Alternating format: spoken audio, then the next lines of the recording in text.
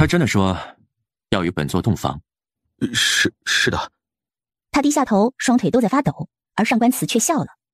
哼，没想到这白家能养出一个如此不知廉耻的女儿。既然他想与本座同房，季阳，你去吧，成全他。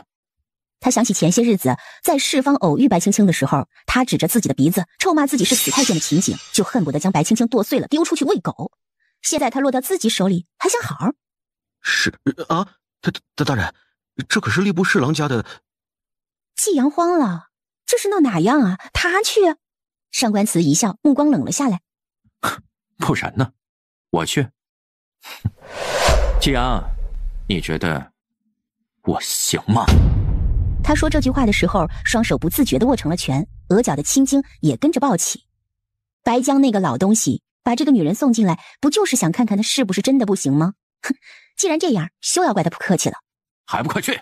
怎么，等着本座请你去，是吗？是。你在这儿做什么？季阳一愣，看到白青青这副理直气壮的模样，心里骂了一句不知羞耻，然后上前一步。哼，你不是想洞房吗？大人让我过来陪你洞房。什么？白青青愣了一下，反应过来就怒了。哼，怎么，他自己没这个本事，洞房还得需要别人代劳是吗？心可真大呀，自己给自己戴绿帽子。他原本以为就这样互不干涉挺好的，可谁知道这个上官慈竟然这么羞辱他。你放肆！不许你这般侮辱我们大人！侮辱？哼，我只是在实话实说而已。赶紧滚，他要真有本事就自己来。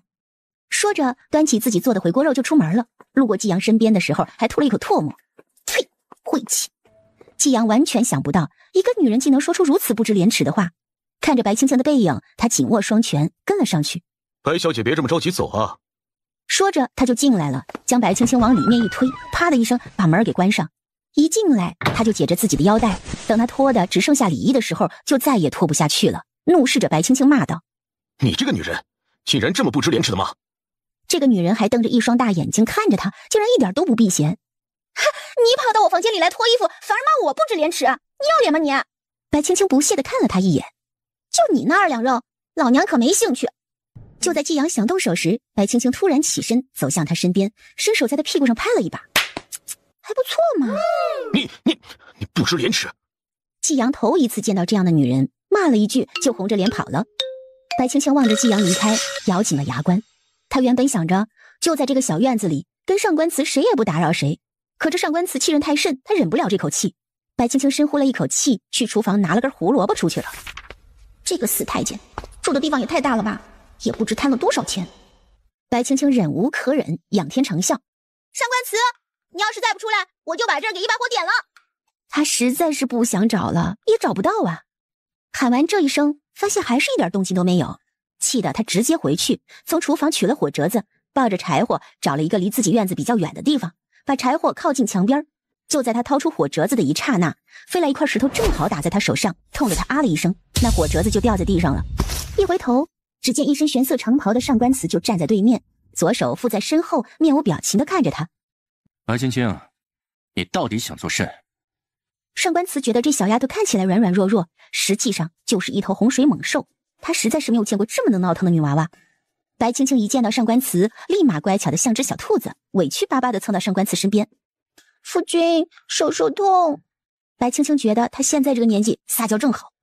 上官慈身子一僵，机械的低下头，看着红了眼圈的白青青，有些不自在。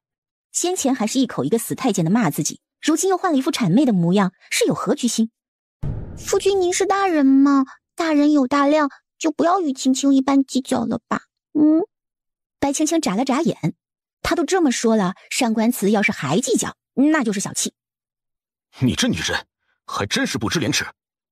季阳在一旁看不下去了，指着白青青就大骂。白青青回头看到季阳气得涨红的脸，委屈地说道：哼，夫君，这个人之前还想非礼青青来着，说是你的授意。夫君，这等小人行径不是你的所作所为，对不对？夫君可是个英明神武的人，可不像那些地痞流氓一样龌龊，是不是？他装作天真的仰起头看着上官慈。二小姐如何认定不是本座指示的呢？而上官慈听了他的话，嘴角露出一丝讥讽。二小姐怕不是忘了，本座无法与二小姐行周公之礼，所以要下属去代劳，给二小姐一个交代才是。听了这话，季阳看着白青青冷笑，眼神里带着一丝不屑。白青青知道上官慈是个没有良心的，他卖萌也没用，索性就直接一点。夫君，青青困了，我们回房睡觉吧。说着，他揉了揉眼睛，往上官慈身上蹭了蹭。夫君放心，青青嫁入上官家，那肯定生是你的人，死是你的鬼。我娘说了，这世界上啊，除了自己的夫君，便谁也靠不住的。是吗？上官慈目光闪烁了几番，突然感受到一股杀气，他迅速回头，发现一道身影掠过。季阳要去追，他摆了摆手，转头对白青青说道：既然这样，那就走吧，回房。看样子来人应该是白江派来的，既然这样，他不如将计就计。好啊好啊，白青青笑了，主动拉过上官慈的大手。走吧夫君。他心里可乐开了花。虽然上官慈是个身体残缺的男人，可一点都不妨碍自己欣赏他的美色呀。上官慈回头看了一眼季阳，季阳立刻就明白，点头离开。夫君，你好像不大喜欢青青啊。之前是青青的不对，说了些惹夫君不开心的话，可你我继承了夫妻，那便是一家人了。你我日后也不许分彼此了，对吧？上官子看着这颗小脑袋陷入了沉思。这白家二姑娘到底是个什么心性？他有些看不透了。之前还口口声声的骂着自己是个宦官，说什么像他这种人就该孤独终老，所以他才一气之下找皇上赐婚，迫使他不得不嫁。既然他瞧不起自己，那他就得要白青青一辈子都跟着自己。看上官慈不说话，白青青抱住他结实的大腿，偷偷的咧开了嘴。夫君，之前都是青青不好，不该那样子气你。可那也是为了让夫君大人能够注意到青青呀。上官慈表情一僵，显然是被白青青这话给恶心到。他嘴角抽了抽，将白青青的脑袋挪了挪。白二小姐的意思是，你心悦本座。上官慈眉眼轻弯，勾了勾唇角，露出一抹讥讽，而白青青却被这一笑给迷住了，小鸡啄米似的点头。是呢是呢，青青对夫君的心就犹如那天上的明月一般，是犹如司马昭之心，路人皆知吧。他瞧不起自己这个身份，如今却又如此的甜言蜜语，指不定白江那个老东西教他要做什么呢。上官慈点了点他的脑袋。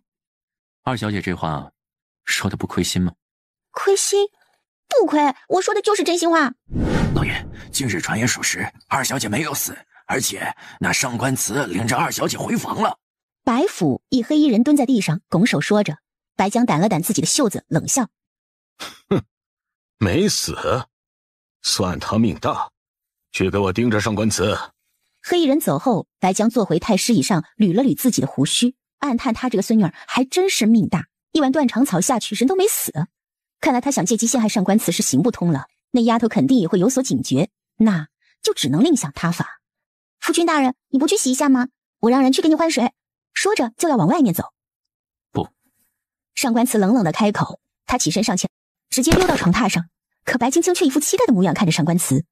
看到他这副模样，上官慈的眼神也冷了下来，俯身在白青青耳边说道：都说白家二房小姐痴傻，可今日一见，本座才觉得世人痴傻，像白小姐这般的女子世间少有。对，像她这么厚脸皮的女子，上官慈是头一次见到。是吗？我也这么觉得。白青青嘿嘿一笑，哼，夫君可真是好眼力。白青青冲着上官慈竖起了大拇指，却被上官慈冷眼相待。不过人们都说夫君不近女色，可夫君却离青青这般近，是不是对青青有意思啊？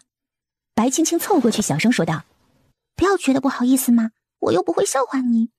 听了这话的上官慈一双凤眸微眯，浑身散发出杀气。他从未见过哪个女子能说得出如此轻浮的话。都说这白二小姐不检点，想来也不是空穴来风。白青青却是一副我明白的表情，拍了拍上官慈僵硬的手：喜欢就直说嘛，我又不会笑话你，真是个坏孩子。白青青心里想的却是：哼，跟老娘玩死你。哼。他背过身对白青青说道：二小姐总是这般把喜欢二字放在嘴边吗？我喜欢，说出来了有什么错吗？更何况我就是喜欢你的颜值。我是个宦官，想必二小姐心里清楚。这喜欢二字敲打在他胸口，撞不起一丝涟漪。听到上官慈这话，白青青一愣，难道他是因为身体的缺陷，所以觉得自己说喜欢他是在侮辱他？想到这儿，白青青直接上前注视着他的双眼，叹了口气：唉，宦官又怎么了？我既嫁给了你，就只能跟你过一辈子，我承认先前是我不对，不该讽刺你，可我那也是为了引起你的注意啊，不然你又怎么会娶的我？白青青也算是想起来了，眼前这个男人娶原主，是因为原主公然的多次嘲讽他，他只是想报复女主而已。可他不知道啊，女主死在了花轿里，身体里也换成了他的灵魂。虽然原主可能是被人害死的。你的意思是，你骂我是个死太监，还是因为喜欢我？当然。白青青踮起脚上前捧住上官慈的脸颊，望着他的眼睛。你我既为夫妻，那么荣辱便是一体的呀，我与你和睦才能过得好。白青青看过许多电视，里面的宦官因为身体残缺，性子都非常刁钻古怪。虽然上官慈是因为中毒无法人道，可他也是做了多年的宦官了，心里一定也有些扭曲的吧。而上官慈却愣住，冷笑了一声。我从不知白小姐想与我这个宦官共荣辱。他眸子带着寒意，仿佛是冬日里的寒冰一般，凉得刺骨。上官慈，你不必再试探我些什么，我既嫁给了你，那就只能是你生我生，你死我亡。白青青甩开上官慈的脸，独自向内室走。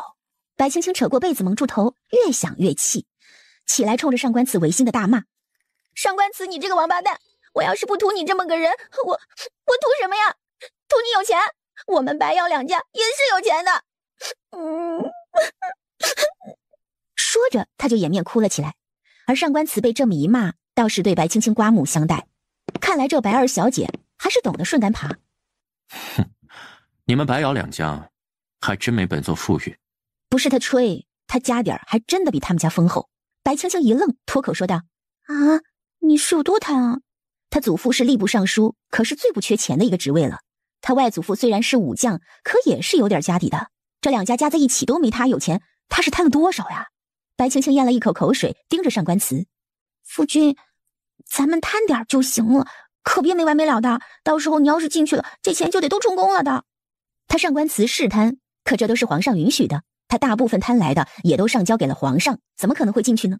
忽然听到房上有动静，他知道是白江派来的人，也没做解释，直接熄了灯上床。做什么？二小姐方才说的话让本座很是心动。既然二小姐这么仰慕本座，这洞房花烛夜怎好让二小姐独自安眠？上官慈眼角余光往外一瞥，发现桌子处有一处亮光，他猜许是那人接了瓦片。白青青面对着如此近距离的上官慈，觉得一顿口干舌燥，又有点不好意思。夫君这是用什么？他那儿不行，是打算换个法子洞房？白青青嘿嘿一笑，让上官慈黑了脸。这是个姑娘家该说出的话吗？再说他可没那方面的癖好呀。上官慈还没有反应过来。什么？等他说完，便反应过来什么意思了，恨不得把白青青给掐死。这女人说的是什么屁话？这是个女儿家该说的吗？忽然咔啦一响，瓦片碰撞的声音传了过来。白青青看向外面，又听到一声猫叫，眯了眯双眼，凑近上官慈小声说道：夫君，你该不会是派人来偷听的吧？难道他还有这爱好？哼，怎么不说是你祖父派来的人？上官慈也不想再跟他装下去了。祖父？白青青眼睛一转，好像想到了什么。他穿越到这里的时候是在花轿里，女主已经死了，所以说女主也可能是被他祖父害死，然后想嫁祸给上官慈。上官慈见白青青不语，便冷笑道：怎么想到了？二小姐，你今日能进到我的府里来，全是你祖父的安排。若是我死了，你还有用的话，照样也能进到别人的府里去。上官慈想用自己的方式来给白青青施压，让她向自己靠拢。上官慈，我没想过要害你，你也无需这般试探我。白青青现在心里有些乱，她一开始觉得原主被人害了，后面想想也有可能是原主自己想不开自杀。当她知道原主跟上官慈之间的误解后，她甚至想过是上官慈下的手，而现在更大的可能就是原主的祖父下的手，想嫁祸给上官慈。上官慈见白青青不语，以为自己说到了她的要害之处，谁知道白青青突然钻进他怀里，娇声说道：夫君，青青心里可都是你，你若是不信，那青青就只能证明给你看。说着，他伸手去解上官慈的衣裳。你不信我没关系，总有一天你会相信的。现在，先给我可爱的祖父大人交差吧。上官慈眯了双眼，明白了白青青的意思，直接将她推倒，伸手解开自己的外袍，丢到了外面的地上。他虽然身中奇毒无法人道，可他毕竟不是一个真正的阉人，该有的情绪还是会有的，只不过嘛，是看得着吃不着而已。白青青看上官慈这么孺子可教，索性也抬手将自己的衣裳扯了要丢出去，可刚扯到一半，反应过来，他刚刚洗完澡，只穿了里衣，这要是脱了，那他可就只剩下个肚兜了。他又赶紧把衣领紧了紧。夫君，我觉得比起我祖父应该更喜欢看你一点，你脱就行了。二小姐这是说的哪里的话？今日可是你我大婚，你祖父想看的，当然是你我二人了。上官慈说着，大手一扯，将他的衣裳扯开，将肚兜扯了下来，暗自一蹬一甩，将那大红色的牡丹肚兜甩到桌上，正对着刚才屋顶的漏洞处。胸前一凉，白青青吓得赶紧护住自己，往后挪了一下。上官慈紧着靠近他耳边轻声道：二小姐这是做什么？既然二小姐说你我夫妻为一体，那么这个时候二小姐总该露出一点诚意来吧。诚意？白青青小声回了一句，想了想，手一松，将自己的娇躯抵向上官慈的胸膛，乖巧地说道：夫君说的是这个诚意吗？那夫君觉得青青的诚意够不够？他将整个身子都贴到上官慈的身上，上官慈只觉得脑子嗡的一下。已是入夜，他虽见不到身下人的模样，可那柔软的娇躯，他却是真真实实的感觉得到。白青青此时也红了脸，他长这么大还是头一次勾引谁，勾引的还是个宦官之称的男子。难道二人今日就真的要在别人的眼皮子底下发生点什么？难道二人今日就真的要在别人的眼皮子底下发生点什么？滴答，什么人？上官慈正不知如何是好时，听到了这么一声，身形一闪，冲了出去。只听瓦片碰撞声，上官慈也没有追去，反而是坐在了凳子上。外面传来乒乒乓乓的打斗声，一会儿的功夫就安静了下来。大人，人跑了。季阳的声音在门外响起。我知道了，下去吧。就这样让人给跑了。白青青将头从纱帐中探出来，穷寇莫追。再说了，他不回去，怎么将你我二人之事告知你祖父？他撑着桌子起身，手中传来一袭柔软，让他身躯一震，是他的肚兜。那夫君现在呢？是相信青青了吗？白青青笑着问。有待考察。上官慈背过身，嘴角上扬。这白家二小姐可比别人口中有趣多了，他也不介意陪她玩一玩，看看她葫芦里究竟卖的什么药。夫君晚上留下吗？不，他不清楚白江派来了多少人来盯梢，如果他现在这个时候出去，很可能会被人看见。这样啊，那夫君快来。白青青往里面挪了挪，拍了拍自己身边，来吧。面对白青青如此直率的邀请，上官慈深呼吸了一口气，还是过去了。待上官慈躺下，白青青一把抱住了上官慈的手臂，笑着说：夫君呀，你放心吧，我只是喜欢你而已，单纯的喜欢你的脸而已。我知道你与我祖父不和，其实我跟他也不和，所以你可以放心的。上官慈没想到他竟然说的这么直接，只听他说，也不知道我那个祖父什么时候驾鹤西去啊。这么一下午的时间，白青青算是想起来原主祖父那个老混蛋多么丧心病狂了。原主一家是二房，他那个便宜爹爹从小就不受宠，他们二房也没少吃苦头，原主吃傻笑也多半出于他祖父之手。白青青可不是原主，就他这个脾气，恨不得白江马上暴毙。呵呵，没想到二小姐竟然如此狠心，好歹那也是你的亲祖父，你竟然说得出这么狠心的话。上官慈冷笑。白青青耸了耸肩，说你还是我夫君，你呢？不也一样，对我冷言冷语，还处处怀疑我。上官慈哑言，那是你亲祖父，你也是我夫君，咱俩都是头一回。不对。白青青蹭的一下子坐起来，眼睛眯了眯。上官慈，你之前是不是有过女人？白青青恍然，她记得上官慈之前是个正常的男人，这货又比自己大了10来岁，不可能没有女人。上官慈没想到白青青会问他这个问题，虽然以他的年纪来看早应该妻妾成群，可他却是真正的单身狗。少年时期想着建功立业，后又发生了那件事，让他彻底对女人没了兴趣。白青青见上官慈不语，心里就认定了他不是个处男，心里有些气。上官慈，白青青后挪了一下，你是不是妻妾成群了？上官慈被白青青这一通问给问懵了，随后说不曾听到这不曾二字。白青青笑了，又贴着上官慈躺下了，像八爪鱼一样贴在他身上。那就好，那就好，不然我多亏得慌啊。他拍了拍上官慈的胸膛，夫君放心吧，青青是向着你的，晚安。折腾了一天，他也累了，不管上官慈会不会相信他都会向着上官慈的，因为他祖父那边是靠不住的，在外人眼里他跟上官慈就是一家子，除了上官慈他谁也不能靠。过了一会儿，上官慈听到身边的人传来均匀的呼吸声，他侧头看着白青青，伸手将他的爪子拿下去，坐了起来。来人，他轻声说了一句，随后屋内便出现几个黑影跪在地上。大人，去查一下白家二小姐以及他们二房的动向。是。说完黑影散去，上官慈原本想离开，可白青青却粘了上来，没办法，只好留宿在这里。白青青的衣裳敞开着，那柔软的肌肤紧贴着上官慈的手臂，让上官慈一激灵。少女身上独有的香气使得上官慈内心泛起一丝涟漪，他伸手想把手抽出来，却不小心碰到了白青青的肌肤，吓得他立刻缩回了手，老老实实的躺下了。上官慈的胸口起伏不断。拖下去，杖责20。子元没有想到上官慈会为了这个女人惩罚他，瞪大双眼，一副不敢置信的模样。在他眼中，他的身份就是高人一等的。掌嘴！上官慈并不喜欢下人多嘴。爷！紫园哭着喊了一声。哼！白青青冷笑着坐下，将东西拿到自己面前吃了起来。本来想做给你吃，可是我现在想来，你应该也是不敢吃我做的东西，就算了。上官慈看他气得嘴巴鼓鼓的，忍不住笑了起来，大手一挥。是。就在院子里进行对紫园的杖责，也算是上官慈给白青青的交代。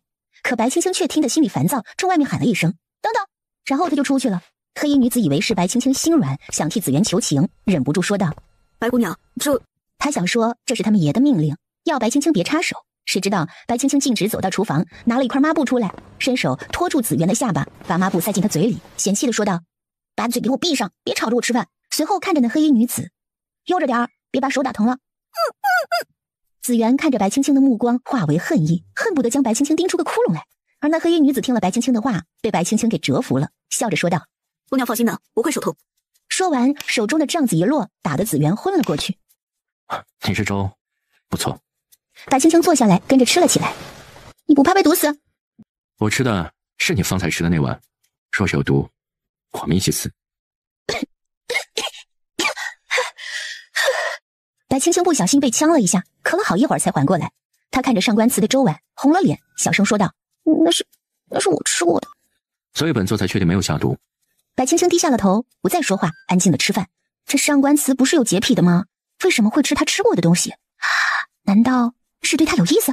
白青青忍不住抿嘴笑了出来。她盯着上官慈，一副小媳妇儿的模样。上官慈并不知道白青青心中所想，还以为她抽风了呢。夫君，白青青看上官慈吃完了，便笑着说道：你今天有事吗？无事，早晨。我想出去走走，买个丫鬟过来。你这儿又太大，我不识路，会迷路的。那要紫园过来照顾你。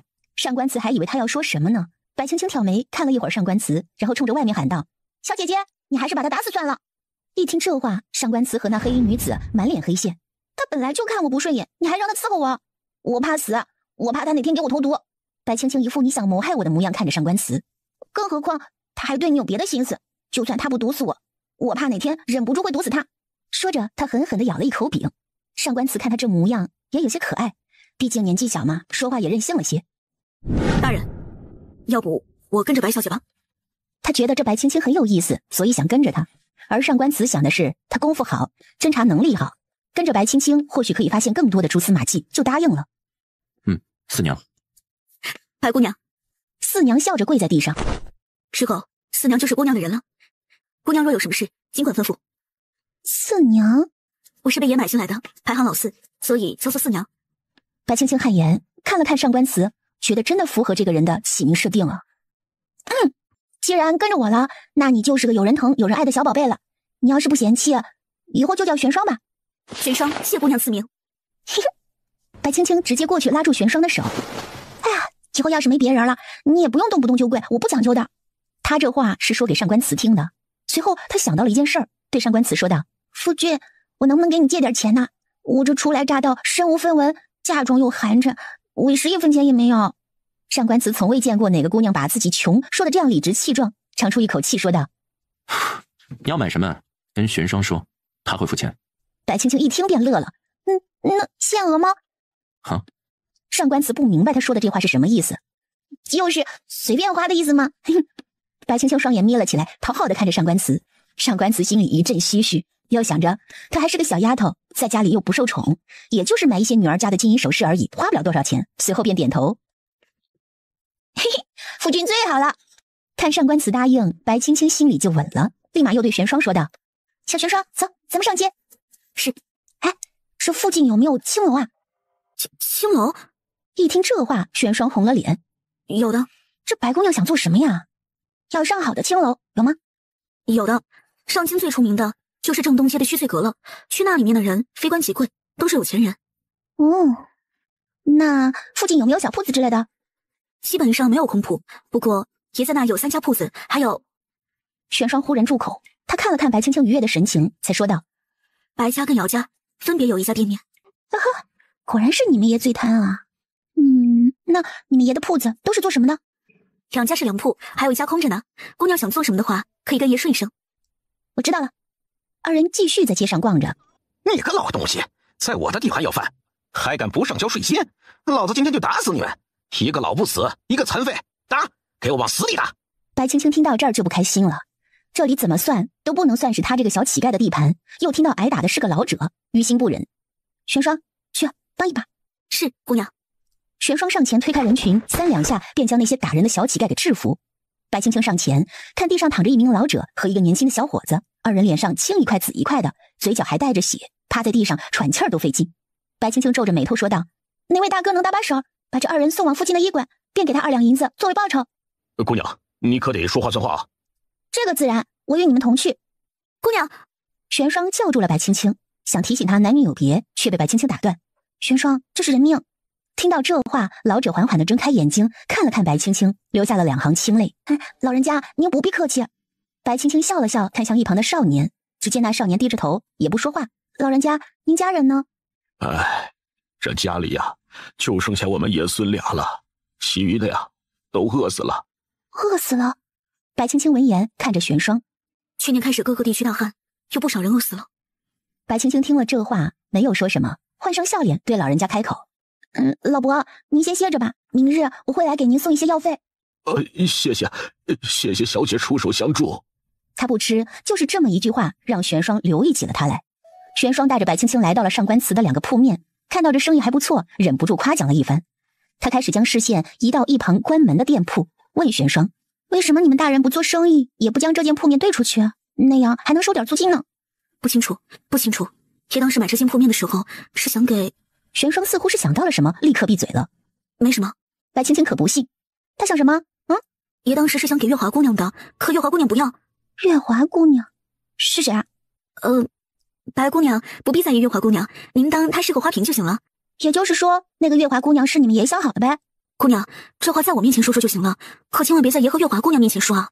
你的意思是，那个月华也在府里？白青青挑眉，有些不爽了。他上官祠可以啊，一下来俩。月华姑娘不在府里，在爷的庄子里。哼，还庄子里？怎么不接过来？怕人诟病啊？回到府中，白青青整个人就蔫了起来。见了上官祠，也只是幽怨的看上几眼，丝毫不像从前那么活泼，也不爱黏着他了。今日发生了什么？怎么他回来就这副模样了？玄霜抿了抿唇，请爷责罚，属下今日不小心说漏嘴了，给白姑娘说了月华姑娘的事，结果这白姑娘就这样了。上官祠喝茶的手一顿，冷眼看着玄霜，给他吓得一哆嗦。你与他说月华什么了？白姑娘想要个铺子，就打听了一下爷的铺子，那不是有间空的，属下就实话实说了。玄霜低头不敢看上官祠，上官祠抬眼问道：“白姑娘想做点小生意，她说自己太穷了，兜里没有银子，她不安心。”听了玄霜的话，上官祠思索再三，那间铺面就给他吧，随他做点什么。玄霜尴尬地看着上官祠，爷，我劝你还是别，哪怕你随便给个别的铺面也行。会客。上官祠放下茶盏，看着玄霜，他不是想要，本座给他，有何不妥？上官祠嫌弃地说道：“换了旁人，还得3跪9叩的谢谢本座。白给他的他还不愿意。”玄霜听完上官祠的话，撇了撇嘴，心想：是啊爷，您拿着给别的女人准备的铺面送给您现在的夫人，那您夫人要是还能高兴，那还真是太阳打西边出来。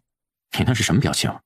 上官祠看到玄霜不满的神色，便问他：替他打抱不平，怎么就这么半天的功夫就被他给收买了？没有，我这就去给白小姐说，她听了肯定会非常高兴的。个鬼，高兴个鬼啊！上官祠倒满意了，去吧。姑娘，爷说就是月华姑娘的那间铺子，给姑娘用。他悄咪咪的抬头看了一眼白青青，只见白青青不语，蹙起了眉头。他心里咯噔一下，坏事了。姑娘，他真这么说？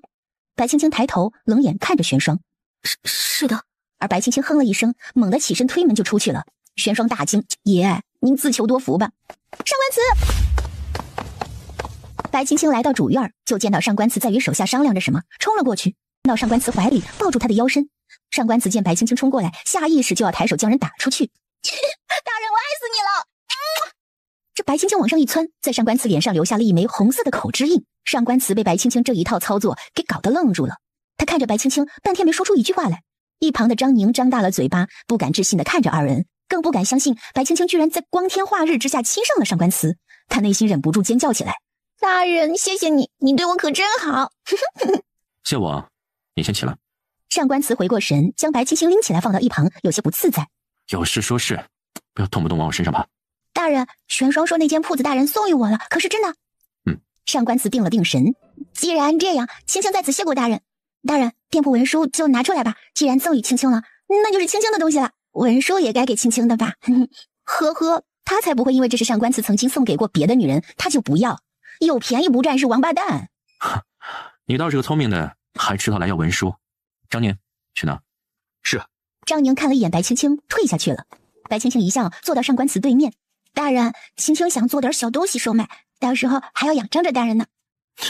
二姑娘，本座并非大恶之人，你若是想，就自己去做，莫要打着本座的名义去。大人，您这话说的可就生分了。大人莫不是忘了你我二人昨日成婚了？他把玩着自己的碎发，不论我是否打着大人的名义去做什么，只要外人知道是我在做，那就一定能想到大人的。所以说，咱们俩就是一根绳上的蚂蚱。我要是在外被欺负了，不就是在给大人丢人吗？他说着，又蹭到上官慈面前，委屈的说道：“玄霜给我说了，那铺面是大人给一名叫月华的姑娘的，想必也是大人心尖上的人物吧？青青也不恼，只是大人，我想要的非你想要的，我只愿吃饱喝足，一生安康，并无他想。”白青青这次坦白，就是想给上官慈说清楚，她只想好好过日子，活着而已。大人若是不信，我可以撮合撮合你和那月华姑娘啊，到时候大人可以给我一纸休书，要我远走高飞啊。胡闹！上官慈一甩大袖，蹙着眉头。白青青，这话日后你若是再说，就滚去柴房，面壁思过。哪有女儿家来讨休书的？上官慈虽然是赌气娶了白青青，可自己还真没想过要休了她。更何况她是真没见过哪个女子想撮合自己丈夫跟别的女人的。怎么？因为她无法人道，所以这个丫头就想着撮合了自己跟别人，然后放她跟别的男人远走高飞。她可记着呢，白青青跟她表哥可是青梅竹马，而白青青根本不明白上官慈为什么要生气，她觉得自己这不是为了成全她吗？洞主，月华姑娘的婢女来报，月华姑娘染了风寒。白青青看了一眼上官慈，见她眉宇间露着担心，心里突然有些酸，却也没有说什么。听到月华病了，上官慈心里有些不舒服，可她现在也不大方便过去看望。长公大人，我家姑娘病得厉害，也不吃药，应该想想法子。月华姑娘为何生病？姑娘听闻长公您娶妻了，数月后在外面待得久了着凉了，就病着了。可姑娘也不愿意吃药，可如何是好？奴婢没法子，才来叨扰长公大人。长公，我家姑娘是最听您的话了，您就去看看吧，求求长公了。你家姑娘也真是体弱啊，她不想嫁人，还不让别人嫁了，别人嫁了她心里又不舒服，还吹风得了风还不吃药。我家夫君去了能怎么办？不还是让他喝药？他若是真的不想喝，那谁去了也没办法。回去告诉你家姑娘，治不了等死去吧。你还真是心里歹毒。我家姑娘是真心喜欢长公的，只是长公不忍心我家姑娘被人诟病。白青青真不知道这个婢女是真傻还是假傻，这种话都能说得出来。但白青青可不介意再浇点油。上官慈，你不愿意别人家姑娘被诟病？哼，还真是心眼好。上官慈，3招回门过后，你爱去哪儿去哪儿，这是底线。玄霜，我们走，回去告诉你家姑娘，这种小把戏都是老娘逃学时候玩剩下的。哼，长公，回去告诉月华，好好吃药，身体是她自己的，本座也无法替她扛着。长公，下去！上官慈怒斥一声，随后便来人把那婢女带走了。想起白青青方才的话，上官慈冷笑起来，她竟然威胁自己。想到这儿，便起身去了白青青的院子。他笑着夹了一块肉，刚放进嘴里，门就被打开了。上官慈在月华那儿待了一会儿就回来了，进了门，听门房说白青青回来，脸色不大好看，就想来看看。谁知道一进门就看到这么一幕，玄霜跟白青青坐在一起，嘴巴都鼓鼓的，白青青咬着一块红烧肉还没咽下去，这能叫心情不好？爷！玄霜立刻站起来到一边擦了擦嘴，我回来了。他看上官慈阴沉着脸，想必是在月华那儿碰壁了吧，也挺可怜的。上官慈冷冷地看着白青青，也不说话，微眯了双眼，说道：你这心情还不错。不然呢？一哭二闹三上吊，算了吧。你什么心思我是明白的，既然明白，我也就不需要在你身上多浪费时间了。不是我的东西我不要，也不稀罕。你的意思是本座是东西？上官慈向前走了一步，冷声道：玄霜，出去。不然青青该说大人不是个东西吗？白青青不搭理他，继续吃着肉。真是伶牙俐齿。上官慈上前扭住白青青的下巴，痛得他皱起眉头。你做什么？望着白青青泛油的嘴角，上官慈心里越发不爽了。这丫头昨儿个还口口声声的说喜欢自己，今儿个就变了一副嘴脸，还真是善变呢。你做什么？你放开我！哼！上官慈甩下他的下巴，冷眼看着他。白青青，你到底寓意何为？他还记得这丫头要月华死了算了那时的冷漠。白青青轻轻揉了揉发痛的下巴，冷冷的看着上官慈：你怎么不去陪你的月华姑娘？她回来做什么？上官慈挑着眉头，觉得这话听起来有些酸。这是本座的府邸，本座不能回吗？哦，对，我都忘了。白青青笑得有些凄凉。那大人是要休息了吗？您等着，我这就去收拾。白青青起身，将桌子上的饭菜扒拉扒拉倒在一个盘子里，就要端出去，却被上官慈一拉，一个踉跄往后仰倒，那饭菜都倒在地上。上官慈也没想到自己就这么一拉，把白青青给拉到地上。看着他摔在地上时表情扭曲，就知道应该很痛。白青青哀怨地看着上官慈，却也不敢说什么，可这心里又实在是委屈得很。凭什么呀？这个男人自己出去找女人，回来还向自己发脾气，可惜了。说完，头也不回的就往外走。站住！本座让你离开了吗？上官慈眯着双眼向白青青逼近。大人，喜欢一个人不是什么见不得人的事，我也不介意。可是大人您今日做的这事儿是有些过分了，3朝回门都没过，您就驱赶别的女人，传出去了，您要我的脸面往哪里放？既然你我2人成了夫妻，不管是什么原因，多少你也想想我可好？等这日子过去了，您就是把他接进来，我也没话说。或者你给我一纸休书，你我2人从此一别两宽，天涯不相见也好啊。白青青这话说起来算是肺腑之言，可上官慈听了就是你把他接进来我就走，赤裸裸的威胁他呀。白青青，你最好清楚你自己是个什么身份。往日里敢这么跟本座说话的人，早都不知道去了哪里了。随大人怎么说吧，我累了。大人若是没有什么事，就先离开吧。哼，叫本座沐浴。上官慈越想越气，这个女人到底是个什么心性？稍微不合他意就闹脾气。大人是不是说错话了？这里可没有大人的婢女。你我是夫妻，何须要婢女伺候？上官慈坐在一旁勾了勾嘴角，眼里却是带着阴霾。我们不合适，要不我叫人去把月华姑娘带过来吧。说着他提着裙子就想往外跑，上官慈一个箭步上前将他拉住，弯腰在他耳边说道：你祖父派了人来，你最好表现得好一些，本座再给你1000两银子开铺子。1000两？他忽然往后一靠，借势说道：1万两。清甜的气息向他靠过来，让上官慈身躯一震，独属于少女的香气与月华身上的脂粉味不同，让他更为欢喜一些。成交。上官慈不缺这么1万两，他更在意的是白青青会用这1万两做什么。好，君子一言，驷马难追，等着我烧水去。上官慈在屋里抽了抽嘴角，觉得有种上当的感觉，这可是他沐浴最贵的一次了，1万两呢。笑着看向他的1万两不对，是上官慈。夫君来呀。看他一脸谄媚的模样，上官慈顿时就没什么好的情绪了。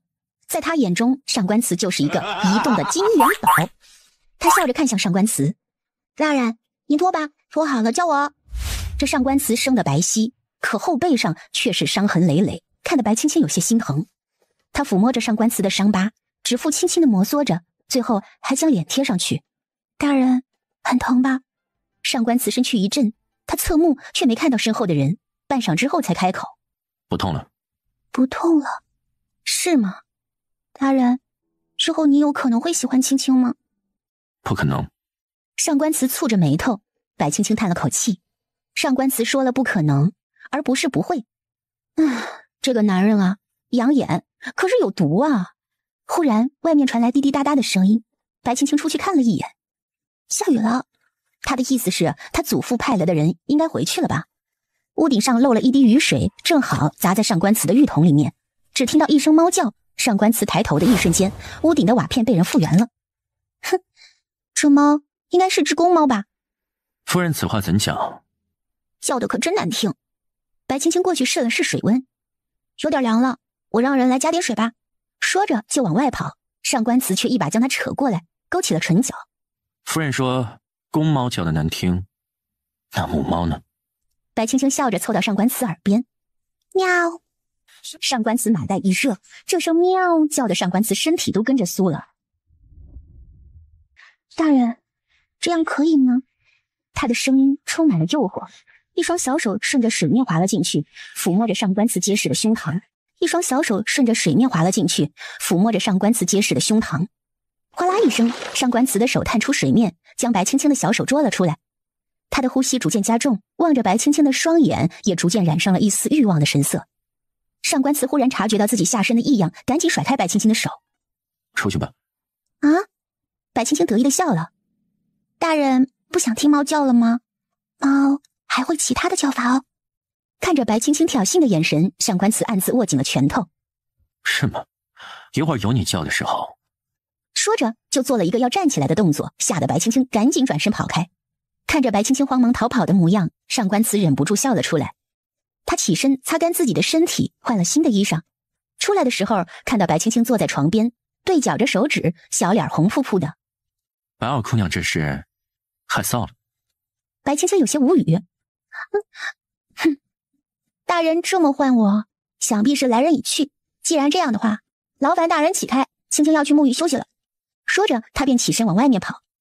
看着白青青离开，上官慈面色沉了下来，直接起身轻功飞了出去，直奔自己的院子。去，叫洛神医过来。是。上官慈心里边有些窃喜的，从他受伤以来，一直是到处的寻医问药，直到遇见洛神医之后，说他还有可能像个正常男人一般时，他就积极吃药，可是一直都不怎么见好。直到刚刚白青青向他示威的时候，他察觉到自己身体的异样，心里万分欣喜。小子，这么晚还叫我，有什么事啊？这洛神医满身的酒味，两眼眯起来，俨然一副老酒鬼的模样。上官慈欣喜的开口：老头，我他不知道该怎么说，这明明就是个正常现象，可要他说出来却有些难以启齿。最终他定了定神，说道：方才我在沐浴时起了反应。哦，什么？真的？上官慈白皙的脸颊泛红。只是一丝。洛神医点头，重新给上官慈把脉，想着看他上官慈那个部位，又怕他尴尬，便说道：能够引起反应就是好的。你是做了什么吗？上官慈面露尴尬的神色。我没有对他做什么，不过他想到白青青，将这件事给说了出来。说完以后，看到张宁一脸的不自在，洛神医也是老脸泛红。洛神医清了清嗓子：既然有用，不妨多试试，毕竟你们已是夫妻，没什么好害臊的。虽然话是这么说没错，可想到白青青是白江的孙女儿，上官慈就有些厌恶。洛神医也看出他的担忧。既然是仇家的孩子，那你就更不需要担心什么了，拿他来试是最好不过的了。这种事儿若是不行，白江那边就一直不会警觉，说是行了，杀了就是了，你也不需要有心理负担。上官慈一想，也是这个道理。我晓得了，多谢神医。谢什么谢呀？你若是真想谢我，给老头子多备几坛好酒就行了。白姑娘在沐浴。上官慈应了一声，直接推门进去了。想起洛神医的话，上官慈心里难免有些波动。他进来，透过屏风的缝隙看到一幅美景，心里边难免有些想法，可就是力不从心。有最崎岖的峰峦成全过你我张狂，海上清辉与圆月澄净悲光。哒哒哒哒哒哒。再唱一次。这话一出，吓得白青青一个机灵，转身看到上官慈出现在身后，吓得发出一声猪叫。大人。白青青从来没想过上官慈会有偷看别人洗澡的这个爱好。他的印象里，上官慈可是个冷面阎王，但是相处起来又觉得他就是个傲娇又闷骚的男人。看到白青青白皙的肌肤，上官慈也有些不好意思，却没有别过头，反而直视着白青青来掩饰他的尴尬。大人可是有什么事？大人不妨在外面等等，我这就收拾收拾出去。白青青做事要去拿毛巾擦拭，可上官慈依然是站在原处不动，这让白青青心里就很不舒服了。他就是再大方，也没办法大方到要一个男人看着自己出去啊。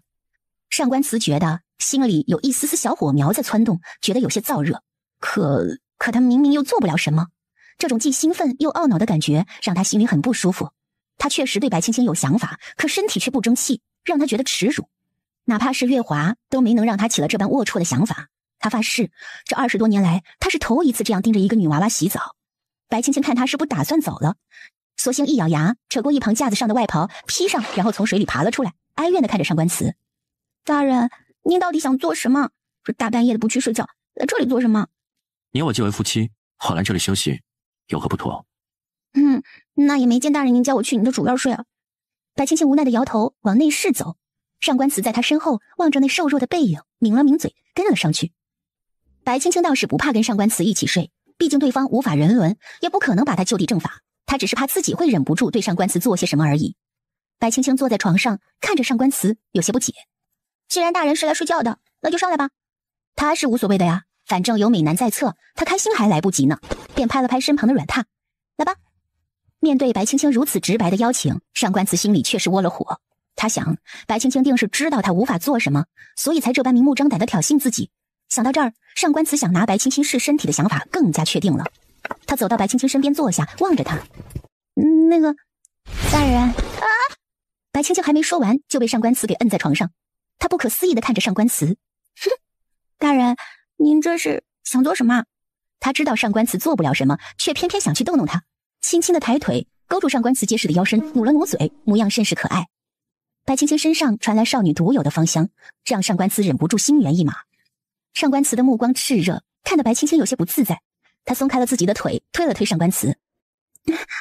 好了，大人，别闹了，快起来了，你好重啊！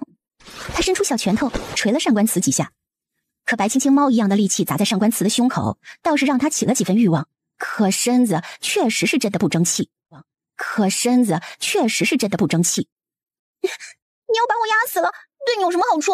上官慈，你这个毒妇，竟然妄想用这种歹毒的手段要我这条小命！上官慈的重量，他实在是承受不起了。听了白青青这话，上官慈心里的小火苗呲啦一下就熄了。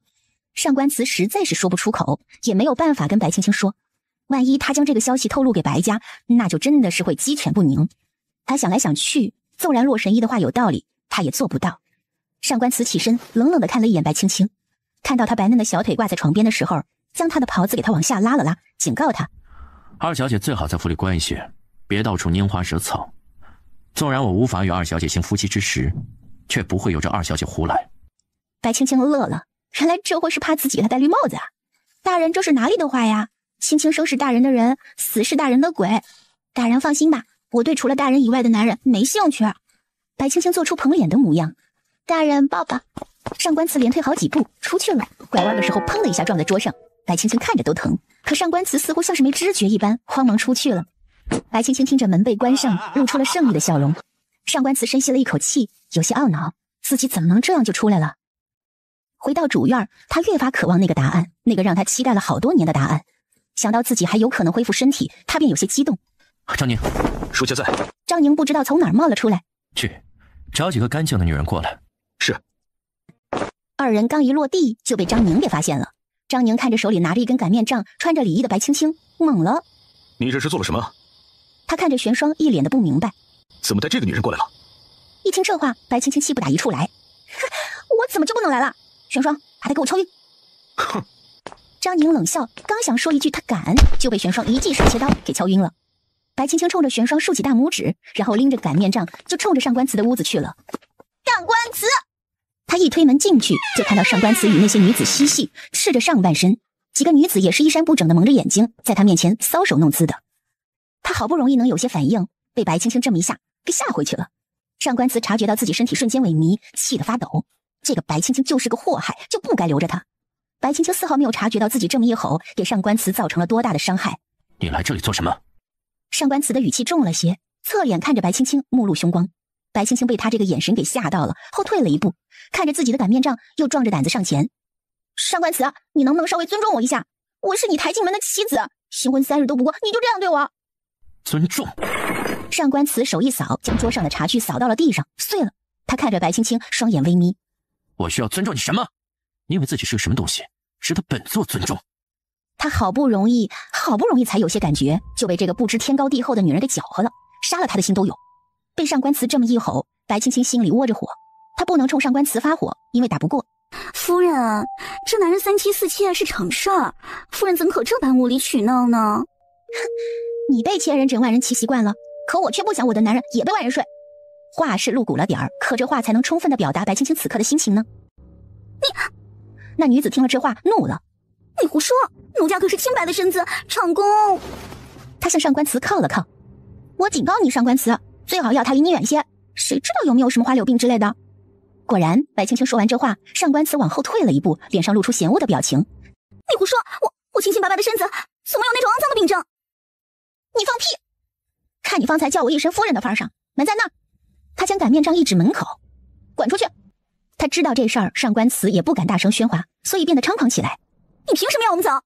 女子带头起哄，她看上官慈对白青青的态度，就晓得上官慈不喜欢她，胆子也就大了起来。你自己都不检点，还在这里对长公耀武扬威，你……他话没说完，白青青抬起擀面杖就甩了上去，直接给他打得口中出血。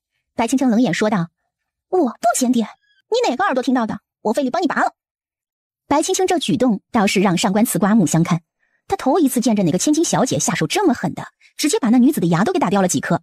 大人，这些人是您自己赶出去呢，还是青青帮你叫人把他们赶出去？张宁，他唤了一声，过了一会儿却没人应答，不由蹙眉。那个，大人，张宁怕是来不了了，玄霜倒是可以帮忙。玄霜，夫人。张宁呢？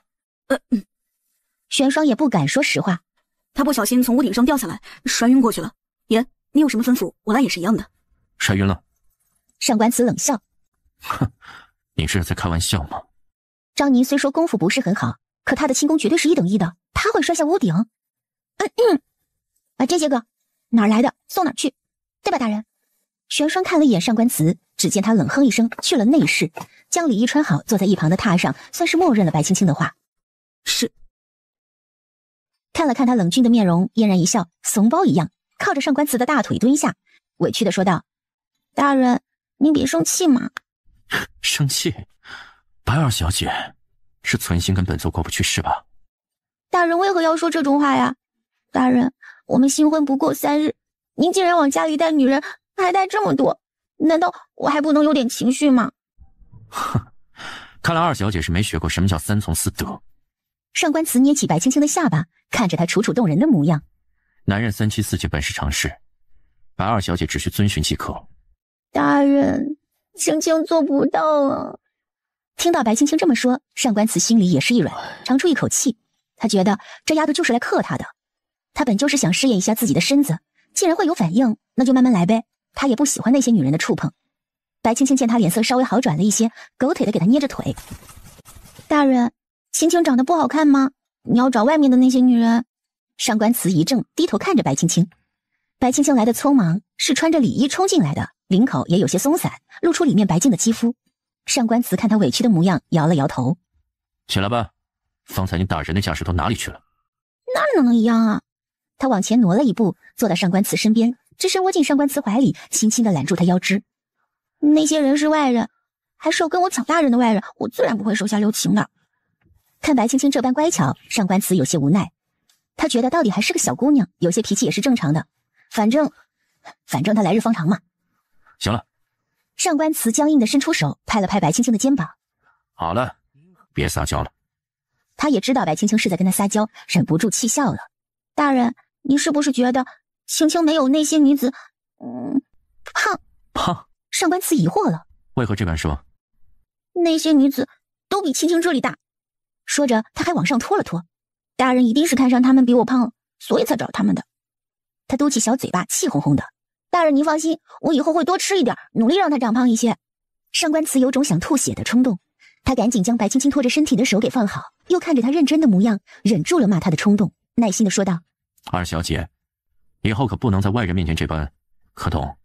他是比白青青大了些岁数，可白青青现在的表现让他觉得他不是娶了妻子，而是带回来一个闺女。为什么？大人就是嫌弃我瘦弱，所以才不要我的，是不是？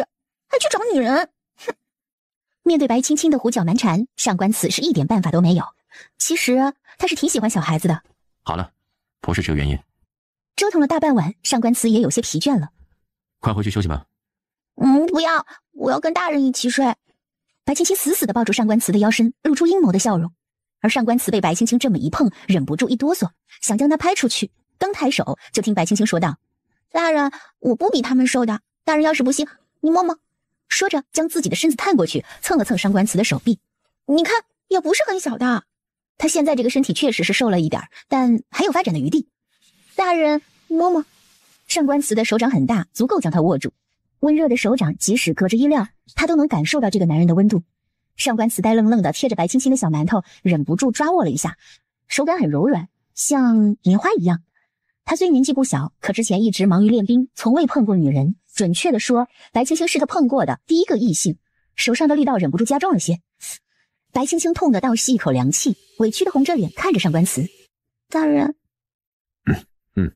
小萌，他委屈了，声音也软糯了些。不，他在做梦，在做什么啊？那大人是喜欢的，对吗？他满脸期待。喜欢吗？他要如何回答这个问题？看着白青青稚嫩的脸庞，上官慈突然有一种罪恶感。大人累了吗？我们休息吧，好吗？明儿个我还有些事呢。白青青说着，就拉起上官慈的手向床走去。她自觉地爬到了里面，待上官慈上来后，给她盖好被子，自己强行窝进上官慈怀里，甜甜地笑了。大人，晚安哦。晚安。他不晓得晚安是个什么意思，却也跟着说了出来。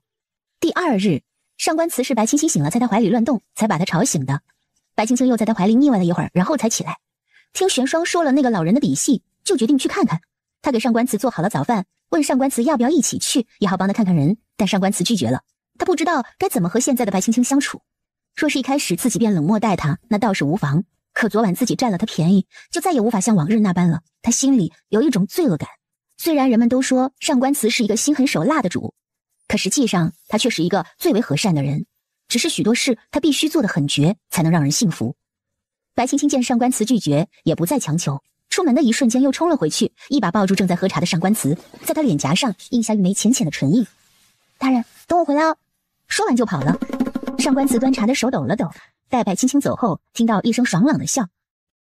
阿慈，你这小媳妇儿倒是有趣的紧啊。屏风后面出现一锦衣公子，他一双黑眸带笑，手中折扇哗啦一合。听闻你成亲了，我这刚回来就来看你，没想到看到如此香艳的场景啊。上官慈摇了摇头，说道：你回来了。南方战乱已定，我就回了。姚家将军也快回来了。我知道了。上官慈蹙着眉头。什么时候到？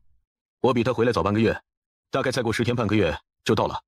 老将军要是知道你娶了他宝贝外孙女儿，估计得来跟你拼命。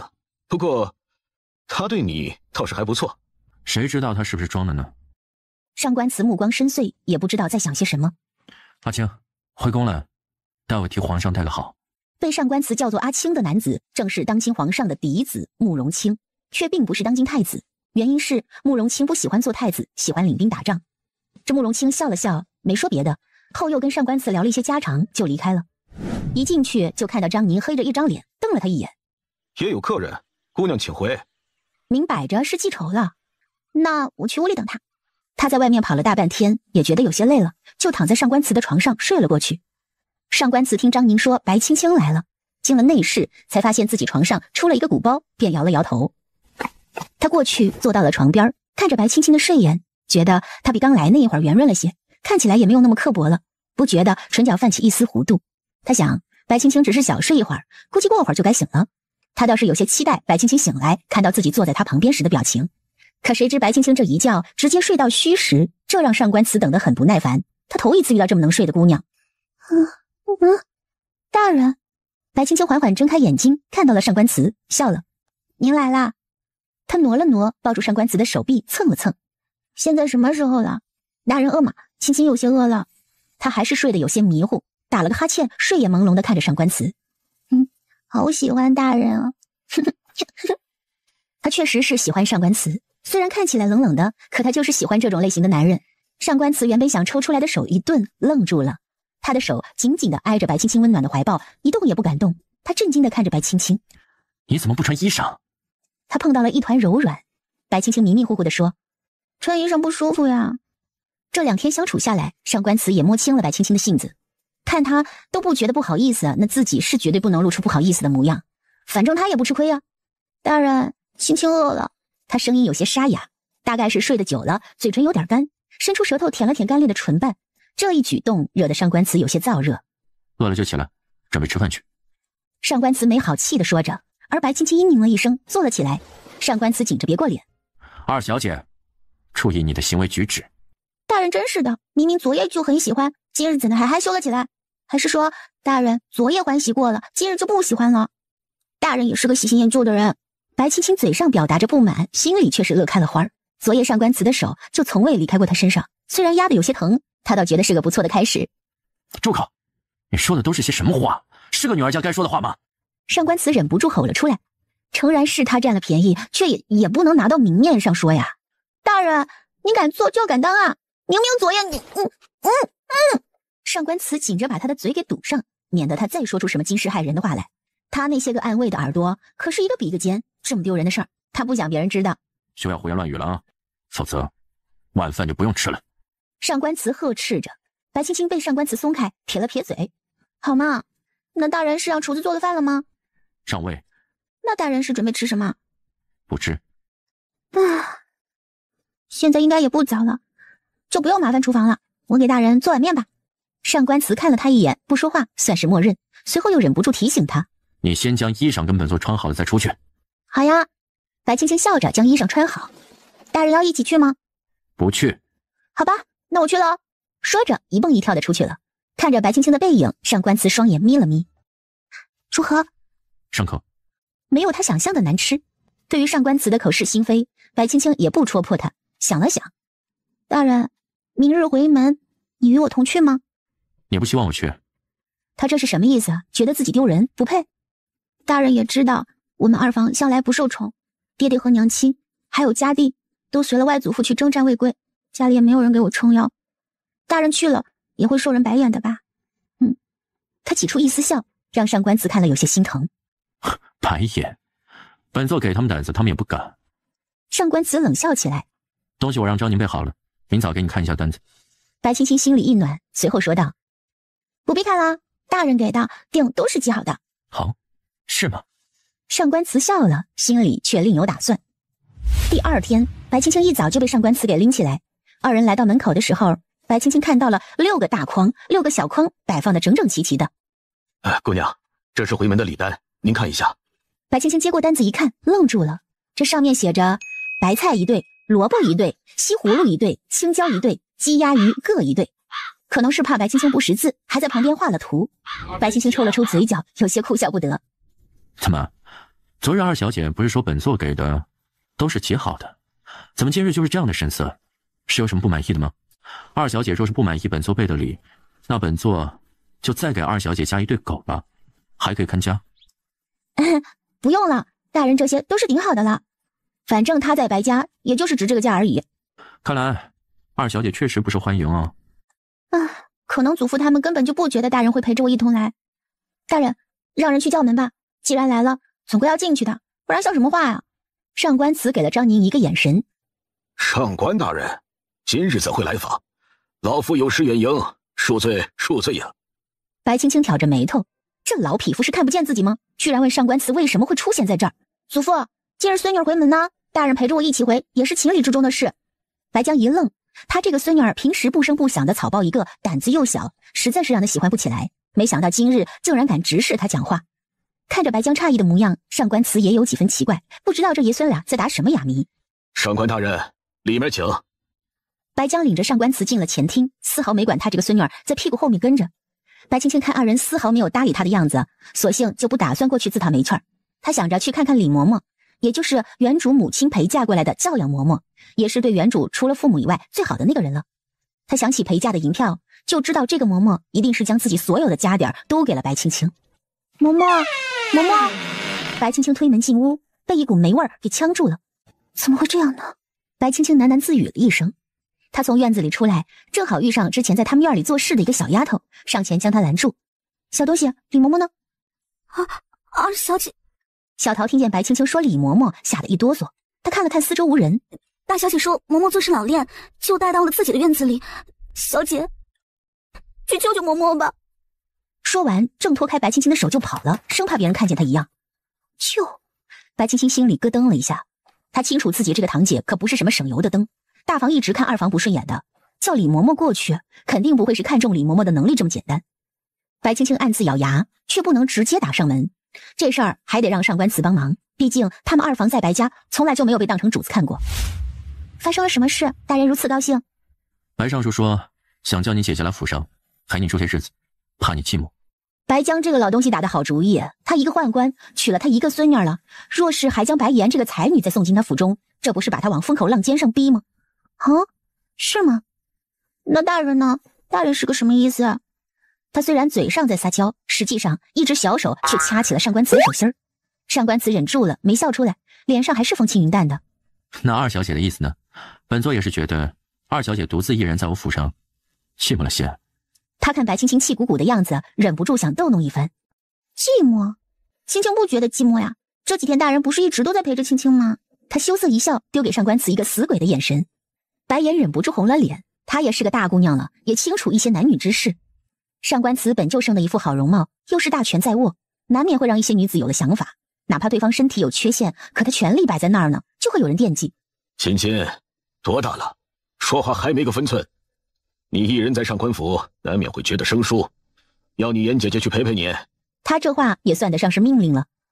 祖父说的是，确实是有些孤单寂寞冷的。既然祖父有心，不如叫李嬷嬷过去伺候我吧。什么？白江愣了一下，他没想到这个草包这么不识抬举。祖父，堂姐算得上是主子，而李嬷嬷只是个下人，她过去正好还能照顾我。方才趁着祖父和大人闲聊的空档，我回了一趟院子，发现院子变得景色更好了些，到处都是绿油油的杂草。想必是李嬷嬷偷懒了吧？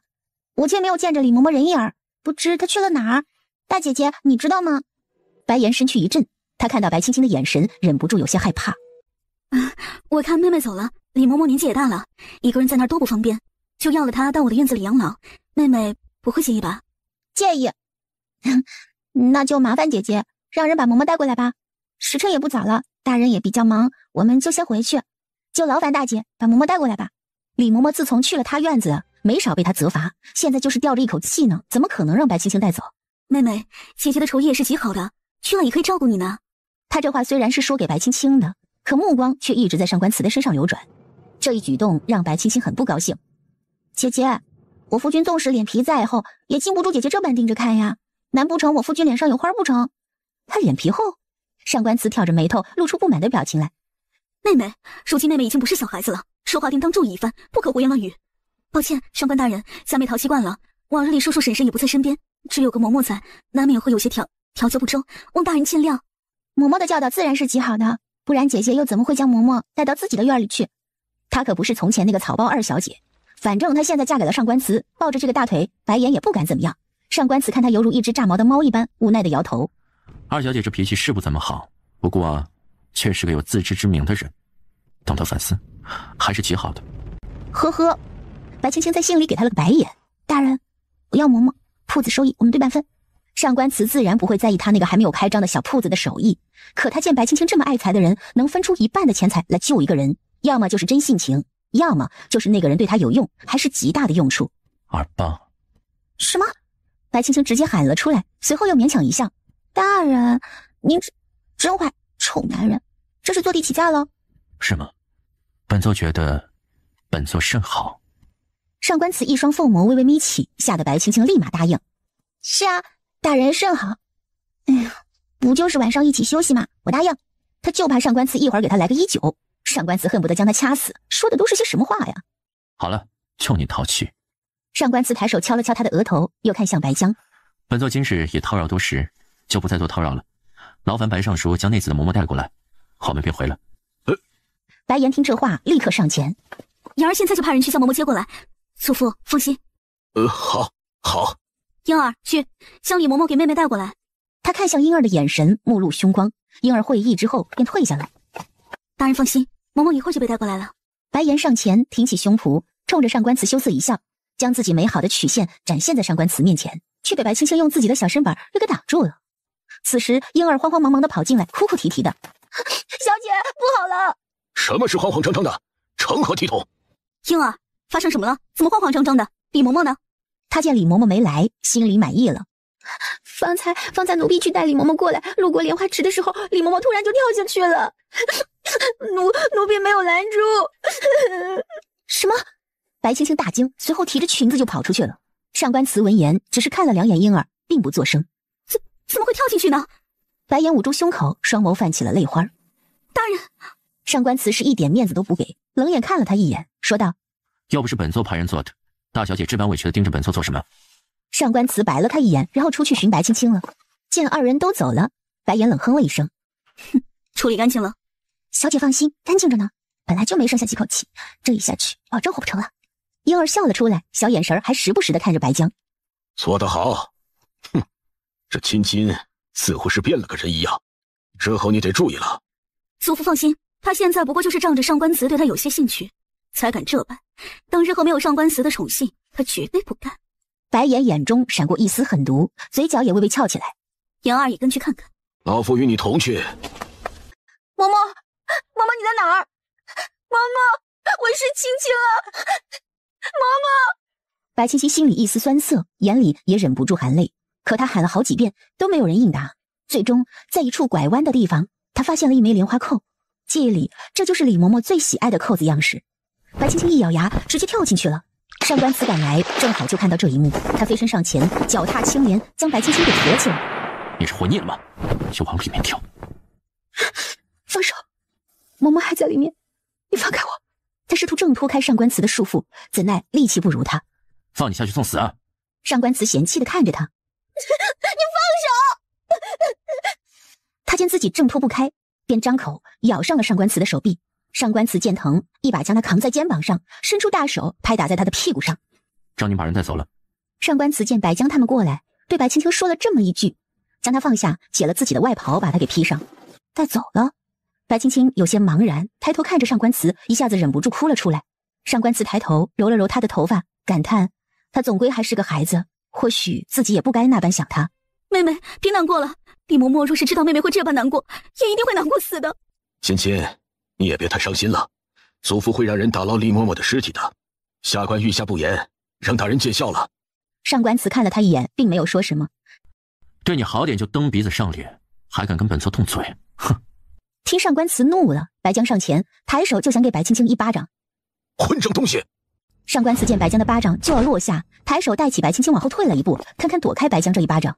白尚书这是做什么？内子现已经算是上官家的人，白尚书这般是想做什么？这……白江没有想到上官慈会这般护着白青青，看来是他小看自己这个孙女了。上官大人，祖父也是一时兴起，怕妹妹冲撞了大人，所以才会方才那般，大人别放在心上。他说这话，目光却落到躲在上官慈怀中的白青青身上，暗自紧握拳头。上官慈看了看他，说道：今日也是叨扰了内子不适，我们先回了，告辞。上官慈一把将白青青抱起来，然后就走了，留下白江跟白岩在身后干瞪眼儿。刚进去，白青青哇的一声就哭了出来，她抓住上官慈的袍子，好冷啊，大人。虽然是夏季，可她还是觉得冷。闭嘴！白青青将眼泪憋了回去，可怜巴巴地看着上官慈，委屈极了。大人，好冷。冷？方才你往下跳的时候怎么不知道冷啊？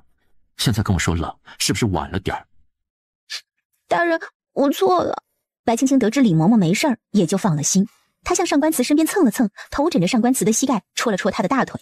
不生气了吗，大人？看着白青青这副讨好的模样，上官慈有些心累。到底是个小姑娘，遇事的行为有些鲁莽了。他抬手揉了揉白青青的脑袋。你到底是怎么长这么大的？一时间，上官慈对自己曾经的假设有些怀疑了。而今天看到白青青为了一个嬷嬷奋不顾身跳下莲花池的时候，上官慈就对她另眼相待。大人应该也晓得，我们二房一家子不受宠，而爹娘又常年跟着我外祖父征战在外，不怎么归家。我从小几乎都是嬷嬷带着的，她待我也极好，就连我出嫁时的嫁妆，最丰厚的那一份都是嬷嬷给的。虽然对大人来说那只是一点点银票，不值一提，可对嬷嬷来说，那可能是她半生的积蓄。大人，试问这世界能有多少个人能做到这个地步？白青青抬头，小鹿般的眼睛望着上官慈。大房一直与我们二房不和，我才不信我堂姐会像她说的那般，因为看中了嬷嬷的本事将人带过去的。听白青青这么一说，上官慈笑了。你是不是傻？没想到这个小姑娘还是有脑子的。哼，有个小丫鬟跟我说要我去救救嬷嬷，我就能想到了。啊？那你怎么不直接去？因为青青没本事啊。他们根本就不会让我接触到嬷嬷的，所以只能求大人帮忙。谁知道一进去就看到大人的桃花运。哼！本座不是将决定权给你了？白青青白了他一眼。难道大人是想把我堂姐收了房？你堂姐可是名闻天下的才女，怎会到本座的府上？谁知道呢？大人若是有这个心，才女又如何？大人，你是想收小妾了吗？本座没那个闲钱养那些女人。上官慈抽回自己的衣袖掸了掸，白青青笑了。大人这个意思是他不是个闲人，对吧？顿时心里一阵窃喜。白青青打了个喷嚏，正好喷在上官慈的膝盖上，对方露出诧异和恼怒的神色。白青青赶紧狗腿的用自己的袖子给上官慈抹了抹。对不起啊，大人，不是故意的。他擦完，上官慈膝盖处的衣料湿了一大片。白青青委屈的往后缩了缩。大人，我错了。上官慈双手握拳，深吸了一口气。你给我窝着，再乱动我给你扔下去。白青青立刻趴下，缩成一团，笑嘻嘻的。嘿，好，这样行吗，大人？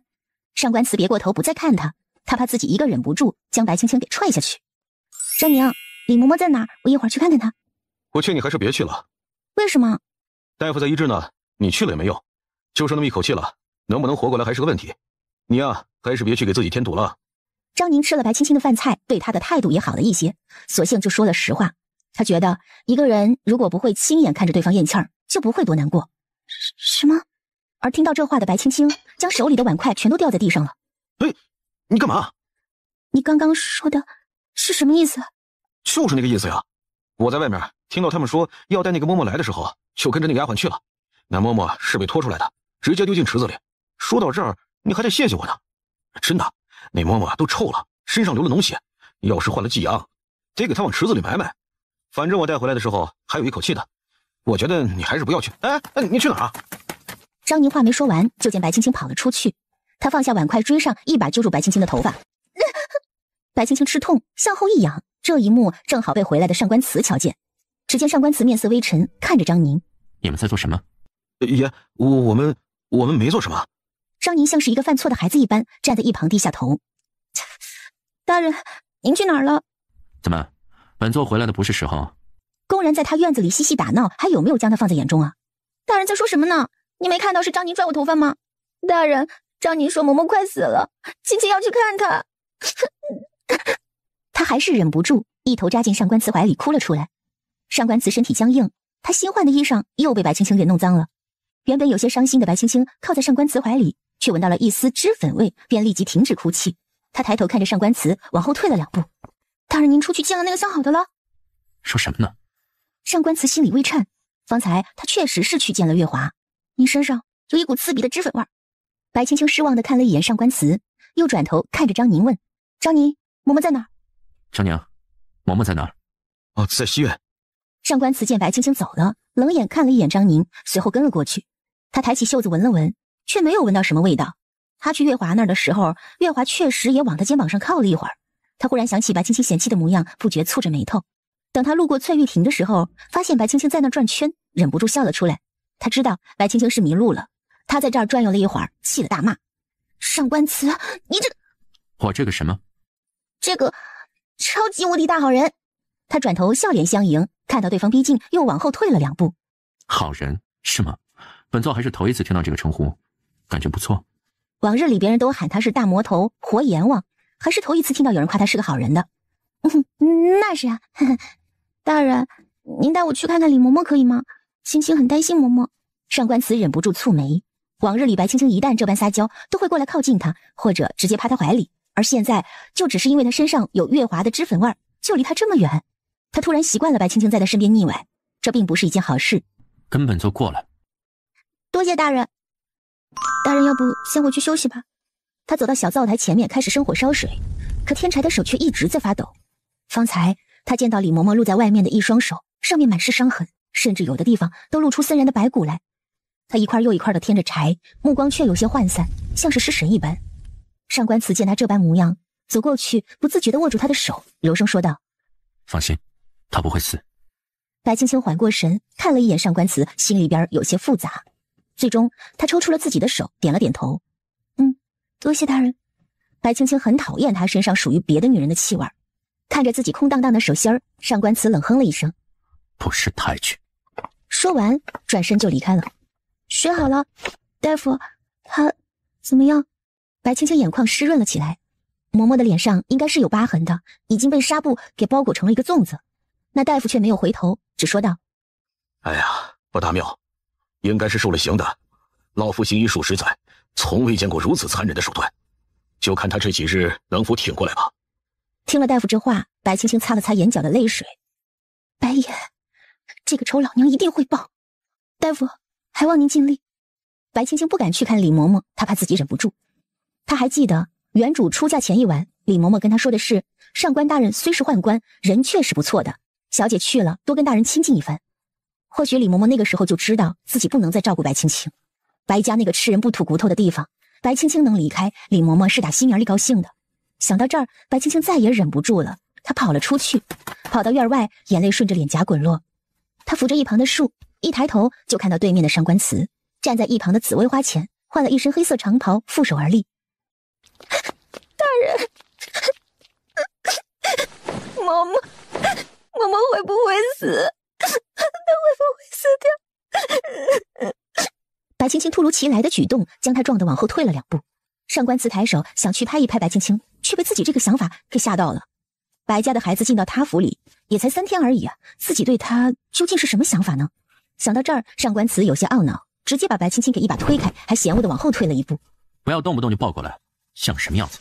白青青看上官慈推开自己，抽打了几下，又哇的一声趴在地上哭起来。上官慈诧异，被白青青这一举动给惊到了。他没见过哪家姑娘会以这夸张的姿势趴在地上，撅着屁股埋头大哭，就像是个大蛤蟆。你这是作甚？他活了27年，从未见过如此场面。白青青抬头瘪了瘪嘴，那眼珠子就像不要钱似的直往外掉。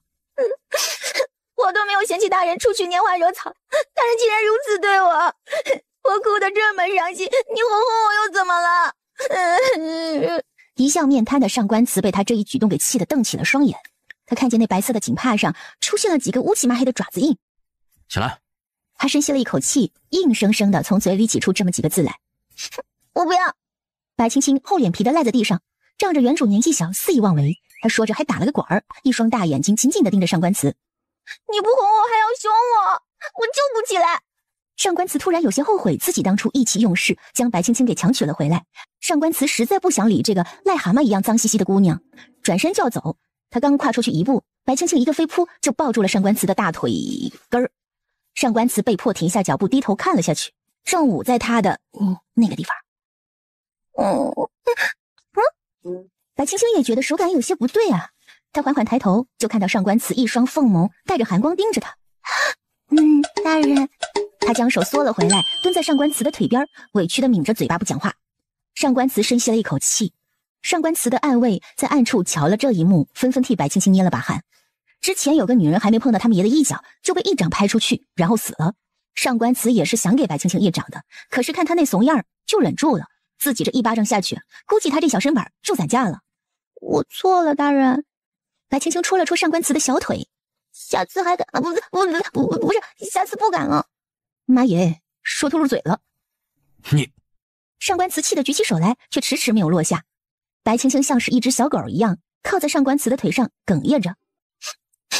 大人，我看嬷嬷伤得好重，大夫说嬷嬷可能就不行了。看到这一幕，上官慈突然想到自己年幼时母亲离开他的时候，自己也是这般缩在墙角独自流泪的。不会的，他柔声安慰着。若是嬷嬷有什么闪失，本座要让大夫开你的嬷嬷陪葬。他这话刚说完，就听到一声哀嚎。大人饶命啊！长公大人，求您高抬贵手啊！老夫还有个方年20的娇妻要养啊！大人，算了。那大夫看白青青给他求情，立刻磕头谢恩。老夫眼拙，未看出是长公夫人，还望夫人见谅。白青青被大夫这一声长公夫人叫得心里乐开了花。上官慈则是完全黑了脸，盯着老头。滚！是。大人，你要大夫走，那谁来给嬷嬷看病啊？会有人来给你的嬷嬷看伤的。现在你给我去洗干净，否则我就把你丢到池子里去。白青青被上官慈递回院子里，命人去烧了水，屋都没让白青青进呢。他嫌弃哪个姑娘会如她这般脏兮兮的。上官慈正在解着里衣，突然觉得背后有人，猛然一回头，就看到白青青那张脏兮兮的脸冲他直傻笑。大人。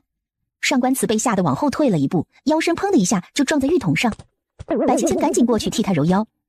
大人怎么这么不小心呢？又不是小孩子了，还这么不小心，有没有撞痛啊？他的小手轻轻地按压在上官慈精瘦的腰身上，上官慈抓住他的手，双眼微眯，低头看着他。出去。这妮子是越来越大胆了，竟然站在他身后看他沐浴。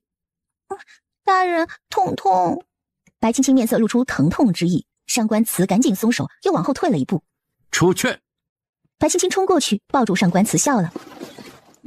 不嘛，大人是不是因为青青不喜欢大人身上的脂粉味，所以大人才换了一身衣裳？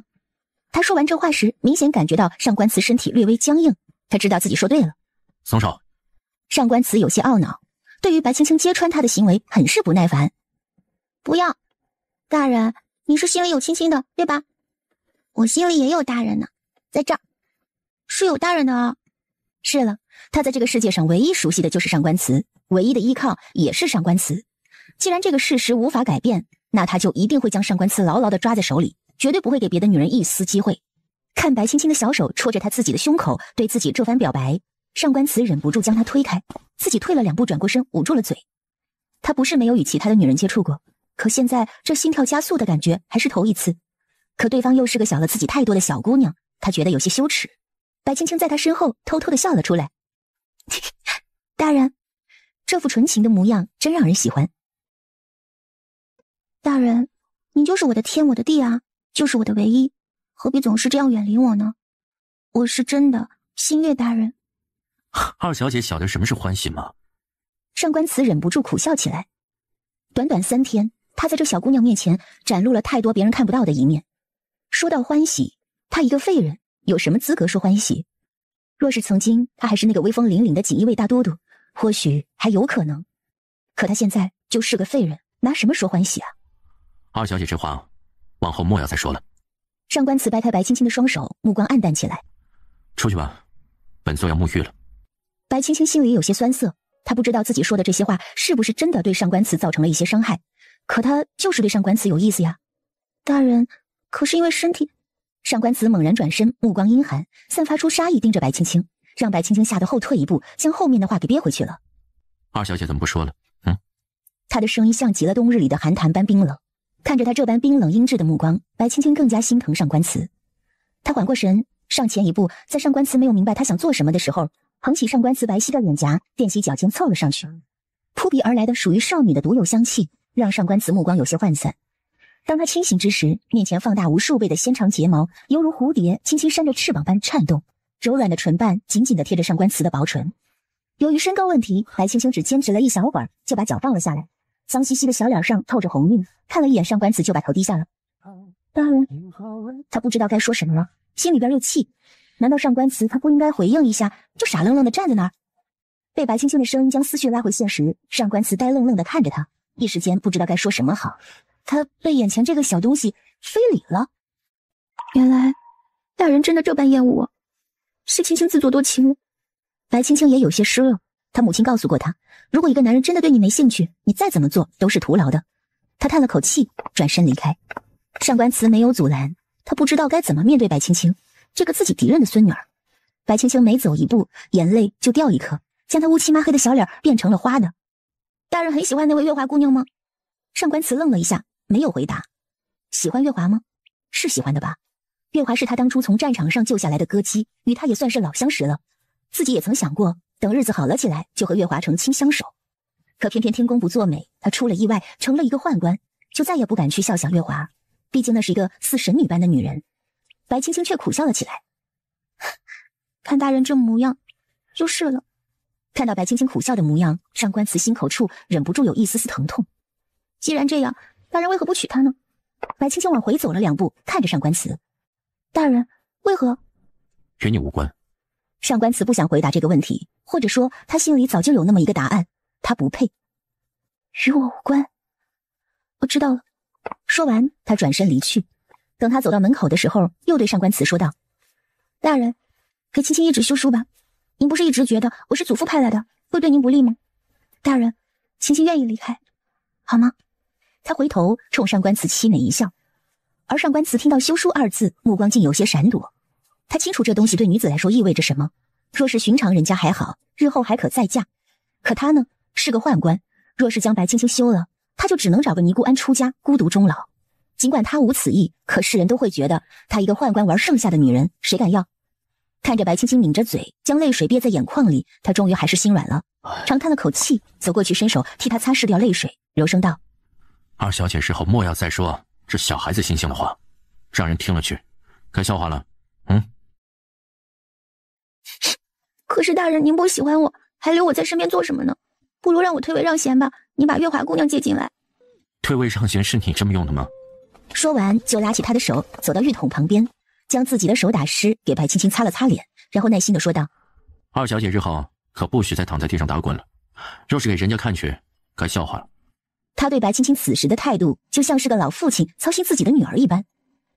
大人怕丢人吗？上官慈一怔，谁敢让本座丢人？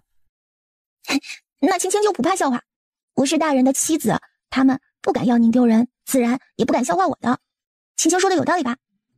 这是什么歪理啊？去沐浴吧，本座也要沐浴了，衣服上都是你的鼻涕。说完又嫌弃的看了他一眼。白青青有些不好意思了。那我替大人洗衣服吧。他想说给上官慈洗澡来着，怕上官慈给他丢出去，就忍住了。上官慈看白青青笑的就像是那摇着尾巴的小狐狸，便伸手给他推开。不必，你出去便好。可是我自己的话，沐浴的话就够不到后背了。大人，您帮我吧，好吗？上官慈正喝了一口茶，一下子就给喷了出来，还呛到了，咳嗽个不停。他头一次受到这样的邀请。回过头，上官慈惊恐地看着白青青。要玄霜帮你。玄霜替我去看铺子了，不在。他眼睛一转，笑嘻嘻地说道：既然大人不方便，那我就去找张宁吧，这府里我跟他算得上是熟识的。说着转身就要走。回来。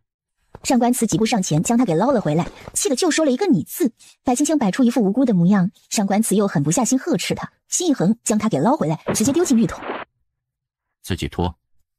说完便转过身背对着白青青。他怀疑白江当初那么爽快地把白青青嫁给他，可能就是知道这是个魔人精，想赶紧赶出府，而自己就上了这个当。好了，大人。白青青开始催促他了，他觉得这比他第一次杀人还要艰难。白青青看他久久不动，只好说道：大人若是不愿的话，就让张宁来给我帮忙吧。闭嘴。听到这个，上官慈就心烦，他转身拿起帕子打湿，便要给白青青擦拭。他抬眼看到那本该光洁的后背有一条从肩膀蜿蜒到腰身的疤痕，忍不住蹙眉。他伸手轻轻触摸着那道疤痕。怎么弄的？一个女儿家这么长一道疤该有多疼啊！大人是觉得丑吗？没有。他的大掌摩挲着那条疤痕，目光也变得怜惜起来。疼吗？不疼了。他回过头看着上官慈，小心翼翼地问：大人真的不觉得丑吗？他转身的一刹那，上官慈瞬间侧过脸，以免看到些什么白花花的东西。而白青青就不满了：大人，你还是嫌弃我的，对不对？没有。那你为什么都不看我？他戳了戳上官慈的腰。上官慈咬牙：看？他看什么呀？要不我还是去找张宁吧。你够了。上官慈回过头，却已经红了脸，那俊俏的脸庞让白青青更加喜欢了。他盯着白青青的头顶，小心地给她擦着汗，一点都不敢往一旁看。白青青暗自欣喜：大人，这水温正好，大人要一起吗？不需要。上官慈怕自己一个忍不住，按着他脑袋给他摁水里淹死。可是这浴桶太大了，青青觉得空旷得很。他还是不死心。大了好，透气。是吗？白青青托起自己的小胸脯看了看，问上官慈：他以后也会透气吗？滴答一声，一滴鲜红的血掉落在水里。白青青先是一愣，随后抬头，他就看到上官慈流鼻血了。大人！上官慈松开他，跑到一旁拿起帕子给自己捂了起来。这太丢人了！大人，这样不行的！白青青从浴桶里跳了出来，跑到上官慈身边，她用小手紧紧地扒拉着上官慈。大人要把头扬起来，这血才会止住的。上官慈听了他的话，将头扬起来，但血液不流了，面色微怒，将帕子给丢了。大人！上官慈长出一口气，将白青青扛起来，到浴桶边洗了一下她的小脚丫，又将她给丢到床上，用被子裹起来。老实待着。白青青不满地说道：大人好凶哦。若是着凉了，有的你受。上官慈无奈地摇了摇头，他忽然伸出白皙的小脚丫，在外面晃悠着，一双大眼睛紧紧地盯着上官慈。缩回去。上官慈给他的小脚丫轻轻地拍了一下，将被子给他盖好。待给他盖好了脚丫子，他又伸出一双碧藕，笑着看向上官慈：大人，抱抱嘛。白青青稚嫩的脸庞配上软糯的声音，让上官慈有些脸红。他觉得自己在犯罪。别闹。声音也跟着软了下来，面色有些红晕，让白青青看了忍不住露出了小狐狸一般的笑容。抱抱嘛。滚。上官慈冷哼一声，坐在一旁不搭理他。实际上心里边却是有些暖意的，难得有个人不怕他。看上官慈不搭理自己，白青青嘟了嘟嘴，嘿咻一下又把小脚丫给踢了出去，正好就搭在上官慈的大腿上。他笑着说道：抱抱嘛，大人。上官慈觉得胸口好像憋了一口气，他终于明白当初自己说要娶白青青的时候，白江为什么那么痛快就答应了。他一开始只是觉得白青青这个人嚣张跋扈，现在相处下来才发现那就是个魔人精。大人，闭嘴！实在是烦了。得知他是这个德行，上官慈的戒心也少了一些，不耐烦的把他给捞起来抱了抱。白青青抱住上官慈的脖颈，蹭了蹭，又亲了他一下。大人真好。上官慈一怔，也习惯了他这般。他好，这还是头一次有人这么说他，感觉也还不错嘛。之前人人都说他是一个杀人不眨眼的活阎王，说他心狠手辣，为达目的不择手段。说他好的，这还是头一个。好了，抱也抱了，松手。白青青蹭了蹭他的脸颊，喜欢他身上的檀香味儿。不要。撒手！上官慈不满地想推开他，当他的大手触碰到柔软之时，他整个人就像触电了一般呆住了。白青青感受到上官慈的大手，整个人开始发烫。他抱着上官慈脖颈的小手逐渐放开，滑落了下来。他低头看着贴在自己胸口处的大手，脸颊越来越烫，白嫩的肌肤上染上了绯红，稚嫩的小脸儿也显得更加诱人。他眼巴巴地看着上官慈。大人。上官慈看着被自己握在手里的，忍不住还握了握。手感极佳嘛。大人，这怎么还摸上瘾了，还不撒手呢？上官慈的声音有些沙哑，他能感觉得出自己身体的变化，脸上表情极为复杂。短短的时间内，他从惊喜到失落，那里只是微微的抬起头来，又躺了下去。上官慈后退一步，懊恼地坐在白青青床边。他在做什么呢？对一个小姑娘有了想法，还对她做出了这种轻薄的举动。看到上官慈皱眉，白青青有些心疼，伸出藕臂想替她抚平眉头，却被上官慈一把抓住。他一双凤眸透着阴寒之色。你想做甚？痛啊，大人！上官慈赶紧撒开了手。他力气大，方才握住白青青的时候也没有掌握好力道，肯定是将她给抓痛了。本座看看。白嫩的小手上出现了红印子，他心里边有些悔意。通过这几天的种种表现，他直接认定白青青只是纯粹的缺心眼儿，而不是被白江派过来的。大人，揉一揉嘛，好痛啊！其实他一点都不痛，那几个印子也是他自己掐的。看了一眼委屈巴巴的白青青，上官慈无奈地给他轻揉起来，想了想又说道：二小姐，日后莫要再做这种事了，可好？他不想做出伤害这个小丫头的事儿。为何？大人不欢喜吗？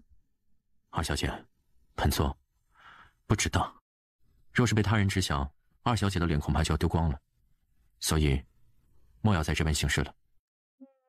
那会有人嘲笑大人吗？谁敢？既然没有人会嘲笑大人，那自然也不会有人嘲笑我了。我是大人的妻子，他们也不敢，对吗？你这是哪里学来的歪理？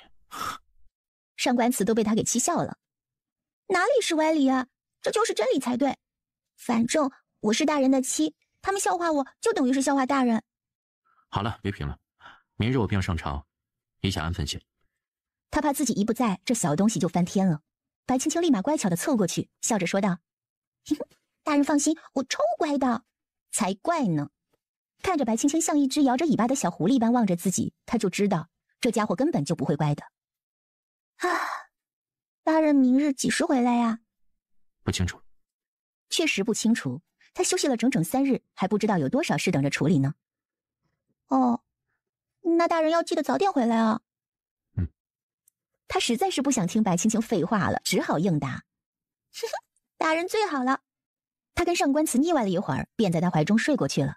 到了第2日，上官慈很早就起来进宫，而白青青则是睡到了日上3竿才起来。若是早些遇到姑娘，我那小孙女儿也就不会饿死了。原来孙叔还有一个孙女儿，却因天灾活生生的给饿死了。孙叔会好起来的。白青青心里有些沉重，无论在什么年代，在天灾面前，人永远都显得那么渺小。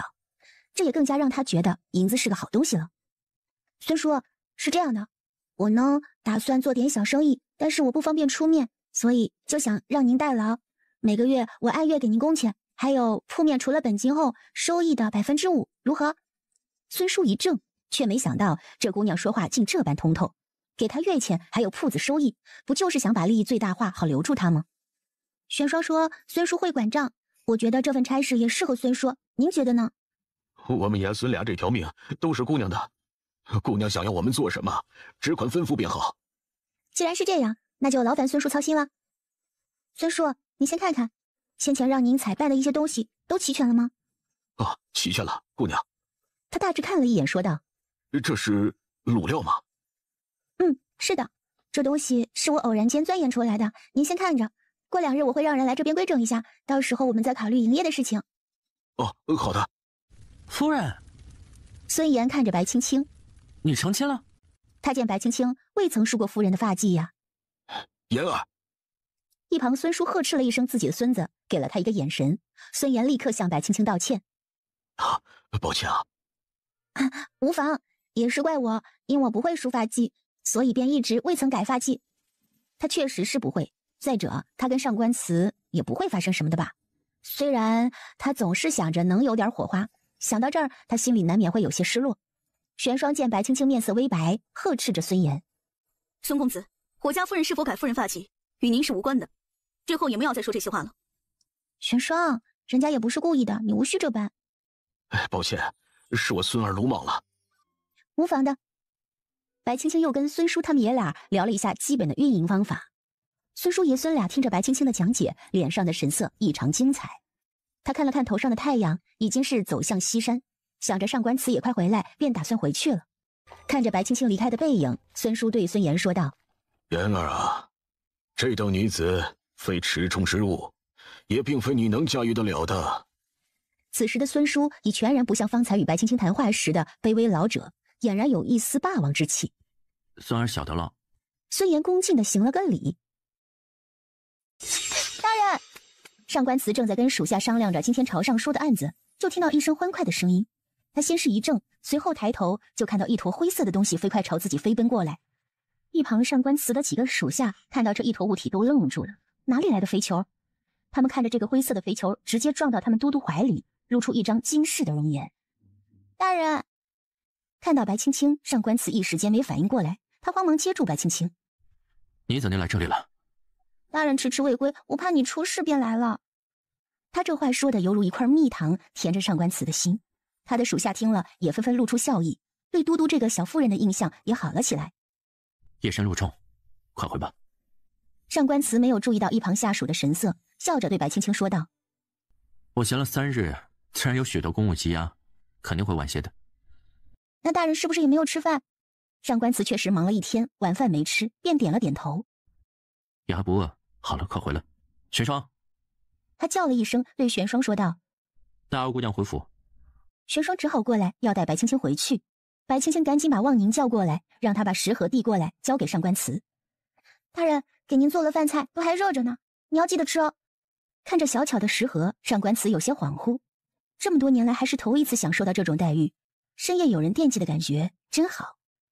不了，带回去吧，也没有什么时间吃。主要是都没吃，单单他自己一个人吃也会觉得不好意思。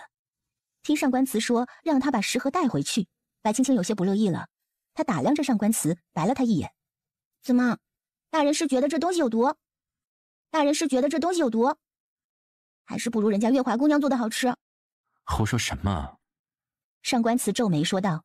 “这关月华什么事儿？”上官慈的下属听了纷纷摇头。他们都督什么都好，就是这情商堪忧，人家明显是不乐意了，他却还说的有鼻子有眼的。他们看不下去了。上官慈看了一眼，没当回事儿。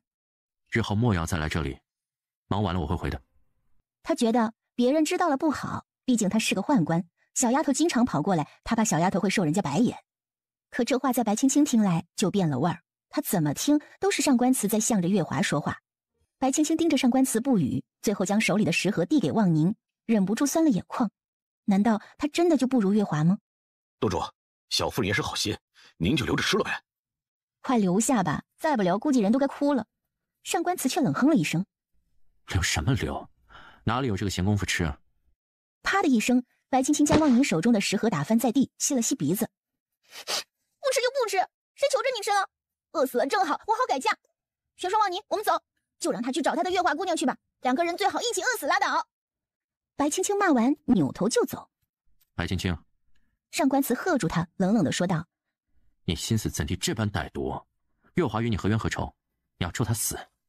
在他这里，还是月华更重要些，毕竟得不到的才是最好的，那也曾经是他的奢望。上官慈这话音刚落，就听城门再次打开，从里面出来一个戎装男子。此人步伐稳健，径直朝着上官慈过来。你个不要脸的东西，敢欺负我外孙女，谁给你的胆子？来者正是白青青的外祖父姚晃。他从战场上下来，便听闻自己的外孙女嫁给了上官慈这个太监，心里就十分不爽，快马加鞭赶回来，进宫来讨要一个说法。可奈何皇帝劝他，他也就忍了。这一出来就看到上官慈在欺负他的外孙女，这还能忍？当然不能。姚晃的嗓门极高，喊得白青青都觉得脑瓜子疼，而上官慈却依旧是风轻云淡的模样，脸上带着阴鸷的笑。姚将军这么快就回来了？怎么，老夫不能回来呀？啊！说完，他转身看着白青青，露出心疼之意。哎呀，乖孙女儿，你受委屈了。他过去摸了摸白青青的头，眼里都是心疼之意。外祖父，面对着突如其来的暖意，白青青有些酸了。她摇了摇头说道：“不委屈，外祖父身体可还好，爹娘可还好。”即使黑夜看不清他的脸，但哽咽的声音都出卖了他。好，好。外孙女突然这般懂事，他深感欣慰。放心，外祖父定当会想法子将你接回去。听了这话，上官慈心里很不是滋味，但又有些嘲讽之意。他知道姚晃这般说，定然是皇上没答应他把白青青带回去，否则他早就带人走了。姚大人这话太过片面了吧？二姑娘来的时候可是瘦得跟纸糊的一般，也过不了几日就变得这般圆润，可见本座待她是极好的。上官慈上前一步：“二姑娘该回去了。”他并不畏惧姚晃。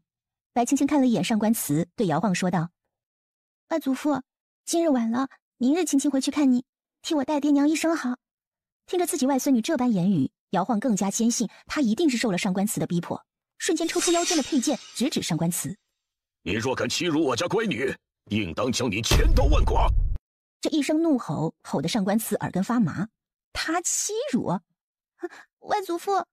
白青青赶紧挡在上官慈面前，劝着姚晃：“外祖父，大人待我极好，只是我并非大人良人罢了。”他哄着姚晃将佩剑插回剑鞘，笑着掐了掐自己的脸蛋：“你看，我都胖了呢。”说着，他又转了一圈给姚晃看。姚晃定神看了看，确实是比之前圆润的多了，可见这上官慈并未亏待他家外孙女。其实若论权力，上官慈也算得上是一人之下了，也算得上是一个好夫婿的人选。可他是个宦官啊，他家的外孙女怎么能嫁给这样一个人？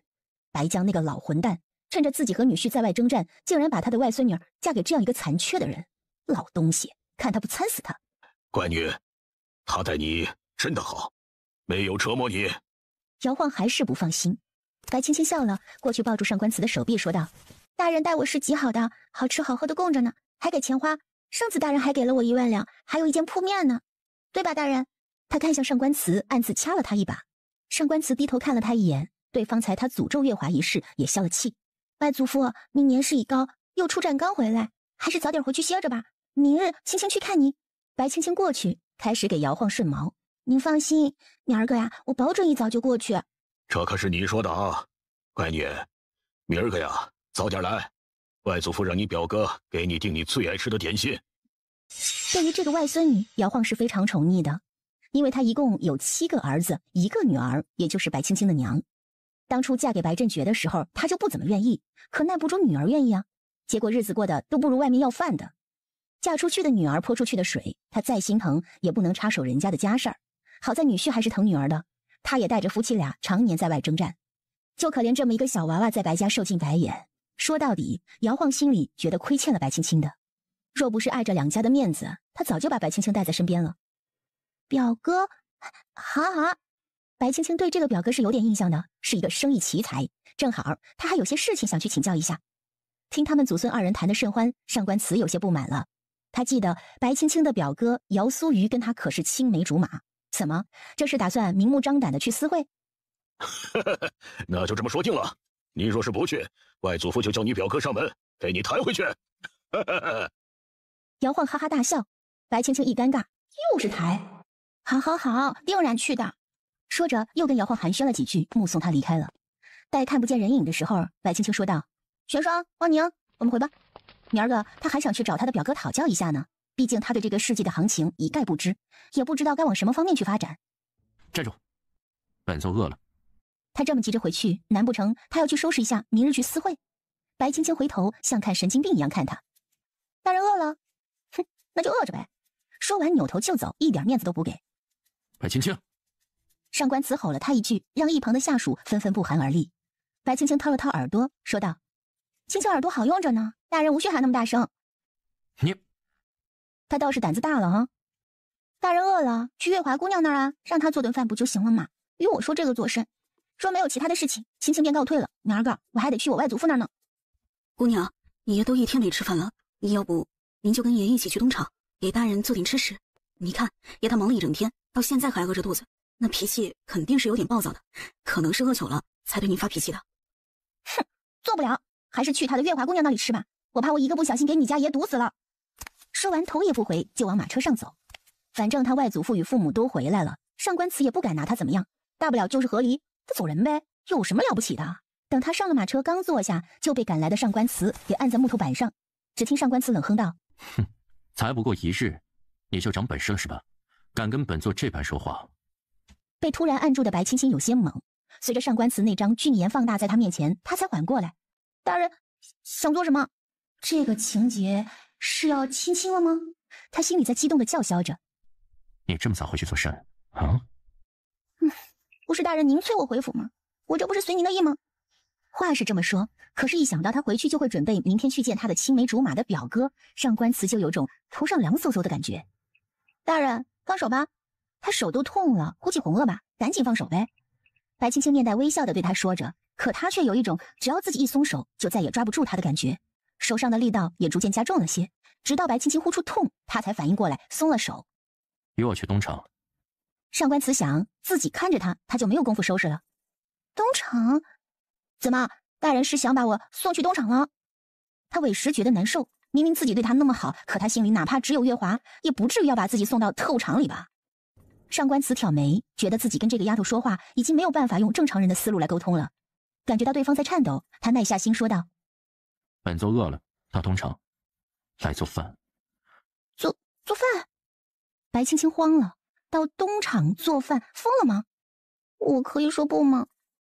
二姑娘觉得呢？上官慈微微一笑，要么随我去，要么我让人绑你去，你可以选择。白青青干笑，这叫选择吗？她揉了揉发痛的手臂说道：大人这未免有些强人所难了，若是换了月华姑娘，大人会这么完让她去下厨吗？她承认自己有赌气的部分，可是真的不满啊，凭什么呀？她月华是宝，自己就是草啊。二姑娘，不要总是与月华相比，你没有那个资格。上官慈冷冷地说了一句，起身就要离开。白青青缓了缓说道：我知道了，日后不会了。待他说完，上官慈已然离开。望着被风吹起的帘子，白青青湿润了眼眶，最后泪水化作珍珠般滴落了下来。是啊，他不配呀。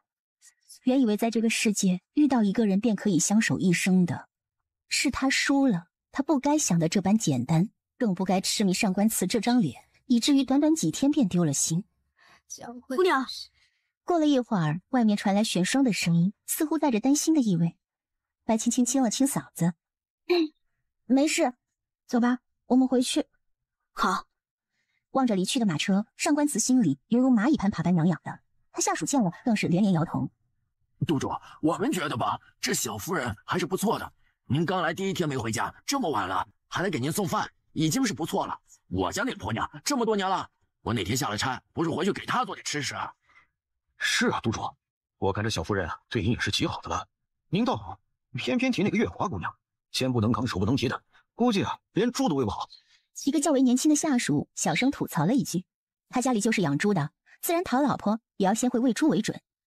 就是，自从您把她救回来，就像个大小姐一般供着，也没见她给您送过一次饭，做过一件衣裳。属下的吐槽，上官慈是能听进去的，可他却不愿意承认月华的不好，叹了口气。月华出身不好，幼时便被人卖进了那种地方，除了一身武技，别的也没什么可行的。你们也不要再将他比作旁人。好了，先去处理正事。说完，带着他们回到东厂处理事务。等他回来时，发现屋里还亮着，推门进来，就看到白青青趴在桌上睡了过去，桌子上面还摆满了饭菜，心里顿时有些暖意。他过去轻轻地抱起白青青，想把她带到床上休息，谁知刚刚起来，白青青就睁开了朦胧的大眼睛，看着上官慈。大人，是吧？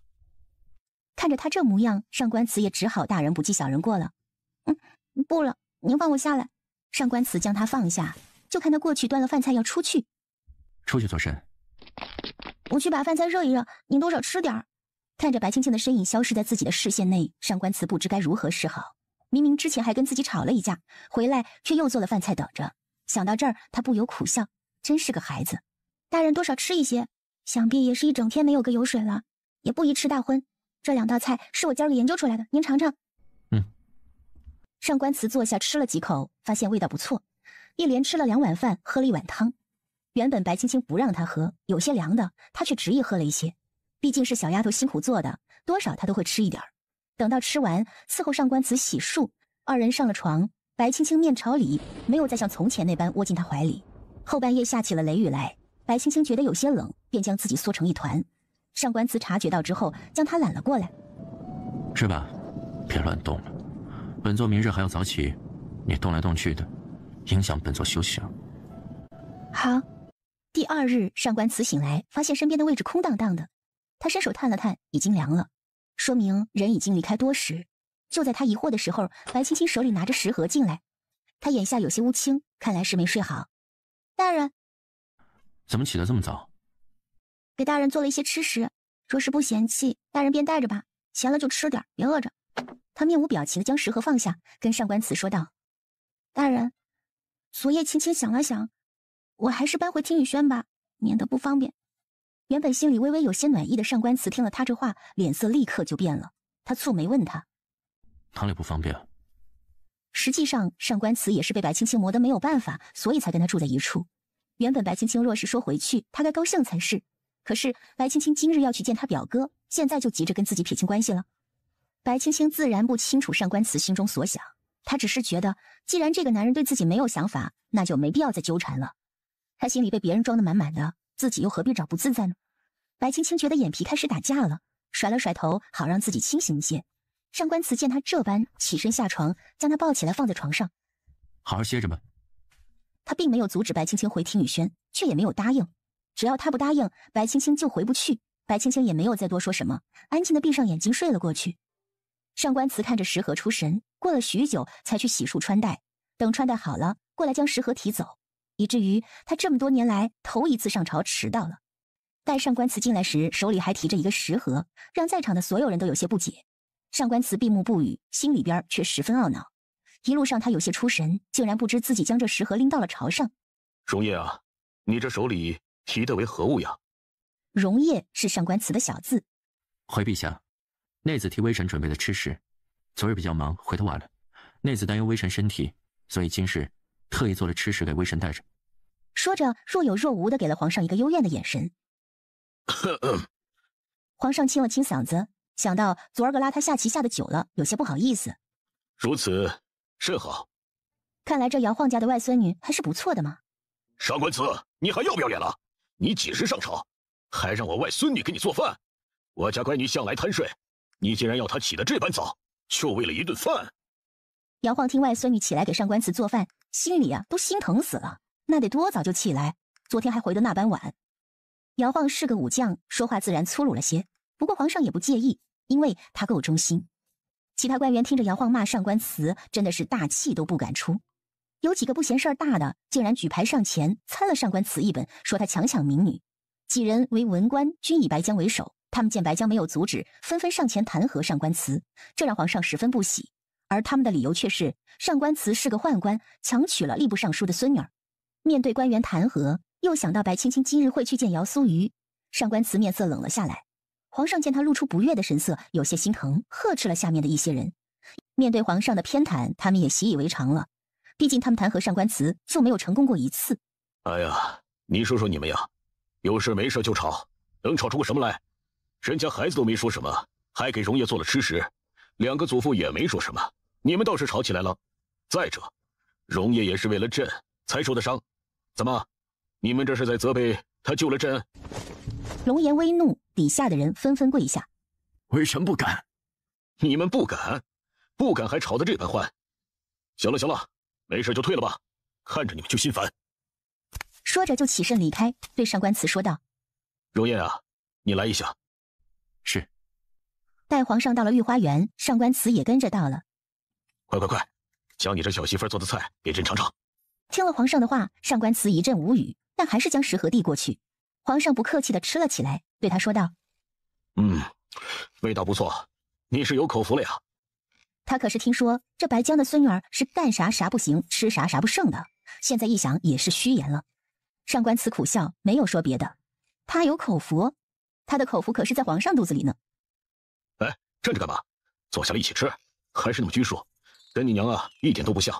快坐下。上官慈眸色暗淡了几分，又笑着坐下吃了起来，味道是挺不错的。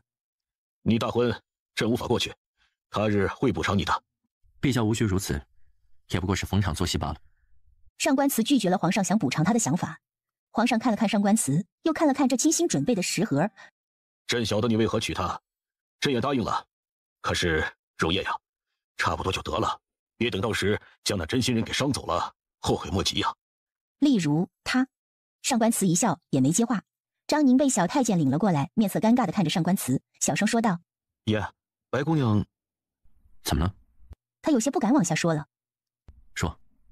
张宁一咬牙，心里一横，大声说道：“白姑娘今儿去了姚公子的铺子里，遇见安国公的女儿在调戏姚公子，就给人家打了。”打了？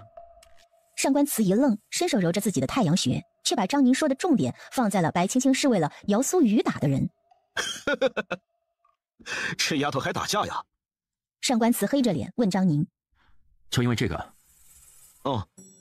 也不全是。”张宁脸色苍白，不敢看上官慈。上官慈刚要让他说，就听到小太监来报，说是安国公来了。得，一准是来告状的。皇上笑了：“正说他呢，就来了，让他过来吧。”还有安国公的女儿，以及姚将军家的姚素瑜，跟白尚书家二房的姑娘白青青。小太监不敢抬头，怯生生地回道：“他们怎么来了？”他可不敢说是被绑过来的。是安国公派人带过来的。哦，带过来吧。容叶呀，你打算如何处理呢？上官慈只听到了姚苏雨也来了，便冷哼了一声：“哼，该怎么处理就怎么处理。”这反了他了，竟然大庭广众之下为了别的男人打架。哎呦，皇上哎，你要给微臣做主啊！说着便叩头不起。一旁是被五花大绑的白青青跟姚苏瑜，二人均是面无表情，向皇上行了跪拜礼。白青青看到上官慈的时候，眼中已没有往日的那份期待的目光，曾经犹如星辰般明亮的眸子，此时显得暗淡无光。上官慈看到一身白衣的姚苏瑜，暗自握紧了拳头。爱卿这是做甚？快平身吧，赐座。皇上，小女去街上逛逛，就被这恶毒之人毒打，又因二人身份特殊，微臣只好将这二人绑过来，要皇上处理。他跟姚晃那是老对手了，这下子好不容易抓住姚家的把柄，他是不会轻易放过的。毒打？原本这安宁也算得上是个数一数二的美人儿，这下被打得都快面目全非了。皇帝干咳了一声，别过脸来，看着还跪着的姚苏瑜跟白青青，手一抬说道：“平身吧。”谢陛下。兄妹二人异口同声。二人站起来，一旁的小太监给松了绑，姚苏瑜过去扶住白青青。可还好？眼神里无一不露着担心的神色，这让上官慈见了，那脸色就更黑了。白青青摇了摇头，面露疲倦之色。她今日本来就没休息多久，又跟安宁打了一架，自然觉得疲倦。她注意到上官慈冷眼看她，心里边有些酸。今日之事如何引起的呀？你们谁来说说？姚苏瑜是姚家的孩子，他还真不便过多责罚他。毕竟他跟姚苏瑜是有合作的，这家伙就是个经商的鬼才。那姚苏瑜上前一步行礼道：“启禀皇上，今日草民在街上与表妹闲逛时，偶遇安国公府上的仙姬，因安姑娘对草民行为越矩，表妹逼不得已出手相助。”他实在是说不出安宁当街调戏他的话来。哦，可确有此事？陛下，绝无此事呀！微臣女儿平时可是足不出户，也算是京中的闺秀，这怎么会做出那种不要脸的事情啊？那对您家来说，脸面这东西也忒不值钱了点儿，能随便丢的？他就是在讽刺安国公护短。姚苏瑜白皙的面颊上挂着淡淡的笑。皇上，草民也无需拿这个事来做借口，好让表妹打了安姑娘一通啊！这兄妹俩一唱一和，让上官慈看得恨不得过去把他屁股底下的板凳放在两个人中间，给他们隔起来。皇上也听过关于白青青的传闻，今日一见，就觉得往日里那些传闻水分太多了。你胡说！明明是你先有意轻薄我在先，如今却要倒打一耙。皇上，你要替臣女做主啊！皇上没说什么，反而是看向白青青，等着他的反击。白青青打量了一番皇上，看他没有开口阻止，胆子也跟着大了起来。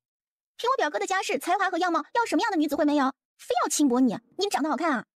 说完还白了他一眼，又对皇上说道：“皇上，这安小姐的心思，在外面都是司马昭之心，路人皆知，如今却来恶意攀咬，还望皇上明察。”你胡说！你以为自己就是个什么好货色了吗？嫁给了一个太监，还跟你表哥走得这般近。他这一激动就没刹住车，该讲的不该讲的全都讲出来了。安国公听完打了个冷战，随后起身说自己女儿年幼不懂事，让上官慈不要跟他一般见识。安国公话音刚落，就听到自己女儿的惨叫声，只见白青青上去就是一脚，随后乒乒乓乓的揍着安宁，边踹还边骂着：“我夫君跟你有什么关系？你有什么脸面在这里诋毁他？要是再有下次，我看你一次就打你一次。”面对白青青的维护，上官慈心里一暖，随后过去将白青青带到自己身边来，看着他脏兮兮的小脸问：“有没有伤人？”他这话一出，在场的人都惊了。白青青低着头抿了抿嘴：“没有。”实际上他只是为了示弱才弄得这么狼狈，脸上的灰还是他自己抹上去的，就是为了装可怜。上官慈抬手替他擦着脸上的灰：“日后这种事无需与他人争辩什么，就算你想争辩，等本座在的时候与你一起。”他这话算是说给安国公听的，却也将白青青护在了自己的羽翼下。皇上看着上官慈这举动，不觉勾起了唇角。行了，无非是小女儿家的打闹，竟然闹到这里来，也不嫌丢人。皇上呵斥了一声安国公：“你女儿大人家几岁，却被人家打成这样，也好意思说出来？”说完又转头看着白青青夸他：“不愧是姚将军的外孙女啊，跟你祖父一样能打。来人，赏！”白青青被皇上这举动给惊着了，他想，偏心也不带这样偏心的吧，还这么明目张胆。他疑惑的谢了恩，看向上官慈，对方给了他一个安心的眼神，随后发难安国公：“安国公是对本王的身份有何不满，亦或是嫉妒？哼，安国公但凡对本座有不满之处，尽管对本座来。内子年幼，不宜经历这些。”安国公见上官慈微怒，立马开始打圆场。他原以为皇上多少会替他说句话，没成想却被训斥一顿。姚素瑜见上官慈对白青青的庇护之意，深思了一番，他抬眼对上上官慈的眸子，感觉到一股寒意。他想，自己与他并无过节，为何要这般？思来想去，就只有一个原因，那就是自己的表妹。他冲着上官慈微微点头，笑了。上官慈见了，只觉得姚素瑜这是在挑衅自己，双眼微眯，心里记住了。皇上看着二人礼尚往来，不觉有些头疼。这容爷不会是记恨上人家姚素瑜了吧？他还得提点一下，毕竟姚晃家的孩子，自己的钱袋子，可别给人使绊子。他见安国公还在这里坐着，看了就来气：“你还在这坐甚？打算让朕给你赐顿饭？哼！臣这就告退。”说完，带着自己女儿退下了。白青青觉得她被绑到这里，肯定是会被责罚的，毕竟也是一朝国公爷的女儿，就把人给揍了，这一顿责罚是免不了的。哪怕上官慈权力再大，那也是臣子。可现在看来，他觉得上官慈跟皇上的关系似乎不一般呢。爱卿媳妇儿。皇上差点就嘴瓢了，又赶紧改口，笑嘻嘻的看着白青青：“来，让朕瞧瞧。”臣妇见过皇上。起来。容爷他脾气不好，为人清冷了些，你别见怪，多体谅体谅。他这话俨然就是一副老父亲说教的模样。白青青有些愣了：“大人，极好的。”他淡淡一笑，看了一眼上官慈：“那就好。”皇上说完摆了摆手：“好了，去吧，都回吧，朕也乏了。”眉宇间露出疲倦的神色：“是，臣告退。”出了宫门，上官慈走到二人中间，把他们给隔开了，开始训斥白青青：“我离开才不过半日，你就给我捅娄子？那安国公是个什么善人？你去打他的女儿，小心日后他给你送葬。”大人教训的是。白青青没有反驳，他绕过上官慈，来到姚素瑜的身旁，问他：“表哥，今日我与你商议之事，你且回去想想，若是觉得行，就派人来通知我一声，我好做着准备。”他今天跟姚素瑜商量了一下，打算合伙做生意的事儿。要是他遇到合适的地，就先买下来，等日后再去开发。好，回去我与父母商议一番，若是可行，明日我派人来联系您。上官大人，妹妹生性顽劣，还请大人多多担待些。哼，你也知道他顽劣，一个大男人，既然被个女人占了便宜，还让自己的妹妹去讨公道，还不如去庙里剃度算了。他嘴上骂着姚苏瑜，却忘了他自己也是被白青青轻薄过的。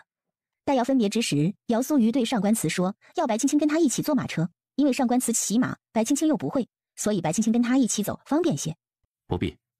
上官慈拒绝了姚苏瑜，一把将白青青捞过来放在马上，还没等白青青说什么，便策马而去。白青青今日本就没吃什么，胃里边空荡荡的，再加上昨日没睡好，身体还有些不舒服，再被上官慈这么一颠簸，还没到府上就吐得稀里哗啦的，全吐到上官慈的爱马上，一路直流淌。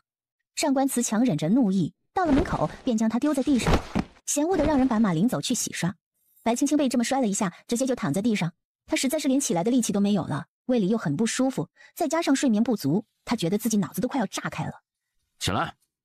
被上官慈这么一吼，白青青虚弱的看了他一眼，也并未动地方，只断断续续的说道：“你不用管我，只管进去。”他是真的不舒服，看着白青青像只虫一样在地上蠕动，上官慈就想上去一脚给他踢飞。都不要管他，让他在这里给本座趴着，死了再来通禀。他怒气冲冲，一甩手就进了门。上官慈进去后，门房瞬间就把门给关上了，留白青青一个人躺在地上被烈日毒晒。他看了看悬在头顶的烈日，舔了舔干裂的嘴唇，也不知过了多久，他闭上眼昏过去了。与此同时，白青青父母前来看望白青青，正好一下马车就见到地上躺着个人。待他到白青青身边，看到脸色惨白的女儿时，一颗心都要疼死了。乖女，姚氏哭喊着白青青的名字，将她抱进怀里。夫人，白振觉下车赶来，看到娇妻双眸含泪，蹙起了眉头，再看到宝贝女儿已经昏迷过去，便紧紧握住双拳。这上官慈欺人太甚。夫君，我们回将军府，先带妻儿回去。姚氏哭着一把将白青青抱了起来，夫妻二人解了马车，带着白青青策马离去。上官慈小睡了一会儿，外面有人来报，说是白青青被父母带走了，却被紫园给拦了下来，说是上官慈说了，除非白青青死了，不然都别来打扰他。下人没有办法，也就走了。紫园冷笑起来，他还记得白青青害他的那顿打呢，被带走了更好，省得他看了窝心。待上官慈醒来，发现白青青依然未出现，他起身出门，看到屋外已经亮起灯，这才察觉天色已晚。张宁，他有些悔意了。二姑娘呢？还没进来吗？她送去了医馆。爷，二姑娘被白家二爷夫妇给带走了。什么？他冷眼看去，吓得张宁一个哆嗦。怎么回事？为何没有人来通禀？爷，不是您说的吗？除非死了，不然不要过来禀报。张宁话音刚落，上官慈一腿就扫了过来，吓得他赶紧跳开。上官慈从牙缝里挤出来几句话：“你是个死的吗？现在人话都听不懂了。”二姑娘昏了过去，正好赶上白二爷夫妇过来探望，就把人直接带走了，八成是去了将军府。去，把人给我带回来。他都想换个属下了，换个脑袋聪明点的。带。属下方才去将军府，白二爷房间里被围得水泄不通，人估计还没醒呢，怎么带？更何况姚将军那几位爷，我要是去了，还不直接给我当场打死呀？毕竟是他们爷害的人家外孙女儿。去偷，偷不回来你也不用回了，滚！上官慈心烦，回了书房。张宁看着上官慈的背影，无力的哀嚎了一声。让他去偷人，还是去将军府偷人家的宝贝疙瘩？那跟要他去送命有什么区别啊？而将军府这边，上到白青青的外祖父、外祖母，下到他3岁的小外甥，都围在白二爷这边，等着白青青醒来，一个个围得水泄不通的，把里面的大夫给吓得直冒汗。待大夫跟他们说了白青青无大碍之后，男眷都去了议事厅，女眷则煲汤的煲汤，做饭的做饭，留下白二爷夫妻俩在这里看着。我的乖女，怎就成了这个模样啊！姚氏握着白青青的手哭了出来。他女儿从小便可爱伶俐，因一些原因，她不便留在白家。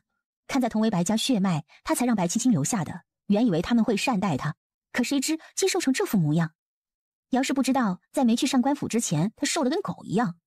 白振觉坐在一旁看着妻女，最后说道：“是为夫的错。”夫君，不是你的错。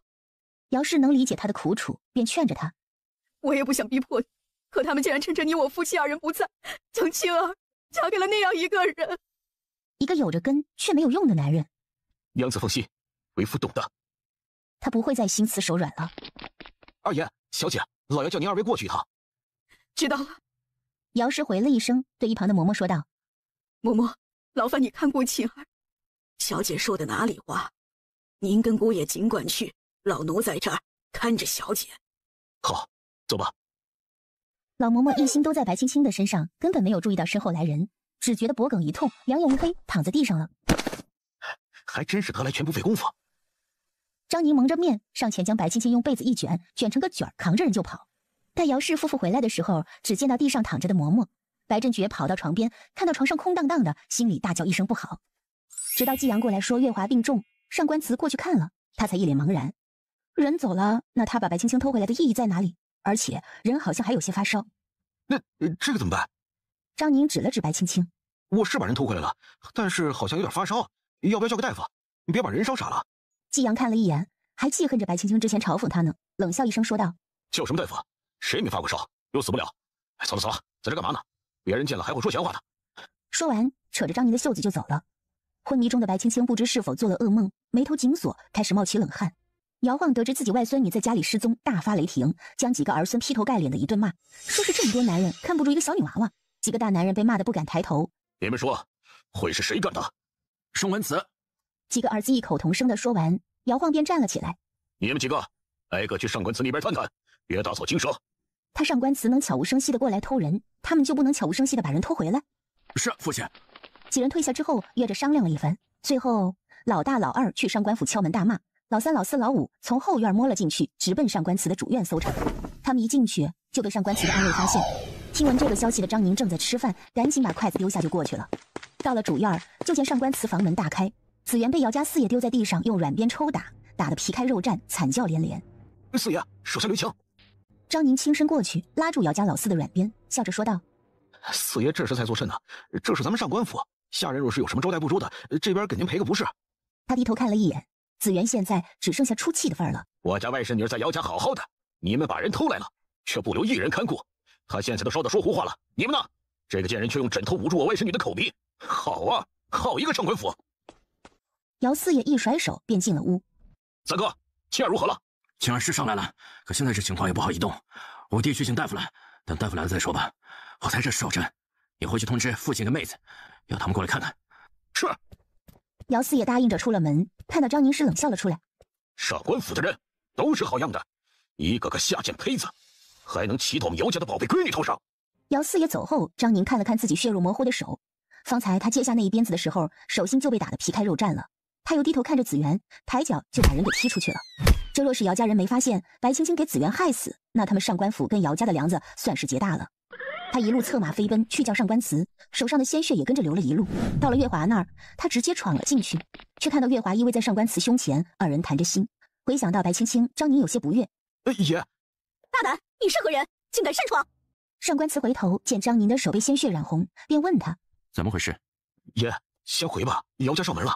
二姑娘，若是二姑娘救不回来，恐怕府里要被牵连了。这里有外人，他也不好说什么，只能这样提醒一下上官祠。救不回来？他不就是不太舒服，怎会这般严重？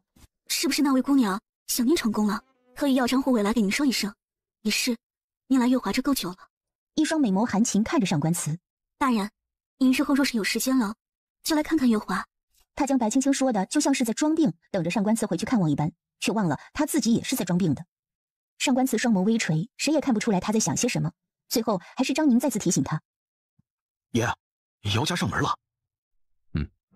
他淡淡的应了一声，对月华笑道：你想好好休息着。大人有心了。爷，姚家人上门了。张宁再次大声提醒着。月华不满，皱眉看了一眼张宁。张护卫与那位姑娘的交情真好，月华都羡慕了呢。听了这话，上官祠不禁回想到之前白青青总是提起张宁。他看了一眼张宁，冷哼道：姚家人上门又如何？他们能奈本尊何？子元去了大人房间里，险些将二姑娘给捂死，二姑娘就剩下一口气了。他话没说完，只见上官祠的身影从眼前掠过，眨眼的瞬间就消失了。待上官祠走远了，张宁才直起腰打量了一番月华，笑着说道：爷常说月华姑娘聪慧，今日一见，果然是够聪慧的。张宁冰冷的眼神让月华一颤。张护卫说笑了。是呀，白二姑娘再不济，也是跟我家爷换了庚帖的。月华姑娘若是想进咱们上官府，可就只能从侧门进去了。哼！张宁冷哼一声就离开了。待张宁走远，月华将桌子上的一应茶具全都打翻在地，他怒吼了一声：贱人！上官祠回到府里，在门口缓了缓，待自己呼吸均匀了才进去。一进门就瞅见自己院里灯火通明的，一旁的槐树上吊着一个人，身上的衣裳都已经破了，鲜血滴滴答答的顺着他的脚往下流淌着，垂着脑袋也不晓得是谁。姚将军携手家眷来我府上，是打算吃个饭吗？他这院子说大不大，却也不小，可此时却被姚家的人占得满满当当的。上官慈，姚氏见他进来，抽剑向他刺了过去。白振觉喊了一声夫人，就要过去拦着，结果被姚晃给挡住了。姚晃说道：拦他作甚？刺死了才好。竟然将他外孙女折磨成这副人不人鬼不鬼的模样，死了也活该。3招过后，姚氏的娘喊了他停手，拄着龙头拐杖上前，目视着上官慈。上官大人，我外孙女无才无德，配不上大人，还望大人赏她一纸和离书，从此天涯路长，人各两宽。您写吧。姚晃的妻子于是将拐杖往地上一杵，目视着上官慈。和离。这么几天相处下来，他似乎也习惯了这个在身边像家雀一样叽叽喳喳的。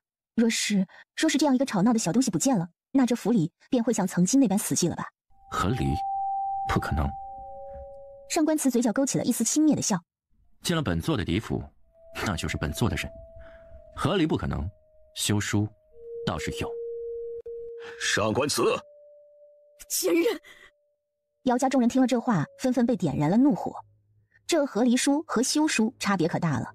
若是和离，白青青日后也好再嫁，二人一别两宽，各生欢喜；若是被休，那白青青头上就永远都摘不掉一个弃妇的名声，可是要害她一辈子的。上官慈，你不要太过分。你若不肯和离，我们便告到皇上那里去，就不信这世上没人治得了你。姚家老大握紧了腰间的佩剑，怒视着上官慈。嫁入本座府邸，便是本座的人，他的生死与你姚家何干？白尚书都没有来问罪，姚家这阵仗可是够大。他扫了一眼其他人，笑了起来。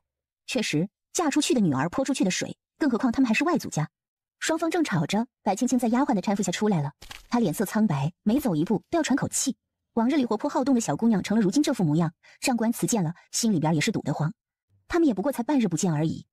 外祖父、外祖母、各位舅舅、舅母、表哥们，青青让你们担心了。他愧疚地笑了笑。青青自个儿身子骨不争气，有些热伤风，跟大人无关的。青儿，姚氏过来将白青青揽在怀里，失声痛哭起来。我可怜的女儿。白青青身躯一震，随后也跟着哭了起来。娘。是了，姚氏的怀抱犹如她母亲那般温暖。想起到这里这么多天，虽然上官慈不曾亏待她，可还是会觉得心里委屈。我的乖孙女儿。于是以及其他几位舅娘一起过来，眼眶含泪地望着她。白青青哭了一会儿，忽然扑哧一声笑了。几位舅母这般，青青都觉得不好意思了。瞧你，从前都没见你说不好意思，现在倒不好意思起来了。姚家大房娘子也被逗笑了。就是，到底是长大了。就是，她几个舅母一同笑了。白青青深吸了一口气，觉得整个身体变得格外沉重。她转头看向上官慈，然后对姚氏说道：娘，我不和离。经历了这一次，她也算是看清了上官慈。和离？不可能。他走了，让上官慈带别的女人进门啊？做梦！他是不会让上官慈顺心的，这个狗男人。娘，我不和离。经历了这一次，他也算是看清了上官慈。和离？不可能。他走了，让上官慈带别的女人进门啊？做梦！他是不会让上官慈顺心的，这个狗男人。青儿，这样的日子如何过得下去？就是呀，青青，你可别糊涂啊！祖父现在就进宫，请皇上下旨，让你们和离。姚晃以为是自己的孙女不敢，特意说了出来。白青青赶紧叫住他：白祖父，我白青青绝不和离，除非我死了，都会占着这上官家主母的位置，还休想再纳了谁进来。说完，眼泪不争气的流了出来。他朝上官慈颤巍巍的走过去，停在他面前苦笑了一声：我从未想过害你，从未。我与你天不喜，地不怨，我却从未想过害你。我只想在你这儿有吃有喝，能过完这辈子。我也曾对你说过，你若是喜欢那个姑娘，你我和离，你娶了便是，是你自己不同意的。可你如今的所作所为，上官慈，你有没有良心啊？他这一哭，让在场的姚家人看得心酸。白青青说完，整个身子往前倾了过去。姚氏见了，想把人接过去，却被上官慈抢先。上官慈接住白青青的一瞬间，觉得自己像是抱住了一个火炉子。他低头看着怀里的人，哪里还有往日那般喊他大人那般活泼？如今他就像是抱了一个临死的人一般。他从未想过，那个活泼的姑娘会变成现在这个样子。上官府的主母，只会是你。他这一席话惊呆了在场的所有人。姚家的人看着上官慈，像是见了鬼一般。那个冷血无情的男人会说出这样一番话？白青青虚弱的在上官慈怀里说道：大人，和离。是不会合理的。你若是要给我一封休书，我就将你的月华姑娘弄死。我就是要占着茅坑不拉屎，也绝对不会把茅坑给别人。上官慈挑着眉头看着他也不说话，一旁的姚家人表情凝重起来。他们都清楚上官慈是个什么样的人，如今他家乖女这般埋汰他，恐怕他下一刻就会掐断他家乖女的脖子。姚家的男人们暗自将手放在佩剑上，谁料上官慈无奈的笑了，将他抱了起来。不是谁都喜欢茅坑的，二姑娘若是喜欢，站着便是。他抬头看向挡在他身前的一行人。姚大人，内子体虚，您还是让让，本座带他去休息。看着上官慈被骂成茅坑都不生气，姚家人开始慌了。姚晃手一挥，姚家的人让出了一条路来。上官慈抱着白青青向自己房中走去，身后姚家人紧跟着，让他不由冒出一丝冷汗来。这也叫没人疼没人爱？怎么回事？属下不知，几位爷将紫园打得没几口气时，属下才进来的，便去通知你了。要他怎么说呀？实话实说，是他不让人管白青青的。上官慈，你们府里的下人可是好生的威风，一个贱婢竟敢欺辱到我女儿头上，是当她娘家没人吗？上官慈望着姚氏，伸手一挥：“张宁，把紫园拖过来。”是。张宁过去把紫园解了下来，拖到上官慈面前：“去厨房拿辣椒水，我醒。”上官慈慢悠悠地说了这么一句，让在场的人一个机灵。等张宁转身之后，上官慈又说道：“再加点盐。”张宁一哆嗦，紧着说是，然后就出去了。原本怒气冲冲的姚氏听了这话，也不由抿唇。他清楚上官慈是在给他们一个交代。好歹是从小就跟着你的丫头，你可真狠的小心啊！白青青眼皮都在打架了，却还是努力让自己清醒。她似乎想到了自己以后的下场，这个男人心太狠了。你是主，他是仆，以下犯上他应得的。你们该晓得什么是尊卑。待张宁回来，上官慈让他把紫园拖到院子里，别吵到别人，端着盆拖在他身上，瞬间疼得紫园嚎叫起来。原来张宁还让婆子把辣椒用油给炒了，再加了盐，瞬间呲啦一声，那辛辣的味道还伴随着一股肉味。紫园凄厉的惨叫响彻整个上官府，没一会儿人就咽气了，是活生生给疼死的。白青青哪里见过这个场面啊，本就微白的脸色如今变成了惨白。见自己女儿面色异样，姚氏上前却被上官慈给拦住了。今日已晚，还是二姑娘好好休息吧。你让开，我带我女儿回府。回府？白夫人想带二姑娘回哪个府？白府吗？白夫人觉得白府若是真心喜欢二小姐，那她还会在这吗？上官慈一席话戳中了姚氏的心，看着自己可怜的女儿，她被自己夫婿给拉了回去。白振觉看着上官慈说道：“我家女儿也是这一方贵女，你若不愿，大可休妻。我白振觉自己的女儿，下辈子我养。”白振觉是书生出身，如今他敢为了自己的女儿跟上官慈正面叫板，也体现了他这个女儿在自己心中的重要性。白青青听着，泪水就流了出来，睡过去了。上官慈注意到他闭上眼睛，便做了一个噤声的动作，轻声道：“白二爷，我若是不愿，二姑娘又怎么会活到现在？”他这话说出来，让姚家的人都清醒了一番。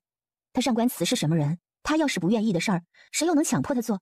再加上之前的白青青那般辱骂他，若真是为了寻仇，他早就死了。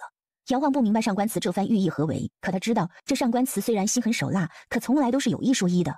几位若是想留宿也无妨，张宁带几位贵客下去歇着。上官慈以为姚家人好脸面，听了这话便会离去，谁成想他高估了姚家人的脸面。姚晃直接答应了。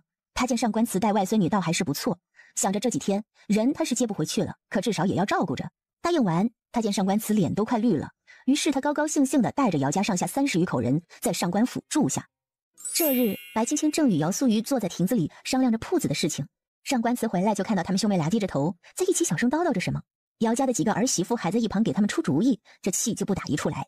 感情这群人吃着自己的，住着自己的，还鼓动他们姚家的孩子来忽悠自己的小媳妇儿。姚公子，本座这花园风景如何？上官慈上前问着姚素瑜。姚素瑜四周看了看，说道：“极好。”是吗？上官慈过去站在白青青身边，问他：“人也好，是吗？”姚素瑜面色有些尴尬，白青青挪了挪，离上官慈远了些。表哥今日得空才来看我的，这几日都是玄霜跟望宁在帮我管着铺子，那铺子也该发挥作用去赚钱了。许多地方我还是不懂，所以才请教表哥的。哼，请教而已，需要离那般近吗？你二人是瞎了，看不清彼此？他这话说完，自己都愣了，随即懊恼地甩手离开。看着突然生气离开的上官慈，白青青大骂一声神经病，不打算搭理他。这上官大人对表妹倒是上心。上心我？切，他眼里就像是被岩石蒙住了，除了他的月华姑娘，谁都看不见的，还上心呢？他巴不得我死了。青儿啊，这女娃娃家的，说话别这么糙了，有伤颜面。大舅娘，我还有什么颜面啊？他白青青可是出了名的草包，大婚之日又闹了那么一出，嫁了个宦官，还有什么颜面可言？听了他这话，几位舅母也不再说什么。白青青见他们有难过之意，便说道：“嗨，好了，几位舅母就不要难过了。青儿给几位舅母做点小点心吧。早上玄霜刚送到卤好的猪耳朵，正好他去调个味儿。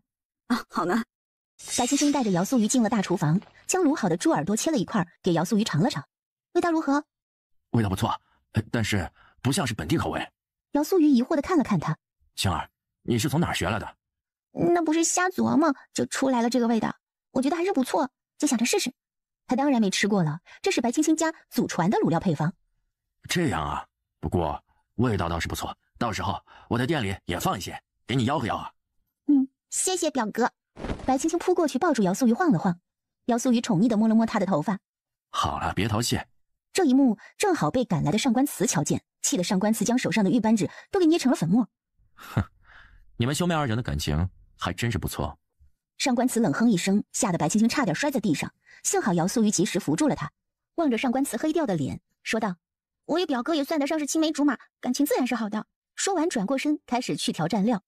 上官慈过去站在他的身后盯着他，看得白青青有些发毛，他往旁边挪了挪，上官慈也跟着挪过去。姚素瑜见状无奈地笑了，退出去还把门给带上。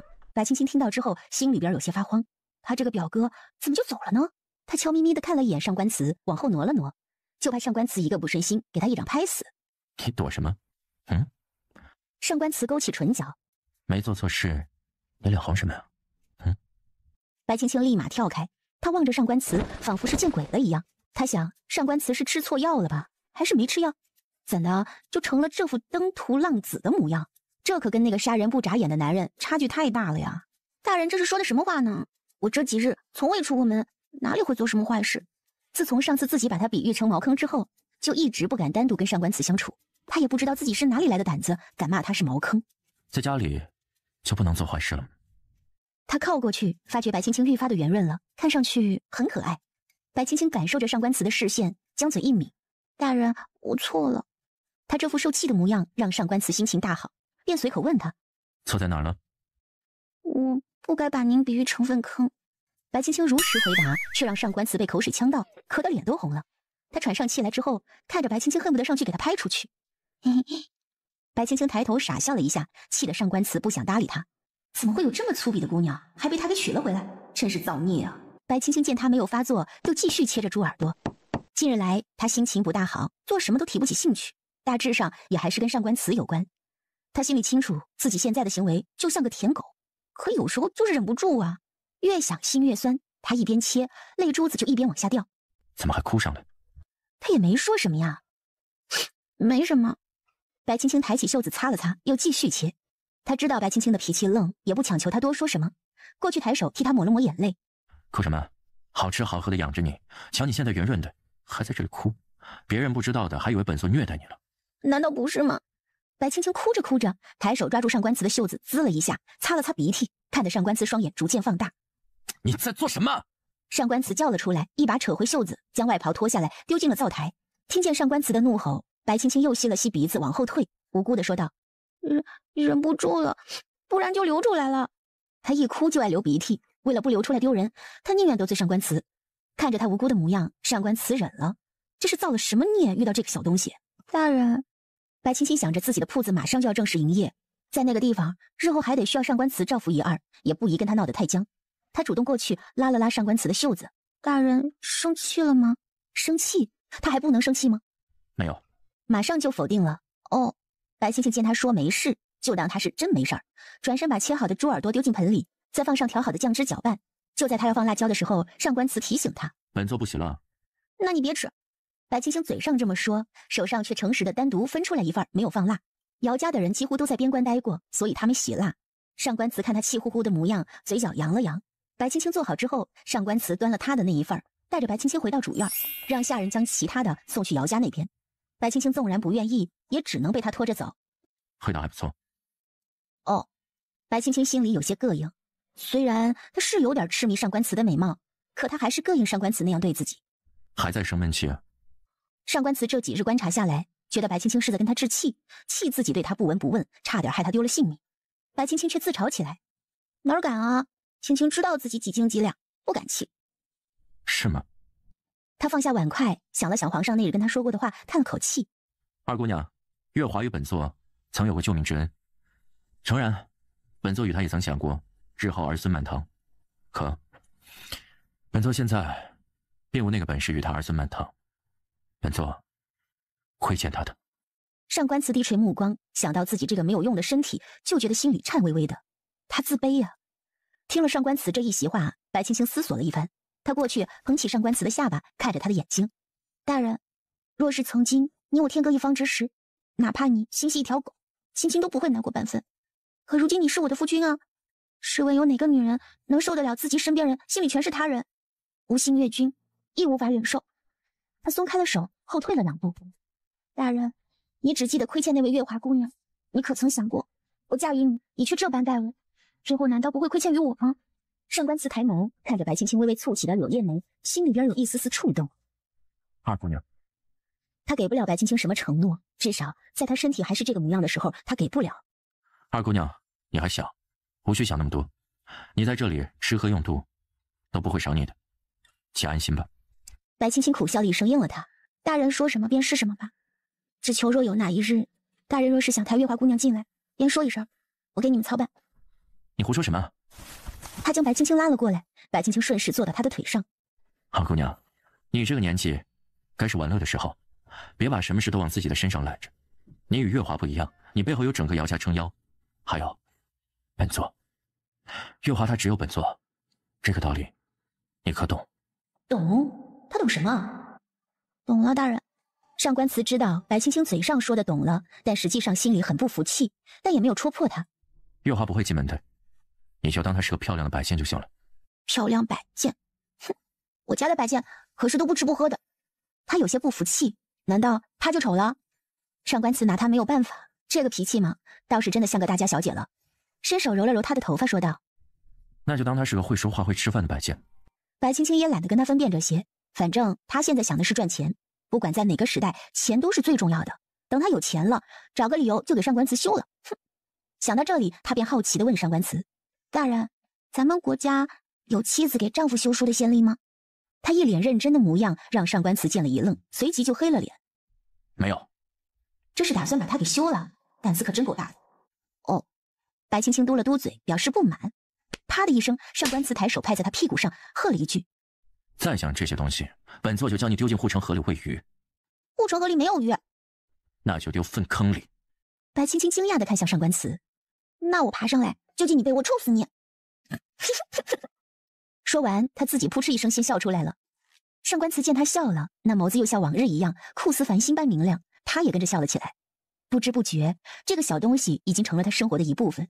可能是因为白青青的粗鄙、不拘小节，亦或是其他。你放心，本座若是将你丢进粪坑里，绝对会给你盖个盖子压着，不会让你爬出来。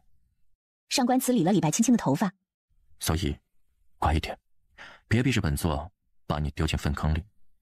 你丢便是了，传出去了，看人家笑话你还是笑话我。白青青叹了口气，侧头靠在他肩膀上。大人，您若是……算了。若是他只对自己一个人好，那该多好啊！二姑娘，你乖一些，本座不会亏待你的。大人也乖一些，青青也不会亏待大人的。他向来是你敬我一尺，我敬你一丈。瞧着白青青乖巧许多，上官慈心情大好。你那个铺子进展如何？不清楚呢，望您跟着的，应当是不错的。苏玉表哥也在帮忙盯着。过2日我也去瞅瞅。他说着说着，就注意到上官慈面部的变化，忍不住敲打他。我表哥可是我五舅舅家的独苗，你不要乱来啊！他就怕上官慈会下黑手。上官慈露出不悦的神色，没有应他。白青青见了，有些担心，又挤出一个笑脸，蹭了蹭他的脸，说道：“好不好嘛，大人？表哥也是为了咱们好啊！你看我赚的钱，不就是等于你赚钱了吗？我们可以共同富裕，进入小康生活。”什么是小康生活？大概就是那种能够吃饱穿暖、有闲钱的日子吧。大人知道。我之前在白府吃不饱穿不暖的，唯一的愿望就是能吃饱饭，冬天不挨冻。说着说着，突然觉得心酸，他又哭上了。上官慈小时候也过过那种日子，他也清楚有多心酸，便伸手拍了拍白青青。有本座在，不会让你挨冻受饿的。他想了一下，管他心里是不是有月华呢，他的钱在自己手里不就行了，所以他得努力了。上官慈，你把……姚氏听闻自己女儿被上官慈带走，赶紧过来主院，踹门就进来，结果就看到自己女儿被上官慈抱在怀里，一愣，随即从旁边的树上掰了一根树枝，冲着上官慈就抽了过来。你这畜生！他看到了什么？他看到自己宝贝女儿被一个宦官亵渎。就在树枝快要抽到他身上的时候，他揽着白青青一个转身退到一旁，差点就抽到白青青脸，吓得白青青的小心脏加速跳动，就像要跳出来一般。混账，将我女儿放开！他清楚那些个阉人是如何对待自己的对食，他曾经听老嬷嬷说起过，他的女儿怎么让奸人这般祸害。放，本座的人何来要本座放了这么一说？不知怎的，他开始反感别人要他放了白青青，在他看来，进了他的府就是他的东西，凭什么要放出去？娘！还没等姚氏说什么，白青青冲他扑了过去，红着脸说道：“娘，你这是做什么呀？”这就尴尬了，好不容易关系缓和一点，他跟上官慈都蹭钱了，他娘进来二话不说，先给上官慈抽一顿。不，这可是他的钱袋子，这可不行。你这孩子，我不是傻了不成？他可是个宦官，娘，我既然嫁与大人，那便是他的人了呀。其实白青青对姚氏心里还是有些怨恨的，尽管说可能是常年征战，可他将白青青一个人留在白家，理应也会想到白青青会遭遇什么，可他从未派人来看过原主。青儿，姚氏一点也无法理解自己女儿为什么会跟这个宦官这样亲密，反而对自己这个亲娘疏远起来。娘，我吃不饱穿不暖的时候，您跟爹爹在哪儿？我被白家虐待的时候，您二位又在哪儿？你只顾着这个国家，这国家的臣民的安危，对您的女儿，你又了解多少？酸涩的滋味涌上心头，泪水湿润了他眼眶流了出来。他看着姚氏愧疚的脸，继续说道：“大人，他待我极好，虽然他不爱我，我也不喜欢他。”他这么说，只是为了给自己一点面子吧。姚氏听完女儿这番话，哽咽了。你若是不喜他，又怎会说这样一番话？他过去抚摸着女儿的头发，将苦水咽进肚子里。不管是出于什么原因，女儿这话说的都是事实。之前他在的时候，白家人便不喜，他觉得总会算得上是白家血脉，总该照拂一二。看来是他将白家人想得太好了。可他并非是你的良人啊，青儿，你可知他是个宦官，他连最起码的夫妻人伦都做不到啊！在姚氏心里，他想自己的女儿幸福，然而上官慈当真不是良配。可青儿与大人在一起很开心。娘，大人他是好的，至少他从未曾像别人那般欺我辱我。大婚当日有贼人来诬陷女儿，也是大人出面将其摆平。大人确实与常人不同，可青儿却也觉得欢喜，也不用他伺候，也不担心生孩子会死，多好啊！姚氏不知道该怎么劝自己女儿，至少她现在不知道。她觉得或许是女儿还小，等长大一些就会好了。白夫人，本座虽无法与二姑娘行闺房之乐，但也会让她此生无忧。他上官慈不是什么好人，却也不会让自己的人受到他人的伤害，至少他护得住白青青。上官慈，若是日后妻儿能遇到良缘，来望你高抬贵手，此妻儿一纸和离书，日后大人若想做什么，我姚家定然鼎力相助。他听过一些消息，说有个算命先生曾说上官慈有帝王之相，如今他也算得上是手握重权了，皇上待他也是极为信任，难免他不会动恻隐之心。谁成想上官慈对姚氏说道：“我待他如何与白家无关，与你们姚家更是无关。”他知道姚氏在暗示他什么，但是他不会走到那一步的。如今的他位高权重，也算得上是一人之下，为何还要去争那些东西呢？白青青一直都以为上官慈是个闷葫芦，谁知道今日竟然在母亲面前说了这样一番话。他现在有些明白，为什么有的女孩子会说，我只需要他一句话就可以为他赴汤蹈火。姚大人，本座答应你，若是日后二姑娘想走了，本座绝不阻拦。上官慈一双凤眸此时眼里露出少许的阴影，他清楚自己跟废人没有区别，若是小东西想走了，他绝对不会阻拦的。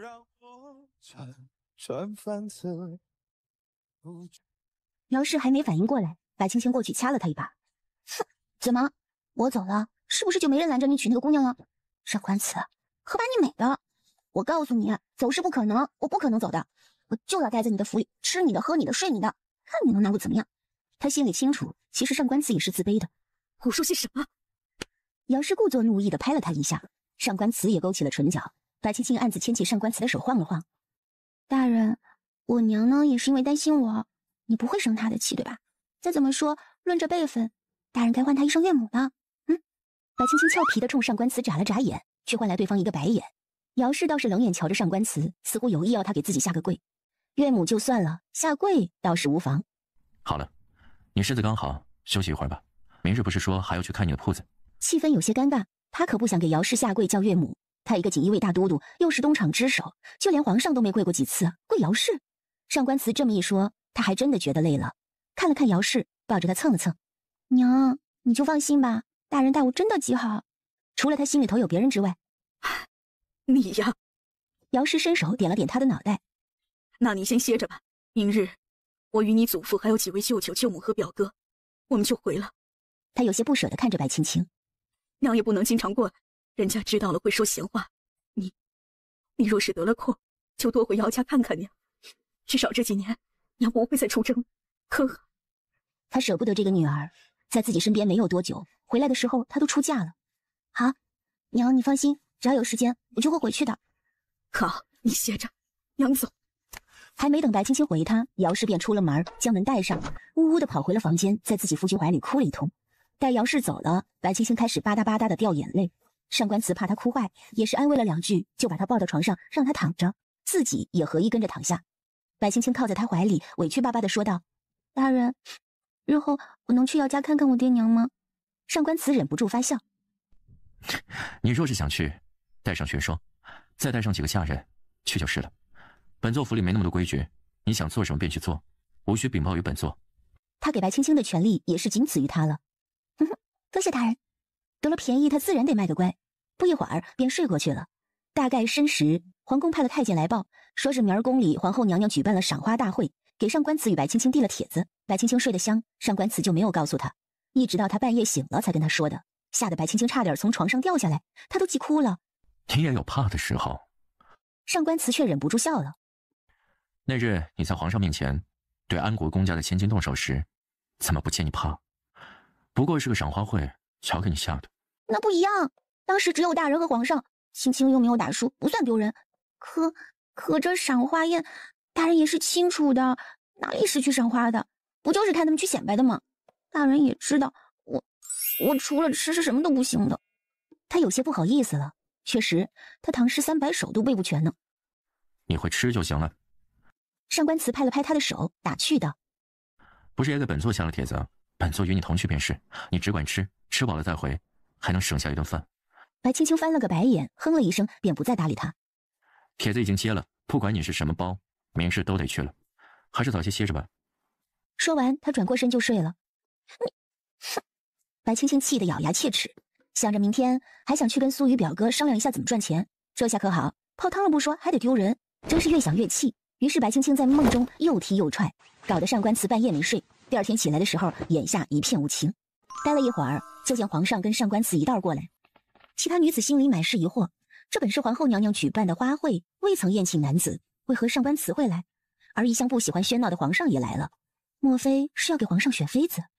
可这也没到时候，难不成是为了几位皇子？本座在，你无需惧怕。这话一出，白青青瞬间就红了脸，她低着脑袋轻轻地了一声。整个园子除了皇上跟他的贴身太监和上官慈之外，全都是女眷。白青青突然觉得，其实皇后根本就没有给上官慈请帖，毕竟是女子的宴会，这上官慈只是为了怕她不害怕，厚着脸皮跟来的。为了不显得她厚脸皮，于是她叫上了皇上。本是女儿家的宴会，结果皇上和上官慈往这里一坐，他们连大气都不敢出。皇后娘娘驾到！皇后娘娘千岁！千岁！皇后怎的想起今日办了这赏花红啊？还特意去邀请了白青青。皇后刚坐过去，皇上便问了起来：“臣妾见这御花园的花儿漂亮，便想起了这些女娃娃，花儿一样的年纪，所以便下了帖子，请了几家贵女前来赏花。”皇后也没想到皇上会来，还带了上官慈。她不在乎白家，可姚家跟上官慈，她是在乎的。这就是上官大人新过门的小媳妇吧？皇后慈祥地看着正在偷吃的白青青，笑着问她。白青青一个不小心给噎到，猛地给自己灌了一杯水才缓过来。缓过来之后，立刻起身上前行礼。回皇后娘娘的话，正是臣妇。来，上前让本宫瞧瞧。皇后起身走向白青青，白青青低头上前，被皇后将手握了起来，牵着她走了回去落座。上官大人好福气，娶得青青这般好的女子。白青青不觉得心里嗤笑起来，她这样的好女子啊，一个名声全无的女子配着上官慈这个身体缺陷的人，皇后还觉得是良配，这皇后到底是夸他们，还是在损他们啊？皇后娘娘说的是。上官慈微微笑着俯身，不是上官慈想出这个头，只是他知道白青青年幼，怕他一不小心说错了什么得罪人。上官慈模样长得好，若非他是个宦官，想必金中贵女都会贴上去。可即便是这样，他们也是偷偷的思慕着上官慈。皇上，您瞧瞧，都说咱们上官大人为人清冷，依我看呀，之前是因为没遇到那个能让他暖起来的人儿。一看有了媳妇了，就是不一样，都知道疼人了。上官大人这般勤快的回答本宫，莫不是怕本宫会欺负了青青去？皇后的话说完，难得看到上官慈脸上的不自在，她的那句话也一直回荡在上官慈的脑海。她从前清冷，是因为没有遇到对的人才那般吗？白青青微微扬起了唇角，她心里高兴，至少说明她在上官慈心里还是重要的人呢。看你说这个做什么？让人家年轻人多不自在呀！是臣妾糊涂了。诸位都是咱们京城里出了名的才女，如今来到这儿也别拘谨着了，倒是享点乐子。哎呀，那不是青青的堂姐白颜吗？怎得坐那么偏远的地方？随着皇后的声音，白青青望过去，看到一身白色锦裳的白颜。臣女拜见皇上、皇后娘娘。皇上万岁万岁万万岁！娘娘千岁千岁千千岁！起来吧。皇上一抬手让白颜起来，一个侧头就看见上官慈斜了他一眼，瞬间表情有些崩溃。他想，得又做错事儿了。谢过皇上娘娘。白颜浅浅一笑，目光却是看向上官慈。上官大人。看到白青青这个窝火呀，恨不得上前把他俩眼珠子给抠出来。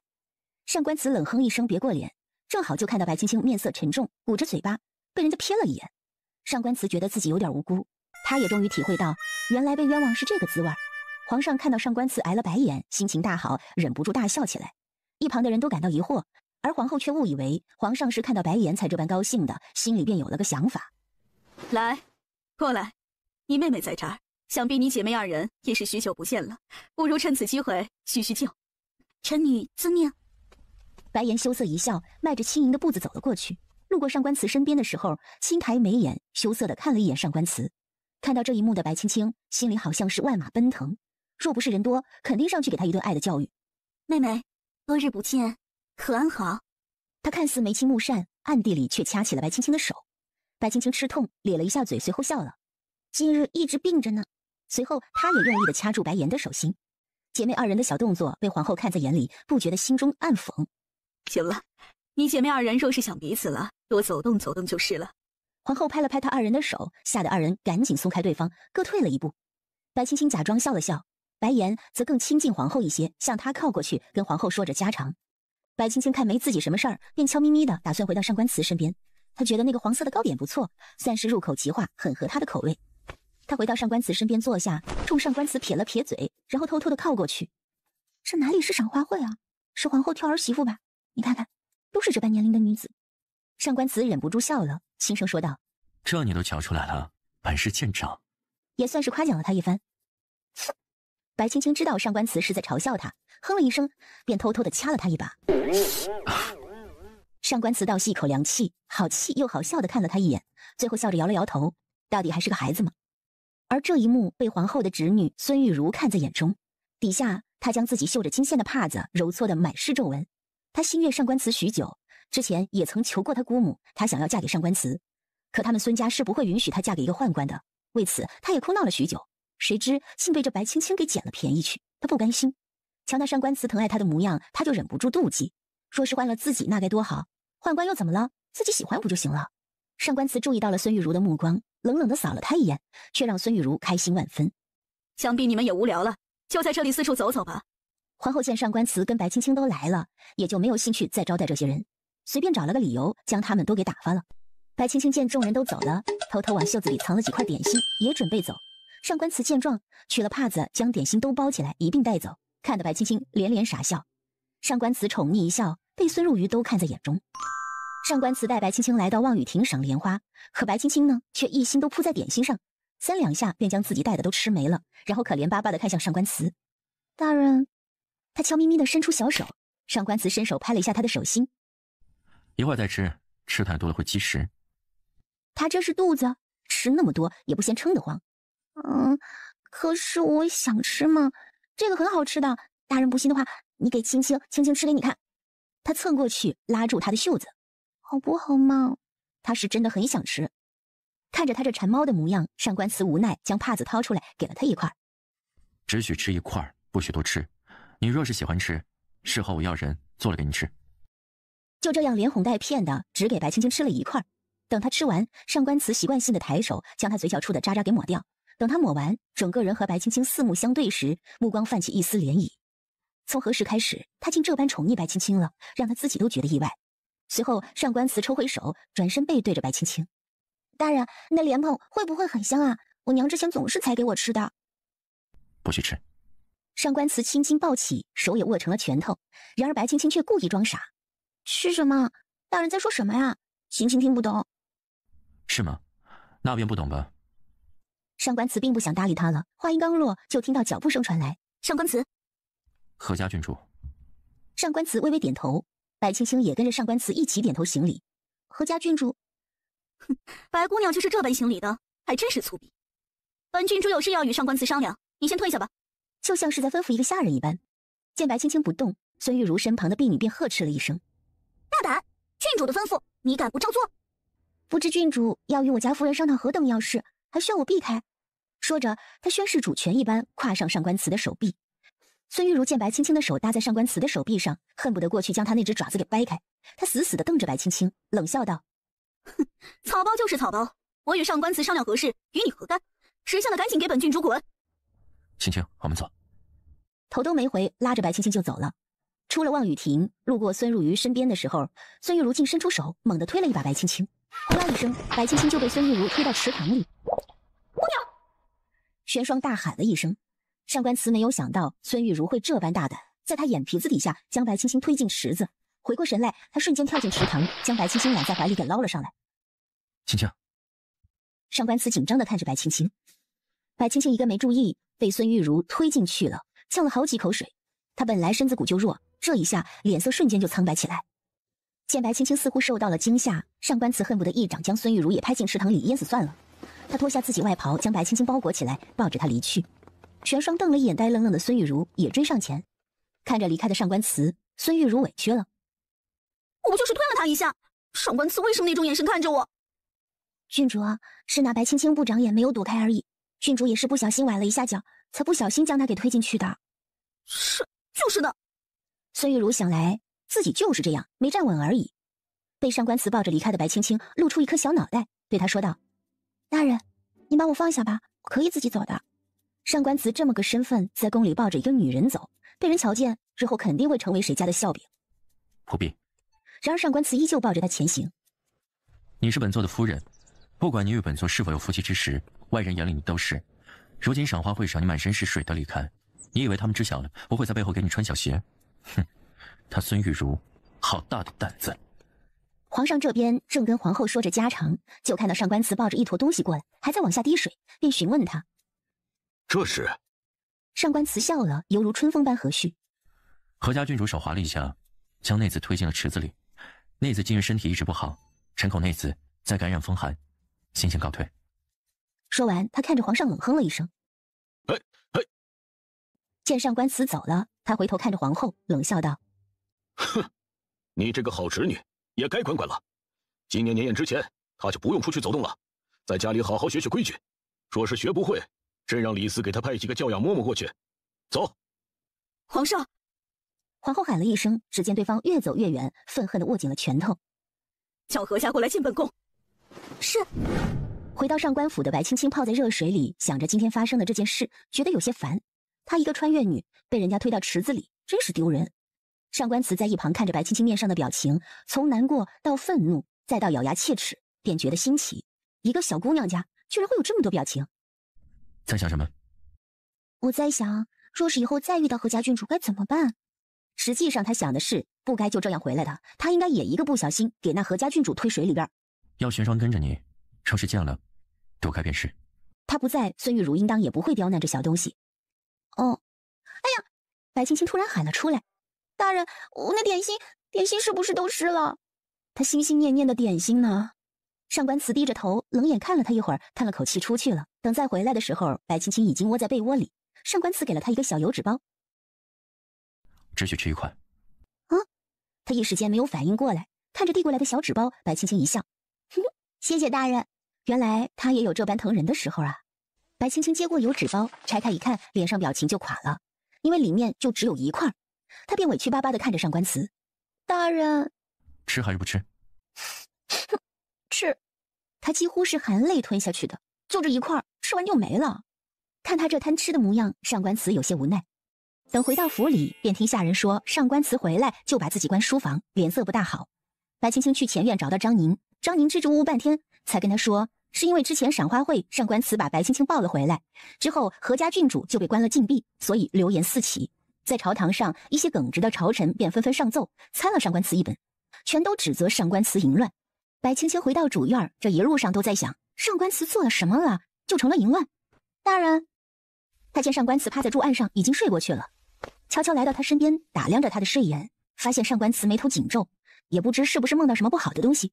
他一低头就看到一封信被他压在手底下，他低头扫了一眼，没看懂。大人，上官慈蹙了蹙眉，缓缓睁开眼睛，看到白青青的时候，揉了揉自己有些发胀的额头。怎么来了？他记得刚刚好像在看密信来着，忽然他腾的一下坐正了，看着还在的密信，冷冷地问白青青：谁让你进来的？下人说大人回来之后心情不大好，我就来看看。日后莫要来书房。上官慈也没有发作起来，因为他想起来了，白青青她不识字儿，所以他根本就不知道这上面写的是什么。大人，外人说的那些话您不用往心里去，嘴长在他们身上，随他们去呗。白青青忍不住在心里对那些大臣谩骂着，然后凑过去柔声道：您就当他们是个屁，放了就算了。上官慈的表情有些难堪，最后说了一句：粗鄙，粗鄙。那我都不认识，我能怎么办呢？我也很绝望啊。白青青沮丧地看着上官慈，像是一只泄气的皮球。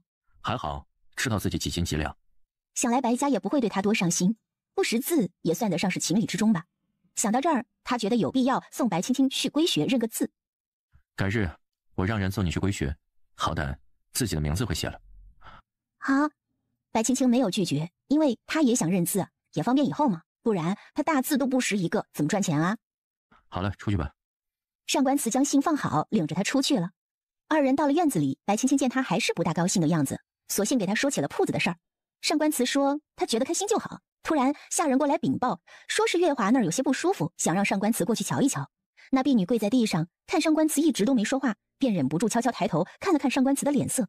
见对方依旧平静，婢女又说道：长公大人，我家姑娘最近身子弱，大人去看看。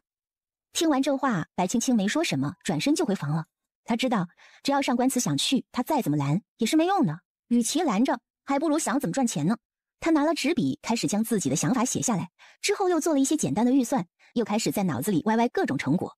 歪到了一半，白青青心里就有些抑郁，听外面一直都没有动静，这心里就凉下去了，应该是走了吧。白青青忍不住苦笑，眼眶也跟着红了起来。他到底是有多傻呀？难道就因为上官慈是他第一眼看到的人，还是因为上官慈是他的夫君？再怎么样，他们也是名副其实，他有心，上官慈无意，有什么用呢？在这个世界，他没有权也没有钱，活着都难。姚家对他很好，可他并不想给姚家带来不必要的麻烦，尤其是上官慈爱记仇。正当他走神的时候，门突然被推开，上官慈就站在门口望着他。发生什么呢？见他眼圈红红的，像是受了什么委屈。大人，白青青起身朝着上官慈扑过去，紧紧地抱住上官慈蹭了起来，心里忍不住的惬意。这是怎么了？白青青抬头欣喜地看着上官慈。大人，你怎么不去啊？看到上官慈出现在他面前，那心里就像抹了蜜一样。上官慈一怔，随后说道：本座来与你说一声，月华她病了，本座去看看便回。他看到白青青脸上的笑容逐渐消失，心里边也有些不舒服，随后又哄着他：本座只是去看看，很快便回。上官慈的话犹如一道雷从天而降，直击白青青。他松开手，踉跄的后退了几步，最后回过头走到桌前，扶着桌子坐下，对上官慈说道：你去吧，留不住的心他留了人也没用啊。等本座回来。上官慈也有些无奈，在他看来，白青青就是在耍小孩子脾气。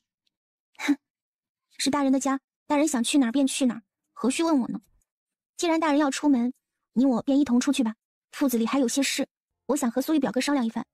俨然一副他做初一，自己就能做15的架势。看着一袭紧伤的白青青红着眼眶说要出门，还是要去找姚苏瑜，上官慈心里就开始犯膈应了。日后若有什么事，你要玄霜，你通传便是了，不要总是往外面跑。上官慈扯了扯他的袖子，回屋里。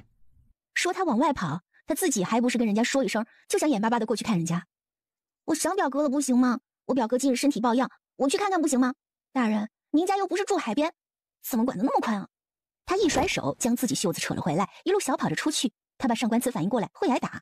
好不容易到了府门口，忽然身体一轻，就被人给提了起来。他扭头一看，上官慈皮笑肉不笑的看着他，把二姑娘带回去，没有本座的允许，谁也不许放她出来。是。张宁应了一声，将白青青架起来，目送着上官慈离开了。你放开我！白青青气得狠狠地踩了一脚张宁，疼得张宁龇牙咧嘴，却也没敢放手，直接把白青青给拖回去，丢进房里锁了起来。气得白青青将桌上的茶具全都扫到地上，破口大骂：上官慈，你这个王八蛋，自己朝三暮四，还不让别人出门，你这个狗男人啊！我讨厌你！张宁在外面听着也不吱声，最后听得烦了便走了。白青青气呼呼地坐了一会儿，搬着凳子去窗户边上，想了想，又回去磨墨，在纸上画了一只王八，他还配了一个竖着中指的小手。满意的看了看自己的杰作，拍拍手，随后到窗户前翻出去了，又悄咪咪地搬来竹梯，翻墙跑了。上官慈又去见那个女人了，腿是人家的，你能绑着不成？话是这么说没错，可我不开心嘛。姚苏瑜递给他一杯清茶，无奈地笑着。你不开心又能如何？也是。白青青叹了口气，伸手去接过茶杯，突然看到一个绿油油的东西从姚苏瑜的袖子里钻了出来。这是什么呀？青青别怕，他不会伤你的。姚苏瑜见白青青害怕，用袖子将那条竹叶青小蛇给挡了起来。他是秦楚商送我的宠物，通灵性，不会咬你的。你不记得了？之前你还特别喜欢跟他一起玩的。对于表妹的异常，姚苏瑜感到奇怪。啊！白青青被吓得脸都有些扭曲了，可为了不露馅儿，还是哈哈干笑了几声。啊，是吗？这不是许久没见，对我少有点生疏了吗？突然那条蛇向着白青青一窜，直直落到白青青的肩膀上，吓得她又蹦又叫的到处跳，看得姚苏瑜都有些头晕了。表哥，拿走吗？姚苏瑜无奈，只好将小蛇收回袖子里，问他：你是怎么了？之前不是很喜欢小桃红的吗？小什么？白青青怀疑自己耳朵出问题了。小桃红？她一条翠绿的蛇叫小桃红？啊，不过是你取的名字，说她眼睛红的好看，像桃花一样。白青青尴尬的笑了笑。哎，她最近啊可是很想你的，之前见你的时候也不方便要她出来，这下你自己来了，估计会黏着你了。白青青那脸都快成猪肝色了。这就不用了吧？要不你给他找条公蛇，省得他空虚。啊，小桃红不就是条公蛇？表妹近日好奇怪啊。白青青看着姚苏瑜，尴尬的笑了笑，坐回到一旁。她挑眉看着姚苏瑜的衣袖，叹了口气。你方才不是说上官大人说一会儿便回？你来这里有些时候了，不回吗？回什么回啊？他要我回我就回吗？他要是让我死，我岂不是得去死上一死？过了一会儿，白青青突然问姚苏瑜：表哥，这附近有没有清官啊？看着自己表妹跃跃欲试的样子，姚苏瑜感觉身后凉了起来。我觉得呀，这样不好。你一个姑娘家要是传出去，像什么话？表哥这意思啊，那就是有了。好了，青青今日已叨扰多时，就先走了，表哥再见。他还没有等姚苏瑜制止他，就已经跑出去了，一路上笑出了猪叫来。这位姑娘可是想找个何样的有缘人作陪呀？他看白青青的模样和她的胃口，便有了兴趣。即使白青青总是意淫上官慈，可她毕竟还是个黄花大闺女，头一次来这种地方，有点不好意思。我不清楚。他耿直地说了出来，随后又说道：像你们这儿好看的男子都叫出来吧。装作一副老娘很熟的模样。男子嘴角微微一勾，引着白青青进了一间雅间，让人送来好些点心。姑娘请。这儿啊，什么样的有缘人都有，就看姑娘需要什么样的有缘人了。看姑娘这模样，想必是有什么心事吧？他见白青青从进来到现在，眉宇间总是有一股忧愁之色。公子慧眼，不如公子若是不嫌弃，就公子吧。姑娘若是觉得好，那小人便留下。说着，他邀请白青青一起落座，叫人将端上来的桃花酿换成了一种甜甜的果汁。白青青尝了尝，也没尝出来是什么味道，就只是觉得好喝，便多尝了几口。你说，你们男人是不是都觉得自己得不到的才是最好的？因为得不到，所以心中才会有这种渴望。当一样东西得到的太容易了，便就没了兴致，因为挥手即来，没有任何挑战性。也不知道小人说的是否合姑娘心意。白青青一想，可不就是这个道理吗？公子说的是真理，是我糊涂了。白青青感叹着，又接连喝了好几口。那小官见他心情不好，便开始向他推荐玩游戏，一连3局，白青青都是输。小官已经够放水了，可白青青还是赢不了，这就让小官心里很难过了。最后，白青青放弃了玩游戏，继续吃东西。二人有的没的在聊些什么，突然外面传来骚乱的声音。小官安抚了白青青几句，看样子也是对这种骚乱见惯不怪了。白青青也没说什么，直到他的门被别人踹开，他抬头见到上官慈，只嘿嘿一笑：“大人，您回来啦。”上官慈回府之后便去找白青青，谁知道他没见着人，倒是看到白青青的画作。他当即派人出去找，最后有人来报说是看白青青进了寻芳。上官慈当时便冷笑了起来，明白了这白青青作画的寓意，他这是想让自己当王八。白青青，是你自己过来，还是本座过去提你过来？上官慈咬牙切齿地说了这么一句，连二姑娘都不想叫了。白青青倒是不在意，对他说道：“大人为何这般生气啊？你忒小气了些。哼，你出去看别的姑娘，青青都没有说过什么，青青不过是来这里找个人聊天，大人便怒气冲冲地过来。”闭嘴！上官慈大喝一声，上前来捉他，将挡在身前的小官一脚踢开。滚！小官被踢到一边，白青青想过去扶他，结果被上官慈一把抓住手，带向上官慈怀里。上官慈将他牢牢地困在怀中，抓住他的双手说道：“小东西，是本座太纵容你了，出来找男人。大人能出去找女人，青青为何不能找男人？总归你我又不是真的夫妻，不过就是面子工程，何必呢？”二姑娘可知自己现在像什么样子？上官慈在他耳边压低了声音说道：“犹如市井中的那些泼妇一般，让人嫌恶。”嫌恶？那大人是贤还是恶啊？哼！白青青冷笑，大人心里竟是这般想我的，青青心里也是这般想大人的。说着，他低头冲上官慈白皙的手上狠狠咬下去，直到嘴角出了一股血腥味才肯松口。他呆愣愣地回头看着上官慈，只见对方面无表情，冷冷地看着他。闹够了吗？他手上印着一圈牙印，除了这个以外，还有丝丝的血迹。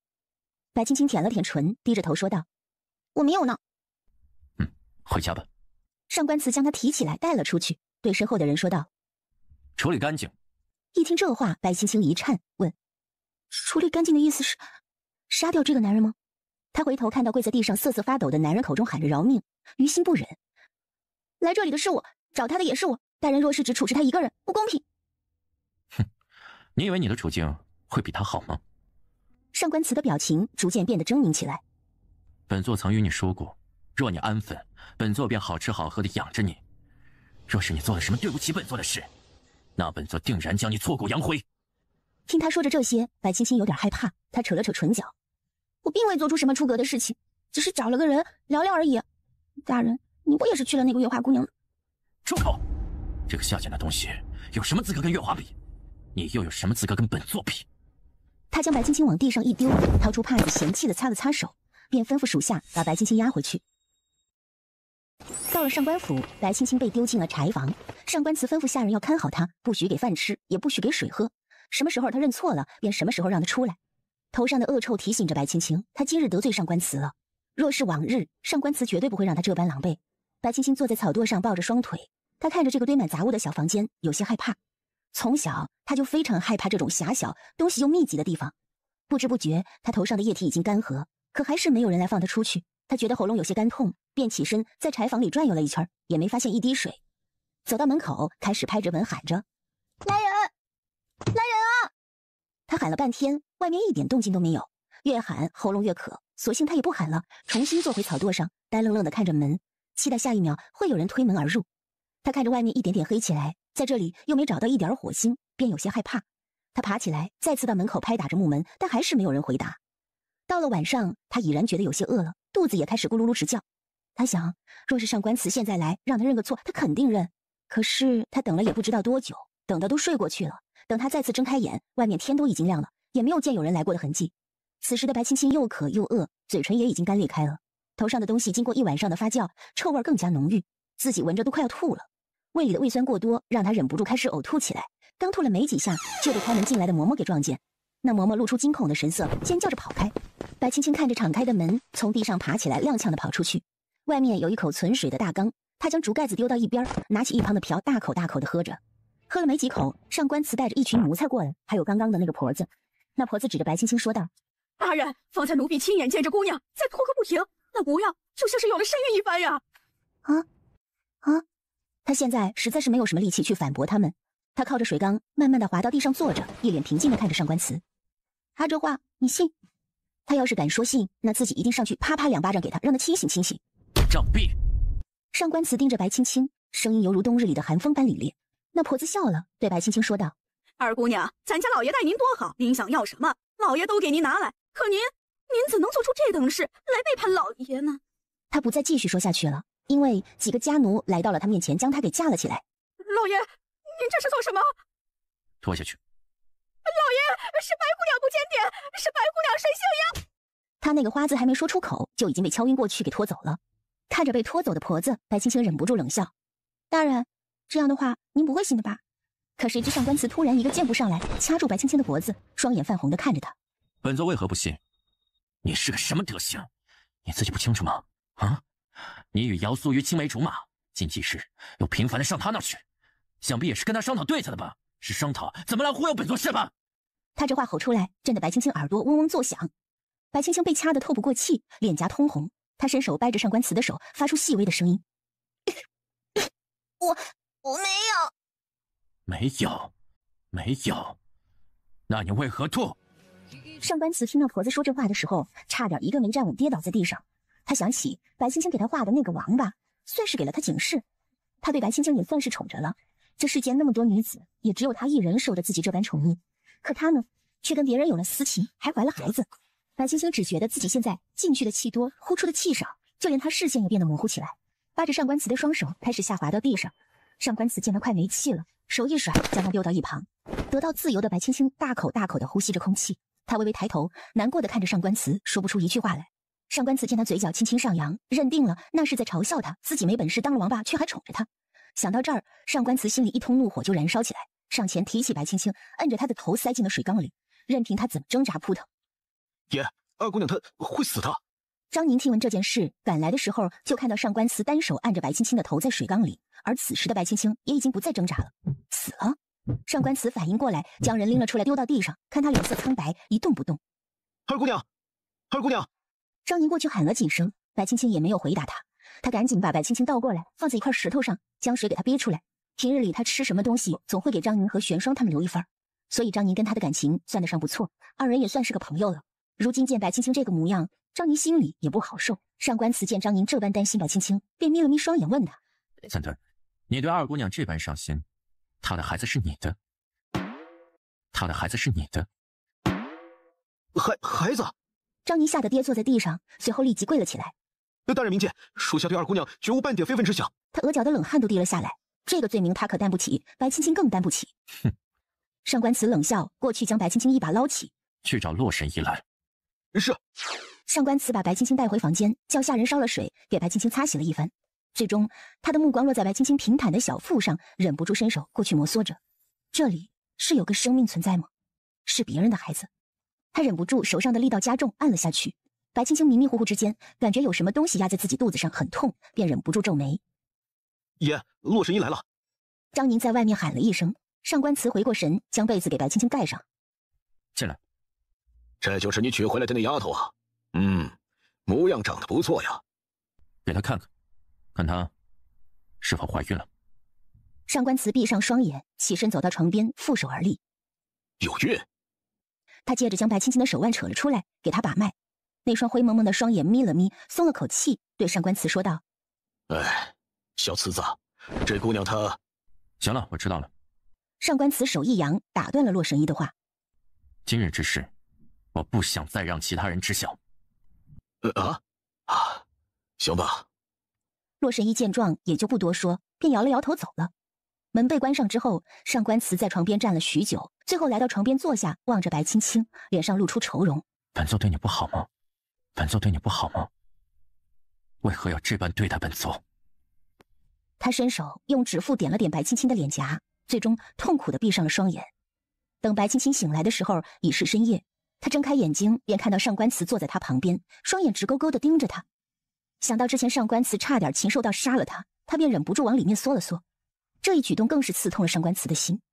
二人望着彼此，最后是白青青先开口：“上官慈，我们和离吧，可好？”“什么？”“我累了，我不想再过这种随时可能会死的日子。你将我休了，把那月华娶进门，我给你们主持完再走，可好？你放过我，我也不再纠缠你，可好？”他现在全身都在痛，已经饿得过劲儿了，对食物没有任何食欲。和离？哼！他伸手握住白青青白嫩的肩膀。本座曾说过，不可能和离的。你想要休书也可，可你想过吗？啊，你，白青青，姚家闺女被一个宦官给休了，你让姚家的颜面摆放于何处？让你父母的颜面摆放于何处？你是个不要脸面的，可姚家4代忠良，他们不要颜面吗？白青青，你若是还想要这休书，本座给。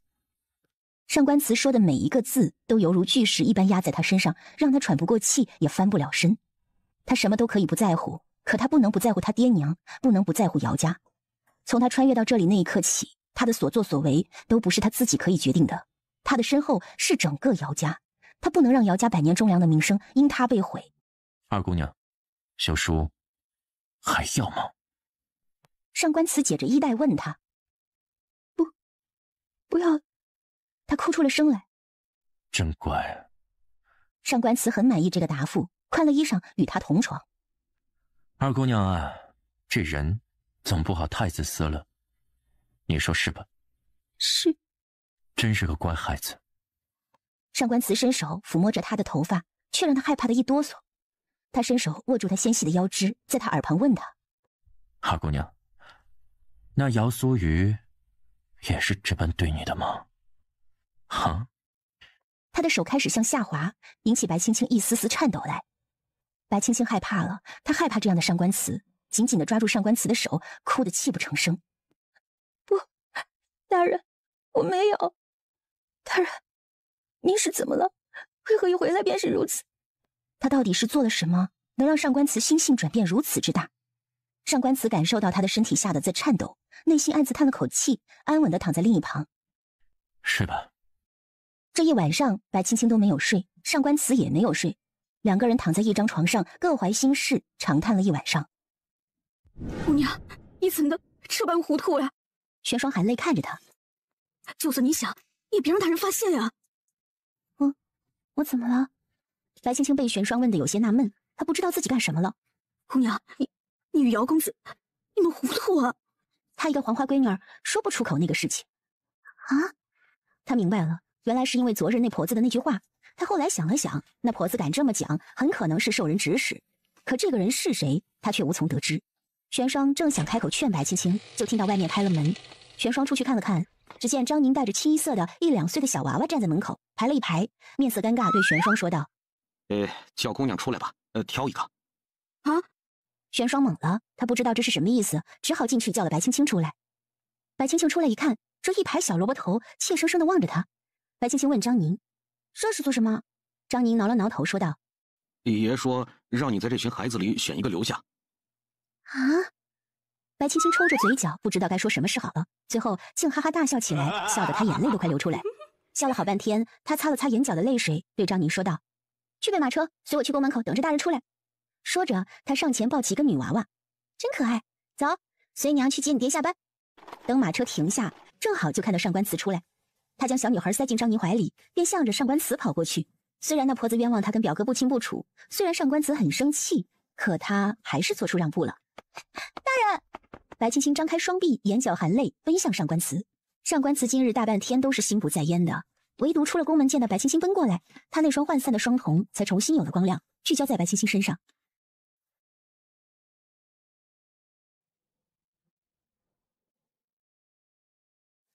就在快到上官慈面前的时候，白青青突然踩到裙边，一个踉跄，整个人直接向前冲了过去。在她快要跌倒的时候，便撞进一个温暖的怀抱。上官慈见她快要摔在地上，心里扑通扑通的给吓了一跳。她还有着身孕呢，要是直接摔在地上，那肯定是会伤着的。他接住白青青的时候，愣觉得胸口被撞得生疼，后退了几步才稳住身形，低声问道：“你怎地来了？”白青青抬着头笑着说道：“嘿，大人，谢谢你啊，大人最好了。”他一头栽进上官慈怀里哭了起来。姚晃见他几个儿子见自家乖女儿哭得这般伤心，一下子全都过来，将上官慈团团围住。金儿，你这是受什么委屈了？怎么哭成这副模样？是不是这死太监欺负你了？跟舅舅说，舅舅给你出气。姚家几个舅舅纷纷撸起袖子，准备上前跟上官慈打一架。谁知道白青青在上官慈怀里发出了蚊子一般的声音：“大人，我与表哥并无私情，与任何人都没有。从始至终，青青便只有大人一人啊。再说，大人不是也见过青青的手工纱还在的，又如何来的身孕？”上官慈一时间有些反应不过来，直到姚家几个兄弟别过头，他才反应过来，猛地拉下白青青的袖子。他竟有些欢喜。等马车停下，正好就看到上官慈出来。他将小女孩塞进张宁怀里，便向着上官慈跑过去。虽然那婆子冤枉他跟表哥不清不楚，虽然上官慈很生气，可他还是做出让步了。大人！白青青张开双臂，眼角含泪，奔向上官慈。上官慈今日大半天都是心不在焉的，唯独出了宫门见到白青青奔过来，他那双涣散的双瞳才重新有了光亮，聚焦在白青青身上。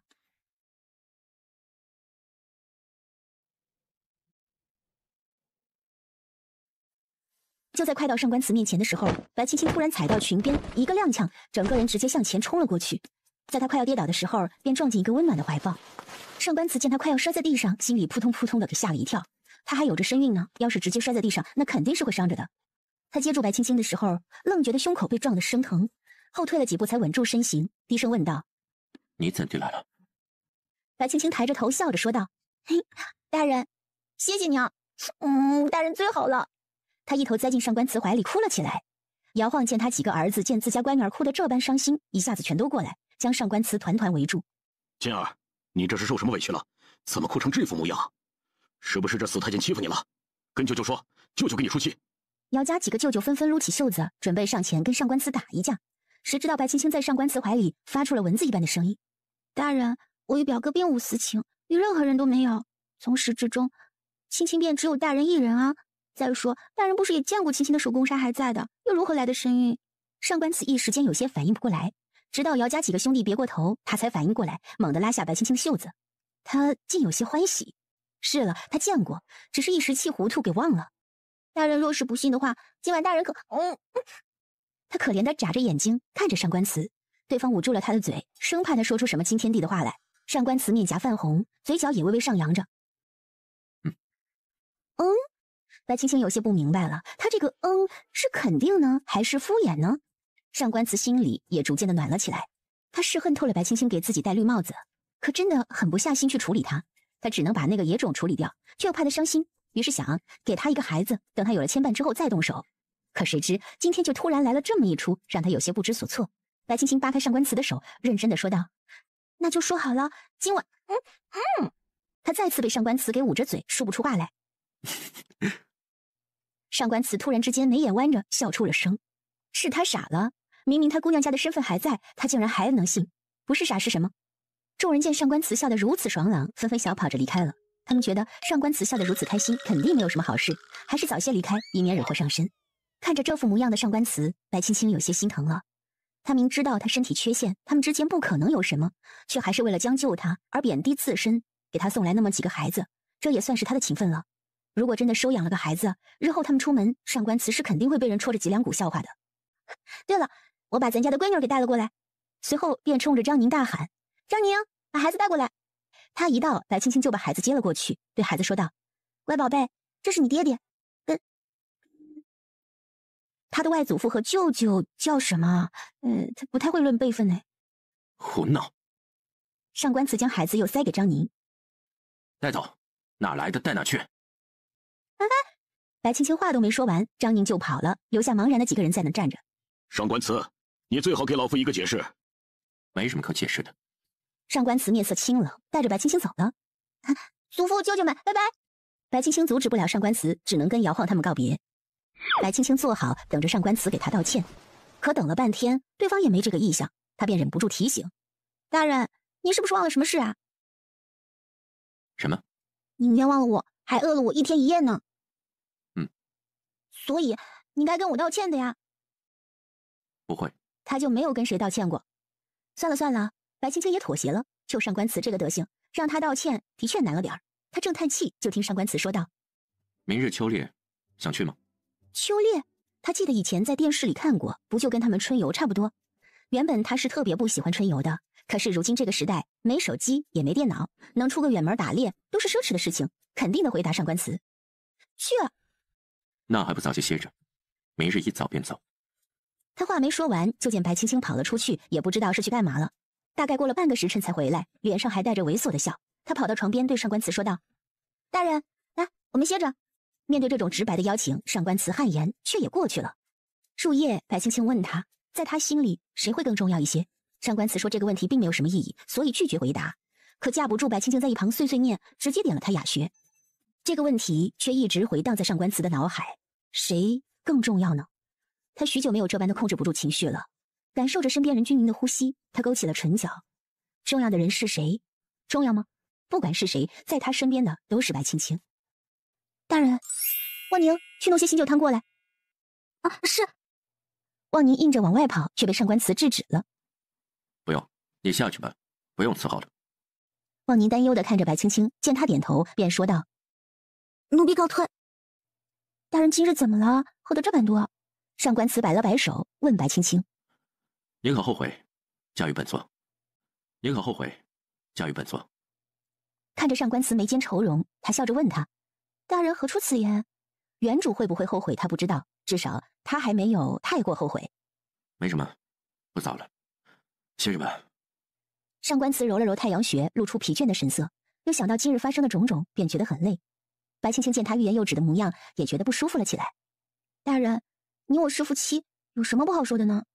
从他问自己后不后悔，白青青猜测肯定是有人对上官慈说了什么。是有人与大人说了什么吗？上官慈回头，目光有些迷离。他今日见了那几位皇子，带着自己的正妃与妾室们嬉戏，便就想到了白青青。正好又有人当着他的面说起了夫妻之间的事儿，又嘲笑那些宦官无法享受这种快乐，于是他便对号入座了。我是个宦官，你可曾悔？上官慈靠近他，将头抵在他的肩膀上。我若说悔了，大人可会放我走？不会。这个小东西是他的，哪怕是死都得是他的鬼。白青青拍了拍他的后背，这不就是啦？大人知道答案的，又何必问这些呢？他更加确信有人对上官慈说了什么，肯定是跟他那方面有关的。上官慈抬手将他压在身下，皱着眉头看着他。二姑娘，我在呢。望着他略显失落的眸子，白青青笑了。我一直都在的。人家都说身体残缺的人会心理畸形，上官慈虽然那里是好的，可他毕竟也无法像个正常人一般，心里多少也会有些障碍。他低头用指腹划过白青青的脸颊，停留在她粉嫩的唇瓣上，咽了咽口水，低头凑了上去。面对上官慈的主动，白青青有些愣了，随即便有些小高兴。既然他肯，那便是从心底里也承认了自己的存在。许是头一次与姑娘亲近，又喝了酒，上官慈极为用力。不一会儿，白青青的嘴唇便红肿了起来。他啃着白青青的脖颈，又流连到锁骨。大人，他不是不行吗？上官慈也能感受到他身体的变化，便带了些欣喜。本座，即使到了这一步，他还是齿余出口，不知道该说些什么。本座了半天也没说个所以然出来。大人，那个身体……白青青有些诧异，却更加羞涩。他原想着上官慈他不行，所以才尽情的去勾搭他，可现在他怂了。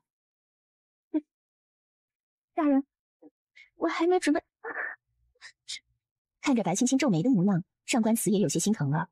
可今日他有所作为了，心里也是极其兴奋的，只想着自己的身体好了，却忘了身下的人。白青青惨叫了一声，心里骂了声娘。上官慈被这声惨叫给惊醒了，他清楚的知道自己做了什么，那张小脸痛得有些扭曲，泪水也在眼眶里打转。二姑娘，青儿！外面忽然传来摇晃的怒吼，紧接着就是望宁的阻拦声：“不能进去啊！姑娘先下了，不能进！”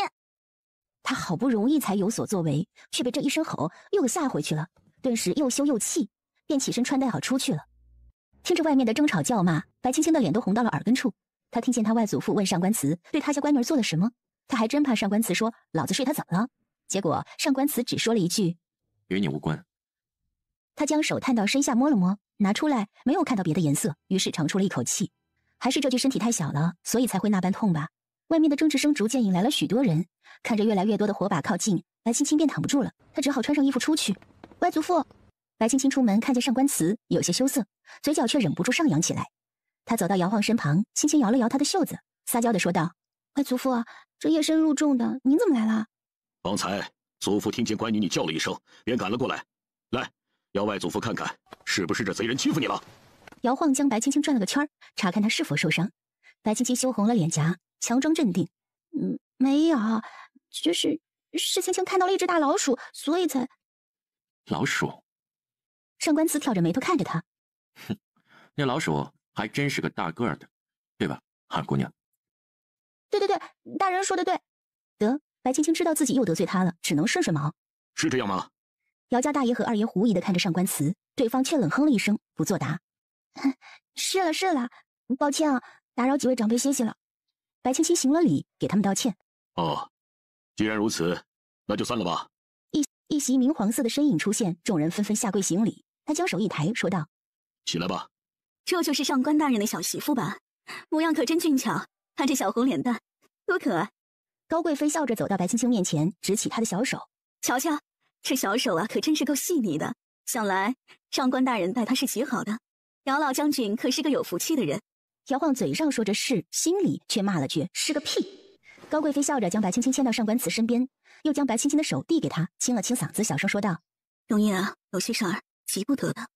他见白青青的衣领有些歪扭，白皙的脖颈处有些许红斑，便知二人发生了什么，笑得贼兮兮地看着上官慈，颇有一番我家猪会拱白菜的视觉。让白青青觉得疑惑的是，上官慈竟然一副顺从的模样，还点了点头。白青青想将手抽出来，却被上官慈紧紧握住。他抬头看了一眼上官慈，见他嘴角微微上扬，不觉得也跟着笑了起来。都散了吧。皇上一摆手，高贵妃回到他身边，挽住了皇上的胳膊。今儿个总算是有件高兴的事儿了。是呀。众人见皇上都走了，也纷纷离开。姚晃走的时候看了看上官慈，指着他的鼻子说道：你若是敢对我家乖女做什么肮脏事，老夫打断你的腿。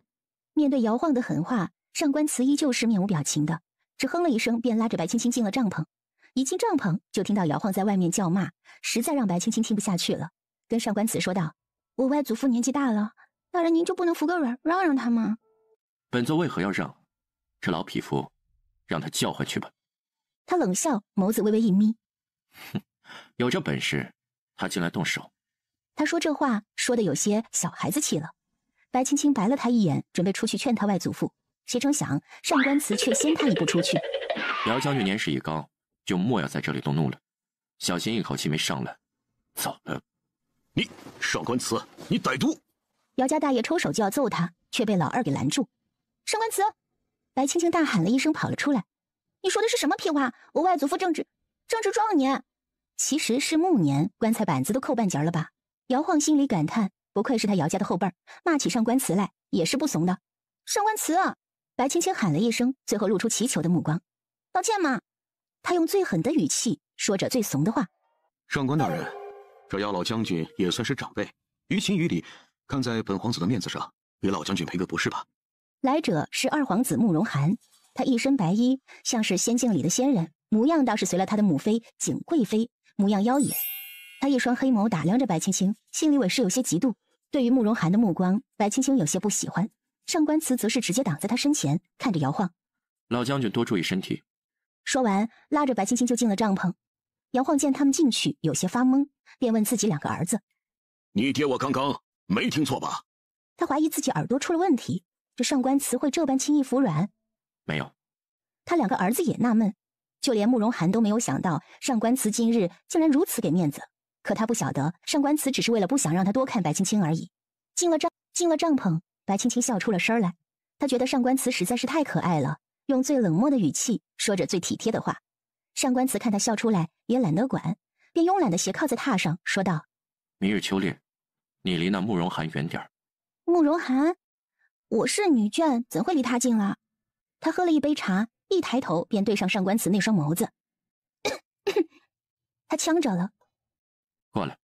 上官慈冲他伸手勾了勾，望着他修长的手指，白青青心里罪恶了，魂不守舍般过去，站在上官慈面前。上官慈望着眼前的人，回想起方才他的模样，左手握拳抵住自己的薄唇，目光偏向一旁，心里边忍不住感叹，那模样可真好看。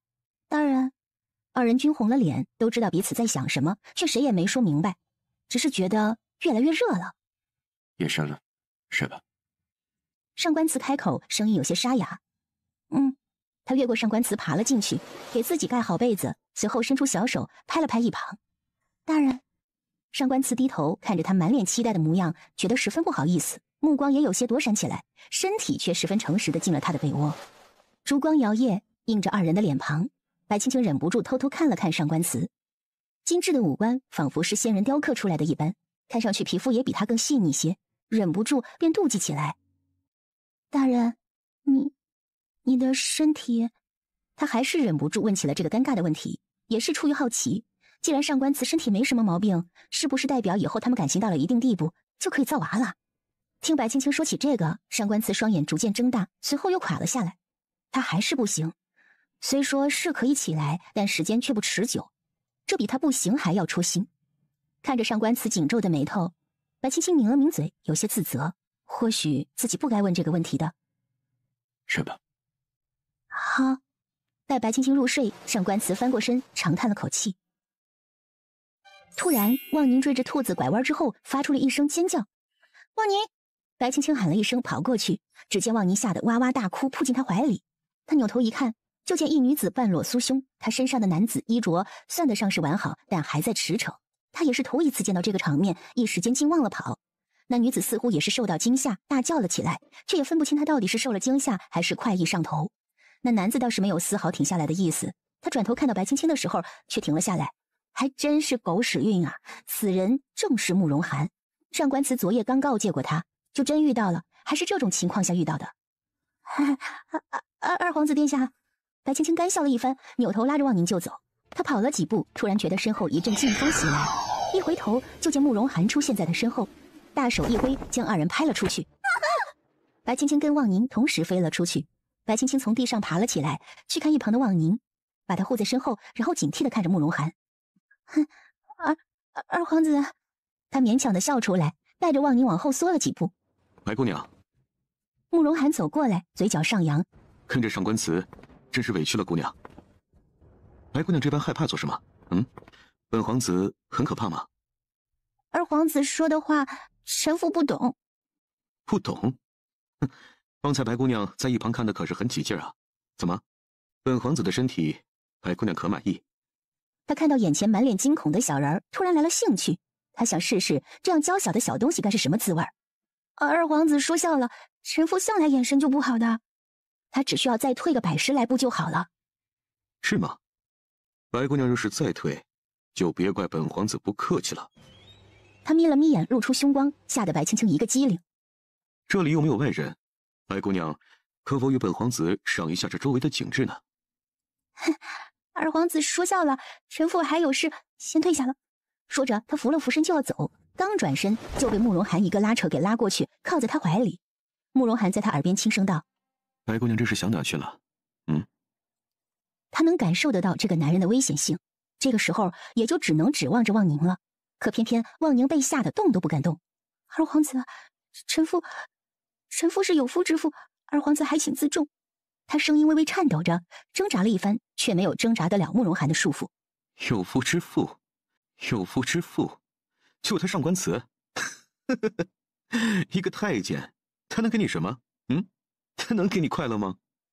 他的手握住白青青的腰身，得意地说道：“他连最基本的人伦都做不到，能给你什么啊？他就是个太监，我父皇手下的一条狗，一个没用的废物而已，他能给你什么？他若是有这个本事啊，白姑娘也不会到现在都是完璧之身了吧？”他看到白青青手臂上的手工纱，更加得意了。不如跟了本皇子，保你吃香喝辣。听完他对上官慈的谩骂，白青青突然冷静下来，冷冷地说道：“不必，臣妇命贱，不喜香辣。大人也是臣妇唯一的夫婿，二皇子，请自重。”他猛地拔下自己头上的簪子，朝着慕容涵的手扎了下去。慕容涵叫了一声，一掌将他拍出去。慕容涵这一掌用了4分力，将白青青直接拍出去6、7米远，摔在了地上。他左肩痛得抬不起来，挣扎了半天才从地上爬起来。一扭头就看到慕容涵来到他身边，一手掐住他的脖子，将他提了起来，手上的鲜血涌出，滴落在白青青的衣襟上。小丫头性子够烈的呀，真随了你外祖父了。慕容涵不但没有生气，反而更加来了兴趣。你这般模样配上官词，可惜了。他与上官词可谓是面不和心也不和，慕容涵恨不得天天把上官词踩在脚下。当时他听说上官词娶了一个傻子，心里还有点自喜，可昨日一见，他却是有些嫉妒。白青青的眸子是他见过的女人里最干净最美的，他只望了一眼便产生了想要得到的欲望。这样美好的东西他上官词不配。白青青努力踮起脚尖，要自己站起来能好受些，但慕容涵的手越缩越紧，直到白青青脸色通红，他才松开。白青青捂着自己的喉咙，大口大口地呼吸着。她后退几步，跌坐在地上。望宁见到这副场面给吓坏了，两条腿一直在颤抖。他看着眼前这个男人，像疯子一般朝着他家姑娘走去。姑娘！望宁跑了过来，挡在白青青身前，哭着对慕容涵说道：“谁要伤害我家姑娘？你走开！”他稚嫩的嗓音哭喊着，拍打着小手，不想慕容涵靠近白青青。一时间，白青青失了神。望宁，我不会让你伤害我家姑娘的。望宁的惨叫声惊醒了失神的白青青。他回过头，看到望宁趴在一边的石头旁边一动不动，一旁的石头上还印着斑斑血迹。望宁，他起身要冲过去，身子却向后一仰，被慕容涵给扯回去了。白姑娘这是想去哪儿啊？一个下贱的婢子而已，死就死了，你急什么呀？他的手顺着白青青的后背向下滑去，握住她纤细的腰肢。二皇子，你敢！你若是这么做了，你可知道我外祖父是不会放过你的。后果？就算本皇子真的对你做了什么，你觉得上官词会为了一个小丫头公然与本皇子为敌，还是觉得你祖父敢把本皇子如何呢？傻姑娘哦，君臣，他们不敢以下犯上。说完，他拦腰将白青青抱起来，向树林走去。慕容涵，你敢！白青青被丢到地上，转身抬腿冲着慕容涵的腹下踢了一脚。显然慕容涵没有防备，硬生生的挨了这么一脚，疼得他瞬间冷汗直冒，弯起了腰低吼着。白青青爬起来绕过他就跑，他想去看望宁的，可又怕慕容涵追上来，只好一边跑一边喊救命。他跑了没几步，突然被慕容涵扯住头发给拉了回来，痛得他眼泪都出来了。贱人，你还敢踢我！慕容涵冲着他就是一脚，活生生把白青青踢出去好几米远。白青青抱着小腹，疼得直发抖。小贱人，你不是很能闹吗？啊，怎么不跑了？你说，要是上官词知道了，他还会要你吗？啊！白青青吐了他一口，恶狠狠地瞪着他。禽兽！我禽兽？禽兽又如何？啊！慕容涵大笑，他最喜欢的就是折磨人了。看着他们充满希望的双眼，逐渐流露出绝望的目光，那是怎样一种快感啊！慕容涵正得意地笑着，从他身后传来一声清冷的声音：“二弟，你又淘气了。”是。慕容涵回头就看到一身玄色锦袍的男子，正是那日跟上官词谈话的慕容清。看到慕容清出现，慕容涵冷笑了：“大哥出现在这儿，莫不是想看什么好戏？好戏都看完了，二弟的身子骨还是不错的，只可惜啊，这上官词的小妇人，二弟动不得。”他原本还想看看这白青青到底有何本事，谁知看了半天，还真是个软柿子。为了不把事闹大，他只好现身。听了陌生男子的话，白青青心里安了半分，幸好对方是熟悉上官词的，是要保住他的。大哥这意思是要从我手里抢人吗？慕容涵双眼微眯，露出杀意。他这个大哥跟上官词就是穿一条裤子的。对于慕容涵的敌意，慕容清也无所动容。他手一挥，不知道丢了什么出去，没一会儿便在空中炸开，像是烟花一般。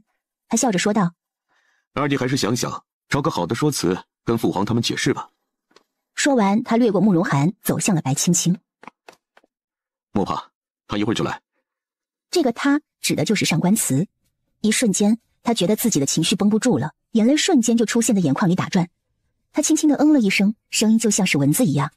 他吸了吸鼻子，爬起来往回走，去找望宁。慕容清跟在他身后，到了之后去探了探望宁的鼻息，说道：“还活着呢，一会儿带回去，要太医看看。”他的眼泪吧嗒吧嗒的往下掉，过去把望宁抱在怀里，眼神里充满了不安，看得慕容清也是阵阵心疼。二姑娘，上官慈带着人赶了过来，许是跑得急了，气息有些不稳。他找了许久都没有找到白青青，没想到他会在这儿。看着他发丝凌乱，身上的衣服也是凌乱不堪，上官慈蹙起眉头，握紧了双拳。二姑娘。他来到白青青身旁，就看到她一双眸子通红，心里就泛起了一丝痛意。大人，大人，张宁！上官慈喊了一声，便蹲在白青青的身旁。是。张宁上前把望宁从白青青怀里接过去，给抱走了。白青青顺势就扑进上官慈怀里，抓着他的衣襟就哭起来。他是真的害怕呀。上官慈顺手拍着他的后背，柔声安慰着。本座在。他抬头看着慕容清，慕容清只是摇了摇头。当他对视上慕容涵的时候，见到慕容涵露出讥讽的笑意，便清楚了。他薄唇微抿，浑身散发出杀气来。先带他回吧，受了不少惊吓。上官慈冷冷地应了一声，抱起白青青便要离开。离开时，他回头看了一眼慕容涵，冷哼了一声，然后才走的。一路上，白青青紧紧抓住上官慈的衣襟，将头埋在他怀里，发出嘤嘤的哭泣。上官慈知道是他受了委屈才会这般。二姑娘。他开口也不知道该说些什么，看着他凌乱的衣裙上还有斑斑血迹，不由得心里一揪。他清楚慕容涵是个什么德行，他怕白青青受了委屈。不论发生了什么事，二姑娘，本座都在。他不知该说些什么好，只好傻愣愣地说这么一句话。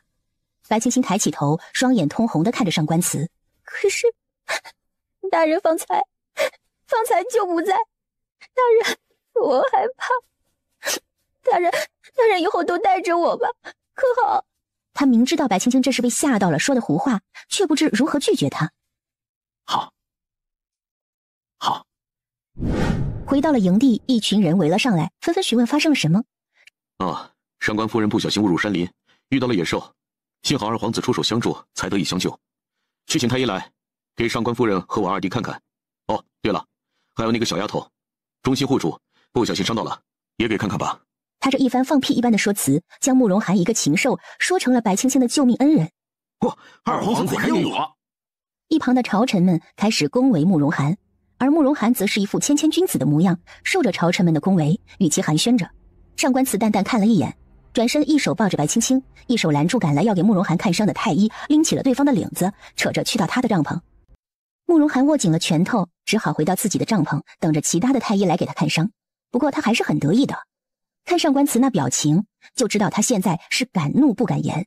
自己跟他夫人独处了那么久，他敢说吗？他不敢。这边太医被上官慈拎进来以后，站在一旁吓得大气都不敢出。你还杵在那做甚？等本座过去请你。这么大一个病人见不到，你那双眼睛是用来喘气儿的。上官慈扭头对着太医劈头盖脸的就是一顿骂，吓得太医赶紧过来给白青青诊脉。由于上官慈的气场太大，吓得他手一直哆嗦。何太医也是壮年时期，怎么手都稳不住了？这双手，何太医若是觉得多余，那本座就命人将他斩了去，如何？何太医也是头一次见上官慈这么得理不饶人，一下子吓得跪在地上，低着头说道：长公大人，贵夫人无碍，只是受到惊吓过度而已啊！老夫给他开点安神的药，吃了就好了。你方才手都不稳，如何确定他没事了？太医冒了冷汗，只好跪在地上低头闭嘴。见何太医半天也闷不出一个屁，上官慈直接给了他一脚，让他滚出去了。大人，我想沐浴。他很不喜欢被慕容涵碰过的地方，哪怕是隔着衣裳，他都觉得恶心。好，来人！待白青青褪下脏乱的衣裳时，他看到原本白皙的后背红肿了一大块。这是……白青青缩进热水里，露出一个脑袋在外面。哼，他想欺负我，我不从，就用簪子刺伤了他，然后他拍了我一掌。白青青说这句话的时候，小心翼翼地看着上官慈，生怕他露出什么嫌弃的表情。听完白青青这话，上官慈心里一揪，却淡淡笑了。日后本座会让人跟着你的，你且放心。好。原本他跟上官慈说过不喜欢别人跟着他，自从吃了今天的这个亏以后，他觉得有人跟着才是幸福的。看着白青青背上的红肿和手腕上的淤青，上官慈忍不住咬了咬牙。白青青见他脸色阴沉，便伸出手抓住他的袖子。大人，我没事。经历了这么一场，他也算是明白了，在这个世界上，权力才是说话的资本。哪怕上官子现在可以只手遮天又如何？在皇家面前，他还是弱者。放心。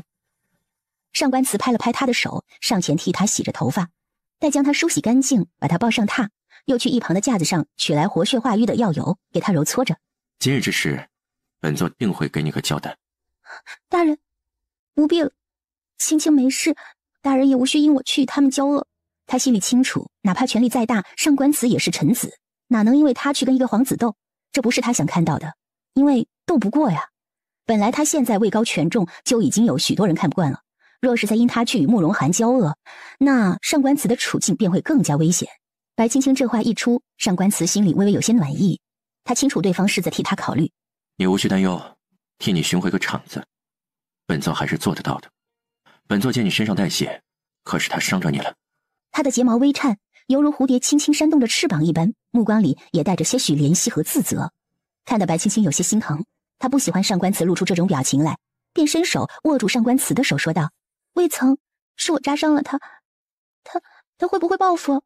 报复？哼，他不报复本座，本座也会报复他的，本座也会报复他的。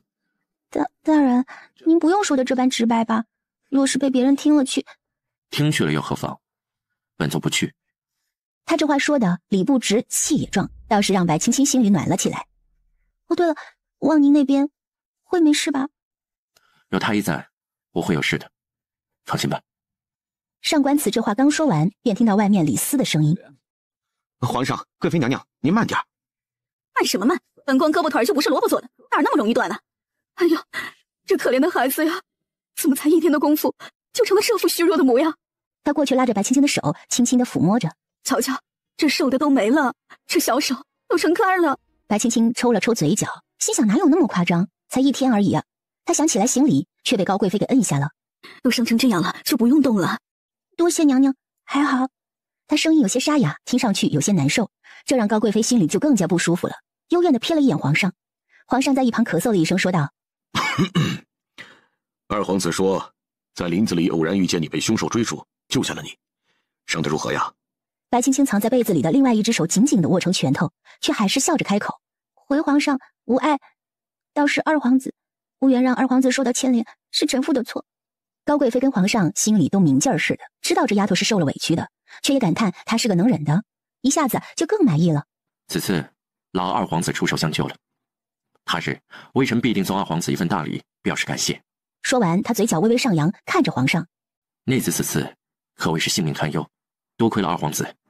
他这话说的若有若无的，也不知道是在夸慕容涵相救，还是坑害。此次呢，这丫头也受惊了，回去后朕定当多多赏赐，以示补偿。他清楚上官慈是个什么性子，也清楚是个什么手段。要是真给他儿子一份大礼，那这份大礼可能就把他儿子给送没了。二皇子是淘气了些，容叶啊，你也注意点。高贵妃忍不住劝了劝他。贵妃娘娘说的是，微臣知晓了。上官慈笑着回答。高贵妃看着上官慈微微上扬的嘴脸，就知道这孩子是不服气的。这么多年，他从来不会将情绪写在脸上，可如今却变得越来越控制不住自己了。他心里叹了口气，想了想，也是二皇子先惹的事儿，把人家小媳妇儿给伤着了，上官慈为难他一下也是应该的。容叶啊，二皇子向来不知轻重，向来也是跟青青开了个玩笑，你看着办吧。他怕自己再劝劝上官慈就得把人弄没。贵妃娘娘说的是，二皇子救了内子，微臣定当好好答谢。俨然一副笑面虎的模样看着高贵妃。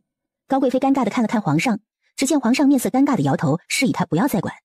娘娘，内子身上有伤，还劳烦娘娘替内子上药。本宫晓得了，皇上，你与容叶就先出去吧，臣先给这小丫头看看。皇上点头，看了一眼上官慈，就被李斯搀扶着走了。上官慈看了一眼白青青，也跟着皇上出去了。这药啊，容叶从前一直用的，活血化瘀的好药，你放心，这印子很快便会消失的。他说的这话却让白青青红透了脸。傻孩子，我是过来人，在我面前你无需这般。容叶是个好孩子，只是他身上背负的东西太多了，这么些年也都是一个人过来的，难免有时会考虑不到你的情绪。可他是你的夫君，你也要多担待他一些。白青青不知道为什么高贵妃会跟他说这些，只好乖乖点头，表示他知道了。高贵妃看他也是懵懵懂懂的样子，也就不再多言。到底是怎么回事？微臣不知皇上在说什么。上官慈脸色也拉了下来，站在一旁。不知？你有什么不知的？老实说，到底是怎么回事？你那小媳妇儿为何又会跟老二碰在一起？二皇子说，内子是被凶手追赶着进去的，他恰好出现在那里，救了内子。放屁！你也信？若真是这样，老大为什么又出现在那里？要不是离得远，他得过去给这混小子一顿锤。大皇子路过。呵呵，那他们可真会赶巧，都赶上你小媳妇遇到危险了出现，是吗？或许吧。上官慈似笑非笑地回答着。好，好。皇上说了2声好，随后脸上的表情也跟着垮了下来。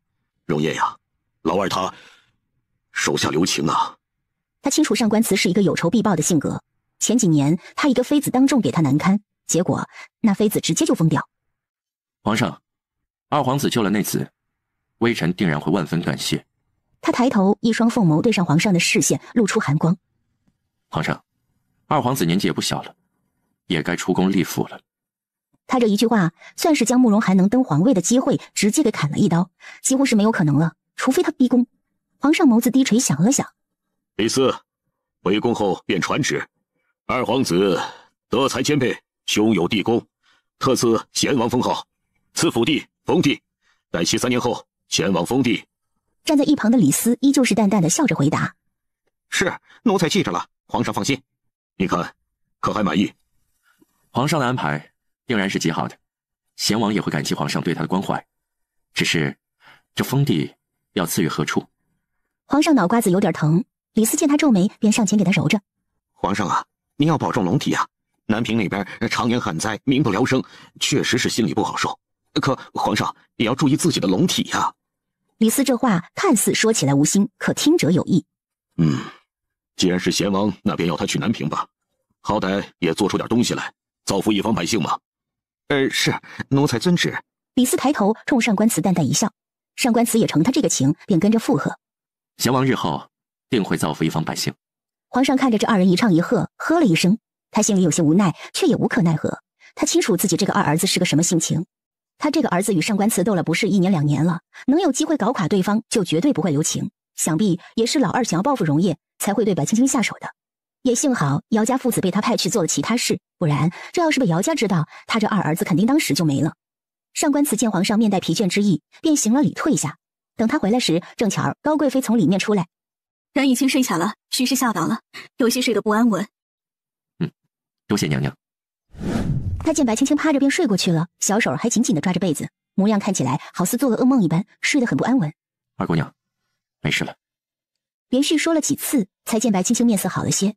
等白青青醒来的时候，一睁眼便看到上官慈，他晃了晃脑袋，小声说道：“大人，您怎么坐在这儿啊？”上官慈看他双眼通红，就知道他还在委屈里，索性安慰他：“你想安心养着，后面的事交于本座。”大人不必如此的。他似乎可以想象得到上官慈和一个皇子斗的下场，有些怕。二姑娘，你既驾驭了本座，便无需这般小心翼翼的。但凡本座可做的，都不会让你委屈了。有些事这个小丫头不便得知，可她也不需这般，被人欺负了还得忍着。这也是上官慈第一次在外人面前透露出她的手腕。白青青清楚上官慈想要让她安心，可她真的怕上官慈会出什么意外。万一上官慈有什么差池，那她该如何是好？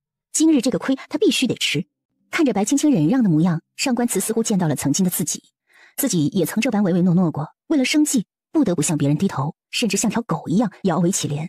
大人这番心意，青青领了，但是大人千万不要因为青青去和二皇子交恶，他是皇子，是皇上的儿子，大人千万不可。本座应你。好，他笑了，双眸恰似夜空里的繁星一般。上官慈嘴上是答应了，让白青青高兴着，可背地里是断然不会这般放过慕容涵的。往后几日，白青青几乎都在帐篷里待着，等上官慈回来了，再带他去外面走走，散散心。望宁伤得不重，只是可能会留下疤痕，这让白青青心里很不好受。这几天下来，也没见他笑过几次。最喜爱吵闹的人突然安静下来，让上官慈也觉得很不习惯。白青青自秋猎回来以后，整个人看起来都病恹恹的模样，脸色始终泛白，这让上官慈看了，心里也跟着疼了他起来。他派季阳去外面搜罗了整整几10箱的女儿家的小礼物给他，也没见他笑过。这日玄霜特意回来，给白青青带了一些新的菜式，要他尝尝鲜。可白青青吃在嘴里还是浑然无味，只能嘴上去夸赞这菜不错。他倚靠在软榻上，望着外面有些失神，就连上官慈来了，他都没发现。玄霜冲上官慈摇头，示意白青青一天都是这样发呆的。上官慈朝他摆了摆手，示意他下去。二姑娘，看，今日本座下朝，在路上看见的，觉得挺新奇，就顺手带了回来。其实这小兔子是他从高贵妃那儿也顺手顺回来的。白青青回头看了看，就见到一双红彤彤的小眼睛盯着他。他起来将小兔子接过来，抱在怀里揉搓着，嘴角也扬了起来。今日皇上下旨，赏了二皇子嫡府和封地，于3年后搬出。二姑娘，日后你都不会再遇到他了。上官慈微微一笑，伸手抚摸着他的头发。莫怕。白青青愣了愣，泪水蔓延至整个眼眶，她忽然一下子就哭了出来。万一大皇子没有恰好出现在那儿，他会有什么下场？想到慕容涵的性子，上官慈也觉得有些后怕。万一他真的出了事儿，自己该怎么办？他越想怒意越深，觉得慕容涵赐了王府还真是便宜他了。大人，您费心了。心情可好些了？他摸了摸怀里的小兔子，又抬头看着上官慈。大人捡这小东西回来是想清蒸还是红烧？上官慈以为寻常人家的女儿都会喜欢这种毛茸茸的小东西，他见高贵妃就喜欢得紧，想来白青青当也是喜欢的，谁知他竟然问自己这个问题。看到上官慈不语，白青青笑了，双眼弯成了月牙状，抱着小兔子在一旁滚来滚去的。好气！本座还有些事要去处理，今晚你早些歇着。今晚你早些歇着。大人口中的事是什么事啊？要何时回来？他觉得上官慈定然是要去看月华的，毕竟他们俩这么久没见了。看着白青青怀疑的目光，上官慈清了清嗓子：“是公事。”说完，他起身又嘱咐了几句，就走了。姑娘，目送上官慈离去，白青青扯了扯嘴角，她长出了一口气，问玄霜：“玄霜，你可知那月华姑娘住在哪儿？”玄霜面露为难之色，却也实话实说：“知道。一会儿你把这小兔子给那位姑娘送去，再告诉你们爷，像这般可爱之物，该适合她心尖上的人。”他过去将小兔子塞到玄霜手里，然后又回来躺下。姑娘，爷心里还是姑娘最重要的。这么多年，爷从未为那月华姑娘出过头。是他从未，还是那月华姑娘说不便？哼，想必那姑娘肯定会说长公不必为月华操心之类的，对吧？玄霜汗颜，确实月华说的跟白青青说的话都差不多。去吧，玄霜，把兔子送过去吧。他挥了挥手，表示自己累了。是。看什么呢？这一问不要紧，差点吓得张宁掉下去。他回头看到是玄霜，白了他一眼。菜谱。看菜谱做事。玄霜望了一眼坐在一旁凉亭里的2个人，撇了撇嘴。爷说要我找找兔子怎么做才好吃。张宁有些无奈。爷向来呢就不爱吃兔子，怎的今日突然要我找这个呀？你手里是什么呀？张宁忽然看到玄霜手里的兔子。这哪来的呀？玄霜苦笑了一声。他们爷啊，还真是心里不清不楚的，就连自己在意的人都不清楚。没你的事儿，你看吧。说完，他纵身一跃，在空中踏了几步，来到上官慈面前行礼。爷，二姑娘说要属下将这偷崽子送给月华姑娘。她说像她这般珍贵之物，该给爷心尖上的人。说完就将小兔子放下。月华就有些不悦了，不要的东西送给他。月华轻笑了一声说道：“这小白兔真可爱，不过既是长公送与二姑娘的，月华怎好夺爱？还是有劳玄霜姑娘给二姑娘送回去吧。姑娘若是不想夺爱，就不该总是留我们爷在这儿，爷也是二姑娘的。”玄霜这话说的有些不满，刚说完就遭到上官慈的呵斥。月华心里恨透了玄霜，表面却是伤心的模样。他握紧帕子看着上官慈：“长公，都是月华不好。”是玄霜口无遮拦，与你无关。上官慈冷眼看了一眼玄霜，又看了看小兔子：“把兔子提回去。”姑娘说了，都不要。那就丢了，丢远点，别在这碍眼。上官慈大手一挥，将茶盏扫落在地上。长公，二姑娘只是嫌弃月华而已。之后长公莫要来此，免得二姑娘心里不舒服。月华抬起帕子擦拭了一番眼泪，诚恳地看着上官慈。这话说的可把玄霜给恶心坏了。他刚想说什么，季阳火急火燎地赶了过来，对上官慈说道：“爷，二姑娘没了。”什么？爷，二姑娘没了。什么？玄霜差点没站住，上官慈也是一惊。没了，没了是什么意思？他猛地起身，险些把月华撞倒。你给本座说清楚，没了是什么意思？他打了个冷战，身形有些摇晃地走向季阳。什么叫没了？还一个大活人怎么就没了？二姑娘说想出去走走，结果刚拐弯就被人掳走了。卢走了。上官慈站稳身形，松了口气，反手就给了季阳一巴掌，拍在他脑壳上。卢走了就是卢走了，什么叫做人没了？他还以为人死了呢。季阳也是心里委屈啊，扁扁嘴也不敢吱声，委屈的看着玄霜，想让他为自己求情。结果玄霜瞪了他一眼：这么多年，你也是念过几年书的人，这书都念到了狗肚子里不成？说话没个遮拦。姑娘是被谁掳走的？可曾派人追着？追了，我们追到了姚家，就没敢再追了。走。敢劫他的人，是看他近日平易近人吗？长公，月华紧追着，可他那小身板怎么能追得上上官慈呢？任凭他怎么叫喊，上官慈都没有回头。娘，我听人说你在秋猎上受委屈了，乖女，娘不好，让你受委屈了，还找了个没用的男人。娘，大人他尽力了。是啊，二皇子的路都被他断了，也是尽力了。哼，今日来，娘跟你爹一直在想办法进，可是要我们上门勤快了，外人知道了总会说些什么，所以娘就想了这个办法，也让他们急一急。白青青汗颜啊，娘，这让人家知道了，会更笑话我们的吧？谁敢？老娘打得他们满地找牙。娘，您对我可真好。白青青窝在姚氏怀里，感受着属于她的温暖怀抱。傻孩子，你是我唯一的孩子，娘不对你好，对谁好呢？娘原本想着等爹娘能够有了功名，好给你许配一个好人家，从此也是夫妻琴瑟和鸣。可谁知竟然这样了。姚氏伤心的哭了出来，她紧紧的抱着白青青道歉：是娘对不起你，娘不该留你一人在那个狼窝里。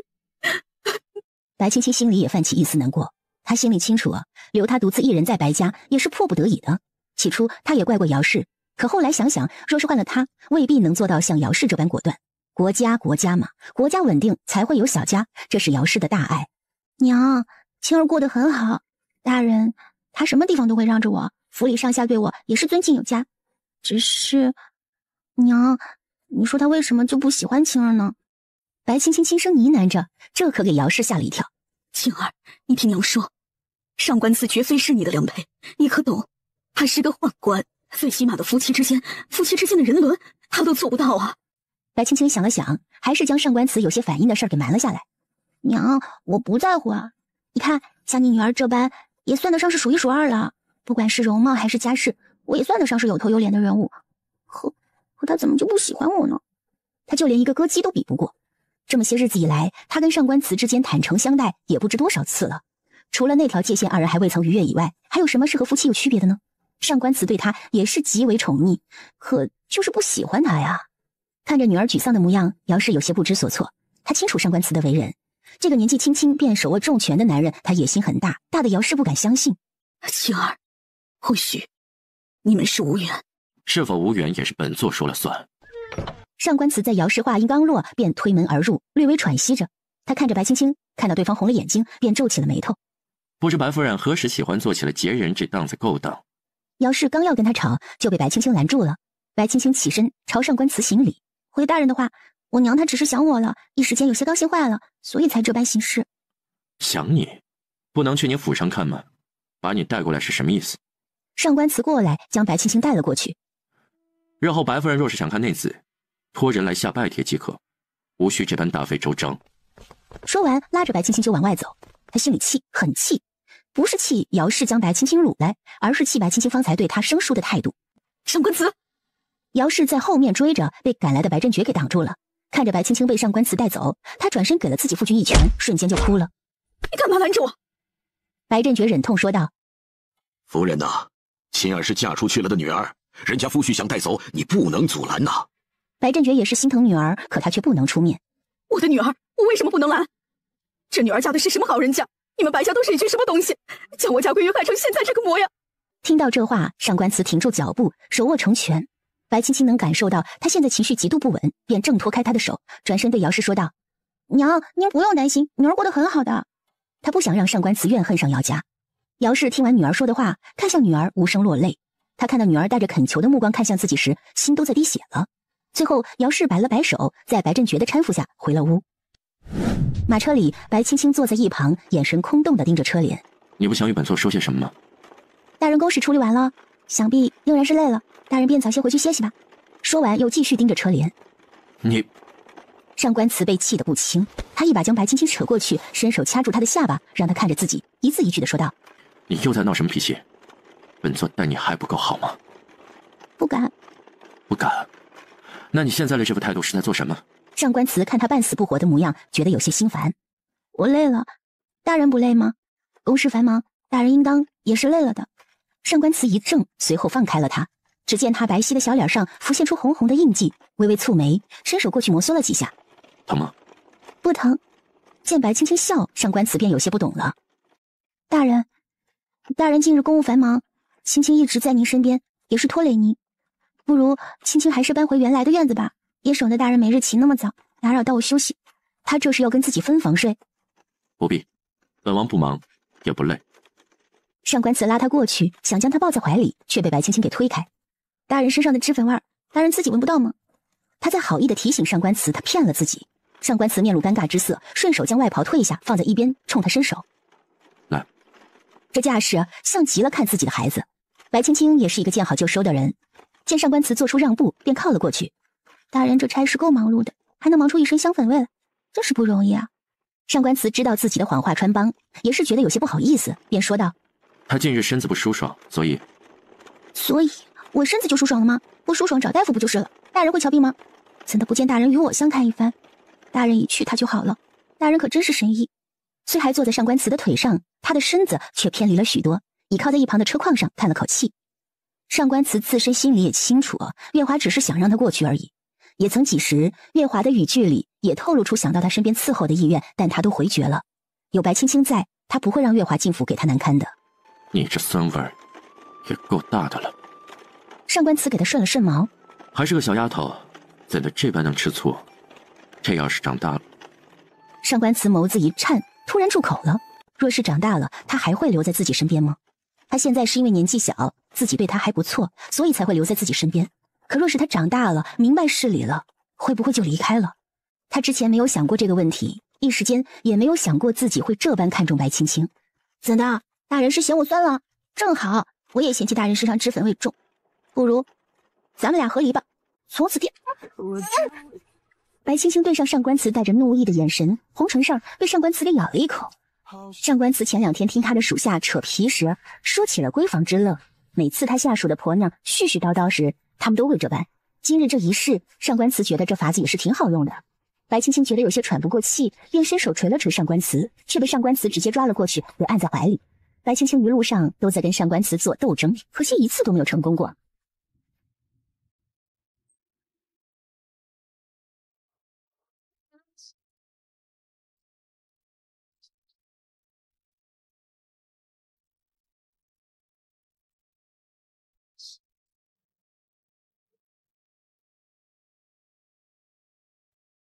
等张宁通知他们到地方时，是上官慈抱着白青青下来的。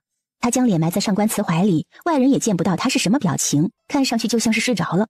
到了房间，上官慈将他放下时，白青青像是一只炸毛的猫一般，他握紧小拳头，朝上官慈说道：“大人，你若是下次再做出这般登徒浪子的行径，我就去衙门告你。”他也是气昏了头才会说出这般傻的话。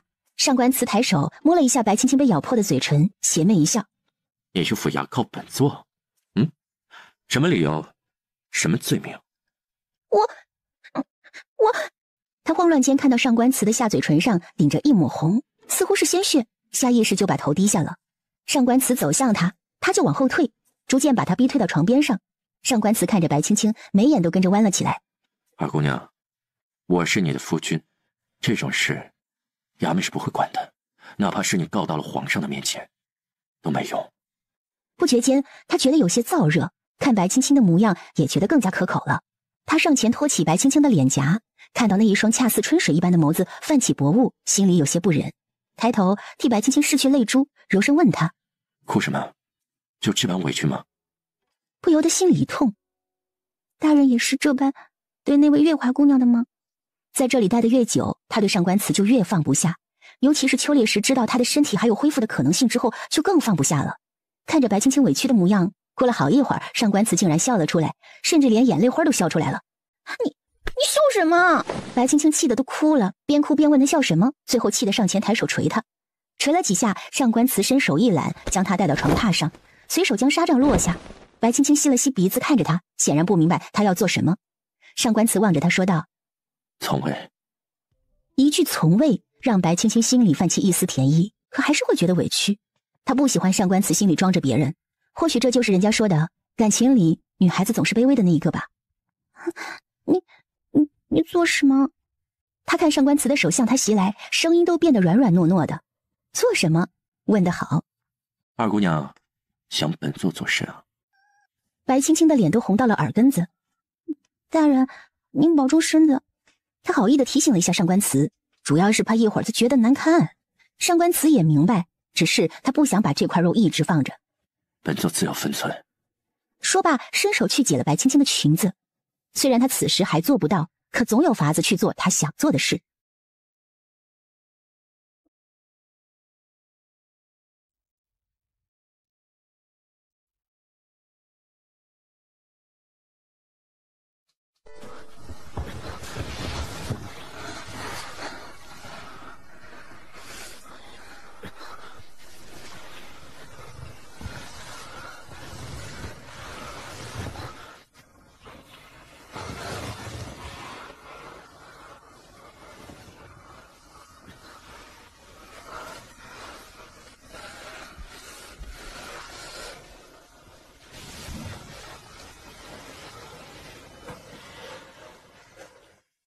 一夜已拟，待上官慈将白青青清洗干净之后，给她盖好被子，就见到她幽怨地望着自己，于心不忍，又笑了出来。我要去举报你。白青青小声嘟囔着，说她是个宦官，可却想到方才，便忍不住脸红了。她躲在被子里，揉了揉发酸的嘴巴和腰，哼了一声。上官慈擦洗着自己，听到她这一声哼，忍不住说道：“你这般是有什么不满足的吗？”他这话说的无心，可白青青听来却像是调侃他，忍不住像是一只乌龟一样把头缩进被子里头。他想着，或许以后他的身体真的会好起来，才会让这小东西更快乐。等那时他也长大了，定然会极美的。他收拾好自己，让属下将东西都拿出去，还换了婆子进来收拾了外间软榻，又将白青青抱到外间的软榻上。见他将头埋进被子里不敢出来，又笑了。婆子们收拾着东西，心里也是一惊。他们心里都清楚上官慈是个什么身体，但看到这番景象，就开始同情白青青了。好好一个姑娘，就要委身一个宦官。待婆子们收拾完出来，张宁嘱咐他们今日之事不许外传，否则定要了他们的命。婆子们吓得连连答应，恨不得把自己的嘴给封上。人都出去了，你还要做乌龟到何时？上官慈又将她抱回内室，掀开被子以后，看到她红扑扑的脸颊，突然被人掀被子，白青青露出傻笑。她拉住上官慈的袖子说道：“大人，你可是要负责任的。”是了，他们二人发展到如今这一步，已与正常夫妻无异，他可不能再做什么对不起他的事情了。看着他笑得贼兮兮的，上官慈无奈一笑：“你这话说得好，好似本座是那种不负责任的人一般。”大人，若日后再让我发现你和那月华来往，青青是断然不会再理你的。这是他的警告，也是他的底线。上官慈的笑意逐渐消失，他蹙着眉头看着白青青，过了好一会儿才说道：“天不早了，睡吧。”他这话无疑不是把白青青打入地狱一般，本是紧紧抓着他袖子的手滑了下去。我知道了。他回了一声，转过身子，无声落泪。二人再次一夜未眠。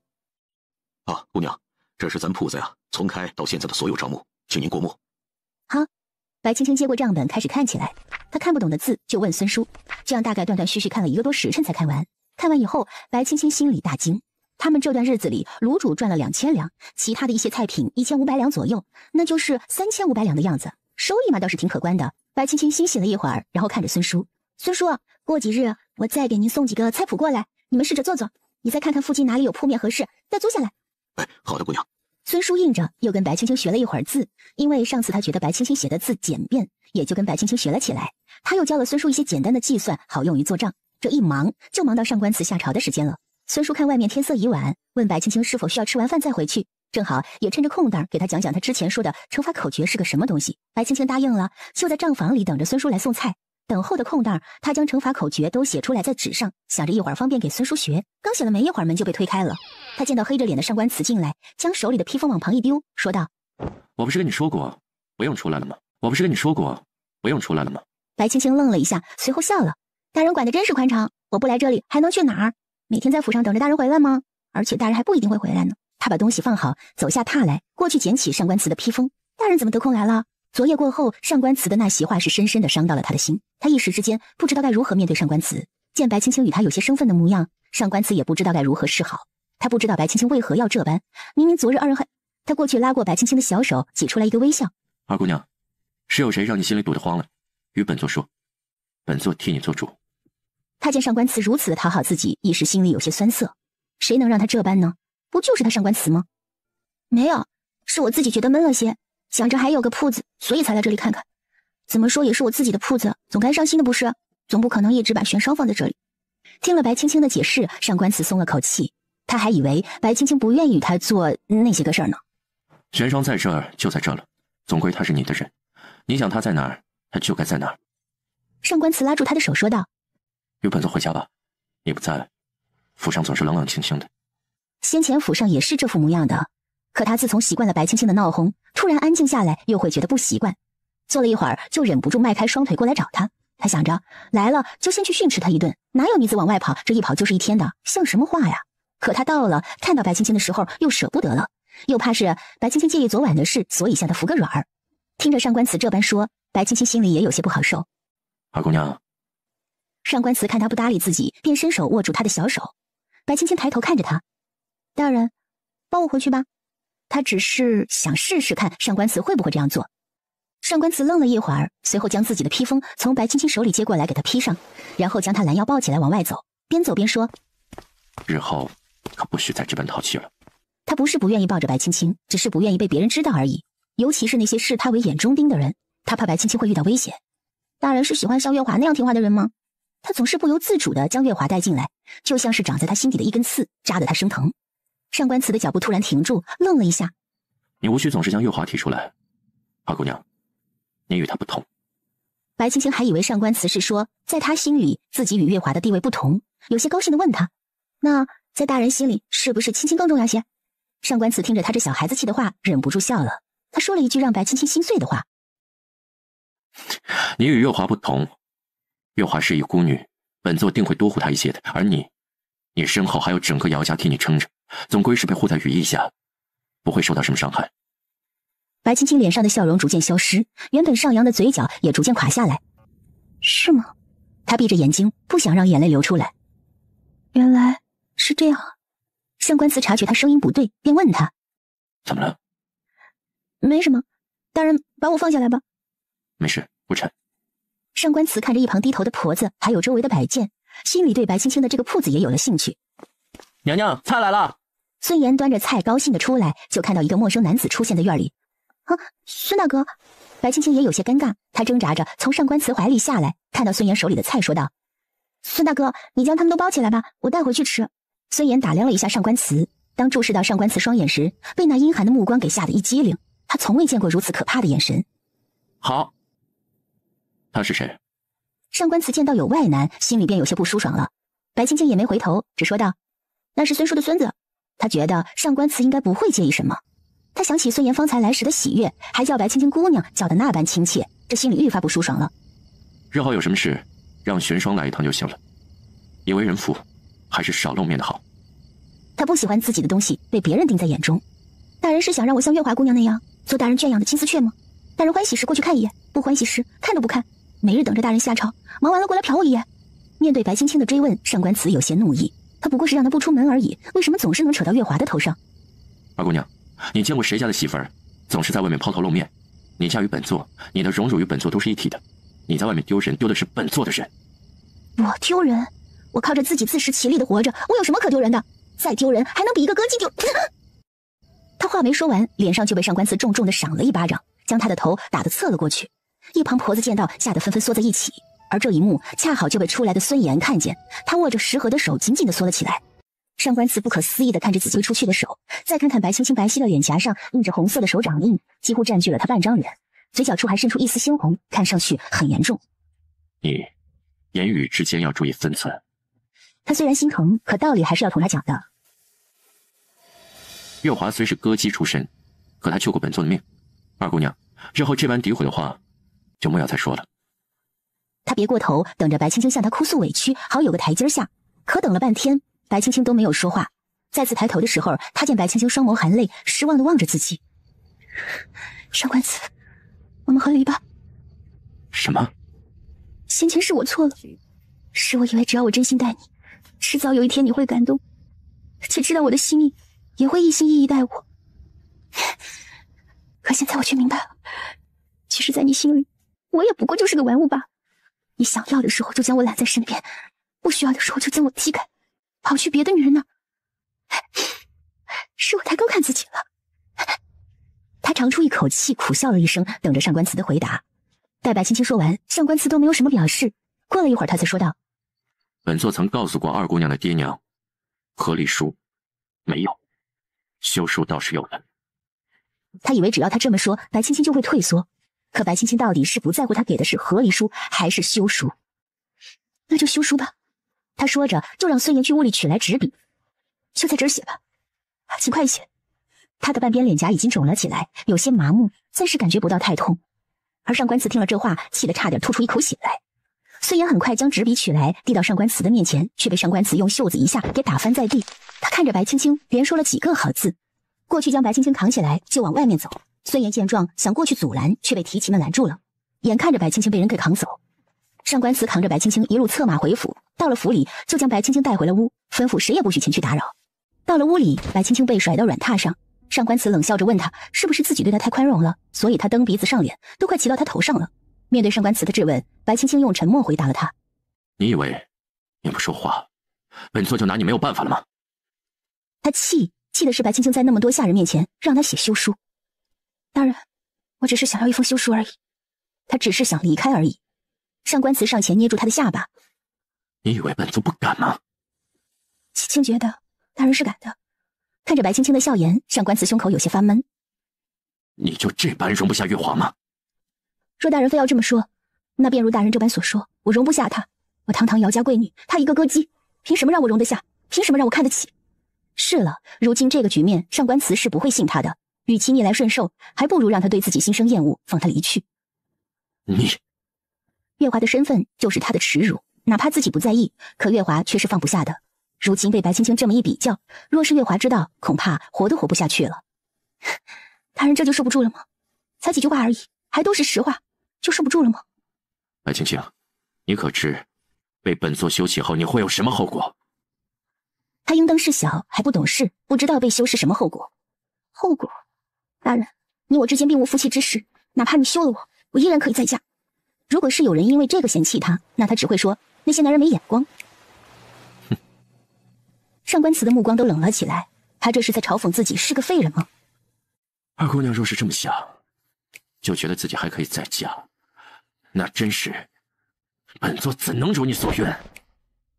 他起身解着自己的袍子，白青青愣住了，看着他的动作，呆愣愣地问他：“你这是什么意思？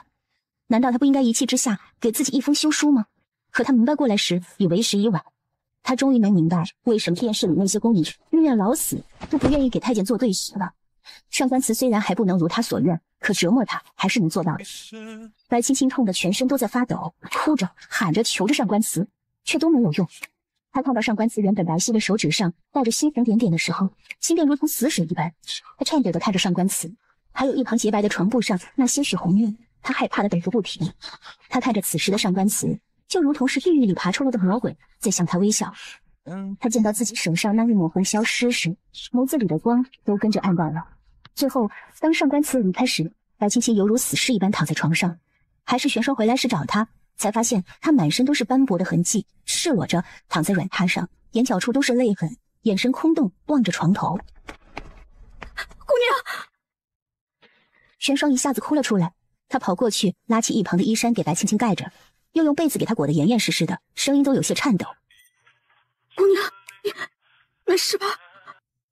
玄霜，他见玄霜红着眼眶，伸出手想替她擦掉眼泪，却看到自己的手臂上都是青紫的痕迹，又忍不住缩了回来，苦笑一声：“吓到你了吧？”没有。玄霜握住他的手，忍不住颤抖，哭笑着说道：“没有，姑娘还是最美的。姑娘。”他想问问到底是发生了什么，也为何会如此待他，却被白青青的话语打断。“玄霜，替我打些热水来吧，再帮我找几件衣裳。说完便闭上了眼睛。是。他将自己浸泡在水里，盯着自己的手臂发呆。玄霜跟望宁见了也不敢说话，就在一旁盯着他。他也曾想过有一日会与上官慈的关系更进一步，也想了这身子早晚都会是他的，却从未想过会是在这种情况下发生。说白了，他还是太高看自己了。白青青洗漱好，冲玄霜跟望宁笑了笑，说自己没事。二人脸上的五官都快挤成一团了，看起来可丑死了。替我化个妆吧。他瞧着铜镜里的自己，仿佛像是从地狱里爬出来的鬼物一般。好。玄霜看了一眼望宁，上前替他开始梳妆。待替他梳妆完毕，望宁上前扶着他出了门。白青青想去铺子里坐一会儿，再到姚素雨那儿看看。他知道上官慈他是靠不住的，与其等着他的垂爱，倒不如让自己强大起来。出了院子，就见到上官慈迎面而来。他侧过身子让出一条路，微微俯身给上官慈行礼。上官慈今日受了皇上的命令，追查兖州救灾官营被劫一案，特意让他回来跟白青青打个招呼，随后立即动身去兖州调查。结果这一回来，就见白青青化好妆容，准备出门。往日里白青青都是素面朝天，便已是绝美，今日略施粉黛，却显得有些妖艳了。上官慈握住他的手，为何？哪里需要为何？白青青，你以为本座是什么人啊？是你想要就要，不想要了就想和离的。我何时不想要了？白青青推开他，踉跄的往后退了几步，带着哭腔说道：上官慈，你还能不能讲些道理？从我嫁与你到现在，一直以来都是你拒我于千里之外。每次当我觉得在你心里或许有我一席之地时，就会冒出来一个月华。你如今这般对我，也只是因为我说了他那么一句不好而已。他喊出这些话，觉得眼前这男人真的太可怕了，在他眼里似乎别人的命都是不值钱的。他头一次见白青青喊得如此撕心裂肺，一张小脸气得通红，往后退了几步，跌坐在地上，无声落泪。姑娘！望宁跑过去扶住白青青，跟着哭了起来。上官慈心中动容，想去扶她一把，可看有下人在，又抹不开面子。他承认自己对白青青有了心思，哪怕是用手段也罢，他只想将这个人留在他身边。上官慈，你若是觉得我碍眼，就放我走好吗？大不了我这辈子都不嫁了，我孤独终老还不行吗？他觉得自己开始怕上官慈了，他疯起来就真的像个疯子一样不管不顾，包括昨夜，哪怕他哭着求饶，上官慈都没有理会，像极了一朵诱人的花，让人看了便忍不住想去采撷。你这是又要出门？上官慈来到他身前，见他往后退了一步，便有些不满。本帝，本座可是那洪水猛兽，让你见了就躲着。白青青摇了摇头，不敢。不敢？那你打扮成这副模样是做甚？不敢，只是面色有些不好，遮掩一下而已。大人现在回来，是有什么事吗？本座要去兖州，你在府上乖一些，莫要去惹事，可明白？上官慈抬手想去抚摸白青青的头发，却被他给躲开了。只见白青青笑着说道：昨日与大人商量的那件事，大人可有想好了？他不想待在这儿了。上官慈一怔，随后说道：你就死了这条心吧，就是死，你也得死在这府上。说完，他向前走去，走了没几步，便告诉他：你若是觉得本座离开了皇城，你便可以远走高飞，那还真是大错特错了。本座回来若是没有看到你，定然将姚家全家都给送葬了。哼！他笑了，像极了恶魔。白青青听完这话，打了个冷战，她颤巍巍地走向上官慈，抓住他的袖子，声音略有些沙哑：你到底想做什么？姚家与你无冤无仇，你为何要这般？过了半晌，上官慈撇过了头，对他说道：你就死了这条心吧，你活着是本座的人，死了也是本座的鬼。二姑娘，与其想着那些有的没的，还不如想想如何来逃。本座去兖州这些日子，你最好安分一些。本座不想回来的时候听到一些什么让本座不开心的消息，否则本座可不确保下次姚将军出征是否能安然无恙的回来。他不知道该如何去挽留白青青，想来想去，他最在乎的就是姚家了，那就以姚家做筹码，他也一定会妥协。南陵那边又不安稳，姚老将军出征是迟早的事，外有姚晃，内有他上官慈，保轩辕不倒。你这话是何意？他见白青青主动靠了过来，心里有些欣喜，却还是嘴硬的说道：二姑娘若是个聪明的，自然能明白本座说的何意。二姑娘，你是个聪明的，应该是能明白的。他低头看着白青青，正好能看到她白皙的脖颈上印着属于她的印记。他抬手去抚摸着，轻声问她：“还痛吗？”他清楚地记得，白青青昨夜嗓子都给哭哑了，可他却还是喊着要离开。白青青身子一抖，摇了摇头：“不痛了。身上的痛又算得了什么？大人，我外祖父年事已高，还望您高抬贵手，让他安享晚年吧。”他外祖父是真的疼他的，会为了他去跟上官慈发生正面冲突。只要他说想做什么，外祖父都会同意，而且还帮他。他不能让这样一个好的老人家出事。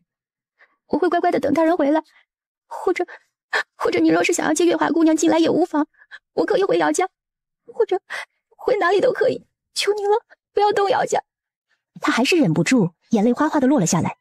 玄霜在一旁看着，心疼极了。他从未见过白青青哭得如此伤心，看着他们爷那副表情，他能明白他们爷也是心疼的，只是他不知道该怎么跟白姑娘相处罢了。他拉了拉望宁，让望宁跟着他走。见玄霜二人离开，上官慈抱着白青青安慰他：“不哭了，不哭了。都说女子是水做的，这样看来也是这个道理。怎么说哭就哭了？我不会把她接进来的，只要你在，她便永远都不会进来。二姑娘，本座已是这般待你了，你还有什么可不满足的呢？”他已经是做到了让步，为什么白青青还要问他那些个烦心的问题呢？我想要一生一世安，一世一双人。大人，你既然做不到，又何必委屈着呢？既委屈了你，也委屈了我。一生一世安，一世一双人。上官慈重复着白青青的话，思绪有些飘远了。会有这种感情吗？若是会有，他娘又怎么会含恨而终呢？男人三妻四妾本是常事，他只有月华一个知己，这丫头有什么好不满的？他当然不明白，如果当年他父亲与他娘一生一世一双人，那他娘就不会死得那般凄惨了。我与月华只是知己罢了。说大人身子好了，又岂会止于知己这一步？大人若是想接他进来，就趁早吧，趁着青青的心还在自己身上，也好放手的彻底。上官慈听到的是白青青的心在他身上，不由将手缩紧了。你说，你的心在本座身上？白青青抬头看着他，觉得有些可笑。现在不在了。你的心只能在本座的身上。他这话说的无比霸道，目光也是带着掠夺性的看着白青青。大人这话说的有些过分了吧？他已经被上官慈突然抱起来给吓了一跳。你放我下去！上官慈一路抱着他进了屋子，砰的一声将门给关上。白青青从他怀里跳出来，一个不小心把脚给扭了，疼得他脸上表情都扭曲了起来。怎地这般的不小心？上官慈扶着他坐到凳子上，蹲下身给他揉着脚踝，叹了口气说道：“哎，你总是说要离开本座，可就你这般笨，离了本座该如何活下去啊？”看着此时上官慈温柔的模样，与昨夜判若两人。上官慈都没发现白青青是他第一个肯主动弯腰的人。他给白青青揉着脚踝，最终叹了口气，想跟白青青道个歉，却说不出口。他抬头看了一眼白青青：“本座此次去兖州，大约得需要些日子。这段时间里，你乖巧一些，等回来，本座给你带些耍物。”见白青青不说话，上官慈心里也有些不舒服，他起身说道：“替本座收拾衣服吧，本座现在就走。”白青青听话的起来，转动了一下脚脖子，觉得没有什么问题，就去将她的贴身衣物收拾了几件，扯了一块布给她包好，像个婢女一般递给她。看她如此乖巧，上官慈却怎么也高兴不起来。他拿过东西，转身离去，头也没回。目送着上官慈远去，他动了动嘴角，扯出一个嘲讽的笑来。他转身回到屋里，看着空荡荡的房间，有些发懵。上官慈走了，他心里其实是有些高兴的，可还是忍不住有些失落感。这个家就剩他一个人了。姑娘，大约过了半个时辰，玄霜带着望宁进来，手里还端着一碗汤药，放在白青青的面前，说道：“爷走的时候吩咐了婆嫂了药，说是会让姑娘舒适些。”说着，他将药往白青青面前推了推。他想，这该不会是一碗什么避孕的药吧？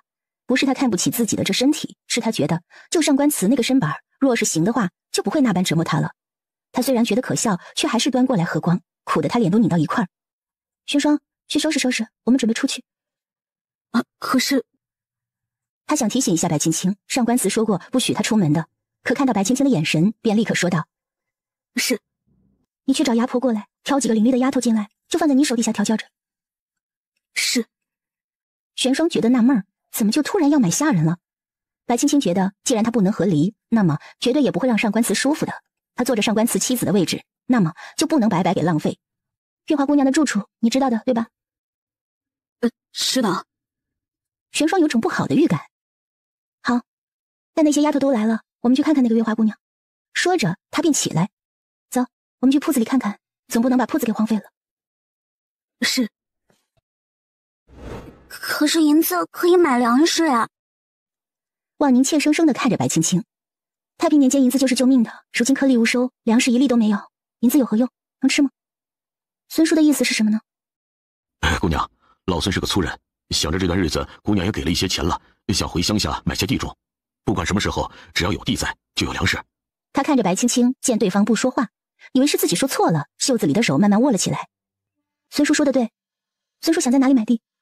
土地是个好东西啊。兖州。什么？兖州？白青青愣住了，想了想，又蹙起眉头。孙叔，我们这般是不是不大好？兖州遭了灾，肯定会有人卖地，价格也会便宜，可这样好吗？他不是什么善良的人，可是这种时候总觉得这个决定有些落井下石了些。姑娘，我们只是买了地而已，地还是给他们种着，每年我们只要收取一些粮食，便抵扣了他们的租金，哪怕是灾年，我们也能救济着。实不相瞒，我那糟糠之妻便是兖州人，所以呢，我也想着为妻子的家做些力所能及的事儿。白青青考虑了一番利弊，然后问道：“那孙叔打算如何做？”兖州位于轩辕的南方，若不是这次蝗灾，也是个风调雨顺的好地方。我记得那边有一处荒山，连着几百亩荒地我是看上了那里。说着，孙叔有些难为情。不过还是要等等的。他暂时还没有那么多钱去买那座荒山。孙叔看得上的地方，想必是个好地方。不如我们过去看看吧。若是合适，我便买了。孙叔帮我打理可好？收益我们就对半分。孙叔一愣，随后说道：“那倒不用，只是恕我多嘴。姑娘的身份呢，想必也是尊贵之人，为何要去买荒山？开发起来，未来几年都不会有收益的。”那孙叔呢？为何要千里迢迢跑那么远买这座荒山？姑娘，你是我见过最聪慧的女娃子。两个人都知道彼此在打什么哑谜，也不说破，二人的关系才能还是这般。孙叔也是我见过的最好的老人家，我也不想瞒着你。其实您出去打听打听也能够知道，我就是上官慈前段日子娶的那个傻子。之所以想去买荒山，是因为便宜，我手里也没有太多钱。天灾之年，我就是想捡个漏罢了。他这话也算说得够清楚了。孙叔心里清楚得很，但是白青青救过他，他不是那种忘恩负义之人，不会对白青青如何。再加上这段日子他也习惯了这里的生活，也很享受这样的安逸，或许他也可以隐姓埋名在这里过半辈子。孙叔，你能不能预估一下，那荒山买下来再买些地要多少银子？他兜里没有多少，哪怕是这个店的手艺都没得多少钱。荒山不值钱，那边的地呢，约莫要1两银子1亩地，整个买下来可能要2000两左右。我是想着这山的另一头呢是个断崖，应当不会有什么人能上来。地的附近呢，买些土砖碎石的给圈起来，收拾收拾，还要花一大笔银子。孙叔想了想，又说道：“不如咱们再等等。他们现在的铺子也需要运转，一下子还真拿不出那么多钱来。不必，钱的事儿我会想办法。孙叔，你这边准备一下吧，3日之后我们动身去兖州，正好这个时间可以跟上官慈错开。他去的话，肯定是在官衙，而他呢，在村子里随便找个地方借住就好了。”好。玄霜见孙叔走了，便问白青青：“姑娘，你去兖州是不是想去找爷？”找他？他是银子吗？他确实是银子。玄霜，库房的钥匙是在管家手里对吧？晚上去偷过来，我们偷银子去。他心里不痛快，上官慈你也别想舒服。哪里需要偷啊？姑娘想要的话跟爷说就好了。白青青白了他一眼，心想：我跟他说还得写封信，路上送过去得3、4天，我是疯了吗？我去。当夜，玄霜悄咪咪地进了管家的房间，给管家点了睡穴，把钥匙偷走。随后，白青青与他光明正大的在看守的眼皮子底下进了库房。白青青看了一眼，可谓是奢侈至极啊！可他也没有功夫欣赏，让玄霜找了银票就往荷包里塞。二人的荷包塞得满满登登的，也不知道拿了多少。拿完之后，玄霜就把钥匙又偷偷的送回去。第2日，白青青起了个大早，让婆子们把主院的西厢房给收拾出来，宣布换新。他自己呢，则是头一次穿上华丽的衣裳，任凭玄霜在他头上插着各式各样的金银翡翠。望宁在一旁看着忍不住笑了：“姑娘这样真好看。”是吗？白青青觉得头顶上仿佛顶着10几斤的重量，脖子都酸了。姑娘这般打扮自己，是要去做什么？白青青笑了笑，去接月华姑娘进府。哐当一声，玄霜手里的紫玉宝石发簪掉在地上。他看着白青青，姑娘，爷不会高兴的。他会不会高兴我不知道，但是我会高兴。玄霜，我这也算是做了件好事，成全他们两个，不是吗？他心里总是憋着一口气，根本就做不到再继续忍让。可是姑娘，你明明是瞧不上那月华姑娘，为何还要她进来？白青青放下手里的梳子说道：是啊，我瞧不上她，可我想知道她到底有什么能耐，能把自己塞进你们家爷心里。与其将这一个个碍眼的东西放在我不知道的地方，还不如放在我眼皮子底下。万一你家爷心情好了肯放我走呢，我还得谢谢他呢。他这话说出来看似无情，可心里却痛得很。姑娘，其实爷心里是有姑娘的，只是他不肯承认罢了。玄霜从小就跟着上官慈，他也清楚上官慈的为人，他只是自己不知道自己心里有白青青而已，否则早就让他滚蛋了。对于玄霜的这番话，白青青只是笑了笑，没说什么。白妹妹来了，怎的也没让人来通传一声。我娘亲可只生了我这么一个女儿，月华姑娘莫不是我爹与别人的？开玩笑，月华姑娘别当真。他瞧见月华的脸色都变了，眼眶泛红，就忍不住冷笑起来。你怎的这般说话？我家姑娘哪里得罪你了？你要这般羞辱她？一旁的婴儿看不下去，上前要找白青青理论，被月华给拦了下来。侮辱！你家主子自己想认这个亲，我不过也是说了个事实而已啊。你若是觉得不服气，就先让你主子闭上嘴，别乱攀亲戚。再者，月华姑娘莫非是进府与我姐妹并称？她甜甜的笑了一声。月华身形一颤，婴儿赶紧扶住她，快坐下吧，别一会儿晕倒了，到时候你的厂公可不会来看你了。这是何意？月华心里一惊，难不成是厂公不在，他想把自己给杀了？看月华的表情，白青青忍不住冷笑，哼，月华姑娘不要多想，是你的厂公大人去了兖州公办，临走前特意嘱咐我来带你回府的。什么？他惊呼了一声，面色上也带着喜悦，随后又皱着眉头对白青青说道：白姑娘，我与厂公之间并非像你想的那般。哦，我想的那般，那是哪般啊？白青青看他这模样，就没了兴趣跟他浪费时间。既然月华姑娘不愿意，那我便让人去回了厂公，说你不愿入府。玄霜，我们走。说着起身带着丫鬟便想离开。白姑娘，月华站起来，来到白青青面前，看着这个比自己年纪还小的女子，忍不住妥协了。这是厂公之意，月华愿意去的。看他欲拒还迎的样子，白青青在心里骂了一句渣渣。既然如此，那便走吧。说完，他头也不回，便径直离去。月华在后面看着他的背影，咬了咬下唇，对婴儿说道：走。他跟着上官慈那么多年，今日也总算能入他府了。不管是怎么进去的，只要他进去，他就一定会将这白青青赶出上官府。白青青出来便上了马车，让人走了。月华以为白青青会邀他同坐，谁知白青青压根就没有搭理他。无奈他只好与几个丫鬟一起在后面走着。婴儿扶着月华走着，脸上表情有些痛苦，而月华心里的恨却也无法表达出来，只能暗地里掐着婴儿的手，而婴儿就只能忍着。原本半个时辰的路程，白青青愣是左转右转，转了1个多时辰才到。他忘不了上官慈因为月华打了他一巴掌，该报复的时候他可是不会手软的。月华一进门就把上官慈留在府里的一些暗卫跟管家给吓了一跳，管家赶紧让人修书一封，快马加鞭去追上官慈。管家冷汗都冒出来了，见玄霜从院里出来，他将玄霜一把拉过去，问玄霜是怎么回事。姑娘说了，也喜欢月华姑娘，所以他就给接进来了，你们都当主子伺候着就行了。反正姑娘是要离开的，要你们早点习惯一下新主子。看着玄霜离开，管家赶忙去吩咐人给月华那边送了吃食点心，他又亲自过去询问是否哪里有不周到的地方。都跟管家说了。说了，管家也去了西厢房了，出来的时候挺高兴的。姑娘，你确定要将他留在这里吗？留啊，不留我带他回来做什么？当花瓶摆件啊？咱家的摆件可是不需要吃东西的呢。你说上官慈他会不会感激我？也算是圆了他的一个梦吧。玄霜没敢接这话，心想爷他会不会感激你我不知道，但是爷知道了肯定会怒的。哎，对了，从这里到兖州需要多少天啊？快马加鞭不到3天。白青青算了算，好，我知道了，明天去把家里的奴才们都叫过来，去给月华请安，告诉他们月华才是这个家里的主子，都注意些。是。玄霜虽然不愿，却也同意了。行了，别不高兴了，你们最好是盼着上官慈与我和离，才是对我最好的。白青青说着，又将2人推了出来。不早了，你们都早些歇息，明日我们还有事呢。听着外面没有声音了，白青青这才走到床边，瘫坐在上面，最后哭了出来。她今天把月华接进来，那她与上官慈也就到此为止了。第3天的时候，他们在官路上遇到一袭人马从对面而来，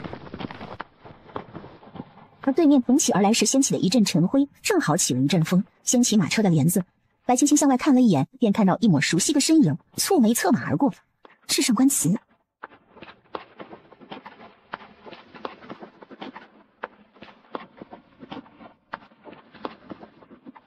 他见上官慈满面愁容，想必是知道他将月华接进府里的事吧。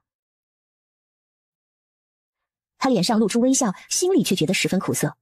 好在望宁一直在一旁叽叽喳喳，让白青青的注意力转移了，才不会一直想着上官慈。他们慢悠悠地走了4天才到兖州。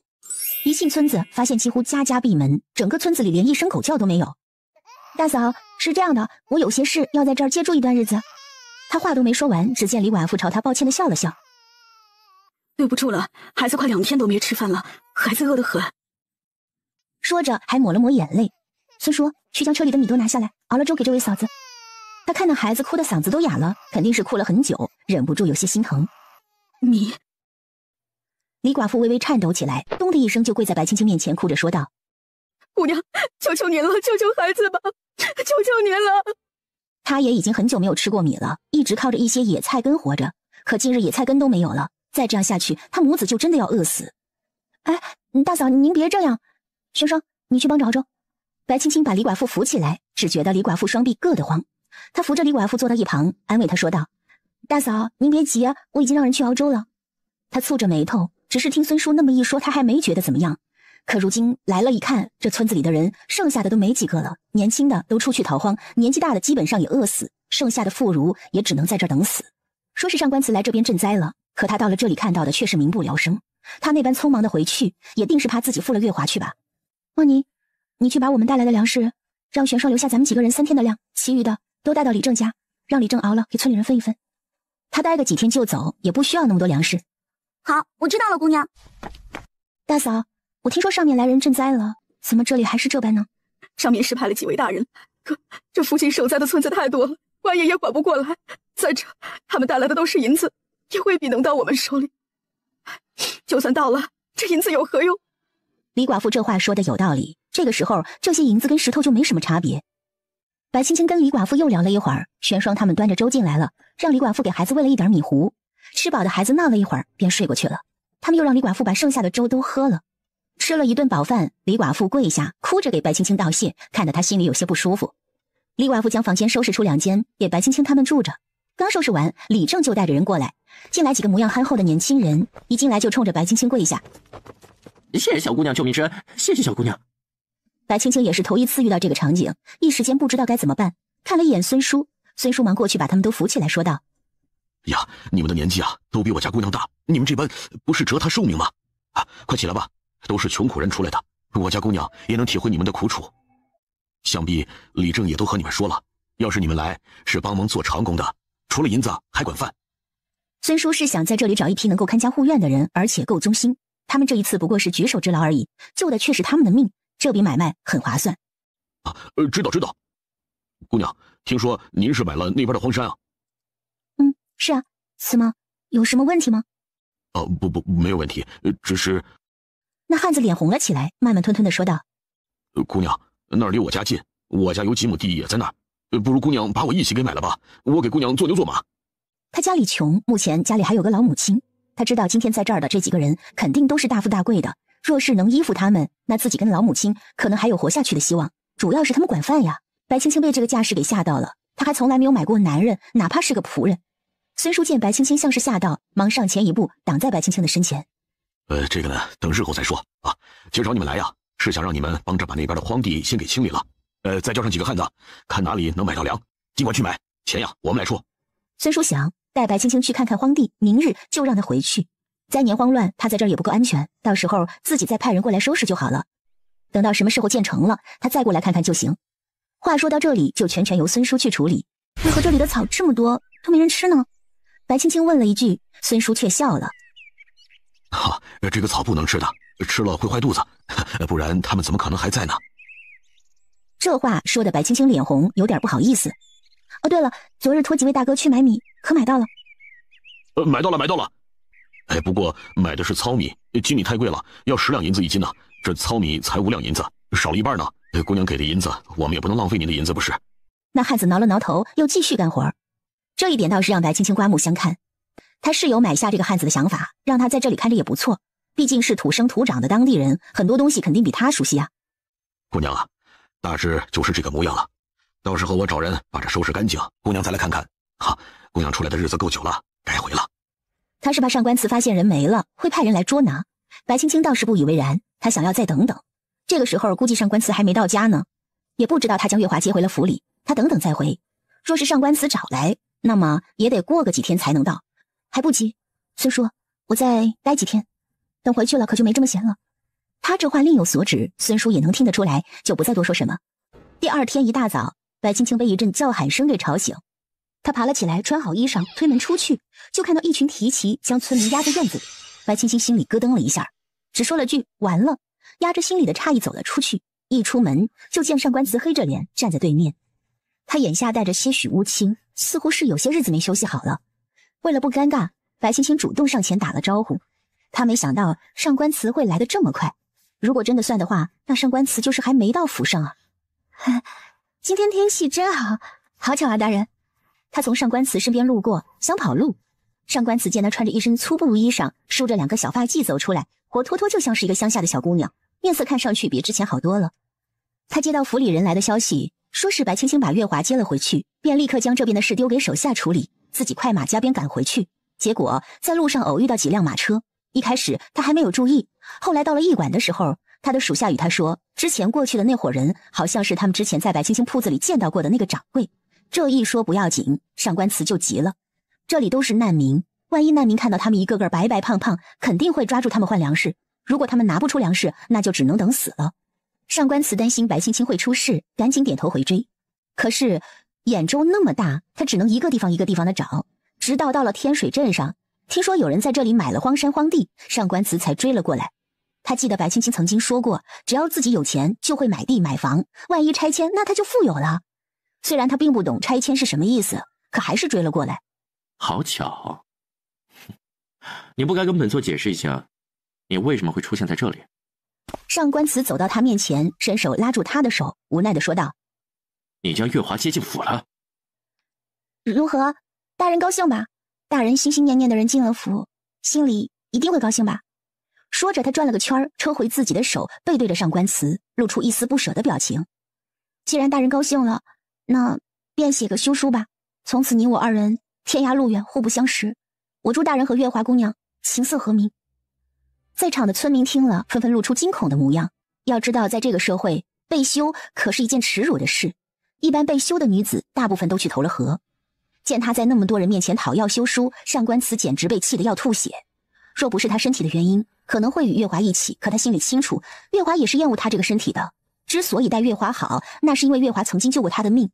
自从白青青入府以后，他便从未想过要接月华入府。可如今白青青倒是有恃无恐的3番2次挑衅他的耐性，这让他觉得是自己对白青青太好了。白青青说完，嘴上是痛快了，可冷静下来想一想，他在这么多人面前说这个，让上官祠下不来台。万一他真的翻脸，那自己跟姚家可真的就会遭殃。正当他害怕，想着要不要道个歉，改天再谈这件事的时候，上官祠上前与他说道：“休书是不想要了，这辈子都不会有的。”他原本气得不行，正要发作的时候，又想到这里有这么多人，自己一旦罚了白青青，就会让他下不来台，就忍了。白青青诧异，猛地一回头，正好鼻子撞到上官祠的胸口，痛得眼泪都出来了。怎么样？上官祠拉他入怀，拿开他的小手，检查着他的鼻子。都撞红了。白青青愣了一下，忙推开上官祠，警惕地看着他：“大人，你有话就直说，不要这般惺惺作态。”这话他可不敢说。大人打我那一巴掌，我还记着呢，是真的痛。他这么多年之前在家里从未挨过打，到了这儿却被人打脸，这件事可完不了的。上官祠也知道那天是自己冲动，后来想想也不知怎么的就下手了。若不是为了他，月华也不会有那般遭遇。二姑娘，有些话说出来是会伤人的，不是谁天生都愿低人一等。上官祠耐心地跟他说着，话语里也带着些许退让。之前是本座的不对，这算是道歉了。这话一出，让一旁的提旗都面色大改。他们的督主道歉，还是给一个10几岁的女娃娃道歉？大人这话说的我的夫君朝三暮四，人家都欺负到我头上来了，难道我还要恭敬的对待吗？对，我现在不是随了大人的愿，将姑娘给您接进府了吗？大人也安心了吧？说完，他看向一旁的提旗。而你们的责任是什么？保家卫国，不是将自己手里的兵器抵着自己的老百姓。这些老百姓何错之有？让你们像对待犯人一样对他们，都是爹生娘养的，你们凭什么要他们跪着？提记们也不敢说什么，看向上官慈。只见上官慈点头，他们再把刀抽回去，让人都起来。村民们也是头一次见到这个架势，一时间也不敢靠近白青青。荒地都清理完了吗？还有好些日子呢，没个10天半个月清理不完呢。那就去清理吧，在这儿待着做什么？白青青看了一眼几人，那几人会意，立刻就跑了，剩下一群妇女孩子。上官慈过来问他：“你来这里买地做什么？”白青青耸了耸肩膀，说道：“留着，以后给孩子，孩子的孩子，这可是不动产，永久留存。再说了，这里便宜啊，我又没什么钱，只能在这里买了。”孩子。上官慈默念了一句，一旁的提旗听了，脸上都露出悲伤的神色。他们都知道上官慈的身子可能这辈子都不会有孩子，一时红了眼睛。他们看向白青青，也充满了厌恶的神色。他们心里肯定，白青青说孩子那必然是跟别人生的，在他们眼里，眼前这个小姑娘那就是个水性杨花的东西。大人和月华姑娘也会有孩子的，不如也一起买点地。白青青苦笑了一声，说完便转身要离开，却被上官慈一把给扯了回去。他也不觉得人多，径直将白青青拦腰抱起进了屋。被上官慈抱进来放到桌上，白青青便想起了那一晚，吓得直发抖。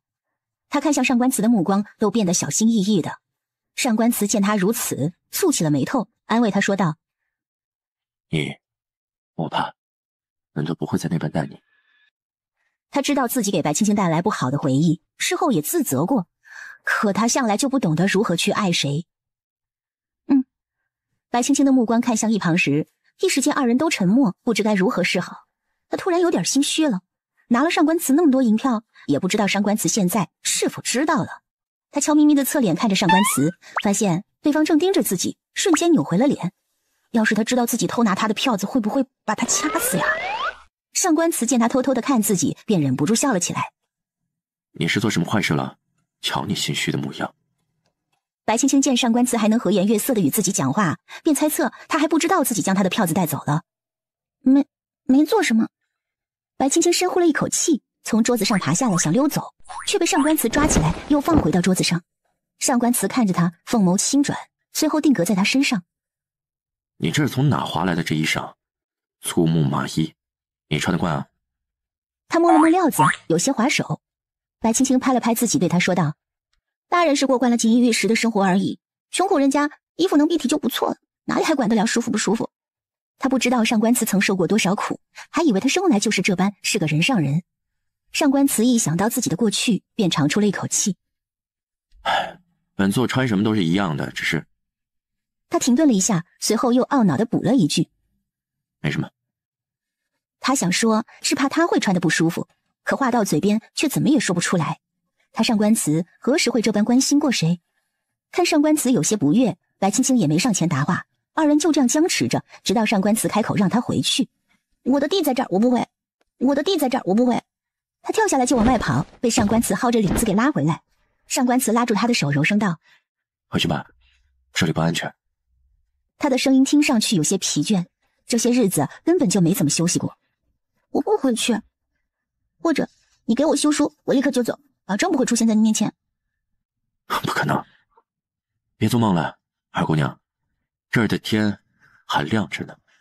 上官慈身上的温度让白青青很享受，会给她一种安全感。可是，一想到她因为月华对自己动手，就气得牙痒。你管我做不做梦？你跟你的月华2个人过不就行了？为什么非要我夹在中间呢？肉夹馍很好玩吗？碰完他再来碰我，你不觉得恶心吗？你不恶心我还恶心呢。上官慈听着这话，越听越觉得酸。他低头看向白青青，过了一会儿说道：“小丫头，你不会是酸了吧？”酸？我还臭呢。白青青说完就愣住了，随后看了一眼上官慈：“我没有。”他不会承认的，哪怕他是真的妒忌月华。别闹了，先回去，日后我会与你说清楚。说不说都一样。大人，我们就散了吧。散了。上官慈冷笑，是他太纵容这个人了，让他一而再再而三的来挑衅自己。什么时候轮到你说散了？马上回去，否则本座让人把你绑起来。白青青望着上官慈说道：“大人确定是想让我回去？大人就不怕我回去了，找个人下药把你月华姑娘给毒死？我没那个度量，你若是要我回去，我是定然不会放过他的。”那你为何还要将他带回府里？上官慈有些看不透他了，明明不喜欢，还要把人带回去添堵。不是你喜欢吗？白青青反问，这让上官慈愣住了。难道是因为自己喜欢，所以他才这么做？见上官慈不再说话，白青青摇了摇头出去了。他一出来，院子里的提旗个个都把视线移到他身上。他没好气地说道：“看什么？不是让你们来赈灾的吗？看着我能赈灾啊？外面的人都不知道饿死了多少，你们还在这里看。”他在上官慈那儿吃了亏，总得找个地方把场子找回来呀。提旗们虽然心里不愿，却也不敢吱声。他不想看到上官慈，至少自己的气还没消呢。走到一半，他又忽然停了下来，往后一看，正是上官慈带着一队人过来。他突然就慌了，说是被上官慈见了那么大的山河荒地都是他的，肯定会起疑的，因为他根本就买不起。孙叔，劳烦您替我看着点，我想起来自己还有些事务，我先回去了。说完，他扭头就跑。上官慈见白青青向他跑了过来，还以为他会像往常那般扑到自己怀里，便微微抬起了手。结果白青青从他身边一溜烟走了，留下上官慈在原地看着前方。就这么走了？上官慈呆愣愣地看着自己伸出去的双手，空空如也。都督，提旗们看不下去了，说道：“要不我们去给您抓回来？”上官慈猛然回头瞪了他们一眼。去把各处的难民都聚集起来，看还有多少人在，将我们带来的粮食先分给老弱妇孺，再将人口上报。是。提旗们随声散开了去。待提旗们散去，上官慈顺着白青青消失的地方追去，也不知道找了多少个地方，在一个小溪边上找到了他。看他盯着溪流出神，便走过去问他：“在看什么？”鸳鸯。上官慈顺着他的目光看去，一对鸳鸯在溪水里面嬉戏，酷似神仙眷侣。他们感情真好啊！你看，他们一辈子都只有一个伴侣呢。白青青有些向往。听着白青青的话，上官慈忍不住想起那日他与自己说的一生一世一双人。有时候他觉得有些混乱，他从未想过短短数月的日子，他会这般看重这个小丫头，甚至与她发生夫妻之实。看着她稚嫩的脸庞上染上一丝红晕，他觉得有些罪恶感。他上官慈心狠手辣，却不动妇孺。他办事雷厉风行，却不曾冤枉过一个平民。都说他没心没肺，却也不曾迫害过一个老百姓，唯独他伤过白青青。大人，你到底是怎么想的呢？白青青突然看着上官慈说道：“你到底是如何想的？流连在两个女人之间，会让大人觉得很有成就感吗？还是会让大人觉得自豪？”这个问题其实并不难，却让上官慈一时间不知该如何回答。他坐到白青青身边，望着溪水里的鸳鸯，不说话。见上官慈不语，白青青心里感叹自己是真的蠢呢。明明眼前这个男人为了他心里头的那个白莲花什么都肯干，可自己却还是不信邪，非要去碰壁，撞得狠了才想着要回头。二姑娘，回去吧。他要调查赈灾营被劫一事，也要处置这些灾民，没有时间去管他。然而白青青看都不看他一眼。不回。别任性。不回。上官慈突然发现这小姑娘有点油盐不进呢。我让手下送你回去。白青青猛地站起来，低头看着他。不回。你若是非要我回去，我便从这儿跳进去。看着白青青随时都想跳下去的模样，上官慈有些无奈了。眼前这个人哪有一点为人父的觉悟，活脱脱就是一个小孩心性吗？白青青跟上官慈僵持着，突然迈了一步，觉得下身哗啦一下，好像有什么东西流出来，他瞬间就懵了。算算日子，似乎是癸水来了。怎么了？上官慈起身问他。白青青猛地往后退了一步。你别过来啊！上官慈见白青青面色大变，还以为她出了什么事呢，怕她一不小心掉水里，就把她给拉了过来。结果听到白青青一声惨叫，她整个身子直接前倾，扑通一声，二人都跌进水里。还好这水位比较浅，没什么大事。上官慈把白青青抱进怀里，生怕她出什么事。你别摸我！快松手！他的手拖住了他的屁股，万一……见白青青反应这么大，上官慈有些不解了，却也没有放手。突然他闻到了一丝血腥味儿，将白青青直接扛在肩膀上检查起来。他看到自己手上带着些许血迹，还有白青青的裤子上面也带着血迹，赶忙问他：“可是哪里伤着了啊？”白青青此时脸都能滴出血来，他趴在上官慈肩膀上，一动也不敢动，更不敢吱声。伤着哪了？伤着哪了？上官慈看他不讲话，在他身上摩挲了一番，便听到白青青蚊子一般的声音：“我没伤着。”那是……上官慈突然好像想到了什么，脸上泛红，咳嗽了一声。本座知道了，先回去。可能是癸水来了，你们二人细心伺候着，去烧些热水，给他泡个热水澡吧。不小心掉进了溪里，别凉着了。玄霜也是愣神了，随后应了上官慈一声。上官慈看了白青青一眼，便出去了。白青青偷偷看了一眼上官慈，说道：“对不起啊。”上官慈看他道歉，根本就不知道发生了什么。为何道歉？白青青想了想，觉得有些事还是主动说出来的好，就像判刑一样，积极认错才能获得减刑嘛。大人，我不喜欢月华。本座清楚。他也不知道该怎么说，难道就直接告诉上官慈自己拿了他不少银票？那大人如何打算的？他只是想要上官慈的一个答案而已。你将人接进来的，问本座做甚？他觉得自己这个态度已经足够表明了，可白青青呢，却还是一副不懂的模样。自己这不是明摆着让他拿主意吗？还问他，你要将他送出去？他不适合在府上，等回去后，你再叫人给他送过去吧。这下轮到白青青不明白了，为什么要送回去？大人不是一直都想与他在一起，现在好不容易有了机会，为何还要送回去？你太酸了。上官慈看着白青青，白青青不知道该说什么。上官慈伸手摸着他的脑袋，本座与月华只是知己，你莫要乱想了。我不乐意。啊？我不开心你与他走那么近。我知道了。他不知上官慈这个知道了是几个意思，只是近期上官慈说他身子不方便折腾，所以便留了下来，等癸水结束之后再启程回去，省得路上出了岔子。面对上官慈如此体贴和人性化，白青青不觉有些向上官慈靠拢，可是一想起他对自己动手，就忍不住心里不高兴。上官慈看他脸上的表情一会儿一变，有些欣喜又有些生气的模样，不知道该说什么好。到了傍晚，上官慈带着提旗们回到了镇上的官衙，连着白青青一并拖了过去。说是这儿环境太差，他现在身子又不适，需要好好休养。我有些看不懂上官慈。姑娘哪里不明白？白青青倚靠在床上说道：“他喜欢月华，却也不让我走，这是为何？他以为打个巴掌，再给我一个甜枣，我就会满心欢喜的留在他身边了。我这辈子我最讨厌的就是别人打我的脸。”他这话刚说完，上官慈就进来了，吓得他一激灵。爷，玄霜尴尬的挡在白青青面前。姑娘病着呢，人也交起了些，您……他话还没说完，就听上官慈说道：“出去。”玄霜扭头给了白青青一个自求多福的眼神。是。随后就出去把门给带上了。白青青看上官慈进来，往后挪了挪。上官慈想，他一人在这儿肯定会不适应，再加上身子不适，于是让下面的提旗去统计难民人数，将他们集中起来，先把他们带来的食物分发出去填饱肚子，自己则回来看看他。谁知这前脚刚进来，就听到他在说自己坏话。怎么，刚才不是很有气势啊？现在怎地这般乖巧了起来？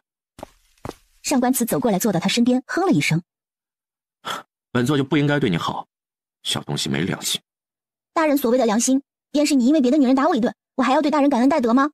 我可做不到。上官慈也是头疼，自己不过是失手打了他一巴掌，可他却如此记仇，怪不得人家都说这天下唯小人与女子难养。女人，他的女人。想到这儿，上官慈左手放在唇边，轻咳了一声，过了好久，才唯唯诺诺地说道：“不然，你打回来。”白青青只觉得自己脑子要炸了，她刚刚好像耳朵坏掉了。她凑到上官慈身边问他：“大人，你是脑子坏掉了吗？还是发烧了？你是脑子坏掉了吗？还是发烧了？”竟然要自己打他！什么？上官慈开始装傻了。你听到了什么？看他一脸茫然的模样，白青青觉得奥斯卡欠他一尊小金人呢。没事儿，我聋了，幻听了。上官慈淡定的了一声，表示白青青自己听错了。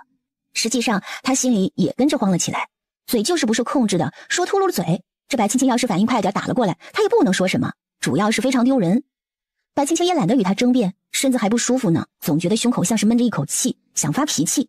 最后，他问上官慈打算如何处理这些灾民，把自己的注意力给转移了。已经上报给皇上了，无论如何，请派人送些粮食来。明日我派人去附近没有受伤、没有灾情的地方，先去买些粮食来，给村民多少吃一些，免得更多的人饿死。他觉得有些头疼，这事儿兖州的官员瞒的时间太长，死的人也太多，基本上都快死绝了。他派人去查看，基本上家家户户都是空的，剩下的就只有尸体，甚至还有被吃了一半的尸体。想到这儿，上官慈就有些烦躁。你一个姑娘家，管这些事做什么？老老实实的睡吧，这里是官衙，不会出什么乱子的。瞧着上官慈心情不好，白青青也不再说什么。借着烛光，他见上官慈愁容满面，下巴上的青色胡渣显得他有些疲倦，气色也差了许多。大人，不早了，该歇息了。他虽心里不满，却也不会在这个时候跟上官慈置气。你睡吧，我替你守着。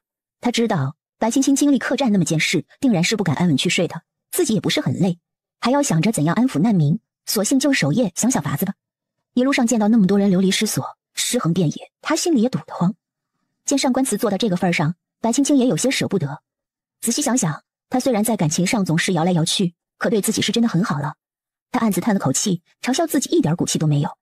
这么大个地方，还需要你守夜？也不看看你自己，俩眼圈都黑成那副模样，还不休息，我都怕明儿起来发现的是你的尸体。他极为不情愿，往里面挪了挪，给上官慈腾出了一个地方。身体是革命的本钱，你若是身体都垮了，还怎么拯救难民啊？看着小丫头对他态度好了些，上官慈忍不住笑了。他强行拉过白青青的手，说道：二姑娘，待身子好了便回吧。本座这里你也看到了，没有那么多时间可以照顾你。你在这儿吃不好睡不好住不好，本座心里也是很不舒服的。回吧。上官慈用商量的语气跟他讲，却被他无情拒绝。我不想见着月华，不会。二姑娘，别任性。月华是你带进府的，哪怕是要他出去，也要你去做。如果他去，定然会伤了月华。可是在月华和白青青之间，他不想这个小丫头难过，更不想她跟自己怄气。是吗？白青青看着他疲倦的眸子说道：我带进来的，就得我自己处置了，是吗？既然这样，那我便做主，替月华姑娘找个好人家嫁了吧。毕竟也那么大年纪了，不好一直不嫁，是不是？大人觉得什么人家好？是要个知书达理的，还是要个武艺超群的？想来想去，想必最合适的还是大人的。说完，他抽回了自己的手，与上官慈说道：不只是他，连你我也不想见。他只觉得心里冒火。听完白青青这话，上官慈脸色变了，他坐直了腰。本座与月华之事，还轮不到你来指手画脚。他这话刚说完，就看到白青青露出错愕的神色，随后哦了一声，转身倒头就睡下了。望着白青青的背影，上官慈觉得烦心，索性出去处理公务了。听到关门的那一刻，白青青眼泪跟着落了下来。他到底是没有办法向上官慈低头，做不到的，倒不如惹得上官慈生气，最好放他离开。他等了许久都没见到上官慈回来，于是便独自睡了过去。这一觉睡得都不怎么安稳。半夜上官慈回来时，见到他紧紧地抱着被子，好像受到惊吓一般。他走过去，合衣躺下，感受着身边的人，他莫名的有些心安。等这灾难过去了，他也该考虑一下如何处置月华了。上官慈原本找了一块墓地，打算安葬那些死去的难民，可白青青却与他说道：活埋尸体腐烂之后只会让细菌更多，现在这个情况还是将那些人焚烧比较好。这话让上官慈与一旁的提旗身体一颤，他们心里人死落叶归根，可若是一把火烧了，那不就什么都没了？这可是大不敬啊！活着的人才算是人，死了的那就是一块肉，人死如灯灭，大人应该为了活着的人考虑。上官慈原以为他只是不懂事，现在才发现他还心狠手辣呀！一时间他竟不敢让白青青回去与月华独处了，他怕等他回去的时候，月华只剩下森人白骨。看上官慈不说话，白青青也不知道他在想些什么，以为他难过，便上前去劝着：大人，如果这个时候不做好处理，那么一旦发生瘟疫，后果只会更严重。你忍心看着兖州蝗灾过后，再因为瘟疫人都死光吗？看着白青青紧张的模样，上官慈眯了眯双眼，打量着他。这白青青之前可是出了名的草包傻子，可自从这丫头进了自己的府邸，根本就看不出来她是个傻子，反而比常人更加通透。怎么了？没什么。二姑娘这番见解，却非常人之会。上官慈说完，白青青就愣住了，心里有些发慌。我出去走走。说完转身就跑了。上官慈见他的身影消失在自己面前，眯了眯双眼，手一挥，一名黑衣人出现在他面前。主子，去查一下白家二小姐。算了，下去吧。他心里有些烦乱，头一次让他觉得心里发毛。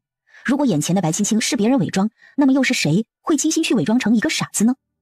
月下，一锦衣女子站立于凉亭旁边，望着夜空，最后长叹了一声：“牡丹花笑惊殿动，传奏无心子孙来。”上官慈出来找他，便听到了这首诗。他上前打量着眼前娇小的人儿：“大人是不是想问我什么？”他面露愁色，可心里却十分高兴，忍不住叫嚣着：“你问啊，问啊！你问我，我就说我是个狐狸精。”可上官慈望了他半晌，却什么也没问。他扶着白青青向屋里走去。二小姐想告诉我什么？简单一句话就将皮球踢给了白青青。大人想知道什么，青青便说些什么。本座什么也不知道。上官慈想了想，自己已与他有了夫妻之实，纠结太多也不是件好事，难道还能退货不成？相反，他更喜欢现在的白青。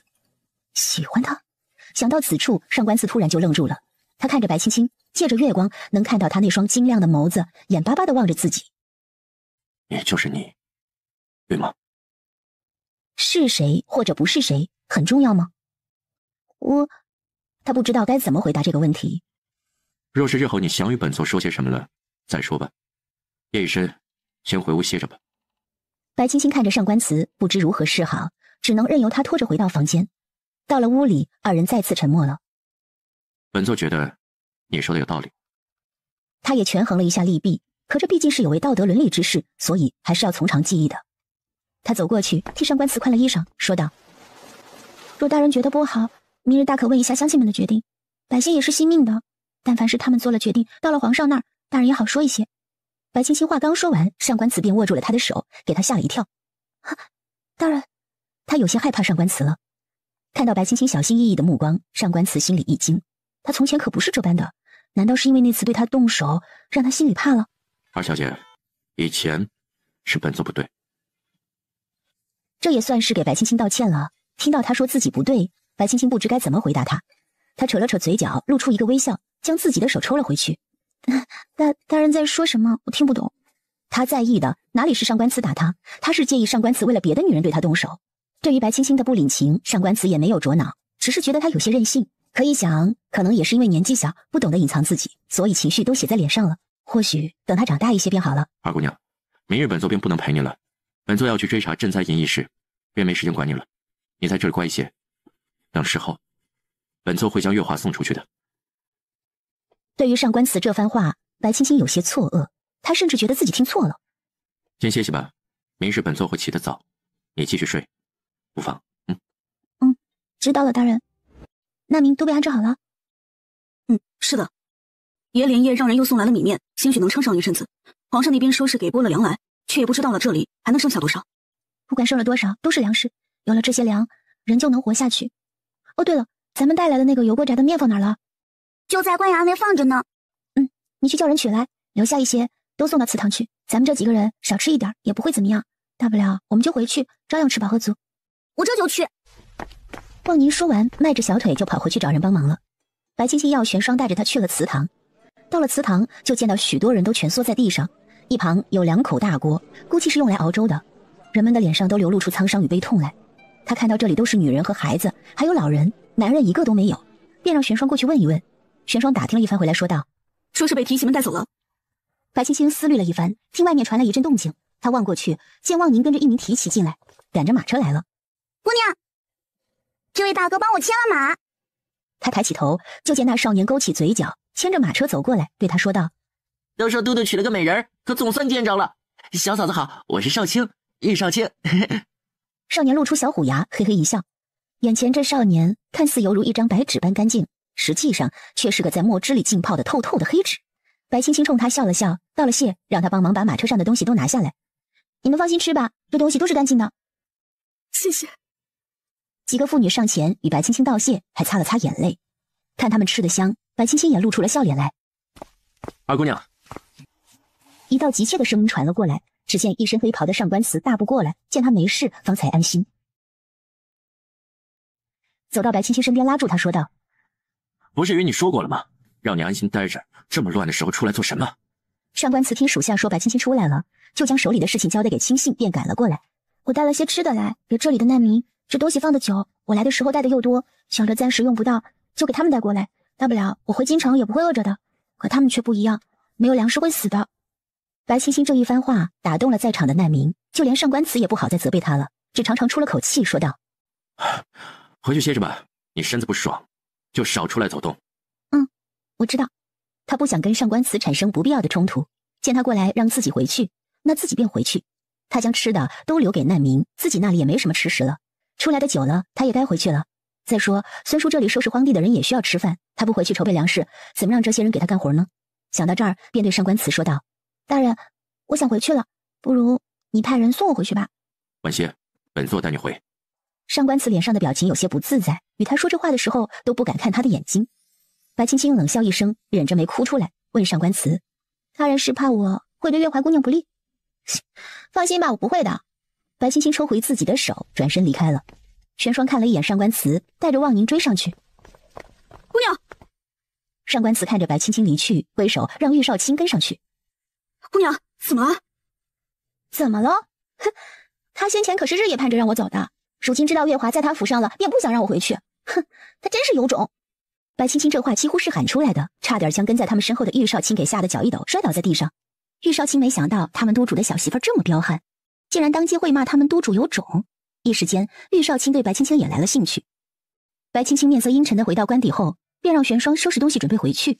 “姑娘，你近来身子不爽，不如晚些再回。那月华还在，怕是您回去要添堵了，不如等爷回去了将他送出府去，姑娘再回，也省得闹心不是？”玄霜在后面劝着他。白青青收拾东西的手停下来，对玄霜说道：“怕是等他回去，就不想把人送出府了。”他胡乱的将东西收拾一通，去告诉孙叔，我这就回去了。等我回去以后，会想办法给他送些粮食过来。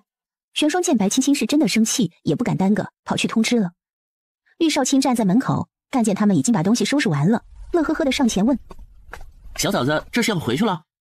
白青青冷眼瞧了一眼玉少卿，冷哼一声：“怎么不行吗？他不是早就盼着我回去了吗？我回去不好吗？”小嫂子要回去，那便送你们回去吧。这路途遥远的，又是乱世，别再出了什么差错。白青青知道玉少卿过来肯定是受了上官慈的指示，说送他回去是假，监视他才是真吧。好啊，既然不放心我自己回去，那你便跟着吧。我东西都已经收拾好了，等玄霜回来我们就走。说完，他坐下，等了大概半个时辰，玄霜回来了。刚进屋还没说话呢，白青青就让他拿着东西走。玄霜回头看了一眼玉少卿，玉少卿说道：“我送你们。”等上官慈回来时，发现已是人去楼空。他无奈地长叹了口气，叫了暗卫去暗中护送白青青，自己则专心地去处理这一次灾情。管家难道不想解释一下这里发生了什么吗？我不过是才走了几日，怎么就变样了？瞧瞧，这院里都放了些什么东西啊？是打算做个花圃卖花，还是打算开个歌舞房？黑琴都摆上了。他清楚这琴自然是给月华的。他话音刚落，穿着一袭紫色金边牡丹花裙，头戴翡翠如意簪子的月华便在婴儿的搀扶下出来，颇有一副主母的架势。月华来到白青青面前，笑着说道：“妹妹别恼，是我让管家帮我添置的。自从我搬过来，妹妹就走了，留我一人有些孤寂，便让管家替我将琴搬了过来。这牡丹花也是我让管家淘来的。这院里空落落的，有些颜色看起来也好看些。这牡丹开的这般好看，想必也是出自您家之手吧？”妹妹的眼力真好，这牡丹是新培育出来的，开的季节也较长，是先前大人让人特意培育的。他脸上露出娇羞的模样，又悄悄看了看白青青的表情，见对方没有露出怒意，心里便有些不快。白青青之前觉得这月华真的是空有美貌，这花培育出来肯定花了不少人力财力，现在这个时候他将这些花摆出来，万一被谁知道，那可是给上官慈头上扣屎盆子呢。管家，将这花都扔了，院子里也恢复原样。说完起身要回房，却被婴儿拦住。婴儿怒气冲冲地看着白青青：“你凭什么扔我家姑娘的花？凭什么？哼，就凭我是上官慈娶进门的，是这个府里的主母，就凭我是白家二小姐，凭我是姚家贵女。管家，扔！”他怒吼完了，又冷眼看了一眼月华。月华姑娘若是觉得自己能住进来，变成了这个家的主人，那可就想错了。管好你的婢女，若是你觉得自己管不好，我帮你找人管。哼！他训完月华，便回了主屋。玄霜跟汪宁在后面跟了进去。留下玉少卿摩挲着下巴打量着白青青，有意思。既然妹妹说扔，便扔吧，只是苦了大人这一番心意和花匠的苦心。说着又抹了一把泪。管家叹了口气，没再说什么，只是出去找了人来，将花都拿出去扔了。说白家姑娘也忒无理取闹了些，长工赐给姑娘的东西，她凭什么说扔就扔啊？一旁婴儿嘟起小嘴，不满地说着。婴儿不得胡说。月华假意训斥了婴儿一顿，又冲玉少卿点头笑了笑。玉少卿看都没有看他，帮忙把这瓶牡丹全给扔了，连个叶子都没给月华留。他也纳闷儿，为什么他们督主会看上一个连脑子都没有的女人？这个节骨眼儿把这些花摆出来，是想把他们家督主送进大牢吃牢饭？玉少卿叹了口气，心里边也更加偏向白青青了。姑娘，那花都是许多年前就培育出来的了，他现在拿出来，显然就是想让姑娘跟爷产生嫌隙。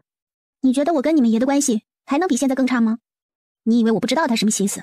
他争宠我不在乎，可他也不看看现在是个什么时候。上官慈现在因为难民的事已经忙昏了头，他却把这些不合时节还开着的花摆出来。若是别人知道，你觉得吃亏的是我还是你们家爷？他本来就是刀口上过日子，这次赈灾更是动了别人嘴里的肉。你觉得那些人知道他如此奢靡，会放过他？再说，我跟上官慈还没和离呢，这个家再怎么轮，也轮不到他来指手画脚，真是烦死了。你去看看那些没用的东西都扔了没？我知道了，姑娘，你也别太气了。实在不行，晚上我给他绑过来，姑娘你打他一顿出出气。玄霜蹭到白青青身边说道：“不是说还得给孙叔准备粮食吗？咱们不出去看看？”也是，我都被气糊涂了。哎，王宁，你去烧水伺候我沐浴。算了，烧水吧，你们俩也去洗洗。稍后我们出去我表哥那。去表少爷那做甚呀，姑娘？要饭。我在这儿认识的人里，能弄到粮食的，估计就只有我这个表哥了。行了，快去。小嫂子！我操！啊！吓得白青青往旁边一跳，扭头看到玉少卿在自己身后，便怒了。干什么玩意儿你啊？杵在那儿好玩啊？当门神啊？哦。白青青没好气的瞥了他一眼就走了，边走边说：“真是晦气。”玉少卿一脸尴尬，却也跟上去。上官慈与他说过，要他护着白青青周全，若是有了什么闪失，他就不用回去了。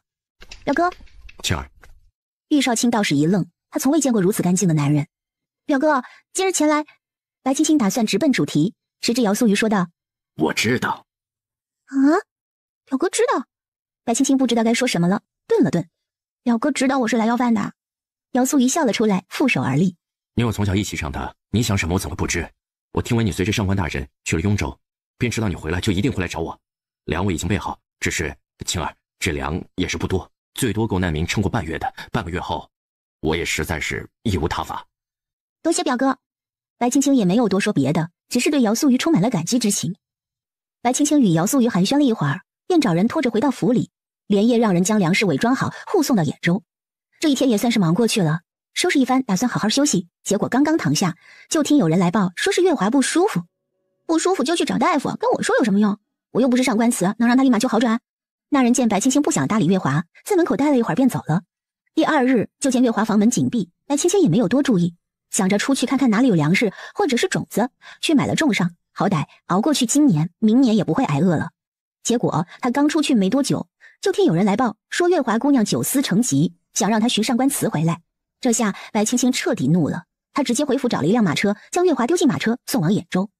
月华没想到白青青会让他去兖州，也是一番推脱，谁知道白青青直接让人堵了他的嘴，给绑起来丢进马车里。路上好好照顾着，到了兖州告诉上官慈，人我伺候不了，给他送过去了。由于运的有粮食，他们特意走了小路，大约只用了3天的时间便到了兖州，找到了上官慈。上官慈原以为是皇上派了人过来，结果是自己府中的杂役。长公，白姑娘让我们给您送来了粮来，说是让您先给灾民用着，稍后她会想办法来替长公分忧。当然前半句是白青青说的，后半句是玉少卿让他说的。听到是白青青让人送了粮，上官慈心中一暖，让张宁带着去将马车送进去，分发粮食给难民。等到最后一辆马车时，杂役吞吞吐吐地跟上官慈说道：长公，白姑娘还叫小的将月华姑娘给您捎带过来了，说她伺候不起了。月华。上官慈一愣，又看向马车，他过去掀开帘子，就看到月华被五花大绑，拿着一块抹布堵住了嘴，眼里含泪地看着他。月华。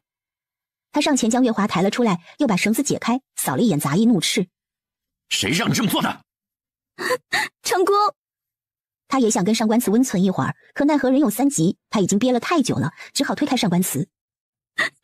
长公，月华想如厕。他这话说出来，可谓是脸都丢尽了。上官慈也愣住了，随后赶紧让人带他去。等月华被带走，他转身望着杂役：谁给你的胆子？长公饶命啊！杂役被上官慈的眼神给吓得直接跪下求饶。是白姑娘将人绑了，说她伺候不起了，要小的给大人送过来。可白青青只要他将人送过来，又没让他绑一路。这杂役也是老实，还真的一路上都没有给人解开，水都没喝上一口。月华能活着撑到这里也实属不易了。你听着是白青青送过来的，上官慈也不好发作，气得甩袖离开。月华知道自己身份低微，可也容不得他人如此羞辱我。月华哭得眼睛都肿了起来，上官慈也是一番无奈的劝解。在得知白青青为何这般做的时候，上官慈心里的气便消了。白青青这是为了他好，他还是懂的。月华，近日我公务繁忙，没时间陪你，你自己在这歇着吧。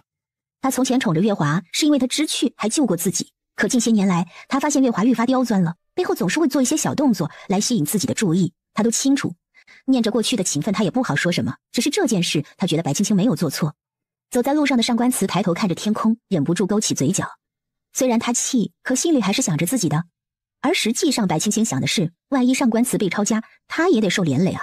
所以他得尽自己所能的保住上官慈。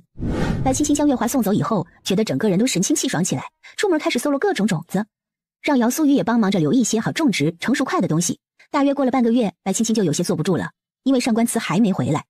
按道理，赈灾仪式处理起来虽缓慢，可也不至于这么慢呢。怕是他跟月华在兖州乐不思蜀了吧？越想越气，白青青正好也将搜罗来的东西都备好了，让玄霜跟着去了兖州。到了荒地之处，白青青呆住了。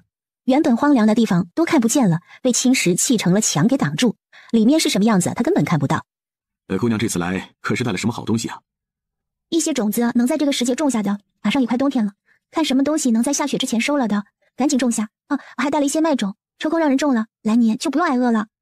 好，我知道了，我将一些难民留了下来。姑娘不会怪老孙吧？马上快入冬了，若是不管，恐怕是活不下来的。孙叔做的是对的，是好事，我怎么会怪你呢？他竟然沿着院墙边盖了一排木质的房子。孙叔留了多少户？总共就10户，签了死契。白青青目光微微闪动，没说什么。他跟着孙叔来到孙叔给他建的小木屋，很是喜欢，还有一些木头雕的小娃娃摆件。哼，孙叔的手可真巧，到底有颗少女心，看到这些小东西他就迈不开腿了。姑娘喜欢就好，您歇着，我让人将带过来的麦种去点上。孙叔说完便出去了。姑娘，既然来了，不去看看爷吗？玄霜见白青青心情还不错，便开口问他：“看他做什么？他现在指不定心里多高兴。”姑娘，你没来之前可不是这样的。没来之前，你可是天天催着来的，说是要来捉奸。玄霜，这话可不能瞎说。你们家姑娘我是那么粗俗的人吗？我怎么可能会做这种事情？我什么时候说了？说完，他侧过脸，脸上带着一抹红晕。姑娘，您昨晚上在马车上还说了，您还说，若是被您发现了爷跟月华不清不楚的，你就给爷上去2巴掌，让他滚蛋。你瞎说，我才没说呢。那万一你不在，月华跟爷之间发生了点什么怎么办？他观察着白青青的脸色，从不好意思变到难看，心里得意了。去派个人通知上官慈，就说我来了。他也不介意上官慈知道他有这么一个庄子，总归也都是上官慈的钱买的。还有，告诉他，要是敢带月华过来，我就把月华打包起来塞进茅坑里去。知道了，姑娘。见玄霜出去，白青青换了一身衣裤出去了。他打算好好看看这里，看到一个黑色的小石头咕噜咕噜滚到自己的脚边，他弯腰将石头捡起来查看，发现自己的手都黑了。狗娃，干嘛你？方卓训斥了一句丢石子过来的小孩子，那小孩子怯生生地说了一句对不起，又害怕地看着白青青。姑娘，您别怪他，这孩子呀命苦，爷娘都死了，就剩下这一个人了。他……方卓还没说完，就被白青青给打断了话头。他过去摸了摸那孩子的小脑袋，没事的，姐姐不怪你。狗娃，你告诉姐姐，这小石头你是从哪儿来的？这哪里是什么石头，这分明就是煤，对他来说那可是个宝贝啊。山腰上捡的。那带姐姐去看看好吗？好。狗娃带着白青青向山上走去，大概走到半山腰，他就看到许多零零散散的这种小黑石的煤块，也是觉得奇怪。等他再走到山背面，就发现了一个洞，在洞口边上，这种小黑煤块就越来越多。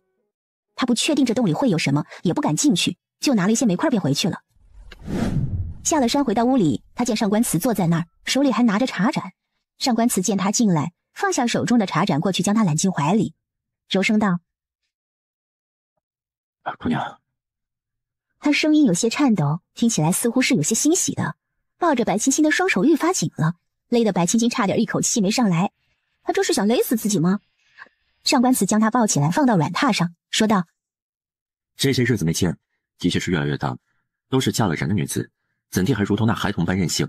他心里清楚，白青青是待他好的。听了上官慈的言论，白青青一哆嗦：“你你是不是做了什么对不起我的事了？心虚？他平常可不是这个样子的啊，如今这么好说话，肯定是干了什么坏事儿。上官慈有些无语，他下面的提起说，这女子是最喜欢听这些个甜言蜜语了，怎么到了白青青这儿，什么话说出来都变味儿了？白青青却是尴尬一笑，想了想，行了，我成全你跟月华了。喂，起来！如果他是为了让自己不要为难月华，那他这招赢了。只要月华他不来惹我，我绝对不会去招惹他的。当然，特殊情况除外。这跟月华有什么关系？你将他捆起来，整整几天都没有吃喝，就连……他想说，就连如厕都没让去，却也说不出来。二姑娘，莫要太任性了。白青青盯着上官慈，眼里带着伤感。上官慈，你心疼他？你心疼他，觉得他委屈？那他明知你已娶妻，还想勾搭你，这算什么？你有魅力？不是，他这叫不要脸。他自己都不要脸面了，我为何还要给他留这个面子？那脸面都是自己争来的，是他自己不要的，你怎么还来怪我不给？本座只是觉得……你觉得什么？哼，觉得我脾气差，没有他温顺是吗？本座……大人来这里也挺久的了，说是没什么事儿就回去吧，现在粮食紧张，这里可没有多余的晚饭给大人。他实在不想跟上官慈废话了。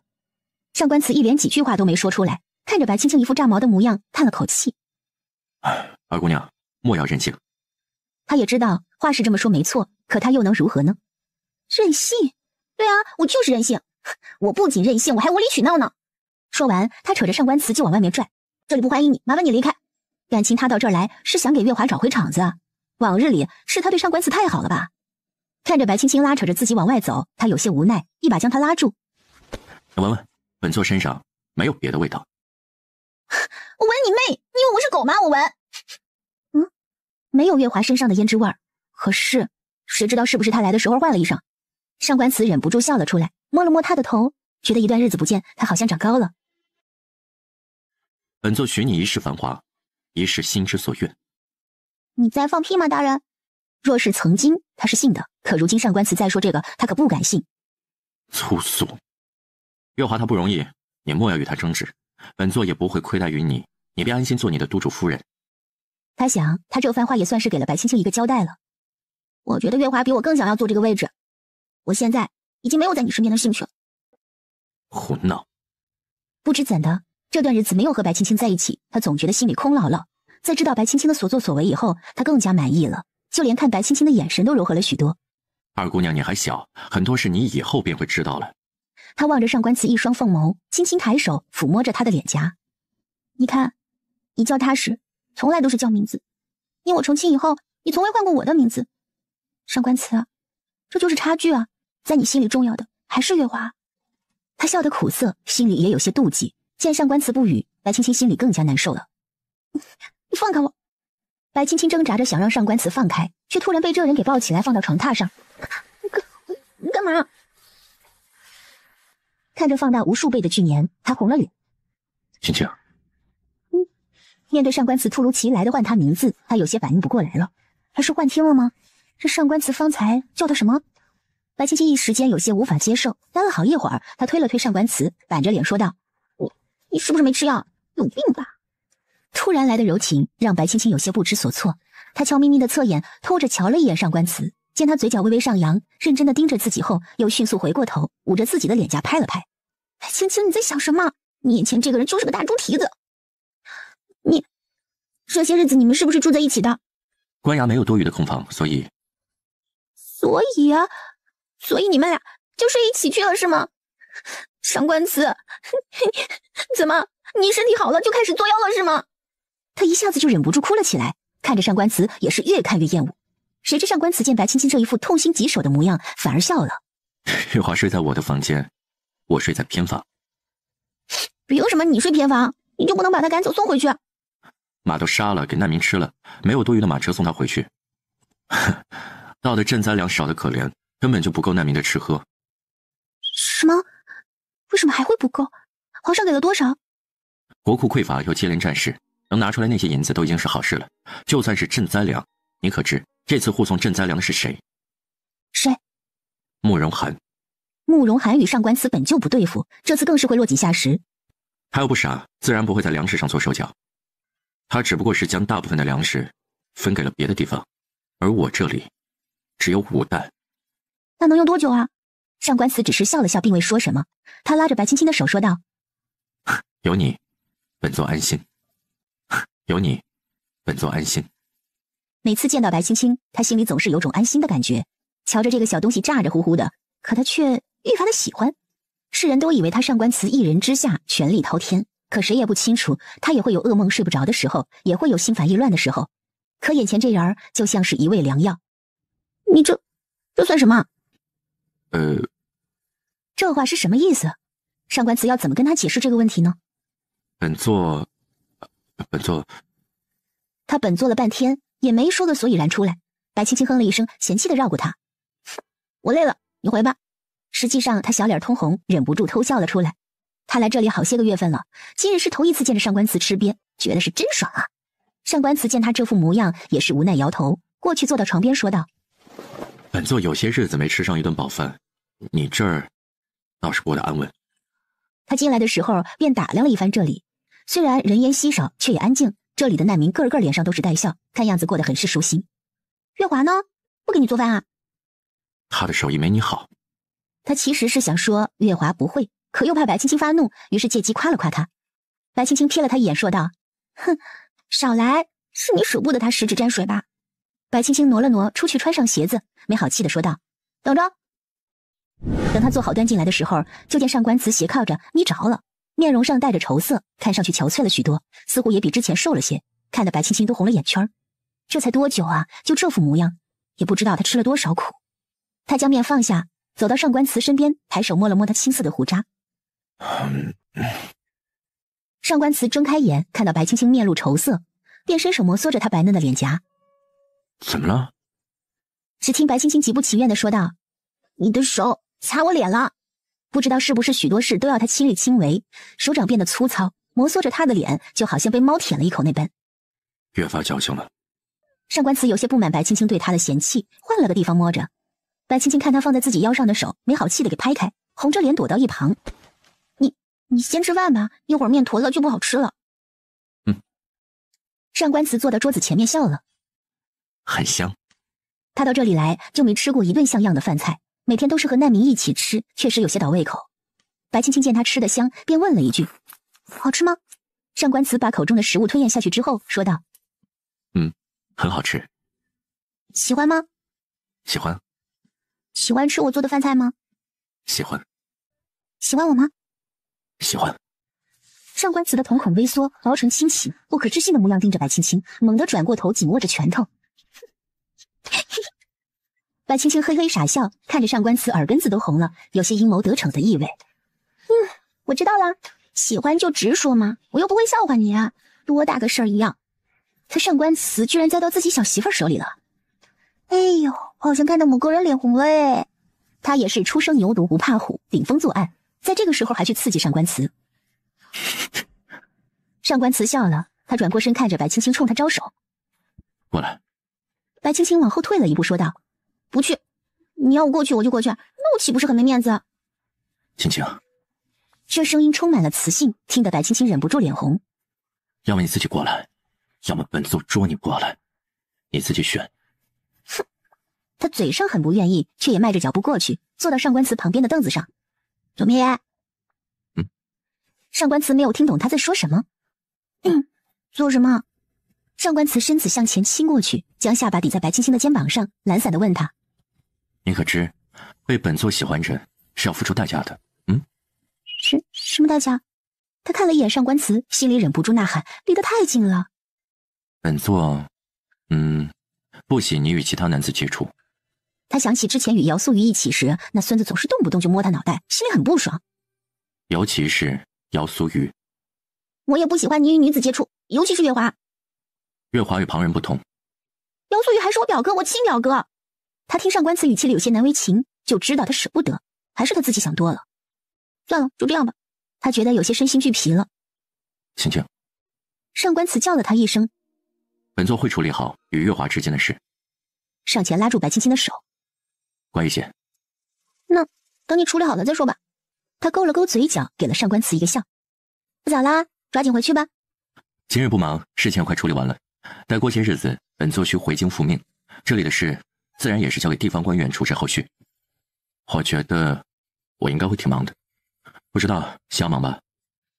上官慈看他是不愿意与自己相处，也没了方才的兴致，顿了顿，想说什么也没说出口，转身就走了。看上官慈走开，白青青心里也不是滋味，可他也不愿在这种时候与上官慈再发生些什么。今日他向自己道了心里话，自己也是开心的，可他现在还是放不下月华。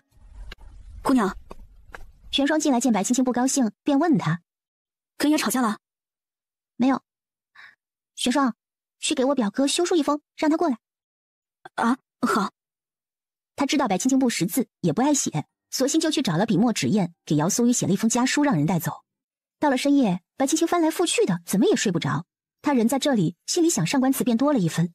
主要是月华在这儿，万一二人按耐不住发生点什么，那怎么办啊？玄霜，怎么了，姑娘？我们去关衙。啊，这都什么时辰了，姑娘？去。好吧。玄霜没有办法，只能答应了白青青。玄霜带白青青来到正屋的房顶上，掀开了一片瓦片望了过去。这一望过去不要紧，白青青瞬间就红了眼眶，眼泪都流出来了。他看见月华坐在上官慈腿上，喝着月华喂给他的酒，二人之间的动作极为亲密。姑娘，别看了。玄霜也没想到会看到这么一出。为什么不看？白青青咬着牙，指甲刮在瓦片上发出吱吱的声音，上官慈却一点反应都没有。姑娘，玄霜小声地喊了一句。只见月华解了上官慈的腰带，双手环住他腰身，头靠在他胸前说着什么，看上去一副小鸟依人的模样，很是让人垂怜。他今日与我说，许我一世繁华，许我一世清心。现在想想，是啊，他只是许我一世，我清心而已。他咬着下唇，不让自己哭出声来，看着下面二人嬉戏，仿佛是一把刀，一刀一刀地划在他的心上。玄霜听着白青青的声音在颤抖，心里忍不住怒了。他刚要发作，便听到白青青大喊一声：“上官慈，你这个王八蛋！”他喊完，站起来用力踩了几脚，将一些瓦片踩了下去。下面的上官慈听到白青青的臭骂，吓得将月华推出去，望向屋顶时，只见到对方的鞋底。青青，他喊了一声，跑出了屋，就见白青青站在院子里。上官慈这一声惊动了院里的皮筋，不一会儿就将白青青围了起来。他眼里含着泪珠，看向自己时充满了失望。你怎么会在这儿？是啊，我怎么会在这儿？我想你了，所以来见你。可谁知却见了不该见的香艳场面。他望着上官慈，想着今日上官慈与他说的那番话，他简直就是在放屁。成功！月华从屋里追出来，面若桃花。他来到上官慈身旁，含情脉脉地看着上官慈。成功！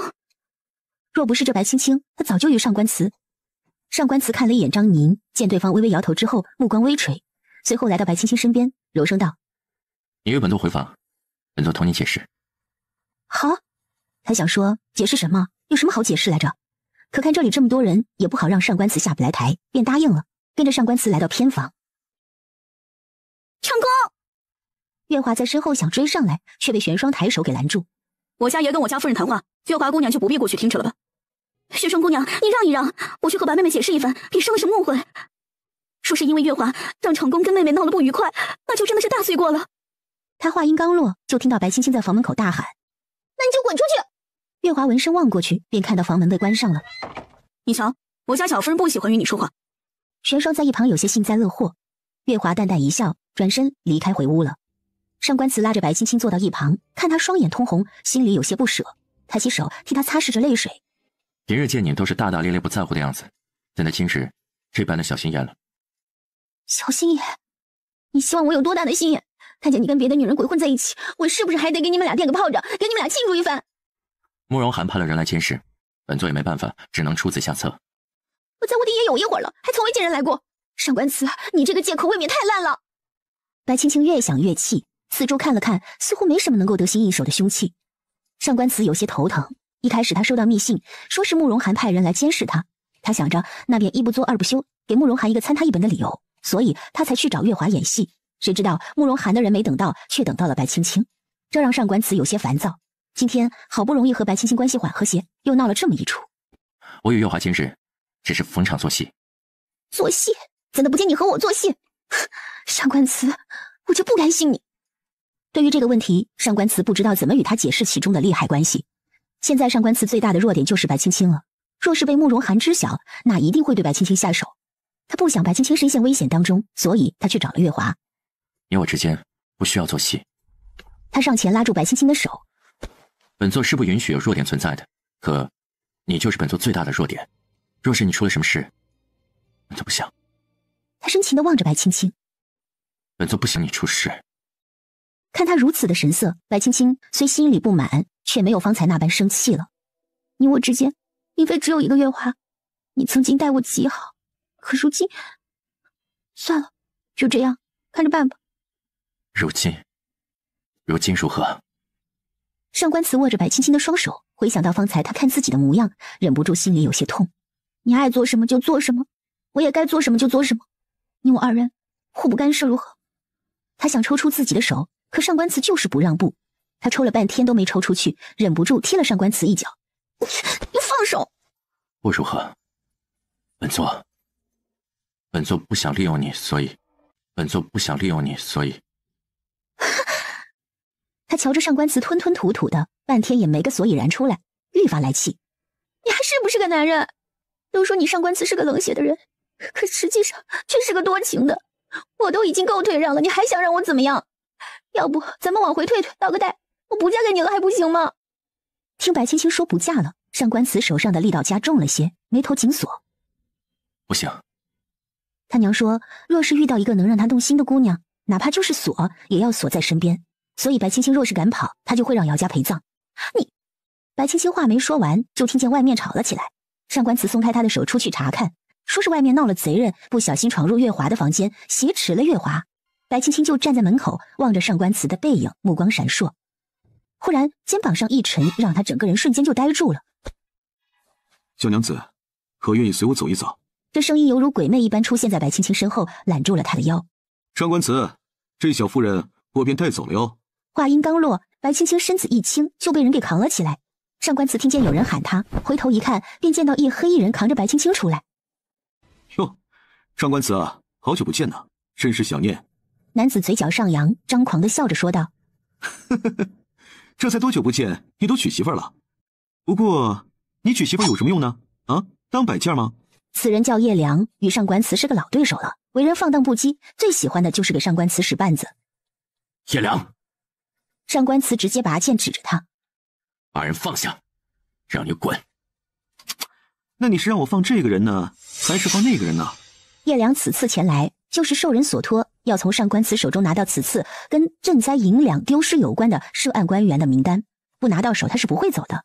原本得知月华在这儿，他打算掳了月华，结果没想到上官慈在意的其实是这个小媳妇儿。哼，你来这儿就是为了与本座说这个的？当然不是。叶良拍了拍白青青的腿。你觉得这么多人在这儿，我若是说出来了，对你有好处吗？叶良看了一眼旁边的提记。大晚上的，要他们去洗睡了吧？上官慈微微眯着双眼，将剑放回剑鞘，挥了挥手让他们退下。提记们看了一眼叶良，下去了。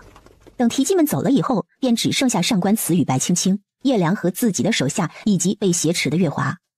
叶良见上官慈的手下都退下，心情大好。还是头一次见你这么听话。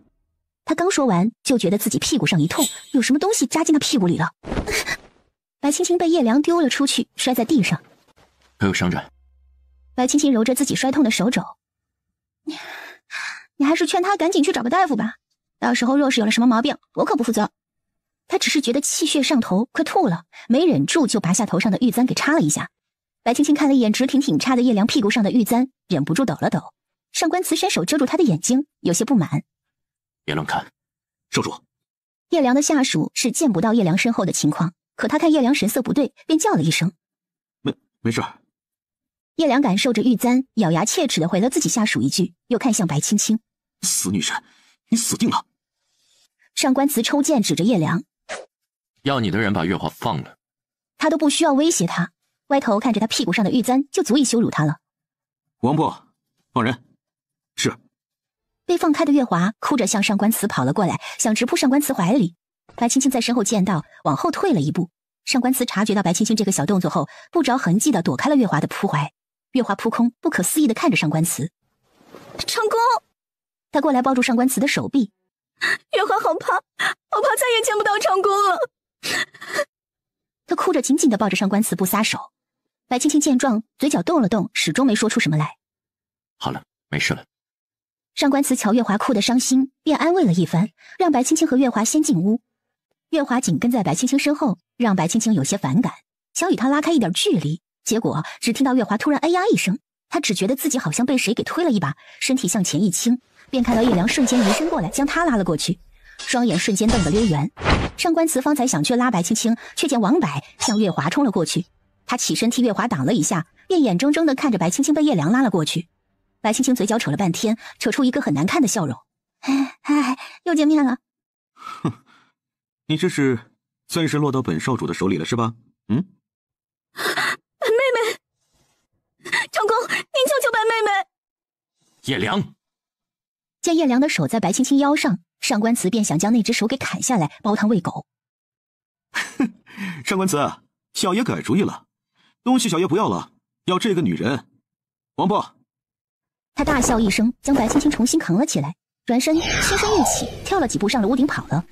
上官慈想去追，却被王柏给拦住了，只能眼见着白青青被叶良掳走。白青青被叶良扛着上蹿下跳，最后他实在是忍不住，哇的一下吐了出来，吐了叶良一身。叶良感觉屁股上一热，吼叫了一声，将白青青丢进了草堆。你这个女人，老子杀了你！天知道他这一路轻功跑过来有多痛苦，还被他给吐了一身。抱歉啊，没忍住。你还笑得出来？我从未见过像你这般如此粗鄙的女子。你不是第一个这么说我的，上官慈也这么说过。这笑看起来似乎带着些许悲伤。以上官慈的身手，若是想救他，绝对可以救的吧？只是他在救自己的同时，月华被眼前这个人的手下给抓住了吧？想到这儿，白青青不禁捂住胸口，她拍打着自己胸口，眼泪忍不住啪嗒啪嗒的往下掉，不一会儿便使她满脸泪痕。喂，你什么情况？我没事，我没事。白青青咧开嘴，冲着叶良笑着，反复的强调说自己没事，却被他的泪水给出卖了。叶良生性贪玩，人也不坏，只不过呢，他爹是个反派，作为少主的他，从小就被打上叶反派的称号。叶良长这么大，还是头一次见到一个女人在自己面前哭成这副模样。给老子憋回去！他这么一喊，白青青就怔住了，随后呆愣愣的瞧着他，也不说话。叶良见他还算是听话，深吸了一口气，起身又将白青青扛起来，向前面的树林里走。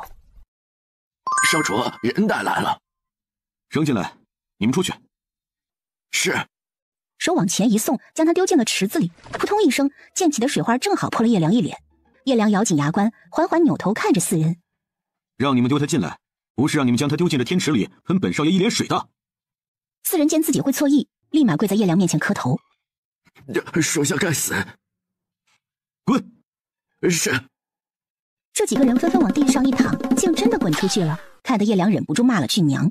白青青从水里挣扎着冒出头来，这才看清楚叶良的容貌。叶良生的一副好皮囊，看上去比上官慈还要英俊几分，却少了上官慈那份邪魅。这也是为什么叶良看不上上官慈的原因。他觉得上官慈那个看上去娘们兮兮的模样有什么好看的？小娘子，你说若是那上官慈得知你与我这般，他会怎样？他嘴角一弯，带着戏谑的语气问白青青。白青青面无表情，看了看他，抬手就是一巴掌扣在叶良脸上。他怎么想我不知道，我现在是很不爽。叶良还是头一遭被谁这般对待。他瞧着白青青的小手扣在他脸上，一时间忘了该做什么。白青青看叶良不动，也意识到他才是那个被绑架的角色，得有点自知之明，干笑一声，将手缩了回去，略带伤感的说道：他就算是知道也不会怎么样的，他只是觉得我有趣罢了。你以为我凭什么能让他看得上？白青青无奈的摇头，看向一旁，缓缓开口道：他不在乎我的，哪怕是你杀了我。泪水顺着眼角流了出来。叶良见他这模样，嘴角也沉下去了。他跟上官慈做了多年的对手，他自然清楚上官慈的为人。看着眼前这小丫头愁容满面，想必是对上官慈动了心的，忍不住冷笑：哼，杀了你，你配吗？本就难过的白青青听了这话，心里就更加难过了。杀了你，脏了本少主的手，你还不配。少主大人，你配钥匙吗？什么？你配几把啊？配钥匙？叶良不懂白青青为什么说让他配钥匙。本少主不配。对啊，你不配。死女人，你骂我！叶良微怒，伸手就要抓白青青。白青青往后一退，说道：这哪里是骂你啊，分明是在夸你啊。夸我？对啊，就是夸你。是吗？怎么夸的？白青青乖巧地说道。嘴夸的呀。看叶良吃瘪，白青青嘿嘿一笑，揉了揉发酸的眼眶，从池子里爬上去了。她蹲在上面看着叶良，你抓我没用的，还不如去抓月华来的有用呢。难道你不应该求本少主放了你，却反而教唆本少主去抓别人？少主大人，求求你去抓月华吧。本少主还是头一次见你这么蛇蝎心肠的女人，不过本少主喜欢。他嘴角翘了起来。你跟着上官子有什么好的呀？不如跟着本少主，还能要你做个女人。他这次回来便听说上官慈娶妻，差点把大牙给笑掉了。就上官慈那个身体，娶妻不是诚心让自己难堪吗？可这女人若是跟了自己，会让上官慈更难堪的。如何？他瞧着叶良嚣张的模样，忍不住笑了起来，活生生就像是一条朝主人炫耀的小狼狗。他拧着自己的头发，把水拧出来，对叶良说道：那你能给我什么呀？上官慈能给我喜欢的东西，你呢？能给我什么？上官慈他能给你什么，本少主自然也能给你什么。叶良见白青青有所动容，心里有些鄙视，女人都是一个德行。你确定？他上官慈有的，本少主有的是；他没有的，本少主还有。他嘴角翘起，叶良望着白青青，似乎是在暗示他什么。行吧，我饿了，我想吃饭。白青青被折腾了这么久，肚子早就饿得咕咕直叫了。也不是叶良不想给他吃，主要是他这里做饭的厨娘前2天不小心掉到南院的蛇窝死了，暂时还没有厨娘做饭。叶良觉得有些尴尬，第一件事就办不到了。换一个，吃饭算什么事儿？金银珠宝，你想要什么，本少主都能满足你。我就要吃饭。若是在城里，叶良还能带着白青青出去吃点什么，可他这庄子方圆几里地都没什么人家，他去哪里给眼前这女人弄吃的？连顿饭都不想给我吃，还说什么会比上官慈强？他在吃的上面从来不委屈我，想来啊，那猪都是整头的买。叶良一听就来劲儿了，从池子里爬了出来。不就是猪吗？本少主让人给你买去。来人！他喊了一声，见方才那4人进来后说道：给老子弄头猪来，要大个的。他突然又看着白青青问：上官子给你买的是公的还是母的呀？白青青哑然，一时间不知道该如何回答，想了想，母的吧。行，就要母猪，快去。是。几人听到叶良的吩咐，紧张地跑出去了。白青青看着鞋子都跑丢的几个人，有些诧异，他这儿就4个人。怎么，你对本少主的这4个奴仆有兴趣啊？叶良见他盯着自己的仆人便问。白青青摇了摇头，没有，只没见过这么和你一样的人，去跟弦的人呗。什么意思啊？叶良挑着眉头，没什么意思。白青青坐到桌子旁边坐下，问叶良：这些水果我可以吃吗？他说着拿起了一个苹果，擦了擦便啃了一口。很甜嘛。老子说不能吃，你能怎么样？白青青一愣，想了想，嘟囔着说道：要不我吐给你啊。他说吐，叶良就想起眼前这个女人吐了自己一屁股，赶紧往后退了一步，警惕地盯着白青青。你吃啊。他不再管叶良，实在是饿狠了，2、3下就把一个苹果吃没了，开始吃下一个。大概不到1刻钟的时间，叶良桌上的苹果就只剩下苹果核了。他看着白青青吃东西，有些发抖。他都没吃过这么多的东西，这是人？是头猪吧？你……叶良走到白青青身边打量着他。哎，上官慈他会来救你吗？他方才想了想，自己还是要涉案的官员名单比较划算，这妮子太能吃了。不知道。叶良突然有些后悔了，他掳走月华不好吗？为什么要掳回来这么一个玩意儿？干啥啥不行，吃啥啥不剩。管他呢，你不是说让我跟着你吗？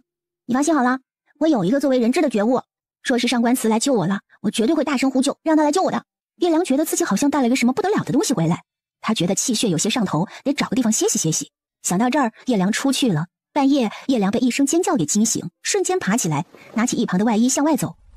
发生什么了？他4个手下看向他，脸上充满了委屈。姑娘凶我们。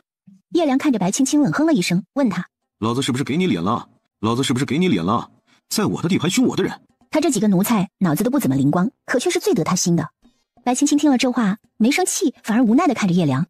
我要是不凶他们，明儿个你就得看到我的尸体。什么意思啊？说，怎么回事？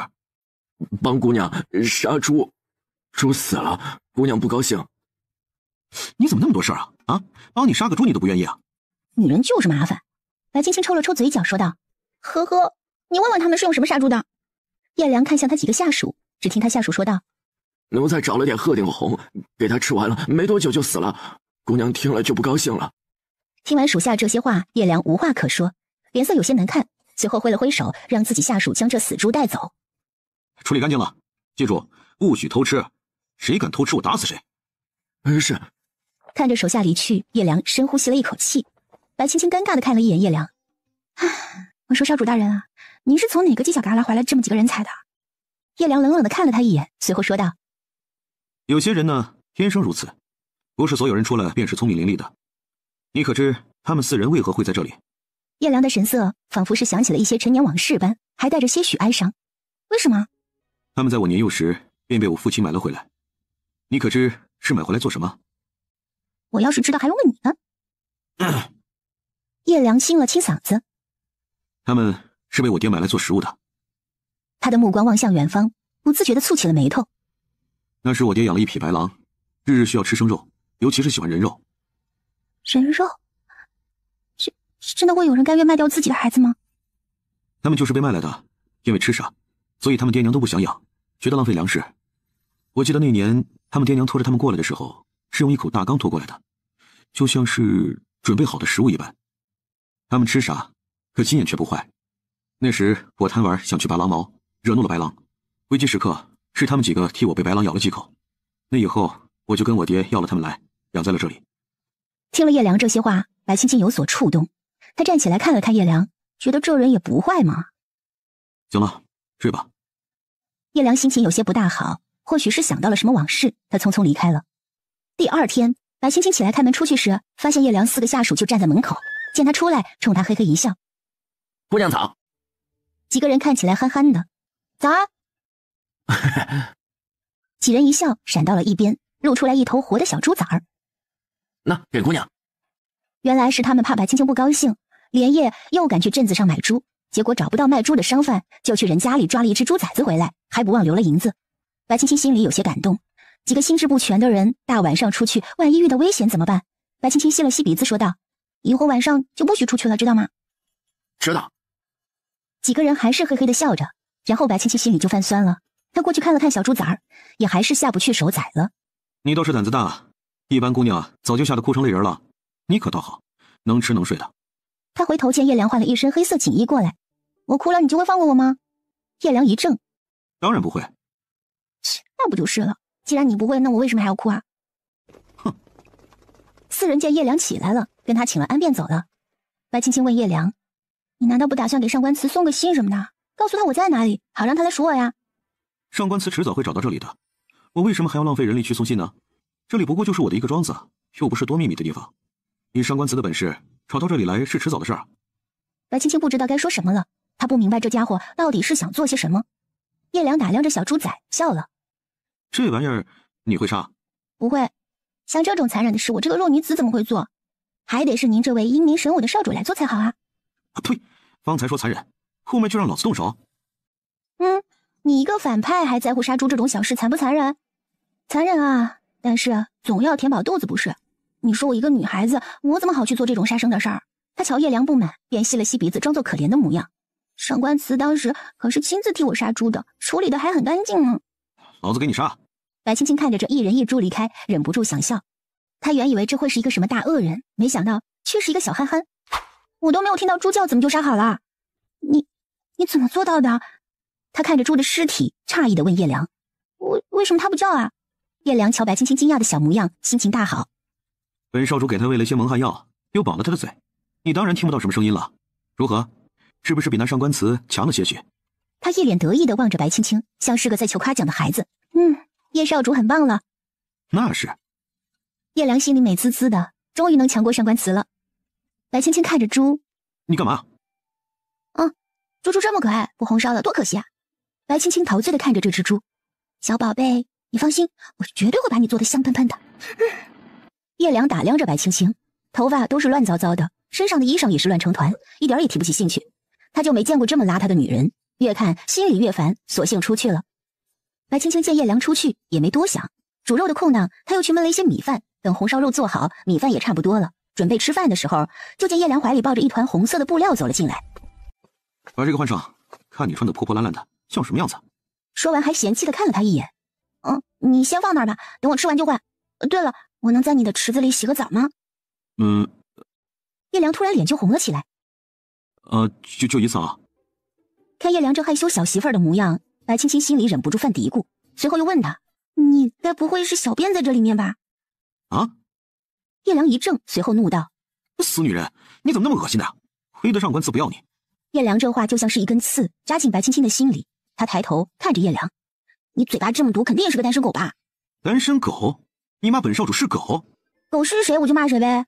他低下头不再搭理叶良，找了个地方把饭菜放好，蹲在地上吃了起来。你……叶良见他脸色变得惨白，一时哑言，他觉得自己说错话了，可又绝对不会承认的。他嗅了嗅，觉得白青青做的这东西味道还不错，过去蹲到白青青身边。本少主就没见过吃相像你这么难看的女子。你这话上官祠也说过。白青青面无表情，将肥肉的部分夹断，只吃瘦肉。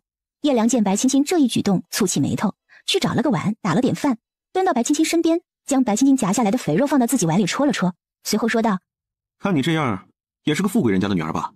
此话怎讲啊？穷人舍不得吃肉，再者，现在这灾年能有饭吃就不错了，怎么会像你这般挑剔？说完，肉拌饭一起吃了起来。你这手艺倒是不错，比我上个厨娘好多了。白青青没有接话，只是默默地看着叶良将自己不要的肥肉都夹走吃了。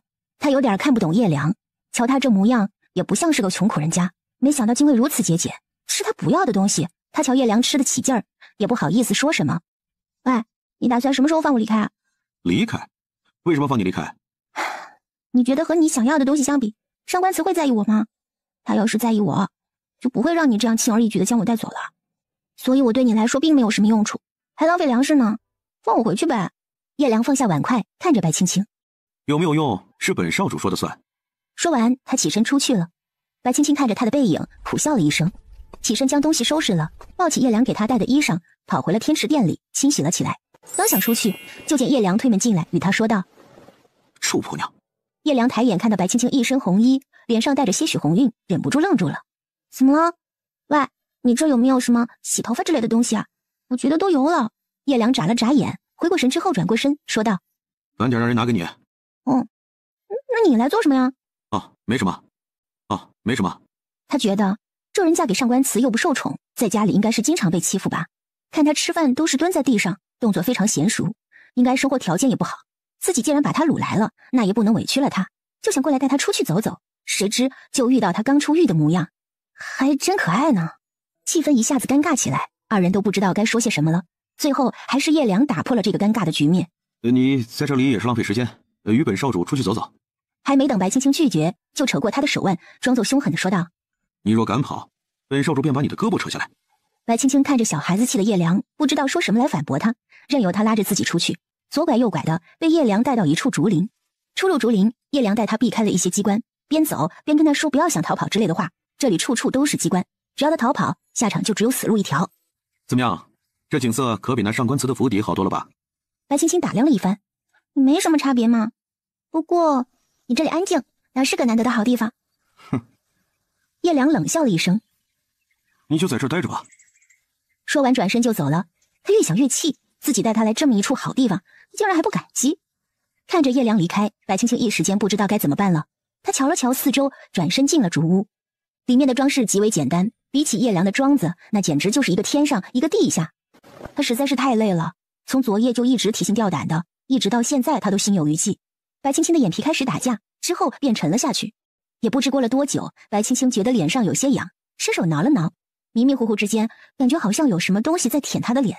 她睁开一看，一个绿油油的小脑袋在她眼前，还吐着红色的杏子。啊！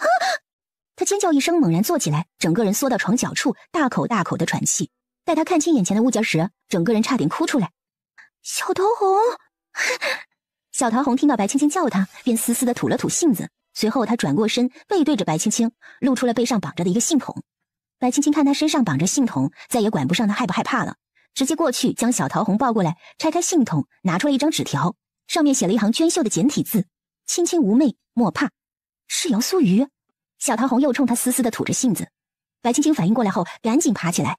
等他写完回信，将信封装进小桃红的信筒里，他上前吐出信子，舔了舔白青青后，扭着身体离开了。看着小桃红离开，白青青突然喜欢上了这条竹叶青，可又觉得有些失落。明明上官祠比表哥还先知道他被掳走，却到现在都没个声响，看来他其实挺高兴自己被掳走的吧。一想到上官祠，白青青忍不住苦笑，想他做什么呢？等到傍晚时分，叶良提了一壶酒，还有一些菜过来了。看到白青青老老实实的还在这里，心情大好。哟，你怎么不跑呢？白青青看了一眼带着欠揍表情的叶良。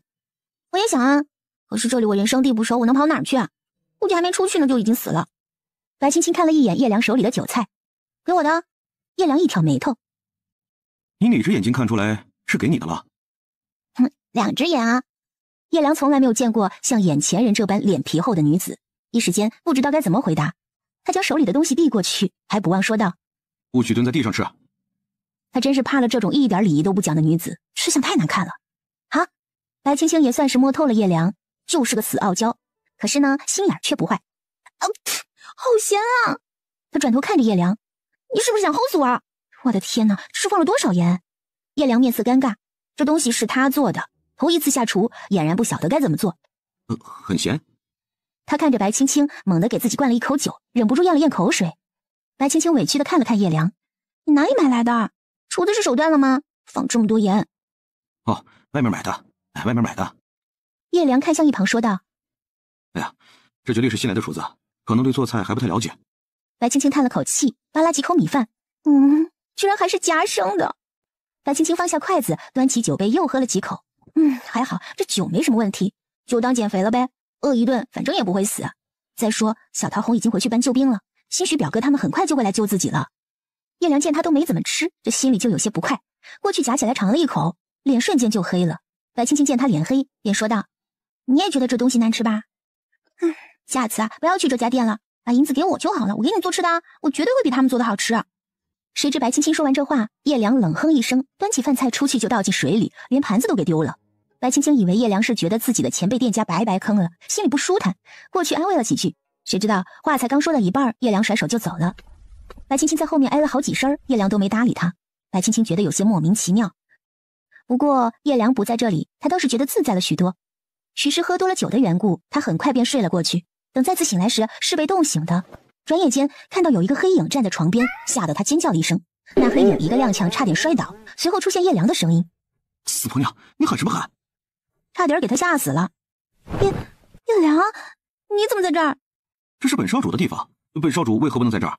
叶良原本是不想理会他的，可是他想到这里久不居住，附近蛇鼠会比较多，他怕白青青会被一些东西给咬死，但没有人质，所以才过来守夜的。听了叶良的回答，白青青不再说什么了，他扯了被子给自己盖得严严实实的，又往里面挪了挪，跟叶良保持一定的距离。二人就这样僵持了一会儿，叶良出去坐到外间的凳子上，将火折子熄灭。你睡吧。白青青嘴上答应了，却不敢睡。她是个嫁了人的女人，就算上官慈再怎么样，她也不能跟别的男人共处一室睡觉呀。白青青心里七上八下的，也不知道撑了多久，还是睡了过去。等第2日醒来的时候，发现叶良出去了。他爬起来走到外面，就看到地上放了一块猪肉，还有一些青菜跟米，一旁压着一张字条。他拿起来看了一番，一个字也没看懂，就扔了。将东西拿起来，走到一旁的小厨房里开始收拾。等他做好的时候，叶良来了，还丢给了他1两银子。厨子费。什么？白青青错愕地看着1两银子，眼睁睁地看着叶良将他做好的饭菜带走了。他追着叶良来到主屋里，看着叶良吃起饭菜，还是有些不明白。叶良给他盛了一碗饭，放在一旁说道：站在那做什么呀？本少主不需要门神，过来吃。叶良将红烧肉夹开，把瘦肉的部分留在盘子里，肥肉自己吃了。白青青看到他这个举动，心里有些不是滋味儿。哪怕是上官慈再宠溺他之时，都没吃过他不要的东西。他拿起碗筷吃了起来，忍不住就哭了。他心心念念的上官慈此时又在做什么呢？叶良见白青青吧嗒吧嗒掉眼泪，放下碗筷，急躁地说道：你哭什么呀？本少主又没虐待你，你哭成这样，有什么不满的吗？他想了想，自己待他够好了吧，没打他也没骂他，怎还就哭了？这女人就是麻烦。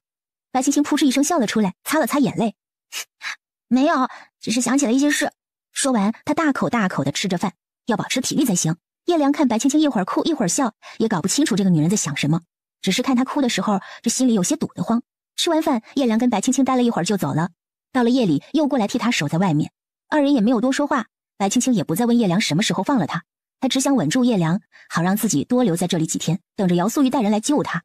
然而日子一天一天的过去，白青青觉得自己都是在煎熬，每天等着姚素玉带人来，每天的希望都落空。反而是叶良每天都会带一些小耍物过来给他，也不知道是从哪儿来的。3日后，叶良给白青青带了一些小点心。若是这几日上官慈不来，本少主便送你回家。为什么突然之间改变主意了？你不是还要留着我跟上官慈去交换东西吗？你把我放了，那东西怎么办？留着你？从我把你掳走了开始，上官慈有消息吗？不仅没有任何人来救你，反而你却在这里吃我的喝我的，留着你，我还不如去将月华给掳来呢。兴许啊，上官慈还能主动点过来。他这话说的漫不经心，却伤了白青青的心。是啊，不如去抓月华呢。他不想承认自己不如月华，可叶良说的也是事实啊。这么些天了，上官慈是一点消息都没有的。所以说，留你在这里也是浪费粮食，还不如……喂，你怎么又哭了呀？叶良见白青青又哭了，有些手足无措。白青青越哭越起劲儿，眼泪就是止不住的往外流，看得叶良在一旁转圈儿。他头一次见着女人哭，不知道该怎么处理。你别哭了，哭得他心烦，脑子都要炸了。叶良不会理解白青青心里的委屈，尤其是叶良说了那些话之后，他更觉得心里难过了。他难道就比不过月华吗？就连做人质都不如他？叶良看白青青在一旁哭着，烦躁地坐到一旁喝着酒。他看白青青何时才能哭完。白青青哭了一会儿，走到叶良旁边，从他手中抢过酒，咕咚咕咚地喝着，辛辣的口感配着他难过的心情，可真酸爽啊！不一会儿，他将酒喝光了，把坛子丢到一边，看着叶良，仿佛好像有两个脑袋。你怎么有两个脑袋？叶良看他眼睛都快睁不开了，就知道他喝醉了，也不跟他计较。哎，你醉了？你放屁！我没醉，我才没醉呢。就你啊，我一个打你10个。上官慈，你这个王八蛋，你这个王八蛋，你这个王八蛋！喂！叶良躲闪不及，直接被白青青给砸在了身下，差点把鼻子给他砸断了。叶良把白青青推到一旁，揉着自己发痛的鼻子，刚想发作，就看到白青青睡得死死的。晦气！过了一会儿，叶良推了推白青青。喂！他推了几下，见白青青都没什么反应后，叹了口气。最后，他将白青青提起来，送进了房间。看着白青青红扑扑的脸颊，叶良忍不住笑了。你这丫头，还真是胆子够大的啊！被人当做人质了，还能这样不哭不闹，也是头一次见。叶良替他理了理发丝，随后离开了。他还是给这丫头备一些醒酒汤吧。叶良刚到庄子里，就听下属来报，说是庄子附近有人埋伏了起来，这让叶良大喜，猜想应该是上官慈的人，便将醒酒汤一事抛诸脑后，坐等上官慈来这儿。他以为自己了解上官慈，可他却不了解姚苏瑜。此时，上官慈跟姚苏瑜还有小桃红已经到了竹屋这边。上官慈得知白青青在里面，顾不得是否有什么机关，直接亲身踏着竹尖进去。姚苏瑜带着人在外面打手，心里十分担心白青青。上官慈一路进来，将一些机关摧毁，还是不小心伤到了手臂。他也管不得自己是否受伤，直接进了屋里。青青，他走上前，抚摸着白青青的脸颊，让你受苦了。也不知白青青是否感应到了上官慈，他嘟起小嘴，王八蛋。上官慈一愣，无奈地笑了出来。是，我是王八蛋。是，我是王八蛋。回想起那晚的情景，上官慈十分后悔。可姚苏瑜来了以后，劝他不要轻举妄动，则让小桃红出来寻找白青青。他原以为一条蛇而已，不会找到白青青的，可姚苏瑜却让他耐心一些。挨着上面的压力，他也只能等着。直到那日，小桃红带了白青青的手书回去，他才知道白青青没事，心中大喜，连夜让人准备，跟着小桃红出来了。青青，我们回家。上官慈将他抱起来，又拿了被子给他盖上，省得他受凉病着。青儿如何？上官慈也不清楚白青青的身体究竟如何，只是淡淡的回了姚苏瑜2个字：上课。然后便抱着白青青进了马车。叶良等到晚上也没见上官慈过来，心里有些懊恼。他打算来看白青青的，谁知到了竹林后，发现空空如也，他便明白发生了什么，咬牙切齿地盯着远方。上官慈。上官慈一路抱着白青青，生怕自己一个松手，他便会消失不见。他记得那日白青青看自己是绝望的神色，就怕自己松开了手，白青青会逃走。他们赶了小半天的路，找了一个山脚下休息。星儿如何？满目焦急的模样让上官慈有些不满。上官慈搂着白青青的手紧了紧，说道：上课。姚苏瑜见上官慈一副生人勿近的模样，抿了抿唇，看着白青青：这是喝醉了。青儿一向酒量便不好，这叶良怎地让他一个姑娘家喝这般多？他伸手去拉白青青的袖子，打算给白青青把脉，却被上官慈一个眼神给制止了。上官慈眯眼看着姚苏瑜伸出的手，有一副你敢过来我就给你剁掉的架势，让姚苏瑜一度很是尴尬。我与青儿自幼关系良好，苏瑜只想替表妹把脉一番，检查身体，并无他想。督主还望见谅。说着，他伸手过去，拉过白青青的手腕给她把脉。上官慈冷冷地盯着他，让他不觉得冒出了冷汗。表妹身体无恙，在下先行告退。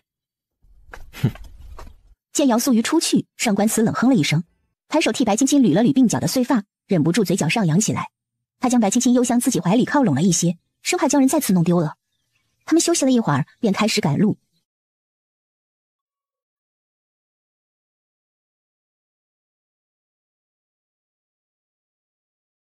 到了官衙，上官慈刚抱着白青青下来，就见到月华一身白衣站在门口相迎。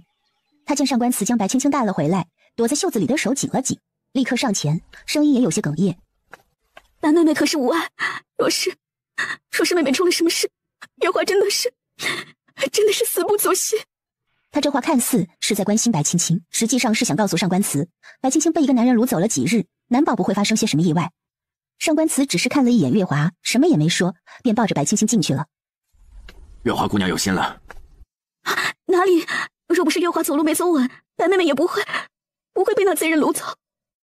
姚素瑜笑了。是啊，所以姚某说月华姑娘有心了。我家妹妹若是没事，那便是皆大欢喜。若是我家妹妹出了点什么差池，月华姑娘，你以为上官慈能保得住你吗？我家妹妹从小便娇生惯养，脾气不好，那是人人尽知的。但是没办法，谁叫我们姚家这一辈就出了这么一位闺女。他这话就是说给月华听的，敲打他。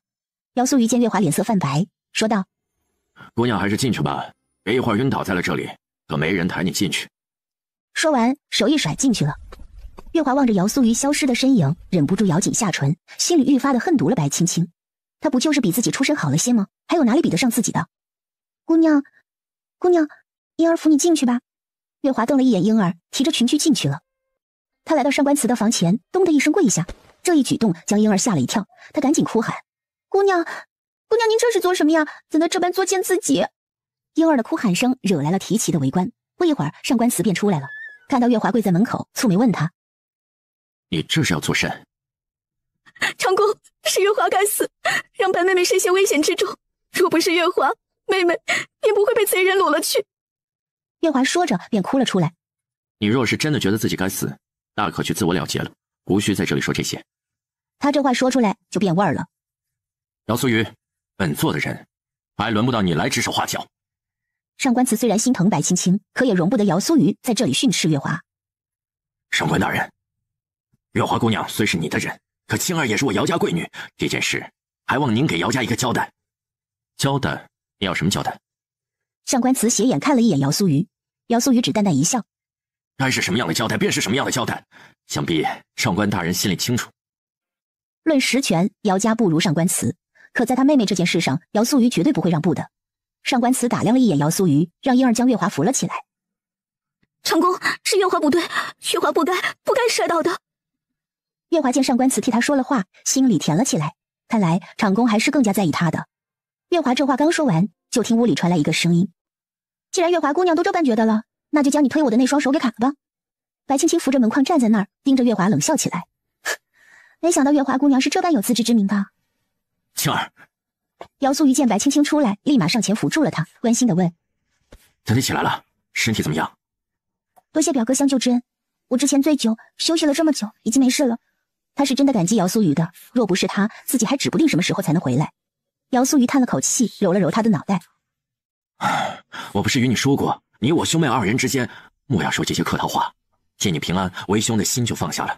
家里人也想你很久了，既然没什么事，就与我回去吧。”姚素瑜看上官慈这般袒护月华，便不想让白青青继续留在这里吃苦了。姚素瑜，你这话说出来，不觉得有些过了吗？上官慈上前一步：“大庭广众之下，你教唆我的妻子回娘家。”姚素瑜看了一眼上官慈：“姚某只是说了一句真心话，姚某怕青儿再待下去，小命儿都会搭在这里。”“哼，你的意思是，本座是故意让他被叶良掳走的？”上官慈皱着眉头，散发着杀气。白青青挡在姚素瑜前面，对上官慈说道：“那日我就是怕会出现这种情况，所以才会躲着他走。谁知月华姑娘脚下不稳，正好又摔到了我身前，又恰好将我给推了出去。”他看着上官慈的双眼，见对方露出不解的神色后，他就知道了上官慈不信他。白妹妹，月华当时真的是无心的，月华并未想过要害妹妹。长公，你要相信月华。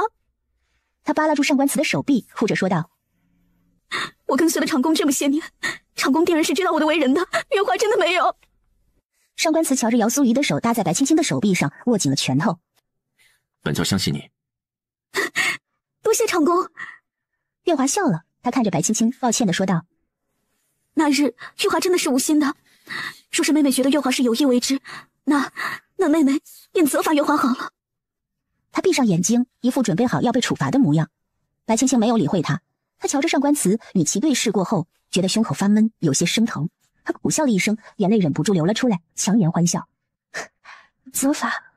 若是长公舍得，那我就答应你这个要求，罚一罚你。”他心里清楚，上官慈是舍不得的。白青青转过身，脚步有些轻浮。他撑着姚素瑜的手臂，踉跄地向屋里走去。进去后，对姚素瑜说道：“老哥，关门。”他忍不住啊！姚素瑜关门的一刹那，他的泪水也跟着流了出来。青儿，与兄长回去吧。到了家里，有你爹爹娘亲，还有众多舅舅舅妈与兄长。青儿，你定然会过得比这里逍遥自在。白青青听了姚素瑜的话，失声痛哭。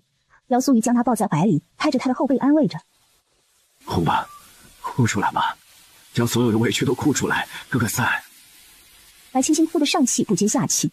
姚素瑜安慰了没几句，上官慈便推门进来：“你们在做什么？”白青青吸了吸鼻子，将眼泪憋了回去，从姚素瑜怀里出来，头也没回就进了内室。“老哥，我累了，先休息了。”“好。”姚素瑜听白青青这么说，只能先行离开。关门时还不忘说道：“明日我们回去。”“好。”姚素瑜退出去后，上官慈来到内室，见白青青脸色苍白，红着眼眶坐在床前，没有一丝精气神。“青青。”上官慈来到他身边，扶住他的肩膀：“你受苦了。”“哼，他受苦了。”白青青抬头看着上官慈，过了好一会儿才说道：“我有什么可受苦的？叶少主好吃好喝的供着我，我有什么可受苦的？”“那日是我天真了，我算来算去就是没有算到，自己在你心里真的一点分量都没有。当时你想的都只是月华的安危，对吗？我与你不过咫尺之遥，只要你伸个手便能将我拉回去的。可是你没有，上官慈，你没有。事后本座去寻过你，可由于难民闹事，也是没办法，只能中断寻你的事。本座派了自己的手下去寻，却没寻到。最后姚淑瑜来了，她让本座等，所以……”“说是月华，你会等吗？”白青青头也没抬地问他。一时间，上官慈不知该如何回答这个问题。月华曾救过他的命，他自然不能让月华出事。好吧。青青。听上官慈叫自己，白青青也没有回答。他在想要怎样面对现在的上官慈。青青。上官慈看他不搭理自己，便坐到他身边。这种事不会再发生了。我不是冷子，大人有事便直说吧。哦，对了，是不是我碍着你们了？我这就收拾回去。白青青起身就要去收拾东西，被上官慈拉了回来。上官慈捧着他的脸说道：“与本座说说那晚的事。”白青青看了他一眼：“什么事？我说是月华推我过去的，你信吗？”“本座……”“你不信，方才我便说了，你是不信的。既然不信，你又来问我做什么？上官慈，你这样真的没有什么意思。”“本座……”上官慈话还没说完，外面便骚乱了起来。上官慈让白青青待在房间里，转身就要出去。走了一半，他突然想起那日叶良也是在他出去之后才劫持的白青青，他不想再发生那种意外，于是又回来拉着白青青一起出去。一出去就看到一身黑衣的叶良，身上带着尘土，手里抓着月华的脖子，怒气冲冲地说道：“上官慈，你行啊，在老子眼皮子底下将人带走。”他看到白青青脸色苍白，没有任何血色，给吓到了。他记得白青青在他那时可还是很活泼的一个人，怎么这一回来就病怏怏的了？“臭不样，你怎么了？”白青青看着叶良，心中有所动容。这人定然是连夜赶路的吧？身上沾了尘土，还有些气喘吁吁的。“你傻了吗？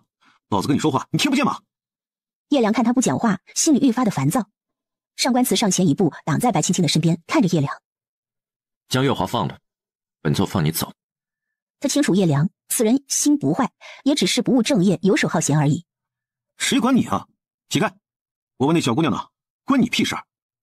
叶良侧过身问白青青：“小东西，怎的你看上去就像是丧夫了一般啊？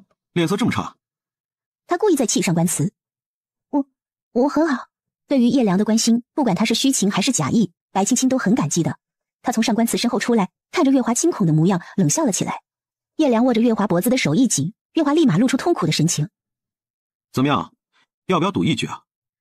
白青青知道叶良问的是什么意思，可他赌什么？人在你手里，看他不顺眼杀了就是了，有什么可赌的？浪费时间。月华听了这话，更是哭喊着要上官慈救他。将我要的东西交出来，我就放了他。长公，您救救我家小姐！婴儿跪在上官慈脚下，哭着求他。你觉得你能将东西带走吗？就算本座给你，你能活着带走吗？上官慈上前一步问他。你觉得你的这些人能将我留下？上官慈，为了一个女人，你敢将东西给我吗？叶良上前一步与上官慈对视，随后冲白青青眨了眨眼。白青青忍不住笑了出来。这叶良可真会挖坑啊！如果上官慈不出手，那么他将月华带走；如果上官慈将东西给他，皇上若知道了，那月华必死无疑。无论怎么选，月华都没什么好下场。你这人可真是够坏的。他有些庆幸自己跟叶良那几天没有对着干。叶良勾起嘴角，把白青青这话当成对他的赞许。上官慈见叶良跟白青青眉来眼去的，冷哼一声，又将白青青挡在自己身后。这一举动惹来叶良的不满。哼，你个子高了不起啊！本少主对你没兴趣，起开，别挡着我的视线了。大晚上的，本来光线就不好。本座让开，你要看什么？他直接挥剑指着叶良。放人。放人？可以啊，要他来换。叶良一指白青青，邪魅一笑。上官慈还没开口，婴儿便爬到白青青脚边，哭着说道：白姑娘，求您救救我家姑娘吧，求您救救我家姑娘吧。婴儿一边磕头一边哭着。你家主子被抓，我家妹妹如何相救？一旁姚素瑜上前将白青青拉了过去。她一个弱女子，怎地去救你家姑娘？看她这小胳膊小腿的，难道你要她上前去跟这人打一架，好将你家姑娘抢回来？面对姚素瑜的实力护短，白青青一时间有些反应不过来。这大人不是说了他要白姑娘吗？与我家姑娘何干？白姑娘与这大人共处一室那么些天，保不齐发生了什么情愫，不然他为何指名道姓的只要白姑娘？我家姑娘就是替白姑娘受了罪的呀！放肆！上官慈，你最好将这些肮脏的东西给处理干净了。我家清清白白的姑娘，没道理被你们这般羞辱。姚素瑜这是第一次在外人面前发脾气，他盯着婴儿。你若是再这般的口无遮拦，别怪姚某不客气。一个婢子都能爬到你头上，看来你在他家的地位也不怎么样嘛。叶良倒是不嫌事儿大，火上浇油来了这么一句，惹得上官慈直接黑脸。拖走！上官慈一声令下，一旁属下将婴儿给拖走了。见婴儿被拖下去，月华也是奋不顾身的替婴儿求情，结果叶良觉得烦，直接将人打晕了。看到月华晕了过去，上官慈上前了一步，就这么一步，让白青青的心都跟着凉了起来。上官慈看着晕过去的月华，冷嘲热讽：你是打算带一个昏迷不醒的人逃走？一个醒着的人跟一个昏死过去的人的重量可是不同的。叶良，你将人放了吧，我跟你走。好呀。叶良听完，直接将月华推向上官慈，伸手就过去拉白青青。姚素瑜上前挡了一下叶良，上官慈也跟着过去拉住白青青。一时间，三个人都扯住了白青青，月华就哐当一声砸在地上，无人问津。放手！放手！青儿！三人同一时间说了出来，一旁的提旗见了，纷纷拔刀指着叶良。上官慈到底是个 MVP， 搂的是白青青的腰，姚素瑜拉的是手，而叶良只扯到了袖子。放手！上官慈的剑指着叶良的脖子，差一点就刺进去了。你为什么不放手？叶良无所谓的看着他，又看着姚素瑜。关你什么事儿？她是我明媒正娶的妻子。听了上官慈的话，姚素瑜微微一笑。这是我青梅竹马长大的表妹。这是我的人质。他喵的，这都行？三个人一起拉住他，恨不得将他撕成几瓣。要不你们打一架？白青青实在不知道该说什么了，看了看他们。打一架吧，谁赢了我跟谁走。说完，上官慈露出了得意的笑容。姚素瑜抿了抿唇，后退了几步。若是要动武，还是他二人比武吧。他不会武功，叶良武功虽高，可他却打不过上官慈，不然他也不会一直记恨上官慈了。要打吗？你松开他，本少主与你打。你当本座傻吗？本座一松开，你就将人掳走。上官慈说完，剑一挥，将白青青的袖子斩断，一转身将她带到自己身后。他瞧着被叶良抓在手里的袖子笑了。叶少主若是喜欢我夫人的袖子，便送你了。不可，这也算是吴家贵女贴身之物，叶少主是吧？还劳烦您归还。他双眸含笑望着叶良，看得叶良一愣。叶少主，若是没什么事了，回吧。多行不义必自毙，像这样有损德行的事，叶少主还是少做为妙。上官慈劝了一句叶良，他也清楚叶良只是想与他作对才会来抢这名单的，可这种闹剧也该歇一歇了。他已经准备回京，将这涉案人员名单禀明圣上，对相关人员做出决断。他们这次害了太多人的性命，该受到惩罚的。听了这话，叶良也改了方才那一副玩世不恭的模样，沉思了起来。这一路上，他也见了太多的难民与饿死异乡的尸骨。若是说心里不难受，那是假的。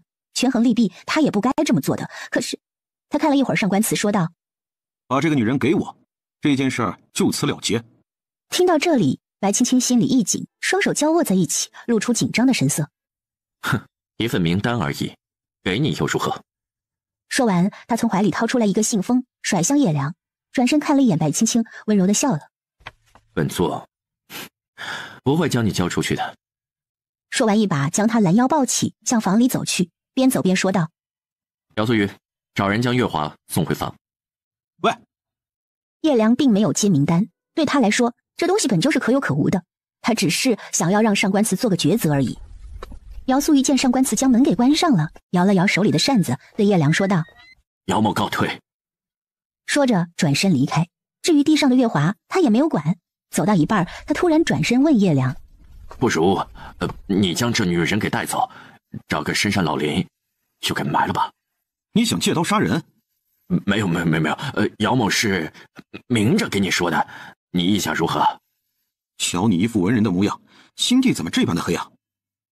姚素雨只是笑了笑，没有多说什么，转身离去。上官慈将白青青放到床上，拉起她的手，看着破碎的袖子。明日我们便动身回去，到了京城，让人给你做几身新的衣裳。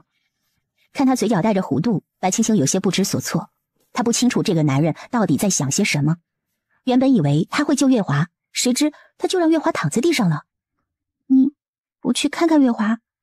叶良不会将月华怎么样的。既然他的目标是你，那你绝对不会对月华有什么想法的。这几日你也累了，好好休息。上官慈扶着他躺下，给他盖上了被子。那东西你不去拿回来吗？不要了。上官慈理着他的碎发，柔声道：“那东西本座不稀罕，他要拿便拿去便是。可你只有一个。”他说到这里，耳根子红了起来，随后避开白青青的目光。他们以为名单不在了，本座便拿他们没办法。可，本座想抓人，需要给他们理由吗？只要本座愿意，什么都会是理由。听完上官慈的话，白青青突然意识到这个男人惹不得，难保他不会瞎找个理由来把他给咔嚓了。怎么，不舒服吗？看他脸色有些苍白，上官慈担忧地问他：“没有，只是你不去看看月华吗？我累了，想休息了。”他躲进被子里，想着他赶紧离开。听白青青这么说，上官慈有些难过。为什么现在他总是盼着自己离开呢？你不愿意见到本座吗？不是，他该说什么呢？只听上官慈一声叹息过后，屋里的烛火熄灭了。等了一会儿，上官慈进了被窝，将他揽进了怀里，想了想：那份名单不及你重要，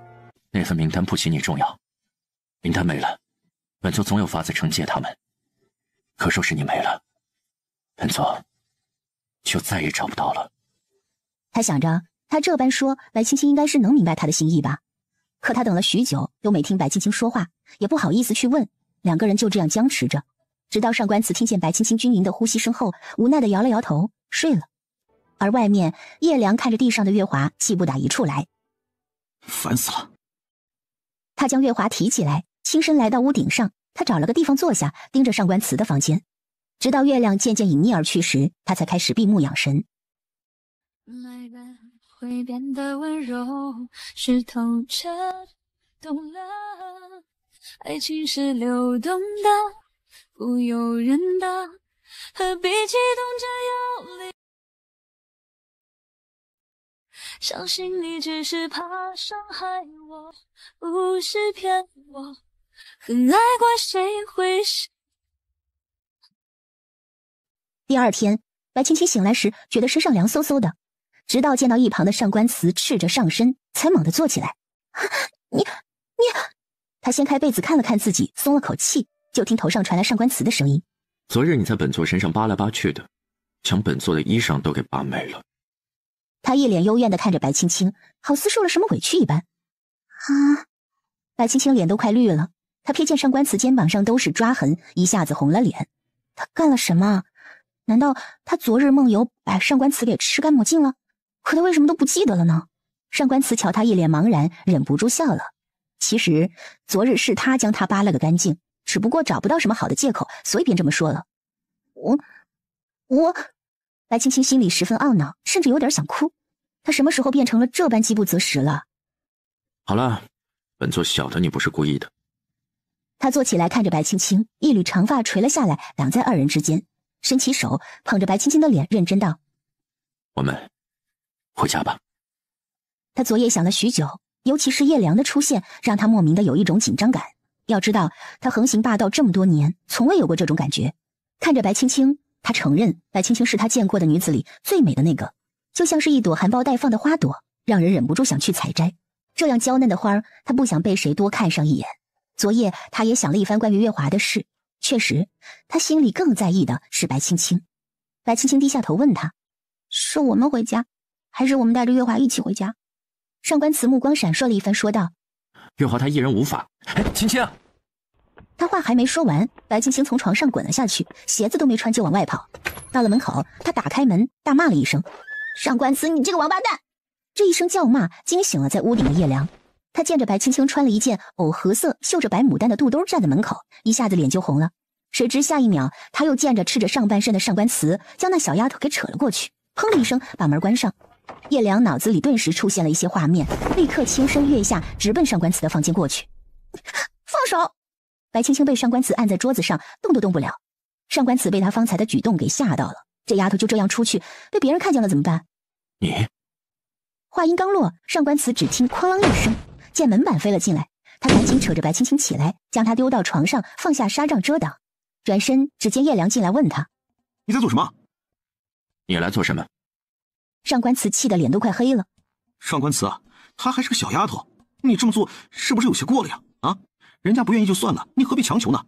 再者，就你这身子骨，行吗？叶良笑了出来，他这话说的露骨了些，却也是说的实话。与你何干？上官慈忍了叶良许久了，探手上去和叶良打了起来。一时间，房间里的器具无一幸免，全被二人震碎，木屑乱飞。二人从屋里打到外面，足足打了半个多时辰，直到白青青裹着被子出去，上官慈才停手，向他飞身而来，一把将他带进怀里，看了一眼叶良，滚！骂完，带着白青青回了屋。你这副模样出去像什么？他去一旁散架的柜子前面翻找着，找了一套衣裳拿出来给白青青。穿好。白青青看着衣裳问：“乐华的？”“你的。”上官慈怒气值开始上升。本座来时救了一逃荒的绣娘，便要她给你绣了衣裳。白青青愣了一下：“是唯独为我做的，还是月华也有？”他过去拿过衣裳打量了起来，绣工好不好他也不知道，反正嘛料子很舒服的。唯独你有。上官慈说完便离开了。来到门口处，盯着外面的叶良，冷哼了一声。白青青笑了出来，无奈的摇头，将衣服给换上。刚到门口，就听到一声尖叫，随着声音，他望过去，只见月华跪坐在屋顶上，吓得直发抖。上官慈见月华在屋顶上，蹙起眉头看着叶良：“长公，求求月华！”月华吓得花容失色，大声喊叫着：“求求月华！”上官慈啊，小美人喊你救她呢。叶良双手环胸，依靠在一旁：“怎么，不心疼她了？这要是一个不小心掉下来，可就摔死了呀！”“你若敢去，你我二人的情分就到这儿了。”白青青从他身边擦肩而过，缓缓道出这句话。说完了，算是觉得解气了。他来到这里这么些日子，不知受了多少气，今儿个他也算是硬气一回。上官慈听了这话，立刻把脚缩了回来：“把人带下去。”他吩咐一旁看热闹的提记去将月华带下来，可月华死活都不肯要那提记碰，甚至要从屋顶上跳下来。上官慈没有办法，只好上前想去将他接下来。结果刚上前一步，白青青立马向叶良靠了过去：“小梁子，我饿了，走，我们去你那儿吃饭去。”“成。”叶良来到白青青面前，笑着说道：“上次的猪还没吃完呢。”“吃红烧肉吗？我想吃肉。”“不吃，你个挑食鬼，只吃瘦肉，肥肉都给我了，腻死了。”听着叶良跟白青青的对话，上官慈心里极度不平衡，生平头一遭对月华发了脾气。你若是不想下来，便待在那儿。他追上白青青，将她拉到自己身边，不满地说道：“本座也要吃，本座也要吃。”你吃屁啊你！叶良不客气地骂了：“猪是老子买的，老子杀的，你吃什么吃啊？一头猪而已，本座买了。”上官慈抬头看着他：“你开价。”“不卖。”叶良将手一甩，哼哼地说道：“现在粮食多贵啊，猪肉多贵啊，你以为什么东西都是钱可以买来的吗？”说完，他拉过白青青的手：“本少主带他吃，是本少主愿意，你去无待见。走。”他拉着白青青要走，却被上官慈一掌拍开。“小梁子！”白青青叫了他一声，却被上官慈锁在怀里。“你做什么？今日本座要回京复命，你我一同回。”“我为什么要跟你一起回去？”“近日蝗灾，外敌蠢蠢欲动，姚将军可能要去边关一趟，震慑外敌，或许近日便会动身，你不回去看一下吗？”他这话没有瞎说，但是多少有夸大其词的成分了。祖父，白青青想起了摇晃，皱起了眉头。回吧。他不知道摇晃什么时候出征，可在出征前，白青青想陪摇晃一段日子。只要摇晃出征，他父母定然会跟着去的。若是此去他们出了什么问题，他这辈子都不会安心的。小丫头。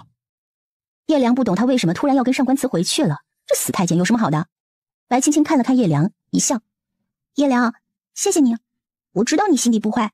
当时虽说是辱了我，可也未曾亏待于我。以后我希望你能走上正道。”他不知道叶良祖上3代也曾做过开国大将军，之所以会自立门户，只是因为当时皇帝昏庸无道，他们不得已才出来自立门户的。你一定要回去吗？回去有什么好的呀？不如跟着本少主带你游山玩水，好不快活呀！白青青也曾向往过自由，可在自由与亲情面前，姚家那上下几十口的人才是他放不下的。既然他做了现在的白青青，就该对得起姚家那些将他捧在手心上的人。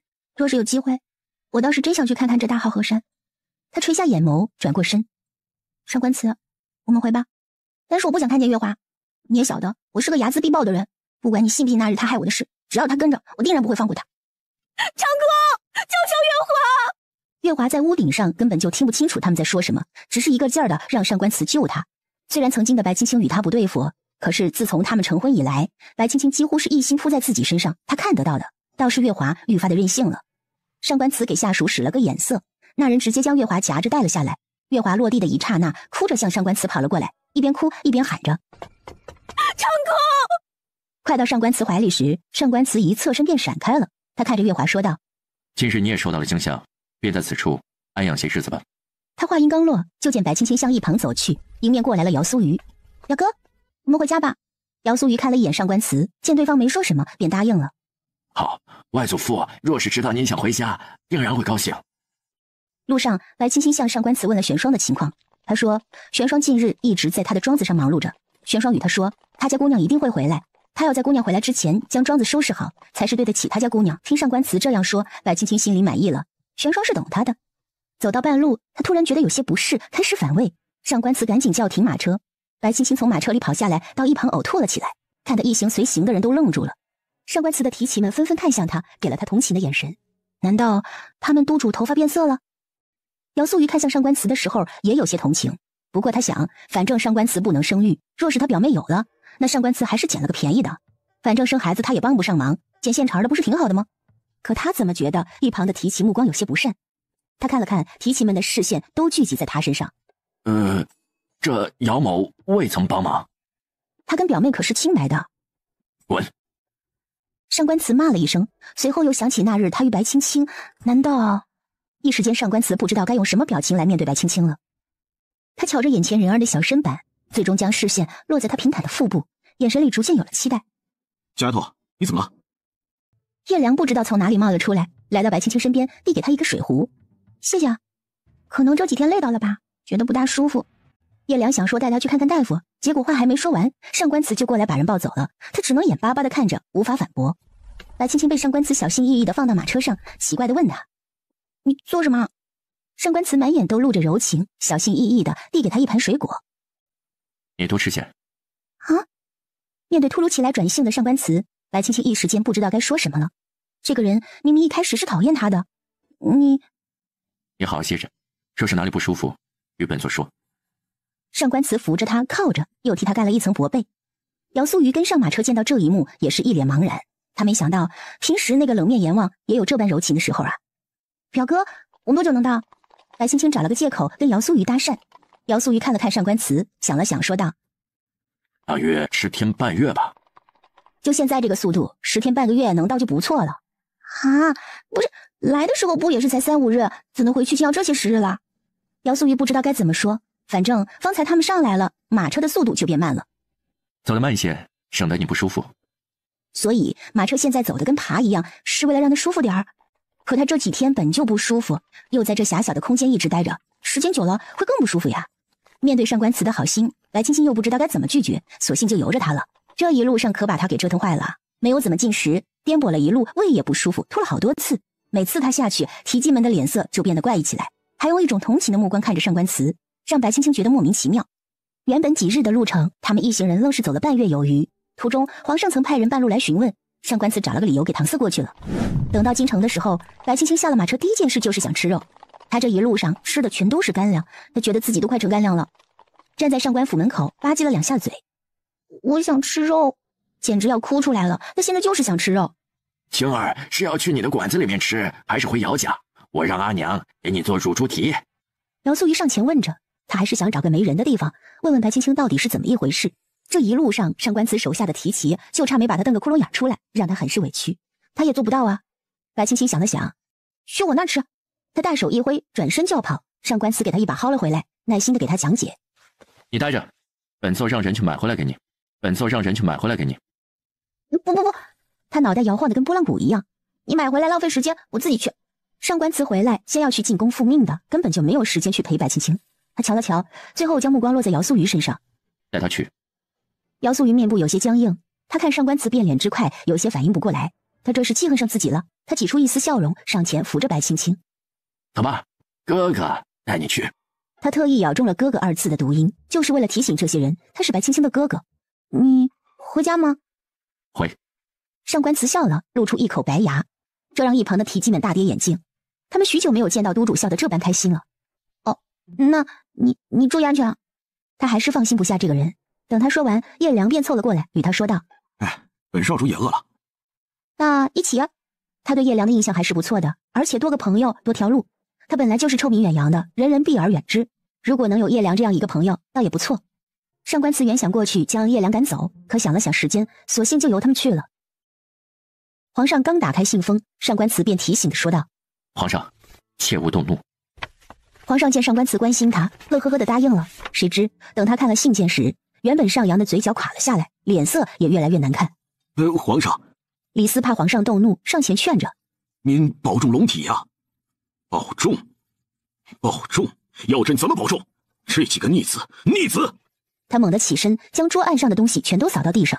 上官词见皇上发这么大的火，依旧是面色平静，没有丝毫想要劝阻的意思。早就给您说了，切勿动怒。上官词有些无奈地说道：你！皇上气得拿起自己的玉佩就要丢他，被李斯给拦住了。皇上，使不得呀！你给朕起开！皇上一把将李斯推开，气得坐到龙椅上，盯着上官词。你就没什么想说的吗？臣并无他想。上官词拱手笑着说道：皇上，臣该如何去做？如何去做？需要朕教你吗？你平时怎么做的，现在就去怎么做。死伤的都是朕的子民，他们呢？啊，他们在做什么？逆子！皇上气得吹胡子瞪眼儿。既然皇上这么说，那么臣只能照办。上官词行礼之后便要离去，却被皇上叫住了。你适可而止，也别做得太过了。是。上官词笑着离去，出了勤政殿的门，嘴角垂了下去，目光也变得阴寒起来。皇上。李斯有些担忧，凑上前去说道：这事儿，上官大人去做，会不会做绝了呀？皇上看了一眼李斯，叹了口气：去，派人通知他，差不多就行了，别牵扯太多人出来。是。李斯应了，出去追赶上官词，结果却没追上。他问了守城门的将士，说上官词直接是一路轻功飞出去的，急急忙忙的，也不知道去做什么了。得知这一消息的李斯只好回到勤政殿禀告皇上。上官词先是回到了府里，找了一趟洛神医，二人不知道说了些什么。上官词从洛神医的房间里出来以后，满面愁容。他回了房间，将自己关起来，饭也没吃，谁也不知道他到底怎么了。等晚上白青青回来的时候，身后还跟着叶良这个小尾巴。迫于无奈，他让姚素瑜将叶良带回了姚家安置。一进门，望宁便朝他跑了过来。姑娘，上官大人晚饭没有吃，一直将自己关在房里。姑娘，你要去给他做点吃的吗？望宁这段日子在府里，听着府上的婆婆们说着关于上官慈的事，才知道原来他是个好人，对这个主子也上心了。白青青忍不住打量起望宁，过了许久，他将自己脑海里的想法给埋了起来。我知道了，你先回去休息吧。好。白青青回到房里，见上官慈坐在桌案边，蹙着眉，不知道在想什么。想起上官慈近日来对自己的照顾，白青青由衷的叹了口气。她倒了一杯茶，走到上官慈面前，给他放在桌案上。望宁说：“你晚饭都没有吃。”上官慈不知道在想什么，想得入神，就连白青青进来他都没发现。他点了点头，看着白青青的目光露出些许的不舍和不解来。身体是不舒服吗？我找个大夫来给你看看。不必了。上官慈闭目，不知道在想什么。他这模样，在白青青看来就是不想搭理他，于是白青青也很知趣的退开了。谁知白青青刚走了几步，上官慈突然从后面上来拥住了他，把他给吓得一激灵。上官慈整个人都在颤抖，抱着白青青也一言不发，只是将手臂越缩越紧。白青青吃痛，轻呼了一声：“上官慈！”他侧头，只感受到身后人的呼吸，情绪似乎也有些不稳。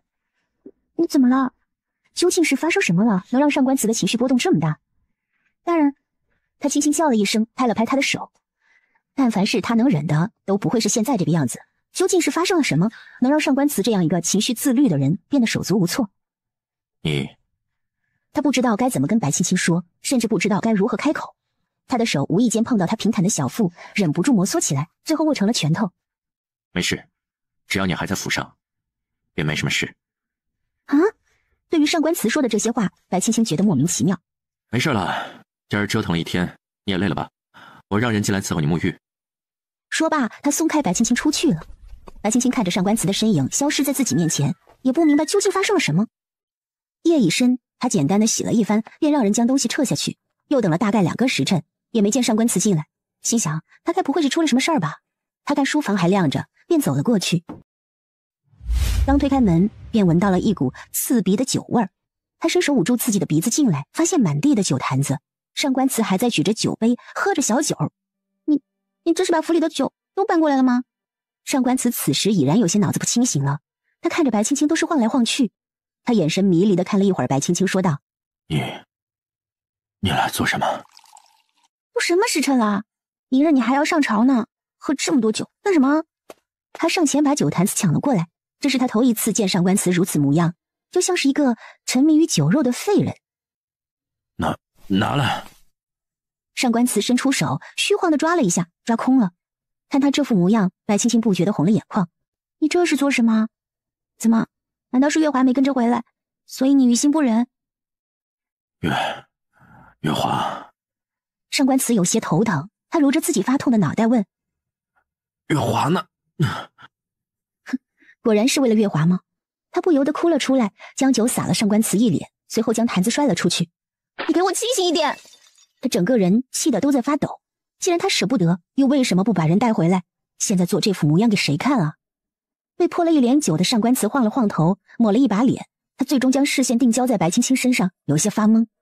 上官慈，你现在做这副样子是给谁看啊？上官慈迷迷糊糊地看着地上破碎的酒坛子，扶住了额头。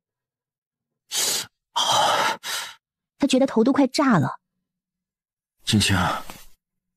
他起身想去拉白青青，结果身形不稳，又跌坐回去了。看到他这样，白青青后退了一步。瞧瞧你现在这副模样，像什么样子？世人都说你上官慈心狠手辣，在我看来，你现在就是个废人。眼泪一颗一颗划过他的脸颊，他咬紧下唇，望着如此狼狈的上官慈，问他：“你就这么在乎他吗？”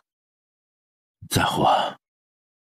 上官慈扶着额头，想的都是白青青的一颦一笑，还有他抱着自己，甜甜的叫自己一声大人。我很在乎。这是他20几年来第一次承认他在乎谁，原来竟还有种喜悦。可白青青并不知道他说的这个在乎指的是什么，他以为上官慈说的就是他在乎月华。他闭上了眼，苦笑一声，觉得这一切都该结束了。他转身要离开，上官慈猛地起身，直接向他扑了过来，二人应声倒地。不管这孩子的父亲是不是本座，本座都认了。什么？白青青只觉得自己大脑嗡的一声，便一片空白。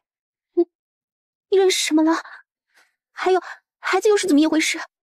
他看着埋在自己胸口的上官瓷，感觉到胸口有些湿热。啊，你哭了？他哭了。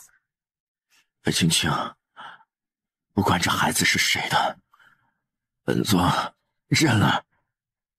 孩子，他认了。他这意思莫不是他跟月华之间有了孩子？那跟自己说有什么用啊？上官瓷，你们……本座认了。青青，这孩子不管是不是你与姚素玉的，本座认了。他说完便一头栽了下来，砸得白青青胸口生疼，差点喷出一口老血。感情他是觉得自己有孕了。他仔细一想，自己向来脾胃虚寒，再加上受到惊吓，又舟车劳顿，难免会有些不舒服。所以你是觉得我与姚素玉之间有了私情？那我和他有私情，那还能有你什么事儿啊？再说了，老哥他……他觉得好气又好笑，将上官瓷推开，准备回屋去拿被褥，在这儿打地铺。谁知上官瓷伸手抱住了他的脚，嘴里还嘟囔着：“别走。”最后他只好将鞋子脱下来给上官瓷抱着，自己跑了2、3趟，拿来被褥铺好，给他把外袍退了之后，把他踹了上去。看着上官瓷抱着自己鞋的模样，忍不住笑出声来，而后靠在上官瓷身边也睡过去了。第2日一大早，白青青早早的起来，她去外面找了张宁，让他去替上官瓷告假。大约到了中午，上官瓷动了动身子醒了，他睁开眼就看到白青青坐在自己对面，手里还拿着一根擀面杖。他立马就清醒了，赶紧坐起来。昨夜喝多了，头到现在还痛呢。白青青看他痛得出声，也没说什么，将饭菜往他面前一推：“都凉了，不过也别浪费，凑合吃吧，凑合吃吧。”现在什么时辰了？他看着外面，阳光直射进来，有些刺眼。不知道，他确实是不会看时间的。我让人替你去告了假了，今日你就歇着吧。告假？他不记得昨夜发生了什么，只感觉到头痛欲裂，又想到昨日洛神医与他说的话，有些失落。是啊，告假。白青青起身走到上官瓷面前，居高临下的看着他。昨儿个你喝的跟醉鬼一般，就算今日上了朝，你也没什么作为了，还不如不去，省还给你发工资。工资为何物？就是俸禄。哦。上官瓷捶了捶额角，坐到一旁的凳子上。本座无碍，你去歇歇吧。你就没什么想跟我说的？什么？看上官瓷茫然的模样，白青青打算逗逗他，故作生气道：“哼，你与月华之间的事，难道不想给我个交代吗？还想瞒我到什么时候？等瓜熟落地，再让我直接替你将他纳入府中。”说罢，他掐了一把自己的大腿，强掐出一滴泪来。他觉得在古代的女人若是勾心斗角，可真不容易啊！什么？为什么自己都听不懂呢？难道是年纪差多了，自己不了解眼前这个小姑娘了？白青青故作掩面痛哭。你还……昨儿个晚上你喝醉了，可你醉醺醺的叫的却是月华的名字。他悄悄抬眼看了一眼上官瓷，对方已经定住了。他又继续说道：“你昨晚还与我说，不管那孩子是不是你的，你都认了。上官瓷，你好狠的心呐！你若是不喜欢我，你大可休了我，何必这般侮辱我呢？我这日子没法过了。”他甩了甩自己手里的帕子，哭唧唧的提着裙子便往外跑。上官瓷见他要跑，也顾不得自己是否还头疼，直接冲出去将他拖了回来，赶紧与他解释：“本座与月华是清白的。”他想的是眼前的人呢。那你昨夜说的是什么？是眼前的人呢。那你昨夜说的是什么？白青青吸了吸鼻子，见上官瓷卑微的模样，心疼了。他伸手去抚摸上官慈俊俏的脸颊。是什么？本座认你肚子里的这个孩子。认他肚子里的孩子？先不说他没有，就算有，那也只能是他的呀。白青青虽然皮，可他对感情这一方面，只要认定了，那便只会是一个人。他记得眼前这个男人出狱时是多么不可一世，可短短数月，他却如此卑微的想要认下一个不属于他的孩子。一见钟情的情分会出现在他们身上吗？过了许久，白青青才开口说道：“大人，我只是身体不舒服而已。”大人，本座清楚。大人，我是说我没有身孕，你也不需要这般委屈自己。平时这男人也挺聪明的，怎么现在就变得有些傻了呢？上官慈却完全怔住了，他低头看着白青青的肚子，不知道说什么。一刻钟后，上官慈带着白青青来到了洛神医处。洛神医替他把了脉，白了上官慈一眼。哈，他哪来的什么身孕呢？因为湿寒，又是舟车劳顿引起的身体不适而已。休养一番便好了。不过他这身子骨不错，也适合生养。这话还没说完呢，上官慈就拉着白青青走了。一路上，上官慈似乎捡到宝贝一般，笑得合不拢嘴。大人，你为何不直接给我把脉呢？你会不高兴？白青青停下脚步，看着上官慈，以为自己听错了。什么？上官慈叹了口气。唉，本座若是直接与你把脉，日后你晓得了，定然会不高兴的。原来是怕他不高兴了。嗨，这一下白青青会高兴的睡不着了。微风拂过，吹起了她的发丝，白皙的脸蛋上染上了桃花色。她瞧着眼前的人，一双凤眸微颤，似乎是在等着一个答案。大人，等您什么时候处理好和月华之间的事，我们再谈一谈吧。他不想把话说死。好。二人间露出笑颜，一起走到前院后，上官慈问他：“你喜欢什么？”他到现在为止都不清楚自己的小媳妇儿有什么爱好，或者是喜欢什么。白青青想了想，我这个人呢，比较俗气，我喜欢银子。看他眯起双眼，露出狡黠的笑容，像是一只在卖乖的小猫。上官慈笑了。晚上，本座让管家将库房钥匙给你保管。啊？他不是不喜欢，而是他想起来自己那时去库房里拿了一点闲钱，这若是交给他管，那必定会清点库房的。到时候要是发现少了点什么，那该怎么办啊？这就不必了，还是交给管家吧，毕竟我也不会。见他推脱，以为他是不好意思。你不必担心，我会教你如何管家。担心？他简直是要被吓死了。这要是被上官慈知道自己打劫了他的库房，会是什么下场？他笑了笑，不再说话。傍晚时分，宫里传旨唤上官慈进宫。等上官慈走了以后，他让管家备了马车去了姚家。乖女，娘亲看着姚氏，他突然就红了眼眶。乖女，姚氏将白青青抱在怀里，泪如雨下。娘听你苏哥哥说，你被歹人掳走了。娘，你看女儿一切都安好。若是你出了什么事，你让娘怎么活呀？夫人呀，青儿好不容易能回来，你就莫要再哭了。女儿回来的时间不多，就不要给孩子添堵了嘛。你我不日便要去边境了，这些日子呀，就好好与她叙旧吧。爹爹和你娘亲呢，对不住你的地方太多了，可唯有大国安宁，小家才会安宁啊。青儿呀，爹爹与娘亲也想陪你长大，可是爹只有护着轩辕不倒，才能让你安乐无忧啊。白振觉清楚自己欠这个女儿太多了，可他也没有办法呀。心里有多少愧疚，就有多少不满上官慈。若不是这个阉人，自己的女儿也会过得一世琴瑟和鸣。女儿都明白，爹爹和娘亲放心去，女儿会等着您二位回来。好，好啊。白振觉红了眼眶，坐到白青青身边，握住她的手。乖孩子呀，若是他对你不好，你别回来，哪怕是爹娘不在了，你几个舅舅舅娘哥哥们也会替你出头的。凡事不要委屈了自己。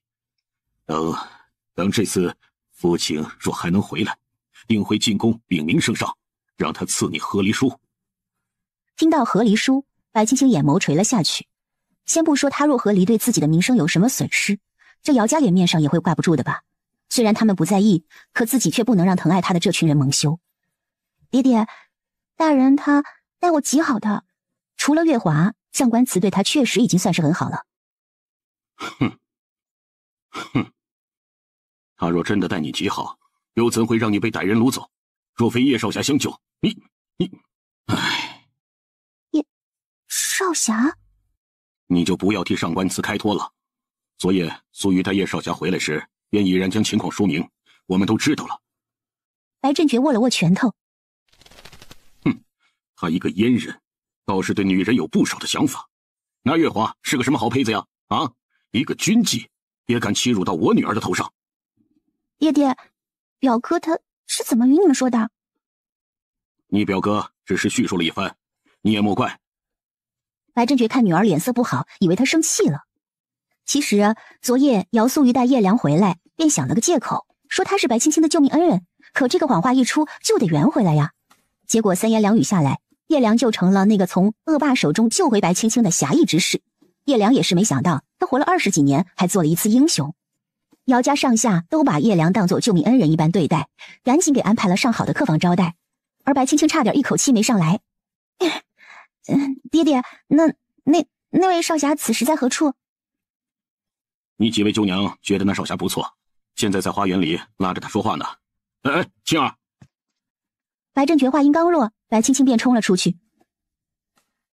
不知这位少侠哪里人士？家中可还有什么人在？兄弟姐妹几个可曾娶妻啊？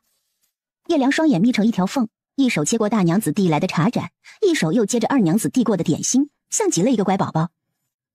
谢谢几位舅娘。他倒是不认生，一口一个舅娘，将几位娘子叫得开心的合不拢嘴。哎呦喂，瞧这小嘴儿甜的，跟抹了蜜一样。三娘子又递给叶良一碟果干，嗨，尝尝这个。谢谢三舅娘，舅娘给的果干真甜。逗得三娘子又是开怀大笑。白青青看到这一幕，怎么看怎么都觉得奇怪。叶良自昨夜入了姚府，才晓得上官慈娶的是谁。原本姚家祖上与他们叶家也算是有所交集的。当年叶家遭遇大难，是姚家老太爷冒死将叶家嫡子偷天换日给带出去的。叶良看着眼前几位妇人，他们的眼里都露着真心，与他家那位可不同，他喜欢这种被宠溺的感觉。白青青抽了抽嘴角，他向前走了一步，咔嚓一声踩断了一截树枝。叶良跟他几个舅娘闻声相望，笑了。小姑娘，一副温软如玉的模样，看得白青青打了个冷战。青儿，几位舅娘，给舅娘看看有没有伤着。我家乖女都瘦了，乖女啊，那段日子都没吃好吧？瞧你瘦的，你等着，舅娘们去给你做吃的去，多吃点。几人结伴一同去了厨房，给白青青准备吃食。白青青来到叶良身边，瞧他吃得香，便问他：“喂，你心里不亏得慌吗？”他坐下，拿起一块肉干吃了起来。明明就是你绑的我，反而以恩人自居，你脸不痛吗？真没良心的！你在我那的时候，我可虐待过你啊？怎么，在上官慈面前，你怎么没这么硬气啊？是本少主太宠你了？青儿。此时姚素瑜拿着一笼包子过来，来尝尝我娘做的。快！白青青接过包子，倒了好几次手。哇，好烫，好烫啊！包子就是烫的才好吃。姚素瑜爽朗的笑了一声，小口小口的吃着包子。叶良见他吃得香，自己也拿了一个吃起来，3两口便吃完一个。他拿第二个的时候，看着姚素瑜说道：“看你吃个东西跟个娘们似的。”他这话一出口，姚素瑜差点噎住。白青青在暗地里踢了他一脚：“吃东西还堵不住你的嘴！”本少主说的就是事。哎呦！他脚上吃痛，直接跳了起来。瞧你个大男人还怕痛啊？哼！姚素瑜笑了笑，没说什么。他还是小口小口的吃着包子，时不时的和白青青聊上几句。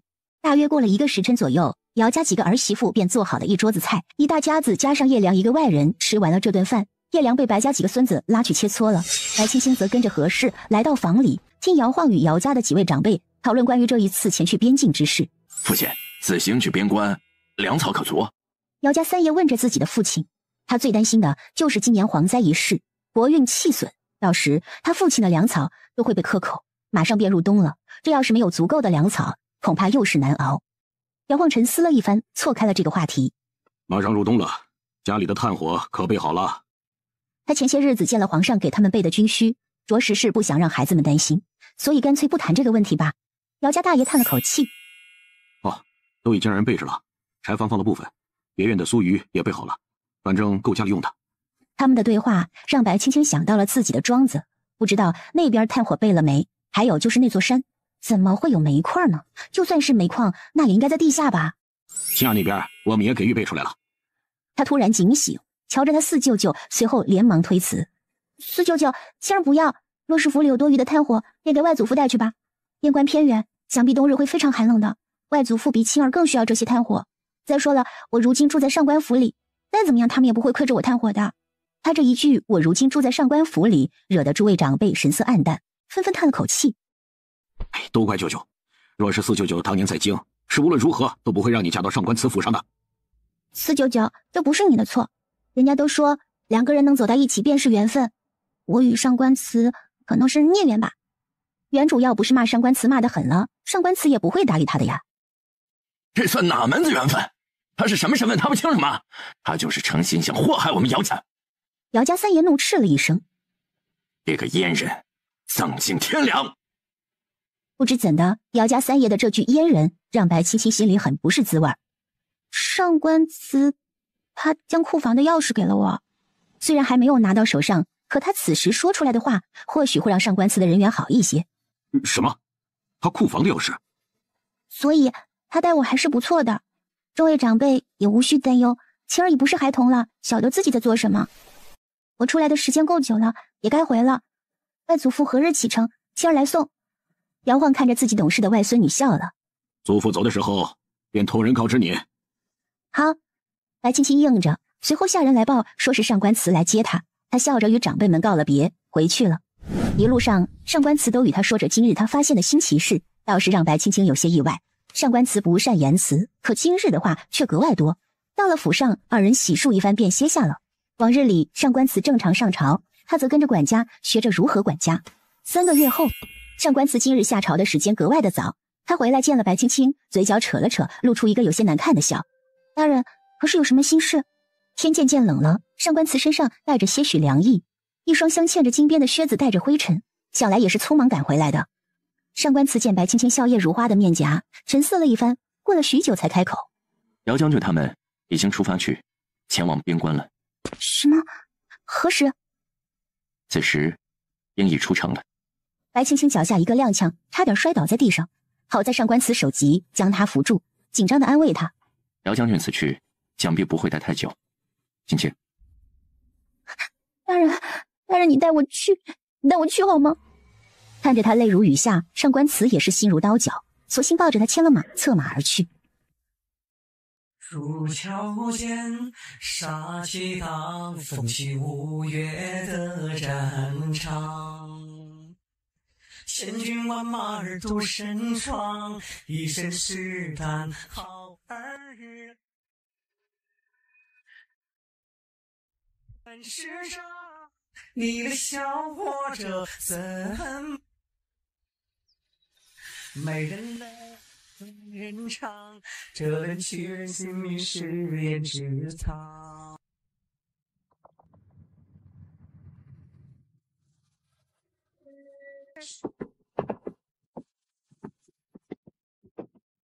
待二人出了城门，便见到姚晃的军队已经行驶出去了老远。上官慈马鞭一挥，马儿吃痛，也更加卖力地跑着。太祖父，爹娘！白青青大喊了一声。待他们赶上时，白青青从马背上跳了下来，直接扑进姚氏怀里。娘！怀女。姚晃没想到他这般偷偷摸摸的，他外孙女还是知道了。白振觉见自己的女儿赶过来，也是别过了头。只有姚氏抱着白青青哭了出来。孩子，快回去！姚氏清楚自己作为先锋，绝不能贪恋此时，会给将士带来消极的心理。他狠心推开白青青，差点把白青青推到地上。上官慈赶紧上前护住白青青，蹙着眉头看着姚氏。娘！此时白青青已哭得泪眼模糊，什么话也说不出来。回去！姚氏抽了腰间的鞭子，抽打到地上，扬起一阵尘土。他望着上官慈，咬紧牙关说道：上官慈，若是我回来得知你对我女儿不好，我定将你这颗脑袋拧下来粗去，带她回去。他可怜的女儿嫁了一个宦官，而自己却不能在他身边保护着她。娘！白青青哭得上气不接下气，在上官慈怀里抽噎着。回去吧。姚氏长鞭一挥，毅然转身，大喊一声：“娘！”白青青被上官慈紧紧地锁在怀里，只能看着姚氏与他爹爹和祖父带着将士们离去。他们会尽早回来。上官慈替白青青擦着泪珠，柔声道：“天寒，我们回吧。”会回来吗？他怕万一战事起，怕他们不会再回来了。会。上官慈将身上的披风解下来，给他披上。我们回吧。好。自那日姚氏他们离去后，白青青便病倒了，断断续续将近1月有余，直到入冬才好转了起来。姑娘，下雪了，下雪了！下雪了，你慢点儿。是，地上都铺了一层了。小丫头站在白青青身边，像是年画里的娃娃一般。白青青见她，按照这边算的话，小丫头再过5、6年就要出嫁了，也快是个大姑娘了。只是，望宁最近可老喜欢往上官慈的书房跑。一出门，扑面而来的凉气让她打了个哆嗦。望宁从后面走过来说道：“这雪真漂亮。”白青青侧过头看了看，没说什么。此时，上官慈迎面而来，见她站在雪里，蹙着眉头，快步走来，将她带进屋子。这么冷的天，还在外面做甚？可到了屋里，却也不觉得暖和。他过去一看，盆里的炭火都快过了。上官慈回头看着望宁，黑了脸。可白青青的下人，他也不好出面斥责，以免伤了他的面子，便对白青青说道：“你自己的下人，也该好好管教一番了。”我知道了。白青青看着快烧过的炭，不觉目光沉了沉。望宁在一旁完全不懂他们在说些什么，反而在上官慈身上望了望。今日下了雪，想必明日必然会冷一些，你多注意身子。扶着他坐到软榻上，上官慈看了看，又说道：“今日少卿与本座说，渡口那边来了几个蓝眼睛的外乡人，他们带了许多没见过的新奇玩意儿。到时候，本座命人去买一些，给你把玩。”蓝眼睛？白青青来了兴趣，难道是外国人？模样与轩辕人差距太大，许多人一开始都以为是妖怪。上官慈又看了一眼炭火盆，里面的眼看着就烧没了。白青青扯了扯上官慈的袖子：“大人，玄霜那边可有来信？这丫头也是，待在兖州那么久也不回来。”前2天来的消息，本座还没来得及告诉你。他近日都好，你给他的那个什么图纸也都安排上了，说等过2月便回来。上官慈忍不住又看了一眼炭火，蹙着眉头想了想，说道：“明日我让牙婆带几个丫头来伺候着吧。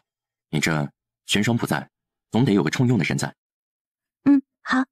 不知为什么，白青青答应了。对于望宁，她总有一种不大好的感觉。炭火熄灭，屋里也逐渐凉了起来。上官慈摸到白青青泛凉的小手，忍不住怒斥望宁：“炭火盆空了，你见不到吗？这双眼睛是给你用来喘气儿的吗？”望宁被上官慈吓得一激灵，忙说道：“是。”然后就跑出去添炭，期间手一抖，还掉到地上。这一举动更让上官慈不满了。“大人，您刚才说的渡口来的蓝眼睛的人，能带我去瞧瞧吗？我长这么大还没见过蓝眼睛的人呢。”还想去看看是不是外国人。今日晚了，就先歇息吧，明日本座带你去，和好。上官慈哄着他，却见白青青嘟起嘴巴，只好无奈的答应了。上官慈见自己身上套的衣裳，有些惊讶。这是那些线团？他没想到一些线团竟然也能成为一件衣裳，虽然这款式有些奇怪，可摸上去还是挺舒服的。是啊，白青青给他拉了拉衣摆，打量了一番，活生生就是一个美男子嘛。现在还不是特别冷，大人也不愿穿棉衣，所以才做了这个给大人，比较轻便。大人要觉得合身，我再织几套给你。他将毛裤拿了过来，说道：“喏，这是裤子，大人明日也穿上吧。”屋里的炉子已经用上了，确实比单单烧炭要暖和一些。上官慈穿着这一身毛衣，热得有些出汗。他瞧着白青青娇艳的脸颊，下意识吞了一口口水。白青青一回头，便瞧见他眼里好像存了一团火似的，单单是目光便让他觉得发烫了。他赶紧别过头，将东西收拾一番，说道：“大人，也不早了，歇息吧。”好。上官慈去熄了灯，转身就将白青青抱上床。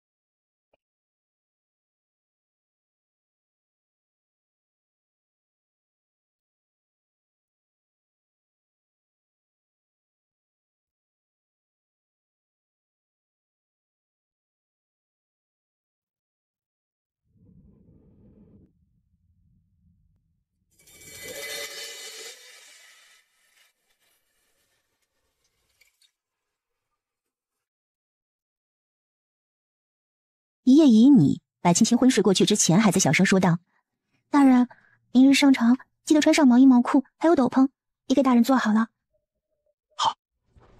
上官慈将他抱得紧紧的，心里开始融化了，一股暖意充斥在心里，更是忍不住疼他一番。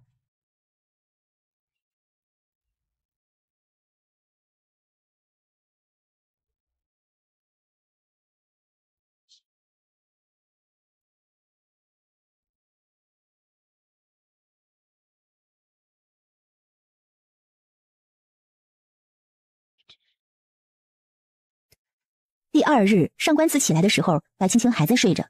他将白青青做好的毛衣毛裤穿上，又看看斗篷，最后还是给自己披上了。上官慈头一次披着斗篷上朝，一时间，整座朝堂上的文武百官的视线都定在他身上。见同僚都看着他，上官慈也无动于衷。上官爱卿，你很冷吗？他还是头一次见上官慈穿这么厚的斗篷，难道是生病了？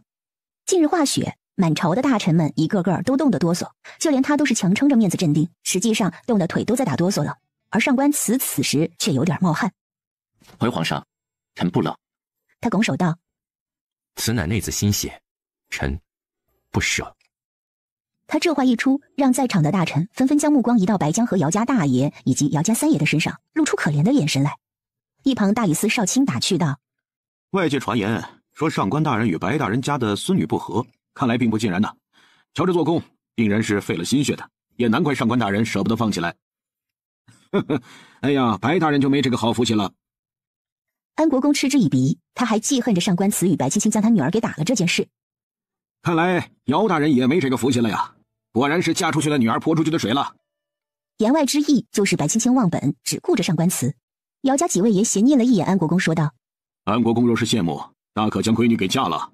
能穿着这样一件斗篷来上朝，他们也敬佩上官慈是条汉子，因为他们都不敢穿。安国公家的女儿比白青青要大很多，却至今都没能嫁出去，这也是安国公一家子的心病。”哼！安国公冷哼了一声：“老夫可没得白大人家那样的好孩子嫁给上官大人。”安国公讥笑，言外之意满满的讽刺。确实。一直不讲话的上官慈却笑了：“安国公的女儿，本座也不敢要。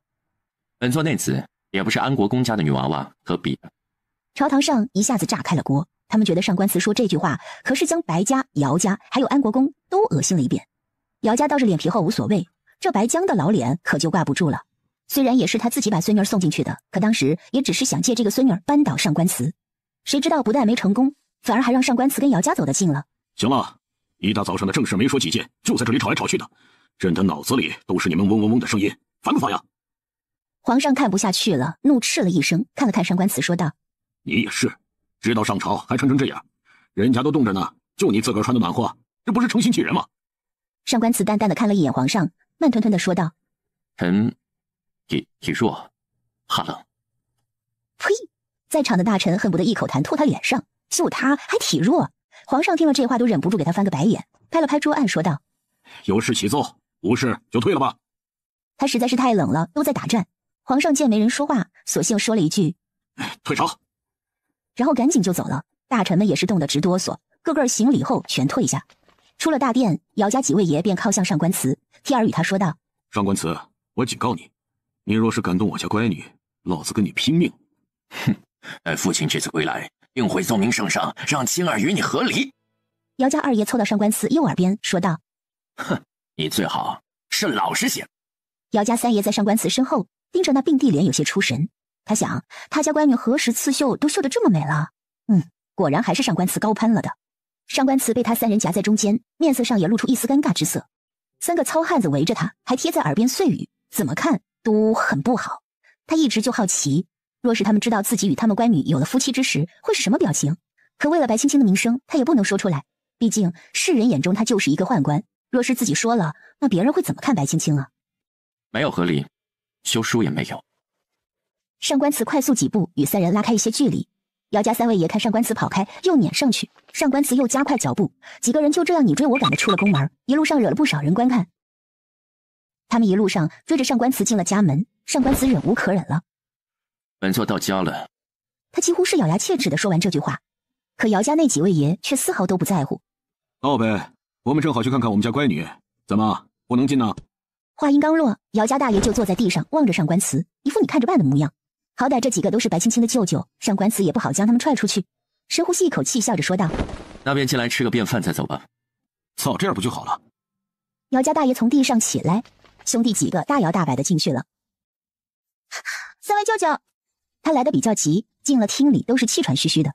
上官慈过去扶着他坐下，带着责备之意：“怎地也不带个下人？”白青青一愣，望宁又见不着人，新买来的2个年纪又小，天又冷，他也不忍心让他们出来。玄霜在替他织围巾，于是他就自己来了。没事的，就这么几步路而已。姚家几位爷瞧着白青青的模样愈发红润，倒像是个小媳妇儿的模样，也吓了一跳。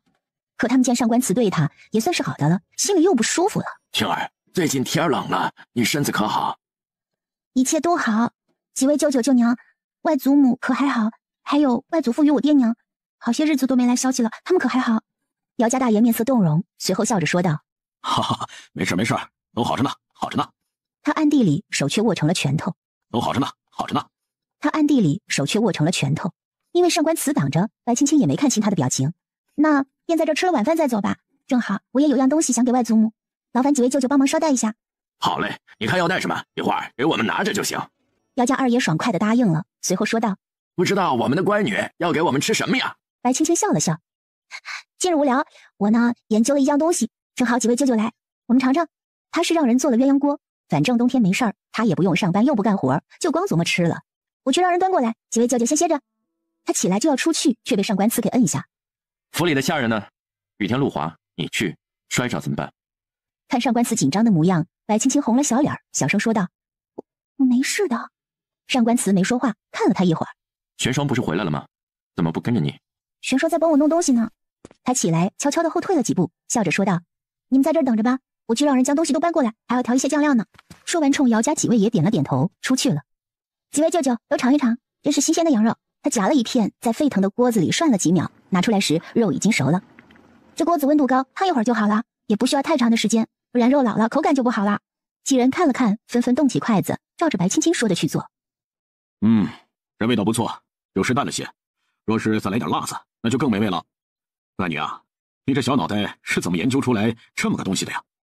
白青青看了看上官慈，笑着说道：“舅舅若是喜欢，我让人给您送几个锅过去，再改改，做成阴阳面的，一面放清汤，一面放辣子不就好了？”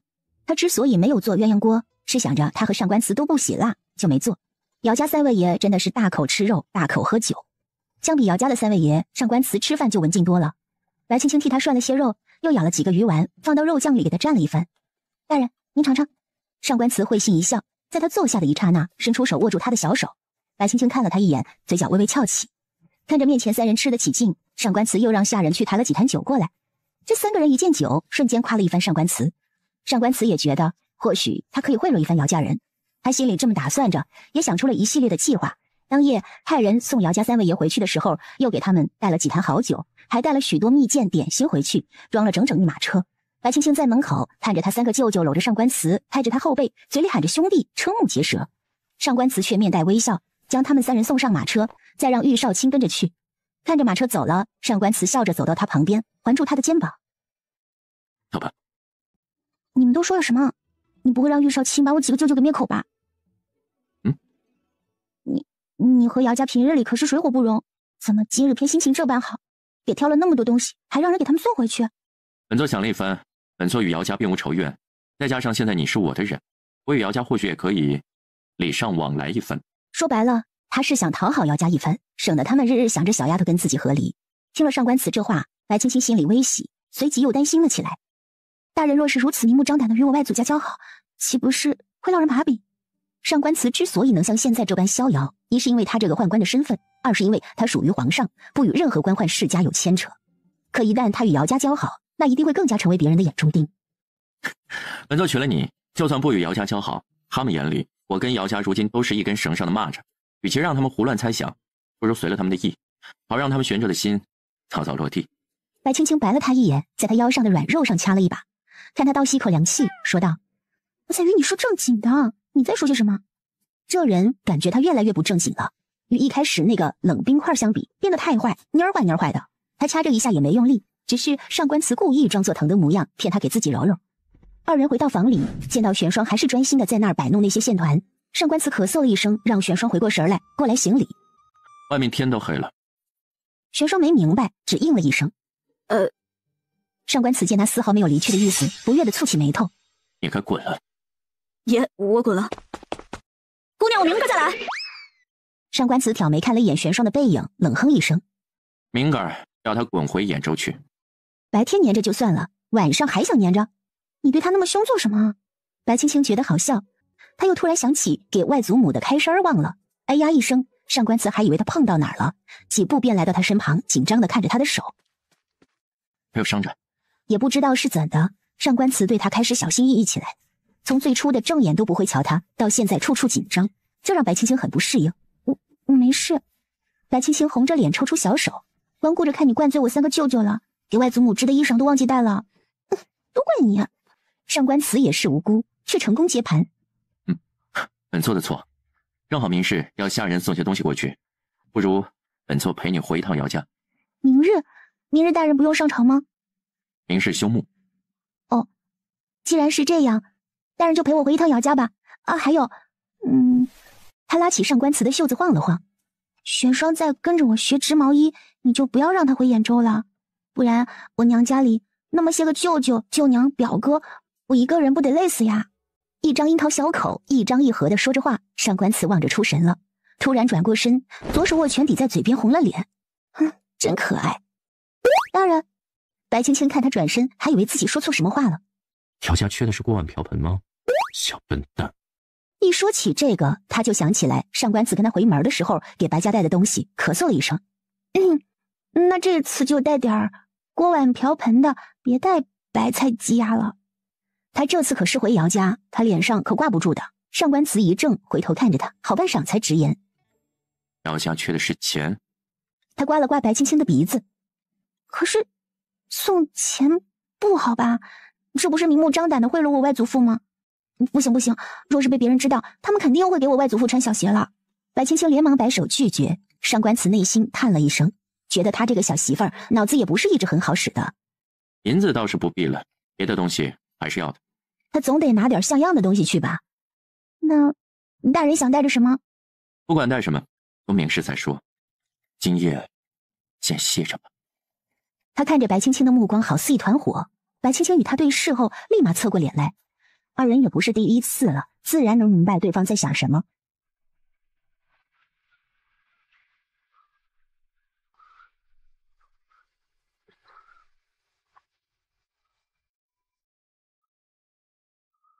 就这么半推半就，就被上官慈带到床上。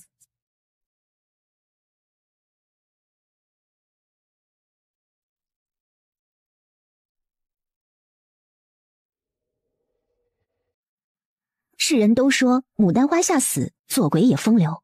上官慈直到遇见白青青，才真的懂得这话的意思。从前他从未想过男女之情这方面的事情，如今他身体是越来越好了。想到这儿，上官慈的动作突然停了下来，他逐渐觉得有些痛苦。大人，娇嫩的声音唤着他，却让他感到一丝罪恶。洛神医和他说，某些方面虽然逐渐的好了起来，可子嗣方面，他可能这辈子都不会有什么希望。这小丫头是喜欢孩子的吧？一时间，他觉得自己像是个鬼怪，玷污了眼前的人。大人，他感受到什么东西砸在自己脸上，湿热的，像是泪水。你怎么了？他慌了起来。若是上官慈哭了，那是为了什么呀？你恨本座吗？像你这般的女子，本该嫁一个好人家，相夫教子，夫妻琴瑟和鸣。他起身坐了起来，伸手扶住额角。白青青一时间没有反应过来，他想了想，自己出来到这个世界，第一眼见的人便是他了，或者那就叫做一见钟情，尽管上官慈不钟情于自己。他起身凑到上官慈身边问：大人，你能告诉我，你突然这般是为何吗？他抬手握住上官慈的手臂，却察觉到上官慈一躲。你给我过来！他呵斥了一声，上官慈赶紧把手送了过来。他抱上去问：为何会突然这般？本座，他不知道该如何开口，万一自己说了，这小丫头就要走呢？他不知道，就算是他不行的时候，白青青都没有过离开的想法。他与他在一起，为的又不是他那个工具。而白青青的声音也冷了下来，说：洛神医说，本座的身子虽逐渐好转，可日后子嗣，这也是希望渺茫。青青，你恨本座吗？恨你啊？我为何要恨你啊？他靠上上官慈的手臂。我第一眼见到你的时候，就喜欢你这张脸。可后来我发现，可能我对你就是人家嘴里的一见钟情吧。我欢喜大人，与大人的身子无关，更与他无关。他说着，伸手戳了戳口中的那个他。对于白青青说出来的话，上官慈心里是感激的。他虽然位高权重，可他心里也清楚，世人皆是瞧不起他的，只因都觉得他身子残缺，哪怕明面上对他毕恭毕敬，可背地里骂他的却还是那句死太监。白青青的出现是他昏暗的生活里的一道光。和白青青相处久了，他愈发觉得这个小丫头就该是自己的。随着日子流逝，白青青看起来愈发的明艳动人，这让上官慈心里很不舒服。并非他不喜欢美貌，而是他怕有一天白青青长大会清楚他这个宦官的身份意味着什么，到那时小丫头会恨透了他的。若是他原本想说，若是哪日他后悔了，自己愿意放他走，可话到嘴边就没有那么容易说出去了。感受着怀中的娇躯，他又怎么舍得将人往外推呢？若是你敢背着本座与他人私会，本座定扒了你的皮。话语虽然很烈，却也表露出他舍不得白青青的这份心意。白青青哼哼了几声，你从前我不管，我管不着，可如今你我成了夫妻。他说到这儿，脸都烫起来了，模样也开始扭捏。就不能再找其他的女人了，否则我就给她剁掉。不能再找其他的女人了，否则我就给她剁掉。热了吗？他觉得有些烫手。上官慈也是忍耐的心腹，直接将他扑倒，继续没有做完的事情。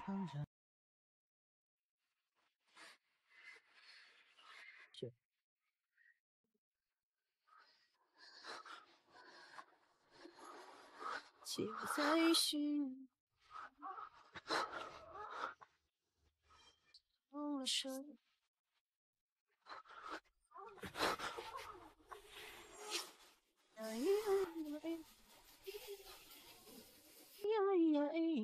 一夜以你，二人十指紧扣，入了梦乡。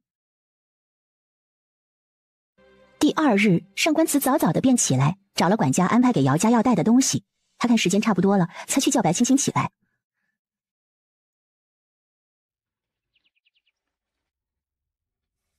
等白青青收拾整齐出来时，就见到府门口有3辆马车。他疑惑的看着上官慈，都不是些值钱的东西，走吧。他将白青青抱上马车，给他拿出藏在暗格里的毯子盖上。往后天就更冷了，你少出来走动，以免被冻着。好。妹妹，几位兄长近日来可安好？哥哥的体格子呀，好着呢。他们看了白青青满是欢喜，可见了后面的上官慈，那脸立刻就垮了，与其打着招呼。上官大人。上官慈上前挡在了白青青的身前，神色冷淡，让人望而却步。里面请，上官大人。还是姚家大爷的公子姚静最先反应过来，将人给请了进去。到了前厅，姚家的长辈全员出动，将厅里坐得满满当当，一齐盯着上官慈看，直到下人将上官慈送的明细端上来，在大娘子耳边低语：大娘子，这东西可都是贵重的呀。大娘子一听，扫了一眼上官慈后，她只道了一声知道了。要知道，就上官慈这般的人物，突然来和他们送这么些个东西来，难道是有事相求？上官慈这一举动更是让姚家人有些害怕，都知道上官慈可是出了名的铁公鸡。上官大人今日带了这么些个东西来这里，是？听着大娘子的问话，上官慈笑着说道：本座与青儿结为连理，也没有怎么来过，如今今日暂时正式登门拜访。你！上官慈说的话差点把姚家三爷的夫人给气得摔茶盏，他咬牙切齿地看着上官慈，心里咒骂：死太监，死了吧！心里一边骂一边心疼地看着白青青，他家闺女真是受苦了。白青青也注意到三娘子同情的目光，有点尴尬。几位舅娘，大人是觉得我与他成婚这么久以来都没有好好来拜访过，心里有些歉意，所以今日特地带了这些东西来拜访的。他说完，给了上官慈一个眼神，对方看到他的眼神后，立刻说道：是这个意思。看他几位舅娘不再说什么，白青青的心就落了下来。他让玄霜去拿了给何氏做好的开山，说是有礼物要送给何氏，几位儿媳妇便高兴地带着白青青去见何氏了。上官慈就像个隐形人一般跟在身后。星儿好想外祖母。何氏见白青青过来，难得的笑了笑。他拍着白青青的后背，看了一眼上官慈，点了点头，当作是彼此之间的礼仪。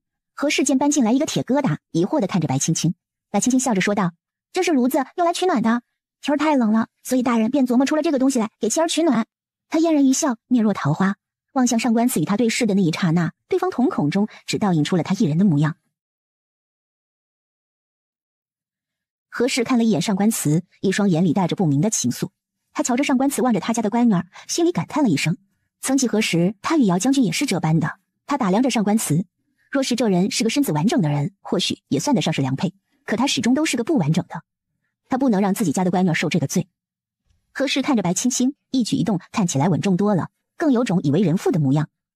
到时再给几位舅娘表哥房里添上这个冬季，也能过得暖暖的了。他下意识向上官慈身边一靠，对方很自觉地将他揽过去，让姚家在场的人都张大了嘴巴。他们盯着上官慈的手，恨不得上去给他剁下来。何氏假意咳嗽了一声，提醒着自己的几个儿媳妇，别一会儿冲上去跟上官慈打起来。既然今儿个回来了，就留下吃个便饭吧。上官大人也留下吧。他想着上官慈应该会拒绝的吧，没成想上官慈一口就答应了。白青青跟何氏腻歪了一番，随后便带着上官慈回到自己父母的院里歇着。上官慈打量了一番，院里的红梅开得正艳，白青青站在一旁，像极了画中的人。他伸手摘了一朵红梅，悄悄地放在袖子里。上官慈见此，走到他身边，又摘了一朵，给他戴在发间。他发现小丫头年纪虽小，却衬得起这鲜艳的红色，之后还是多给她做几套红色的衣裳才好，至少能够赏心悦目。大人今日觉得心情如何？他还想着昨日上官慈情绪崩溃，怕他心情不好。这个人平日里沉默寡言，又极其不爱表达，真怕他憋着憋着把自己给憋坏了。正好。小丫头在担忧自己，她很欢喜。大人觉得这里的红梅可美？白青青抚着眉枝。我阿娘年轻时性子烈，脾气不好，就这么一点爱好。我爹爹为了追求我娘，学会了一手养梅的好手艺呢。他笑着折了一枝递给上官慈。那之后，每年梅花开的季节，我爹爹总会在别院约着我娘赏梅。一年又一年，我阿娘那个倔脾气，最后也向我爹爹低头了。旁人都说我娘凶悍，我爹爹惧内。可大人也清楚的吧？我爹爹那可是个杀人不眨眼的性子，却唯独对我娘服软示弱。他望着上官慈，心里也有些忍不住的激动，因为他也遇到了这样的一个人。大人，这个故事可还满意？他盯着上官慈，满眼都是喜悦。满意。他笑了，上前握住白青青的手。许多皇子都已按耐不住了，他不清楚未来会变成什么样子，总归在皇上还在的这些年，他要考虑好以后。看着眼前的妙人，他更有这种感觉，万一突然事变，他该如何呢？他是轩辕国第一大宦官，手握重权，新帝登基定然是不会放过他的。纵使他没有策反之心，可难免新君不会这么以为。想到这儿，上官慈不自觉地蹙起眉头，面露忧愁之色。大人，可是身体不舒服？白青青拉了拉他的袖子，刚问完，就听下人来报：姑娘，老夫人说你与上官大人晚点再过去，二皇子来了。二皇子？白青青与上官慈对视一眼，他来做甚？奴才不知，只是老夫人说要二位晚点过去。好，大人，你说这慕容涵来姚家做什么？不清楚，不过二皇子一直想要让姚将军支持于他，想必他此次前来也是为了这个吧。支持他？白青青突然想起那日慕容涵是怎样对他的，忍不住嫌恶起来。再过2年多，他就要去封地了，怎么还想这股子上？上官慈瞧他炸毛，拍了拍他的头，像是在给宠物顺毛一样。那个高高在上的位置，可是世人心中所想，哪能那么容易就放弃啊？本座不知道该如何，可你可以告诉本尊。他不知白家为何瞧不上白振觉，导致白振觉成了世人嘴里的倒插门。可他清楚，白振觉是一个用兵奇才，否则也不会与姚老将军一起征战沙场了。他更晓得，这个看起来文文弱弱的书生，曾经使了一计，仅仅3天就灭了敌人的一座城，坑杀了数万敌人。就连他上官慈都不敢保证，说自己做得出来这么狠绝的事情。只要大人不乱来，青青都能忍得了。他深情地望着上官慈，心里却哼哼：你要是敢乱来，那咱们俩就看谁绿过谁。有你一个就够头疼的了。他拍了拍白青青的脑袋，打量了一番，好像长高了。比起刚娶进门那会儿，无论是身高还是别的地方都长了不少。上官慈感觉深感欣慰，毕竟是自己喂起来的嘛，总归不会高过大人去。他握住上官慈的手：我与大人是一家人，一家人之间不需要有隐瞒的，对吗？他注意到上官慈的目光一颤，又接着说道：青青累了，大人便是青青的港湾。同样的，若是大人累了，青青也会成为大人的港湾。你我二人便是一体的。他知道白青青是想让他放心，可如今这局势哪里是他想放心便能放心的？皇上年岁已高，虽已立储，可太子平庸无所作为，他也只是被赐了封地，还没去呢。再者，二皇子确实比太子更加让人满意。贤明在外，若是太子被废，最有可能性的就是二皇子。白青青听到这话，突然抬头看着上官慈：大人呢？大人也想吗？什么？上官慈猛地垂眼望着白青青。小丫头，你说什么？他瞧着白青青一脸认真，心里有些发慌。没什么。白青青笑了，靠近他怀里。无论今后大人想做什么，我都会支持你的。他在小说里看到，每个权力大的太监都有一个做皇帝的梦，不知这个梦上官慈是否也有。可是想想皇上都是三宫六院，他又不开心了。上官慈瞧他脸上的神色反复变化，有些奇怪。本座无心皇位。如今他手握重权，几乎是要什么有什么，又何必在意皇位那种东西？再者，他是恨透了那个位置的。皇位有什么好的？娶那么多媳妇儿，还得好吃好喝的养着他们，多浪费钱呀！他笑嘻嘻地环抱住上官慈的腰，哼哼，大人的腰手感真好。他缓缓划过他的后背，勾勒出完美的曲线。小东西。上官慈又气又笑地抓住他的手，在他耳边咬牙：知不知羞？大白天摸你夫君的腰啊！知不知羞？大白天摸你夫君的腰啊！他嘴上这么说，暗地里却将手伸进白青青的斗篷，揉搓着她纤细的腰肢。二人相互揩油着对方，谁也没说什么。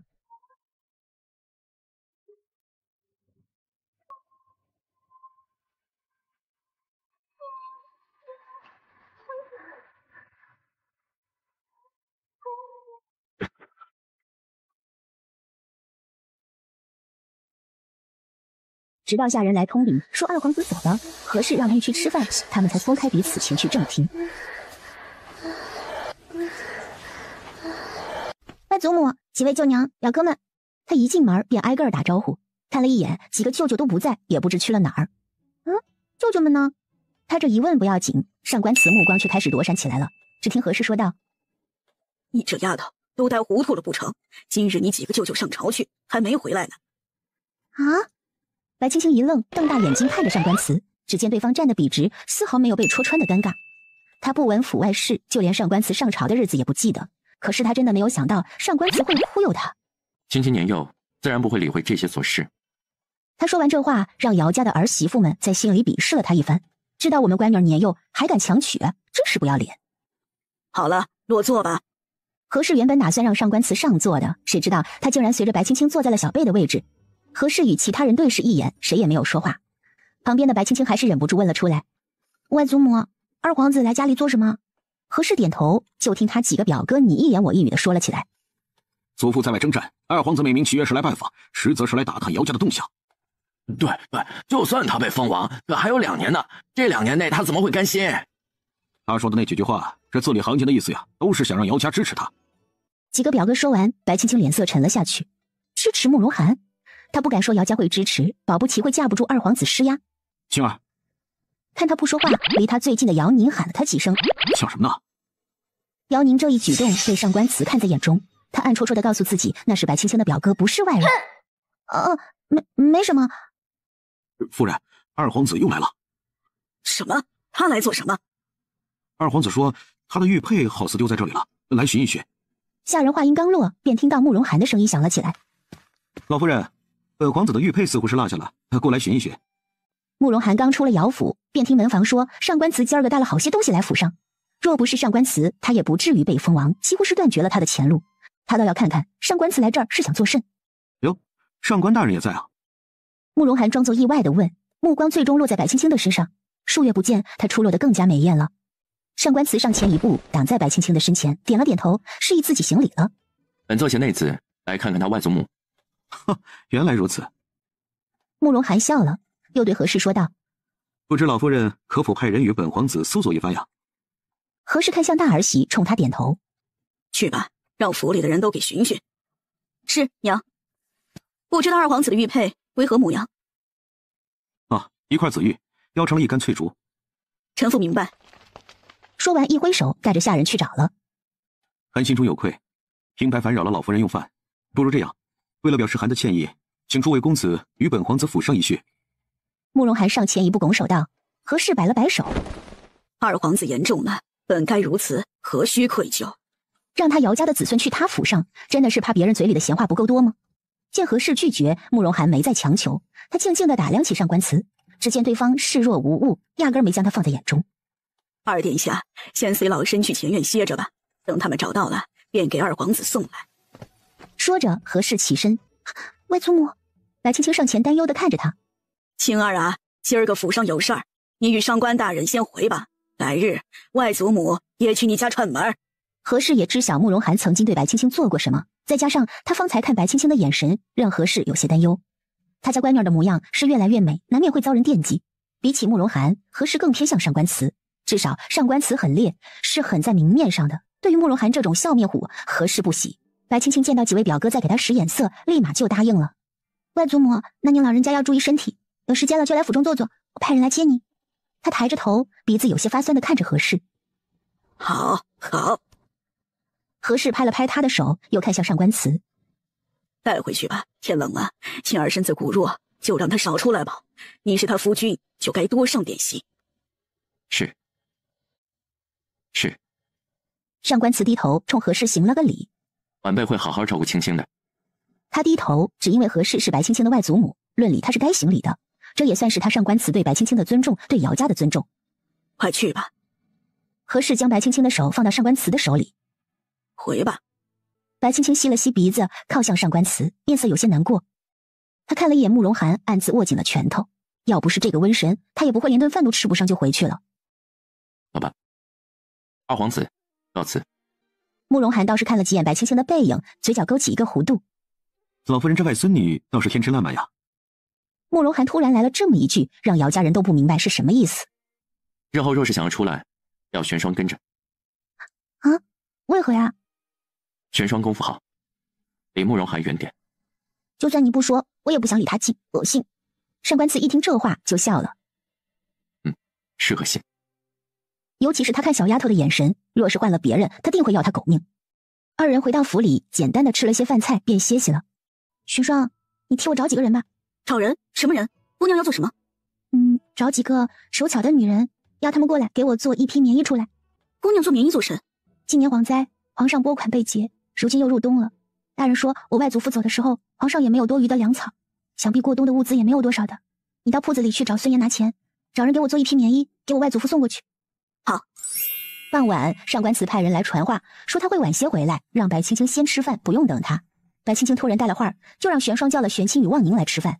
玄清一早就来了，大约过了1刻钟的时间，望宁才跑了过来，笑着跟白青青说道：“姑娘，我来晚了。”玄霜自然是不高兴的，可看他年纪小，白青青也没有说什么，索性他也不言。望宁坐下就把鱼头给夹走了，笑着说道：“姑娘，这鱼头真好吃。”白青青打量着他，发现他头上多了一只翠翘。与玄霜对视一眼后，玄霜摇头表示不知道。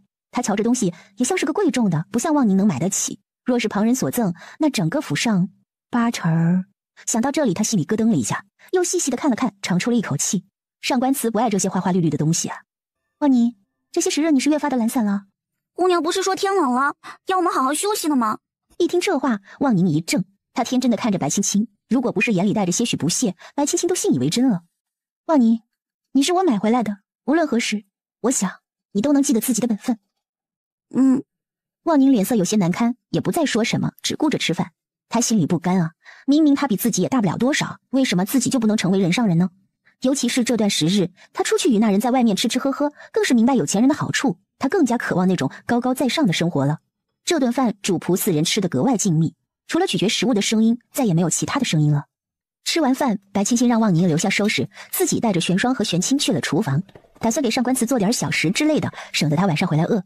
等他将东西备好回到房里，发现桌子也没有擦，又让玄霜将桌子擦完才去休息的。他坐在桌旁，想着望宁的事情，心里久久不能平静。怎地今日心情不好？何故叹气？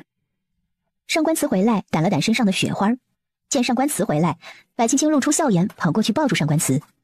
大人回来啦！上官慈拍了拍他的头，将他推开。请坐。本王身上湿气重，也将湿气过给你。他将斗篷放起来，然后走到他身边坐下。方才是何缘故叹气？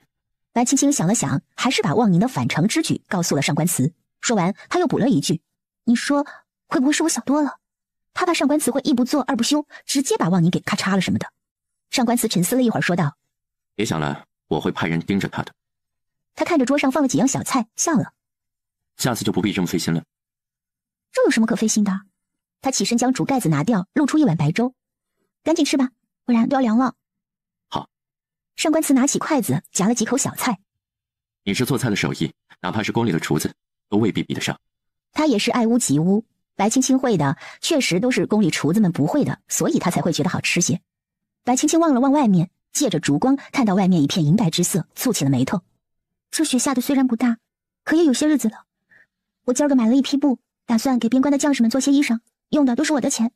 他怕上官慈会觉得他偏向姚家，赶紧跟他说是自己的钱。听完他这话，上官慈笑了，放下筷子：“你的钱与本座的钱有什么区别吗？本座在府里上下所有的东西都是你的，你随意支配，包括本座也是你的。”他一双凤眸微眯，犹如春水，嘴角轻轻翘了起来，又带着一丝邪魅，看得白青青小脸通红。你是我的没错，可这事儿不是一个意思。纵使我们是夫妻，可这些东西毕竟是给我娘家的，我该与你说清楚的。他记得自己表哥家的媳妇儿就是都快将他表哥家给掏空了，最后两个人就走到头离婚了。他又不是没本事赚钱，有些事儿还是分得清一些比较好。也无需如此，本座一概用度也不需要多少，府上的银子你想花拿去便是，给你了就是你，想给谁花便给谁花。他起身叫了外面的下人进来打水洗漱，看着他的背影，白青青嘴角上扬，笑了出来。或许他也是嫁了一个好男人吧。大人近日似乎回的都比较晚，有那么忙吗？路上都是积雪，这天又冷。上官慈扑哧一声笑了出来，他回头看着白青青：“我一个男人会有什么危险？”瞧白青青不乐意的模样，他觉得越来越可爱了。哼，你是没什么大碍，我怕别人家姑娘天黑眼瞎，不小心撞你怀里去。他现在身子好了，白青青就开始担心，万一哪天他把持不住，犯点什么错啊。上官慈就差点笑得喘不上气，他竟没想到白青青这醋劲儿能这么大。就算他身子好了又如何？外人也是不清楚的，他还得靠着宦官这个身份去办事，去让那些人放心呢。再者了，野花哪有家花香呀？你想安心，不过是接连大雪，下面的地方死了些人，皇上愁，便拉我在宫里坐坐。他安慰地拍了拍他的手：“死人了？多吗？”上官慈摇了摇头：“下面地方官员还在统计，轩辕今年还是不好过了。”实际上，近日有人接二连三的上折子参上官慈，寓意是说，宦官娶妻从开国到现在也是头一回，想来是上天怪罪，所以才会连连降灾。天灾罢了，你莫要往心里去。白青青叹了口气：“随缘吧，只希望这雪能早点停。”等回到内室与上官慈歇息了，上官慈突然与他说道：“这些日子你就少出去吧，天冷，别冻坏了。”他担心那些别有用心的人会借着这雪来做文章，不想白青青听见那些个不好的谣言。好，红小人，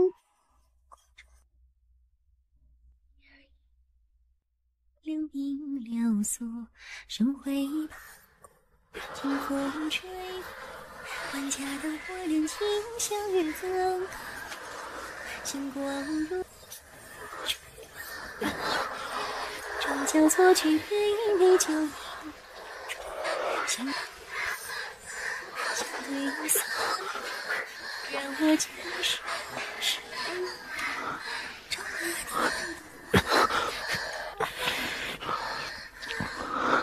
第二日，上官慈起来，穿好衣服，打开门，那冷风嗖嗖的往屋里灌，他赶紧将门关上出去，一脚像是踩进坑里一样，听到咔呲一声，他挪了挪脚，估摸这雪有1尺深左右。张宁，在黑暗里，张宁的声音有些发抖。爷，昨夜开始就下大雪了，下了夜未停。上官慈蹙起了眉头。到上朝。看着这场大雪，不知那些个官员会不会说出什么花样来神？我也正在细时亏你无视。去把管家叫过来。好。姑娘，昨夜突然就下了大雪，下人们冻得不行，有所怠慢的地方呀，姑娘还多担待些。啊，这倒无妨，又不是什么大事。管家，前些日子我要您做的那批衣裳可做好了？白青青心里一沉，有些担心自己的爹娘。做好了，姑娘聪慧，正好能派上用场。张管家笑了，他们的新夫人还真是个福星啊，还好提前做了棉衣。那就好。对了，府里的炭火可够？若不够，管家再差人去收，收多了也不要紧，只怕不够用。再者，昨儿个我买了些布，张叔您帮我找一些小娘子，要通宵赶制一批棉衣，人都不怕，我付钱，越快越好，我要大量的。姑娘是要给边关送去吗？是，边关将士守卫疆土，我爹娘也在，怎可要他们挨冻受饿？张管家笑了笑。不急，老奴让人备的棉衣多了一些，可以先送过去。多了？白青青一怔。张叔，那边需要的可不是一个小数目，至少要上千件呢。姚晃这一次带了2000精兵，以及那边常年驻守边关的将士，并不是个小量。老奴不小心将制衣的数量多写了几笔，约莫这庄子那边还有近1000多件，还望姑娘别怪罪啊。这，他高兴，却也是一惊，这得手抖成什么模样，能做出这么多来？张叔，多谢了。劳烦张叔派人将衣裳先送过去，发放给需要的将士们。放心吧，姑娘，衣裳做出来的时候，便已经让人赶路了，约莫再有2天就到了。白青青一时间不知道该说些什么了，心里甚是感动，却又觉得张叔的心思之缜密，让人害怕。老奴昔日也是上过战场，杀过敌，打过仗的。姑娘，有些事情呢，老奴要比姑娘心里明白的多。这些事也是跟督主请示过的，所以姑娘无需担忧。大人，他知道。督主对姑娘很是上心了。张管家没有再说别的，老奴告退。说完便走了，留下白青青在原地傻笑。原来他早就有心了。这一日似乎格外的漫长，白青青织了一会儿毛衣，又小睡了一会儿，发现外面还是亮着。从床上爬起来，他喊了人进来。什么时辰了？回姑娘，寅时了。白青青心里默算了一下，想着上官司也该回来了，便收拾一番去厨房做饭。等他忙完，天都已经黑了。怎么还没回来啊？他去外面瞧了好几眼，都没有见到人影儿。兴许是有事给耽搁了，咱先做完，爷他一会儿估计就回来了。玄霜过去拉他坐下，安慰着他。爷功夫那般好，肯定不会出意外的。白青青看了看玄霜，这心里还是七上八下的，始终觉得会出什么意外。转眼间就到了后半夜，白青青实在是坐不住了。玄霜，备马车，我们去宫门口等着。好。玄霜应着刚出门，就见张宁出现在门口，他手里的剑一横，冷着脸说道：爷说了，你2人不许出府。听了张宁的话，白青青的心都跟着提了起来，是不是大人出事了？张宁看着白青青，目光闪烁。没有。那为何不让我们出府？他为何到现在都还没回来？张宁越是这样，白青青心里就越慌乱。你2人呀！你2人呀！你！白青青上前一把抓住张宁的衣领，冷着脸问他：我再问你最后一次，上官司是不是出事了？你若不说，我要你好看。你朝里那些个与爷不对付的大臣，借着大雪冻死了许多人为由，弹劾也。弹劾？弹劾什么？这是天灾，又不是人祸。还不是因为你。张宁一把将白青青推出去，好在玄霜手快接住了白青青，怒斥着张宁：你说什么？张宁扶着门框站稳。他们弹劾也娶妻，古往今来哪个宦官娶妻啊？爷是第一个，况且第1年先是蝗灾，后是雪灾，白青青，你就是个灾星。白青青闻言踉跄着后退了几步，随后朝张宁吼道：你老母才是灾星呢！他算是明白为什么上官司不让他出门了，原来是怕听见这些流言蜚语啊！这个傻子！白青青骂了一句，哭了出来。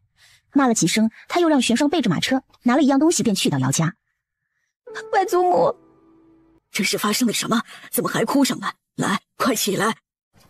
外祖母，今儿个大人进宫到现在都没有回来，下属来报了，说是朝中的大臣弹劾大人，就因为大人娶了我，就将今年这2次天灾都压到外孙女头上，连累了大人，求外祖母带青青入宫替大人辩解一番。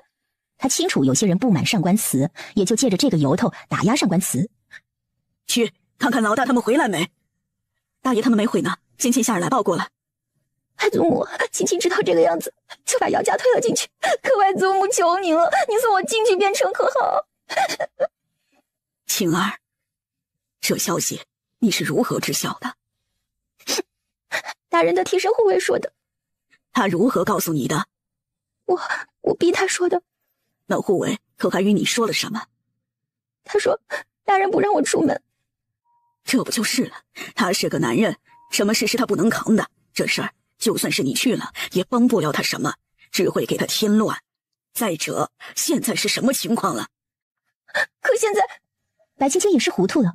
何氏这一番话让她冷静了下来，她想了想说道：“现在不知道宫里是什么情况，让你说这个的时候我就慌了。”是了，她没想明白啊。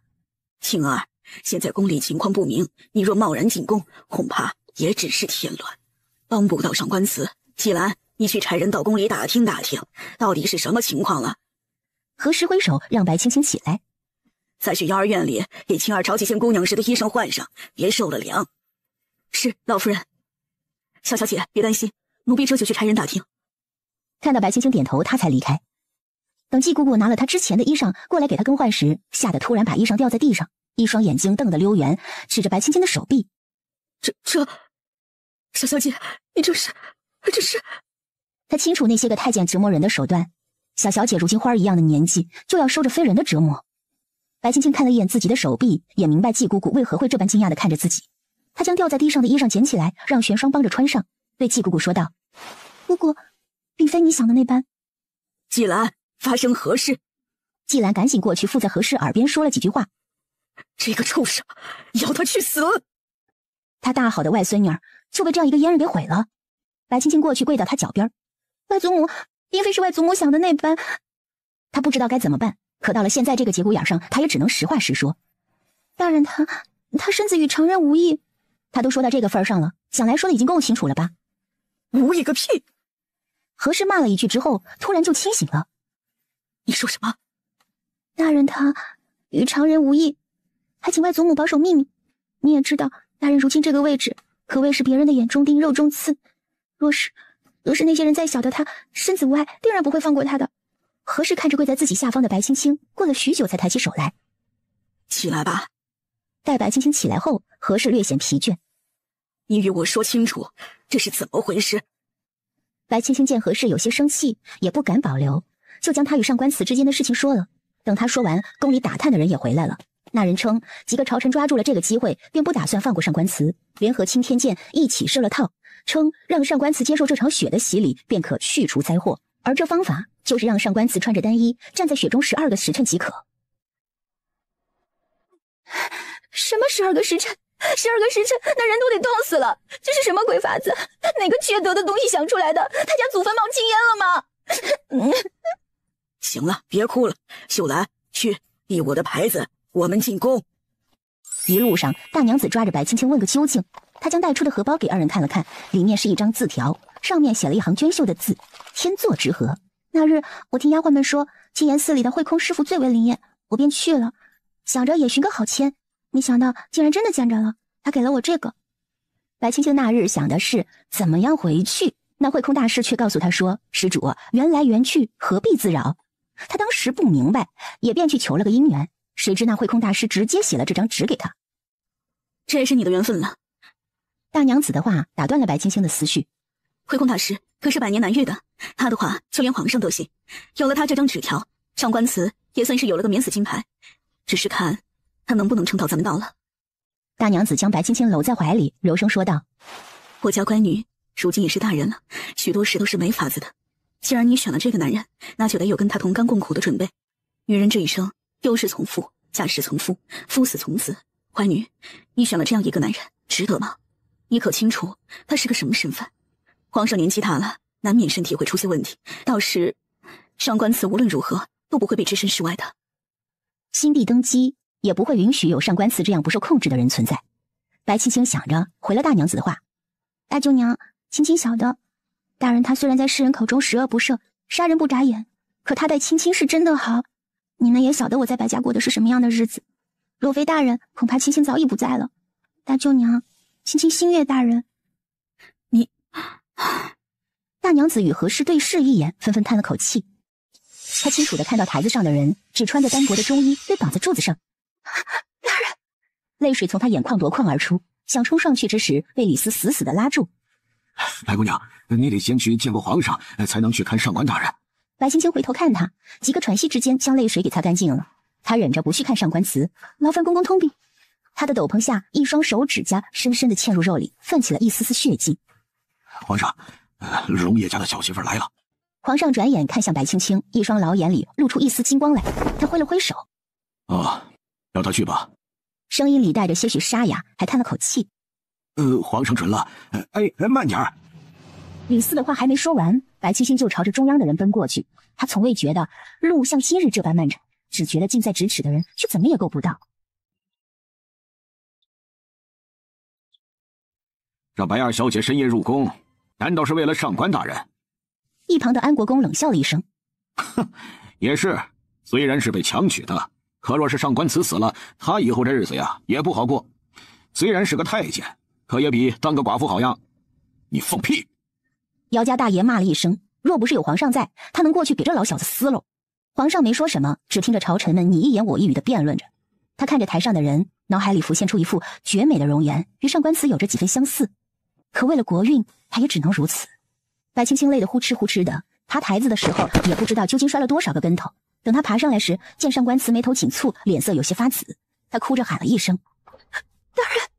许是听见白青青的声音，上官慈迷迷糊糊的睁开双眼，见到他时眼里带着欣喜，却又逞强的与他说道：“你来，多善，跑回去，跑回去。”他并不想让白青青与他受着这份耻辱，在他眼中，小姑娘就该是被他护在身后的。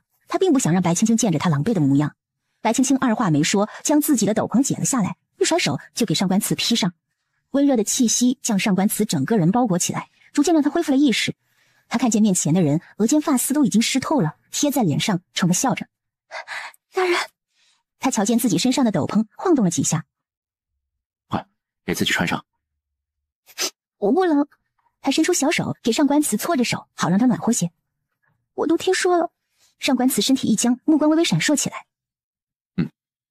这本就是天灾，与你我二人无关的。他骨子里与白青青的思维不同，接二连三的祸事也开始让他疑心起来，是否真的是因为自己的原因？我与大人乃是天作之合。他方才好像听到了什么，莫非是他冻得太久，神志不清了？前些日子我曾路过青岩寺，里面的慧空大师给了我一支签，是一支刻着牡丹的竹签，还与我说我与大人乃是天作之合。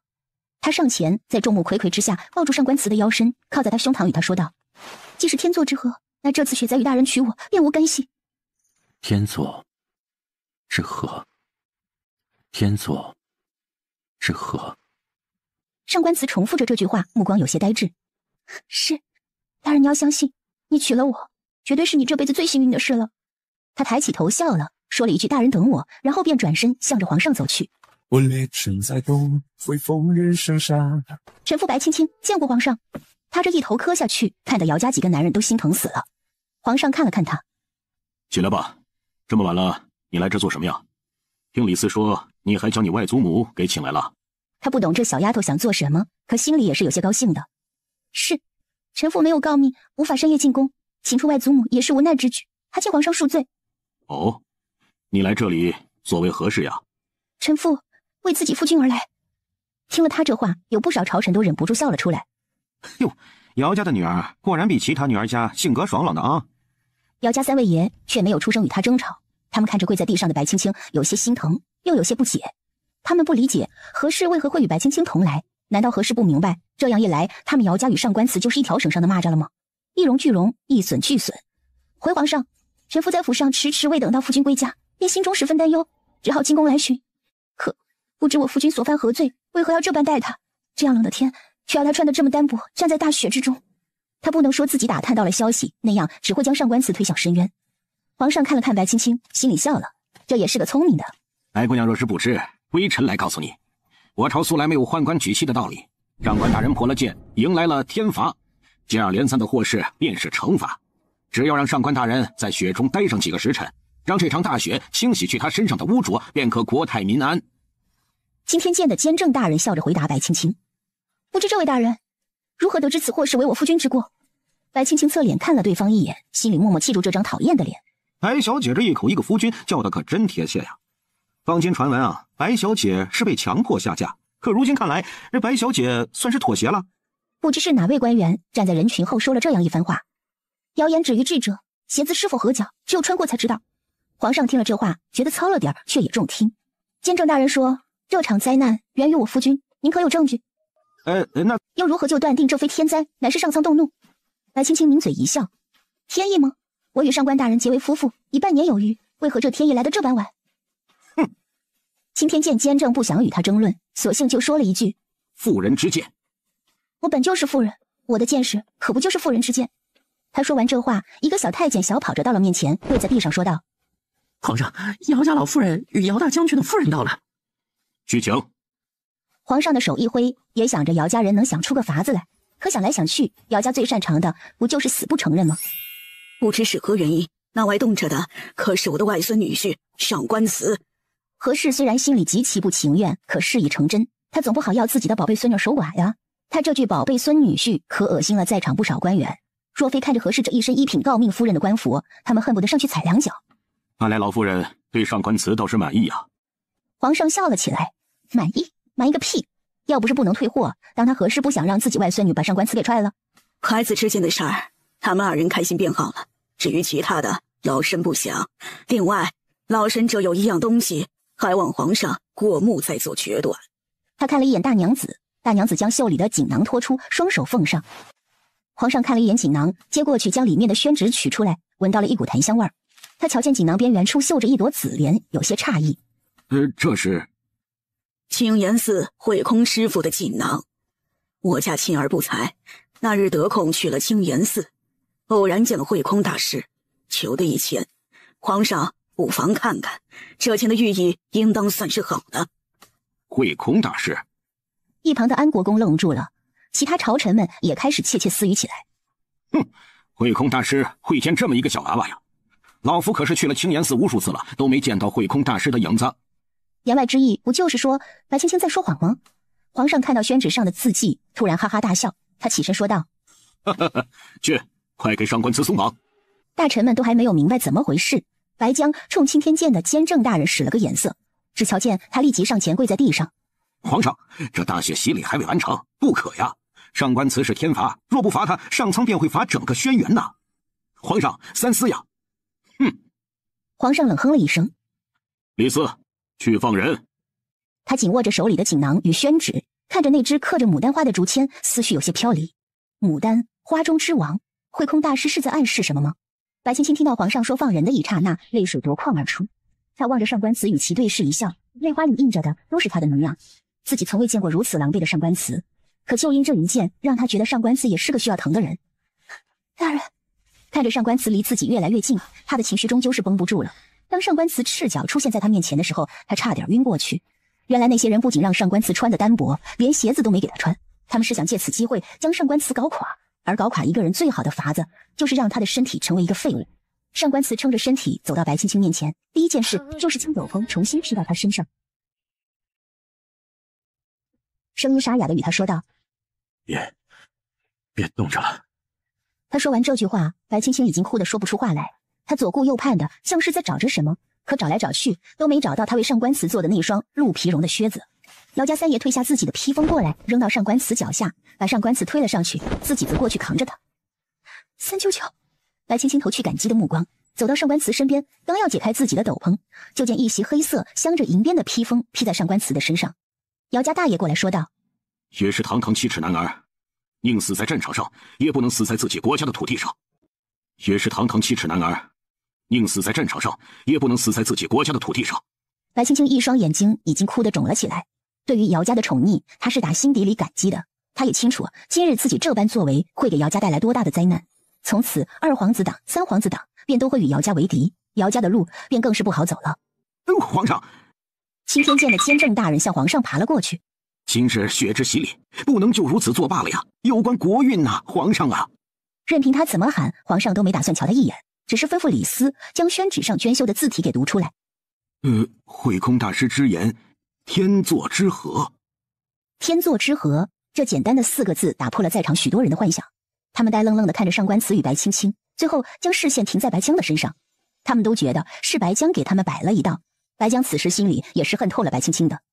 心儿，你向来是足不出户的，更不爱去寺庙，怎的就这般巧合，有幸见得慧空大师，还求得如此佳果？这话一出，大臣们又纷纷怀疑姚家给的慧空大师之言。白大人这是何意？难不成老身还会哄骗圣上不成？何氏冷哼了一声：“哼，我家外孙女能见到慧空大师，那是她的缘分；能求得上上签，那也是她的缘分。不知白大人此意究竟为何意？究竟为何意？到底是亲家，白江也不好将两家的面子闹得太僵，索性笑了笑。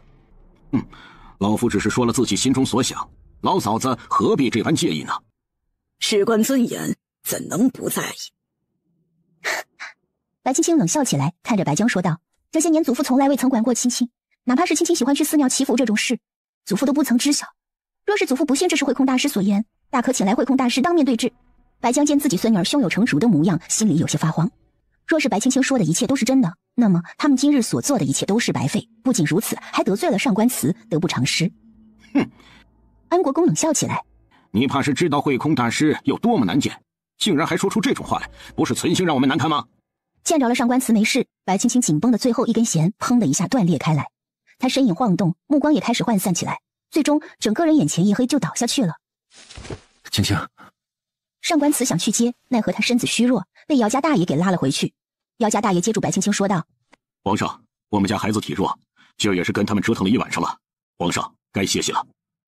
闹腾了一晚上了，都散了吧。”真当他这个皇上是铁打的，不用休息睡觉了。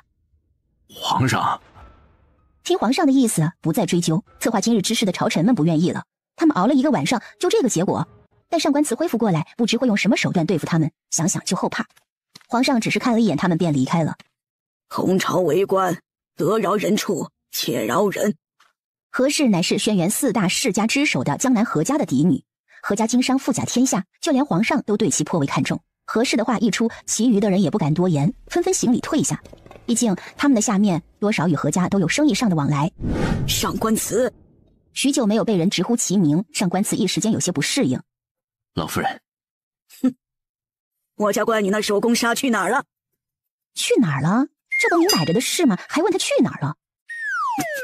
什么时候上官大人也改个口，我也好包个大红包。姚氏可是头一次见着这位冷面阎王红脸，上官慈今儿个算是栽了。他侧脸看了一眼白青青，露出一抹笑意，朝着大娘子拱手：“大舅娘的红包，可要包得大一些。”那是。他心里开始慌了，那这个红包得包多大呢？马车颠簸了一路，顺路将上官慈与白青青送回了上官府。一进府，上官慈的脸色就变了，一双凤眸露出寒光。一旁的张宁见了，浑身一激灵：“张宁，你要季阳替我去一趟青岩寺，找慧空大师问一问，那日他与青青说的到底是什么？”“是。”“青青为何会知道本座手法？”“玄霜搓了搓鼻子。”姑娘把张宁揍了一顿。上官慈忍不住回头看了一眼躺在床上的白青青，对玄霜挥了挥手：“下去吧。”这小丫头把张宁给揍了，也不知道该夸白青青能干，还是说张宁没用。她摇了摇头，觉得视线有些恍惚，赶紧过去将白青青抱起来洗了洗，给她换了一身干净的衣裳，自己也擦了擦，躺在她旁边抱着她睡过去了。这一夜注定有许多人都会失眠的。第二日，白青青是被热醒的，她觉得自己好像睡在火炉旁边，一脚踢过去，听到一声闷哼。她醒来，发现上官慈缩成一团，眉头紧蹙地躺在自己旁边。大人，她爬起来拍了拍上官慈的脸，愣住了。上官慈发烧了。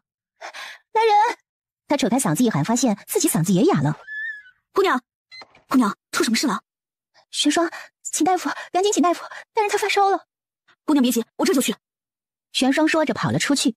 不一会儿，洛神医被玄霜揪着过来，见了白青青，洛神医说道：“哎，瞧瞧，还不是比之前好看多了吗？劳烦大夫与我夫君瞧一瞧。”洛神医满意的接受了。白青青握住玄霜的手，就连呼吸都不敢有大动作，就怕惊扰了眼前人。直到洛神医开口说话：“人没事，死不了。”他这才松了口气，身子也跟着软了下来。看着洛神医给上官慈喂了一些药丸，又开了一张药方。待会儿啊，我让人送些药来。这个呢，你们就去外面抓。这些日子就要他在府里歇歇吧，毕竟也冻了那么久了，也该病病了。说完，他起来，摇摇晃晃的往外走。待会儿别忘了给老夫送过去几坛好酒啊。好。姑娘，我去抓药。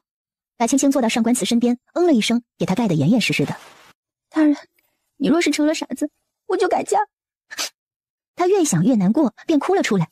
上官慈只觉得头痛欲裂，迷糊间还听到这样一句话，简直要被他给气死了，便强撑着睁开眼睛，喘着气看着白青青：“就算本座烧成了傻子，也不会让你改嫁的，死了这条心吧。”大人，他趴在上官慈胸前哭了起来：“你怎么那么傻？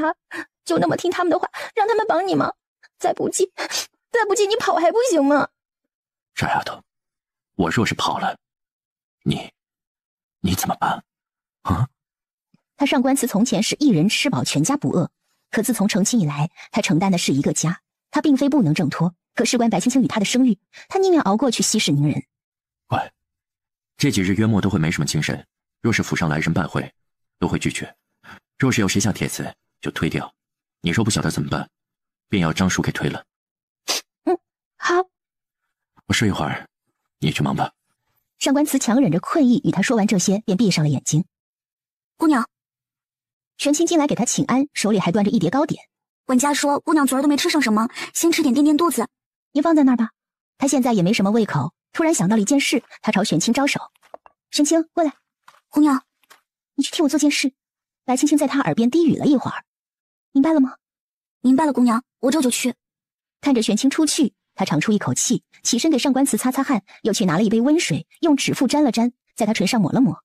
瞧着上官慈虚弱的模样，他在心底又将那些官员臭骂了一通。李公公，让您久等了。姑娘哪里的话，也不久。不知道上官大人身子如何了？白青青故作为难的样子。并不好，昨夜以来一直高烧不退，也不知能不能撑得过去。他暗地里还掐了自己一把，好让自己挤出2滴眼泪来。李斯一听就怔住了。若是缺了什么，姑娘差人来禀报，宫里有的自然会给姑娘拿过来。上官大人可是我轩辕重臣，可不能就这么病倒了呀。多谢公公美意，只怕大人这一病是要有些日子不能上朝了。瞧着白青青叹气，李斯陪笑着说道：“老奴出来的时间不短了，该回宫了。”说着将这一次的礼单递给了白青青。姑娘，谢恩吧。白青青咬了咬牙，跪下：“臣服替大人谢皇上恩典。”呸！李斯将礼单递给他，笑着走了。待李斯走后，白青青让张管家立即关了府门，称不管是谁，只要是想见上官慈的，来了一概称病不见。他怕的是有一些别有用心的人会借此机会来打探些什么风吹草动。张叔，通知府里上下，让他们的嘴都给我管严实了。府中的事一概不许外传，说是哪个觉得自己舌头浪费了，要出去乱嚼舌根就给他拔了。是。到了第2日，上官慈已经不发烧了。他微微动了一下手指，便发现有什么压在自己的衣袖上。转头一看，便看到白青青趴在自己手上睡着了。上官慈动了动身体，觉得全身都在痛。他这么一动，白青青就醒了。是不是还有哪里不舒服啊？没有，你先休息吧。看他这般困倦，上官慈于心不忍。本座身体好，这点小风寒不要紧。倒是你，本就体弱，昨夜还受了凉，快些歇息吧。到底是他底子好，休息了一晚上，话都能说得利索了。白青青也不矫情。那我去榻上歇一会儿，大人若是有什么事便来喊我。好，去吧。这一睡就直接睡到了下午。到了晚上，又给上官慈熬了药，喝一些小菜。上官慈怕苦死活都不吃。白青青那是好说歹说，哄着他吃了一口便吐出来了。他嫌弃地看着药碗说道：“老爷子的手艺真是越来越差了，开的这都是些什么苦药汤子？”哼！白青青是头一次知道上官慈怕苦能怕到这种程度，还冲他撒娇卖萌，就是不想吃药。最终他没有办法，只能喝一口含在嘴里给他灌下。当他喝进嘴里时，才知道这东西到底有多苦。一股药味充斥整个口腔，他都快吐了。赶紧扒拉过上官慈的脸，给他喂下，直到给他全部喂完。此时白青青的脸也已经苦得扭到一起了。哇，这老头都开的是什么药啊？苦成这个样子！我之前生病的时候吃的那些胶囊和药丸都觉得难过，没想到还有比那更难吃的东西。药丸、胶囊，那为何物啊？就是一些丹药之类的东西。哎呀，没事啦，你好好休息，我把这个吃完再陪你聊。说着将手里的毛线捋了捋，加快了速度。上官慈见他脸上洋溢着笑，看起来还贼兮兮的，便伸手过去捏了一把他的脸。滑嫩的手感让上官慈有些心猿意马，奈何这身子条件不允许。干嘛？他脸蛋儿被捏了起来，有点婴儿肥了。本座看你一直在傻笑，也不明白你在笑什么。哼！白青青娇哼一声，拍开他的手。大人可还记得那2个长得很奇怪的商人？记得。可是有什么不妥？没有，我那时见他们那儿还有一些针织的毯子。大人不如派人去问问，若是有了，便买些回来，我们铺在地上会暖和些。还有这种粗线也一并买回来。大人，他瞧着上官慈，看他的目光有些奇怪，便心虚地问：“是不是太奢侈了？对不起啊，我没有想过那么多。”没有，本座只是觉得夫人真好看，又好看又能干。也不知他说的这个能干指的是哪方面。那是，也不看看大人娶的是个什么样的女子。我那可是上天入地无所不能的。大人，你娶了我，可是你的福分。是福分。好啦，大人今儿个气色挺好，别说了半天话，歇息吧。他过去扶着上官祠躺下，好不容易才生个病，那边好好歇着，府里一切都有我，大人就不要太担心了。好。说了许多话，他也乏了，看白青青守在自己身边，便安心的睡过去。第3天，上官府开始收到来自各府的拜帖，都被张管家以上官祠昏迷不醒给拒绝了。几位舅娘表哥，怎的今日全都来了？那事儿我们也听说了，老太太要我们来看看，顺便呀给外甥女婿带点补品来。三娘子可是听说了上官祠是个正常人，也看着顺眼了。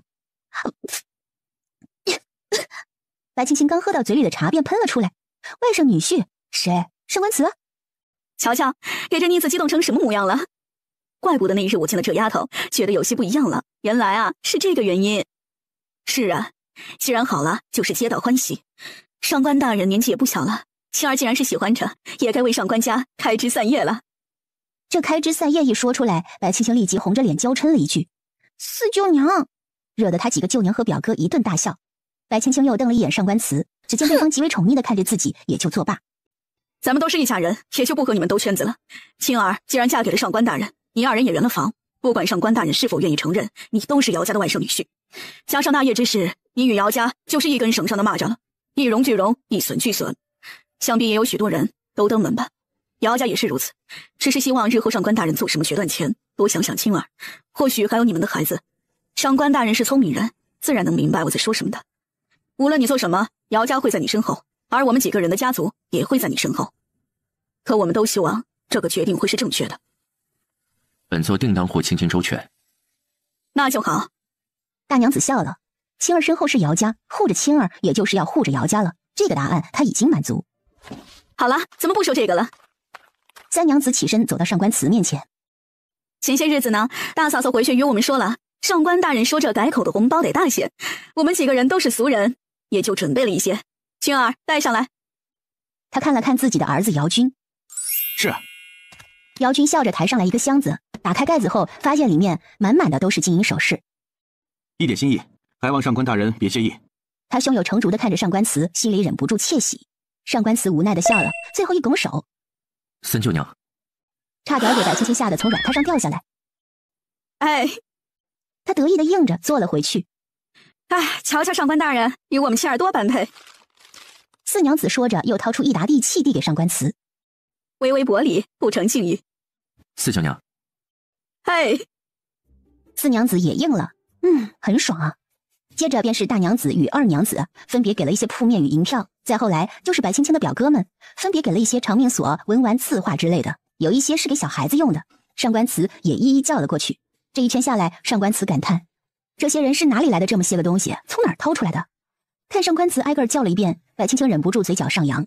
上官祠能从心底接受姚家，他是很高兴的。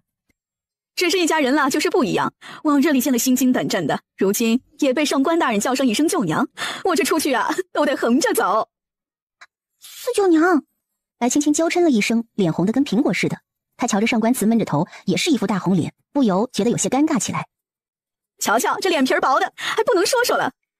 四娘子手一挥，说道：“怎么，我们给你们家带来了这么多东西，连顿饭都不打算让我们吃？”四舅娘哪里的话，怎么会没顿饭吃？青青，你去找管家张罗一下吧。上官祠缓了缓，正色道：“将府里那些个好酒也都拿来，给几位表哥尝尝。”好。白青青与他相视一笑，去外面叫人寻了管家到厨房，开始安排晚饭。等他将饭菜安排好，便赶紧回到院子，怕他几个舅娘给上官祠生吞活剥了。待他回到屋里，却发现他们相处的异常好，有说有笑，上官祠看起来也自然多了。饭菜都备下去了，几位舅娘表哥不如先歇歇，等饭菜好了我们去吃。你说到这儿，我们也累了，是不是？青儿带几位舅娘表哥先去休息吧。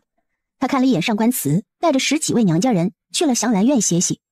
将娘家人安顿好，他一路上都在掰着手指头数着几位舅娘表哥们给的礼，笑得都合不上嘴了。大人，来。怎么了，大人？他屁股还没挨着床呢，就被上官祠拉进怀里。上官慈的掌心揉着她纤细的腰肢，在她耳边轻声说道：“几位绣娘问我们何时打算添丁？几位绣娘问我们何时打算添丁？”她温热的气息洒在白青青脸上，让她整个人都跟着烧了起来。还不结，大人身子还虚着呢。她现在这个身体也不过10几岁，还不适合生养。她想要等2年，大一些了，身体也会好一些，到时候再考虑生孩子。虚。上官慈确实还有些烧，可身子骨也是硬朗的呀。白青青今儿个算是秀才遇上宾，本来也是为了她好，结果她却使坏，也不顾着自己的身子，便向白青青就地正法。要等谁醉一场约定的梦？愿只愿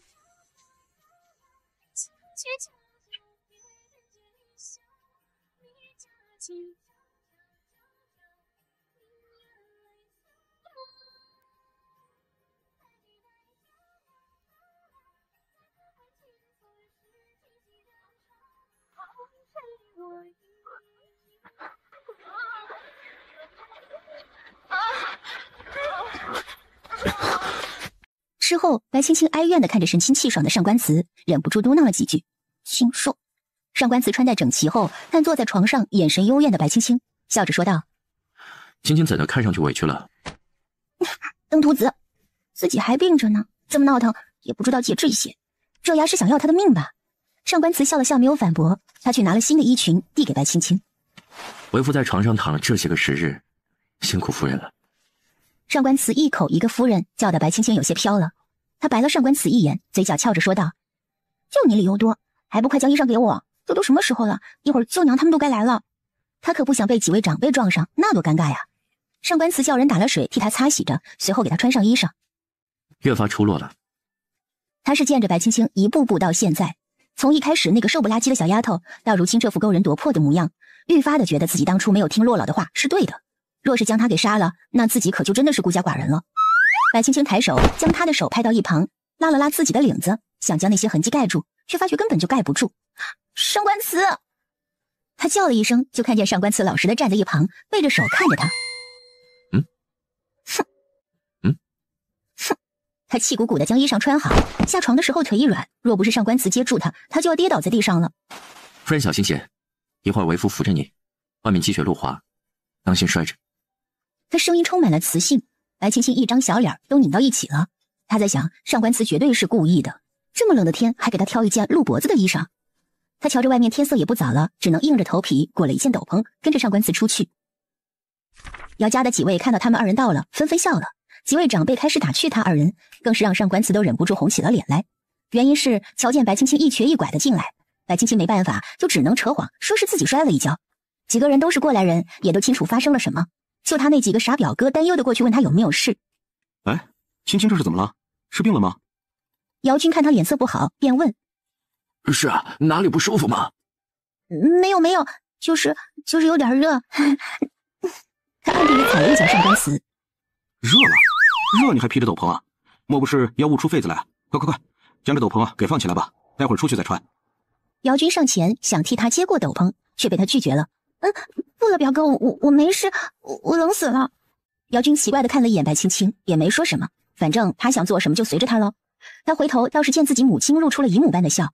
这顿饭吃的白青青十分不自在，一直到饭局结束，白青青都拘谨得很。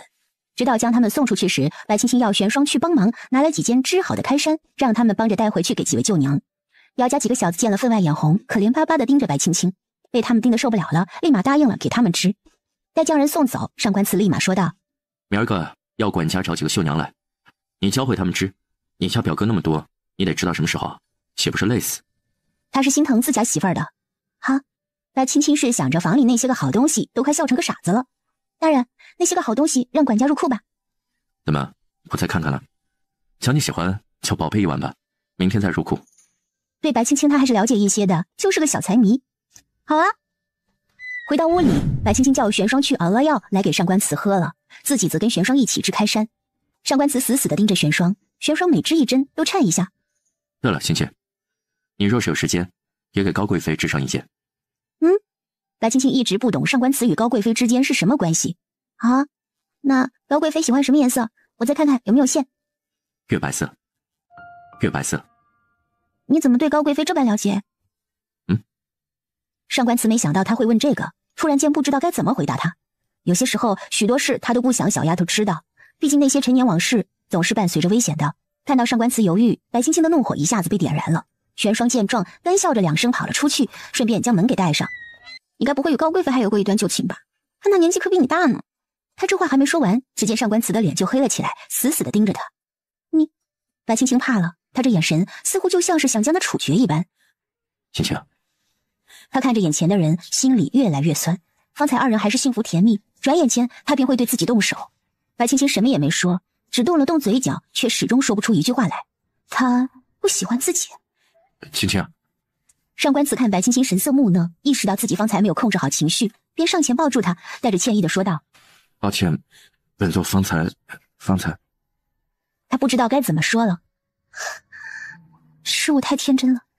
原本以为他们2人之间也能过得美满，可刚走了1个月华，这高贵妃又冒出来了。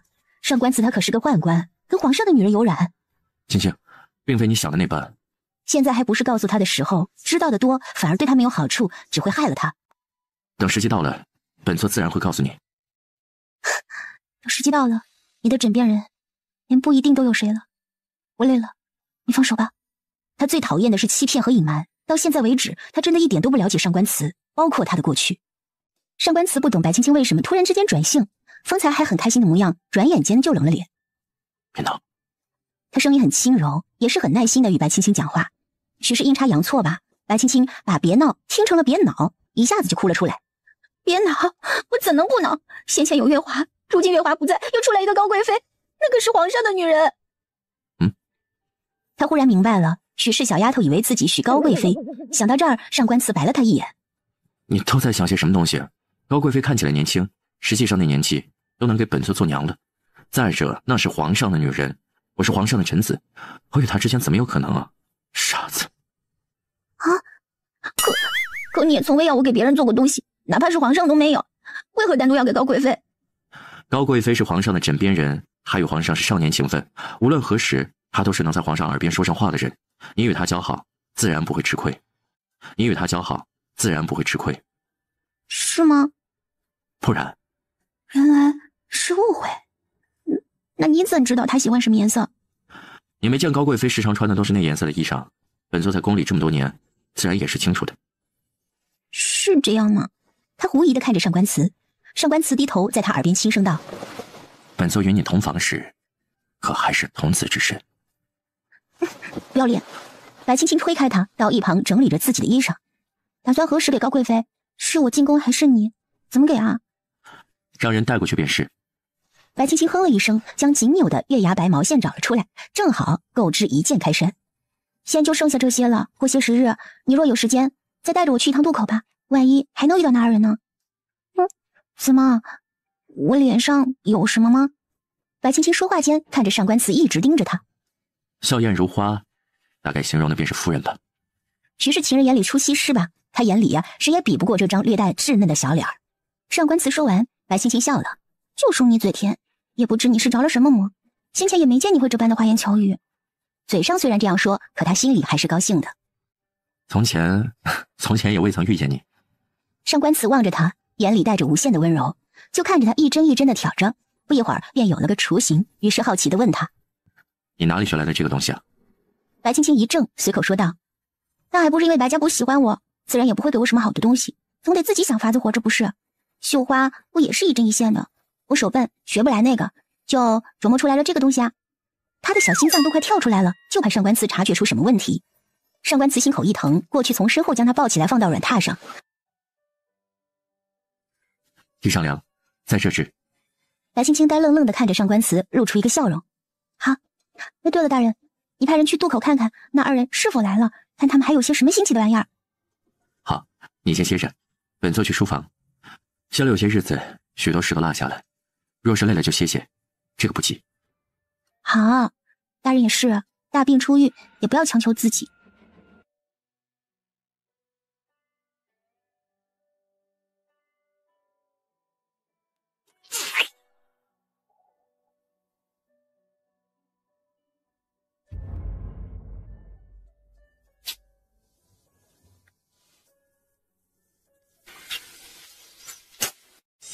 爷，那也不能全怪我呀，我一时上了头就说了出来，他还打了我呢。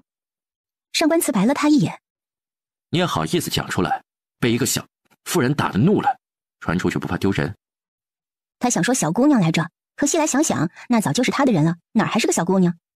那谁家小妇人会提男人的命根子呀？想想那日，痛得他都快哭出来了，这股怨念又再次升了起来。张宁近日确实做什么都有些松懈。你若是觉得不满，大可去边境历练去，免得跟在本座身边委屈了你。爷，属下知错。知错？你错在哪儿？上官慈冷哼一声，将一封信甩向他。瞧瞧你都做了些什么。张宁看了他一眼，上前捡起那封信，打开看了起来。他越看脸色越难看，最后扑通一声跪在地上。爷，属下知错。上面写的全是他近日来到处传言白青青是个灾星的事。他只是想，白青青配不上上官慈，那样一个臭名昭彰、恶名远扬的女人，怎么就配得上上官慈？他也不过是借此机会想除掉白青青，他真的没想把上官慈给搭进去。爷，属下只是认为他配不上您，您瞧他那粗鄙的模样，哪里配得上您了？再者了，白家都嫌弃他，他就是个灾星，一辈子克父母不得善终。不，够了！上官慈将手里的茶盏摔到地上，瞬间起身来到张宁身边，眯了眯双眼。张宁，本座的事轮不到你来做主。爷，她真的不是您的良配，像这样善妒的女子，日后定不会让您的后宫。这话都没说完，便结结实实的挨了上官慈一拳头。上官慈冷冷的瞧着他，什么话该说，什么话不该说，还需要本座教你吗？话从口出，张宁永远也不记得他教的这句话。属下知罪。本座不想这件事再发生第二次，还有，更不想听到这种流言再起。他一手栽培起来的人，差点将他给毁了，怎能要他不动怒？他是怎么也没有想到，这件事情竟然还有张宁参与其中，也不知他是想除去白青青，还是想除去自己。张宁，本座养了你许多年。是。张宁看着上官慈从自己身边走过，暗自握紧了拳头，不死心的说道：属下不知，您为何对他这么上心？一开始不是也想置他于死？本座即便是瞧不上他，那也是本座的女人。张宁，不要胡乱猜测本座的意愿，而且，哼，她是你们的主母。什么？张宁一下子站了起来。主母？张宁，本座不许任何人伤她，你可懂？他神色凝重，略带杀气，看着张宁机械的在一旁点头。张宁从书房出来以后，便神不守舍的。玉少卿上前给了他一颗暴力，问他：见鬼了不成？这副魂不守舍的模样。差不多吧。这大白天的，哪里会闹鬼？说说遇上什么事了？说完，从腰间解下葫芦递给他，喝一口暖暖。张宁接过酒葫芦，猛地灌了自己几口。玉少卿拉着张宁进了屋，要季阳去买几个下酒菜。几个人也坐在一起聊了起来。你说，你爷为什么喜欢那个白青青啊？方才他叫我去，还训斥了我一顿。我不服。你为何不服呀？爷找了个心上人，那是好事。虽然我也不喜欢那女人。季阳啃了一口鸡腿，他还记恨着白青青拍他屁股的事儿呢。他有什么好？庸俗粗鄙，月华姑娘不比他好吗？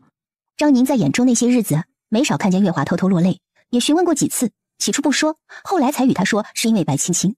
你不知道，那个白青青总是欺侮人家月华姑娘，将她带到府上来羞辱一番，还给人家绑着送到兖州，一路上都不给人家吃喝方便。张宁晃了晃脑袋，又说道：他就是个毒妇，你瞧他长得水性杨花的样子，就不是什么好人。我不过是找人想羞辱他一番，我也没想到会将爷赔进去。你什么意思啊？你做了什么？他从这家伙的言语看来，想必就是被那个月华给收买了，可别做了什么上头的事儿。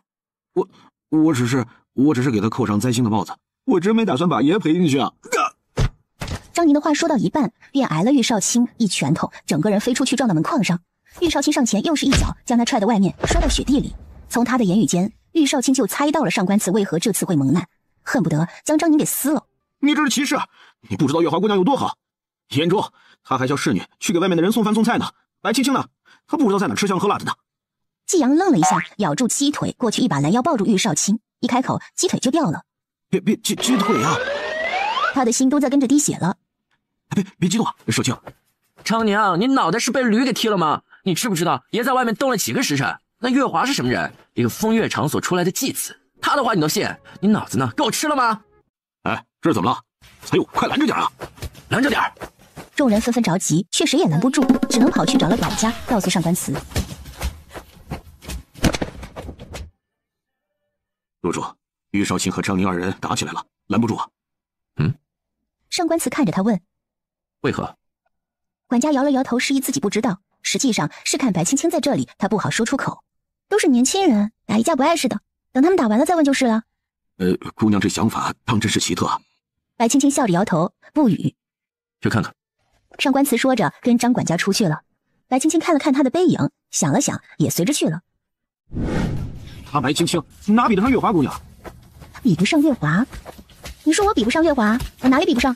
他这话一出，让在场的人都愣住了。张宁跟玉少卿也停住了手，看着他。你怎么来了？上官慈看他过来，赶紧来到他面前。外面呢？回去吧。白青青只看了他一眼，推开他问张宁：“你说我比不过月华，我为何要与他比啊？他除了会装羸弱、装白莲花，你拉扯我做什么？不愿意听就把耳朵给我捂上。”衣袖被上官慈拉扯着，他更生气了，伸手拍开上官慈的手，继续说道：“不管你爱不爱听，我说的就是实话。你要是不爱听，去一边待着去。”张宁年纪小，不会说话。年纪小？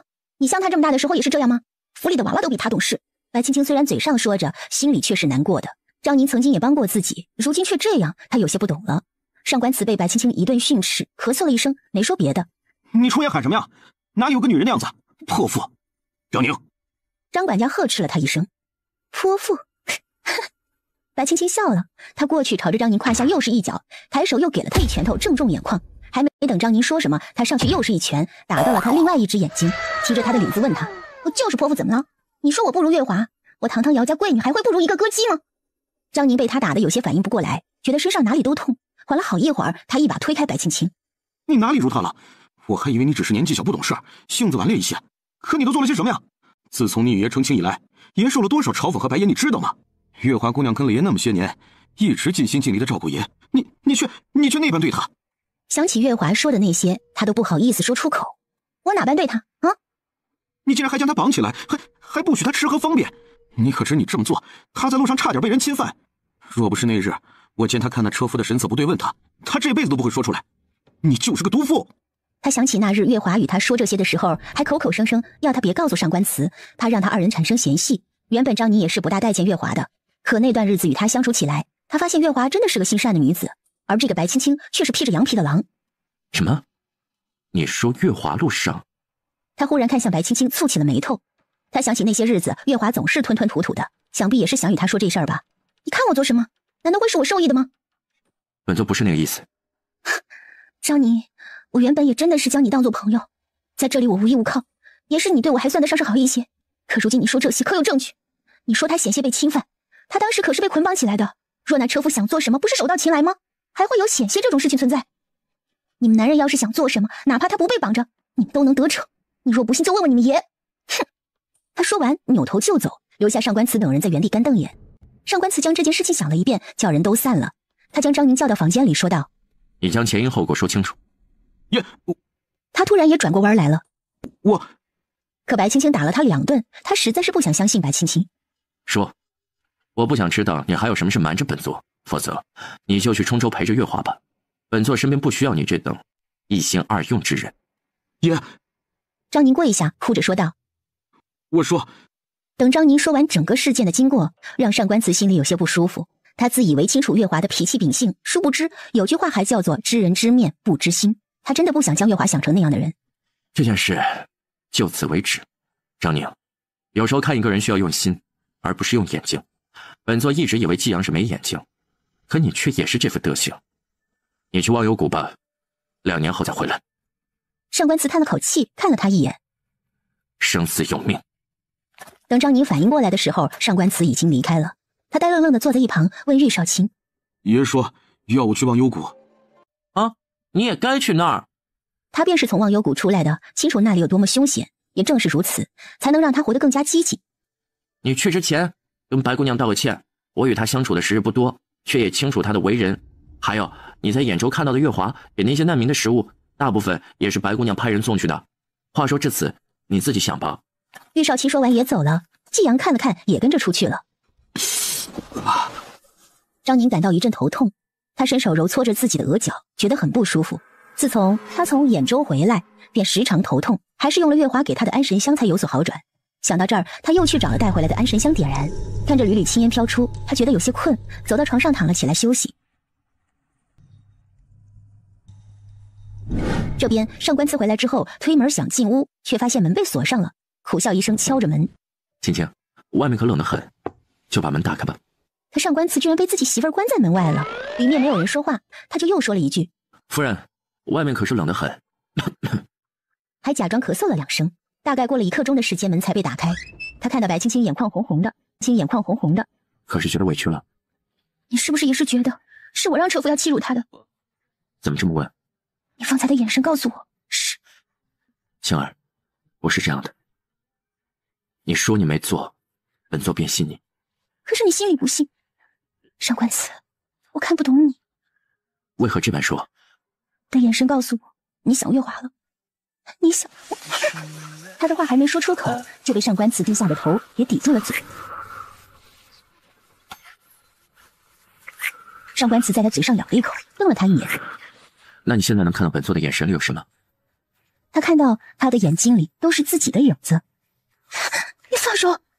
想起过往的种种，他嫁到府里来就没怎么顺心过。以往是上官慈不行，而现在他又得担心他出去乱搞，真的是糟心。张宁近日脑子不好用，你别与他一般见识。上官慈笑着，心里却有些犯疑。近日来，张宁的行为很是诡异。青青，本座与月华已是不可能的事了，你也莫要继续猜测。上官慈，你曾说过许我一世一双人，若你做不到，那我也会随你。可我不会跟别的女人共用一个男人，你好自为之。本座既已许诺于你，定然会做到。白青青看他认真的模样，扯了扯嘴角。他想要的并不是嘴上的答应，而是心里的认定。看样子难啊。白青青失落的模样全都摆在脸上，上官慈也不知该说些什么会让他高兴些。本座要他去了忘忧谷。上官慈追上去，在他身后说着：“忘忧谷那是什么地方？”本座的暗卫大部分都是忘忧谷出来的，是本座的娘亲亲手创建的地方。他目光黯淡下去，似乎想起了一些往事。我娘原来也是如同你这般的女子。他苦笑了一声，叹了口气。可惜她去得早，不然你们一定会聊得来的。上官慈的娘对他来说便是禁忌，他不愿提起，因为他娘是他的弱点。别人都以为他上官慈是个孤儿，从小从军，一步一步熬到这个位置，身边除了张叔这个老人，没有什么亲信。直到前几年收了张宁他们，如同她这般的女子，莫非也是穿越过来的？婆婆她，别想了。他想问他娘到底是什么人，可看他悲伤的模样，又开不了口。上官慈看他主动靠过来关心自己，暗自笑了。日后我带你去忘忧谷看看，那很美，你应该会喜欢。不知为何，与他相处久了，就越发的想带他回去看看。可如今这个局势算是不可能了，他现在的一举一动都在别人眼里。好，白青青还以为他想起了自己的娘亲在伤心，便过去抱了抱他。别难过了，都过去了，以后我会跟你在一起的。至少在他不会回到自己的世界之前，他都会陪着上官慈的。好，张宁呢？你不要生气了，好吗？我没气，只是有些难过吧。我来的时候，张宁对我还是不错。我承认月华那次是我没有想的周到，可若是换了旁人，他那样上门挑衅，我保证他那条小命都没了。上官慈，我已经够容忍你们了。我只是觉得张宁有些奇怪了些，他的脾气从前也没有这般急躁啊。他这话说的无意，上官慈却是上心了，嘴上也只是安慰了几句，随后二人便扯了个话题，将今天的事情带过去了。深夜，当白青青睡着以后，上官慈起身打算去处理一些事，刚坐起来便听到一些响动，他又躺了下去。只见一个黑影敲门进入，走到他床前，寒光一闪，一柄冷剑朝着白青青刺过去。上官慈一个起身，抬手将人击飞出去，哐当一声，不知撞到了什么，吓得白青青一个机灵就醒了。他赶紧抓住上官慈的手，发生了什么？门怎么开了？他隐约好像还瞧见个人。没事，你在这儿。上官慈将他放倒，给他盖上被子。等我。他披上外衣，一步一步走向躺在地上的人。他快要靠近的时候，地上的人突然跳起来，一剑刺向他。上官慈没有躲，接了他一剑，扑哧一声刺进他的肩膀，温热的鲜血浸湿了他白色的里衣。借着月光，上官慈看清楚来人，蹙起了眉头。张宁。他看张宁半眯着双眼，直挺挺地站在自己面前，像丢了魂儿一样。张宁，张宁做什么？张宁听到了白青青的声音后，半眯的眼睛突然瞪大，将剑拔出来，转身向内室闯去。上官慈转身伸手向张宁探去，将他抓住，直接给丢出去了，大喊一声：“抓起来！”躲在暗处的暗卫一下子冲了出去，将张宁给按在地上。他们见到剑上的血迹时都愣了，原以为张宁是上官慈叫他去的，就没拦着，谁知道张宁竟然行刺。爷，阿大看向上官慈，嗅到了一股血腥味儿。您受伤了？我将他带到密室里。上官慈冷言，要洛老过来一趟。他说完便回到屋里。今日之事，莫要旁人知晓。是。上官慈回到房间，捂着自己的伤口，坐到凳子上，握紧了拳头。若是张宁晚来一步，自己出去，那白青青的小命今儿个就会交代在这里。他多么庆幸自己没有出去。大人，你受伤了。他转身就要跑出去找大夫，却被上官慈扯了回来。上官慈抱着他，别去，我已经要人去找洛老了。青青，陪我待一会儿。好。白青青抱着他，心里很复杂，到底是什么深仇大恨，值得他要杀自己？大人，你若是撑不住了就说出来，不要硬撑着。撑不住了也不是什么丢人的事。上官慈埋头在他怀里，闻着他身上独有的奶香味儿。明日我去上朝，你将玄霜叫过来，要他住在偏房，这样你有什么动静他都能知道。还有，我将阿大给你留下，若有什么事也好护着你。不用，大人带着去吧，我在家里不会有事的。二人说话的空档，阿大将洛老请了过来。白青青挪开脚步，发现自己身前早已成了一片血色，上官慈身上更是被鲜血浸透。他捂着嘴，防止自己哭出声来。哎呀，你说你呀，怎的在京城还能弄得自己满身伤啊？还不脱了？阿大打来了水，开始给上官慈清洗伤口。洛老给他止了血，上了药，又叮嘱他一些注意事项，便走了。还疼吗？疼。上官慈可怜地看着白青青。很疼。一旁的阿大鸡皮疙瘩都起来了，他偷偷瞄了一眼上官慈，心想：屋主什么时候这么能装呀？听上官慈说疼，白青青上前坐到他旁边，用小手轻轻地摩挲着他的伤口。过段日子就好了，这段日子你别沾水，小心感染。不过好在也是冬天，天冷，不容易发炎。可还是很疼。上官慈冲他伸手，白青青见状便起来，将他拥入怀里安慰。疼是在所难免的，男子汉大丈夫，忍一忍嘛。除了这样，真的不知道该怎么安慰他。好，时间不早了，你去休息，本座还有事要处理。阿大，叫玄霜过来。哦，是。上官慈来到密室后，看着已经清醒过来的张宁，他正一脸茫然地看着上官慈，根本不记得之前自己做过什么。他看上官慈离他越来越近，开口道：爷，为何？方才你自己做了什么，自己不清楚吗？张宁，你这条命都是爷给的，你竟然去行刺！行刺？我没有啊，我再怎么样也不会去行刺爷的呀。你是没打算杀我？上官慈说道。你是打算杀了青青？青青？听到这个名字，张宁突然觉得头痛，他反复敲打着自己的头。杀了青青，似乎是有一个声音一直响彻在他的脑海，让他杀了白青青。张宁！阿大过去给了张宁一拳，张宁看着阿大，眼睛都红了，瞬间一个鲤鱼打挺跳起来，跟阿大动起手来。张宁出手狠辣，可谓是招招致命。阿大不明白怎么回事，只能躲闪。最后还是上官慈上前把张宁打晕了，跟阿大说道：叫玉少卿来。是。他又死不了，你叫我来做什么？看样子他知道什么一样。你知道？知道啊。他伸了个懒腰。今儿去了他房里才知道的。为何不管？又掀不起什么风浪，还能觉察他们想做什么，不是挺好的吗？他房里的忘情香味道很重，可见只是用了多日了。你也清楚，忘情香来自忘忧谷，可见谷里出了奸细。我不管，也是想顺藤摸瓜，看了到底是哪个白眼狼。对他解了。解了，一旦解了，对方没有了情报便会起疑。那就给张宁下蛊，控制他体内的香。玉少卿，你若是办不到，就给本座死回去。说完甩手就走了。玉少卿看着上官慈的背影，问阿大：他方才说要我给张宁下蛊。像我这般玉树临风的男子，怎会做这种大快人心的事？说着，他走到张宁身边，从怀中掏出一个小盒子，将盒子打开后，里面有一条紫色的小虫。他笑着说道：小宝贝，你张宁叔叔的小命全靠你了，去吧。他将小虫放到张宁的手上，很快他便顺着皮肉钻了进去。阿大在一旁看得心惊胆战，忍不住摸了摸自己的手。看着小虫钻进去，玉少卿放心的笑了：给他扛回来吧，稍后我会操纵他回信的。阿大把张宁扛起来送了回去。爷，姑娘没熬住，睡了。他过去从玄霜怀里接过白青青，跟玄霜说道：“给白姨说，府里除了吃里扒外的东西，要他盯着。”玄霜一怔，随后答道：“是。”你且放心，日后不会再发生这样的事了。上官慈拍了拍他，安慰着。白青青心里虽然好奇，却也不好直接问他，只是笑了笑。他不相信张宁会为了这样一些小事来杀自己，可更多的却是后怕。万一昨天晚上上官慈不在，这一夜二人终究是难眠呢。直到天色泛白，白青青才睡过去。上官慈起来后，便让玄霜贴身跟着白青青，阿大则在外面守着，自己收拾完了便去上早朝。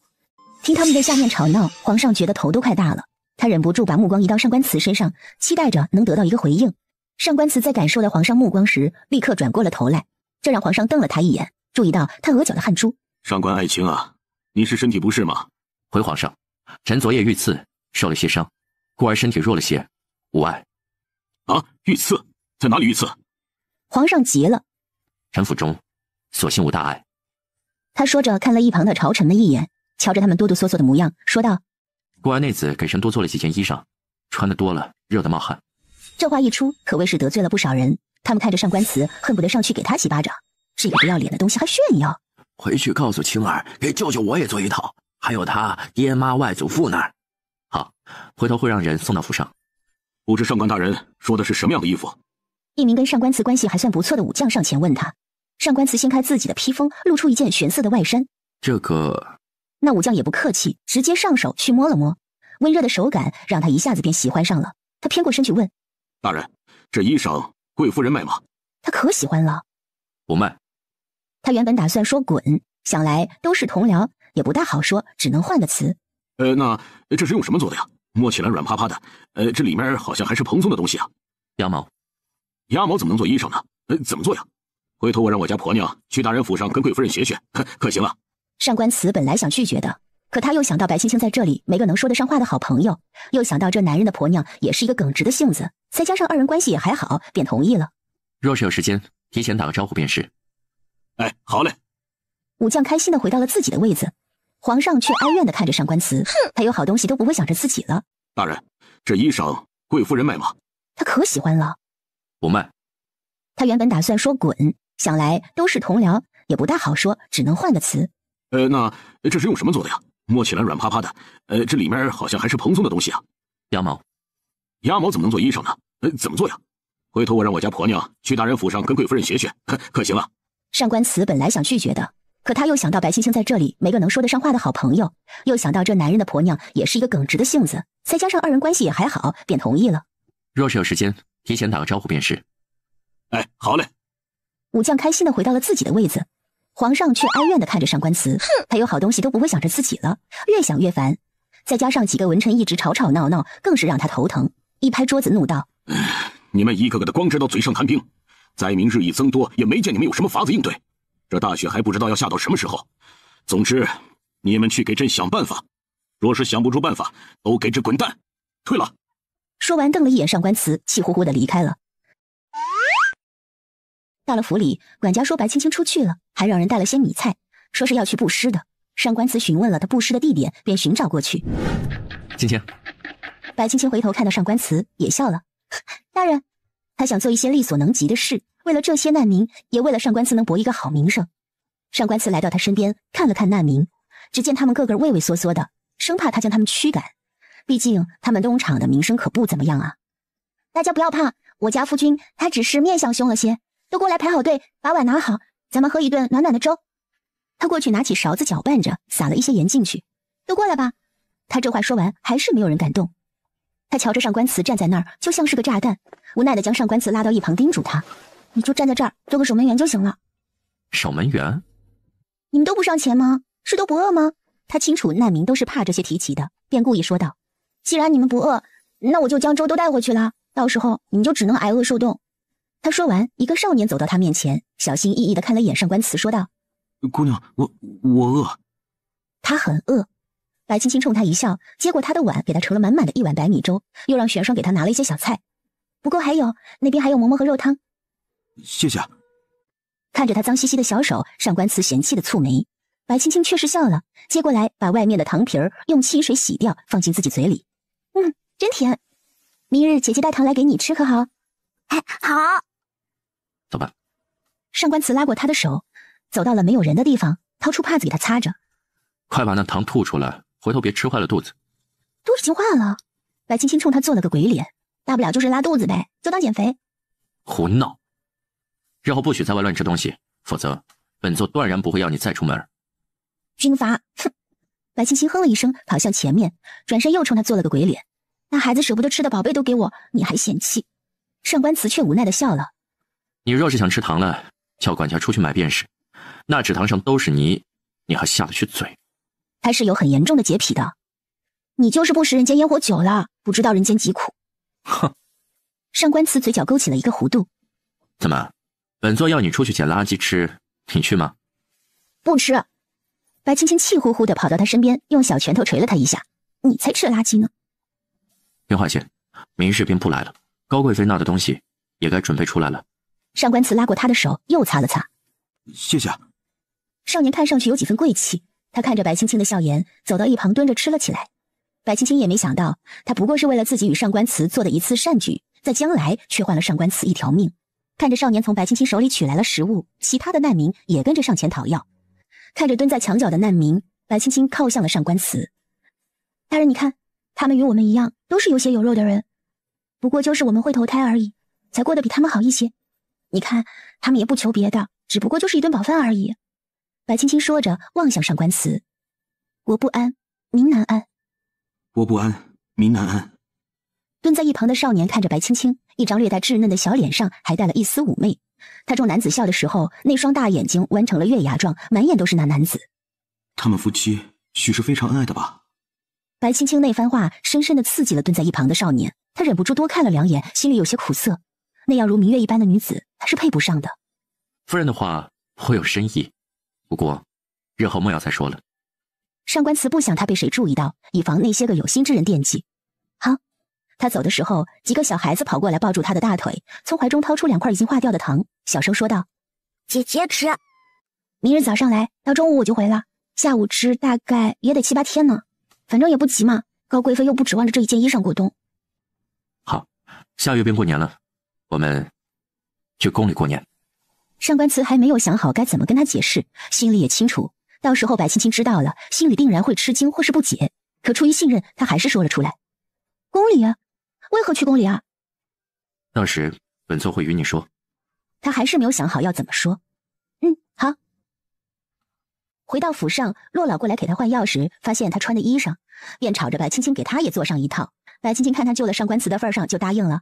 骆老走的时候，把白青青叫了出去，与他说道：“这小子年轻气盛，怕是把持不住自己啊。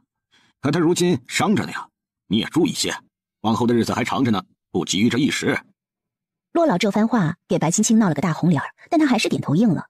送走骆老回到屋里，上官慈见他面色绯红，问他是怎么了，他却摇头说没什么，然后拿出毛线织起了开衫。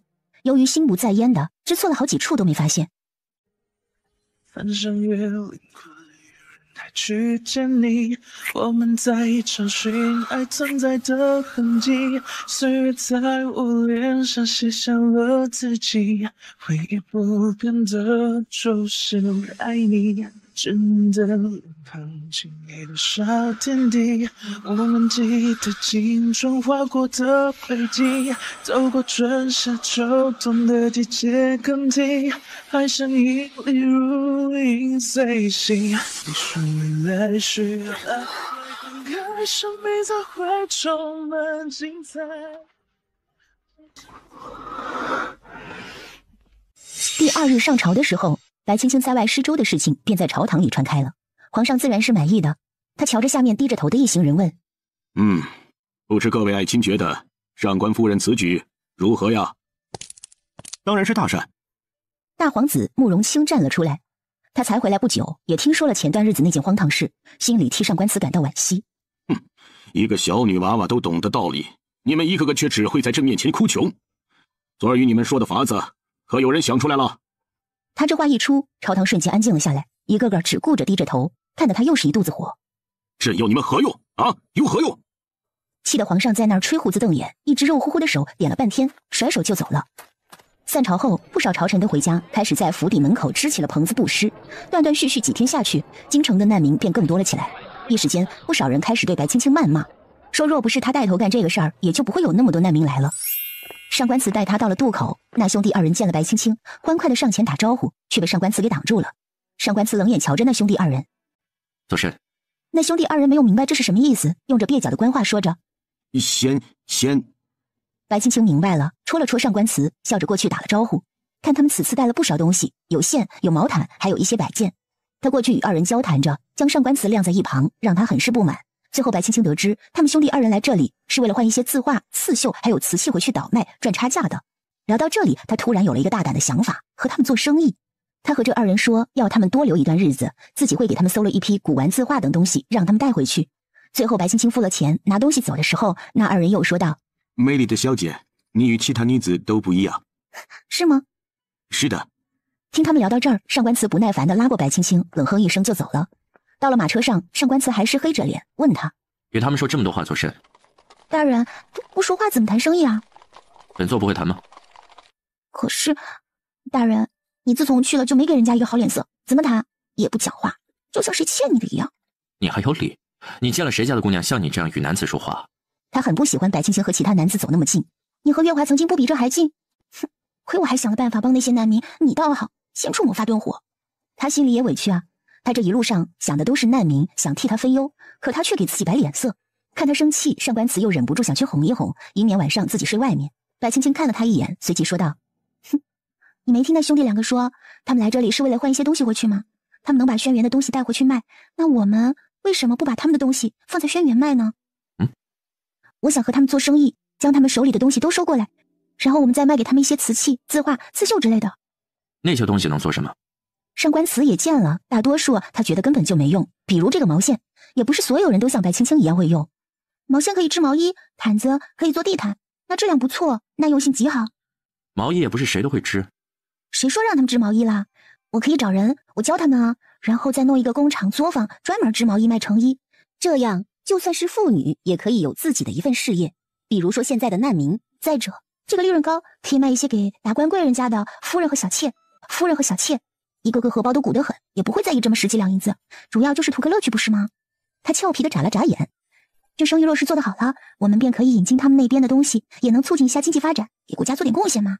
上官慈不懂他说的经济发展是什么，便开口询问了一番。讲完后，上官慈心里十分惊讶，白青青这样一个女娃娃，竟然会懂得这般多。白青青也知道自己这番话带给上官慈很大的触动。说完后，他也不忘说了一句，是自己在一本杂书上看见的。上官慈眯眼看了看白青青，将她揽过去，咬着她耳朵说道：“夫人啊，你可是斗字都不识一个的。你与为夫说你是从杂谈上看到的，这话有些牵强了。”他虽然不想问白青青是哪里得来的这种理论，却忍不住心里痒痒。他恨不得给自己2巴掌，怎么就那么多话？就在他不知道该如何回答的时候，马车停了下来，外面传来声音，说道：“爷，到了。”白青青赶紧从他怀里挣脱开，跑了出去。等他进了后院，就发现张宁跪在他院子门口，白青青站在一旁看着他，展露愁容。只听白青青说道：“我真的没有怪你，快起来吧。”他没怪你，你也无需自责，日后多动动脑子，小心些便是了。上官慈走到他身边，将他提了起来，不经意间见他手背上的肉里有一个异物在蠕动。张宁抽回了手，面色有些苍白。他不怪你，本座也不怪。他贴近张宁，轻声低语：“在他们被铲除之前，便委屈些吧。”是。张宁不觉得委屈，只是觉得自己对不起上官慈和白青青。回去吧。上官慈摆了摆手，拉着白青青回到院子。张宁望着他们的背影，迟迟不肯动，直到白青青回头冲他笑了一下，对他说：“天冷，赶紧回去吧，别再感冒了。”过了许久，玉少卿出现在他身边。不要再看了，人永远都不会是你的。张宁回过头看了他一眼，不要瞎说。说完就走了。回到房里，白青青就开始碎碎念：“张宁近日变得好奇怪啊！哎，你说他怎么就突然来道歉了呢？我都没想好怎么办，他就一下子给我跪下了，可把我吓了一跳呢。”或许是他良心发现了。可能吧。上官慈又拉着他，与他谈了一番他方才说的经济发展的问题。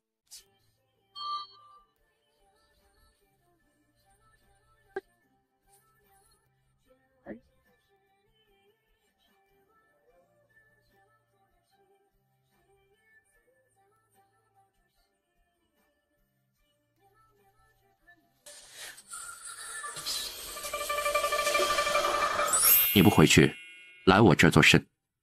父皇和母妃每日都跟我说，瞧瞧人家荣业娶了个多么伶俐可爱的妻子，再瞧瞧你，一大把年纪了也没娶个正妃，整天游手好闲。这不，我得去你府上瞧瞧，你这个伶俐可爱的妻子到底有什么魔力，让我母亲喜欢的呀，不能再喜欢了。他也是有些无奈，每次只要一进宫就被催婚。上官慈笑了，伸手揽住慕容清的肩膀。你也该找个人了。他说完这话，自己都愣住了。从前他可不会说这样的话。慕容清一把将他推开，嫌弃地看了一眼。你少来了，还真的有了夫人忘了兄弟啊。他拉着慕容清进了府，刚到前厅，就见白青青跟玄霜坐在内厅织毛衣。臣妇见过大皇子殿下。说着，一双眼睛死死地盯着他二人拉在一起的手。上官慈发觉白青青面色有些不大好，赶紧松开慕容清的手，过去说道：又没外人，这里便免了吧。慕容清朝他翻了个白眼，心里暗骂了一声狗腿。哼。白青青轻哼了一声，心里十分不快。上官慈倒是没有注意白青青的情绪不对，只说道：阿青来家里吃顿饭，你去张罗一下吗？做几个你拿手的菜，阿青都没吃过的。阿青叫得可真亲切。白青青扯了个笑：好啊，你等着。说完叫上玄霜就走了。上官慈倒是觉得没什么，可慕容清听了心里却有些怪怪的。他突然怕白青青给他投毒。你说我是他家的厨娘吗？来个皇子就得要我做饭？哼，这么晚回来都不问问我今天过得怎么样，张口就要我做饭。玄霜听到这儿就笑了。你笑什么？姑娘是越来越黏着爷了，往日里可没这么矫情的。啊？爷跟钦殿下是生死之交，姑娘在爷心里还是最重要的那个。姑娘就不要担心钦殿下会抢了姑娘在爷心里的位置。玄霜这话说出来，给白青青闹了个大红脸。她哼哼两声，安静的做饭。等将菜都端上去的时候，慕容清就愣了。传言这白家二姑娘可是吃啥啥不剩，干啥啥不行的，怎么这一嫁人就会做菜了呢？尝尝，这鱼不错的。上官慈说着，在白青青的眼皮子底下夹了一块鱼给慕容清。慕容清道谢，却碰上了白青青的目光。只见他瞪着上官慈的筷子，狠狠地戳着碗里的米饭。慕容清不知道自己是该吃还是不该吃，只能干笑。那个，我自己来，你还是给你夫人夹菜吧。上官慈抬头发现白青青坐在他二人对面，冲他假笑。怎么坐那般的远？坐远点，吃得香。上官慈无奈，只好过去把他连同凳子一起搬到自己旁边坐着。他们一个在上官慈左边，一个在上官慈右边。玄霜都觉得有些尴尬了，可上官慈偏偏觉得这样挺好，与他亲近的两个人都在，他开心吗？等这顿饭吃完，慕容清就告辞了。他觉得白青青心情不大好，自己若是再待下去，就怕被白青青用目光杀死。慕容清走后，上官慈拉着白青青在院里消食，又将今日与皇上商量出的结果告诉了他。怎么，不舒服吗？白青青摇了摇头，不是，我在想，如果这笔生意可以长久的做下来，我们是不是也可以派人去他们的国家做生意？你的这个想法很大胆，也不是不可能，可现在是不行的。我们不了解他们，不能贸然前去。大人说的是这个道理，是我没有想好。不过现在难民居多，可以挑一些绣活好的妇女，做一个小作坊，专门做这些东西卖给他们，也能解决一些妇女的就业问题。就业？那是和我。他发现白青青近日来说的话总是让他听不懂，不明白。就是做事儿。你看啊，男人可以做事情赚钱养家，那女人为何就不可以呢？在他的骨子里还是男女平等的，却忘了现在这个社会不可能做到平等。女人在男人眼里就是一件衣服，不要了可以丢，可衣服本身却不能有任何问题。女子相夫教子才是他们的重任。本座不要求你，是本座宠你，可不代表所有的男人都会这般，你可懂？白青青扑哧一声笑了，我懂，可真会往自己脸上贴金。又胡说。上官慈刮了刮他的鼻子，你说的这件事也不是不可行，但现在首要的任务是，你要将那些难民安置，才好去挑一些手艺好的留下，还要看他们的夫君肯不肯他们出来养家。你要知道，要女人出来赚钱养家，对于男人来说是种耻辱。嚯，不也是有着自己的产业吗？那不一样，本座不介意自己的夫人养着。他说完，白青青便呆住了。他这是打算吃软饭？是不是大夫说你胃不好，只能吃软饭啊？白青青打趣，奈何上官慈不懂他这意思，还问他与大夫何干，乐得白青青眼泪都出来了。半个月后，白青青和上官慈一同入宫，给高贵妃送织好的外衫。等白青青将那一件开衫献给高贵妃的时候，又被高贵妃一顿夸，边夸边暗示上官慈该添个孩子了。上官慈在一旁装作听不出来，白青青是真的没有听出来，还跟高贵妃一起吐槽上官慈。马上就新年了，记得带青青来这儿过年。好。白青青倒是不明白了，为什么要来宫里过年呢？说是你娘知道，你讨了这样一个好媳妇，泉下有知，也定然欢喜。他娘？白青青看了看高贵妃，她这话是认识上官慈的娘？她有些疑惑了，为何上官慈一个朝臣会与高贵妃和皇上这么亲近？高贵妃还认识她的母亲？是，母亲她会欢喜的。你也是，皇上他年纪大了，你也别总是给他脸色看，他对你也算是极好的了。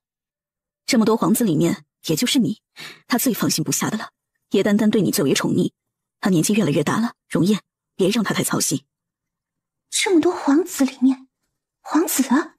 白青青猛然抬头与上官慈的目光对视，对方冲他笑了笑，也没做什么解释。上官慈是皇子啊，可一个皇子怎么会成为一个宦官呢？想起过往的种种，皇上对上官慈确实极为纵容。他看着上官慈，眼神里带着不解。看着白青青错愕的模样，上官慈叹了口气：我娘是一乡间奇女子，20几年前遇上了皇上，所托非人，最后落得不得善终的下场。她唯一的心愿就是我能好好的活着，可我却想知道她当年的死因，所以进了宫。白青青觉得好像是天上掉了个馅饼，自己的宦官夫君转眼成了个皇子。孩子，这事你是知道了，可莫要外传。容叶这孩子不容易，虽然冷了些，可心是好的。你跟了他差不了，等那日皇上宾天了，他的日子也不会太差。高贵妃正说着话，皇上就进来了。刚进来就听到自己的妃子说自己病天，差点一口气没上来给气死。爱妃，朕正值壮年，暂时还不会宾天。这女人从来不盼着他好。皇上身子骨好着呢，臣妾啊也是瞎说的。皇上哼了几声，见到上官慈在这儿，立刻又笑着说道：听说今儿你们来送礼了，快来让朕瞧瞧是个什么宝贝。给娘娘的衣裳罢了，近日也叨扰多时，我们就先走了。青青，来。他朝白青青伸了伸手，白青青过去将自己的小手搭上去，被上官慈紧紧地包裹住，心里才踏实下来。皇上见白青青整个人轻飘飘的，看了看高贵妃，示意问他这是怎么了。许是知晓了容叶的身份，愣着呢。哦，皇上心里是高兴了，不需要再遮遮掩掩的，能正大光明的叫一声儿媳妇。那么急着走做什么呀？留下吃饭，朕让人给你准备了你最爱吃的糖醋鱼，还有新鲜的鲫鱼汤。皇上那张温润的脸上露出慈父的笑意，可上官慈依然冷着脸不领情，让皇上委实尴尬了一番。留下吃吧。白青青握了握上官慈的手，他看得出来皇上待上官慈是真的好。好，这让皇上心里倍感失落。是了，他儿子长大了，翅膀硬了，不听他这个老父亲的话了。白青青看着碗里的菜，没什么食欲，主要是也太少了，吃一口就没了，他很不开心。上官慈则拿起一旁的小勺子，给他盛了满满的一碗浓汤，又给皇上和高贵妃分别盛了一碗，最后才是自己的。汤分完了，李斯便将剩下的鱼肉给撤了，看得白青青直心疼。跟皇上一起吃饭，规矩太多，菜不能多吃，每道菜吃几口就得撤，就连饭都是一丢丢。白青青根本就吃不饱，这顿饭勉勉强强的算是吃完了。皇上开始拉着上官慈讨论关于难民的事，他则跟着高贵妃学起了下棋。可他真的不是这块料，棋总是走错，臭得要命，让高贵妃都失了兴致了。是我愚钝，白青青有些不好意思。娘娘棋艺高超，我这样的臭棋篓子就不在娘娘面前丢人现眼了。瞧你，一过就是个打发时间消遣的玩意儿，怎么还当真了？想当年本宫啊还不如你呢。皇上听了高贵妃的话，也跟着笑了。确实，他从前呀也是个臭棋篓子。他说完，就见高贵妃脸色黑了下来，干咳了几声，赶紧闭嘴。他这个皇上做的委屈。见皇上与高贵妃感情如此之好，白青青突然心疼起上官慈来。按他那么说的话，那他娘一定很苦吧？做皇上的女人很苦的吧？想到这儿，白青青心里咯噔了一下。她看向上官慈，只见他专心地看着一本书，忽然间抬头与白青青对视了一眼，嘴角微微上扬。白青青愣住了，眼前这个男人也会参与夺嫡吗？她不知道该怎么面对这样的上官慈。若是到了那一日，她该如何？若是上官慈登上皇位，那定然会纳妃，还不会是1、2个，后宫3000佳丽，她受得了吗？不能，她当然受不了。所以她萌生了一种想法，上官慈绝对不可以继承皇位。上官慈在一旁见白青青脸上的表情变化多端，有些不解。他侧头看着她，觉得是真好看，比起刚进府时候的模样是越来越好看了。上官慈不知道白青青都在想些什么，就看她别扭的模样笑了出来。皇上看他儿子笑，也跟着他的视线看过去，就见白青青嘟着小嘴，一脸为难的模样，在那儿戳着手里的帕子。时间也不早了，回吧。皇上觉得兴许是宫里太无聊，所以白青青不愿意待着，便让他们回去了。一路上白青青都没说话，低着头，也不知道在想些什么。上官慈问了他几个问题，他也没回答。上官慈在他眼前挥了挥手，他才反应过来，冲上官慈笑了笑：“怎么了，大人？”有些事你无需放在心上，不过是个身份而已。本座依然是你的父君，这一点是不会改变的。他知道自己这些话也没有办法让白青青缓过来，可他就是想告诉白青青，自己还是自己，不是皇子。白青青听了他的话，靠过去窝进他怀里，问他：“大人，你对皇位有想法吗？”莫要在人前提起这件事。我晓得，可是大人你呢？你对那个位置也有想法吗？我想和大人一世一双人，若是大人真的坐上那个位子，那便不能了。到时候我年老色衰，大人便会厌倦我。都不用他年老色衰，面对那么多美女，谁会不动心呢？本座无心那个位置。或许曾经是有的，可自从他成家以来，便将所有的重心都放到这个家里。他府邸也不再是一个冷冰冰的住所了，而是一个会让他期盼的家。夺嫡之事有多凶险，他心里清楚。若是成了，那他便是人上人；若是败了，那他就是诛九族的大罪。从前他是一个人不在乎，可如今呢？他不忍心让这个花一样的小姑娘随他一起被砍了脑袋，身首异处。真的吗？其实我也曾经想过，就像大人这样一人之下的位置，想必总会有这些想法的，我也能够理解。可是后来我想到，若是你败了，大不了我随你去，也没什么大碍。可若是你成事儿了，我就要和其他女人去分摊你，我是不愿的。所以大人，你若是真到了那一天，就把我休了吧，我不想成为一个深宫怨妇。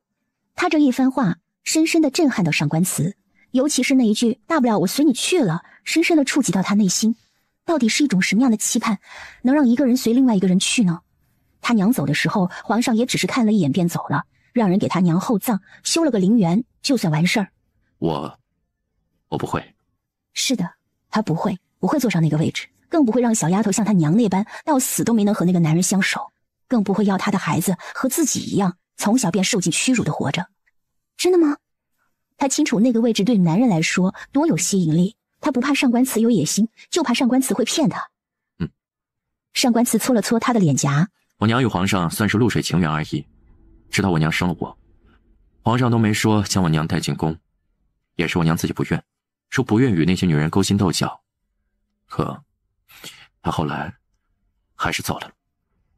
她走了之后，我被白衣养了几年，就参了军，一步步爬到今天这个位置。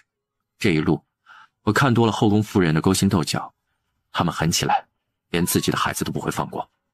说着，他面色逐渐冷了下来。白青青不懂他到底经历了什么，只是他这一番话哪怕就是假的，他暂时也是欢喜的呀。看着白青青茫然的模样，上官慈抱紧了他。青青，我答应过你一生一世一双人，我会做到。他的怀里异常温暖，让白青青异常的贪恋。这样温暖的怀抱，他一点都不想和别人分享。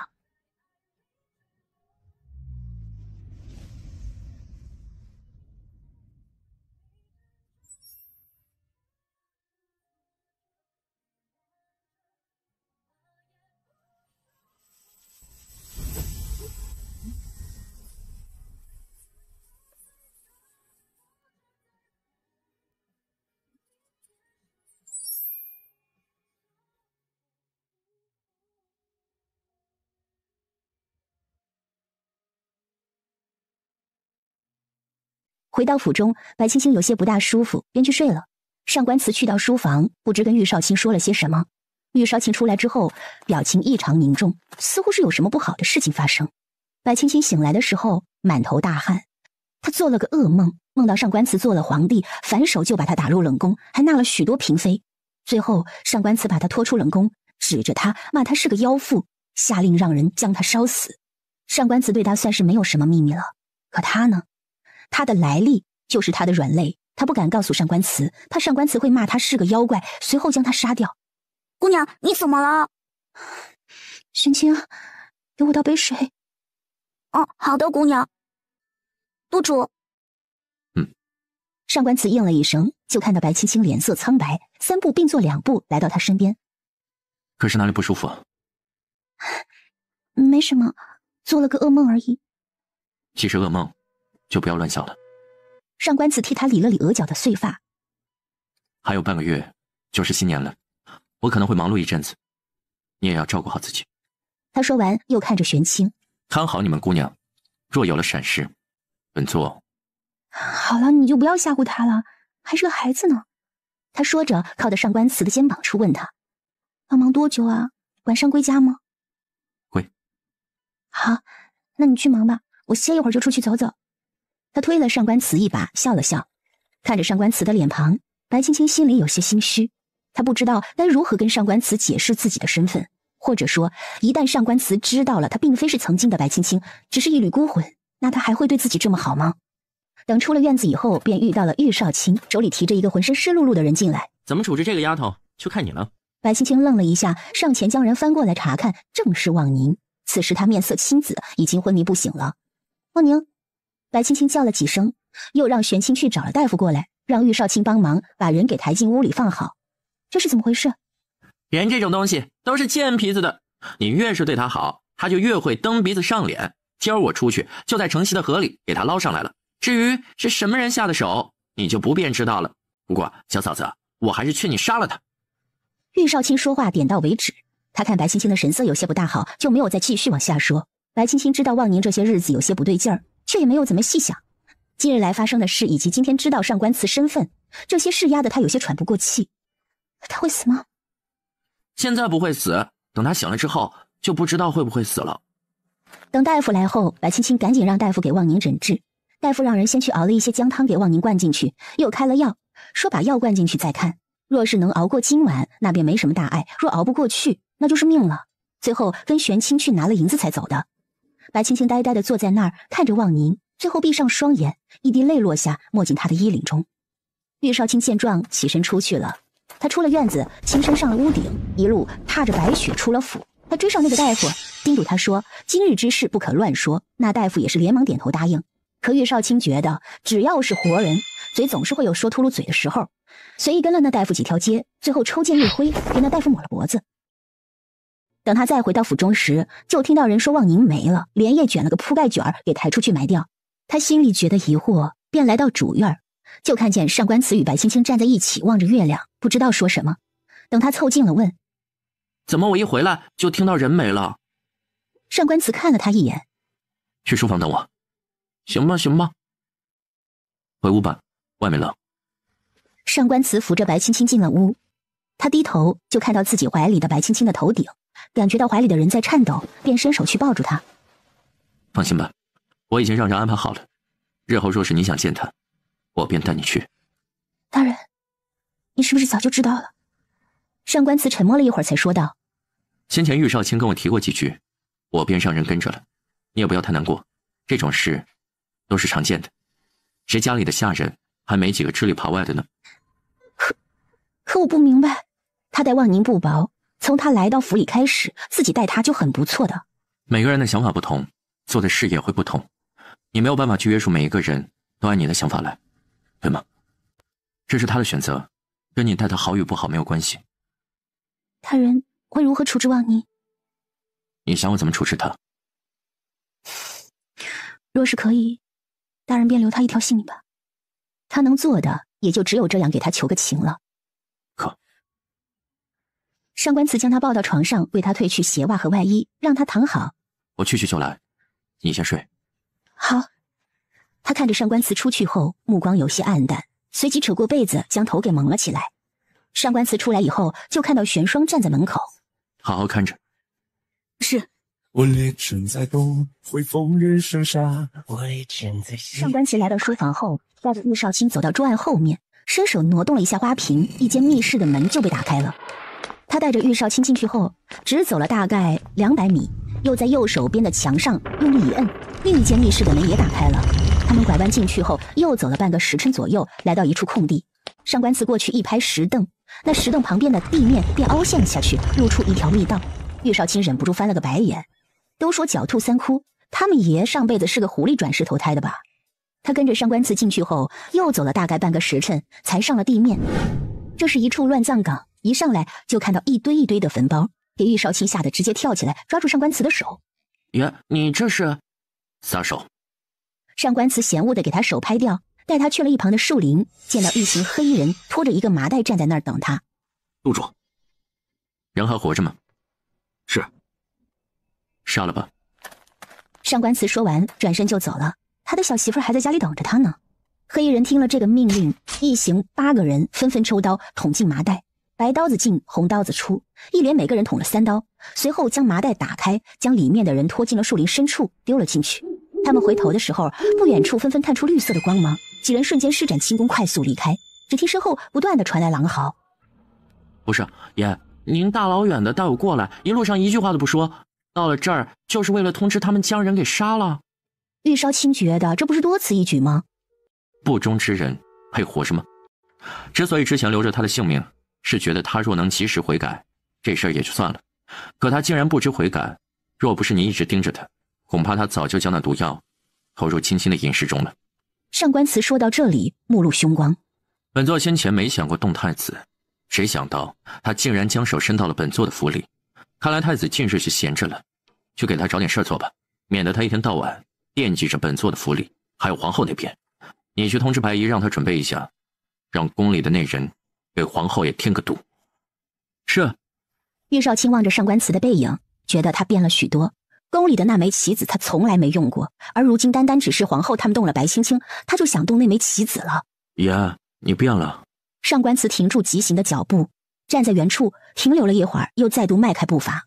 等他们回到府里的时候，上官慈与他只说了一句话：现在本座是高兴的。玉少卿听了这话便呆住了，他望着上官慈的背影，过了许久之后才回过神，苦笑了一声，离开了。上官慈回到房间，见白青青已经睡着，他便宽了外衣躺在她旁边，感受着她的体温，她的呼吸，忍不住笑了出来。他能体会到他娘当时的心情，遇到自己在意的人，或许就是这种感觉吧。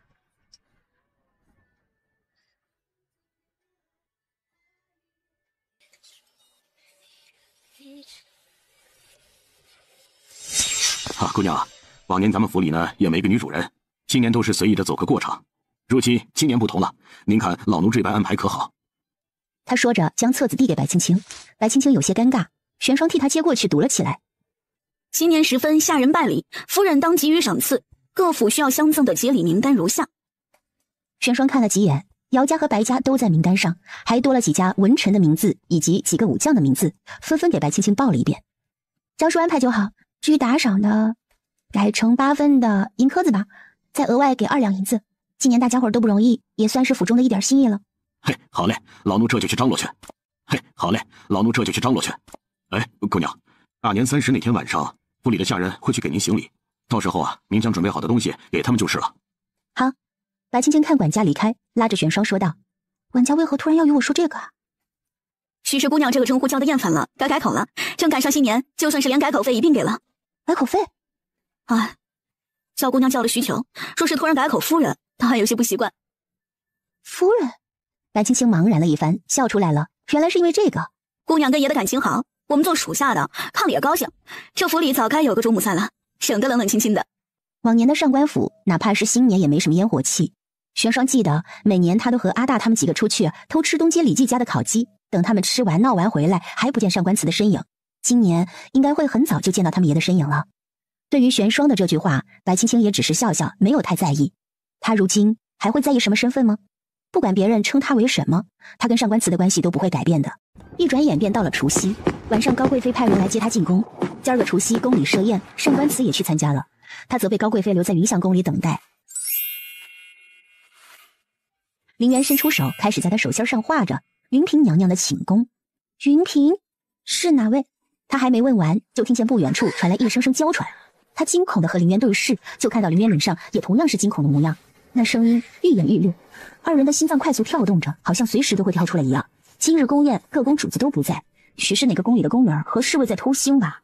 白青青指了指他们身后，示意林渊往回走。林渊点头，突然脚下一滑，二人摔倒在雪地上，发出了声响来。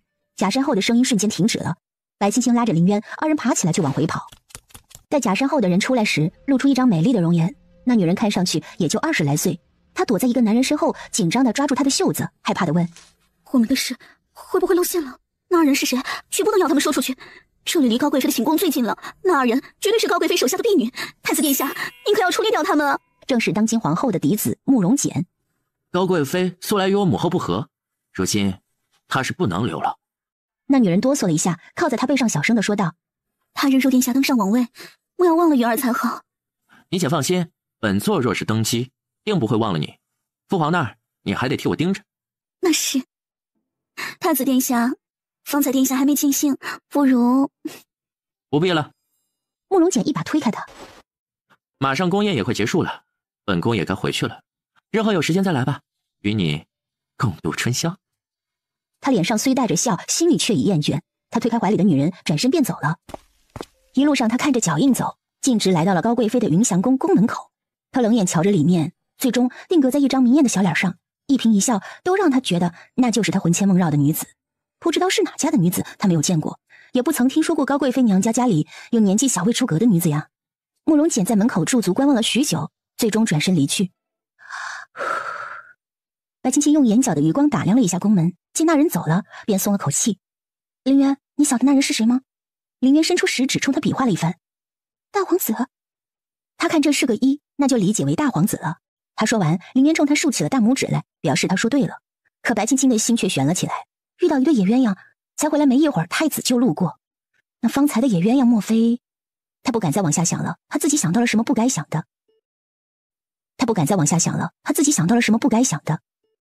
大约又过了半个时辰，上官慈从屋顶上下来，随后皇后与高贵妃一起回来，宫人们便识趣的将宫门给关上。今个咱们一家人都别拘谨。父皇听容爷说你喜欢吃肉，特意让厨房给你做了些，来，你快尝尝。皇上，臣妇……他近日是愈发的圆润了，可不想再吃肉了。哎呀，什么臣妇是儿媳，这儿又没外人，朕就是你爹，可别叫个生分了。是。儿媳近日体重明显上升，得吃点菜，不然就成球了。哎，话可不是这么说的啊！皇上夹了菜给白青青，说道：“你还小，还在长身体呢，多吃点是没什么的。就像朕……”他瞧了瞧自己圆润的手，叹了口气：“哎呀，朕是该吃些菜了啊。”其实他是想说，儿媳妇你可多吃点吧，长得白白胖胖，将来也给朕添一个白白胖胖的大孙子。白青青看着自己碗里的肉，咽了咽口水，跟皇上道了谢，便吃了起来。这肉肥而不腻，入口即化，味道更是一流。怪不得人家都说宫里的饭菜堪称人间美味。哎呀，有钱人就是会享受生活呀。皇上看白青青吃了不讲话，以为是他喜欢，就一个劲儿的给他夹菜，最后撑得白青青打了好几个嗝才罢休。皇上看白青青吃了这么多，心里也高兴，笑得合不拢嘴。就连李斯都在一旁夸着白青青：“老奴见了那么些个主子，从未见过像上官夫人的胃口这么好的姑娘呢，看起来可真讨人喜欢。”他这话是心里话，确实从来没有见过像白青青这么能吃的，怪不得比之前圆润多了，感情就是吃得多养出来的。虽然是在夸他，可他一点也不高兴，委屈的看了看上官慈，见他在憋笑，心里就更不开心了，暗地里伸脚过去踩了上官慈一脚。上官慈被踩这么一脚也没恼，索性将手伸到桌子下面，将他的脚抬起来放在自己大腿上给他按摩，给白青青闹了个大红脸。是哪里不舒服了？没有。白青青抽了几次，才将自己的腿从上官慈手里抽回来，老实的并拢在一起。高贵妃看他这模样，与皇上相视一笑，各自都是心知肚明的，肯定是上官慈做了什么坏事，但谁也没有说破。吃过饭，皇上与上官慈下了一会儿棋，高贵妃则拉着白青青说了一些体己话，一连到了后半夜，才让人悄悄的把上官慈他们给送回去。今日宫宴，大人可有见到太子？中途太子身体不适，便下去休息了，直到宫宴快结束才来。怎么，有事？我在贵妃娘娘那儿等你们回来的时候，见到一只白猫，便追着它出去了。谁知到了云嫔的住处，在一处假山旁边，它突然红了脸，说话都吞吞吐吐的。我听见了一些奇怪的声音，以为是哪个侍卫跟宫女耐不住寂寞，想想就算了。跟林渊回来时不小心摔了一跤，惊动了那二人。你可有事？上官慈扶正了他，目光在他身上扫了一遍。我没事，只是……大人，我和林渊回宫之后，便坐到软榻上歇着，谁知道我看到太子追了过来，在宫门口逗留了一会儿。你说……他没有再继续往下说了，想来上官慈也是能够明白的。别乱想了，这事儿你也莫要乱说，就当做不知道。他嘴上虽然这样说，脸上却露出了愁容。白青青见他面露愁色，也不知道能说些什么来安慰他。二人到了府里也有些乏了，洗漱之后便歇下了。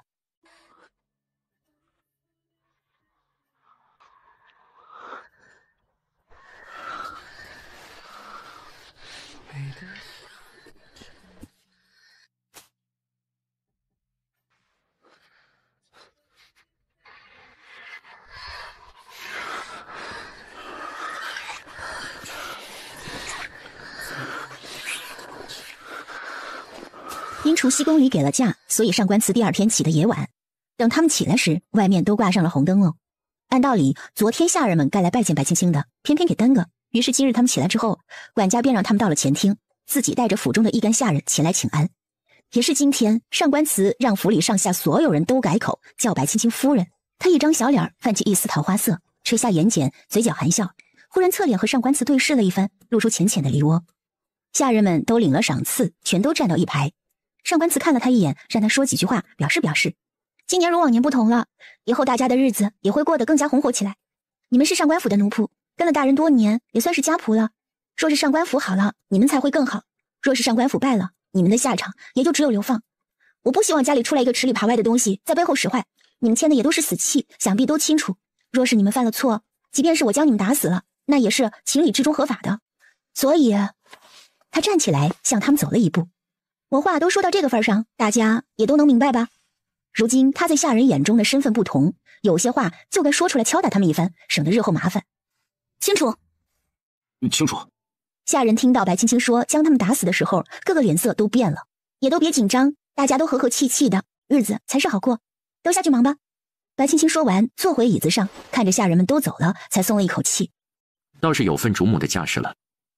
是吧？我也这么觉得。上官祠起身与他执手到了院里，感叹道：这雪终是不下了，想必新的一年定然是个好年份。轩辕这一年的灾也该过去了。是啊，等暖和些了，我爹爹和娘亲还有外祖父是不是就要回来了？看着他的笑容，上官祠也撤出一个微笑，说是的。可他心里却泛起一丝波澜。白家夫妇会回来的，可姚老将军却不一定能回来。前些日子他接到密报，说是姚将军不慎受伤，为了保命不惜断臂，情况不容乐观。他一直没有想好该怎么跟白青青说这个问题，如今他问起来，自己也只能说些个违心的话。今年多地受灾，粮食紧缺，又有那么多难民，一时间让他很是头疼。朝堂上鸦雀无声，皇上黑着脸看着下面的大臣们，一个个吃得溜圆，也想不出一个什么好法子替他分忧。父皇，儿臣以为不如将这批难民送往江南附属地区，让当地帮忙扶持。太子此计不妥呀！难民大举迁徙并非易事，其次现在严寒，路上能不能熬过去还是个问题。再者，难民去了住哪儿？谁来接管？土地都是有记录在册的，多少人多少地都清清楚楚。突然的到了一大批难民，该如何处置呢？再者，难民都移到了江南，那原有的地区便空了下来，久而久之，不就成了无人之地了吗？无人之地又如何？现在要紧的是要让这批难民活下来。儿臣愿护送这批难民前往。庸才，落叶归根，他们曾经的故乡才是他们的归处。更何况，人若不在了，那地就会荒着，地一旦荒着就废了，损失不可计量。太子见他二人开始唱双簧，脸色变黑了，开始跟慕容清据理力争，吵得不可开交。太子无才，想的这些法子都是没脑子的。他心里清楚，太子不适合做这个皇位。可他是太子，将来是要继承自己皇位的，也不好服了他的面儿。可他又瞧见慕容清微笑的脸，以及上官祠无奈的神色，他怎么好答应？哎呀，李司呀，朕身体有些不适，扶朕回去歇歇啊。退朝。他握住李斯的手，暗自发力，一个劲儿的给他使眼色。皇上您慢点，您慢点。传太医，传太医。皇上。朝臣们也担忧，却识趣的退下。一时间，大殿上便只剩下上官祠与几位皇子。哼，大哥真是好气魄。太子慕容简冷哼了一声，他见了慕容清这副笑面虎的模样，就想上去打他一巴掌。太子，难民的命也是命，不是用来邀功的筹码。人与人都是平等的，不过是我们会投胎，所以身份高贵了些而已。现在雪停了，化雪之时，天气会更加寒冷。你要这些难民大批量的迁徙，有没有想过路上会死多少人？本宫是为了他们好，弱肉强食，适者生存，就是这个道理。慕容清生的比慕容简要高一些，他的容貌也是随了高贵妃多一些，散发着一种与生俱来高贵的气势。皇上这几个儿子当中，慕容清和老四慕容宁还有上官祠的容貌是最好的，其余几个皇子也都是中规中矩。太子的容貌就略显为平庸了，所以他一直都瞧不上慕容清。况且历来都是立长不立嫡，之所以慕容简能当太子，完全是因为慕容清说自己不想做皇上，他觉得做皇上没有自由，还要操心，他怕操心久了容易老。哼，太子说的是。上官大人，可否与我同路？同路。走。你。慕容简气得握紧拳头，看着上官祠跟慕容清离去，咬紧牙关。二哥，你别生气了，上官慈也就是仗着父皇喜欢他罢了，一个太监而已，再威风能威风到哪儿去啊？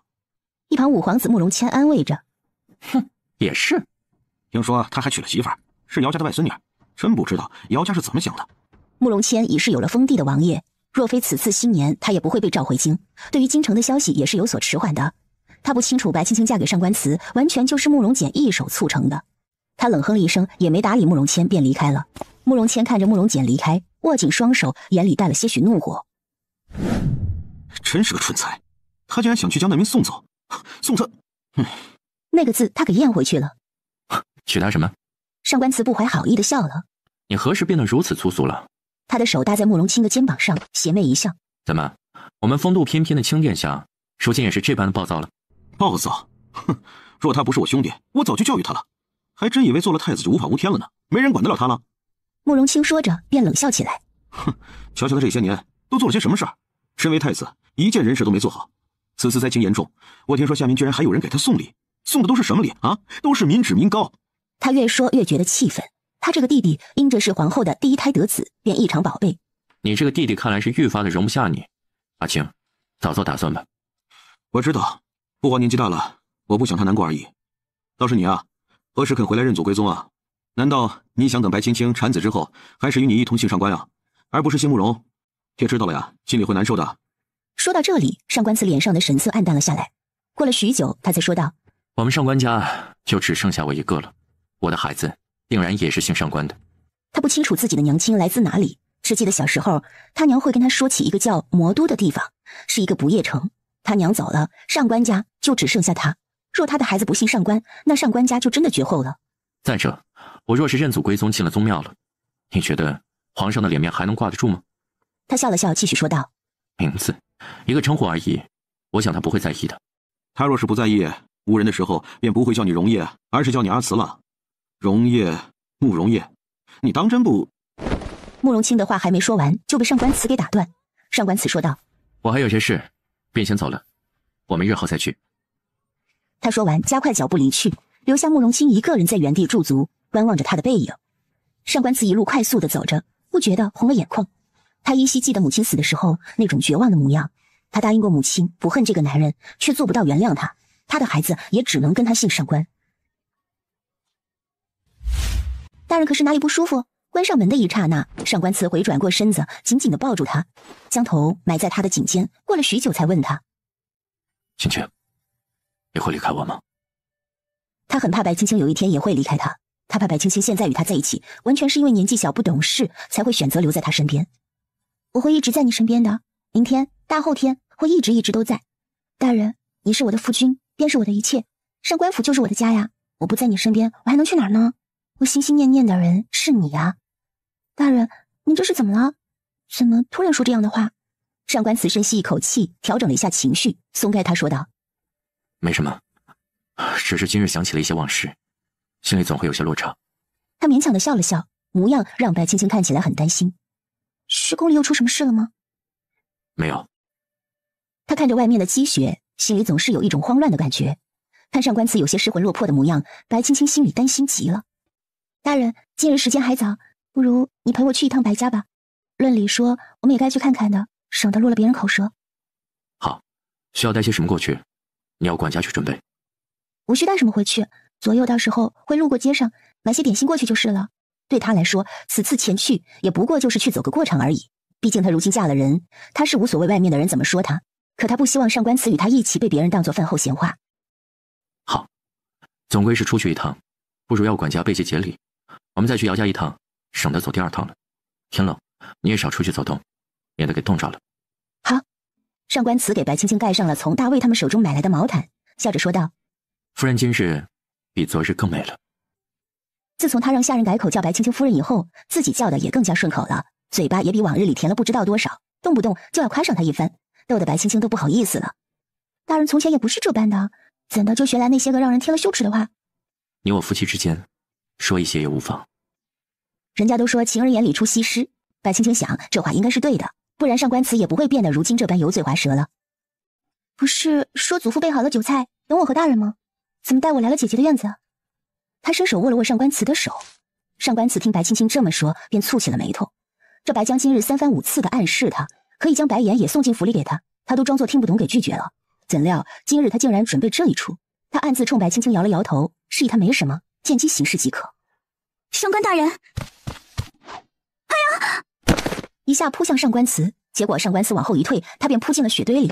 小姐，小姐，你没事吧？婴儿将白岩扶起来，哀怨地看了一眼白青青。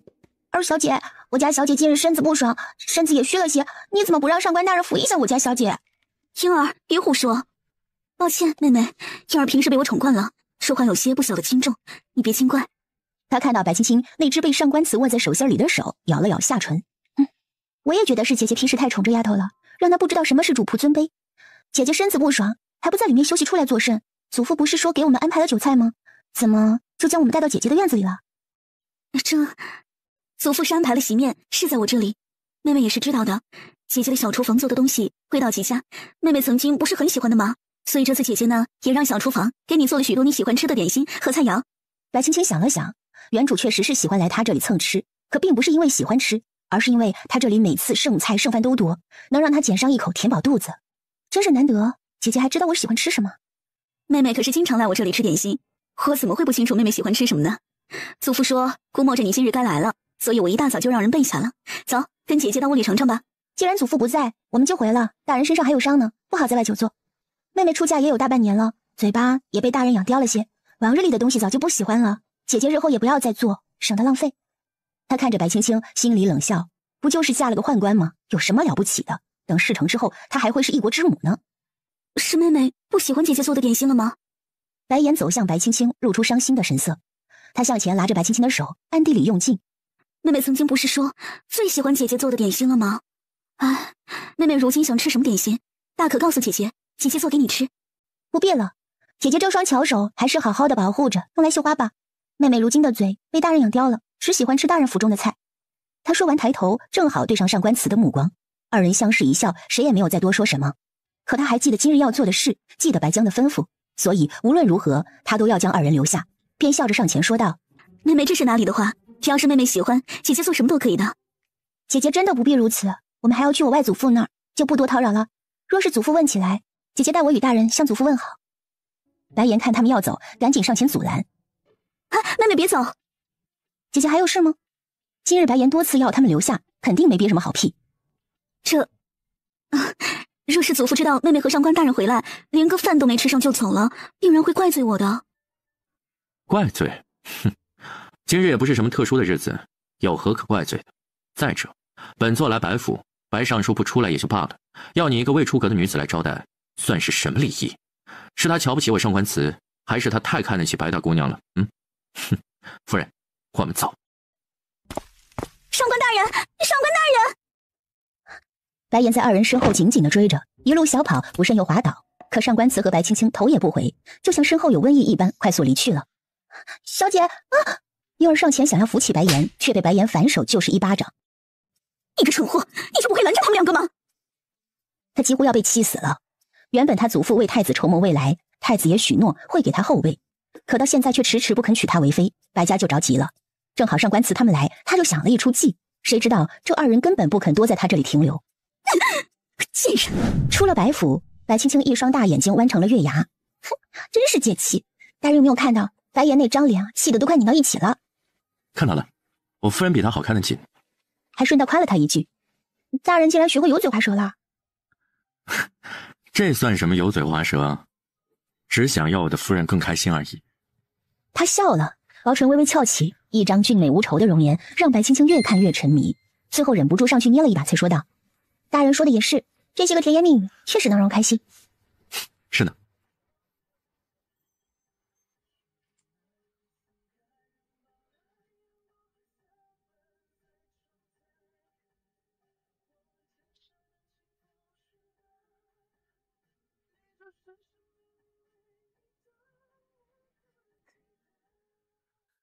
外祖母，这是怎么回事？怎么也不跟我说一声啊？是母亲的意思，你本就身子不好，她不想你太操心了。唉，母亲年岁大了，难免有身子不舒爽的时候，你呀也不要太担心了。他说完，看向上官慈，只见对方微微摇头，他心里便清楚了。外祖母不让说，是怕我担心，可如今我知道了，不是更担心吗？白青青看着何氏紧闭的双眼，心里酸涩。前些日子还好好的，怎么就这样了？她说着，眼圈跟着就红了起来。看何氏双眸紧闭，她这一颗心都跟着悬了起来。大娘子看白青青失神，给上官辞了一个眼色后，便出去了。大舅娘，边关的事儿，你没跟庆儿说吧？还未说，不过迟早是要知道的。那就能慢多久是多久。这孩子心思重，若是知晓了，病人是受不住的。青儿，什么事要瞒着我？他走进上官辞的身边问：“大人有何事瞒我？”上官辞目光闪烁，心里也十分纠结。他看了一眼大娘子，最后说道：“姚老将军遭遇不测，为保命，只能断臂。”青青，他话没说完，就见白青青两眼一闭倒下去了，气得大娘子破口大骂：“你是不是个傻子呀？你就这样说出来，他怎么能受得了？”他是觉得如果他不说，白青青肯定会跟他闹别扭，与其说跟自己闹别扭，那还是让他晕上一晕吧。白青青秀眉紧皱，神色略显慌乱。上官辞心疼地握住他的手，心中自责不已。他没有办法替白青青承受这份痛楚。待大娘子带了大夫过来，大夫诊脉之后若有所思，他瞧了瞧上官辞，又看看大娘子，不知道该怎么说。我家孩子怎么样？那大夫看了看上官辞，有些不敢说。不如与老夫借一步说话。借一步？我夫人是有何不适，需要你借一步说话？小人不敢，小人不敢。谁怪罪你了？有什么话你就说了。三娘子一进门就看见这大夫吞吞吐吐的，这火气一下子就上来了。有什么话你就尽管说便是，除了是我来给你顶着。大夫看三娘子这么说，又看了一眼上官辞，他怕的是眼前这位活阎王呀。你说，本座不与你计较。老夫，你说话利索点，别像个结巴一样。一旁三娘子不满了。这小姐没什么大碍，不过是一时气急攻心才昏了过去。只是老夫方才给这位小姐把脉时，小姐可能有喜了，只是看样子这月份也不大，老夫不是很确定，所以他清楚上官辞是个宦官，这宦官的妻子有喜，那不就是给他戴了绿帽子？这可是奇耻大辱呀！一时间，整个房间里鸦雀无声。上官辞呆愣愣地看着白青青的小腹，最后伸手摸了上去。这一举动在太医眼中，就像是上官辞此时已经气急败坏，要伸手过去将那小肚子给剖开一般。大夫的心里忍不住在呐喊：他就要看到血腥的一幕了吗？想他行医这么多年，还没见过如此场面呢。大夫，你先回吧，今日之事，望大夫莫要外传。等大夫走了以后，大娘子和三娘子对视一眼，问上官辞：你打算如何处理？处理？上官辞看了他们一眼，有些没明白。上官辞，你如今这个身份，若是添了一个孩子，你觉得你还能坐稳现在这个位置吗？皇上之所以信赖你，我就是因为你宦官的身份。大娘子有些愁态，若是被人知晓，怕是他家闺女儿后半辈子都要活在被算计之中了。上官辞想了想，皇上可是一直想抱孙子的，若是皇上知道，肯定会开心，断然不会让孩子出事。说是真的没法子，就给魏婉药，也莫要与他说，省得他晓得了难受。这孩子若是知道了，定然会舍不得的。可如今这局势明摆着的，就像他外祖父这次遭遇不测，不还是那些个有心个人给安排的？若是他们再晓得你的身子好了，还孕有一子，断然不会放过妻儿的。药。上官辞一恍惚，便握紧了拳头。这孩子，本座要定了。他从未有过这种期待，似乎能想象几年以后，一个摇摇晃晃的小娃娃冲他喊那么一声爹爹。无论如何，这孩子他都会保住。你拿什么保？上官辞，你如今在这个位置，个个都把你当做眼中钉肉中刺。你说保，你拿什么保？君要臣死，臣不得不死，难不成你还想造？三娘子突然把到了嘴边的话又给缩回去了，她被自己的这个想法给吓到，然后警惕地看着上官辞。三舅娘怎知我不会造反？他这话说的，把三娘子吓得坐到了椅子上。你造反这件事，像我这种大权在握的人是干得出来的。整个轩辕有一半的兵力在我手中，若我做不了皇帝，也绝对会扶持一个听话的人做皇帝。他们什么心思我都清楚，往事里的不计较罢了。可我的人，岂是他们能说动就能动的？若皇帝管不了，那我便自己做这个皇帝。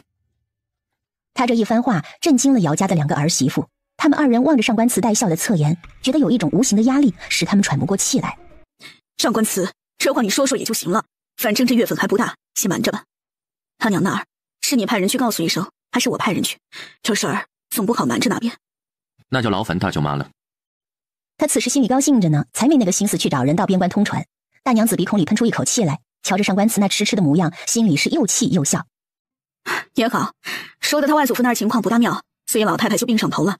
这个好消息过去，也希望老爷子能挺过来。会的，我要人带洛神医去了，只要老将军在他之前没咽气儿，都会给救过来的。洛神医，洛神医，二人疑惑了。诡医洛生。上官慈今儿是打心眼里开心，嘴角一直微微翘着，恨不得咧到耳根子去。我与他说，若是治不好姚老将军，他就给我死在边关就成。他说这话的时候都是嘴角含笑的，一双凤眸全都扑在白青青的小腹上。他觉得很神奇，这样小的一个小姑娘，这么娇小的身体，会给他生出一个孩子来，这种欢喜是外人无论如何都想不到的。大娘子和三娘子瞧着上官慈这欣喜的模样，摇了摇头退出去了。他们得赶紧将这个好消息告诉何氏。娘，爹那儿您就不用担忧了，上官慈找人带了诡医去爹那儿了，保准是没事的。诡医？可是那个人人口中相传的诡医，是娘，就是那个诡医。您就放心吧，先把身子养好，等爹他和妹妹妹夫一同归来，想必是快乐的。何氏听到他们说上官慈请了诡医去给自己家老爷子治疗，心中高兴不已。青儿呢，是不是也知晓了这件事？娘，青儿在妹妹的院子里歇着呢。大娘子说到这儿，给三娘子使了个眼色。怎么了这是？发生了什么？怎么你二人跟做贼了一样？可是又犯了什么错？说吧，娘也不为难你们。方才我与上官慈说起父亲之事，被青儿知晓了，青儿当时就昏了过去。娘，妹妹没事吧？他回头给了自己儿子一记白眼。没事。现在情况如何了？何氏靠在床上问他。青儿身体无恙，不过青儿好像是有了。你说什么？大嫂，你在说什么？青儿有了？大夫说是月份小，还不大确定。但是我请的是周大夫，做了几十年的大夫了，哪那么容易出错呢？他因怕上官慈不高兴，还不敢在他面前说呢。哎，这是好事啊！是好事啊，总是怕青儿这辈子就毁在这人手里。如今若有了孩子，也算是件圆满的事了。是呀，那我们岂不是要做舅舅了？可何氏却露出纠结的神色，他想了想，说道：“这件事不管真假，你们都给我烂在肚子里，切记千万都不能外传，否则就给我滚出姚家，听到没有？”儿媳明白，儿媳明白，孙子明白，孙子明白。看他们心里都清楚，何氏这才放下心来。你们妹妹嫁的都不是个寻常人，说是个寻常人家，这确实是一件天大的喜事儿。可你们妹妹嫁的是轩辕朝最大的宦官，你们也清楚这意味着什么。哪怕是他上官慈自污，咱都不能承认，这样会害了你妹妹的，可明白？何氏就怕这件事是真的，最后会被那些个别有用心的人拿去利用。娘，您放心吧，我们都会清楚的。大夫那儿我也给他说了，要他保守这个秘密。你办事我放心，可就怕会出什么差错。何氏看了一眼大娘子，带着冷漠的神色。大娘子立刻会意，儿媳知道怎么做，那就好。我也累了，你们都下去吧。一群人守着我这个老婆子做什么？去吧，该干嘛就去干嘛吧。有诡医前去救治自家老爷子，他这心已经放了一半。可如今本该是件喜事，他却怎么也高兴不起来，就好像有一颗大石头压在他的胸口，让他喘不过气。那媳妇先下去了。这边上官慈一直守在白青青的旁边，他目光一直停留在白青青的小腹上，嘴角止不住的上扬，笑得像个二傻子。就这样过了1个时辰左右，白青青才在上官慈的注视中苏醒过来。他看到上官慈时落泪了。大人是否早就知晓外祖父的事情？是，有探子来报，我便要落老去了。你放心吧，姚老将军定然会平安归来的。会吗？那可是断臂呀！他一下子就哭了出来。别哭，青青，别哭。上官慈替他擦着眼泪，心疼极了。这未尝不是一件好事。老将军年纪大了，此事一出，他便可以颐养天年了。正好姚老将军回来享清福，他就可以安排人上去了。他曾经无心那个位置，哪怕是现在，他也没有兴趣。可姚家三娘子说的对，他拿什么来护着自己的夫人和幼子呢？如今皇上在位，他定然不会有什么差错。可若是太子登基，第一个恐怕就是将他处置而后快。他不能坐以待毙，哪怕是他不做皇帝，与他不合的人也绝对不能做皇帝。可这个代价也太大了些。这到底是怎么回事？为何外祖父会伤得那么重？今年的天灾本就颗粒无收，又赶上了雪灾，食物供给缺陷是一回事，还有便是有些人不想姚老将军他们凯旋而归，再者也是老将军他们自己大意了。原本该10人驻守之处，老将军只派了5人，敌人绕后包抄，想生擒老将军，结果被老将军给躲了一劫。外祖父行事向来是谨慎的，他断然不会做出这种不小心的举动。大人，你有事在瞒着我。白青青看着上官慈的双眼，见对方神色有些闪躲，就知道他在撒谎。上官慈突然觉得白青青长大了，他觉得不好骗了。你若是不说，我就自己去边关问清楚。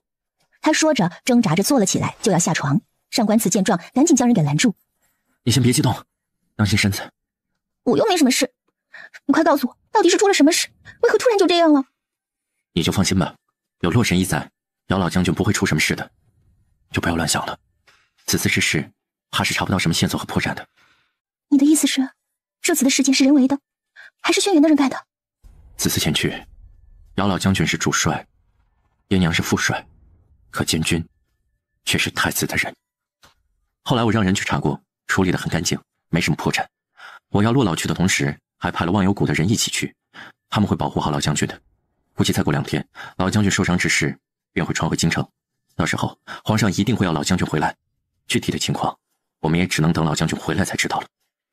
白青青咬了咬下唇，过了许久才说道：就没有其他的办法了吗？现在太子就敢明目张胆地对他外祖父动手，若是哪一日他登基做了皇上，那他们还能有活路吗？大人，我猜。大人，无论你对那个位置有没有想法，答应我别让太子做了皇帝可好？他不在乎谁做皇帝，可太子不行。好。这是白青青头一次对他开口要他去做什么，无论这件事有多艰难，他一定会做到。听上官慈这么说，白青青心里突然稳了下来。他知道这个男人既然承诺了，就会去做的。青青，上官慈看他蹙眉，抬手揉了揉他的脑袋，说道：别总是愁眉苦脸的，以后孩子也会学你的。他笑了笑，以为上官慈在开玩笑逗他开心。现在这个情况让我如何开心得起来？外祖父他一日不传来好消息，我便一日不得安心。还有我爹娘，他们一天不回来，我就放心不下。他们会回来的，一定会的。大夫说你应该是有了身孕的，所以开心一些，这样孩子也会跟着开心。一听这话，白青青整个人都愣住了。啊，什么？你说我？他迅速低头看着自己的小腹，他机械地转头看着上官慈，只见他眉眼弯弯，就像那个年画里的送福娃娃一般。他从未见过上官慈笑得如此开心。他伸出双手交叠住护住小腹，笑了。是真的吗？是真的吗？上官慈突然想起来，那大夫说的是可能有喜了。他方才是欢喜过头，忘了揣摩大夫那句话的意思，只好尴尬地说道：大夫说月份还小，脉象不是很清楚。白青青实话，好半天才缓过神来，扑哧一声笑了。原来这八字还没那么一撇呢，你就高兴上了？大人，给你添个孩子我是愿意的，可如今这个局面，我不能。他清楚上官慈是什么身份，如果多了这么个孩子，那上官慈的处境就会更加危险。上官慈翘起的嘴角逐渐平滑，他望着白青青说道：我会护好你和孩子，太子无能，绝不会成为新帝。若是没个与我交好的人继位，那我便自己去做这个皇帝，这样就不会有谁能伤得了你们母子。皇帝？白青青心里无比震撼，她望着眼前这个人，吸了吸鼻子，向上官慈靠过去，将头靠在他胸前，聆听着他的心跳。这不是在做梦，是真的。有这么一个男人肯为了他不惜付出一切代价，哪怕是去争那个高高在上的位置，成为万人之上的至尊，只为了给他一生安康。大人，我不喜欢你做皇帝，太累了，不如找一位人君，到时候我们就归隐山林吧，远离这些喧嚣。到时候我们一家子找个小村子，养一点鸡鸭，好好过日子。好，只要夫人觉得好，那便是好的。既然他夫人不愿，那他就不做。不过这新帝的人选，他心里是有了打算的。他觉得慕容清正好，为人正直，心眼又好，性子也够沉稳。一旁画房喝茶的慕容清忍不住打了个喷嚏，他没想到自己这么快就被人惦记上了。与上官慈将他外祖父受伤之事的前因后果问了个清楚，得知结果之后，他更加气愤了。好歹我外祖父与爹娘也是为了轩辕，他们怎么能这样啊？说着说着，眼泪就吧嗒吧嗒的往下掉。太子不过就是怕姚家功高盖主，竟然现在就想着去打杀他们。这事儿皇上知道吗？许是知道了，但是太子做得干净，也没什么法子。上官慈递给他一杯水，说道：你放心，我会安排的。好。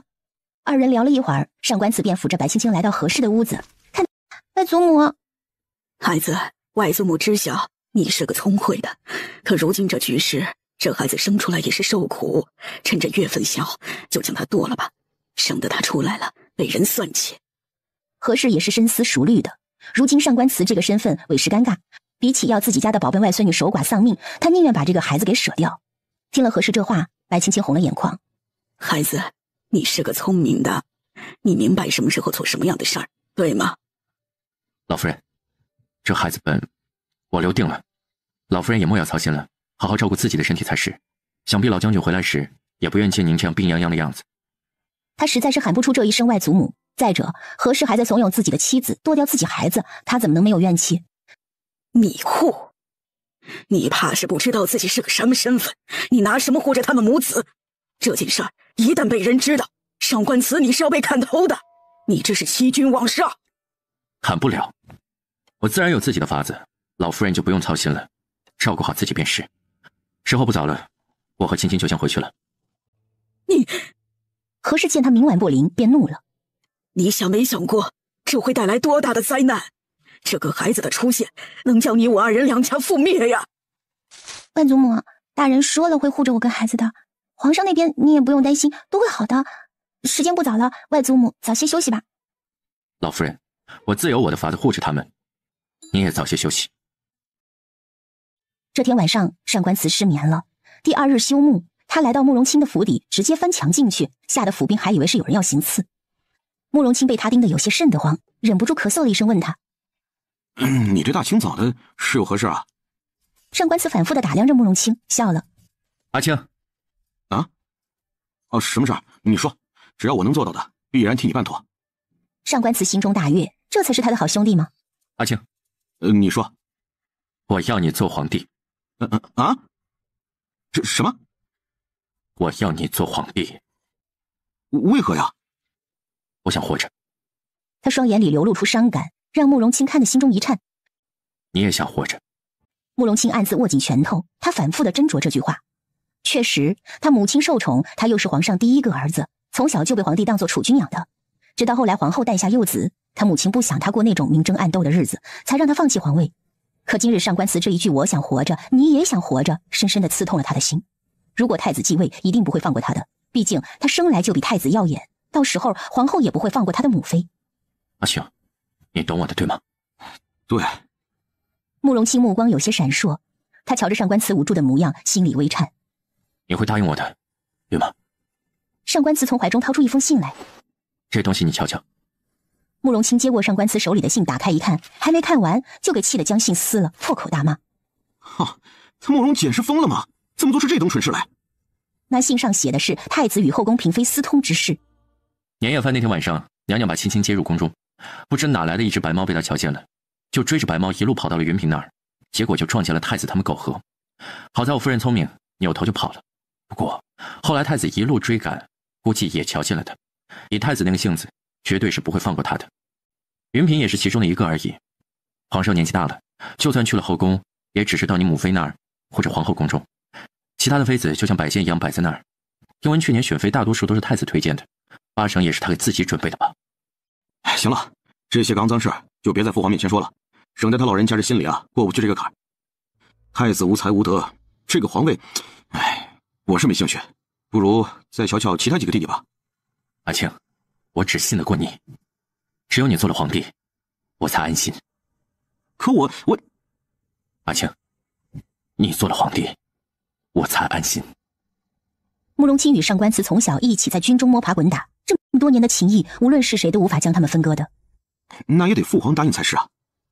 我会想办法的，这太子得靠文武百官罢免才好。上官慈笑了。你同意了便好，那我便回去了。哦，对了，青青大概有了身孕，所以你得尽快把太子拉下台才是。什么？慕容清好像是反应了过来，原来他极力的让自己做皇帝，是因为他妻子有了身孕，并非什么他方才说的那般。上官慈，你忽悠我！慕容清气得牙根痒痒，冲着上官慈就扑了上来，张口就咬在他脸上。白青青瞧他脸上的牙印儿，瞬间就愣住了。这怎么了？这是？哼，慕容清那泼皮打不赢我，竟然咬人。白青青突然笑得眼泪都出来了。若眼前这男人不是自己的夫君，那他一定会歪歪一下他跟大皇子的。你慢点笑，别把孩子给抻着了。上官慈也是没有办法，自己家夫人再淘气也得宠着不是？更何况肚子里可能还有个金贵的，这事儿还没清楚呢，大人不要与谁说道。好，我们进宫吧。你不是喜欢宫里做的梅花肉，我带你去吃。这是上官慈头一次主动说进宫，只为了带他去吃顿肉。不了，这无缘无故的进宫不好。无妨，我们偷偷进去便是。原本无宣诏是不能入宫的，但是皇上给了上官慈特权，他可以随意出入。给本宫瞧瞧，愈发的漂亮了。可惜啊，本宫没这个好福气，没你这样的儿媳。哎，我那个不争气的儿子就知道在外面闲晃，连儿媳妇都没给本宫晃回来。大皇子为人内敛，哪有娘娘说的这般顽劣？许是他不急吧？毕竟遇到一个真心的人也不容易。瞧你这个小嘴甜的，怪不得容爷喜欢。说完，给二人闹了个大红脸。今日怎的主动进宫了？可是有什么事儿？来宫里讨一口梅花肉。什么？梅花肉？梅花肉。他面上没什么表情波动，只是嘴角微微上扬起来，给了高贵妃一个若有若无的笑。凌渊，去药厨房准备梅花肉来，多备几份。难得还有你喜欢吃的东西。是我想吃了，所以大人才带我来的。虽然极度不好意思，可也不能让上官慈替他背这个锅呀。难得你肯来，便多待一会儿吧。看喜欢吃什么，我要小厨房给你们做来吃。娘娘再给条毯子吧，他近日身子弱，多给他暖暖。高贵妃倒是没有多想，就让人拿了一条毯子过来给白青青盖上。白青青则是满脸都露着我不好意思的表情，嘴角控制不住的往上扬着。高贵妃看着二人，嘴角恨不得咧到耳根子，心里犯疑了，莫不是这二人做了什么解决不了的事情，来宫里找皇上擦屁股了？哎呀，今儿可是太阳打西边出来了啊！你肯主动进宫了？皇上来了，怎的也不让人通传一声？又没外人。他笑着把手中的食盒放下，坐到高贵妃的旁边。上官慈与白青青起身行礼后，上官慈就扶着他坐下了，这倒是让皇上和高贵妃不解了。儿媳妇儿啊，你这是哪里不舒服吗？皇上将那食盒往白青青的方向推了推。瞧瞧，岭南运来的干子，你这儿啊可是头一份。要说也是你命好，今儿刚到的你就来了。谢父皇。上官慈拿了几个过来，给他包着皮儿，说道：莫要贪嘴，吃多了会上火。啊！白青青想说不，可是人家爹在这儿呢，又不好意思跟他顶嘴。待会儿回去，他肯定央求皇上给他带点回去吃。哎呀，几个干子而已嘛，喜欢吃，待会儿带些回去。瞧他那个小气劲儿，父皇一会儿让人给你送府上去啊！小气，小气。上官慈哑言，无奈的将剥干净的干子递给白青青。小心里面的籽。一连吃了2个，当他去拿第3个的时候，上官慈就不让他吃了。莫要贪嘴，吃多了不好。白青青委屈的看了他一眼，低下了头，时不时的用小眼神瞄上几眼上官慈手里的干子。几个干子而已嘛，啊，他喜欢你让他吃便是嘛，又不是没有，还拦着他做甚呀？皇上不愿意了，吩咐李斯再给白青青拿几个过去，却被上官慈拦下。若是上了火，该难受了，又吃不得药，不是害他吗？喝点清火的茶不就好了吗？清火茶性寒，那更吃不得。上官慈面无表情的盯着皇上，蹙起了眉头。怎么着？他这是诚心的想跟自己作对？自己这个年纪有个孩子容易吗？他这个做爹的还一直想着给自己夫人吃粮的。皇上瞧着自己儿子看自己的眼神越来越冷，心中一颤，自己好像也没干什么呀，怎么就又生气了？怎的？是身子不爽吗？若是不舒爽，正好在宫里要太医给你瞧瞧。说是真的有了什么，就及时的治了。说是真的有了什么，就及时的治了。我没什么不舒爽的，娘娘不要担心。娘娘，女子初有孕需要注意些什么吗？是谁家的？我家的。上官慈嘴角上扬，一听这话，白青青差点一口老血喷出来。说好了不告诉别人的，怎么他这么快就给说出来了？啊，你家的？高贵妃惊得站了起来，她的手一直在发抖，眨眼的功夫眼泪就下来了。容爷啊，你是说你有后了？你皇上也是惊讶不已，他知道上官慈找了洛生治疗身子，可没想到能这么快就见好。大夫说他也不是很确定，还得再过几个月才好确认，只是说脉象有些相似。哎呀，好呀！皇上高兴的脸上的肉都在跟着颤抖了。哎呀，这也算是好事了呀，不管是不是，都算好事一件。谢谢娘娘关心，我会的。原本这事儿没打算说出来的，毕竟也不算是什么好事。他突然苦笑了一声，不再言语。瞎说，这哪里不是好事啊？这是朕头一个孙子，这是大喜。这孩子呀，也是命好。再年过去了，新的一年必然是个好年份，这就是个小福星啊！皇上气得吹胡子瞪眼的，可不要瞎说啊，孩子听了会不高兴的。父皇，这孩子现在不知道的。那也不行。皇上又坐回去了，对李斯说道：“去，给朕把小皇孙的东西都给准备准备，都准备好了备着，省得他二人到时候抓瞎。”嘿，奴才晓得了。如今皇上也是如愿了。皇上听了这话，脸上露出得意的神色，似乎就认定白青青已经怀了，还是个男娃娃。父皇，这还没确认呢，您现在让李公公准备这些也太早了些吧？这先备着总是好的，这些东西又不会坏。皇上听了这话，有些失落，他是真的很期待这宫里能再有个婴儿的啼哭。上官慈也瞧出皇上的失落，毕竟后宫这么些年都没再有个新生儿，那几个皇子也没生出个一儿半女来，他年纪大了，还是渴望天伦之乐的。这种事啊，急不得。一旁高贵妃急忙劝慰：“你们要小心些才是，府里的人还够不够用啊？不够用呢，我派人过去。”高贵妃冷静下来之后，便明白白青青口中所说的不是什么好事的意思。上官慈如今的处境，若是让外人知道她能生育，自然会更加忌惮，也更会处处的挤兑她。娘娘放心，我从谷里调了人过来，不过……他又看向了皇上。皇上，若有一日，我希望你能放过他们母子。说完，上官慈的眼眸垂了下来。你放什么屁？你少给朕在这里上眼药，你自己的媳妇孩子自己护着去。他知道上官慈指的是什么意思，他绝对不会让那种情况发生的。上官慈就是认准了皇上会这么说，他才说，无非就是提点一下皇上，有人会对他们下手。有皇上这句话，臣就放心了。上官慈说着，往自己嘴里塞了一半橘子。你这个不孝子啊，算计你老子！皇上气得伸手指着他便骂：“不孝子！”行了，皇上都多大年纪了，还跟孩子一般计较。皇上打算怎么办呢？就要容叶这样下去，要孩子流落在外。这话算是说到点子上了。上官慈暂时没有办法恢复身份，所以他的孩子也必定是姓上官。算来算去，跟他们慕容家是没有关系的。不行，你得认祖归宗。这孩子是慕容家嫡孙，他得姓慕容。不可能，孩子跟我姓。你敢？皇上脸颊通红，胡子都被吹起来了。我告诉你，这孩子得姓慕容。上官，慕容。高贵妃跟白青青就看着二人在这里因为名字而争吵，觉得有些无力。孩子有没有都没确定呢，他们俩就吵起来了。最后上官慈说了一句话，让皇帝哑口无言。上官家只有我一人。他看着皇帝，眼神里带着些许的怨恨。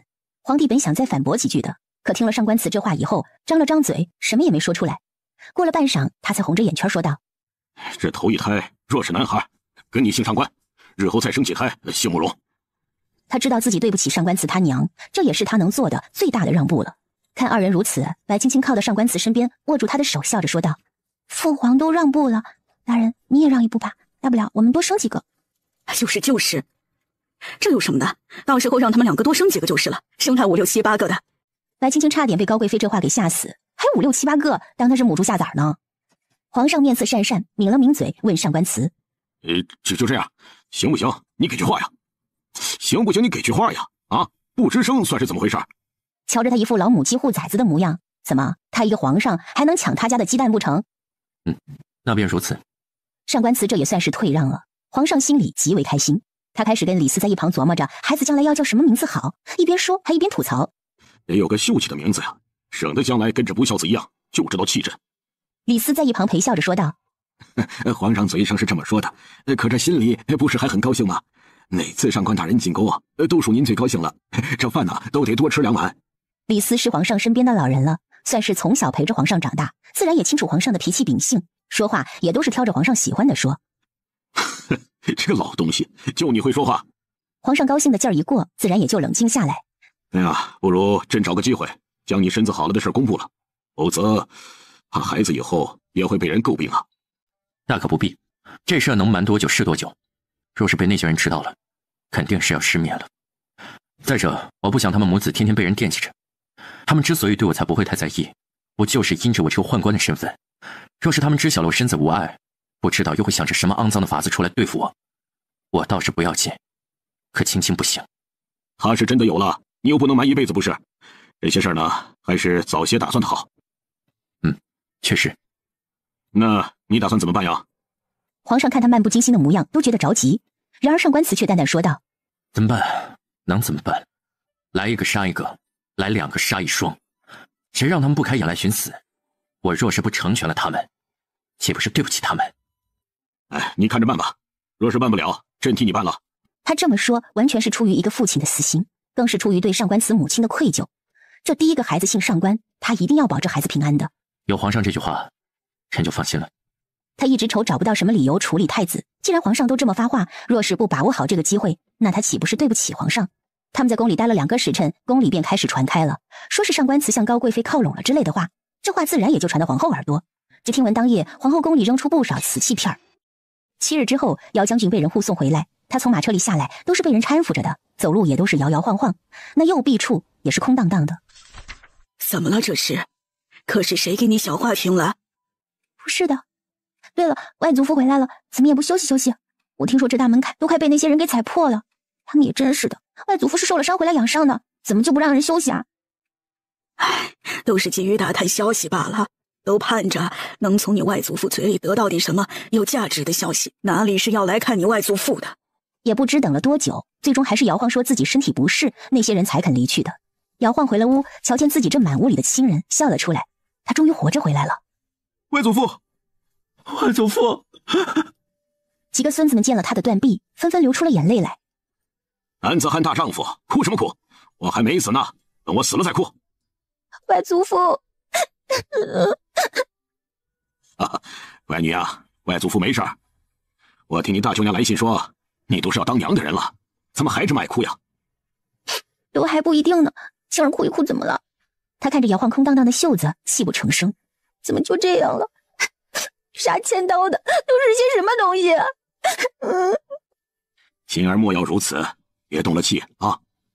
他也是心寒啊，自己为轩辕立下汗马功劳，可这位太子还没继位，就想着怎么要他这老臣的命，他怎能不心寒呢？自从得知姚晃受伤以来，他一直都在想有什么法子能给姚晃做一些防身用的东西。直到那天，他又遇见大卫兄弟俩，瞧见他们包里的手雷模样的东西，才醒悟过来。火药啊，凭什么人家可以做成武器，而他们就只会做成烟花呢？白青青又从大卫那里下了一笔手雷的订单，就是为了给姚晃和自己爹娘驻守边关用的。外祖父，晴儿有礼物要送给你，不过要等2天，等外祖父休息好了才给外祖父。好，那外祖父就等着看看我家乖女的礼物了。那外祖父可要答应晴儿，一定要好好休养，早些好起来。好，外祖父会等着我家乖女给我礼物。姚晃说着这话，脸上露出疲倦的神色。好了，都别站着了，该干嘛就干嘛去吧，老夫乏了。哎呀，歇一会儿。一路舟车劳顿，怕是伤口又裂开了。是。哥哥们，秦阳何事啊？外祖父的伤也不能就白受了，哥哥们觉得呢？怎能白受？就是当真以为我们姚家好欺负啊？前些日子我从一对兄弟那儿得了一样武器，想给几位哥哥看看。什么武器啊？几个少年一听见武器，便来了想法。哎，妹妹带我们来这里做甚啊？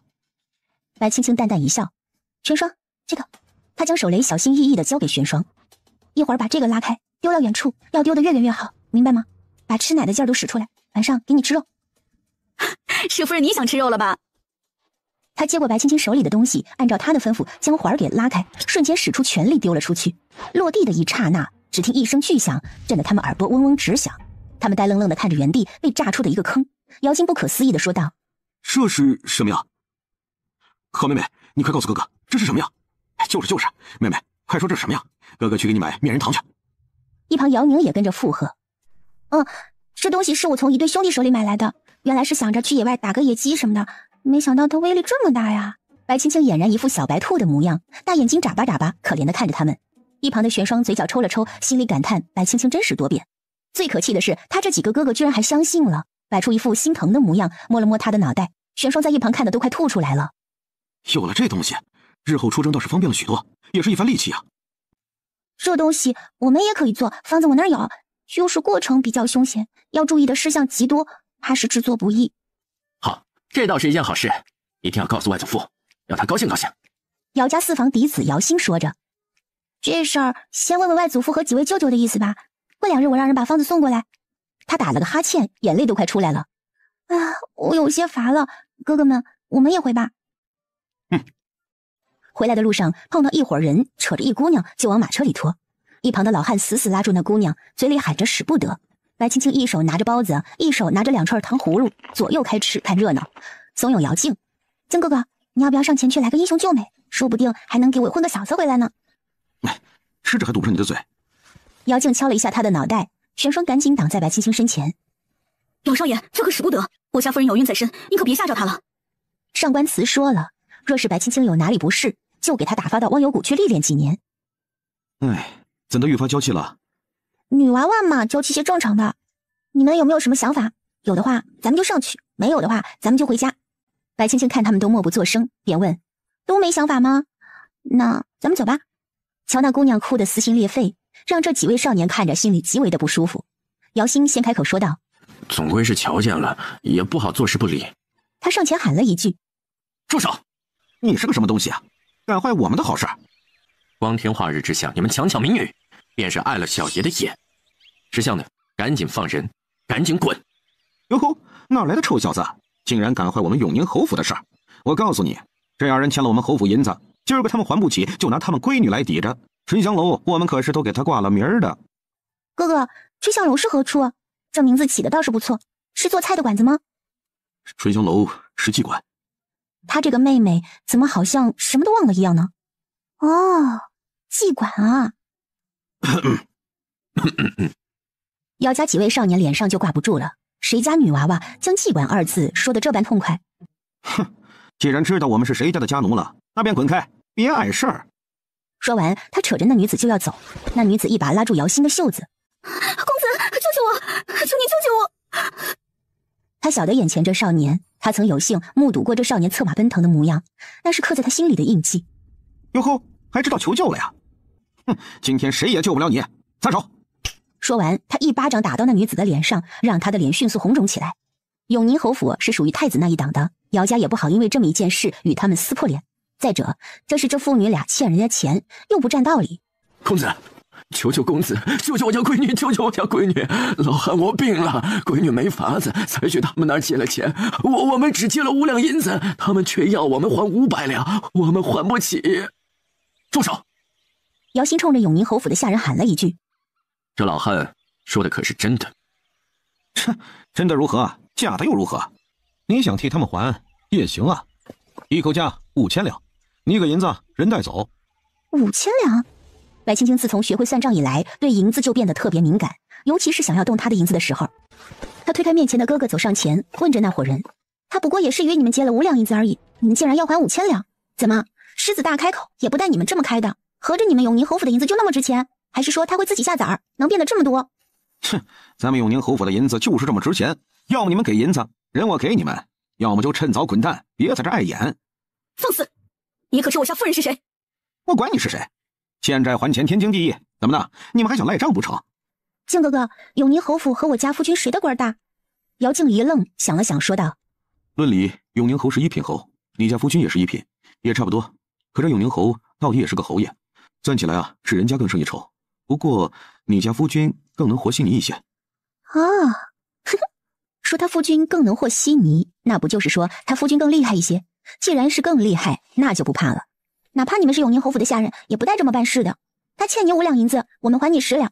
你若愿意就收着，不愿意，我们也没办法。你若是不要，就当我们白捡了一个人吧。”说完，冲姚兴伸手：“哥，给银子。”姚兴见他这精灵古怪的妹妹，无奈的笑了笑，随后伸手在腰间一掏，掏出来一个荷包递给白青青。白青青从里面翻了翻，翻出几块碎银递过去：“那钱给你了，人也放了吧。”“切，这么点银子就想打发我们呀？我打发叫花子呢呀！”说完，他伸手一拍，将白青青手里的银子打落在地，而白青青却顺势跌倒在地上，哎呦哎呦的叫上了：“永宁侯府的下人打人了！”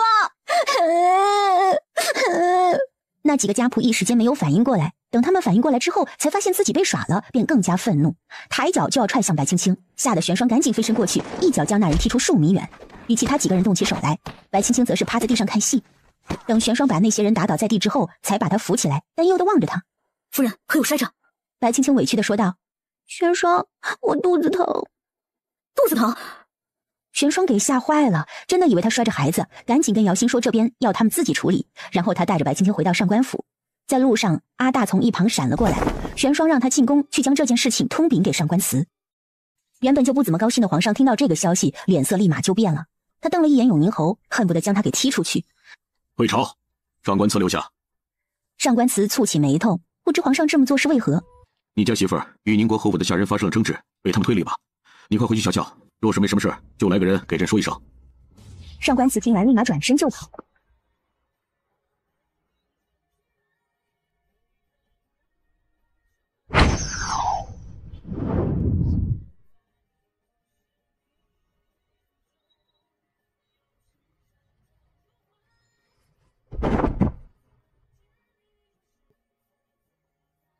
皇上看着他的背影，突然感叹：“哎，年轻真好。”上官慈赶回府里的时候，只瞧见白青青侧躺在软榻上，一旁的玄霜在给他包干子。青青，上官慈唤了他一声过去，可有伤着？原本紧张的情绪看到这一幕，突然就松了口气。白青青听到上官慈来，赶紧将手里没有吃完的干子塞进嘴里，一边的干子一会儿塞进毯子里，笑嘻嘻的看着上官慈：“大人，你回来了。大人怎么回来的这般早？”他扭了扭，暗地里把杆子藏了起来。你怎替与永宁侯府的人动起了手？也不看看你现在是什么身子，还要跟人家动手？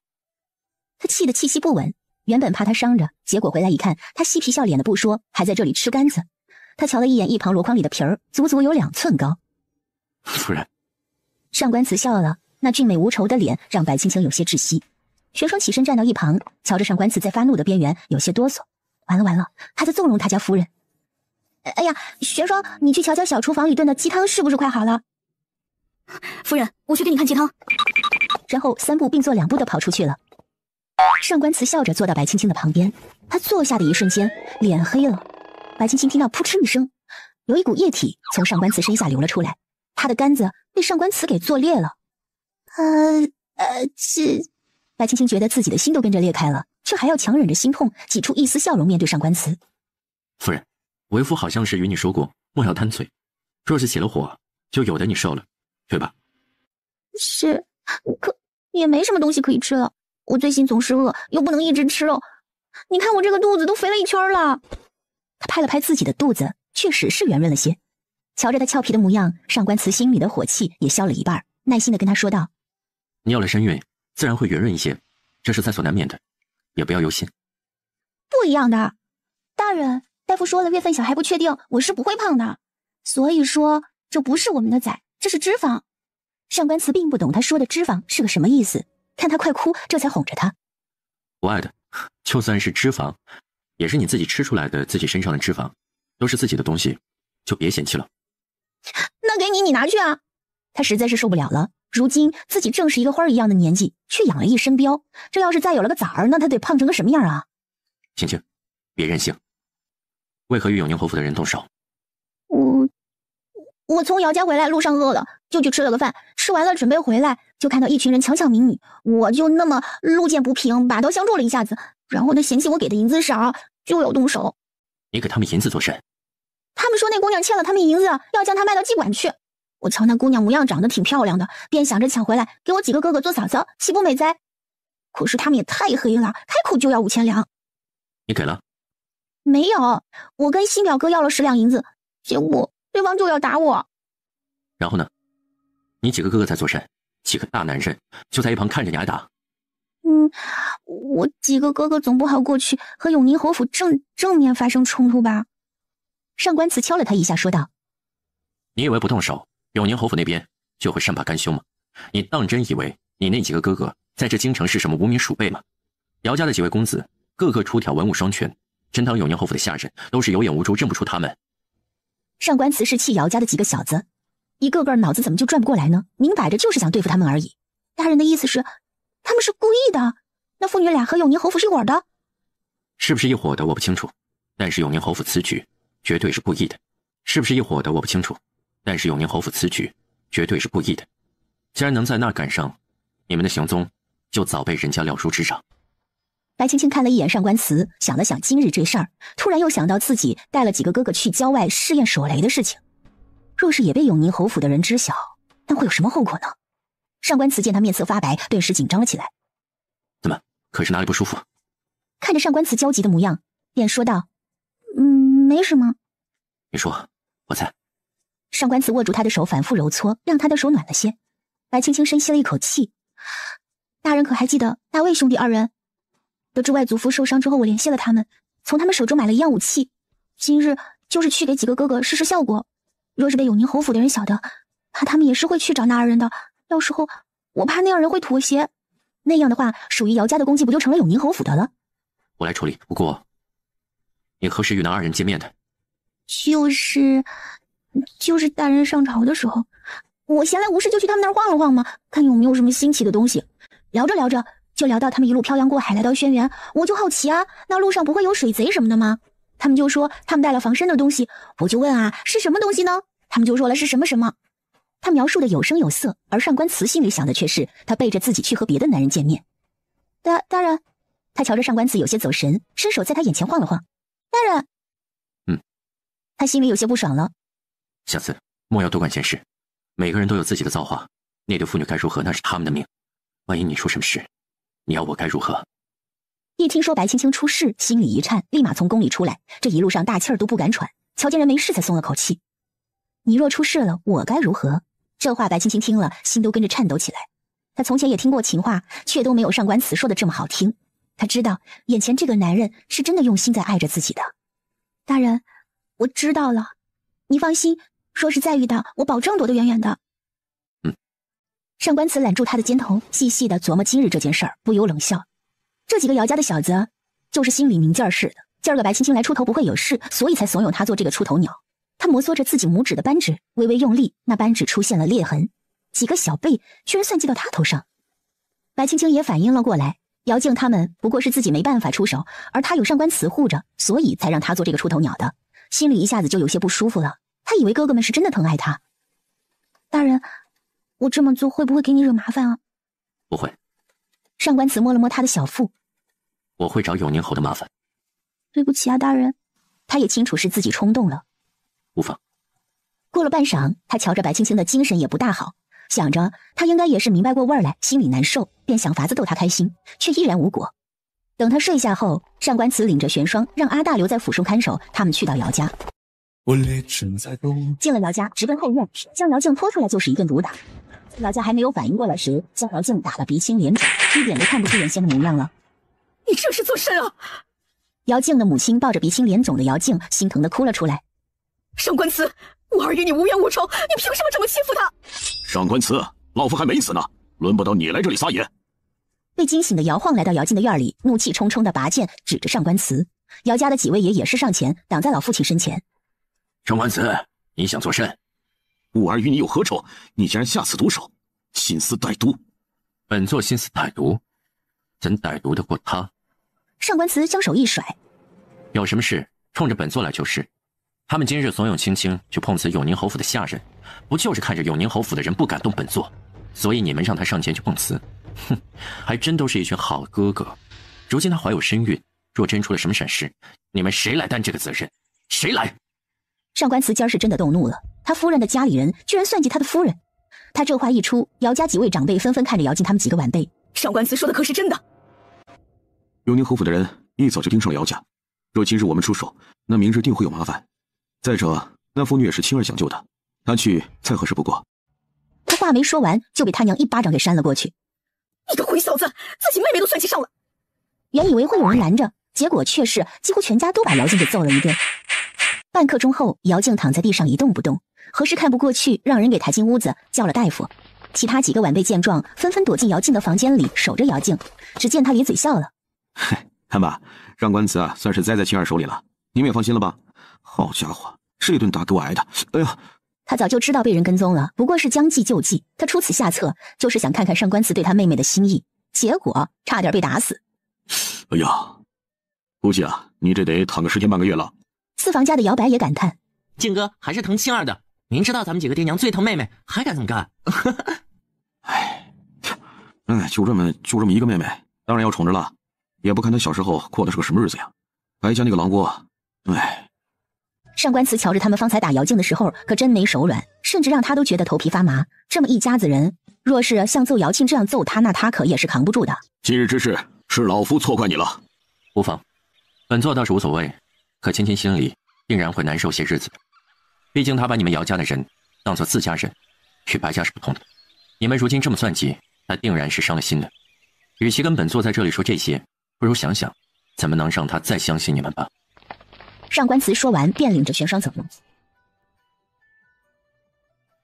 第二天，上官慈上朝的时候，和永宁侯打了个照面。他笑着与永宁侯说道：“昨日内子给你们侯府添麻烦了，内子年幼不懂事，还望侯爷多多担待。本座记住了。”擦肩的一瞬间，永宁侯差点以为上官慈似乎会将他戳死。永宁侯也没有想到此举会将上官慈给得罪，心里有些后怕。皇上刚入座，便给上官慈使了个眼色。昨儿跟他说了，若是没什么事儿，就派人来说一声。结果他都等到后半夜，也没看到有人来通传，可给急坏了。上官慈却将脸一扭，就当作没瞧见。这个臭小子！皇上在心里骂了一通。皇上，永宁侯府的下人当街强抢民女，被内子瞧见了，上前阻拦，结果被恶奴打倒在地，至今卧病在床，还望皇上还臣一个公道。永宁侯的胡子都快吹起来了，他瞪大了双眼看着上官慈，心里怒骂：这个伪君子！臣惶恐啊！上官大人，此话要臣惶恐。这事儿臣并不知情啊，待臣回去调查一番。若是当真如上官大人所说，臣定当会重罚臣内家仆，绝不姑息。永宁侯说他不知情，你怎么说？无妨。无妨。皇上给气笑了，什么时候他这个儿子也能这么大方？臣已然替永宁侯处理过了，想必这会儿侯爷家里应当也收到了。收到什么呀？听了这话，上官慈冷笑了起来。不管他有没有强抢民女，他打了我夫人是事实，本座要人斩了他的双手，以防下次他再对本座的夫人不敬。他回头看着永宁侯，一字一句地说道：本座还叫人挖了他的双眼，省得他一双眼睛当鼻子喘气使。本座成全了他这个有眼无珠的名声，人和东西已经给侯爷送回了，想必此时已经收到了。永宁侯忍不住一颤，他心里清楚上官慈这么做不是为了自己的夫人，他的意识里上官慈并不喜欢他现在的夫人，他那么做完全是为了警告自己不要得罪姚家，毕竟是他让人去监视姚家的几位公子的。皇上啊，就算是永宁侯府家的家奴冒犯了上官慈的夫人，可罪也不至如此呀。身体发肤受之父母，他怎么能如此对待呢？哪怕对方是下人，可人人平等，他不该如此残害对方啊。永宁侯一党有人出来劝说皇上，处处体现着上官慈为人凶残，目无王法。确实，上官慈啊，你怎么说？皇上也开始和稀泥了。他是家奴，若非有人授意，他怎会行事如此鲁莽？上官慈看了一眼永宁侯，笑了。侯爷，你觉得呢？听了这话的永宁侯额角直冒冷汗。上官大人，这是何意？一旁太子冷哼了一声。哼，难不成上官大人是觉得永宁侯故意为之，人家堂堂一品侯爷会对你家夫人下手？哼，太子多虑了，本座不过是想告诉永宁侯，要他当心自己府里的下人吃里扒外。上官慈冷笑起来。多谢上官大人提醒。哼，你们说来说去，那永宁侯府的下人到底有没有强抢民女啊？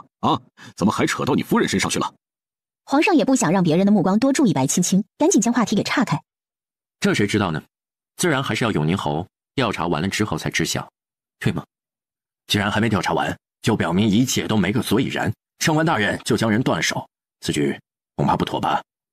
太子看着上官慈得意的模样，就想把他扳倒。一个不能为他所用的人，就注定会成为他的绊脚石。更何况上官慈和慕容清走得太近了，让他很是不爽。他是否强抢民女，本座管不了，可他那只手不该伤我本座夫人。上官慈看着皇上，故意说道：臣内子回了府中后，腹痛不止，臣很是忧心。听了上官慈这话，皇上坐不住了。他联想到上官慈昨夜没有派人通知，那不就是出了事吗？他的小皇孙难道出事了？放肆！你永宁侯府的下人倒是胆子大呀！不管是什么原因，他一个奴仆对一品大臣的内眷动手，谁给他的胆子？谁给的？皇上今年都快6旬了，若是白青青有了，那就是他的长孙，就是他的心头肉。若是因为这个出了事，那他能将永宁侯给活活掐死。臣知罪，臣稍后定当竭力追查，定不姑息那个仗势欺人之辈。父皇息怒，皇上息怒，皇上息怒啊！上官慈看着皇上，神色淡然。皇上切勿动怒，不过是个仗势欺人的下人罢了。上官大人不是也处置了吗？永宁侯也说了会追查，想必这件事儿也并非永宁侯所愿，也定然会给上官大人一个交代的。是，微臣一定会给上官大人一个交代，此事微臣定当公平处理。哼，朕最讨厌的就是那些个仗势欺人的东西。这天下都是朕的子民，朕不想再听闻这些个肮脏事儿。皇上英明，皇上英明。哼，一天天没个正事儿，让你们上朝就是为了来这吵架的吗？皇上气得伸手指着下面的朝臣，看你们一个个吃得溜圆，就只会在这里给朕找麻烦。散了，还有事没有啊？没事就散了。臣有事启奏。姚家大爷上前，启奏皇上，家父因重伤已抵达京城，怕是以后再无法回到战场。他没有再说下去了，而是一脸哀伤地看着皇上。皇上也露出悲伤的神色，叹了口气。朕知道了，让老将军好好养伤。是。姚家大爷看了一眼上官慈，对方嘴角往上翘了翘。待出了宫门，姚家几位爷跟上官慈说道：你怎么看？既来之，则安之。皇上不久后定然会选出新的人选来顶替姚将军的位置，到时候几位舅舅就可为国效力了。为国效力？他们不够拼吗？老三家努力的赚银子，他们几人也是各司其职，几乎都在为轩辕打拼。这个主将的位置，想必会有不少人惦记着，也未必会落到我们兄弟几人身上。不管落到谁手上，都无妨。太子手上又没几个像样的武将，他不担心。外甥女婿倒是乐观。姚家三爷这句外甥女婿叫得上官慈满脸尴尬，他清了清嗓子。眼下倒不是急于这个，南林派来了求亲的使团，想娶我国公主。上官慈这话倒是让几人震惊，纷纷问他哪来的消息。他说：自然有我的法子，估摸着再有半月左右就到了，到时怕是又会热闹一阵子了。几人又聊了几句，便岔开各自回家。他到了后院一看，白青青坐在秋千上，姚欣就在后面笑嘻嘻地推着他。本来看起来还算美的画面，可让上官慈的这颗小心脏跳得飞快呀。他就瞧见白青青在秋千上被姚欣推到半空中下来，再推入半空再下来。他脑子里突然就出现了一副白青青被姚欣一个不留神给他飞出去的画面。住手！在白青青被抛起来时，将他给拦截了，抱在怀里带了下来，一脸紧张地看着白青青。可有事？白青青倒是被他这举动给吓了一跳，惊魂未定地瞅着他摇头。她怀了身孕。啊，我晓得呀。怎么了？上官慈眯着双眼。你这般，若是她飞出去摔了怎么办？啊？不会，她抓得牢。我妹妹从小就喜欢玩这个，每次来家里都缠着我们玩上几个小时，从未失手过。哎呀，你且安心，我可是她亲亲的哥哥，我能害她吗？这不是姚静托我来给她道歉，想着她喜欢这个，就特意让人给她做了带来的。他上前丝毫不见外的拍了拍上官慈的肩膀，说道：哎呦，妹夫啊，你别这么紧张，我家那几位怀有身孕的时候，不是照样该做什么就做什么吗？打我们的时候都是能蹦能跳的，不会有什么事的。你怎么就知道不会有事？万一他飞出去，你能接住吗？他若是有了闪失，你能承担这个后果吗？你放心，我妹妹这个重量不会飞出去的。姚欣！白青青气得连哥哥都不想叫了，说他胖，这是对他的侮辱。姚欣大笑着跑开。我说的不是吗？瞧你现在这个样子，圆润的就像街上人家卖的包子。白青青原本想冲上去捶他一顿的，可听了这话之后，整个人都石化了。他脑海里不断的出现姚欣方才口中的话：你圆润的像个包子。白青青吐出一口气来，转过身失落的走了。妹妹，青青。白青青反复的想着姚欣的话，低头看着自己的手。不胖啊，除了肚子上多了一些脂肪，也不胖嘛。你不说话，谁能把你当哑巴不成？明知他近日十分在意自己的脂肪，你却要在这里说他胖。我不是也是开玩笑的吗？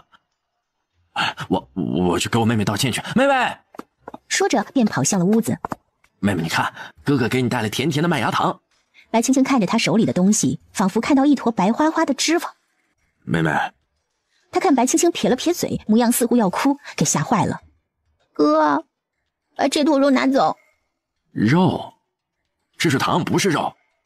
他听到身后有脚步声，转过头就看到上官慈进来，赶紧跑过去，小声在他耳边问：妹妹，这是怎么了？我拿了她最喜欢的糖给她，她居然说让我把肉拿走。上官慈摇头表示不知道。二人看着白青青，过了好半晌才听他说道：我决定了，以后吃素，只吃素。说着他站起来就要往外走。我要去吃糖葫芦。糖葫芦？上官慈表情都僵住了，一把将他拦住。吃什么糖葫芦？他现在是有了身孕的人，不能多吃。开胃啊！开胃，吃的会越来越多。一听这话，白青青整个人都不好了，就感觉生活好像失去了乐趣。要不，哥哥去买回来，然后我吃了，再告诉你是什么味道的。你还真是个好哥哥。就你这么一个妹妹，怎么能对你不好呢？除此之外，妹妹还有什么想吃的？哥哥一起给你买来吃了，再告诉你是个什么味道。他笑嘻嘻的模样，差点让白青青当场气死过去。他反复拍着自己的胸脯，就是怕自己一口气没上来，直接给气死了。不用了，不劳烦哥哥这般辛苦，妹妹我不吃了。妹妹不用跟哥哥客气，哥哥这点钱还是有的。他这话一出，上官慈立刻瞪了他一眼。大舅哥若是没什么事，便回去了。这天色也不早了，省得夜深了找不到回去的路。姚兴还想反驳上官慈几句，结果被他一瞪给吓回去了，赶紧点头。那妹妹就不生气了啊。哥哥回去也给姚静说，你已经原谅他了啊。提到姚静，白青青面色微变，明显有一丝不满。可看着姚兴期待的神色，他还是答应了。好，原谅他了。哪怕姚静这一次利用了他，他还是不怨恨啊。毕竟那是原主的哥哥，他有什么资格去怨恨呢？待姚兴走了以后，白青青又央着上官慈带他去荡秋千。比起之前姚兴的那种放飞模式，上官慈显得温柔许多了，轻轻地将他晃了晃，看着他的笑颜，自己也忍不住笑了起来。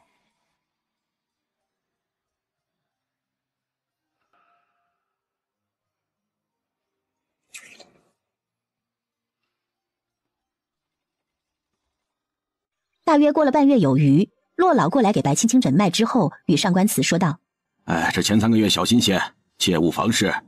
将白青青说的小脸通红，又听骆老开口道：这丫头啊，身子差，从现在起呢，就好好养着。我也会给她适当开一些补药调理一番，省得到时候啊生了她熬不过去。说完，他又给自己灌了一口酒，伸手向上官慈要了100两的酒钱，就走了。恭喜夫人，如今骆老也确认了，夫人跟爷心里头的石头也能落下了吧？上官慈当然是心里美了，他左手握住拳抵住自己的鼻尖，笑得合不拢嘴。白青青低头看着自己的小腹，有些不敢相信，她觉得这一切好像都不大真实。大人，不然你掐我一下吧，我怕这是假的。上官慈哪里舍得掐他，伸手在自己手臂上拧了一圈。疼的，所以是真的。他眸子里带着无限的宠溺，最后伸出双手握住白青青的腰身，弯腰将脸贴在她的小腹上。孩子，我是你父亲。孩子，我是你父亲。这一幕略显得有些滑稽了，却让白青青的心里一酸。他晓得，或许上官慈觉得自己这一生都不会有后代，如今这个孩子那就是上天的恩赐，他定然是紧张。玄霜在一旁看着也忍不住红了眼睛。他跟着上官慈许多年，清楚这么些年来他的艰辛与无奈。有哪个正常的男人会愿意被别人叫成一个宦官呢？他这一生极为能够容忍，忍了大半辈子。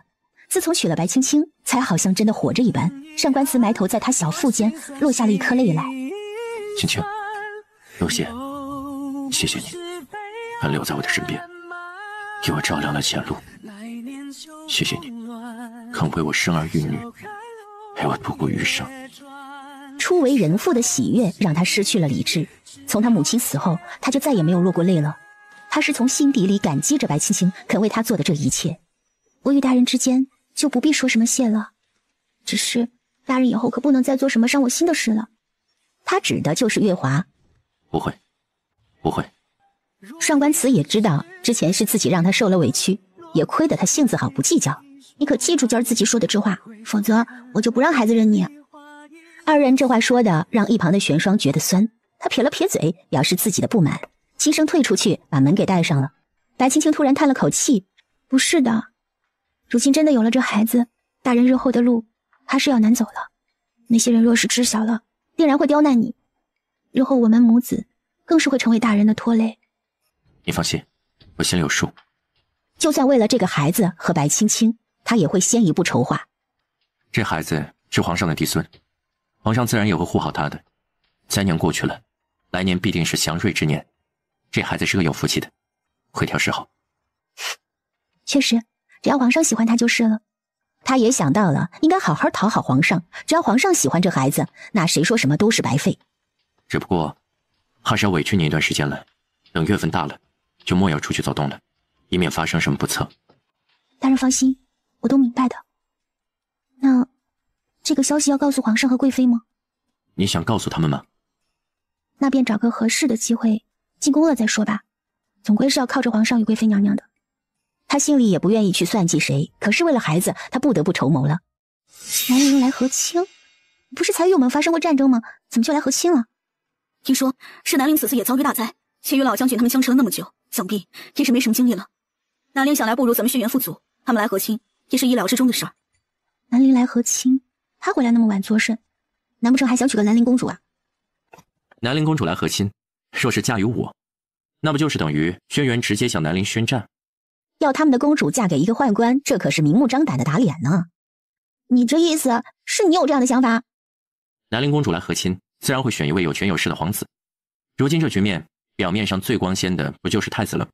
若是太子与南陵联姻，无疑是给他添了羽翼，这等事可绝对不能让他发生。啊，这样啊？那我就是以小人之心夺你的君子之腹了呗。你呀，上官慈宠溺地点了点他的鼻尖。就不要乱想了。皇上说要我们明日进宫一起吃个饭，明日你睡醒了，我要阿大送你去，你就先去高贵妃那儿歇息，下了朝我过去，可好？好。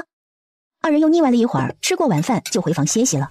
半夜，风萧声动，光转玉壶，你耳语谣言，我两鬓流苏。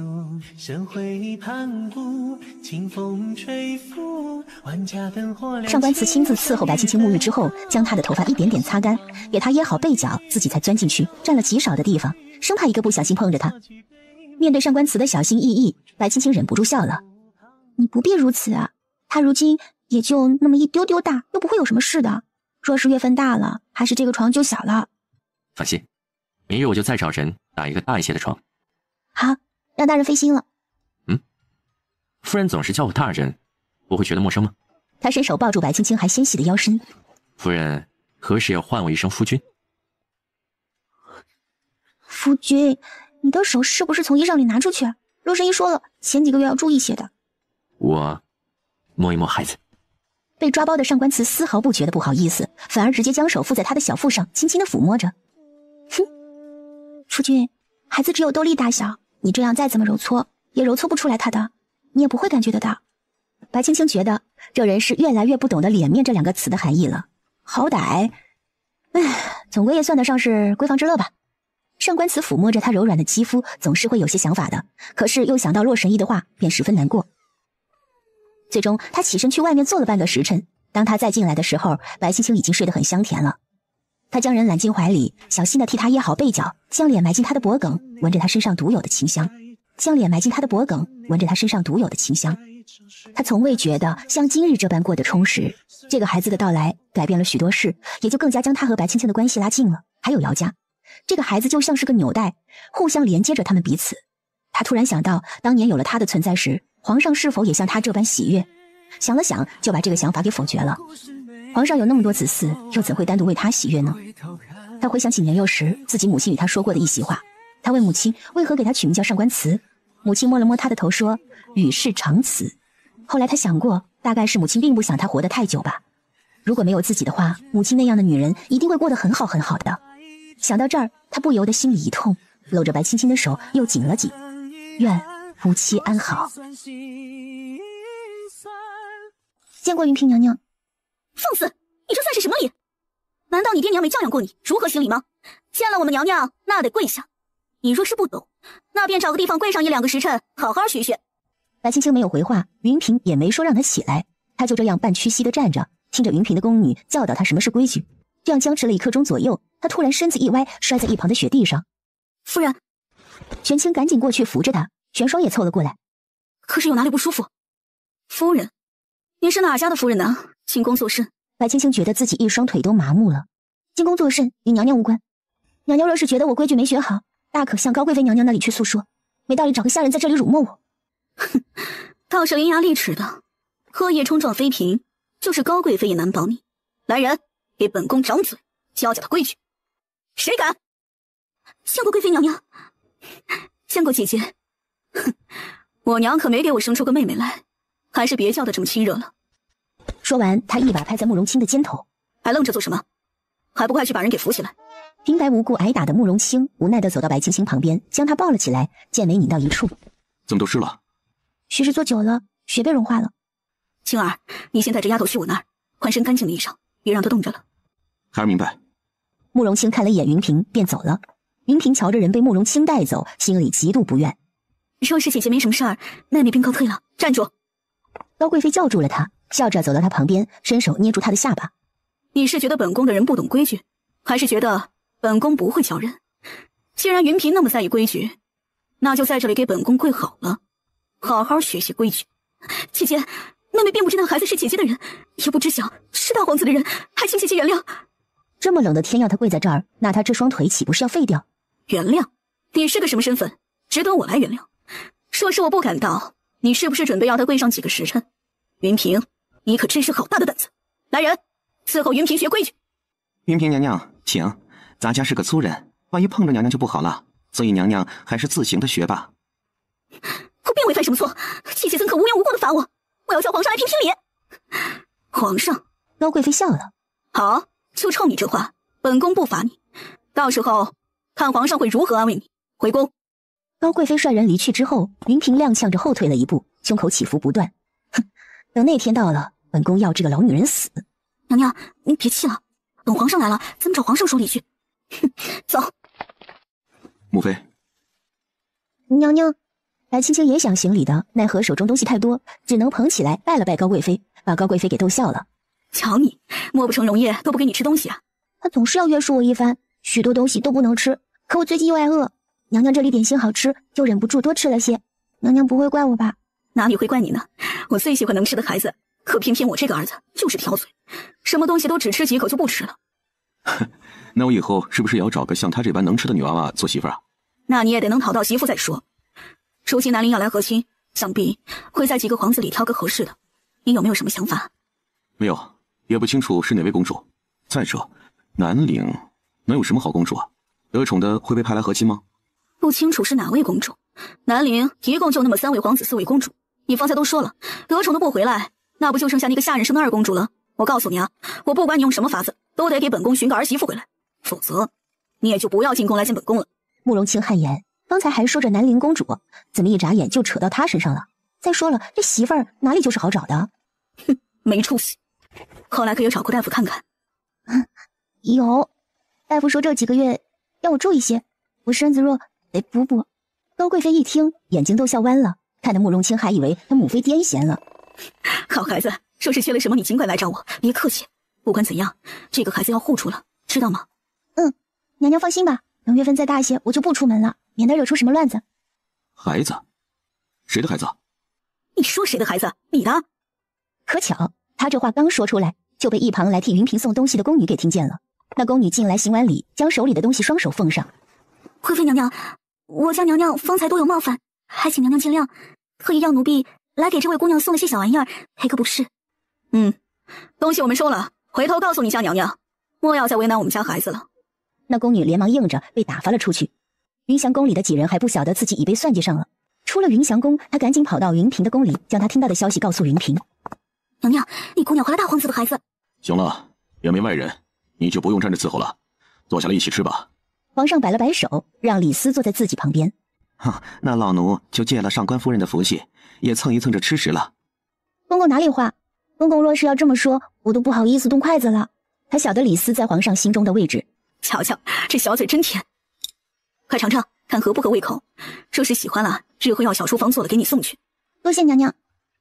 很好吃。别贪嘴。上官慈怕他一样东西吃多了，嘴吃挑了以后就不爱吃东西了，更怕他吃了什么不合适的拉肚子或者上火。原本还在夹菜的白青青听了上官慈这话，就把筷子缩了回来放下。我吃饱了。不知怎的，他最近有些烦躁，尤其是上官慈这也不让干，那也不让干，就连吃什么东西都要约束着。他喜欢吃，你就让他多吃些，不吃怎么能熬得住孩子的消耗呢？不过是吃了几口菜而已，难道朕会给你下毒吗？有些东西他没吃过，一下子吃那么多，万一出现什么问题该怎么办？上官慈说着，给他盛了一碗鱼汤。你喜欢的，尝一下。高贵妃见气氛有些差，便将白青青之前喜欢的梅花肉推给他。不是喜欢这个，那就吃一些。这肉太过于油腻，他还是少吃些的好，免得反胃。他始终是没有动一口梅花肉，尽管他喜欢吃。上官慈倒是给他夹了一些菜，他没吃几口，总觉得有一口气堵在胸口处，还没吃就饱了。是菜肴不合胃口吗？怎么不吃？吃什么？吃什么你都要限制，做什么也都要约束，那不如不吃不做，还图个清静。他这话说完便有些后悔了，毕竟是在皇上面前有失言行。可他瞧见皇上偷偷地对他举起手，竖了个大拇指，便愣住了。这个手势，皇上为什么会懂？等白青青回过神，就瞧见上官慈盯着自己，更来气。看什么？我说的不对吗？反正心里就是憋着一股火，就想撒气。夫人，多吃点，这菜品相不错，肉质又软嫩，想必厨子也是用了心的。多吃些，以后孩子也会软软嫩嫩的。狗腿子，他真是不敢相信眼前认怂的是上官慈。不吃。尝尝吧，厨子辛苦做的，不知流了多少汗水，才做出了这么一碗出来。是娘娘要人特意为你做的，不要辜负娘娘的一片好心。睁眼说瞎话的本事见长。上官慈知道白青青心软，就故意将厨子们说的极为可怜，好博取白青青的同情心。他夹起来放进口中，满足的嗯了一声，眉眼都弯了起来。好吃。喜欢就多吃些，别想那么多有的没的。你若是现在不吃，过2个月就没得吃了，到时候呢，只能吃了吐，吐了吃。也希望这孩子能是个听话的孩子吧。我怀着阿青那会儿可没少遭罪，一天吃个10来次东西，却愣生生的往下瘦，后了好几个月才好的。我也希望他是个能听话的。上官慈听着二人的谈话，陷入沉思。他脑海里似乎已然出现白青青吐得稀里哗啦的模样了，赶紧给自己灌了一杯茶压压惊，暗地里吐了口气。您别再将他给吓着了，还是个孩子呢。谁家的媳妇有了身孕不会吐一吐啊？又没什么大事。他咽了咽口水，看着自己父皇母妃盯着自己，就像那狼盯上兔子一般，吓得他赶紧闭嘴。吐得太久了也不好，对身体呢多少会有些损伤。青青啊，你到时候可要注意了，把身体照顾好。多谢大皇子。突然他想吃炸鸡了，咕咚一声咽了口口水。可是哪里不舒服？不是，我想吃炸鸡，大个的。炸鸡那是何物？就是鸡裹上面粉，下锅炸透，再放上调味料。越说越想吃。李四啊，去让厨房的人准备油酥鸡来。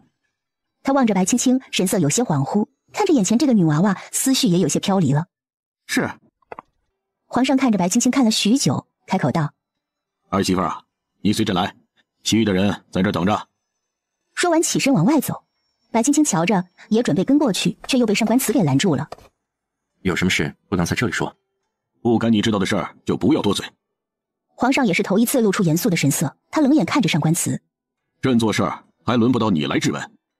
眼看着二人便要吵起来，白青青拍了拍上官慈的手，说道：“放心吧，父皇是疼我的。”其实他心里也没底，也不知道皇上突然如此严肃做什么。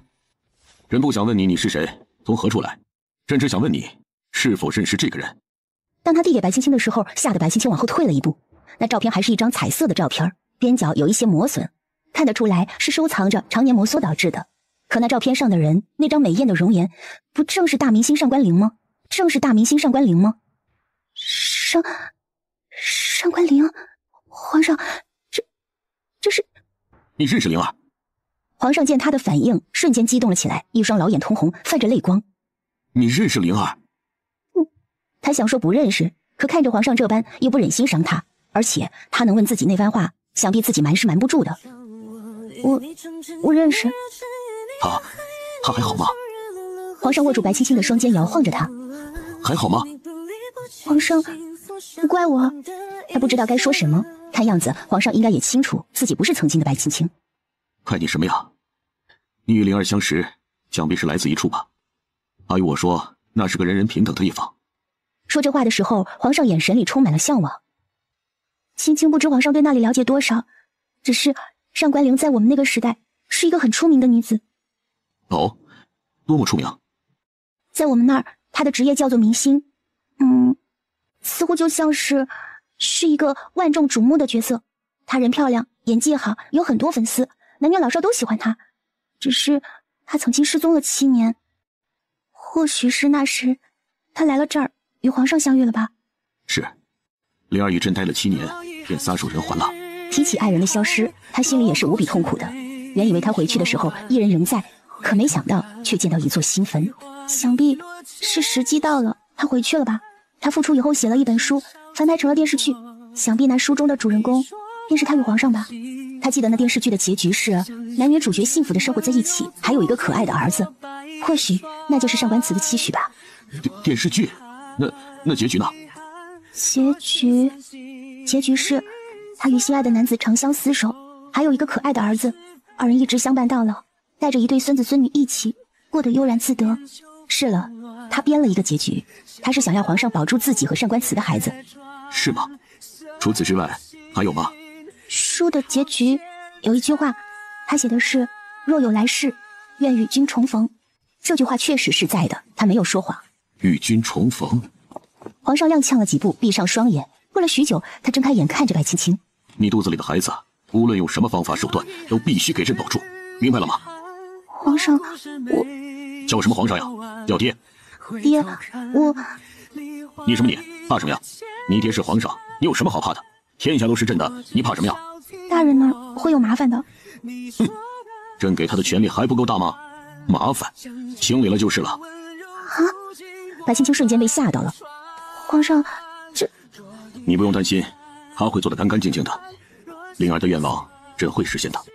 对于皇上而言，就是一份期许，他会保住这个孩子的。多谢皇上。容叶那儿，这事你莫要与他说，不是所有人都像朕这般通情达理。走吧。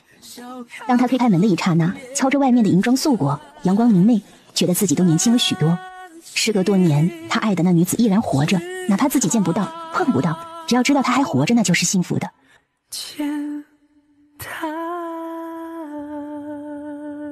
白青青随着皇上回来以后，上官词冷眼看着皇上，过去将白青青领了过去，检查着她有没有受伤。瞧你这个德行，我能把她怎么样了？皇上看到这一幕，气得直抽。难免。上官词当真一点面子都不给他，领着白青青落座。皇上若是有什么事，与我说便是。他年纪小不懂事，莫要为难他。哎呀，好了好了，瞧你们私底下见一面就这样。你们说的那是什么油酥鸡啊？都等半天了，青儿，快来尝尝。来，儿媳妇儿别客气。皇上过去伸手给他撕了一只鸡腿下来。来，多谢皇上。白青青接过来，放进口中咬了一大口，熟悉的味道让他满意的笑了起来。来，都别看着了，来吃。皇上倒是也不客气，伸手掰下另外一只腿给了高贵妃。容叶呀，这个孩子无论你用什么法子，都得给朕保住了，明白吗？无论是谁，都不能伤了这孩子分毫。一旁的慕容清和高贵妃对视了一眼，高贵妃心里明白，皇上很在意上官词，以至于这个孩子他都是在意的。慕容清觉得是他父皇认为自己亏待了上官词，所以想在这个孩子身上做些补偿。可这个无论是谁，也包括太子和皇后吗？这妮子得亏是嫁给了你啊，若是个寻常人家，怕是都养不起。大王子之前还说过想找个像我这样的媳妇儿，如今这番话我怎么听都有些嫌弃的意思呀。啊，像你这般能吃的呀，怕是没几个了。哪个女子不注意她的身段，偏偏上官词家的只注意她碗里的吃食。我娘说了，能吃是福。爹，还没吃饱呢。哎呀，吃那么多油腻的，一会儿该难受了，喝点汤羹解解腻吧。你若是喜欢吃，回头我要厨娘过来学一学，想吃就做给你，别这么贪嘴，当心吃坏了肚子。好呀。学什么学？这是宫廷秘菜，想吃进宫就行了，我让人给你们做，无外传。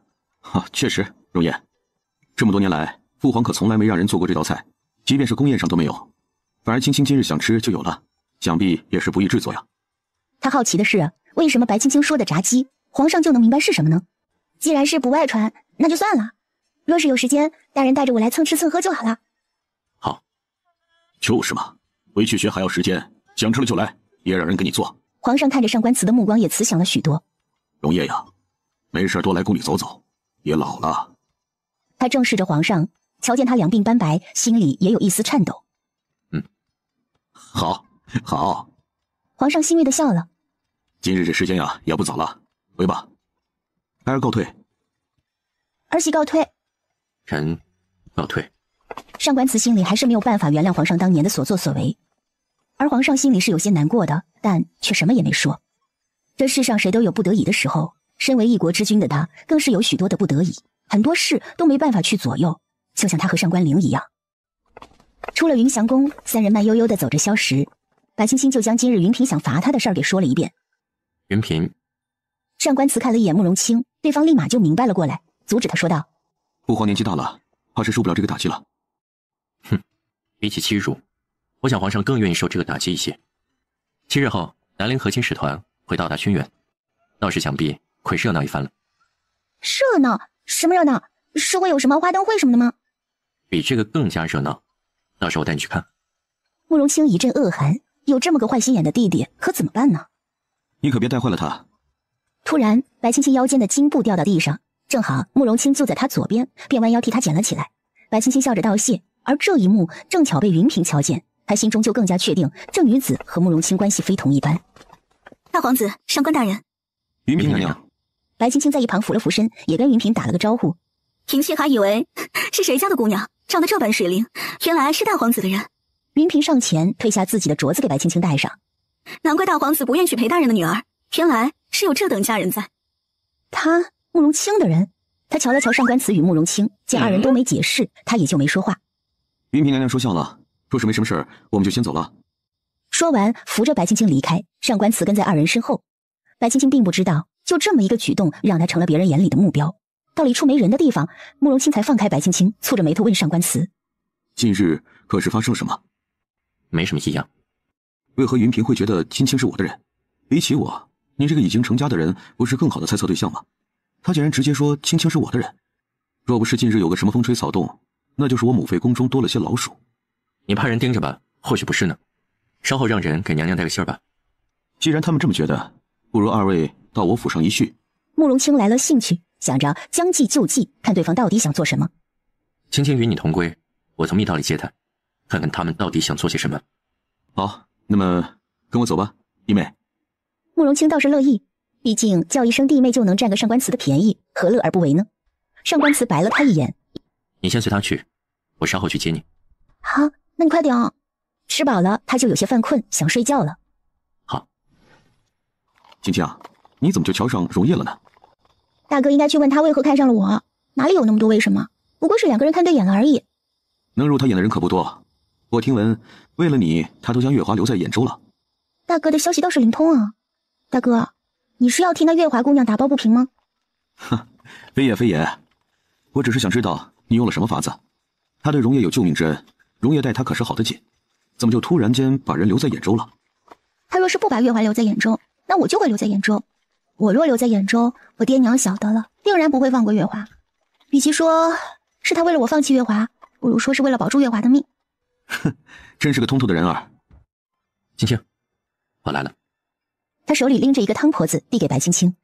用这个暖和些。哼，好。我们回家吗？上官慈点了点头。跟你们回来的尾巴，你想怎样处理？随他们去吧。你不也是想知道他们到底打的什么如意算盘吗？既然都想知道，那就不管了，反正也不会有什么差池。青青少出去走动，他们想算计也算计不到。至于你，你不去算计别人啊，就烧高香了，也不怕他们算计你。他抬头看着慕容清，这是人说的话吗？白青青掩嘴而笑，被上官慈拉走了。有空记得来喝茶啊，大哥一个人闲得慌。慕容清在他们身后挥了挥手，大声地喊着：“滚！”上官慈回头吼了一句，忙带着白青青去了后院，从密道回到了上官府。到了上官府，上官慈把管家叫了过来，他让管家在府中开始留意安插眼线，若有哪个心思不正的人，就直接赶出去。他不想到时候出现什么差池。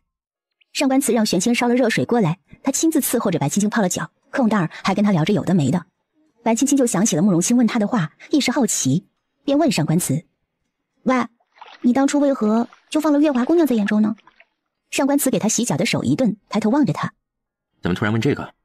关于月华，他始终觉得是自己亏欠了他。没什么，只是有些好奇，到底是什么原因让你在我和月华之间选了我呢？你是不是怕我爹娘晓得，会一怒之下将他给杀了，所以才会将他留在兖州？非也。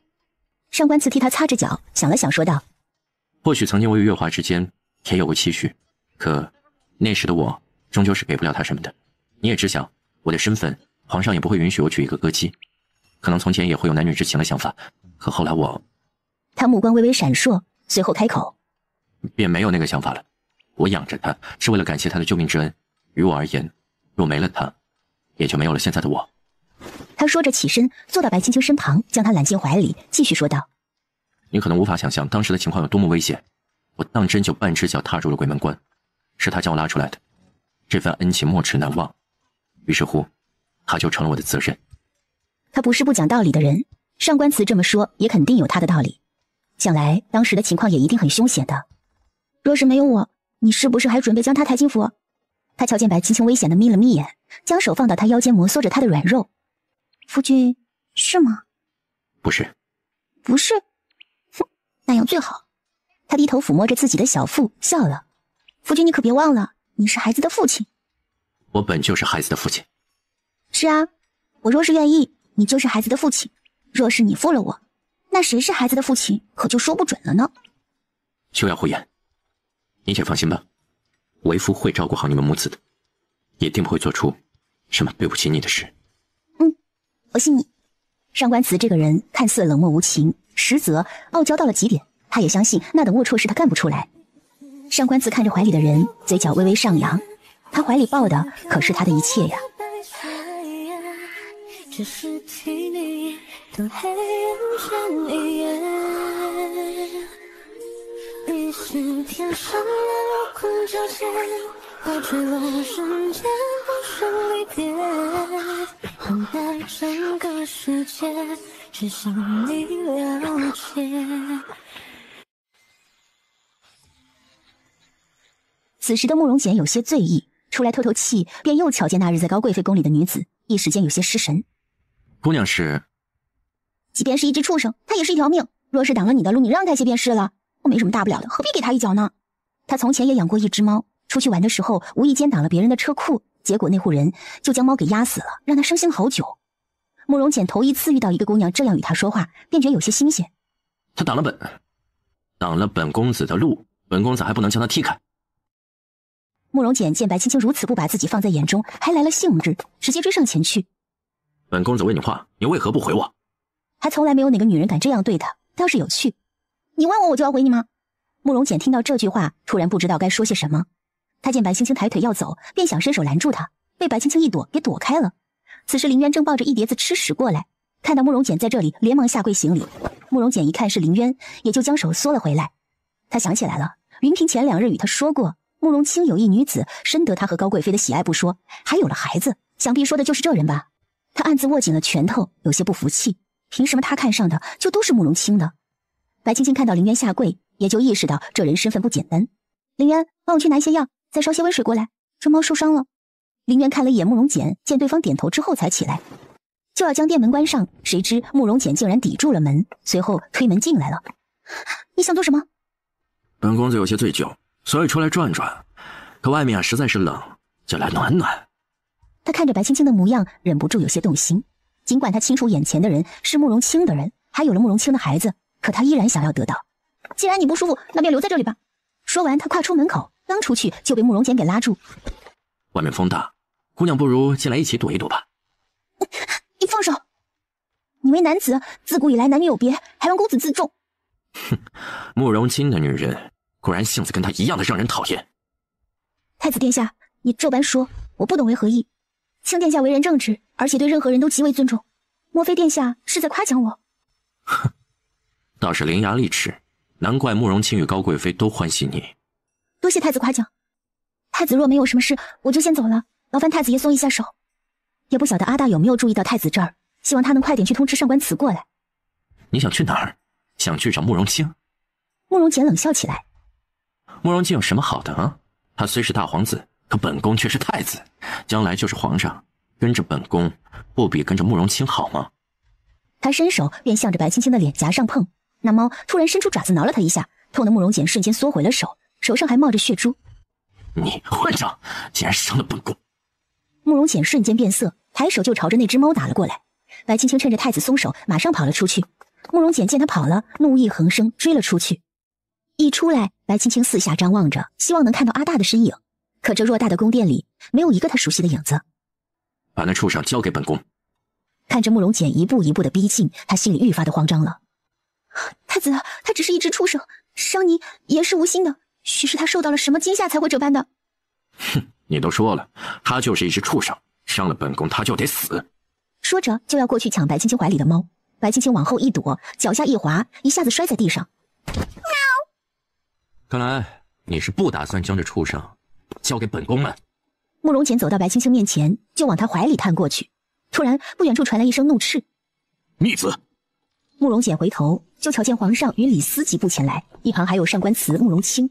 慕容简神色微变，上前行礼：“儿臣见过父皇，大哥，上官大人。”逆子，你想做甚？上官慈瞧着白青青趴在地上，双手握拳，面色无神的向前面跨了一步，就被慕容清挡住了。他看了一眼上官慈，过去把白青青扶了起来，柔声问道：“如何？”他不知慕容清这一举动是为何，总归会有他的理由的。方才我遇到这猫，奄奄一息，想着能遇到也是缘分，便想救治一下，让里面去拿了药。他没有继续往下说了。瞧着面前温软如风的慕容清，再看看太子，他觉得皇上眼瞎，才会让慕容简做太子。你可有何事？无事，不过这猫不小心挠了太子的手。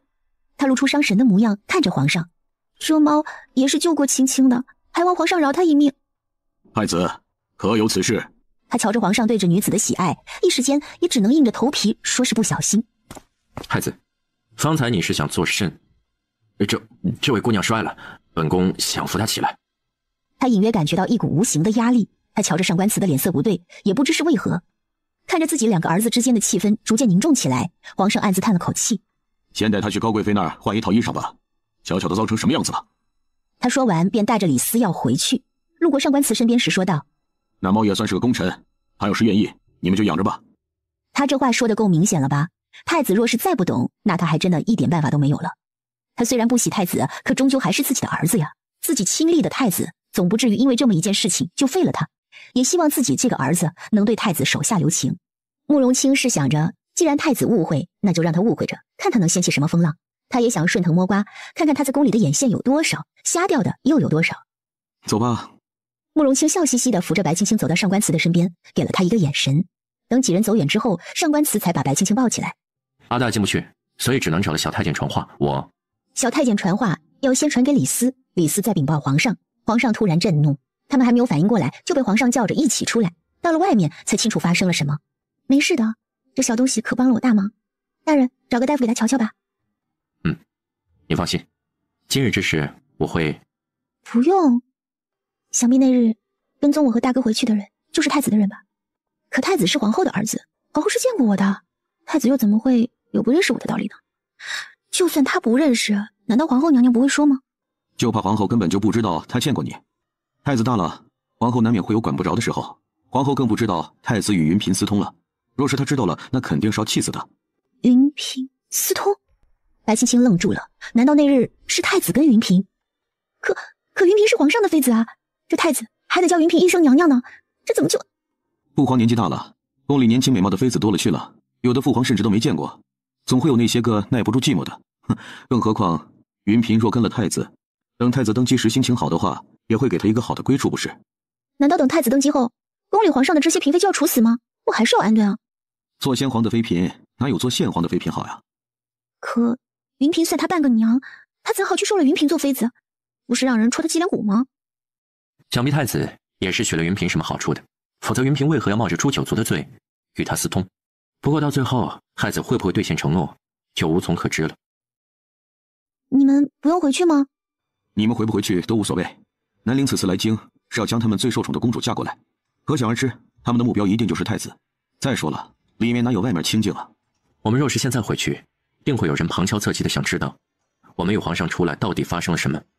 现在回去，不就是给自己找不自在吗？你们就懒吧。不知太子接下来会做什么，你们二爷小心些，难保他不会做了什么龌龊事。大哥，你与二皇子是有什么过节吗？你指的是大过节还是小过节呢？还有大过节跟小过节啊？我是皇上的第一个儿子，我母亲又是皇上的宠妃，从她进宫至今将近20年从未变过，哪怕是皇后也不如我母妃得宠，所以太子他瞧不上我是从小就瞧不上我。从小呢，我跟太子没少磕磕碰碰，这过节呢也是一年比一年多，他想杀我也不是1天2天了，也都不算什么大事儿。他原以为慕容清当真是个云淡风轻不食人间烟火的天上人，没想到也是个一肚子坏水的腹黑男呢。太子与你说了什么？上官慈过去将他抱到自己的腿上。他说什么了？白青青扑哧一声笑了出来。他说我跟着大哥不如跟着他来的好，等皇上那什么了，他就是皇上。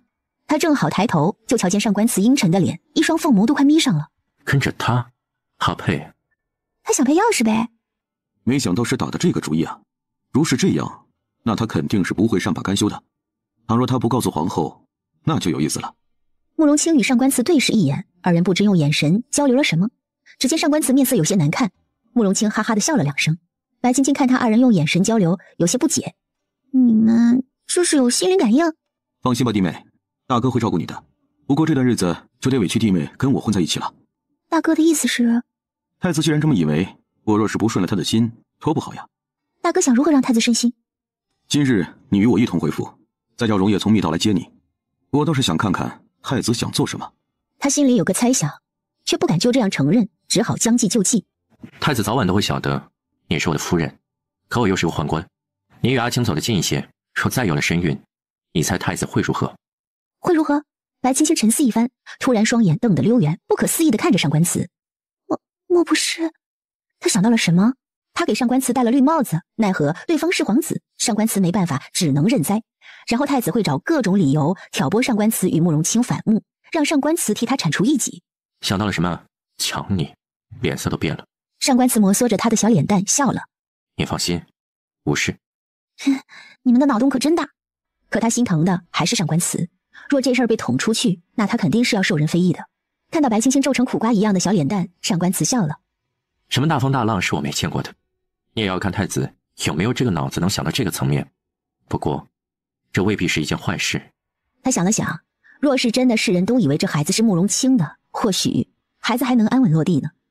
行，这件事稍后再议。上官慈笑了笑，没再说什么。大约过了半个时辰，皇上派了李斯来请慕容清和上官慈回去，二人当即便表示不愿意过去。李斯苦口婆心地劝了许久。南陵公主有一太子，宴上对太子的夸赞也是极佳的，二位不去看看吗？多谢公公。走吧，容颜，我们也去瞧瞧这公主喜欢了太子什么。皇上说了，若是上官夫人身子舒爽些了，带她一起去。为何？老奴不知。他哪敢说呀？太子回到店里就跟丢了魂儿一样，也不知在想些什么，突然就站起来到皇上面前说自己瞧上了一个姑娘，与那姑娘情投意合，想纳入府中做妾。皇上家也是高兴，就随口问了是哪家姑娘，结果太子却说道：父皇认识的就是方才见过的那姑娘。他这话一出，皇上的脸立刻就黑了起来，耐着人多没有呵斥他，就让他坐了回去。可那边南陵公主不干了，非要问太子桥上的是哪个女子，他就是要看看。此次来的便是兰陵最得宠的小公主韩宁，从小就被南陵王给宠坏了，性子也是十分的跋扈。听见他桥上的男人有了心仪的妾室，他哪能就这么算啊？当即便央求皇上将那个女人带来，他要瞧一瞧。皇上一开始是没打算答应的，可是南陵公主一句莫非是什么见不得人的，就把皇上气着了，当即要李斯过来请他们过去。几位到了那儿便知了，老奴也是奉命行事，还望二位别难为老奴。那就劳烦公公带路吧。他拉了拉上官慈的袖子，示意他别再为难李斯了。好。李斯看白青青出来替他解围，也是对他更加满意。皇后见进来的是白青青，她有些纳闷，不是说去找简儿看上的那女子吗？怎么来的是白青青呢？难道……皇后似乎也反应过来，她瞬间就看下自己的儿子，就见他和慕容清二人相视而笑，笑里藏刀，突然也就放心了。难道这就是太子看上的女人？哼，还以为是个什么样的货色，原来是个病秧子。莫非南陵的女子都是按货色算的吗？是我孤陋寡闻了。哼，嘴巴倒是能说会道，也不知道太子殿下瞧上你什么，一副弱不禁风模样。就你这副模样，在我们南陵都没的男人愿意要，生怕一个不经折腾就死了。他这话说完，南陵的使臣们皆是出声大笑。放肆！宁公主怕是吃酒吃醉了，说话还是注意些好。你面前这位可是已为人妇的上官夫人。上官夫人？哪个上官夫人啊？当然是我朝的上官慈上官大人，不然还能有哪个上官大人呢？皇后。皇上哼了一声，才使得皇后闭上了嘴。皇后抿嘴一笑，不再言语。她想要的目的已经达到，也无需多言。她要是太子，听到皇后的话之后，满脸错愕的神色盯着白青青。她忽然明白了过来，上官慈的心腹不就是白江的孙女儿，而白江的孙女儿正是姚晃的外孙女。那此人不就是传闻中的白青青吗？那个痴傻的白府二小姐。可今日一见，并非是传闻中的那般不堪啊。他脑子有些混乱，接连灌了自己好几口酒。上官大人，哎，想必上官大人的媳妇也是个能耐得住寂寞的，哪像我们南陵，可从没哪个女人愿意嫁给一个太监过日子。白青青赶紧抬眼望着上官慈，在他脸上瞧见了无所谓的神色之后，这才松了口气。宁公主也是未出阁的姑娘家，怎就晓得什么是寂寞？我与我家大人日子过得极好，公主就不必担心了。白青青气不过，就对了回去这么一句。他话音刚落，韩宁抽下腰间的鞭子，冲着白青青就甩了过来。上官慈果断出手，将手中的酒杯掷出，打在韩宁的手腕上，痛得他将鞭子丢在地上。兰陵的使臣见状，大惊失色。上官大人这是为何？突然出手伤了我家公主，若是公主玉体有损，你担待得起吗？若是他刚才的那鞭子抽到了我夫人身上，我保证会要他蹦跶着来轩辕，被人抬着回去南陵。他原是想说他保证会灭了南陵，可又想到这里是宫宴，立马改了口。哼，好大的口气！你以为你是谁啊？一个宦官而已，你以为你能只手遮天？他不能只手遮天，可你们南陵被我外祖父与爹娘打得节节败退，不得已才来求亲求和。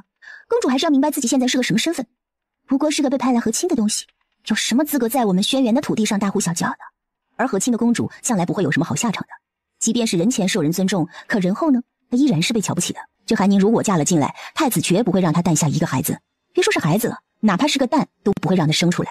说得好！一旁不知道谁说了一声：韩宁公主既然远道而来，那便是客人，我们做东道主的自然是要顾及一下韩宁公主的感受。可上官慈也是我们轩辕正一品官员，轮不到韩宁公主在这里胡诌。身为言官的方宇之看不下去了，起身与韩宁说道：这里是轩辕，非南陵，公主若是诚心来求和求亲的，那便安稳一些吧。他说此番话也是瞧见皇上一直给他使眼色，再加上韩宁羞辱的也是他轩辕的人，哪怕作为一个普通人，他都忍不了。韩宁不服气，想去据理力争，却被身后的使臣给拦住了。上官慈来到白青青身边，问他：可有事？白青青只微微一笑：能有什么事呢？那便好。他说着又退了回去，安稳地坐下。看到这一幕的慕容简又有些疑惑了，难道上官慈不清楚白青青有了身孕，为何不发火呢？是他想借白青青来牵扯住慕容清吗？还是说这白青青压根儿就是上官慈送给慕容清的？再者，上官慈娶白青青是个幌子，实际上是为了慕容清联合白家与姚家做的幌子。白江，这白江心仪二皇子，对自己也是连连示好，莫非他是想广撒网多捞鱼？可这白江倒是无足轻重，重要的是姚家呀，是上官慈。太子这一连串的疑问都充斥在他的脑海，一时间仿佛脑子被挤压了一般疼痛。若是后者，那这白青青就不能留了。可在这儿他并不能揭短，瞧着皇上喜欢白青青的劲头，他猜皇上也是知道这件事的，那就表示是皇上允许的。那皇上现在是个什么意思呢？他想不明白了，头一次觉得自己脑子不够用。可他看向上官慈，见其低着头，想来心里也是不好受的。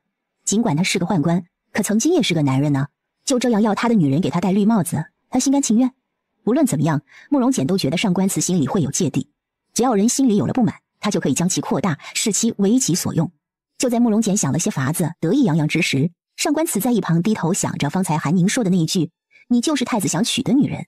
哼，主意打到了他的女人身上。他想着就凭借太子这几年做的那些事够到能让皇上废了他。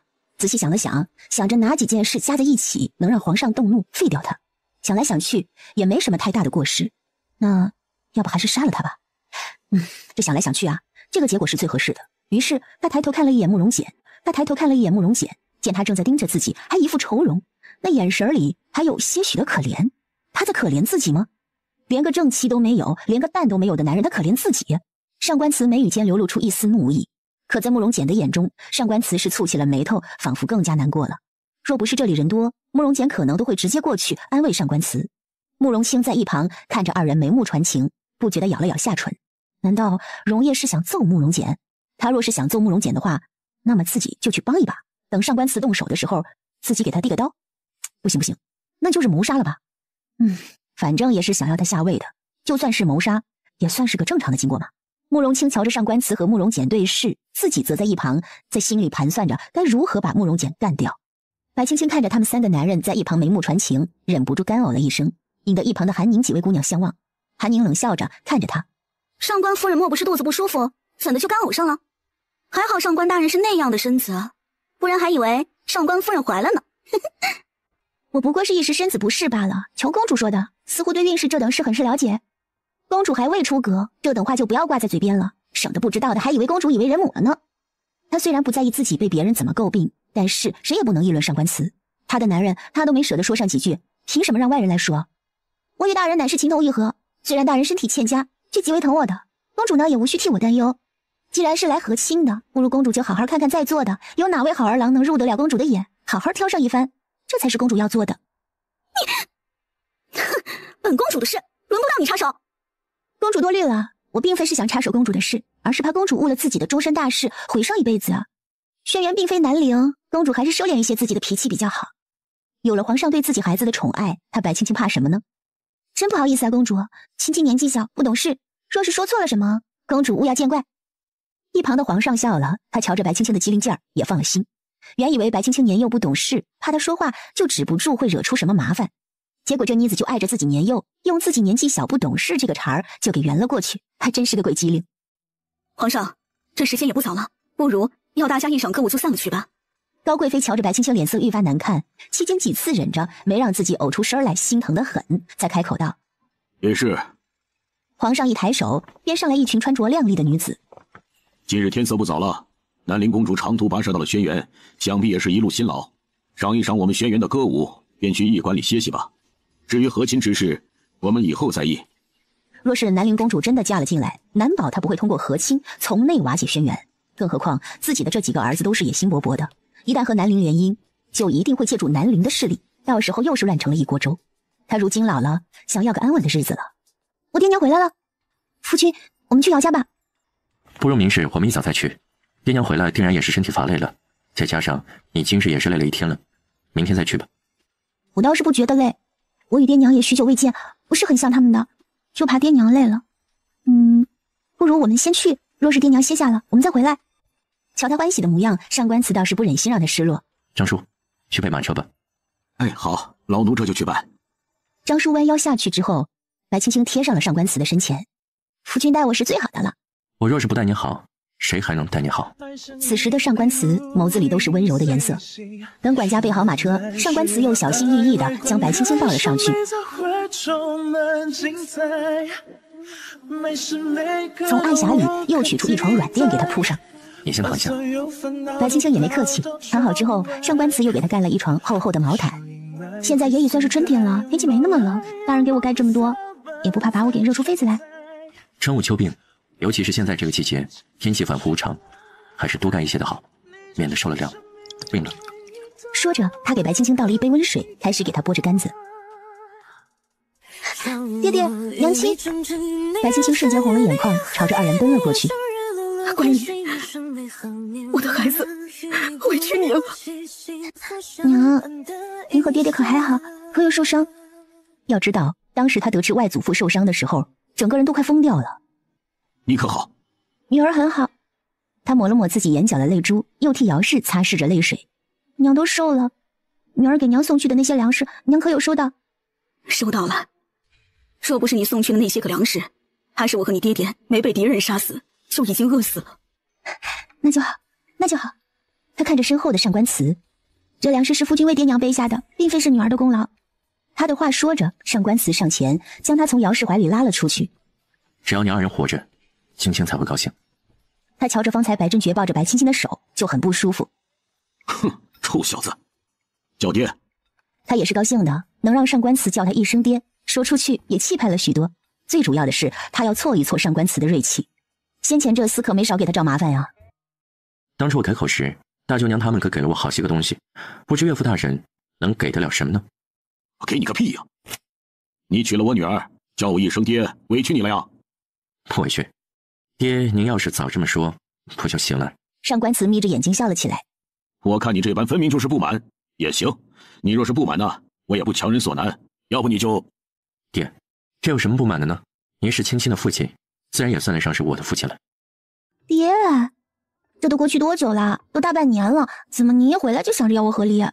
我若是真的与他和离，那我肚里的孩子要怎么办？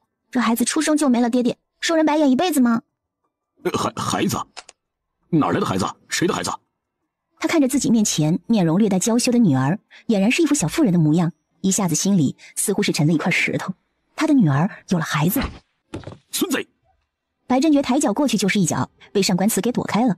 他将白青青推到自己妻子怀里，便动手跟上官慈捆了起来。女儿只一脚，你竟然下得去手！白振觉一招一式都毫不留情，丝毫不像往日里那个文弱书生。爹爹，白青青想要去劝架，却被姚氏拦住。我的青儿也是大人了，转眼间都要做娘了。这些年，娘都没能在你身边，也是事出有因。孩儿，你莫要怪娘亲。一位征战沙场、斩杀过无数敌将的女将军，上对得起国家，下对得起百姓，就唯独对不起她这个女儿。娘，我不怪，只是爹爹他们……他侧头看了一眼还在打斗的白振觉与上官慈，担心至极。无妨，两个大男人打一下又算得了什么？走，跟娘去屋里，我们娘俩说说话。说着便拉着白青青进了屋，进屋之后还将娘扶上。不错为敬，他待你好吗？待我极好，极好的。这一句极好，使得姚氏再次红了眼眶。他连说了几个好字。娘知道你是个心里有成算的，可他的身子……放心吧，娘，他身子好着呢。娘，此次外祖父重伤，朝廷应当会让外祖父歇息了。您跟爹爹是否还要去啊？皇上的意思是，主将另择他人，我也上书与皇上说明，我们姚家想安安静静的待在城里了。为何？姚氏这番话几乎就是在说姚家放弃军权了呀。上官慈本身就是别人的眼中钉肉中刺，你与他结合，无论出于什么原因，在有些人眼里就是上官慈与姚家的结合。青儿，你大了，有些事的利与弊你都清楚的。说姚家手握军权一天，那必然有些人是放心不下的，与其那样，倒不如做个闲职，这样我与你爹爹也能够留在京城陪你了。娘说的有些人指的是太子他们吗？还是那个人？孩子，有些事你知道了就好，不要说出来。我们姚家一门忠烈，娘不想到了我们这一辈子就被毁了。再者，我放弃了，可还有你几个舅舅呢，姚家也同样会无人敢动。白青青正想着该如何回答姚氏，只听砰的一声，门被砸开了，一抹白色的身影猛地后退几步，正是白振觉。此时他身上的白衣上面印了几个脚印。上官慈进来，身上也是多了一些泥土，看上去有些狼狈。臭小子，我告诉你，你若是敢对我女儿不好，我将你身上这张皮都给剥下来。他虽然吃了亏，可嘴上却是不依不饶，尤其是看上官慈一脸淡然，根本没什么多余的神情，他更气了。头一次上官慈觉得心累，他陪着白振觉打斗了几个回合，谁也没落着好，怎么一大把年纪了，却如此沉不住气？爹爹，爹爹，您这是做什么呀？女儿好不容易回来一趟，您不但不陪女儿，反倒是与自己女婿打了起来，这像什么话呀？他故作生气的模样。爹爹若是不欢迎我们，那以后青儿就不回来了，省得爹爹厌烦。他说着又拍了拍自己的肚子。仔仔，你外公不喜欢咱们，以后啊，咱们就不来了。胡说些什么呢？爷爷哪里是不想你来，若不是爷爷想将你养在身边，若非不得已，怎么要你便宜了这个兔崽子？便宜了我还是好的。他上官慈模样好，权力高，又是皇上的儿子，怎么想都是个好归宿的，除了心狠手辣，目中无人，还是不错的嘛。确实，女婿这话说得不错，便宜了他还是好的，至少别人不会欺辱了我们女儿去。若是你那个糟心的爹将她嫁给了一莽夫，只怕你哭都没地方哭呢。女婿身子骨好，又耐得住揍，你若是没事了，就去找女婿练练拳脚，省得胳膊腿老化了。夫人说的是。爹，您这变脸变得也太快了吧？敢取笑爹爹了是吗？女儿不敢。白振觉慈爱地揉了揉白青青的小脑袋。瞧你这肚子都显怀了，几个月了呀？他细算了一下，这也就是3个月左右，不由得有些担心了。看到白青青面露愁色，上官慈来到他身边。怎地突然心情不好？爹爹一眼就瞧出来我怀了，若是月份再大一些，定让外人都能瞧出来。以后的日子，你怕是会难过了。一旦这件事情被别人知道，要么上官慈暴露，要么他就是头上绿的发光。你无需担忧我，你照顾好自己和孩子，外面的事情我会处理好，你安心。好。他安心，如何能安心呢？青儿，他既然说了他处理，那他就会处理好，你也不要总是忧心忡忡的，当心将情绪传染给孩子。你二舅娘家的嫂子便是，怀着孩子的时候总是忧心，最后刚生了孩子，一个不留神就跳河里淹死了，你可千万不能那样。娘放心吧，我不会的。行了，你们来了很久了，吃饭在这里吃，还是要回去吃啊？我们回去吃吧，小厨房还给他煲着汤呢。也好，日子要好好过，他若是欺负你了，就回来，娘养你啊。我知道了，娘。那明日我再来瞧你和爹爹。不了，明日我与爹爹去看你，你这样出来也不方便，就不要总是出来走动，免得别人怀疑。好，回家去吧。姚氏将二人送到后院，白青青才想起来，她高兴地忘了去看何氏他们。只听姚氏说道：“你外祖父他们去了江南老宅，说是要过一段日子才能回来呢。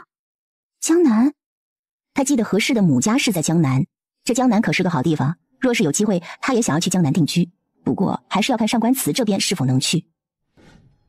你若是喜欢江南，等再暖和些，我就带你去。你怎么带我去啊？平日里公务那么忙不说，到了江南我们去哪儿啊？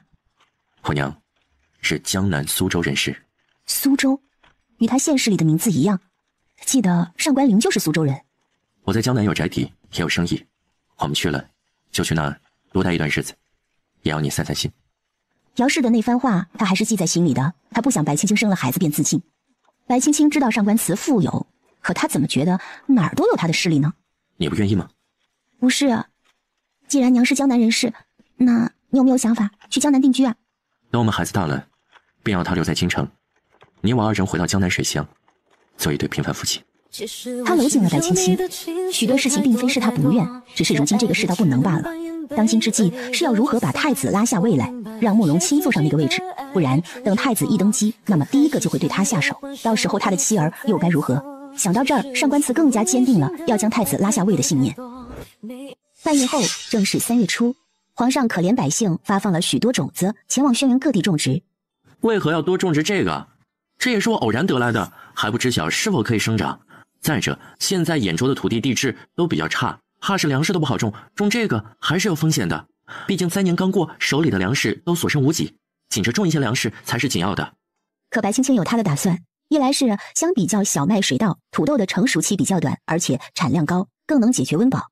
孙哥，这样吧，你先安排人将水稻和麦子给种上。另外，你这洋芋是从哪里收来的？那人手里可还有？有，还有不少呢。这东西都没谁见过，我也是好奇，想着你肯定也会好奇，便带回来了，给你瞅瞅。得亏你带回来了，你去都把它买了，有多少买多少，送到庄子上。再跟孙叔说，要它切成小块，用水淘洗，盖上一层沙土，让它发芽。等到发芽之后，全部种上。这东西啊，不挑土地，只要水分充足就好。回头庄子上再多打几口井，浇水就方便一些了。白青青见孙岩一直看着他，便问：“孙哥，怎么了？”没什么。我近日在别处开了几家店，买了几束庄子，这些是地契与账本，你看一下。这么多啊！他看着一头高的账本，有些头疼。这样吧，我先带回去看，等我看完了，再让人给你送过来。至于地契，你不留着吗？他认识孙岩也很久了，可他从来都是给自己采办东西，就没见过他自己采办。他这个年纪也该讨老婆了，手里该有一些东西在的。你无需担忧我。另外，你再派几个信得过的人来，我教他们如何打理铺子。他虽然想一直待在这儿，可有些事终究还是要去做的。他这条命是白青青救的，他走之前定然会培养出几个与他同样的人，留给白青青用着。好，白青青只当他是累了，毕竟这么大的生意都是他一个人操持，想要找几个帮手是理所当然。夫人，时候不早了，咱们该回去了。劳烦孙哥帮我把这些账本报到马车上，再帮我拿一些猪头肉。好。回到府中，白青青刚下马车，就瞧见上官慈冷着脸站在那儿等他回来。他狗腿似的走到上官慈面前，伸手拉住他的袖子晃了晃。夫君今日怎么不高兴了？是不是在朝上谁让夫君受委屈了呀？上官慈长出一口气。若是有什么事，要玄霜去就行了，何必要自己去呢？他拉住白青青的手，将她带走。白青青看他不生气了，便笑道：“这不是有些事自己做了才能安心吗？对了，你看你这里能出2个人吗？孙哥说要我派人去跟他学习经商呢。”好。到了房中，白青青看他的脸色依然不好，便问：“是出了什么事吗？你怎么脸色不好啊？”云嫔有了身孕。什么？那是谁的？父皇的吗？云嫔怀孕，那这孩子就会是最小的皇子，可到底是皇子还是皇孙，就有待查证。皇上应当会很高兴吧？高兴，确实是高兴。现在越是高兴，到时候就越是伤心。哼！看着皇上高兴的模样，他始终都不忍心说云嫔跟他儿子有染。可若这孩子是皇上的，那也算是喜事一件了呀。这并不是什么喜事，不管这孩子是谁的，他都不能留。只是个孩子，若是……这孩子不可能是皇上的，他都多大年纪了？再者，他也早就说过，他的身子不会再有子嗣了。他也就是开心这么几天，等他想清楚了，就会对云嫔下手。等这事儿东窗事发，孩子也会受处罚的。仅仅是处罚？这最多就是个面子问题。他到底是皇上的亲儿子，不会把他怎么样的，最多就是将云嫔杖杀罢了。那太子最多是被禁足，也不会有大动作。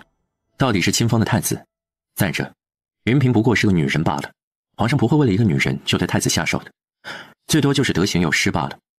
上官慈说的确实是这个道理，皇上他不缺女人，单单一个云嫔不足以撼动太子的位置。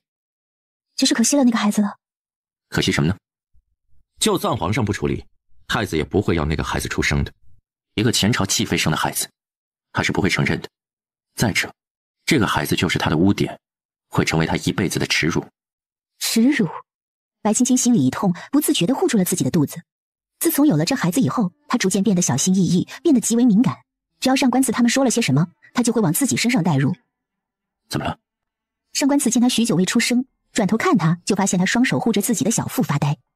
夫人，夫人。啊！白青青缓过神，看着上官慈。没事，我没事。你刚刚叫我吗？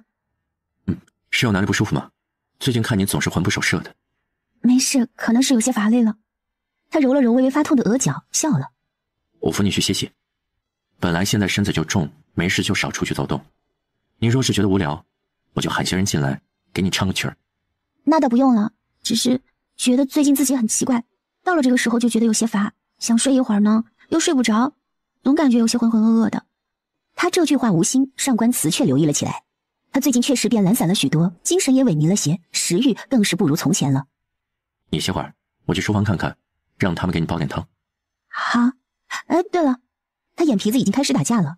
夫君，前些日子厨房里的小新点了我一些安神香，你帮我拿过来点上吧，那香好闻，我能睡得安稳些。安神香？上官慈似乎是想起了什么。在哪儿？就在左边柜子的匣子里。上官慈拿了安神香过来，看他已经睡下，心里还觉得有些好笑，睡得也太快了。他将安神香取出来，想着要给他点上，却闻到了一股熟悉的味道。他靠近鼻子闻了闻，好像在哪里闻过这味道。他出门将守在门口的玄清叫到一旁，问他：这香夫人用多久了？玄清想了想，说道：大概有10来天了。先前夫人还算活泼，可用了这香后就开始嗜睡了起来，人也变得恍恍惚惚。奴婢怕是这香有问题，可又是府里的人给带来的，奴婢也怕是会冤枉了谁。怎么不早说？上官慈心里就有些紧张了。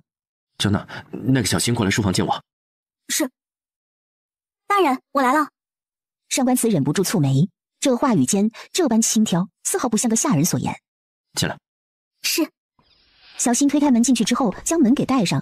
他过去跪在上官慈面前，含羞一笑：大人，夫人的香可是你带来的？是奴带来的。前些日子回了老家一趟，便带了一些回来。那日夫人路过奴身边，说闻着好闻，便向奴讨要了一些。向你讨要？上官慈看着他，似乎是有些眼熟，却想不起来在哪里见过。是，夫人很喜欢这味香，奴身上有带，不如给爷点上。看到小新的容貌，上官慈有些错愕。他平日里对下人并不怎么关心，都是管家和白青青看管的。大人，小新起身将自己腰间的香囊取下，到一旁取了一颗香放进香炉里点燃。这香有凝神静气的作用，大人不妨。他这话还没说完，门被砰的一声踹开，慕容清站在门口，身后还带着几个人。把这个女人抓起来！上官慈还没反应过来，小新就跑到了他身前。大人救救奴！说着就想往上官慈怀里钻。一袭香味传来，上官慈神色有些恍惚。就在要伸手的一刹那，瞧见了一袭亮丽的身影，立刻将小新给拍了出去。夫君好兴致啊！不知为何，瞬间他就觉得鼻尖有些酸，想哭。说完，他转身就走了。夫人！上官慈惊慌失措地追了出去。夫人！他追上白青青，将她拉回来，紧紧地抱进怀里。夫人！他也不清楚自己是怎么了，突然就一瞬间失神。怎么，那女子漂亮是吗？忍不住寂寞了是吗？白青青拍着他的手，松开。夫人，并非是你看的那般，我不知道。我来告诉你吧。慕容清命人将那女人给捆了起来，又走过去，伸手在她脸上摩挲了几下，突然一用力，撕下了一张人皮。玉华，长公，玉华想你了。玉华，这是想见见长公啊，别无他意。这是怎么回事？他为什么会在这儿？白青青踩了一脚上官慈，从他怀里出来，握紧了拳头，胸口不断起伏着。上官慈，是不是你将他接回来的？不。上官慈刚开口，就听月华打断了他的声音。就是长公叫我回来的，怎么，你心里不舒服吗？你这个毒妇，拆散了我和长公！听着月华的叫骂，白青青只觉自己头脑有些迷糊，看着眼前的事物也逐渐的模糊了起来。夫人，你没事吧？夫人！上官慈上前，却被白青青躲开了。他看着眼前的上官慈，似乎变得陌生了起来。他现在整个人都感觉轻飘飘的，大口大口的喘着气，不知道该怎么办。夫人，上官慈上前试探性的接近他，看他不再抵触自己，便将他拉进怀里。夫人，我也不晓得为何月华会在这里，我没有。头一次他觉得有些委屈，似乎也能想到自己冤枉他的时候，他心里该有多难过。你们，我不知道他为何会在这里，夫人。上官慈面露难色，他是真的不知情啊。你不知。白青青觉得有些头疼，她总是想睡觉，在上官慈怀里晃悠了几下，便倒下去了。夫人，上官慈喊了一声，将人抱起来，去叫洛神医过来。说着就抱着人回到屋里，将人放下，让阿大去叫了玄霜回来守着白青青。他出来，来到慕容清的旁边。这是怎么回事？长公，您已有半年未见月华了，难道就不想念月华吗？月华辛辛苦苦从兖州回来，一路上几经生死，长公难道就不担心月华吗？就你话多，你自己做了些什么，需要我来说吗？月华不懂你在说什么，我只是想见长公啊。月华挣扎着想从慕容清的手下手里挣脱出来，却被抓得死死的。阿青，你先去看看青青吧，那箱里有些问题。我听母妃说，她近日精神总是不好，怕是那箱的问题。让我先带走了。至于这件事，等青青好些了，我与你详谈。说完，他看了一眼月华。走吧，月华姑娘。月华见上官慈并不想帮他，冷笑了一声，反手给了慕容清手下一掌。这突如其来的变化让慕容清的手下措手不及，被月华拍出去好几米远。见月华转身要逃，慕容清一个闪身上前抬手敲在月华的后颈，将他敲晕，丝毫没有留情。他会武功。上官慈从前一直都未曾发现月华会武功，而且身手还这么好。他会的东西可多着呢，用玄铁链给他绑了，若是还想逃，把他脚筋挑断。你该不会心疼吧？这是怎么回事？他为何会在这里？为何？为你孩子的命。我一直好奇，当年你就那样把他带了回来，就没让人去调查一下他的身份吗？查了，与他所说无异。你派谁去的？一个提旗，后来战死了。确定是死了？他当时被敌人一箭穿心，当场死亡。上官慈的眉宇间露出疑惑的神色。到底是怎么回事？这事儿，你说你们呢？啊，天天没事就知道折腾我老头子。这是怎么了？怎么还将人绑起来了呀？说着就要过去搭脉，被上官慈一把拉过去了。人在屋里。他一边走一边跟慕容清说道：“稍后再说。”成。慕容清要人把月华绑在一旁的石柱上，自己则跟着上官慈的脚步进了房间。哎呦，这是怎么了？怎么这个脸色呀？洛神医过去搭脉，原本笑嘻嘻的脸上表情瞬间僵住。洛老，可是有什么事？洛老过了半晌，从自己怀中掏出一个紫色的小瓷瓶，用温水溶了，给他服下去。我去倒水。你是不是不想要这个孩子了？洛神医开口问着。什么？你也知道我能有这个孩子已是上天恩赐，我为何会不要？既然要，为何还给他用麝香啊？洛老叹了口气。无论你们之间如何，这孩子总归是一条命，不仅用了麝香，还给他用了迷魂香。你呀，每日给他服用一次，等什么时候看他状态好了，再叫我来给他诊脉。说罢摇着脑袋走了。这是怎么回事？慕容清看着上官慈，一点也不信他会害这个孩子。他心里清楚，这个孩子对上官慈来说比他的命还重要。玄霜，去将服侍这院子的人都叫到前厅去，若是询问不出来，拖出去全部杖杀。是。等玄霜出去，慕容清坐在一旁，看着神色失落的上官慈，想了想，说道：“我今天若是不来，你打算与月华做些什么？”做什么？上官慈缓缓转头看着慕容清，不知道该如何回答。我也是今日刚查到了这里，怕出事儿才直接过来的。前段日子，我底下的人说注意到了秦楚生出现的轩辕，于是便有人查了下去。没成想他见了你府里的一个小丫鬟，索性连他一起查了起来。这一查不要紧，你猜我发现了什么？什么？上官慈此时根本就没有心情管他查到了什么。无趣，你府里的小丫鬟行事极为谨慎，几乎将他外出的所有行踪都给抹去了，这才是要我有兴趣的。若非一个受过训练的人，是不会这么机敏的。而就是这份谨慎害了他，于是我便派人查了起来，却不成想被我的下属看到了一场活春宫啊！什么？上官慈露出嫌弃的神色。我也没想到我的下属会看到如此香艳的一幕，不过似乎是秦楚生有意为之，让我的属下见到了你府里的小丫鬟的真容，是月华。之后呢？之后，慕容清还以为上官慈会难过一会儿的，没成想对方依然没什么表情变化。之后我便派人去兖州追查了月华，在兖州我的人见到了另一个一模一样的月华，我的人在那里蹲了半个月有余，才发现那边的月华是假的，于是他便赶回来告诉我。得知这个消息后，我马上就来找你，谁知道就看到了这样的一幕。秦楚生。上官慈眼里露出了杀意。我知道了。那这人你还要吗？要活的还是？死的？他回想起过去的种种，心里不断的涌出怒意来。若月华是秦楚商的人，那一开始便是秦楚商安排在他身边的一枚棋子。这么多年了，他居然一直都没发现，还处处对他极好。这种被人当作傻子的味道，他上官慈也算是尝到了。若是青青与孩子无事，便留他个全尸吧。上官慈抚摸着白青青的小手，摸上去感觉都瘦了。既然你都这么说了，那我就不客气了。关于秦楚商那边的动向，你也该派人留意起来了。他的存在就是一个祸害。如今我们又抓了他手里的一枚棋子，他一定会派人来灭口。哎呀，我先回去了，头疼。慕容清最近也是累，摆了摆手说道：云嫔那新得了一味安神香，与你们房间里的味道一样。你这个让人操心的孩子呀，该出场点醒父皇了。毕竟云嫔也有可能参与了这件事儿，你的孩子也可能差点被云嫔给害死。走了。他只管说完就走，丝毫不管上官慈的心里是否难过。云嫔。上官慈将手握成了拳头。阿大进来。爷，您吩咐。在这守着夫人，若是有谁乱闯，格杀勿论。他说完，身形一闪就到了院子里，留下阿大在屋里有些凌乱。他瞧着自家爷要杀人的模样，长叹了口气，搬了个凳子坐到白青青身旁，将佩剑靠在床头守着。而这边上官慈一路进宫，到了皇上的太极宫，那张脸黑得要命。一旁跟李斯下棋的皇上见到上官慈这副模样过来，心里咯噔了一下。这是谁又惹到你了呀？来，吃杯茶，去去火气。都是要当爹的人了，还动不动就这么大的火气，也不怕伤着肝。伤肝？我孩子的命都差点没了，我伤个肝又如何？什么？孩子怎么了？可是发生了什么？我爱命大，死不了。皇上，不知道云嫔娘娘现在何处？云嫔自然在她的寝宫里养胎，你找她做甚？你的意思是云嫔她……微臣只想知道云嫔在何处。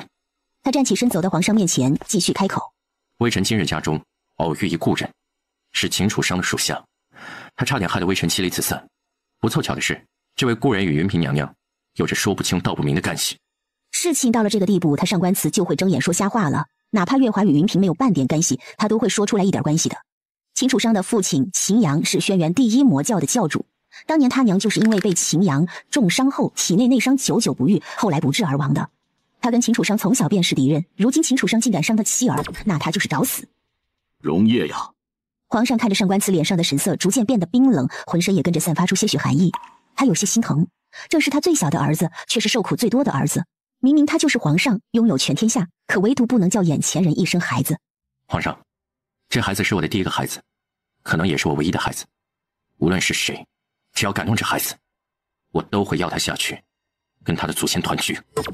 上官慈正视着皇上，眼里有着皇上从未见过的坚定。他闭上双眼，许久之后又缓缓地睁开眼睛。那好歹也是你的弟弟，你……皇上何故就认为他是我的皇帝？上官慈这话给了皇上一个信息：我上官慈承认我是皇子，可我却不承认他是我的弟弟。如叶，皇上高兴极了，这么多年了，他终于承认自己了。皇上，微臣偶的消息，云嫔娘娘与太子私通。他这话说完，就看皇上脸色突然一红，李斯赶紧过去给皇上顺气。皇上，您别生气，太医，传太医。不用。上官慈上前掏出护心丹给皇上服下，等他看起来顺气了一些，继续说道：您年纪大了，有些事我也是睁一只眼闭一只眼，不愿意说出来。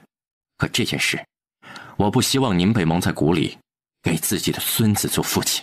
皇上听着上官慈的话，迟迟不语。李斯一边给皇上顺气，一边冲上官慈摇头，示意他不要再说。可上官慈是谁？只要他认定了，别说李斯，天王老子来了都没用。皇上，您意下如何？如何？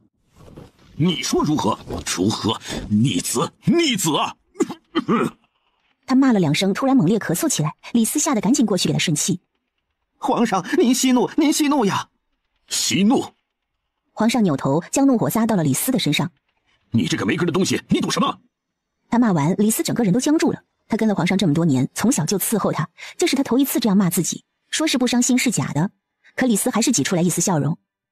是，奴才是个没根的东西，不懂皇上的苦楚，可皇上也要保重龙体呀。事儿已经出了，皇上再怎么样都于事无补了，身体要紧呐。听李斯这样说，皇上心里的气也去了一半。他清楚，在这皇宫里面，李斯才是那个最关心他的人。这个老太监跟了自己大半辈子，自己却说了那样的话去伤他的心。李斯呀，给朕倒杯茶吧。其实他心里也明白，自己去云嫔那儿也不过是喝个茶，只是那一次喝了些酒，自己什么都不记得了，怎么就会有了孩子呢？他也是一时高兴昏了头啊。你可有证据啊？看皇上想要什么样的证据了。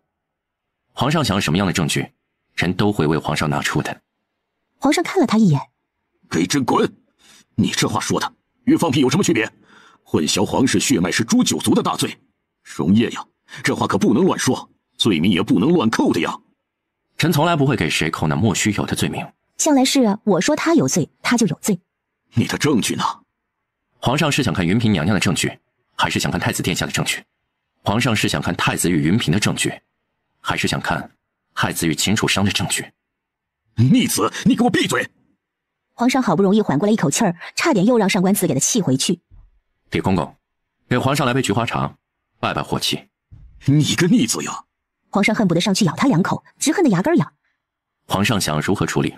上官子突然变了脸，看着皇上。臣要云嫔的命。朕要看到证据。臣怕你接受不了。说完便出去了。皇上看着上官慈的背影，一下子瘫在椅背上。皇上，你要保重龙体呀。李斯呀，你说朕是不是老了呀？皇上靠在椅背上，双眼空洞。他不生气是假的，不震怒也是假的。这种事放在谁的身上，谁都不会好过，更何况他是天子，自己的儿子跟自己嫔妃私通，有违人伦不说，他觉得丢人呢。皇上，这事儿不说还没定下吗？等上官大人拿来了证据，您再看也不迟，不是吗？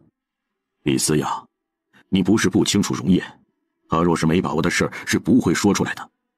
他的心思就跟他娘一样的缜密呀，他敢这么说，就表明了他手里有证据。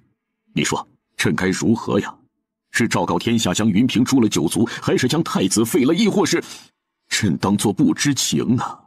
老奴不知，要看皇上您怎么想了。上官慈回到家的时候，白青青已经醒了过来。她瞧见上官慈进来之后，便立刻跑过去扑进他怀里，软糯的叫了一声夫君。上官慈不可思议的看向一旁的玄霜，玄霜暗戳戳的竖起了大拇指。上官慈没明白是什么意思。夫君，今日来我情绪不大好，让你受委屈了。玄霜说我最近总是浑浑噩噩的，刚刚自己做了梦，还梦到月华，还跑去冤枉了你。他觉得整个人都是迷迷糊糊的，刚刚醒来的时候就没理由大哭了一场。事后玄霜跟他说是他冤枉了上官慈，虽然他总觉得那些事就是真实发生的，可是玄霜却坚信的说是他幻觉了，于是他也信了。无妨。上官慈双手抱住他，感受着他身上独有的奶香，瞬间安心了下来。白青青虽然身体无恙，可是安神香带来的后遗症还是有的。洛神医之后与他们说，这个症状或许会持续半月有余，这段日子就让他换个地方住，将现在的房间通风半个月才好。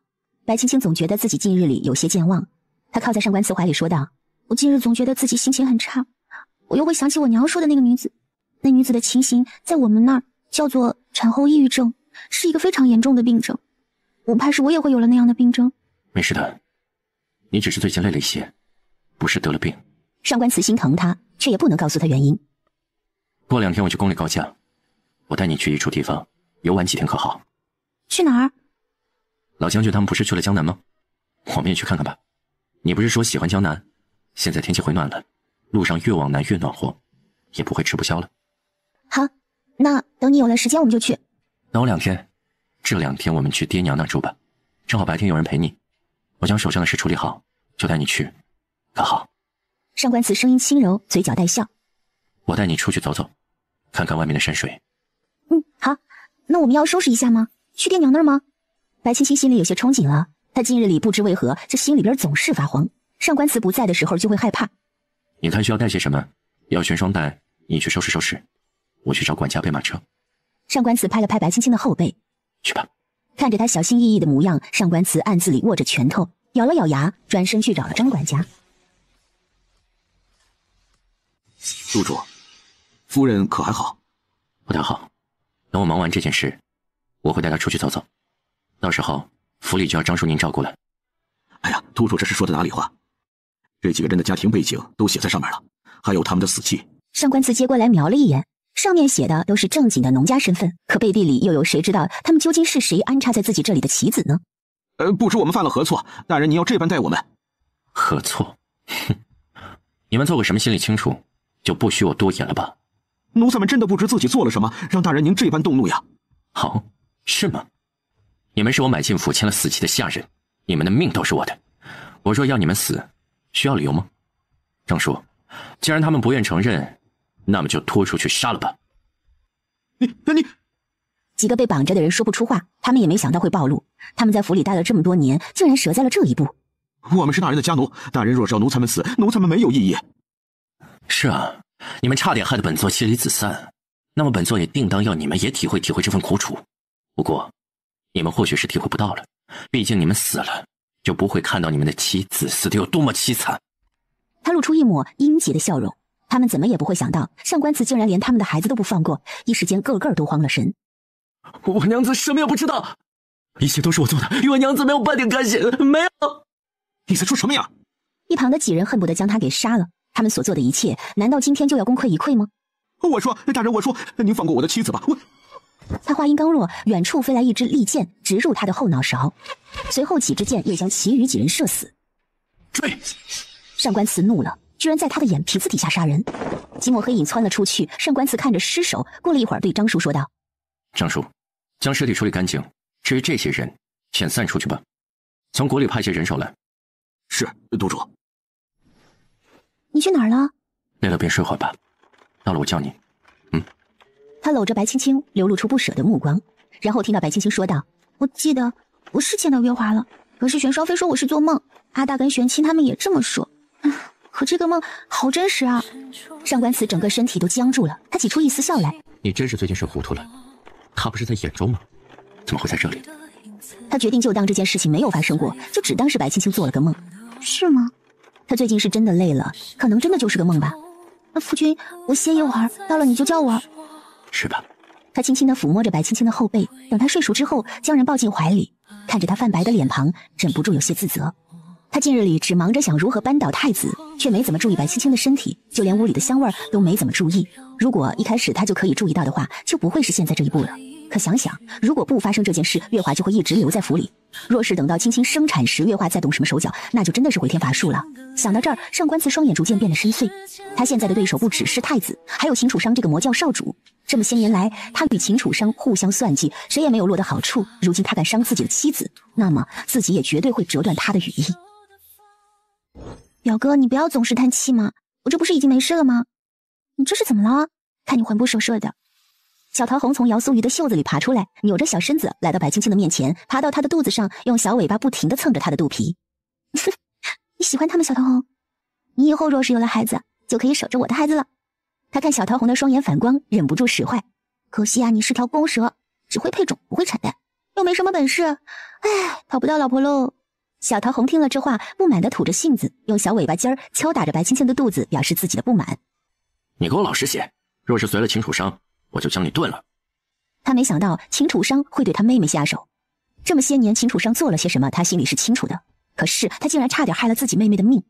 你没事就好，我先出去了，你好好歇着。出了白青青的房门，他面色冷若寒冰，径直牵马出了姚家大门，骑着马去到城外的20里铺处的驿站。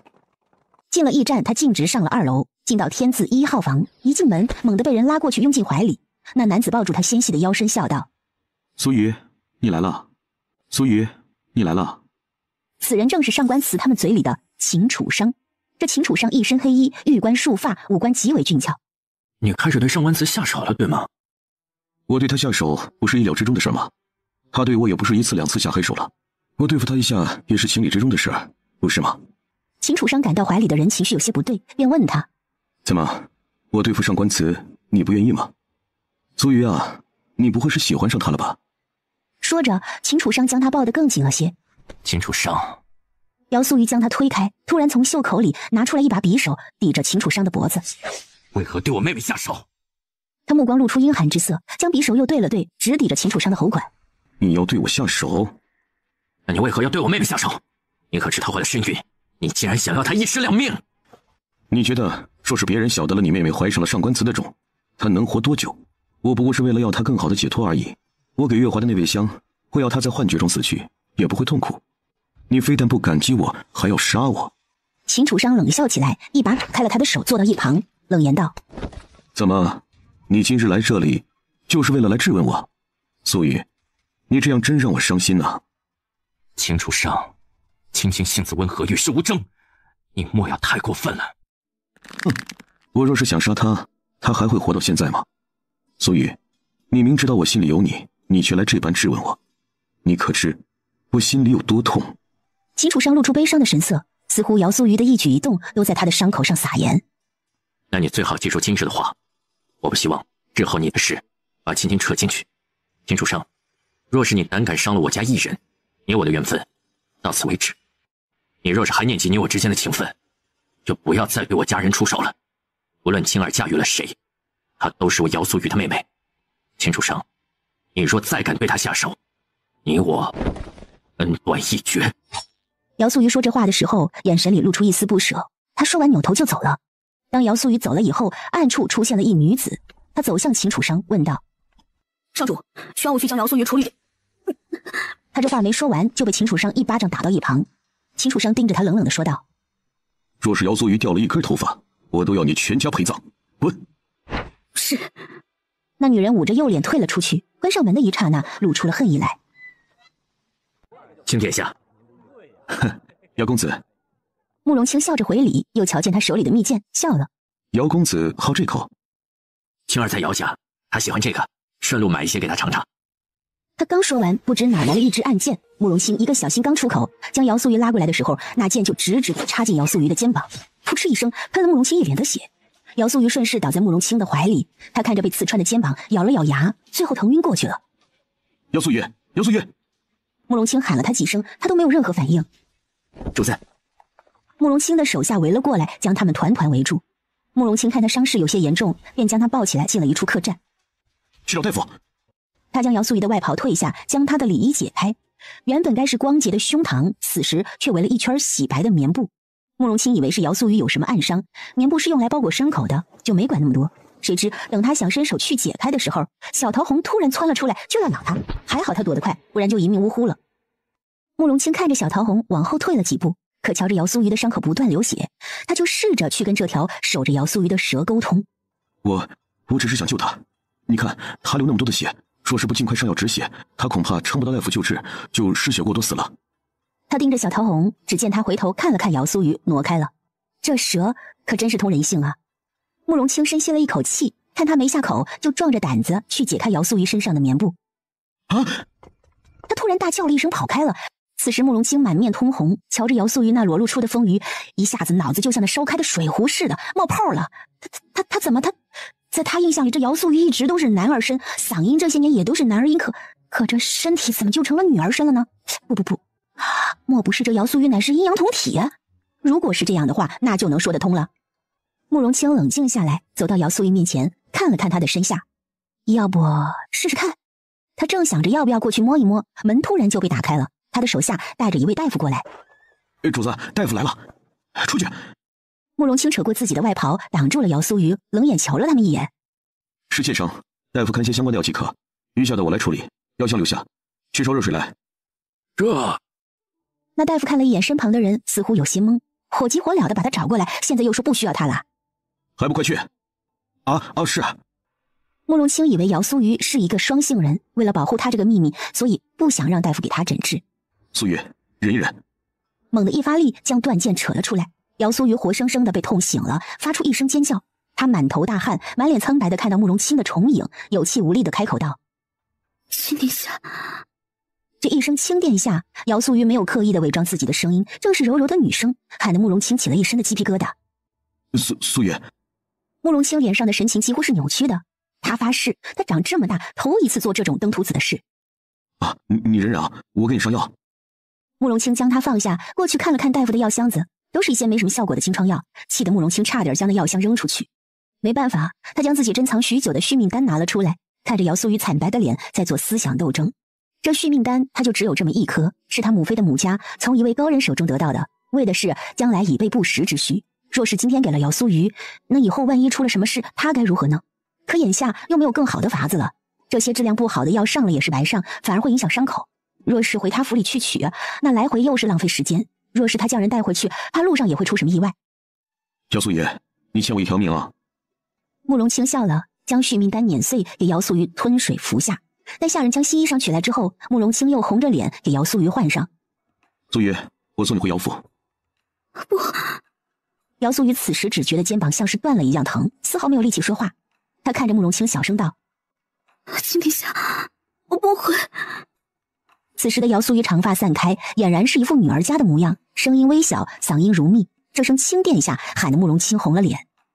那我带你回我府上，我派人去通知上官慈，就说你与我有事相商，他会想法子给你家里人解释，可好？好。原来人会变得温柔，是透彻的懂了。姚素玉受了伤，在阿青那儿。什么？白青青差点被呛到，便紧张地问他：怎么回事？表哥受伤，伤得严重吗？阿青派人来说，姚素玉要在他那儿休养一段日子，看来是比较严重的。他让我跟姚家这边说一声，慢下来。看他紧张的神色，上官慈有些不快。你那是什么表情啊？该不会是酸了吧？哼，怎地就不见你那么关心我？每次一说姚素瑜，他就咋咋呼呼的，很不开心。你酸个什么劲儿啊？我和素瑜的感情很好，他是我表……不好，素瑜伤在哪儿？谁给他处理的伤？怎么了？这个我不清楚，有什么问题吗？走，我们去大哥那儿，赶紧走。他说着就下了地，穿上鞋，拉着上官慈就要出去。这是怎么了？哎呀，一时半会儿说不清楚啊，我们赶紧去大哥家就是了。大哥，我表哥他怎么样了？表哥啊？慕容清回过神看着白青青，嘴角扬起一抹若有若无的笑。白青青预感到不好，干笑了2声。大哥，你知道什么了吗？为何姚素瑜要女扮男装啊？他不懂，同样是女儿身，在姚家应当是极为受宠的，可姚素瑜为何非要装作男儿呢？此话一出，上官慈都惊住了，诧异的看着自己的夫人。阿青说的可是真话？这事儿，你若是真想知道的话，等素瑜醒了，你去问他吧。你是怎么知道的？他联想到姚素瑜受了伤，慕容清给他治疗，然后再叉叉哦哦。不。白青青晃了晃脑袋，赶紧将这个想法拍走。慕容清红了耳根子，咳了一声。我了半天也没我出个所以然来，看得上官慈一阵厌烦。你倒是说话，我什么我？说话都不灵清了吗？大哥，你是在哪儿遇到素瑜受伤的？可知他去了哪儿？慕容清怕白青青知道姚素瑜是为了他去买东西的时候受伤难过，便说道：在路上偶遇的，我与素瑜聊了几句，突然一支利箭袭来，射中了素瑜，对方明显是想要他的命。你们可知他平时有什么敌人？白青青像是看傻子一样看着慕容清。素瑜他经商竞争对手多了去了，怎么好确定是谁做的？还是等素瑜醒来之后问问他吧。你这话倒是不错，不过你这刚出事，他也跟着出事了，想必秦楚生是要对姚家下手了。慕容清自顾自地说着，丝毫没有注意到白青青的神色变化。什么叫我这儿刚出事啊？他怎么了吗？慕容清了一声，说道：那个月花。他的脚被上官慈踩了一下，痛得他跳了起来。上官慈就差上去将他给掐死了，一副恨铁不成钢的模样看着他。白青青看着二人，说了一句莫名其妙：别理他，他脑子不太好。白青青好不容易自己都相信自己是记错了，若是被慕容清现在给抖出来，那他还不将自己给打死？我去看看素瑜，你们就在这儿闹吧。白青青白了他们一眼：要人带我去。慕容清一挥手，一旁出来2个黑衣男子，领着白青青去一旁的房间看姚素瑜。门关上的一刹那，上官慈对他微笑着挥手。当门关上以后，上官慈猛地转身揪住慕容清的衣领子，恶狠狠地说道：你给我把嘴捂严实了，若是青青知道了什么，我就将你给掐死。慕容清将他推开，伤心地看着他：我可是你的亲哥哥，她是我的夫人。行了。上官慈坐下问他：你是如何得知姚素瑜是女儿身的？我意外。他有些心虚，端着茶盏抿了一口。你喝的是我的茶。没事。事出反常必有妖。这件事是不是秦楚生干的？他为何要杀姚素瑜？不清楚，那人速度很快，不过身形来看比较矮小，要么她是个女人，要么就是个残废。在慕容清眼里，身高比他矮的都是残废。这件事还是告诉姚家比较好。秦楚生对姚素瑜出手犯不着，他想对付的可能是姚家，要透明先做个准备的好，免得到时候只能被人家牵着鼻子走。等姚素瑜醒来，看他怎么说吧。他头昏过去之前，特意嘱咐我说不要让姚家知道了。上官慈挑眉，疑惑地看着慕容清。他从前并不是这个样子啊，怎的今日还晓得寻求别人的意见了？是太阳打西边出来了，还是他想算计姚家了？想到这儿，上官慈开口说道：我与姚家现在是姻亲关系，你算计的话与我说一声。我算计姚家做甚啊？你个憨货！气死了，他就这么想自己吗？我可是你哥哥，你怎能这般想我？哼！慕容清觉得委屈，上官慈看他委屈的模样，低头想了想，耿直的开口：先前你也这般说过越州知府，不出半月，越州知府全家被满门抄斩了。他还记得当初慕容清在他面前只是提了一句，又回去琢磨了一番，越州知府一家就给他琢磨没了。兄弟俩各怀心思，坐在一起饮茶。苏雨，小桃红从被窝里钻了出来，探头看着白青青，吐了吐信子。小桃红，苏雨是怎么受伤的？你要是会说话就好了，可惜你除了吐信子什么也不会。看着姚苏雨惨白的脸颊，忍不住心疼了起来。同为女儿身，她是被所有人宠着长大的，可姚苏雨却要扛起一个家。她微微蹙眉，许是伤口太痛了，她额间开始往外渗出汗珠，手也忍不住抓起了背角，让人看了忍不住怜惜。苏雨，看好苏雨，若是有人图谋不轨，你就咬他，咬死了我给你担着。他拍了拍小桃红的头，就出去了。这段日子我们也住在大哥这儿吧？大哥，行吗？啊，当然，你要住在哪儿，我给你安排。我看苏玉旁边的那间院子就不错，离苏玉还近。他看慕容清像是看贼一样，突然问他：“苏玉的衣裳是谁换的？”他瞧苏玉身上的衣裳不像是他的风格，那肯定就是慕容清找来的。茶汤。他避开白青青的目光，看向一旁。今日天气不错，相比日后会是个好的天气。白青青听着慕容清上句不接下句的话，就已经猜到了。他的话是没什么的，可是苏瑜呢？他怕苏瑜接受不了被男子瞧了身子的事实，会想不开。慕容清生的俊美，比起上官慈的冷漠，更多了一丝柔情，待人又温和有礼，还心善。勉强算的吧。若是他能配苏瑜，也算是良配了。再加上高贵妃为人和善，想必对苏瑜也会很好，不会出现婆媳矛盾。白青青打量着慕容清，怎么这么看我？慕容清觉得自己后背发凉。没什么，大哥，你觉得苏瑜怎么样？也不知慕容清是想到了什么，那脸突然就红了起来，吞吞吐吐的说道：甚好，甚好。看他这模样，白青青心里也有了打算，只是想到姚苏瑜和秦楚商之间，大哥以后的日子怕是不好过呀。叹气作甚。上官慈见他叹气，便握住了他的手。是否哪里不舒服？没有，只是想到一会儿苏瑜若是醒了，记起来点什么，不知会如何。他看向慕容清，笑了，露出浅浅的梨涡。慕容清看着白青青有些发愣，他似乎想到了姚苏瑜女装的模样，一头乌黑的秀发，娇滴滴的面容，笑起来也带着浅浅的梨涡。大哥，白青青看到慕容清看自己失神，便抬手在他眼前晃了晃，可慕容清还是没反应过来。上官慈见他一直盯着自己的妻子，非常不满，抬腿踢向慕容清的凳子，慕容清一个反应不及就摔到地上。他坐在地上看向上官慈，也注意到自己失态，赶紧爬起来给白青青道歉。你若是羡慕了，就去宫里找贵妃娘娘给你选妃，少盯着我夫人瞧。若不是他和慕容清从小到大的情分，他早就过去给他戳瞎了。哼！慕容清清了清嗓子，问白青青：苏瑜他到底为何要女扮男装啊？这事儿你还是等苏瑜醒了之后问他吧。你也不要想的那样复杂，其实苏瑜在姚家也是极为受宠的，姚家可不同于你们皇家，姚家的孩子想做什么，姚家的人都会支持他，所以这也是苏瑜的选择。慕容清听了这番话，便不语了。那就请大哥派个人来替我传个话回去，就说我和苏瑜要在你府上玩一段日子，让他们别担心，这样也好掩饰苏瑜的伤。另外，再透露一些消息给姚家，让他们也做好准备，免得被谁给算计了。好，我知道了，一会儿就要人去办。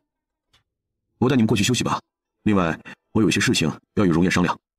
关于月华的事情，他还要跟上官慈商量一番的，也不方便白青青在。我知道了，那一会儿将玄清也接过来吧。玄霜近日要忙些事，就让玄清来这里伺候我吧。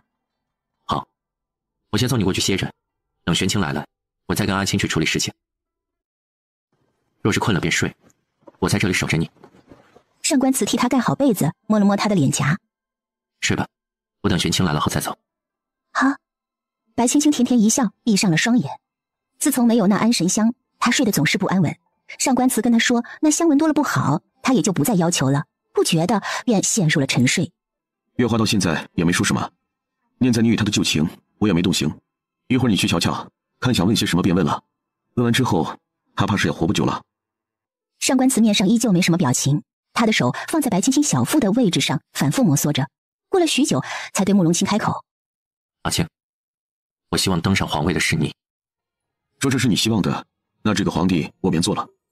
不过，到时候若是有人逼我选妃扩充后宫，你可得给我拦着点。你晓得的，我不喜欢那些女人。吵。好。上官慈笑了，本来就俊美无愁的容颜，此时更添了一丝柔情。他眼里熟睡的人睡得香甜，这便是他所有的希望。等玄清被接过来以后，上官慈才离开。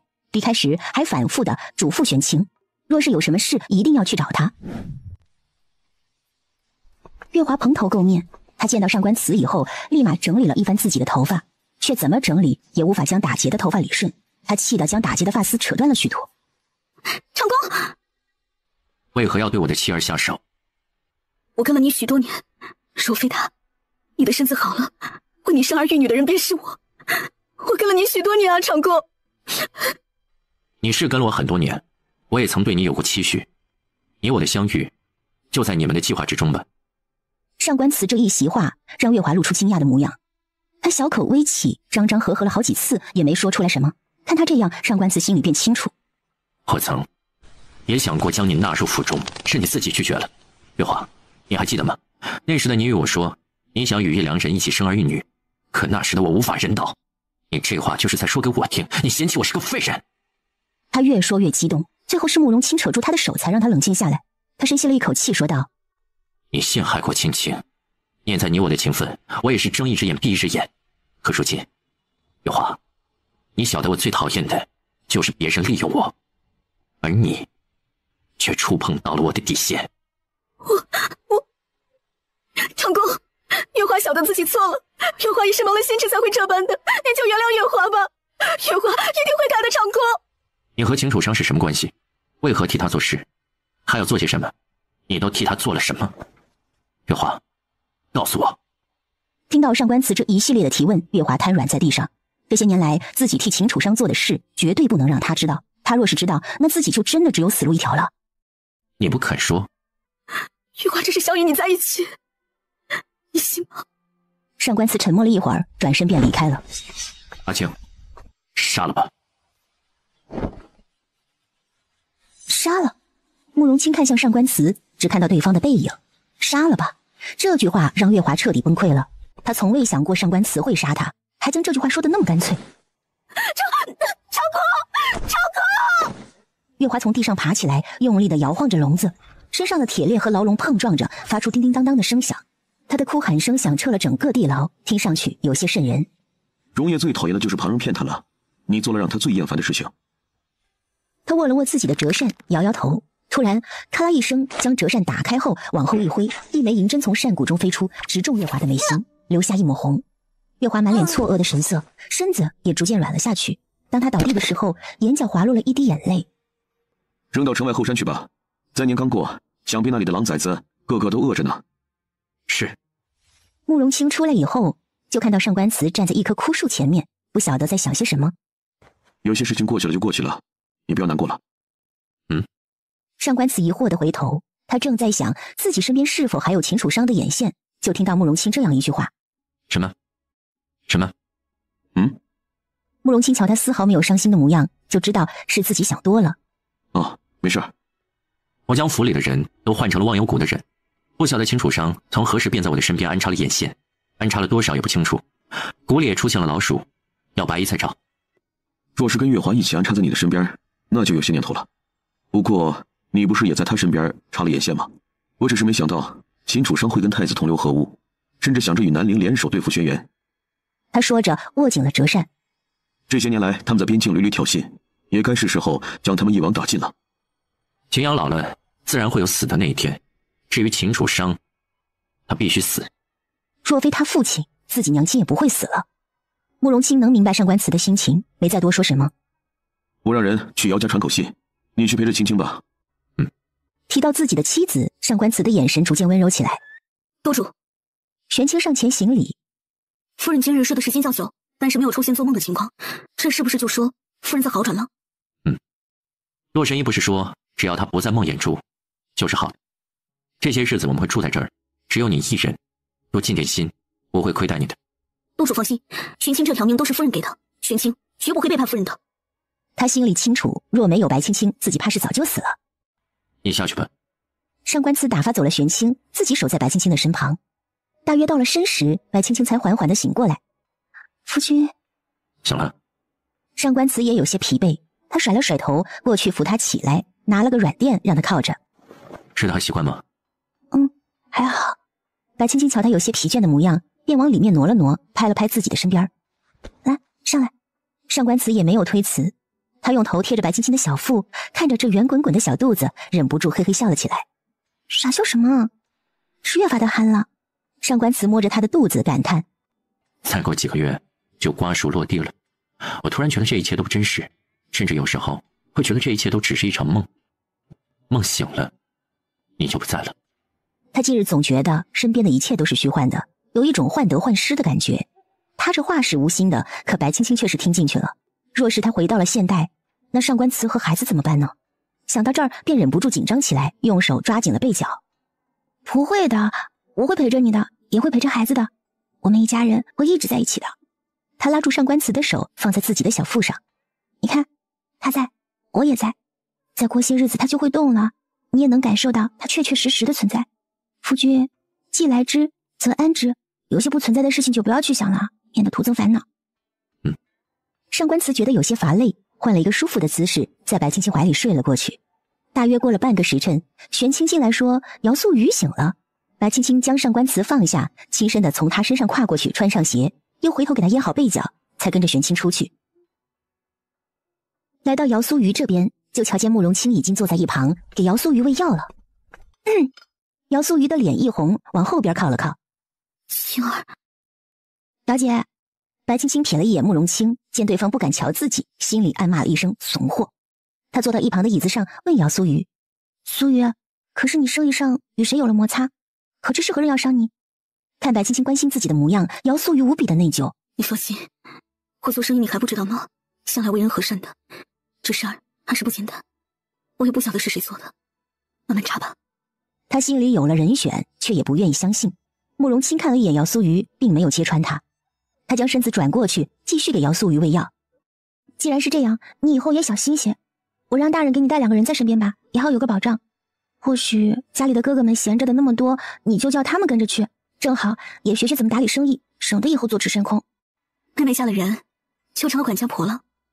他此时女儿家的模样更是多了一丝妩媚。一旁的慕容清看着，心里有些痒痒的。素月，你为何要女扮男装啊？这个问题从慕容清知道姚素瑜是女儿身之后，就一直困扰着他。看姚素瑜似乎不愿意说，慕容清赶紧开口：“没事，那个我只是好奇，所以问问，你不愿意说也没关系。”并不是的，亲殿下，姚家素来就是女儿笑不吃香，你看青青应当看得出来了，绝非是因为家里重男轻女，而是我要求的。姚素瑜看向慕容清，他头一次这么近距离的瞧着慕容清，才发现原来慕容清是长得这般好看啊。我娘生我的时候，外祖父出征，那年真是凶险，家里人都担心的要命，便没想着办酒席。外祖父一去便是7年，等他归来时，我已经7岁开蒙了。你也清楚，我姚家素来是大门紧闭，不办花会，不办诗会的，自然也不会有谁在意姚家的内臣消息。等外祖父回来时，我偶然间听闻战事紧迫，将士们吃不饱穿不暖，是因国库空虚。从那时起，我便想着如何能要家里富裕起来。说到这儿，姚素瑜笑了出来。我们姚家向来是穷的，那年我出征，我外祖父与姑姑都要饿肚子。他看向慕容清，见他脸上露出一丝窘迫，便打趣道：“为了不让家里饿肚子，我才想去经商的。之所以女扮男装，是因为咱们国家除了妓院外，是没有女子经营的呀。”姚素瑜也觉得无奈，其实他也喜欢女儿家的衣裳，奈何想要得到些什么，就要失去些什么。这确实，律法上这一点确实有所欠缺。说是女子能经商，我何苦扮作男儿郎？总不能要我也去经营一家妓院不是？是。慕容清长出一口气，笑了。我让人去给你准备几身衣裳，你看是要男装还是女装？他想起来，姚素瑜现在还是真空的呢。反正在这儿也不会有谁来，不如姐姐就穿女装吧。白青青觉得，如果他俩相处着，素瑜还一直穿男装的话，会很难相处，不如穿着女装，可能还有一点火花呢。姚素瑜被白青青说的心里痒痒的，便答应了。那就劳烦亲殿下了。他其实一直很介意自己的衣裳是慕容清换的，可是又不能说。不麻烦。慕容清笑了，喊了人过来操办这件事，还特意问姚苏瑜的喜好。颜色素一些便好，我不喜欢那些个花花绿绿的衣裳。好，可听清楚了。属下明白。他这可是头一次办这种差事，有些忐忑。哎呀呀，这事要不要去报告给贵妃娘娘呢？他心里有些忐忑，还有点小兴奋的去给姚苏瑜置办衣裳了。哼哼，你这属下呀，就差哼着小曲出去了。这是遇到什么好事了，让他高兴成这个样子啊？他和慕容清认识的时间比较久，对慕容清的为人也是信得过的。此人洁身自好，到现在为止连个通房都没有，是个好事。苏瑜倒是有些尴尬了，他瞧了瞧慕容清，对方强装镇定地坐在自己身边，看上去有些滑稽。而慕容清看着离去的侍卫，真想上去抽他几巴掌。这么多年了，还是沉不住气，丢人。白青青见他二人这般模样，只笑而不语。三个人就这样僵持了一会儿，一抹黑色的身影跑过来，就把白青青抱住了。上官慈披散着头发冲了过来，把白青青给吓了一大跳。只见他抱着白青青，紧张地问：我一觉醒来是不见你了，还以为你被人掳走了。我一觉醒来是不见你了，还以为你被人掳走了。姚苏瑜看上官慈这般在意白青青，心里忍不住惊叹。上官慈是把他挂在心尖上的，慕容清也是头一次见上官慈如此失态。他们从小长大，慕容清与他之间有着说不清的渊源，可如此失态的上官慈却是他头一回看到。瞧见他慌张的模样，就好像自己的心头肉被谁挖走了一般。白青青倒是有些不好意思了，她拍着上官慈的背，柔声道：我晓得你这些日子都没怎么好好休息，我见你睡得香甜，也不忍心打搅你，便想着让你多睡一会儿。日后你醒了，别告诉我。上官慈长出一口气，松开了他，看了看一旁的两个人后，面子上也有些挂不住了，却还是故作镇定，装作刚才什么都没有发生，坐在白青青的旁边，隔着桌子握住她的小手。姚苏瑜瞧着觉得有点腻啊，他拿起一片果脯放进口中，小口小口的吃起来，可越吃觉得越齁得慌。慕容清见姚苏瑜面容有些扭曲，便问他：可是哪里不舒服了？没有，这桃干太甜了，有些齁得慌。青儿，让那边的小姑娘帮我倒杯水吗？是。玄清到一旁倒了一杯水过去，递给姚苏瑜。姑娘，小心烫。不谢。她白皙纤细的五指，怎么看都是个姑娘家，可偏偏自己将她看作男儿，看了好些年，慕容清都想把自己戳瞎算了。姐姐，这些日子你就好好养伤吧，家里边我会去说的。好，这段日子叨扰亲殿下了。无碍，你好好养伤，伤你的那些人我会追杀下去，定然会给你个交代。多谢亲殿下。其实他心里有数的，只是不愿意承认罢了。他不相信秦楚生会对他下手，始终都不相信。等有时间，一定要跟他问清楚才行。唉，若是姐姐是女儿身这件事传出去了，估计咱们姚家的门槛都要被踩破了。白青青笑着，眉眼间流露着一丝娇媚之色，看得上官慈心痒痒的。可瞧见她圆滚滚的肚子，又只能叹气。姚素雨苦笑了一声，白青青觉得自己说错了话，忙开口道：思舅娘不会让姐姐随便嫁人的，姐姐无需担忧。姚家的女儿就是抢手的。姚家如今与上官慈是姻亲关系，若是攀上姚家，就等于是攀上了上官慈，谁不想啊？姚家有女百家求，往年人们口中说的便是这话，如今看来，本座也能瞧见这副盛景。听了上官慈这话，白青青就不乐意了。哼，怎么就没见过人家求我？求你做甚？上官慈冷眼瞧着他。你想谁来求？你怎么不早点来求我呢？他狗腿的讨好着上官慈。你若是早点来求我，说不定咱们的孩子都打酱油了呢。胡闹！再早，你才多大？虽然言语间是在呵斥，可他脸上却露出了笑容。往事里妹妹都说上官大人待您好，家里人总是没觉得。如今这么看来，上官大人是当真待你极好的，这莫不是就是人家说的神仙眷侣，着实让人羡慕。素雨，喜欢荣业这样的男子？我还真的没想过这个问题。往日里总听他们口中说着要嫁一个怎样的男子，而我总是扮作男儿身，根本没考虑过这方面的问题。慕容清笑了笑，没有接话。你说要杀我的是他吗？小桃红的警觉性比人要高许多，她没有提醒自己有危险，那就是说下手的人是熟人。小桃红没有点头，也没有摇头，这让姚素玉的心寒了起来。小桃红是秦楚商送给自己的，他不摇头是不想背叛自己，不点头是不想让自己和秦楚商翻脸。原来人是会变的，曾经那个与自己说说笑笑的少年郎，终究是走上了这条路，甚至要取了自己的性命。小桃红看着姚素瑜落泪，也觉得有些不好受，便蹭了蹭姚素瑜，待姚素瑜睡着以后，才扭着身子离开。等他来到秦楚商所在的驿馆时，肚皮都磨红了。你怎么来了？小桃红是他从小养的，自然是有感情的。就瞧见他腹部有些地方在渗血，便皱起了眉头。阿奴，拿药来。是。少主。暗奴出现的一刹那，秦楚商感觉到小桃红的身子都绷了起来，一双血红的眼睛紧紧地盯着暗奴。秦楚商看向暗奴，笑了。给小桃红治疗。是。暗奴接过小桃红，开始替他擦洗伤口。等给他包扎好了以后，小桃红眨了眨眼睛，顺着暗奴的手臂游了上去。暗奴还以为他在跟自己玩耍，笑了。少主您看，小桃红喜欢属下呢。他晓得小桃红在秦楚商心中的地位，姚素玉不就是因为小桃红喜欢，才得了秦楚商的喜欢吗？哼，是吗？秦楚商清楚小桃红，他做这个动作绝非是出于喜欢暗奴，而是小桃红一吐蛇信，咬上了暗奴的脖子。暗奴双眸一瞪，就要去打小桃红。秦楚商突然拔出剑，削掉了他的手腕，痛得暗奴大叫起来。小桃红窜了下来，来到秦楚商手臂上，吐着蛇信子，看着暗奴喊了很久，最后死去。你个小淘气啊，怎么就把人给咬死了？素云呢？为何让你自己来了？这距离姚家那么近，你就自己爬过来了？小桃红并不想搭理他，扭头爬下去，顺着窗子就出去了。他得回去守着姚素瑜。秦楚商看着小桃红的反常，还以为是姚素瑜在闹别扭，就没怎么在意。青儿，小桃红是不是去你那儿了？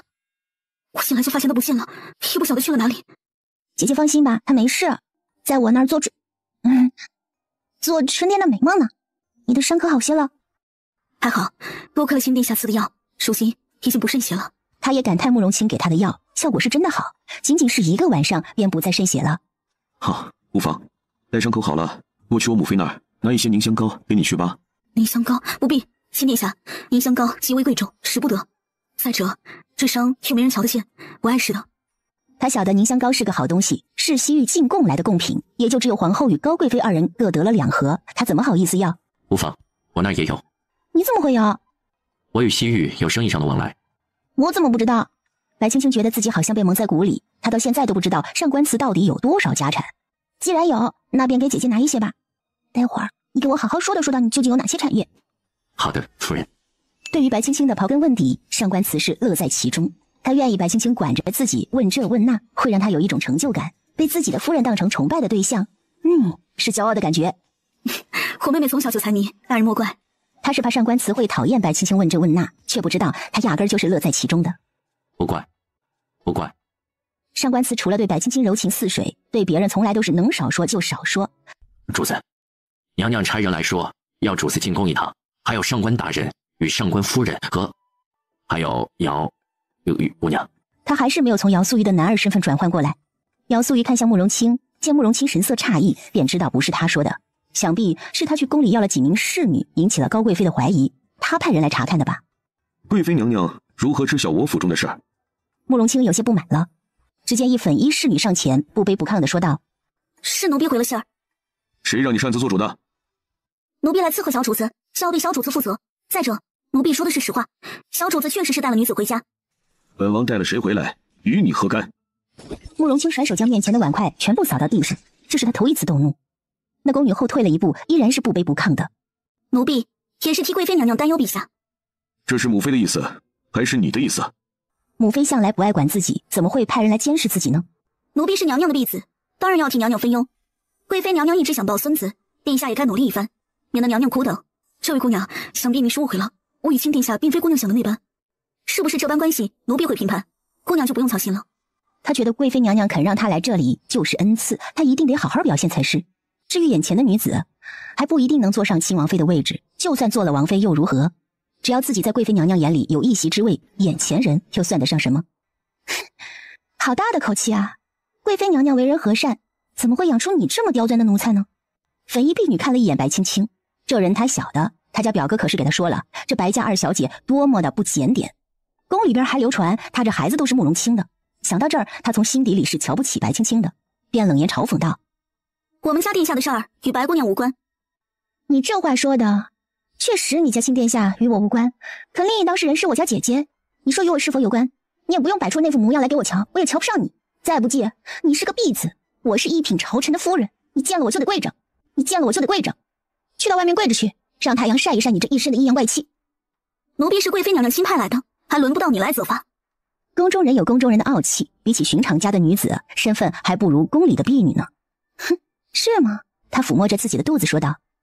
这可是皇上的嫡孙，他……白青青话还没有说完，就听那婢子说道：是嫡孙不假，可也要姑娘您顺利生下来，他也得顺利活着才是嫡孙。你是活腻了吗？我可是贵妃娘娘的婢女，你竟然打我！贵妃娘娘的婢女又如何？你就是天王老子，敢诅咒我的孩儿，我依然要你这条狗命！哼，怎么，你敢还手吗？奴婢不敢。那婢子爬起来，咬着下唇。是啊，你不敢，你除了嘴上痛快痛快，你什么也不敢，而我却可以要你全家的性命。此刻白青青是真的怒了。你粉衣婢女怕了，她怕白青青对付自己家里的人。上官慈看着如此嗜血的白青青，依旧没有说什么。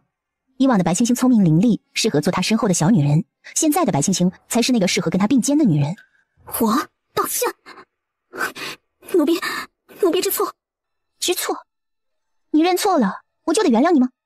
去院子里跪着，什么时候你跪得脱了一层皮，什么时候再来找我。滚出去吧。什么？殿下！他转头向慕容清求情。奴婢也是为了殿下着想。你只是没摆清楚自己的身份罢了。你以为将我的一举一动告诉我母妃，她会觉得高兴吗？确实，她现在会高兴，可一旦她高兴过了头，回来未来想想，你也就离死不远了。我母妃最厌恶的便是猜测主子心思的人。上官夫人要你去跪着，都是抬举你了。去吧，别在这儿碍眼了。他一挥手，一旁的属下便过去将人拖走，扔到了外面，逼迫他跪下。夫人，有什么事为夫来替你动手，免得伤了你。夫人，有什么事为夫来替你动手，免得伤了你。不必。你有什么不服的吗？奴婢没有。是吗？你不承认也没关系，以下犯上在我朝可是死罪，即便你是贵妃娘娘的婢女又如何？当众侮辱诅咒皇嗣是要诛九族的。他过去抬起婢女的下巴，你知道吗？奴婢说的是。他双目逐渐放大，似乎是明白了什么。先前只是传言说他肚子里的孩子是亲殿下的，如今他口口声声说皇嗣，那就是认证了这孩子就是皇家后裔。明白了，我要你从这里出去，跪回皇宫里。他不会再手软了，绝对不会。什么？那婢女大惊失色，先前只是以为有些许缘分，如果是因为这个孩子是亲殿下的，那他方才说的那些话可是要诛九族的。夫人，奴婢知道错了。他的头磕在青石板上，发出砰砰的声音。白青青丝毫不理会他的道歉，做不做随你。说罢，他转身回到室内，正坐着，冷眼看着他磕头。几人从未见过白青青如此冷漠，一时间都有些接受不了。那婢女磕了半晌，见白青青没有松口，便抬起头来望着他，最后大喊一声：奴婢知错了。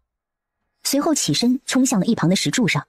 上官慈与慕容清同时抬手捂住了白青青跟姚素瑜的双眼，二人只听到砰的一声和一旁侍女的惊呼。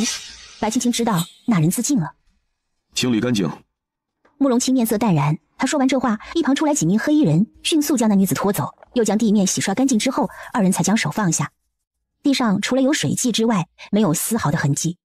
白青青望着外面地上的水迹，心里有些悔恨，他是不是做错了？别多想。上官慈握住他的手安慰着。一旁慕容清对姚素瑜说道：啊，让你看笑话了，这件事我会向母妃说明的，你无需担忧。无妨，我晓得亲殿下的为人的，贵妃娘娘心善，定然也不会将奴才这些。姚素瑜心里明白，有些事儿不宜说破，尤其是皇家的事。慕容清听了这话，心里有些不舒服。方才之事你们也瞧见了，什么话该说，什么话不该说，都知晓了吧？奴婢清楚。方才那婢女的死也让他有些愧疚，可在这个世界上，他就是个异类。关于自己的事，他不敢告诉上官慈，他怕上官慈觉得自己是个妖怪。夫人，以下犯上，侮辱皇嗣，是要诛九族的。你只要了他这一条命，一时开恩，莫要多想了。白青青勉强一笑，傻子，我想的并不是这个。主子，那宫里那边咱们还去吗？慕容清有些为难，若是去了，姚素瑜的身份定然会暴露；若是不去，他母妃可能就直接杀过来了。娘娘要素瑜同去，素瑜便去吧。她住在这儿还是女装，就算她这次不去，之后她女儿的身份也难以掩藏，倒不如借着这次机会大大方方的承认，反正皇上是知道的。这宫里人多眼杂，你若是去了，暗示你女儿家的身份就藏不住了，你女儿家的身份就藏不住了。他不想被别人知道姚素瑜是女儿身，一旦别人知道，那姚家的门槛就真的要被踩破了。早晚是要知道的，不过也无碍。像我这般年纪的孩子都成群了，谁会娶一个老姑娘？确实，她比慕容清也就小那么个几岁，20几岁的姑娘可不就是老姑娘了？苏瑜不老。慕容清一时间不知道该说些什么，口舌都有些打卷了。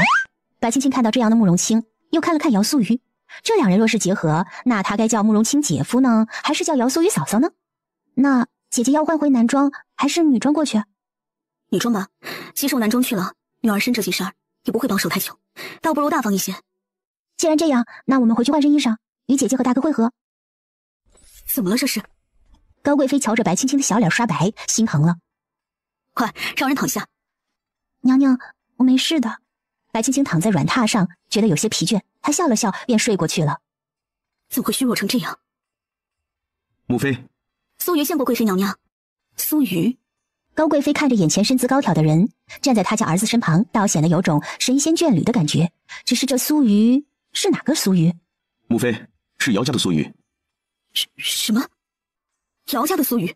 可眼前人是一名女子，虽说眼前人有些像，可，贵妃娘娘，我是苏瑜，姚苏瑜。她今日擦了一些粉，气色看起来也好多了。姚家，苏瑜错愕了一会儿，便恢复了常态，看了看自己儿子，心想：小兔崽子，终于争气了。你看，真是给了我一个惊喜。你呀，藏得可真够深的。娘娘恕罪。瞧你，平日里可是一点都瞧不出来，你是个女儿家，将生意打理得井井有条。高贵妃也知道，轩辕的国库有一部分是靠着姚素瑜支撑的。娘娘过誉了，苏瑜不过也是给家里帮个小忙而已，还是几位哥哥在管理。你可把我们瞒得辛苦。高贵妃笑着看着姚素瑜，真是越看越顺眼，就像看白青青一样。你无需担忧，我母妃向来和善，想说什么便说什么，没事的。高贵妃看着慕容清，心里骂了一句：吃里扒外的东西。自己这个儿子向来比较清冷，对谁都是，若非是喜欢姚素瑜，他绝对不会多说一句话的。好，娘娘也晓得，说是被人知晓姚家出了一个女儿，怕是会引得许多人心思不正的人惦记。爹娘一是怕我会出了什么事儿，二是苏瑜喜欢经商，说是身为女儿家那便不能，所以才……真是辛苦你了。不委屈，家里人都很疼我，他们知道我想要什么，便由着我了。女儿家有自己一番事业是好事儿，想当年说本宫哺乳宫为妃，也想着出去闯荡一番呢。事实上，他去了，结果被高家逮回来，就给送进了宫里。母妃那些个事迹啊，就不用再说出来了，免得将他二人带坏了。哼！高贵妃瞥了一眼慕容清，不再说什么。她扭头看着躺在软榻上的白青青，心疼道：这才过了多久没见，就瘦成了这样。秦楚商派人渗透进了我府中，差点害了青青母子的性命。可他这话一出，姚素瑜端着茶的手抖了一下。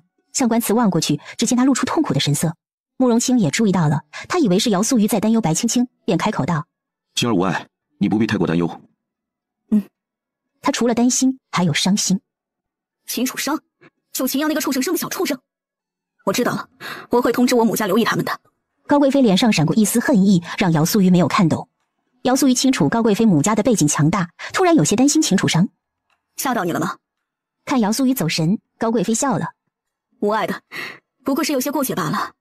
等他们秦家死绝了就好了。姚素瑜面露尴尬之色，只笑了笑。白青青觉得气氛有些尴尬。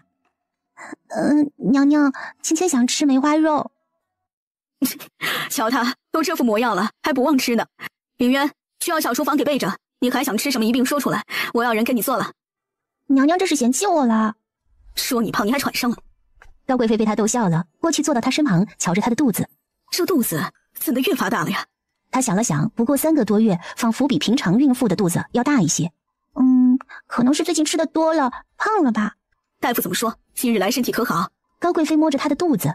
白青青想了想，自己好像没怎么让他一把过脉，便如实跟高贵妃说了。这话一出，高贵妃便开始数落起上官慈。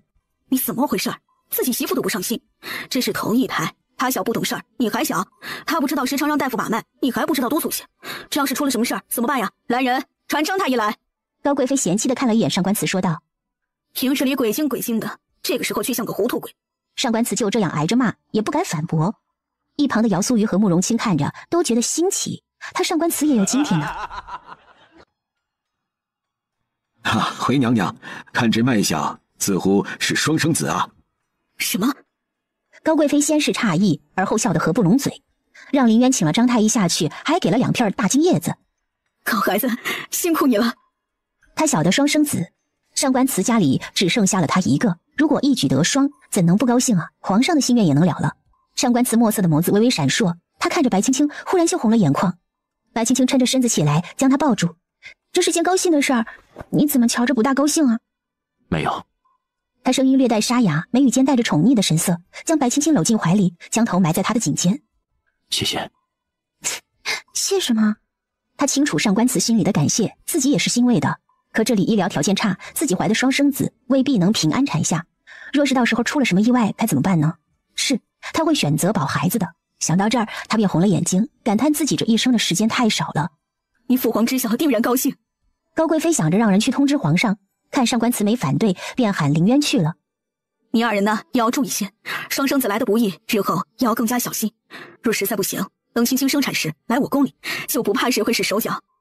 不了，你过段日子我便告假陪着青青去江南走走，若是没什么意外，我带她回谷里生产。忘忧谷比外界要安全许多，再者他总是要回去的，不如让青青熟悉那里。你要回去吗？谷里不是出了老鼠，你确定能保证孩子的安全吗？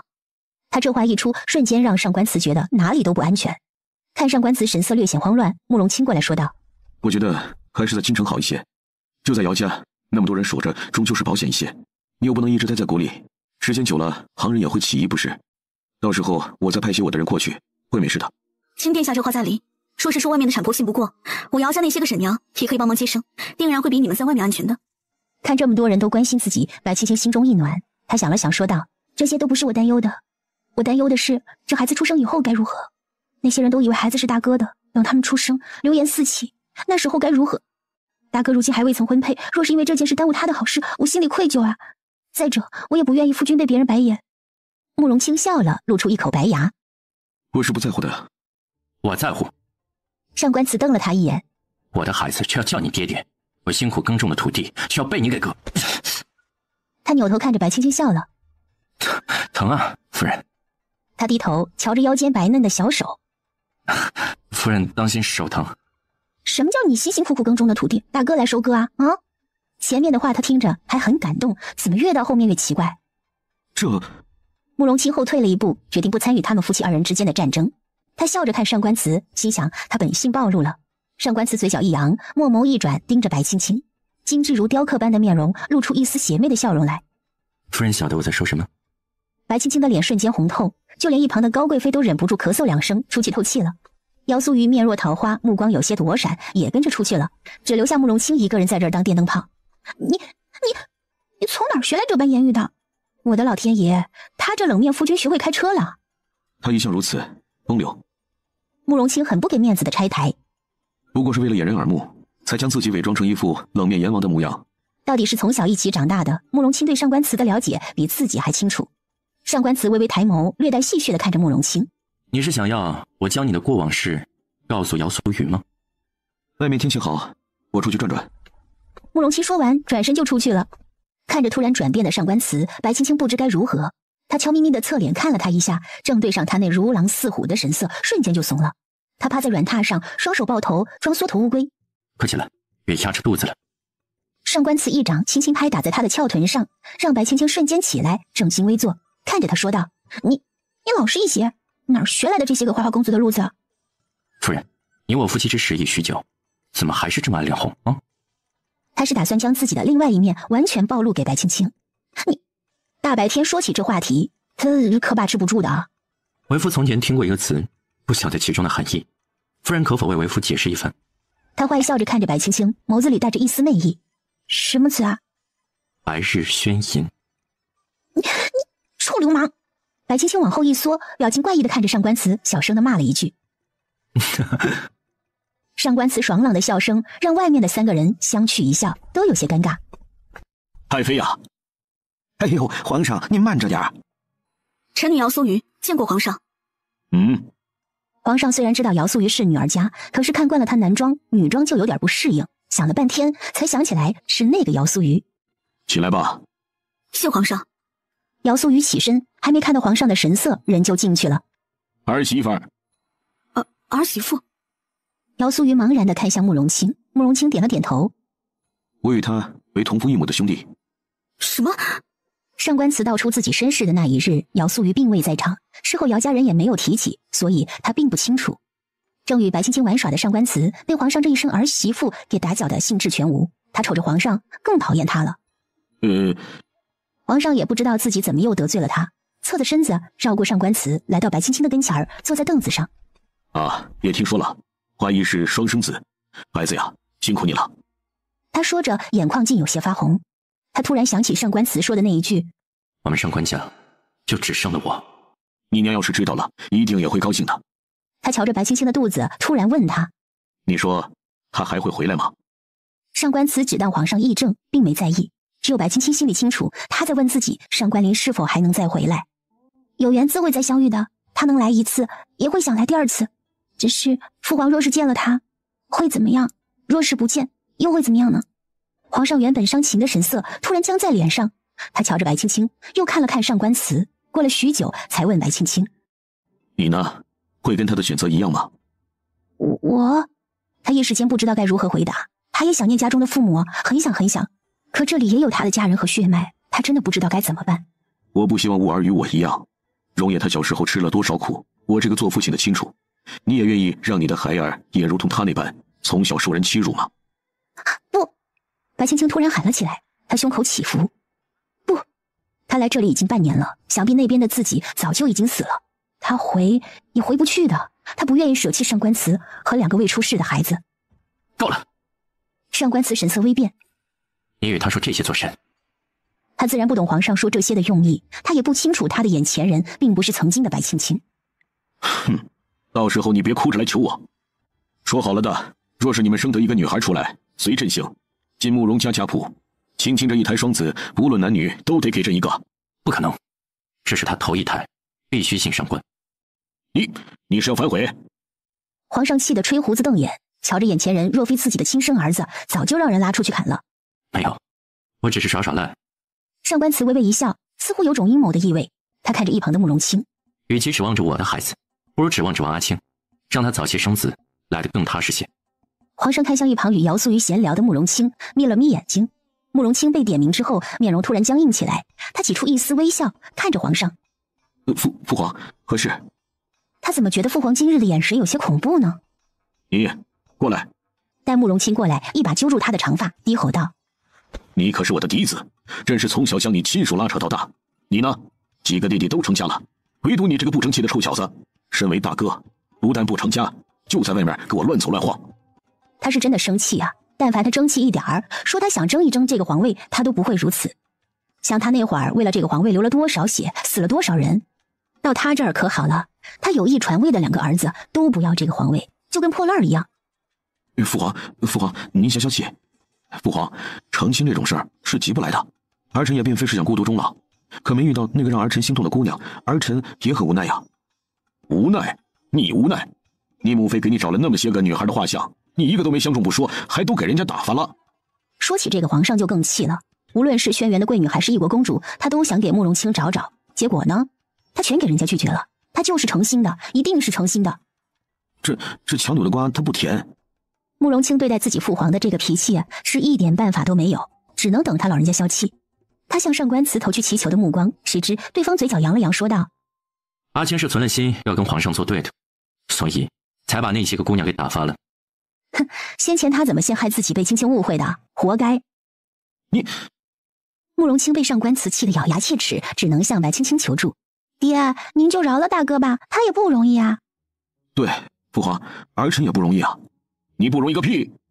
皇上被气笑了，松开了他，说道：“若是苏瑜是个男儿郎，都比你强。”皇上知道苏瑜是女儿身？知道，他的商铺的文书还是朕亲自安排的。苏瑜赚的钱有70%全进了国库，不然你们以为自己吃喝都是花的什么银子呀？没出息！他又骂了一声慕容清。高贵妃看向姚素瑜，带了些许赞叹的神色，瞬间对姚素瑜更为满意了。没想到苏瑜这么能干，之后不知道是哪个有福气的小子能娶了你回去。谢谢娘娘没有散，苏瑜不过是做了些力所能及的事罢了。慕容清看向姚苏瑜，见他一直低头，心里有种异样，粉嫩的肌肤让人忍不住想过去掐一把。他从前怎么就没发现姚苏瑜的皮肤这么好呢？你瞧瞧人家苏瑜做什么呀？自己没出息，还好意思看别人？看你这个样子呀，谁家愿意把闺女嫁给你？我……慕容清哑口无言。面对这样的爹娘，他也没办法，唯一的出路就只有躲着不回来了。清殿下为人和善，待人友好，定然会有女子倾慕。殿下和娘娘不必忧心，像殿下这般风神俊朗之人，定然会取得良人。苏瑜啊，你的婚事你家里怎么看呀？家父家母还未曾提起，苏瑜也不急，暂时还未曾考虑婚事。傻孩子呀，你这个年岁的女娃娃早都成亲了，是朕拖累了你。你放心，日后你出嫁，朕定然要你风风光光的出嫁。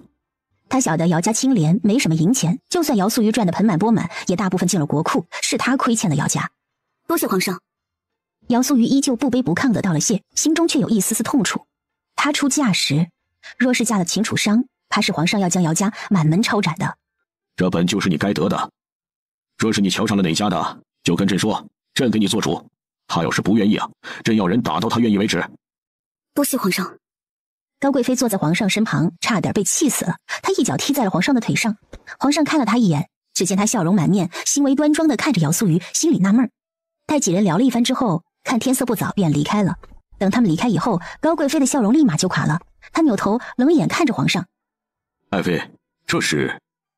皇上，咱家阿青也还没成家呢，你怎么就把这么一口到嘴里的炖肉往外推呢？还他瞧上了哪家的男子，你去打到人家同意，你先把你儿子打同意了。”高贵妃简直都要被气死了。这……皇上也很无奈。哎，强扭的瓜它不甜。别人家的瓜就能甜，你家的瓜就不甜。我不管，我就喜欢素瑜这丫头，你想办法。可人家没这个意思，咱们总不能倒贴吧？阿青好歹也是皇子呀。倒贴？哼，他要是能倒贴，把姚素瑜倒贴回来，我就要他去倒贴，就怕他倒贴人家都不要。胡说，朕的儿子他凭什么不要？皇上也想起来慕容清看姚素瑜的眼神，似乎是有那么一点意思。让我考虑考虑。好，皇上能考虑便好。毕竟阿青年纪大了，我这个做娘的也能希望她尽早成家。你说我一共就瞧上了2个丫头，青青是没办法，嫁给了荣烨。这要是换了别人，我抢也得抢过来。剩下的素瑜，你给我想办法。你若是想不出来法子，我就上吊。你哭什么呀？这又不是什么大事不是？你别哭了啊。那你说素瑜给谁？这也不是我说了算的呀。你又不是不晓得姚皇那个脾气。上次他在外，我嫁了他外孙女；这次他在外，我要是还嫁了他的孙女，那老匹夫过来得找我拼命来的。说起这个，姚皇当时回来，差点拿着他那柄大刀将他龙椅给劈了。那就生米煮成熟饭，他还能怎么样？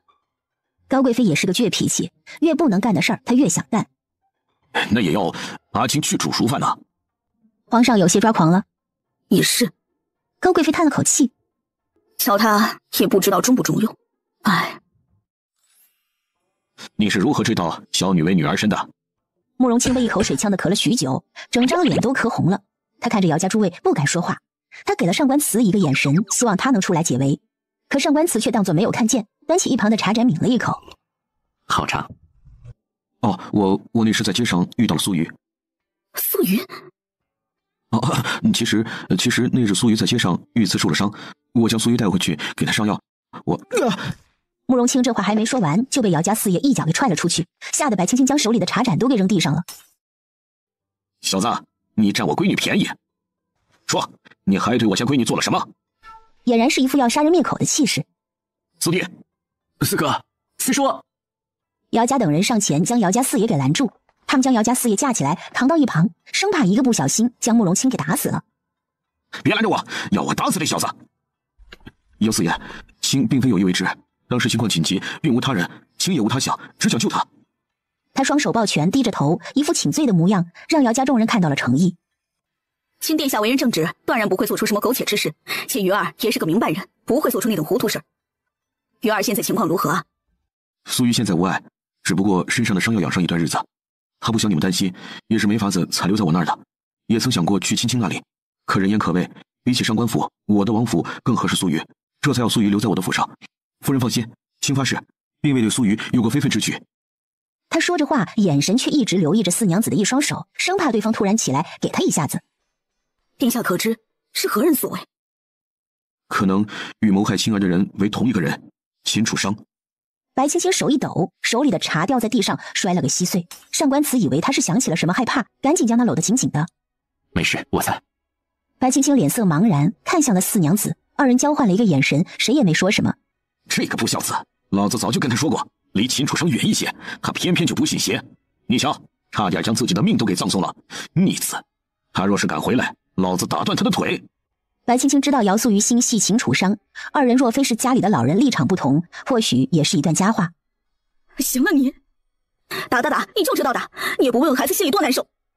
殿下，劳烦殿下带路，我去瞧瞧家女。好，夫人随我来。听了姚家四房这话，他似乎获取了一些信息。姚素瑜和秦楚商之间的关系不一般。鱼儿，娘都知道了。娘，我没事儿。你是我的女儿，你有没有事我不知道吗？你想什么娘都晓得。从前娘不拦着你，是想你能随心。可如今，娘不许你再与那人来往。鱼儿，做得到吗？娘。一旁的慕容清将这一切都看在眼里，他忽然想知道姚素瑜和秦楚商之间到底发生了什么。娘，这件事还没弄清楚呢，等女儿身子好了，会去找他问个清楚的。他一时间忘了一旁的慕容清，随口就说了出来。姚姑娘，若你口中的他是秦楚商的话，还望姑娘告知本王他的下落。身为轩辕子民，你晓得秦楚商意味着什么？再者，秦楚商前些日子还派人差点杀了我的弟妹，于公于私，本王都需要知晓他在何处。姚素瑜抬头看向慕容清，眼里闪过一丝不舍。金殿下，恕素瑜不能说。姚姑娘，慕容清是个聪明的人，他能听得出来姚素瑜对秦楚商有情，那他便不会多情。你不愿说，我也不逼你。你好生休息，我先走了。慕容清向四娘子行礼之后便离开了。看着慕容清离开的背影，姚素瑜有些担心秦楚商。鱼儿，你与新殿下是怎么回事？鱼儿，你年岁也不小了，娘也该为你寻个好人家了。姚素瑜闻言身躯一震。娘，夫人，我们到了。白青青回过神，看着上官慈。我知道了。秦楚商与姚素瑜之间到底是什么关系？还是说你与秦楚商之间有什么？白青青一愣，拍了他一巴掌。想些什么呢你啊？那为何你听到秦楚商要杀姚素瑜后，便开始魂不守舍了？你只能想我一个人，可知道？他不愿白青青想别人，还是个男人。你这又是吃的哪门子的醋啊？看着上官慈委屈的神色，摇了摇头，抬头凑上去吻在他的薄唇上。上官慈双眸一颤，唇角上扬，伸手捂住他的后脑勺，用力地索取起来，直到吻得白青青无法呼吸才放开他。看着他桃红色的脸颊和迷离的眼神，上官慈握紧拳头，他突然闭上双眼，重重地喘息着，突然对白青青说道：还有6月有余，我忍了。白青青被他逗得笑了出来，伸手敲了敲他的额头。娘说了，月份大了，若是小心些，也不要紧的。他晓得近些日子上官慈辛苦，也不忍心他一直如此。当真？他漆黑的眼眸里似乎燃起了火光。当真。白青青话音刚落，上官慈便抱着他下了马车，直奔主院。夫君！瞧着猴急的上官慈，他再也忍不住，哈哈的笑了起来，眼泪花都跟着笑出来了。上官慈哀怨的看着他：你还笑，一会儿看你是否还笑得出来。说罢，过去扯了他的裙带，将他拨了个干净。看着他圆鼓鼓的肚子，他一下子又没了兴趣。他过去伸手抚摸着他的肚子，发出痴汉一般的笑声，突然扑过去抱住他的肚子，将脸紧紧地贴在他的肚皮上，笑成了眯眯眼。夫人，谢谢你。这都是我该为你做的。夫人，你准备好了吗？准备什么？娘不是说了，小心些，也是没事的吗？白青青还没有反应过来时，某人便坏心眼的动作起来，惹得她又羞又气，却也从了他。你是天上月光皎洁，或是飘落的白雪夜，只是替你到黑暗间一夜。你是天上月光皎洁，我坠落人间不是离别，而在整个世界只想你了解。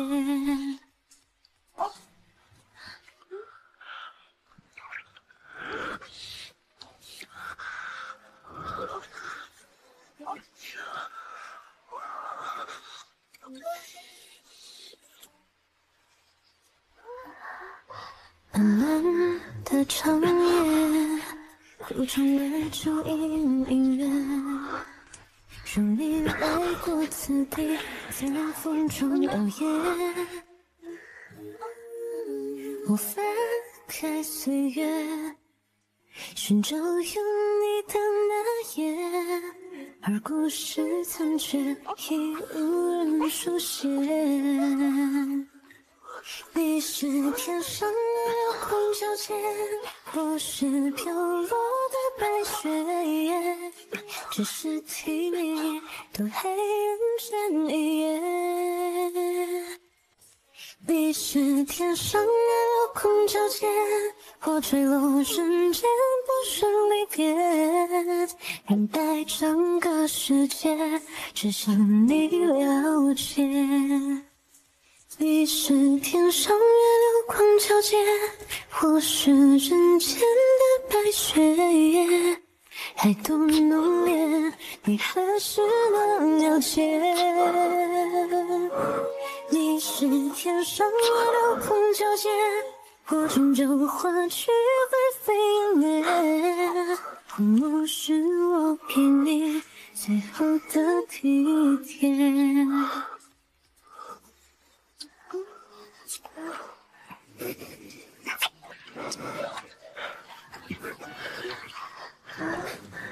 关羽，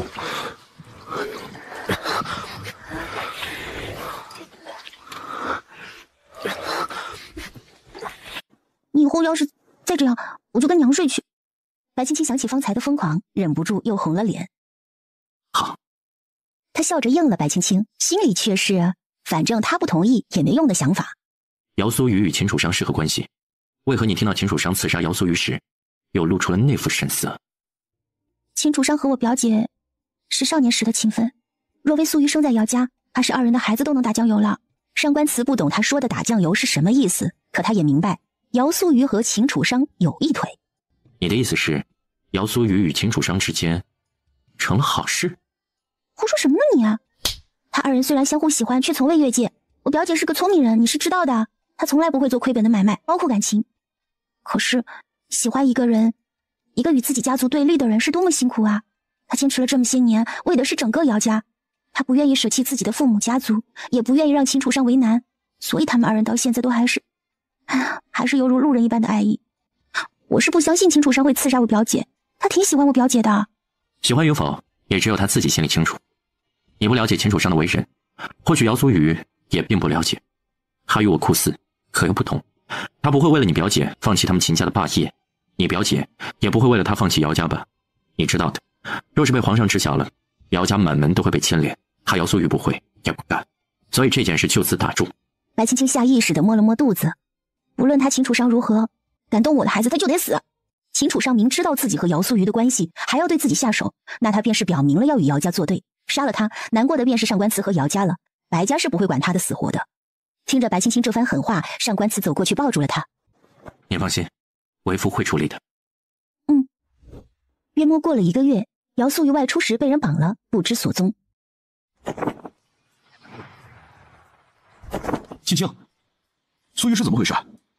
素玉被人给绑了。多久了？约莫1个晚上。派人去寻了没有？已经派人沿路去寻了，鱼儿定会想法子留下线索。我去找。慕容清转身就跑了出去。姚家人看着他慌张的模样，没有往日里丝毫的风气，心中也有些异样。卿殿下为人和善，是个好归宿。姚家大爷突然说了这样一句话。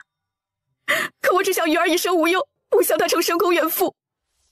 素玉，等我。如果当初没有交集，没有见过你，我心就不会孤寂。为什么抓我？姚素玉问着地上的几个人，他们却没有回答自己。几个大汉忙活了一夜，累得都睡着了。姚素玉轻柔的声音把他们吵醒，让他们很是不爽。叫什么叫？要不是人家有吩咐要亲自来办你，老子早就把你给办了。臭娘们儿，给老子安分点！几位大哥，你们若是想要钱财，我也给得起。不如你们将我放了，我拿银钱给你们如何？哼，银钱？老子不缺钱，老子不缺钱。听他这么说，姚素玉断定来者就是冲他来的，为的就是毁了他，而不是钱财。过了许久，外面传来一阵马蹄声，那领头的壮汉出去看了看，进来时笑得脸上的刀疤都挤到一处。他上前掏出一个小瓷瓶，倒了一粒药丸出来，强迫姚素玉吞下。你就慢慢享受吧，一会儿那些个慕名而来救你的公子哥儿都会到场。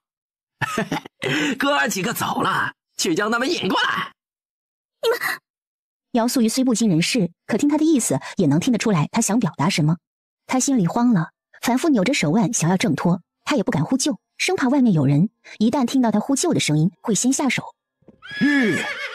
外面再次传来马蹄声，姚素玉整个人都慌了。他瞧着门口，视线逐渐变得模糊起来。慕容清踹门进来，一袭白衣上面沾染着灰尘。他在半路时瞧见了尾巴上绑着一根白布条的小桃红。没事了，素玉，我来了。是殿下。姚素玉极力地克制住自己，他认出来者是慕容清之后，精神也放松了。等他被慕容清松开以后，就有些控制不住自己。他靠向慕容清，一把揪住他的衣领子。这一举动把慕容清给吓了一跳，还没反应过来，就被姚素玉一扯，也放倒在地上，跨坐在他的身上，一双小手胡乱地扯着他的衣襟。素玉，慕容清哪里见过这个架势？素玉，你冷静点，这不是地方。姚素玉脑子里都成了浆糊，他现在只想往慕容清身上贴，才能觉得舒服一些。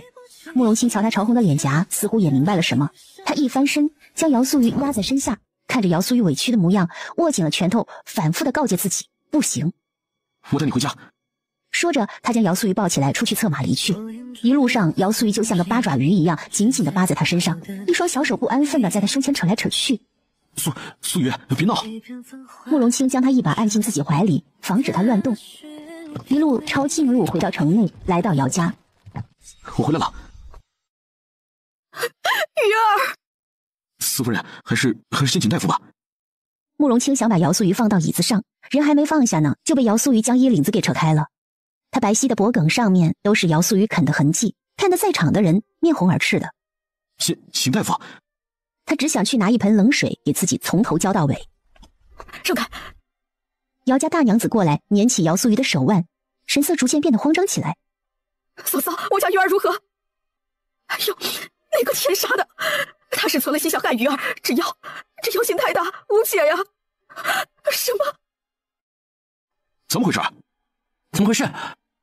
姚家几个小子上前，就差将慕容清吊起来逼问，丝毫不记得他皇子的身份。在路上，我遇到了素玉养的那条蛇，他带我去找了素玉。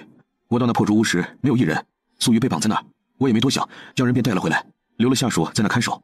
慕容清刚说完，姚素玉便向他身上爬了去，好生尴尬。不知我们将他打晕吧？这话差点把白青青给气笑了。这都送上门了，他却问人家爹娘要不要把人给打晕，先救姐姐要紧。宁宁，带他们回小姐的房间。我希望你能好好待我女儿。只有他知道，他说出了这句话到底是下了多大的决心。可比起清白，他更在意自己女儿的性命。我承认，我欣喜素玉。素玉在意的人并非是我，抱歉，我不能这么做。他刚说完，李一都被姚素玉给扯开了。他在意的，秦楚商，我宁愿他死了。你做不到，那就换个人。这天下间并非你慕容清一个男人。他的女儿就是死了，也绝对不和魔教勾结。你胡说什么呀？她是我女儿，你敢伤害她，我跟你拼命！慕容清，我将我女儿嫁给你，你可愿待她好？慕容清没有想到四娘子会说出这样一番话，呆愣愣地看了看白青青，气得白青青只给自己顺气儿。哎呀，我四舅娘话都说到这个份上了，你还像个傻子一样干嘛？愿不愿意给个痛快话？给个痛快话！他也知道姚素玉清醒过来之后可能会伤心不已，可这是人命关天的大事儿，哪里还管得了那么多道德伦理？迟疑了一会儿的慕容清将自己佩戴的一件长命锁从脖子上摘了下来，递给四娘子说道：四夫人，此物件为我皇祖母在世留给我的，跟了我20几年，如今我交于您，就算是交换了信物，日后卿必定会十里红妆接素玉回府，也定会待她好。说罢，他一把抱起姚素玉就要走，刚出去一步就被四娘子给拦住了。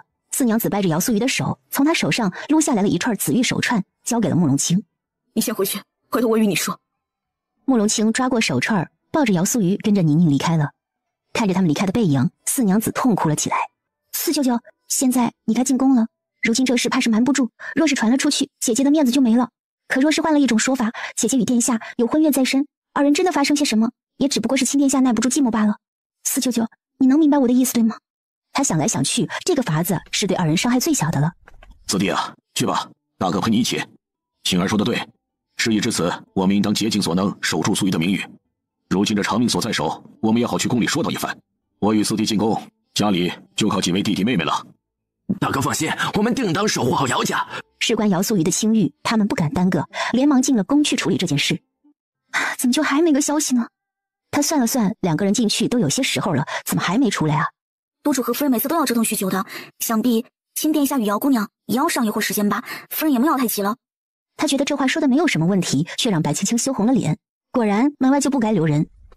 青儿，来喝一些，你三舅娘亲自熬的，给你留了些。你与娘说，你当时是否也是如此？白青青突然回想到出狱时，便笑了。我哪有素瑜这么好命？一开始他可是巴不得我死呢。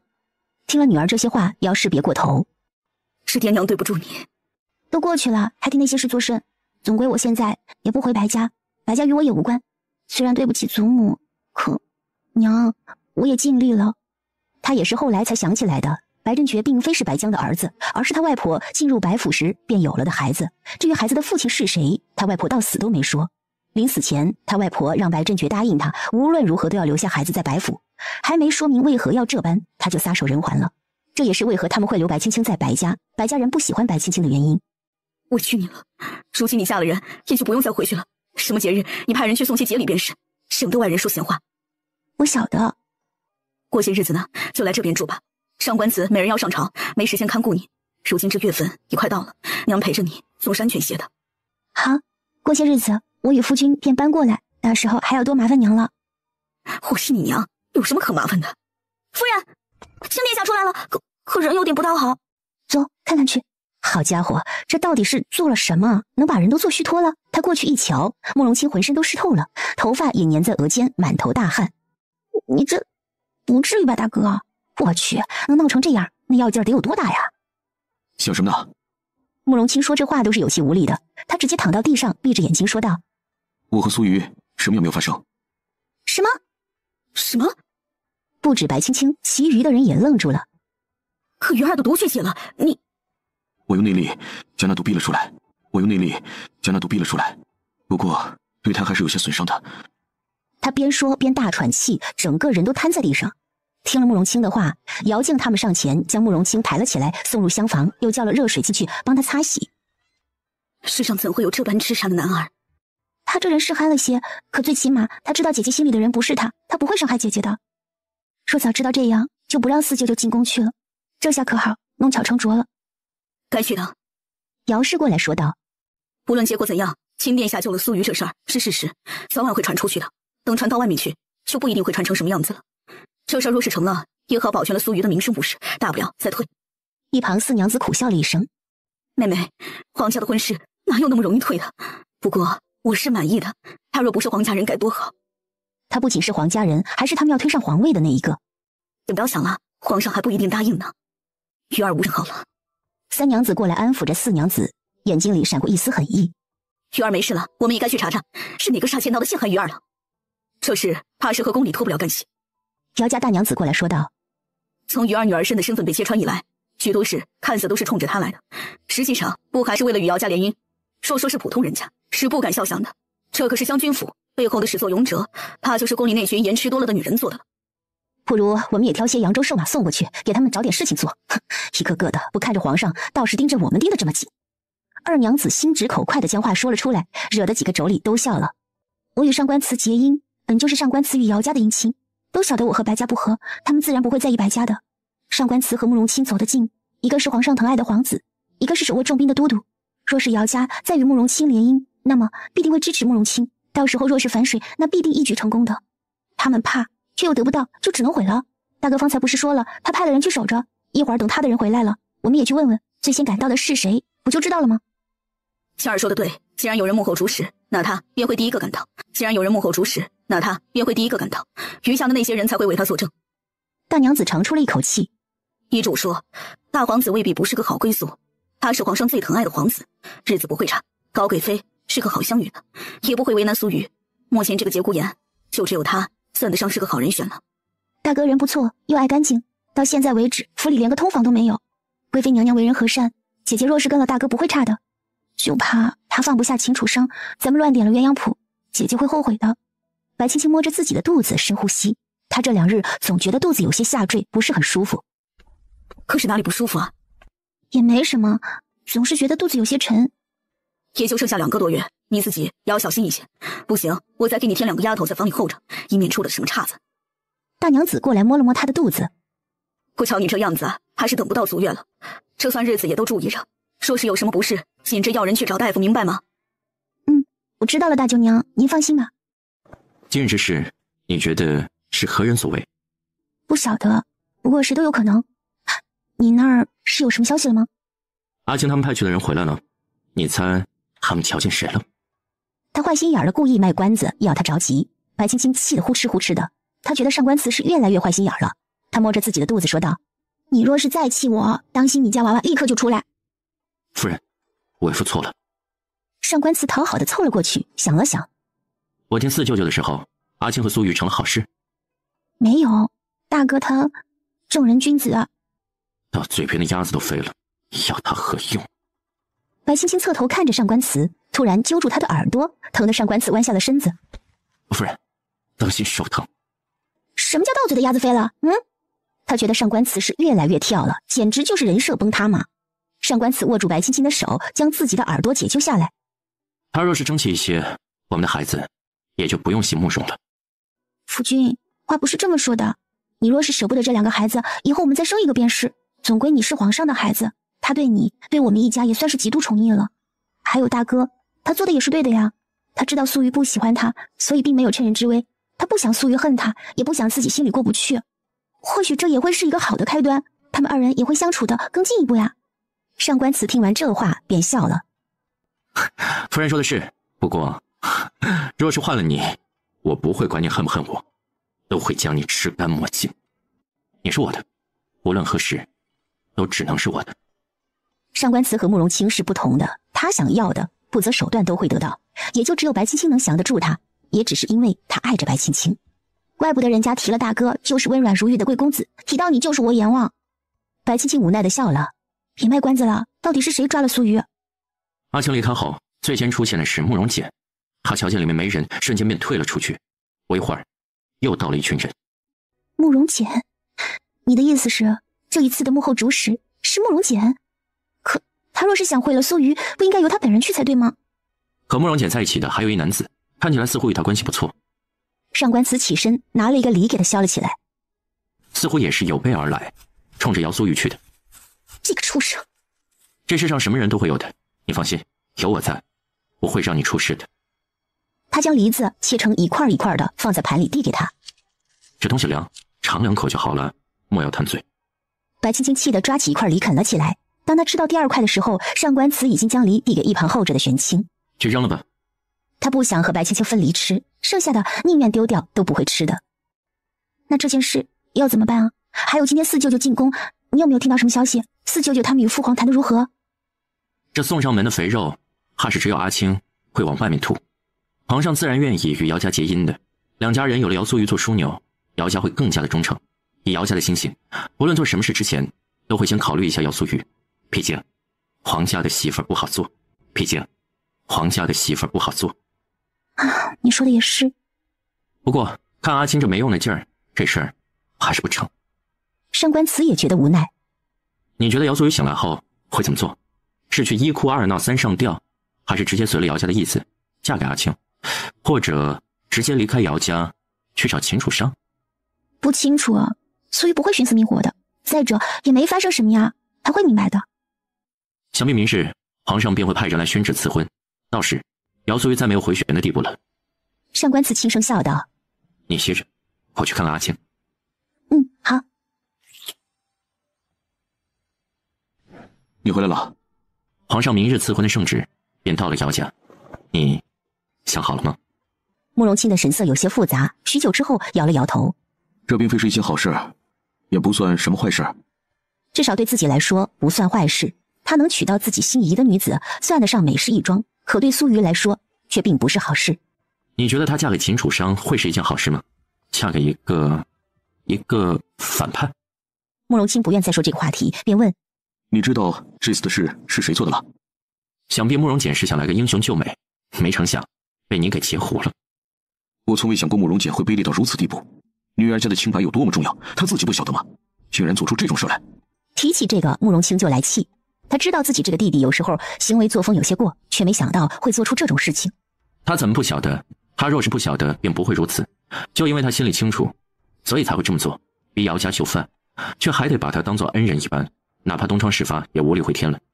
姚家这个亏得认。若是姚苏瑜嫁给了太子，那么姚家无论如何都会倾向太子，姚淑瑜就好比是个筹码，压得姚家死死的。扶我起来吧。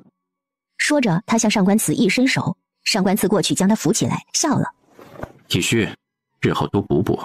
说着，他给了慕容清一个眼神，慕容清突然就笑了，他懂上官慈是什么意思，捶了他一拳，说道：少给我说这些荤段子，扶我去吃点东西，我饿了。听到他说饿，上官慈不厚道的哈哈大笑起来。上官慈扶着他坐到桌前，出去让人备了吃食过来。殿下，小夫人的手艺见不得台面，殿下莫要嫌弃。若是不够，厨房里还有。慕容清脸上微微染上了粉色。多谢四夫人。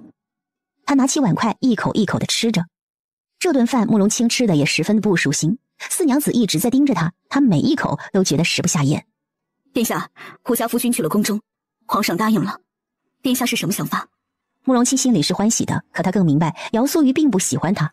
虽然说皇家的婚姻也不需要彼此喜欢，可是他不愿意耽误姚素瑜。四夫人，我们都清楚，素瑜心仪之人不是我，强扭的瓜不甜，我不愿耽误了他。强扭的瓜甜不甜，也只有啃一口才晓得。顺其自然的瓜，也不一定就能张得圆润，也可能是歪瓜。跟着秦楚生，就要一辈子被人扣上一个魔教的名声，也连累了姚家一世忠良的名声。这，论理，你是皇子，国家鱼儿嫁给你，算得上是高攀。可鱼儿在我家也是被宠大的，放在手心里的孩子，我也不愿她嫁入皇家。至于原因呢，殿下能明白的。可如今这个局势，除了她嫁给殿下，我能放心一些，别的再无他法。我明白了，这个看素瑜吧。他想把主动权交给姚素瑜，倘若他要是不愿，自己就去请求父皇收回成命。鱼儿会理解的。望着四夫人的背影，慕容清有些迷茫。他看向上官慈问：如果当时白二爷与其夫人不愿意轻轻嫁给你，你会如何？指的是什么时候？一开始。皇上赐婚，岂有臣子不应的道理？那他们回来后要轻轻与你和离，该如何？人都已经是我的了，退婚，来世都没这个可能。上官慈这话完全就是活土匪的思路，反正怎么说就一句话，不可能。怎么，有什么问题吗？你以为我不想吗？总归还是要看苏瑜的，我想也没什么用。上官慈是不明白慕容清的这个心态，他觉得不论白青青说什么，反正自己都不会放他走的。他不愿意，那就威胁他，反正他心软。这事儿你自己看着办，我多说无益。你好生歇着吧。说完便回去陪白青青了。鱼儿，这事儿不能怪亲殿下，是爹娘要他做的。比起我女儿的命，那点清白算得上什么？娘，鱼儿，你爹爹进宫求了旨，让你嫁给亲殿下。四娘子话音刚落，姚素瑜面色一僵。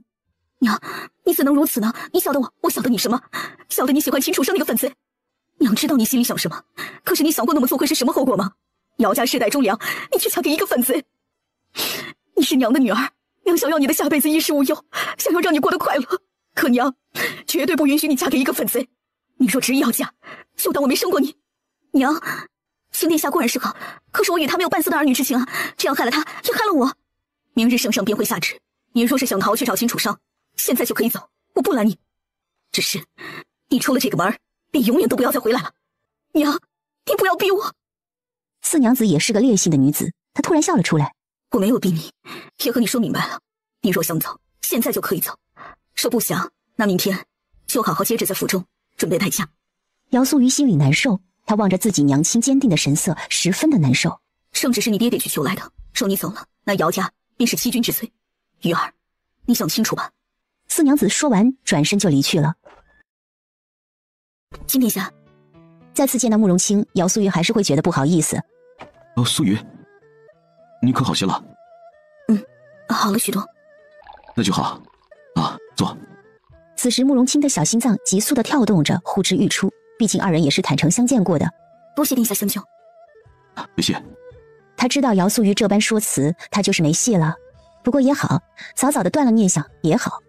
殿下，你我二人的婚事，殿下怎么看？苏雨怎么想？哦，他怎么想？他不想嫁，可这话能直说吗？你怎么想？慕容清假装镇定，喝了一口茶。这件事呢，总归是想起来最好解决的法子，也是短时间内能想到最好的法子了。他都不知道自己在胡乱说些什么，有些手足无措。哈，不谢。慕容清转着手里的杯子，目光有些闪躲。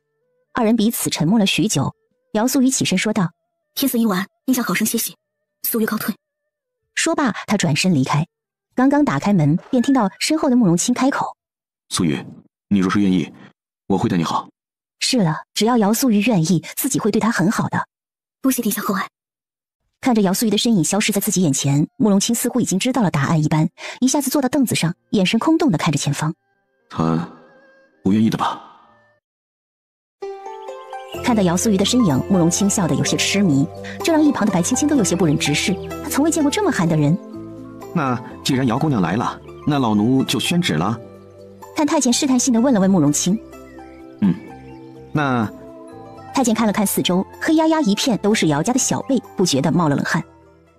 奉天承运，皇帝诏曰：姚家之女姚苏雨，天姿国色，秀外慧中，特赐婚于吾儿卿正妃，于下月26成礼，望二人良缘美满，钦此。大家都起来吧，恕老奴今日不便给几位行礼，来日再补。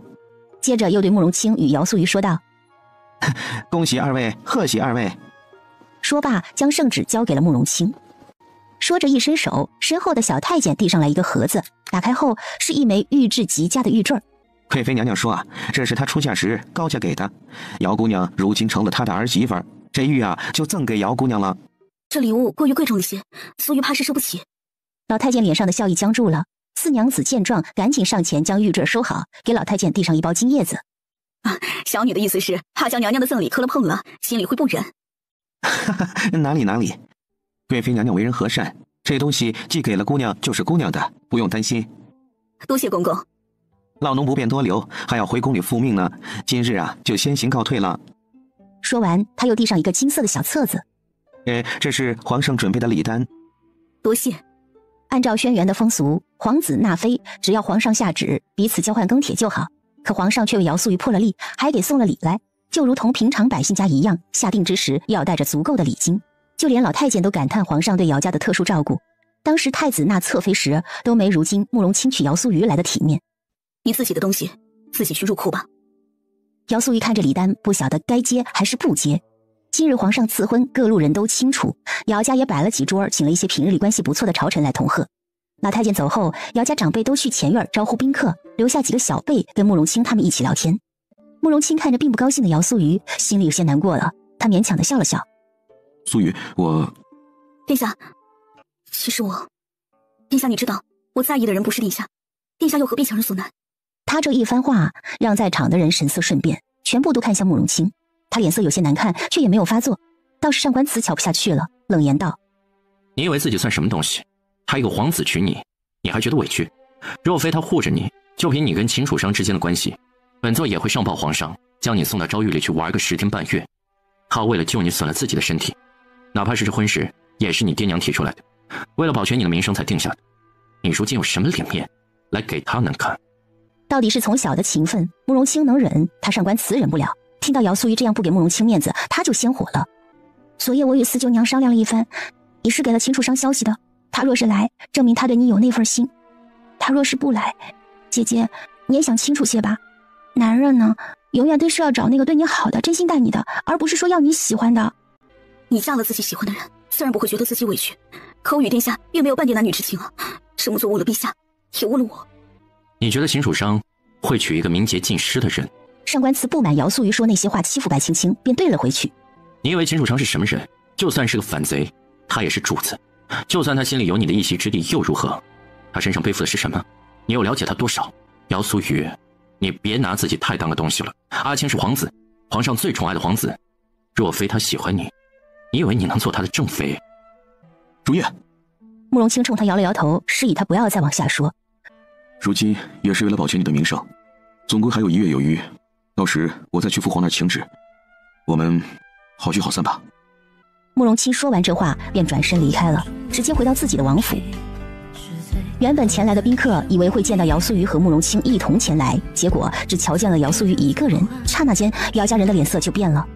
这样的日子，丢下姚素瑜一个人，慕容清诚心是要她难堪吗？这一日，姚素瑜成了所有女子向往的人，也成了京城的笑柄。没有了慕容清，她真的算不上什么。事后，四娘子了解到因果后，气得病了半个月才好，而姚素瑜却没能等到秦楚商的到来。8月下旬，上官慈便告了假，在家中陪着白青青待产。白青青笑话她没出息，自己还有将近1个月的时间才会生产，她就这样迫不及待的要回来守着了。这天，宫里突然传旨让上官慈进宫。等上官慈回来的时候，已经是后半夜了。被吵醒的白青青看他神色凝重，便开口询问他出了什么事儿。起初上官慈不愿意说，奈何架不住白青青软磨硬泡，才松了口。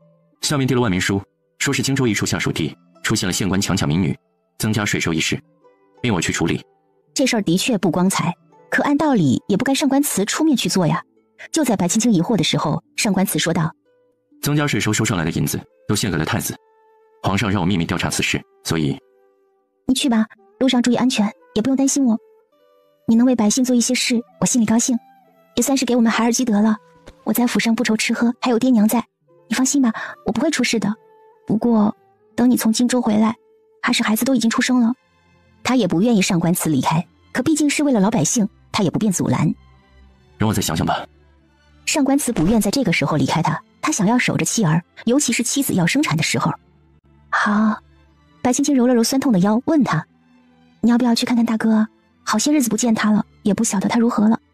他有些担心慕容清，怕他走不出这个坎儿。上官慈脱下自己的外衣说道：他近日也在忙荆州一事，看起来心情还不错，你也无需担心，他活了这么多年，什么大风大浪没见过，一个姚苏瑜不成问题。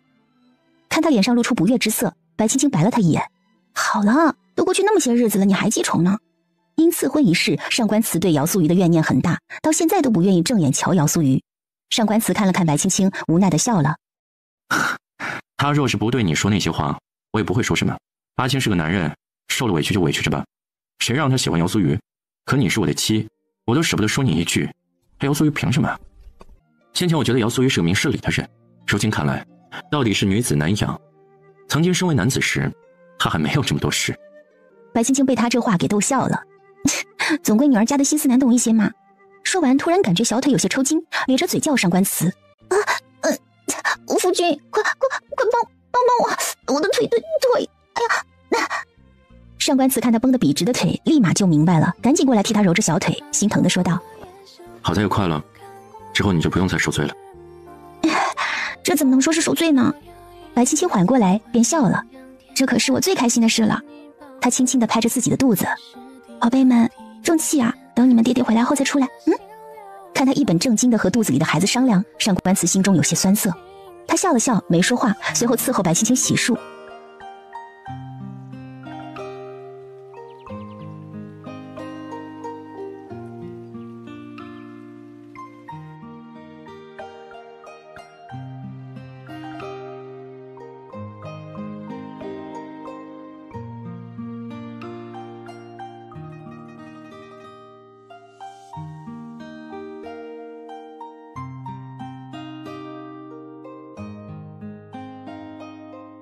第2日一大早，上官慈悄悄起来收拾了一番，离开了姚家，前往荆州。我眼中的风景是最好的证明，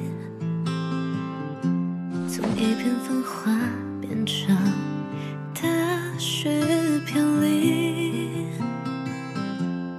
明明有的选择，却被内心标记，慢慢的把该有的颜色堆积。爹娘，最近感觉怎么样？有没有哪里不舒服？还好，除了近期小腿总是抽搐，这2个小家伙会踢我，没别的什么不舒服的。那就好。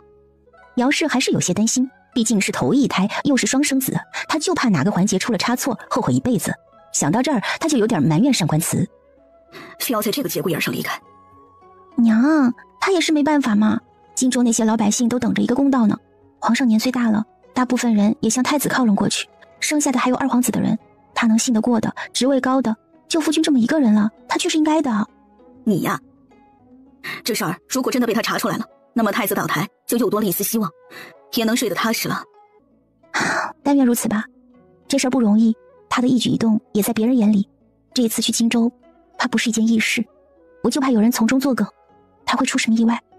别瞎想，这个时候啊，你只要想着自己如何能顺利生产，想着他何时会回来就好。我已经给叶良递了消息，为途中从他的地界走，到时候让他照拂一二，放心吧。叶良，说起叶良，自己也有许久没有见到他了。爹爹跟叶良之间还有什么联系吗？我怎么不晓得？啊，不是什么要紧事儿，就没告诉你。白振觉笑得像只狐狸，让白青青有些怀疑。当夜，白青青做了一场噩梦，她梦到上官司满身鲜血地站在她床边，伸出带血的手，用力地挤压她的肚子，一边挤压还一边跟她说：“一定要保住孩子。”白青青睡梦中用力地挣扎着，现实中也是胡乱踢着。夫人，你怎么了，夫人？白青青清醒过来以后，出了一身的冷汗，她双眼空洞地望着前方。玄清，从这到荆州要多久？大概7日有余吧。荆州离咱们这儿并不远，夫人是想督主了吗？想必督主也会想念夫人，定然会早些赶回来与夫人相见的。去，拿纸笔来，我要给夫君写信。信？玄清看了看外面黑漆漆的天，说道：“夫人，今日夜深了，不如夫人先行休息，明个一早天亮了，玄清就给夫人拿纸笔，可好？”不，现在就背。我写了，你去找人送往荆州。想起上官慈鲜血淋漓的模样，他双手忍不住颤抖，最后趴在桌子上哭了起来。夫人。看着嚎啕大哭的白青青，玄清有些不知所措。外面守夜的下人听见了，以为是白青青要生了，赶紧跑去通知姚氏和白振觉。青儿呀，这是怎么了？姚氏就披了一件外衣进来。这是发生了什么？怎么哭了？是不是哪里不舒服？娘，我怕。娘在，娘在。白青青哭了好一会儿，才从姚氏怀里抬起头来。没事了，娘，我只是做了一个噩梦。说罢，将写好的涂鸦放进信封里，用蜡油封起来，交给玄清。去吧。是。你让他去做什么了？我想夫君了，就写了一封信，让玄清找人送过去。等他到了没多久，想必信也会到。姚氏哭笑不得，他还以为女儿怎么了呢，原来是想自己夫君了。也是，他们成亲以来分开也就那么一次，现在这个时候离开，对白青青的打击的确挺大的。他会回来的，车司的事情对他来说并不难，只要到那里找足了证据，便可以回京了。你也不要乱想了，会回来的。白青青有些不好意思，却怎的也忘不了那个梦。爹爹，你说旅途上会有人照顾夫君，那你能不能联系一下他们？我给夫君带了信过去，可是到现在都没个回信，我实在是有些放心不下。看着女儿担忧的神色，白振觉没有拒绝，立刻便传了人来去打听。入夜，白青青刚躺下，突然外面有一支箭射了进来，上面还绑着一封信，上面写着于2日后归京。白青青笑了出来，这八成是叶良的手下吧？行事作风都不走寻常路。那这件事还用去告诉老爷和夫人吗？不用了，叶良那人就这样，没事。既然夫君2日后回来，那我们后天就去城外的十里亭等他吧，也好给他一个惊喜。他握紧了信，安心的笑了。2日后，他瞒着姚家人出了门，守在院子里的暗卫见了，赶紧跟上。夫人，要不咱们等一会就回去吧？督主还不知道要何时到呢，您一直在这儿也不好。他是怕白青青万一生产了，一时间会手足无措。不急，再等等。突然看到一旁不远处黑压压的一片人向他奔来，心里高兴极了。玄清，你看，那应该是夫君他们回来了吧？玄清顺着白青青指的方向望过去，也只看到一路青烟。应当是的吧？可是这烟上怎么与督主他们走的时候穿的不一样了？玄清记得上官慈他们走的时候是穿了一身飞鱼服的，白青青似乎也看出了哪里不妥。等人进了后才晓得，来人根本就不是上官慈。说，夫人。白青青突然反应过来，拉着玄清就往庭外走。别出声，咱们悄悄地走。他们向马车的方向走去，那队人马也向他们行驶而来。一旁跟着他们的暗卫觉得情形不对，迅速现身，抓着白青青就往马车上带。你干嘛？自然放开我家夫人！闭嘴，我是留下的暗卫。说完便看向白青青。夫人得罪了，您先上马车，那些人来者不善，我带您先回。他看着行驶而来的人群，催促着白青青赶紧上马车。好。夫人，您坐稳了，千万不要出来。好。白青青捂住肚子，和玄清抱在一起，紧张地看着眼前。那黑衣人冷笑一声，牵着马车向那队人马走去。人已经带来了，上官慈呢？你们截杀了吗？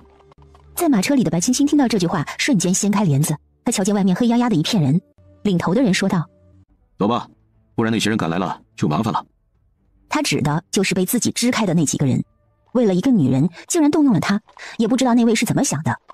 一群人驱使着马车走着，白青青十分后悔，若是他肯多思考思考，或许就不会这样了。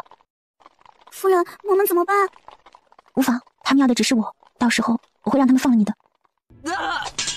突然，外面传来一声惨叫，随后传出厮杀的声响。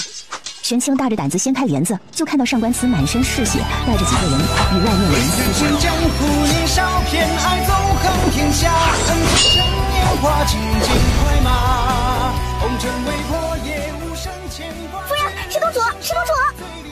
别乱喊！夫人，夫君！上官慈满身鲜血，肩膀处还有一道新伤，就如同他梦中那般，他一下子就哭了出来。你这是怎么了？怎么会弄成这个样子呢？到底发生了什么？是谁杀了你？疼不疼？上官慈一笑，就听见白青青喊了一句小心，回头躲了一下敌人的长剑，将其击落。待在这里。随后跳下马车，与那些人厮打起来。夫人，公主来了，咱们一定会没事的。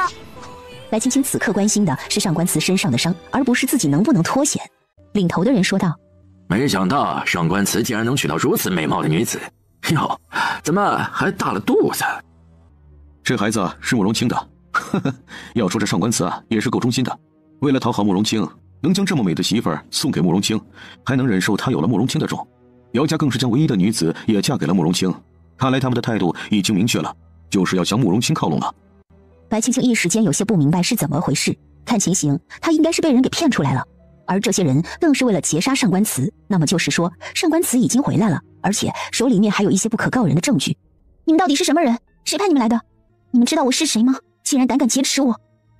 既然能将你带出来，我们就一定知道你是谁。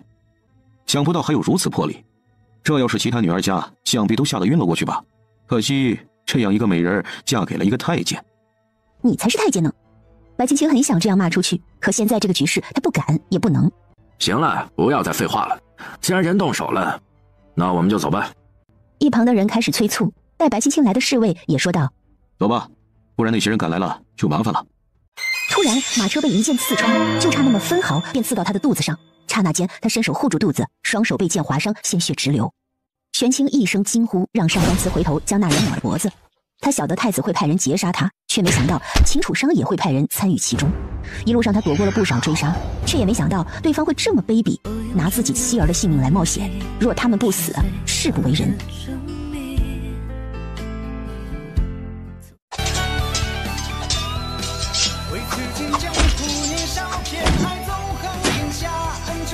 幼主！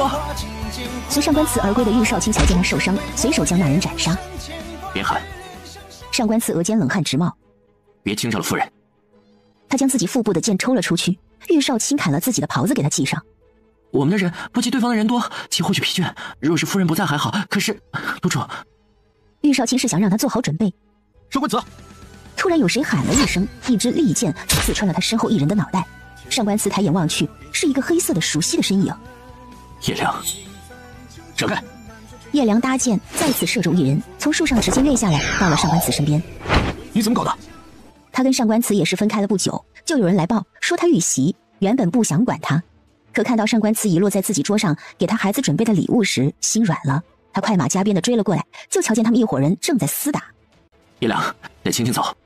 如今我负伤，他们人多势众，我们一起在这里不划算。我为你开一条路，你带青青他们先走。说罢，他转身冲进人群，将那些人冲散，留出了一条路来。走，少卿与他们一起走，看好夫人。你。叶良原本想自己留下，那些人他还是能应付的，大不了他溜了就是。玉少卿咬了咬牙，跳上马车，对叶良喊道：“还等什么？走！”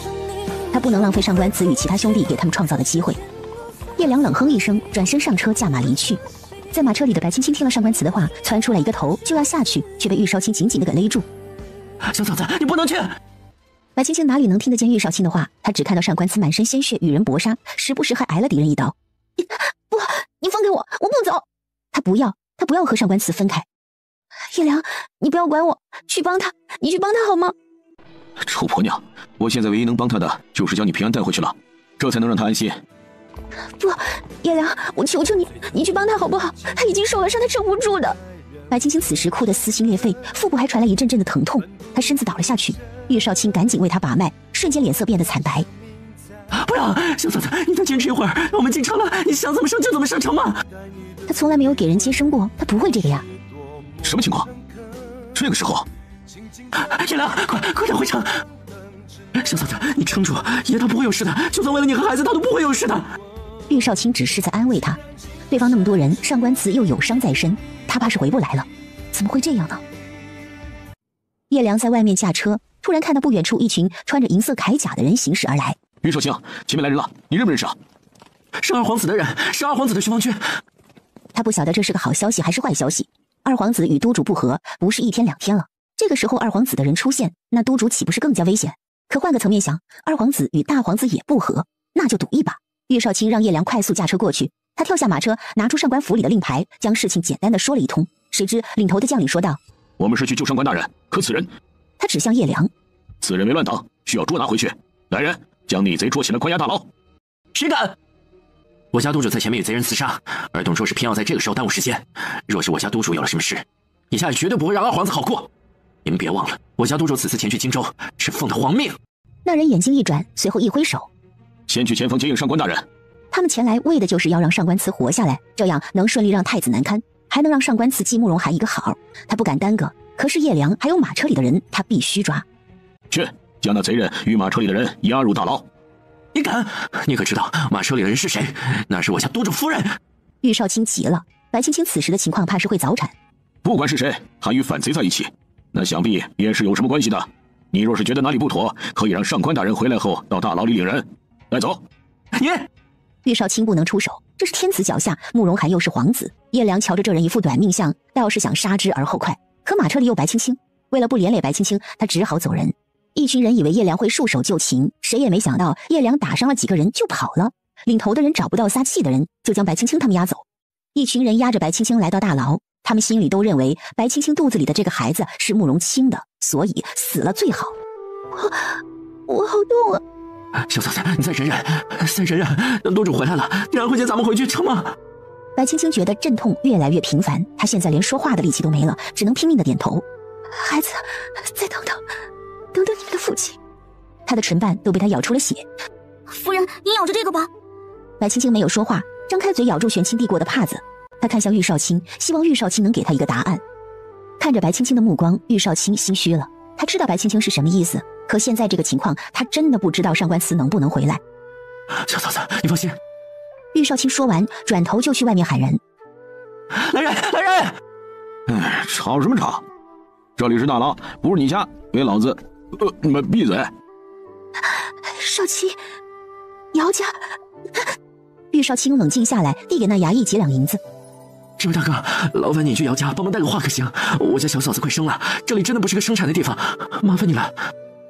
哎呀，可惜了是个大肚婆。说完扭头就走了。玉少卿咬牙切齿，突然一挥手，一枚红色的肉虫被甩到衙役身上，迅速钻进他的肉里。妈的，蚊子怎么这么多呀？玉少卿回过头来，露出阴洁的笑容。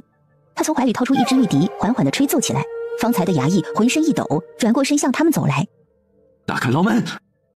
打开牢门！钥匙不在我身上。什么？在谁那儿？去哪？出去买酒。玉少卿崩溃了，他没想到这大牢会这么松散。没有别的钥匙？没有。你去死吧！玉少卿大吼一声，随后就瞧见那衙役拔出腰间的挎刀抹了脖子。玉少卿原本只是一句气话，他还没来得及喊停，那人就躺在地上了。这下他们唯一的希望也没了。这二皇子是个傻子，还是京城里的大牢干净，连个犯人都没有，还2个人守着，他是怎么想的？玉少卿气得快跳起来了。白青青闭上眼苦笑，突然他觉得自己身下流出了一些东西，一下子就慌了。他感到一阵阵痛楚，哭着说道：“我们得出去。玉少卿，我……”他强忍着痛楚没有叫出声。玉少卿也看到他有些潮湿的衣裙，瞬间就懂了。小嫂子，你忍忍。他从来没有给谁接生过呀。进来的时候，衙役们将他的佩剑一并给绞了。他现在根本就没什么工具能将牢门的锁链给劈开。夫人，于大哥，那小房子，再这样下去，夫人她扛不住了呀！玉少卿在一旁也是急得团团转，却没有一丝法子。突然，外面传来一阵阵打斗声。秋儿，姚氏闯了进来，一条长鞭上还滴着鲜血。他才刚睡醒没一会儿，叶良就闯了进来，说是他女儿被二皇子的下属给带到了大牢。混账！姚氏眼圈一红，抬手抽向锁链，抽了几下，那锁链都没什么损伤，他便朝外面喊道：“拿钥匙进来！”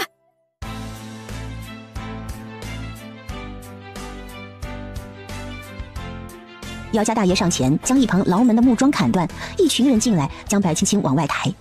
这到底是怎么回事？谁给他们的胆子，敢将我的女儿押进大牢？咱们先回，看他这模样，怕是要生了。妹妹，你跟妹夫先回去，让你几位嫂子准备准备。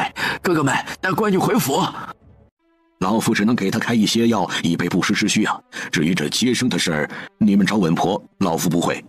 他察觉到白青青此时的身子极为虚弱，从怀里掏出一个小瓷瓶，倒出2片参片给白青青咬着。大娘子也管不了太多，联合几位弟妹将白青青身上的脏衣服给退了，盖上薄被。她洗净了手，过去瞧了瞧，又摸了摸，蹙起了眉头。也不过看了6指，这还得等等。白青青此刻疼得上气不接下气，她用力抓着被子看向姚氏。呀，夫君，乖孩子别想了，他会回来的，放心吧。先把孩子生下来才是你要做的。若是平时，姚氏还不会这般担心。本就是双生子，又受了惊吓，她真怕自己女儿挺不过来。白青青足足发作了快2个时辰，几位舅娘在一旁看的也是心惊胆战的。一直到傍晚时分，传来上官慈被带回来的消息。白青青想见他，姚家的人个个面色难看，说是等她生产之后，上官慈就会来见她。听到这儿，她心里最后一道防线坍塌了。她没有一丝力气，看着自己圆滚滚的肚子，哭着问姚氏：“他还在吗？他还在吗？”在。姚氏不知道该怎么安慰自己女儿，她方才去瞧了，伤得很严重，洛神医正在救治，怕是不行了。按道理二皇子派去的人也不少，可他们身上个个都没有伤，唯独上官慈满身都是伤。直到皇上的安慰到了，才终止了这一场厮杀。呀，我要见他。乖孩子，等孩子生出来，他会来看你的啊。好孩子，他没事儿。姚氏上前握住他的手，看他虚弱的模样，很是心疼。虽然不想刺激他，可上官慈现在的情况不容乐观，指不定这2个孩子就是他唯一的血脉。孩子，你得争口气把孩子生下来，这2个还是他留在身上最后的血脉了。听了姚氏的话，白青青忍不住颤抖，哇的一声就哭了出来，没哭几声就昏厥过去了，气得二娘子把姚氏推了出去。你与他说这些做什么？你这不是诚心要害死他吗？二嫂，她是我的女儿，我怎能不心疼呀？怎会要害死她？上官慈那个情况他是有权知道的，就他现在的情况，指不定就不行了。我疼爱我的女儿，他也疼爱我的女儿，我不能让他死了连个血脉都没能留下。一旁替白青青施针的大娘子让他2人出去吵，别在这里烦人。大娘子给白青青扎了几针，又拿了参片给她含着。白青青醒来后，泪水顺着眼角流下，她看着大娘子虚弱的说道：“大舅娘，我没有力气了。”青儿，你不能说这种话呀！那个女人生孩子没个几个时辰，你这才哪儿到哪儿？别说这种丧气话。她看着白青青的神色越来越差，对她说道：“上官子现在的情况并不糟糕，你自己也得撑住啊！还有肚子里的孩子，知道吗？来，咱们歇一会儿，下把劲儿，好吗？”泪水模糊了白青青的双眼，想着上官慈和孩子，她点了点头。大舅娘，我若是生不出来，那就把我的肚子剖开，把孩子拿出来。突然一阵疼痛让白青青抓紧了床单。大舅娘，大娘子赶紧过去看了看，看到孩子的头，惊喜地叫了出来：“青儿，用力，快用力，孩子快出来了！”白青青将嘴里的参片都咬碎了，用尽了全身的力气，只觉得有什么东西从自己身下出来，整个人都要虚脱了一般。一声婴儿的啼哭让大娘子泪目，让门外守着的姚家的人也纷纷抹着眼泪。好孩子，是个男孩，还有一个，咱们加把劲儿。孩子，大舅娘怕孩子歪了，我给你顺顺，你要撑住了。他伸手覆盖上白青青的肚子，缓慢地按摩着。半个时辰后，白青青又诞下一女。生完孩子，他看了一眼便昏睡过去了。上官慈那儿怎么样？洛神医说死不了。哎，这孩子怎么这么丑，跟猴子一样？哎，娘，你打我干嘛？你小时候也这个德行，还不如他们俩好看呢。姚将委屈地退到一旁，惹得几个小辈笑了出来。大娘子松了一口气，人没事儿，没事儿就行。你们可是不知道，方才青儿跟我说，她若是生不出来，就叫我把她的肚子剖开。你们说，这孩子对自己是有多么狠心呀？若是上官慈救不回来，那他还不得一头撞死随上官慈去了？过了许久，姚家二爷说道：“我去静观，将上官祠的情况禀报皇上。三弟去瞧瞧上官祠吧，四弟去那再查看一番，看是不是能找到什么线索。”好，知道了。两个孩子也是省心，从出生到现在都安稳的睡着，也不哭不闹。两个孩子也是省心，从出生到现在都安稳的睡着，也不哭不闹。许是晓得他们的爹娘正在受苦，不忍心再折磨他们吧。白青青和上官慈都昏睡着，到了后半夜，上官慈醒了。他醒来第一件事就是问一旁的玉少卿白青青如何了。玉少卿笑着说道：“爷，小嫂子给您添了一对儿女，都平安，等您好些了，我带您去看。夫人呢？如何？”他心里欢喜，恨不得现在就起来去看白青青，又怕自己这副模样吓到他。夫人生产身体消耗过大，昏睡过去了，人没什么大碍，都平安。听完玉少卿这话，上官慈闭上双眼。他如今满身的伤，估计要休养3、4个月才能好。这一次是他大意了，他没想到慕容简能有那个脑子在皇上身边安插眼线。少卿，去查，动用谷里的人去查，孩子到底有多少照样，再查查皇上身边有多少，一经查出，全部拔除。是。姚素玉出府了，许是去见了秦楚商。哼，随他去吧，你派人去盯着他，若是……他想说，若是姚素雨有什么异动，就派人杀了他。可想到白青青，便下不去口了。想了想，说道：“将这事告诉四娘子吧，她晓得该怎么处理。”是。爷，您觉得这事姚素雨也参与了？参与与否，重要吗？玉少卿干笑了几声，不说什么了。玉少卿，下次再私自调派我留给夫人的安危，你便去找个机会自裁了吧。上官慈说了这么多，也觉得乏累了。下去吧。是。这件事也是他的错，若是他不私自调派给白青青的暗卫，也不会出这种事了。玉少卿出来，到了院子里，就瞧见姚素玉站在白青青的门口，似乎是想进去。姚姑娘，你……姚素玉一转头，他便看到对方双眼通红，似乎是哭过许久了，到嘴边的恶语便也缩了回去。你想进去的话，就去看看吧。姚素玉刚从秦楚商那儿回来，他还不知道该怎么去面对白青青。我对他下手，他应该感到荣幸。他活着还有一丝利用价值。听了这话的姚素瑜给了秦楚商一巴掌。姚素瑜质问秦楚商这么做到底有什么企图时，秦楚商对他说：“素瑜，你该帮我成就大业，而不是在乎这些八竿子打不着的亲戚。日后若再敢动亲情，休怪我无情。”说完这样的话便回来了。他现在什么样子，你自己去看一看不就知道了。玉少卿轻声进来，就看到玄清在一旁伺候着，白青青还在昏睡。你可知他这次到底经历了什么？我们在大牢的时候有多么的绝望，今天的这一切除了太子之外，还有秦楚商的手笔。那你刚刚的那副神情，想必是已经知道了。他生产的时候说，要是孩子生不下来，那就将他的肚子剖开，把孩子拿出来。你知道一个人说这句话需要多大的勇气，还有多少的绝望吗？玉少卿看向姚素瑜，只见他美眸含泪地走到白青青身边，带着亏欠的神情。你喜欢谁，想与谁在一起都无所谓，可你喜欢的人做了些什么事，你若是知道那不是一件好事的话，你该告诉小嫂子的。毕竟她与你也算得上是姐妹一场。她与你不同，她只是一个贪财怕死的女子，也不会琴棋书画，甚至大师都不识几个。可她唯一的就是比任何人都通透，能看得明白。玉少卿给自己倒了一杯茶，抿了一口，继续说道：“你之前对她说过一句话，你说她是嫁给了自己喜欢的人。哼，那你是否晓得她是在什么样的情况嫁给我们督主的？又是经历了一些什么，他们二人才互相倾心的？你不知道，你们姚家也不知道。向来是报喜不报忧，对你们，他把所有的好事都会告诉你们，就为了不让你们担忧。他总是把最苦的事消化掉。你们对他其实一无所知，尤其是你，姚素瑜。你觉得他是个小孩子，你觉得他现在过得幸福，不能体会你的感受。可你呢？你有体会过他的感受吗？为了你出嫁，他从许久前就开始搜罗东西给你做嫁妆，凡是有什么好的东西他都买下来存着。我从未见过他给自己挑了些什么，却唯独替你添了满满一库房的东西。姚素瑜，你对得起他吗？若不是怕吵醒了白青青，玉少卿此刻都能吼出来。听完玉少卿的这些个控诉之后，姚素瑜哭了出来。姚素瑜，秦楚伤害他不是一次两次了，你可以不说他在哪里，可你不能做这个帮凶。说真的，我觉得你配不上慕容清。你说什么？我说你配不上慕容清。像慕容清那样的男子，找一个什么样的女子找不到？你以为自己是什么香饽饽？他娶你是你的福气。他的福气？姚素瑜闭目苦笑。你说的对，清殿下娶我是我的福气。我若是你，能嫁给清殿下那般的男子，定然是要开心死的。你不知道有多少女子想嫁与清殿下为妻，哪怕是妾，只要清殿下开口，那都是一大把人赶着的。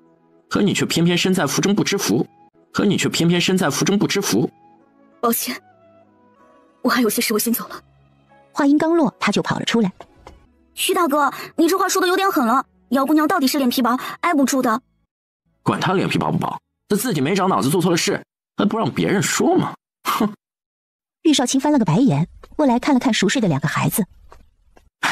这孩子长得真漂亮，瞧瞧，这红彤彤的，跟涂了釉一样。姚景公子说孩子长得太丑，被骂了一顿。可我觉得你这个比喻还不如直接说孩子长得丑。大娘子说了，小孩子出生都这样的，待过些时日长开了就好了。说完，他也过去看了看孩子。你懂什么？我这是夸他们好看。说着，他从怀里掏出2个宫铃，放在2个孩子身边，对玄清说道：“这2个宫铃给孩子贴身带着，里面是对他们有益的东西。”是什么呀？我是怕有心人会暗中毒害2个孩子，里面是我玉家独门养的蛊虫，其散发的特殊气体，百毒不侵。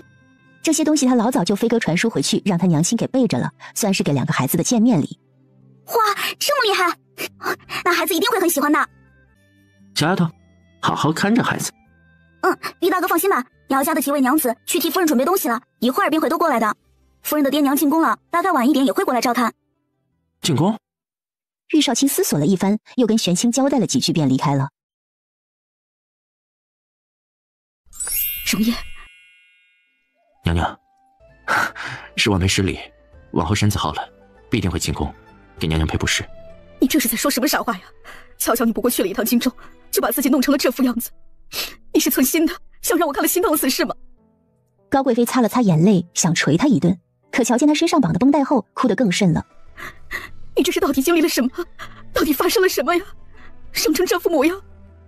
让您担心了，我没事，不过是大意了。娘娘放心吧，日后不会了。以后不会再犯？难不成你之后还想再犯这种错误，还是怎么的？有些错误犯一次就够了。尤其是你现在这个情况，你的妻儿都还在家里等着你呢，根本不会允许你再犯这种错误。瞧你身上的伤，对方这意思是想要你这条命吗？你若下次再犯这种错，就保不齐回不来了。到那时，你的妻儿该如何？你有想过吗？容叶啊，你现在不是一个人了，不管做什么事之前，都要想想家里的这些人该怎么办，知道吗？对上官慈，高贵妃犹如对待自己亲生儿子一般。她也清楚这个孩子走到今天这一步，到底吃了多少苦。我晓得，娘娘放心吧。娘娘怎么来了？高贵妃瞬间变脸，冷哼了一声：“哼，你御赐这件事儿，你父皇说都没跟我说一声，我也是从别人那知晓得了这件事儿。正好孩子也生了，我来看看你们。你放心吧，这件事不会就这么过去的，我会替你讨一个公道回来。做了父亲了，就不如同往常那般想做什么就做什么了，多为你的妻儿想想。”我知道。素瑜见过贵妃娘娘，不知道娘娘今日到来，失礼之处，还望娘娘见怪。哪有什么见怪不见怪的？今日本就是本宫突然前来，你也不知道，所以没什么。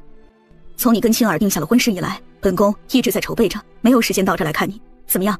今日来身子可好？托娘娘的福，都好，那就好。高贵妃打量着她，笑了。对这场婚事你怎么看？姚素瑜错愕的抬头，不知所措的看着高贵妃。你无需紧张，心里想什么说出来便是。本宫呢也是过来人，自然也是希望自己的孩子能够幸福。说是他有这个心思，你却无意，那不就是本宫强求了？你们呢也都不会幸福。本宫不想自己的儿子不幸福。他说的是他的儿子，而不是姚素瑜。看着高贵妃，姚素瑜低下了头来。你无需担忧什么，今日你与本宫的话，本宫都会当作没听到。娘娘，素玉与殿下并无男女之情，突如其来的圣旨，要素玉不知所措，也不知该如何面对殿下。就像2个平时没有任何交集的人，突然要成为夫妻度过一生，素玉有些怕的。你继续说。素玉不愿，是怕自己不适合亲殿下，不仅不能让亲殿下幸福，反而会给殿下徒增烦恼。你的意思本宫明白了。高贵妃是什么人？后宫佳丽3000，她能得皇上的尊重与独宠，并非单单靠的是她的美貌，而是独有的筹谋和通透。既然你把话都说清楚了，那么本宫会向皇上禀明。本宫也希望日后你不会后悔。无儿是天下间少有的好男儿。说完，他让林渊搀扶着他离开了，留下姚素瑜独自一人失神。林渊扶着高贵妃出来，就瞧着他神色不对，伸手开始比划着什么。你当我不知道呢？他苏瑜就是不想与无儿成婚罢了。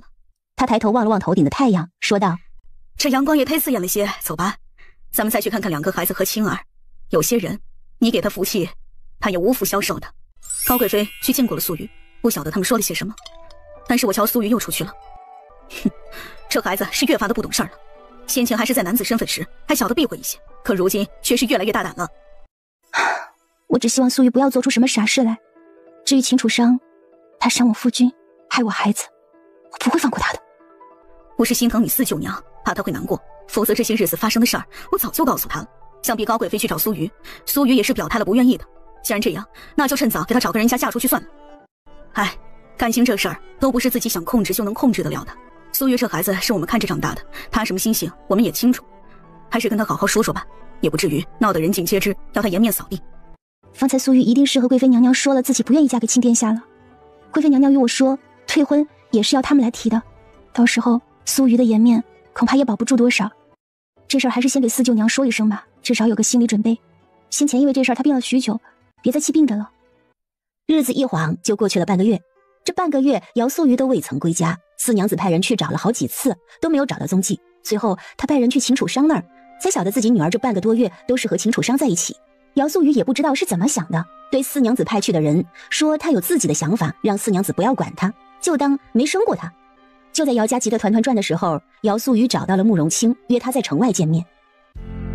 我眼中的风景是最好的证明，从一片繁花变成大雪飘零。慕容清赶来之时，就看到姚素瑜和秦楚商站在一起，他整个人就站在原地，仿佛是一道惊雷砸到他身上。你约我来何事啊？姚素瑜有些不知怎样面对慕容清，他知道是自己伤了他，可是强扭的瓜不甜，他心里更清楚。思索再三的姚素瑜就站在那儿，咬着下唇，不晓得该说什么。秦楚商见状，走到姚素瑜面前，揽住姚素瑜的腰，乖乖去将婚事退了，本少主就当什么事都没发生过。左右素瑜是我的人，他对你也没什么感觉，何必强求呢？还是说你慕容清连个女人都找不到呀？他看着姚素瑜，等他给自己一个答案。姚素瑜蹙眉看了一眼秦楚商，见他满脸的玩世不恭，却也没有反驳。慕容清见状，只苦笑了一声。他想了想，自己似乎也并不是非姚素瑜不娶，也不是真的就那么喜欢惨了他。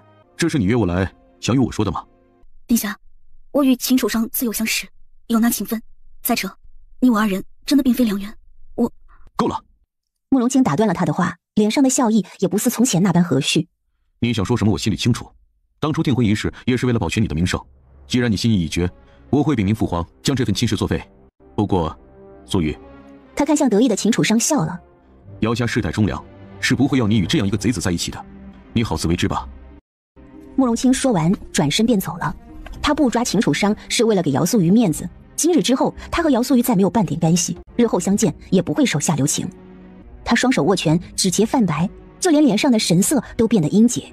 主子，一旁的暗卫现身，秦楚商的行踪不必，放他们走，日后再见，不必留情。慕容清为人谦和，可他到底是个皇子，有他的尊严，面对秦楚商这样挑衅，他怎能不气？今日不动他是因为有姚素瑜，他不动手也是给了姚家面子。不过姚家的孩子与反贼在一起，这事儿如果被他父皇知晓，定然会心生不满，至于会做到什么程度，他就不知道了。这事莫要张扬。是。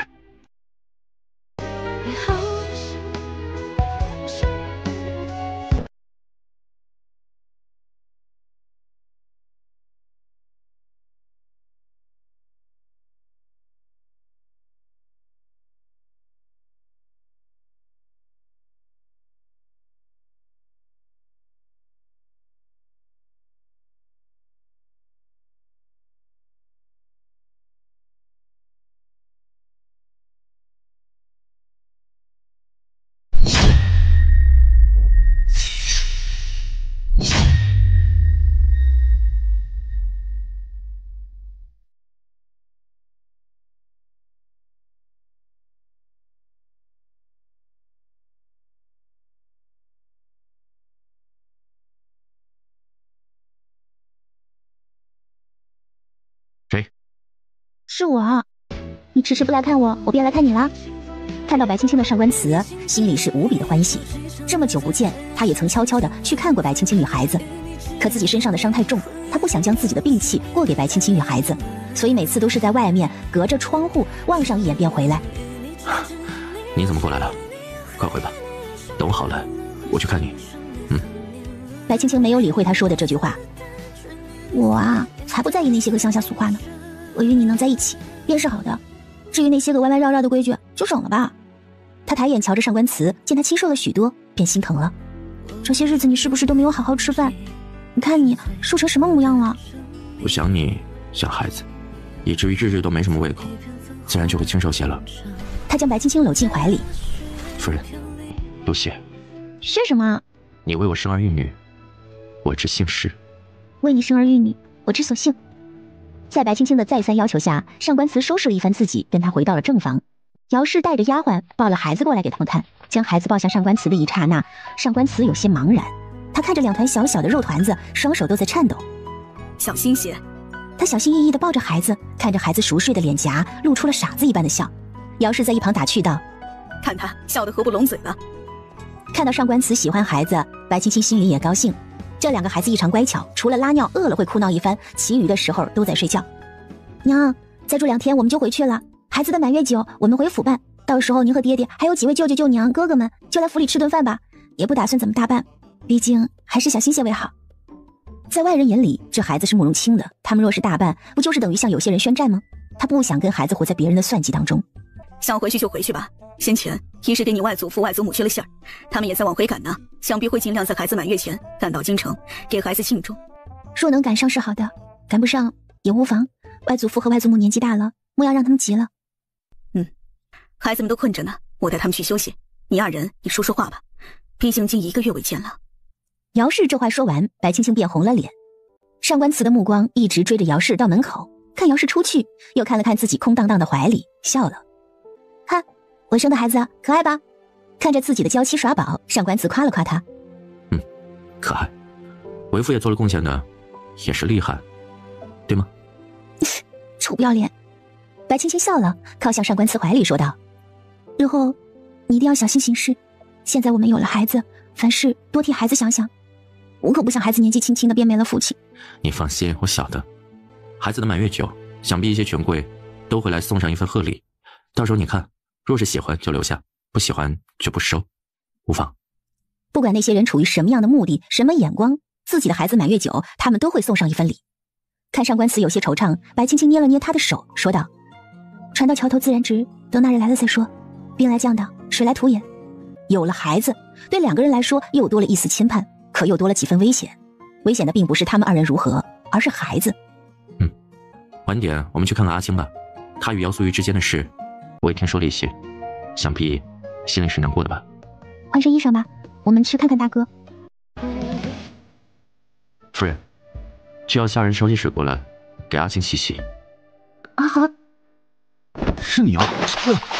他的头很痛，像是要裂开一样。瞧你什么德行，一个女人而已，值得吗？你可是皇子啊，像什么样子？哎，这是哪儿跟哪儿啊？我不过是觉得，心里不爽罢了。你也说了，我是个皇子，最受宠的皇子，却比不过一个反贼。你说，这要我怎么好受起来啊？怎么能舒心呢？慕容清这话里带了些许怨念，随后又笑了。不好受又怎样？都过去了。哎，我跟你说，昨个咱爹存心跟我过不去，大半夜的要我去人家那儿给他买点心，人家都打烊了，我没法子呀，做了回贼，溜进去给人家的点心强拿了出来，想想就窝心。他这话说完，白青青端着粥进来，有多么窝心啊！慕容清赶紧用双手护着胸，惹得上官词不快。洗好了就出来。哦。慕容清紧着擦拭了自己一番，悄咪咪的到柜子里拿着干净的衣裳换上出来了。他看到桌上的白粥与小菜，心中十分暖和。有劳了。白青青盯着桌上那一小块蛋糕的残骸，心中微微颤抖。他拿起来捏了一块放进口中，看得慕容清都觉得他可怜。你若是喜欢吃这个，待会儿我再让人给你买一些来，这个都隔夜了，不能吃了。入口便是浓厚的奶味和蜂蜜的香甜，虽然口感有些差，但是也足够松软了。这绝非是轩辕能做得出来的糕点，这是家的味道。慕容清还以为是他喜欢这个被馋哭了，毕竟不是第一次了嘛。他看得心里难受，就喊了小影过来去给白青青买上一块。哎，那点心铺子在哪儿？我与你同去。他想要去确认一下，是否是与自己来自同一时空的人。在小西巷。我也去。怎么了？是有什么问题吗？这糕点太好吃了，我就想看看能做出这样美味点心的人是什么模样。应当是个心灵手巧又美丽的姑娘。确实。他说完，夫妻二人便看向他，他咳了一声。昨夜我去拿点心的时候见着了，先前也买过几次。那姑娘待人温和，是个好性子。他差点就说成了偷。莫非大哥是瞧上人家啦？胡说什么呢？慕容清揉了揉胀痛的额角。既然你想去，那便一起去吧。左右我也要去买一些给父皇，或者你们二人看看，说是有时间的话，就与我一同进宫看看父皇。从你受伤到青青生产，父皇就没见过你二人了，心里也是想念的紧。这马上孩子要满月了吧？到时候满月酒，宫里肯定也是要摆一摆的。好。白皙，一个久违的名字出现在白青青的脑海。我去看看。来一块红枣蛋糕，不要枣核，要枣子多一些，最好全用枣子，不要面粉。姐，他表姐白青青最喜欢就是这样与他说了，每次吃蛋糕，他都会让自己放满了枣子。可姐姐她已经死去许久了，难不成希儿？这一声希儿虽与表姐声音差了许多，眼前的人也看起来比自己小了几岁，可这感觉怎么就那么奇怪呢？希儿看着白皙错愕的神色，白青青又喊了他一声：青青，青青，青青，白青青。白皙喊出了这个迟迟不敢提起的名字，看着眼前人的陌生模样，始终都不敢相信。白皙，希儿，表姐。是我，希儿，是我。他从未想过有一天会他乡遇故知，还是自己的家人。上官慈被他这一举动给惊呆了。他曾经查过白青青，没有什么表妹，白家也就只有他与白妍两个姑娘。难道这是私生女？过了许久，白青青放开了白皙，擦干自己的眼泪问：你怎么会在这里啊？我……白皙还是有些不敢相信。不过自己能穿越来这个未知的王朝，姐姐怎么就不能也过来呢？那日我下班回家被雷劈了，等我醒来时就在这里了，被一对老夫妇所救，就留了下来。姐姐呢？我就说来话长了。他真的高兴坏了，就忘了上官慈还在一旁，险些没刹住车。你们认识啊？八竿子打不着的亲戚罢了。姐姐对我好，小时候经常给我糖吃的。他看白青青一个劲儿的给他使眼色，就晓得自己说错话了。我怎能不知道你还有这样的一个亲戚？上官慈微怒，他气白青青有事儿对他隐瞒。白青青也看出来了，只是不知道该怎么解释。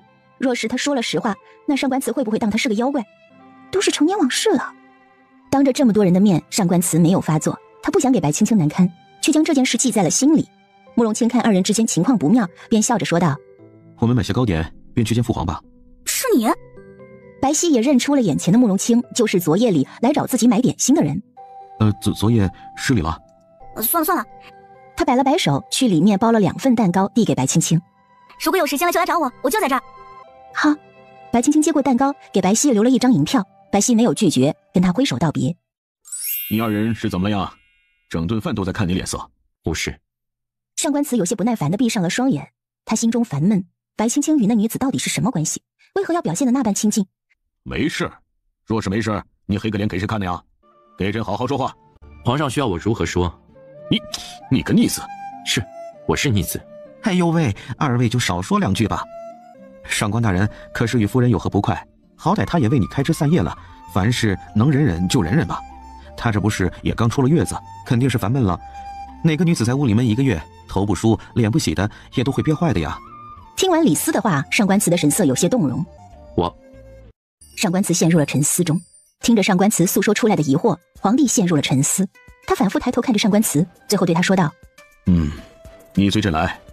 上官慈跟着皇上来到了养居殿的一间密室里，密室的墙上挂着一幅女子的画像。娘。上官慈看着画像中的女子，声音也有些哽咽。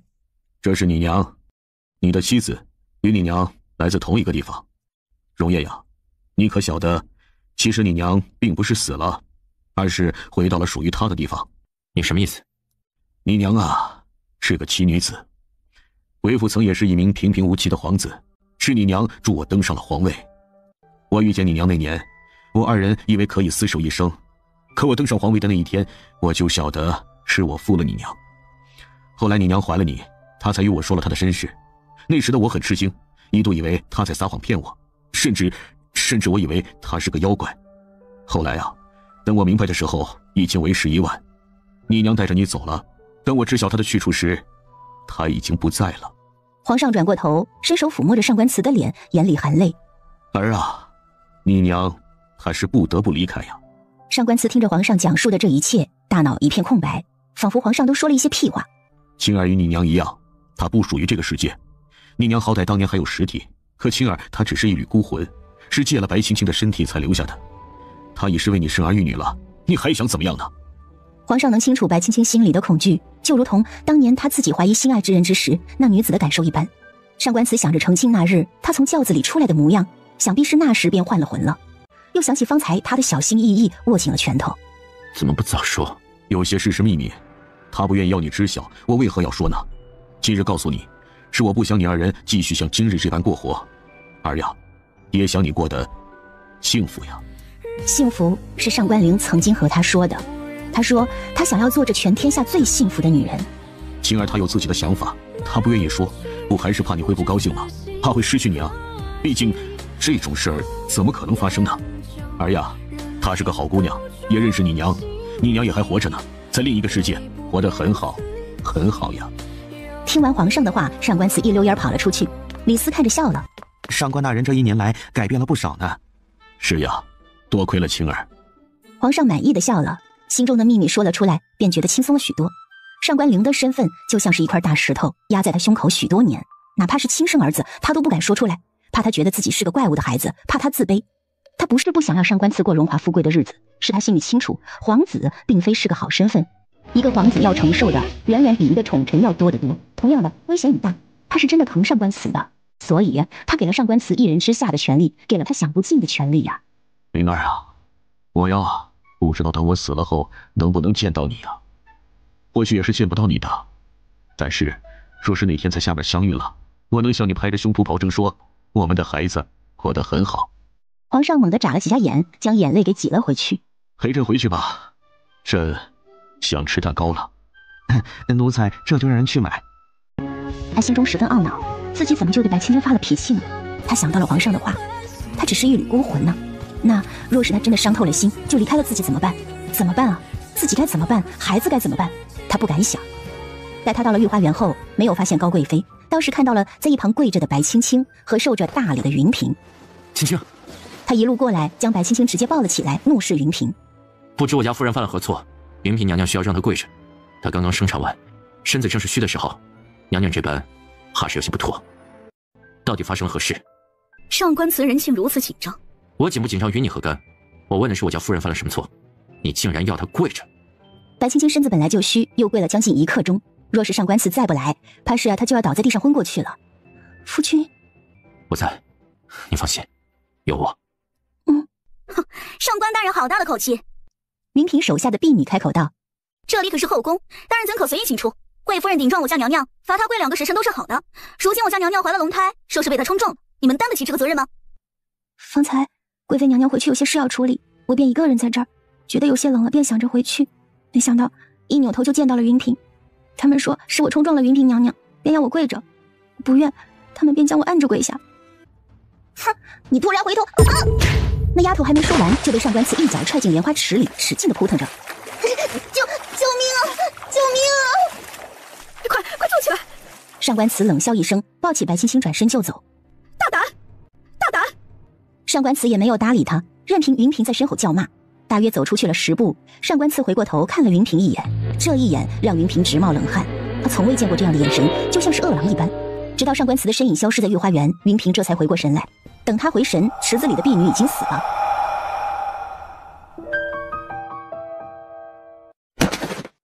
他到一旁拿了一些跌打损伤的药酒，给白青青擦拭着。下次若是贵妃娘娘不在，你莫要一个人留在外面。宫里的女人堪比外面的野兽。这次若不是我及时赶到，你真的打算跪上几个时辰？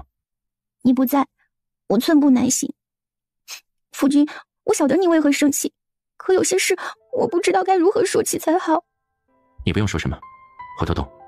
今天是我执拗了，我只是一时间接受不了你有什么事瞒着我。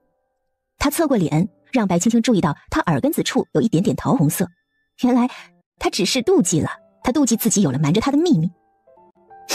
夫君，我有些事要与你说，可能这些事在你听来是无稽之谈，或者你觉得我已经疯了。我其实不是原来的那个白青青，我知道。上官慈冲他笑了，你知道？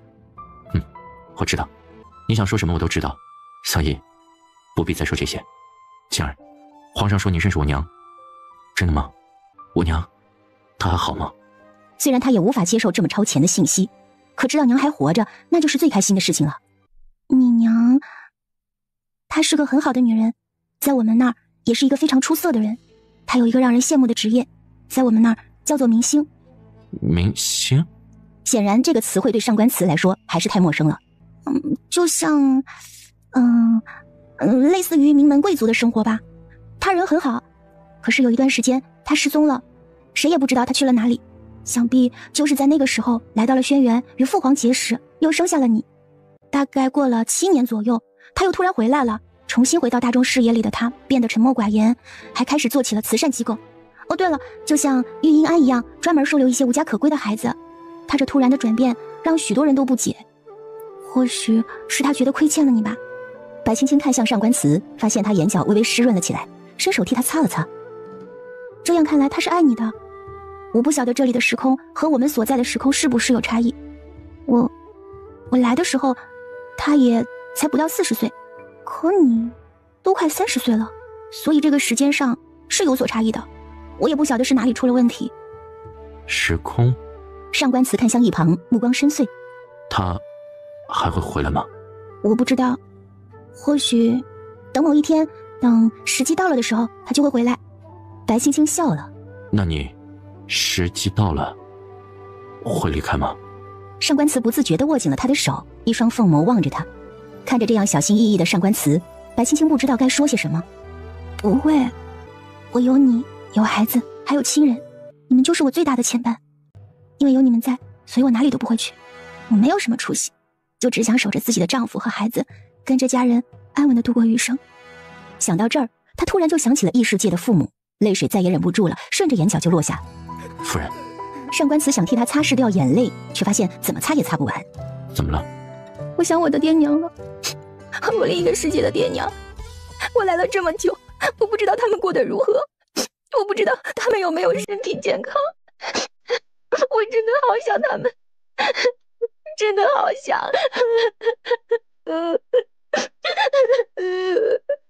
哭吧，我在。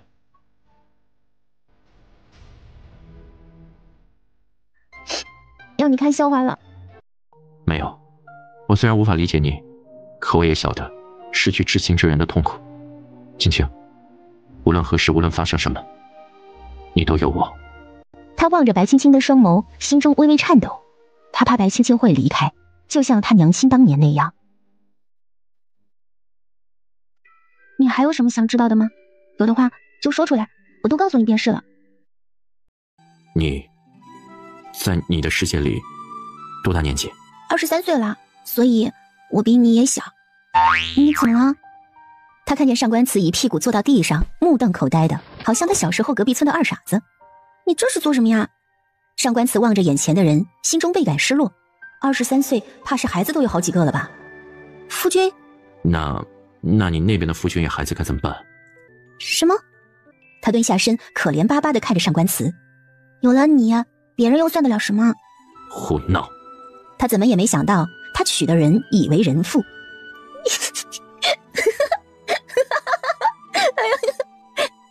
看着上官慈急躁的模样，白青青再也忍不住笑了出来。你还笑？这种事你怎么好意思笑出来？上官慈现在俨然一副受气小媳妇儿的模样，自己跟自己做了一会儿思想斗争后，心一横。罢了，如今你既为无妻，那过往的事就算了。反正现在是他的人了，过去的事就过去吧，他也不会回去了。我们那个时代，正常的话25、6才会成亲的，至于有的嘛，要30几岁才成亲呢。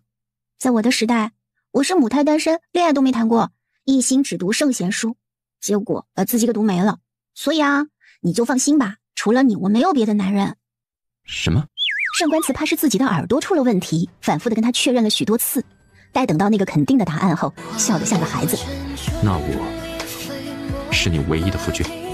是啊，是目前来说的唯一。什么？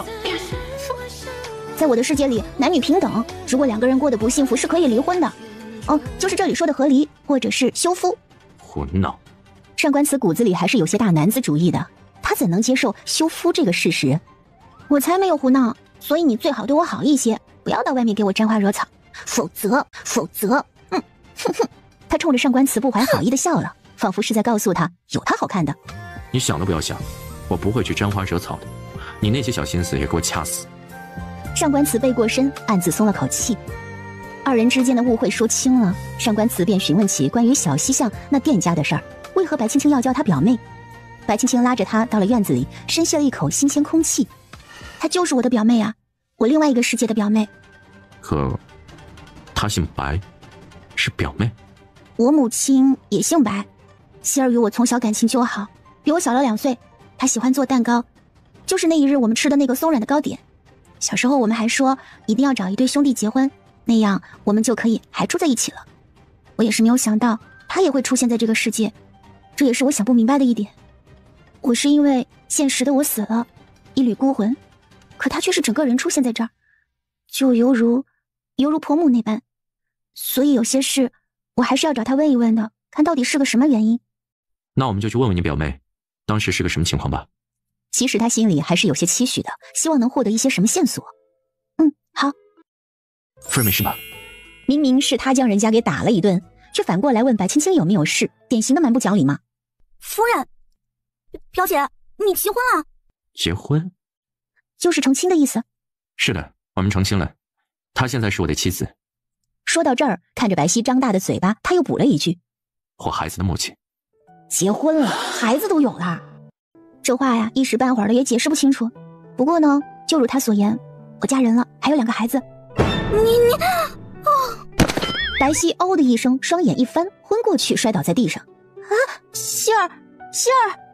他过去掐了掐白皙的人中，扭头看向上官慈。夫君，交给我。夫人先去马车上，为夫这就来。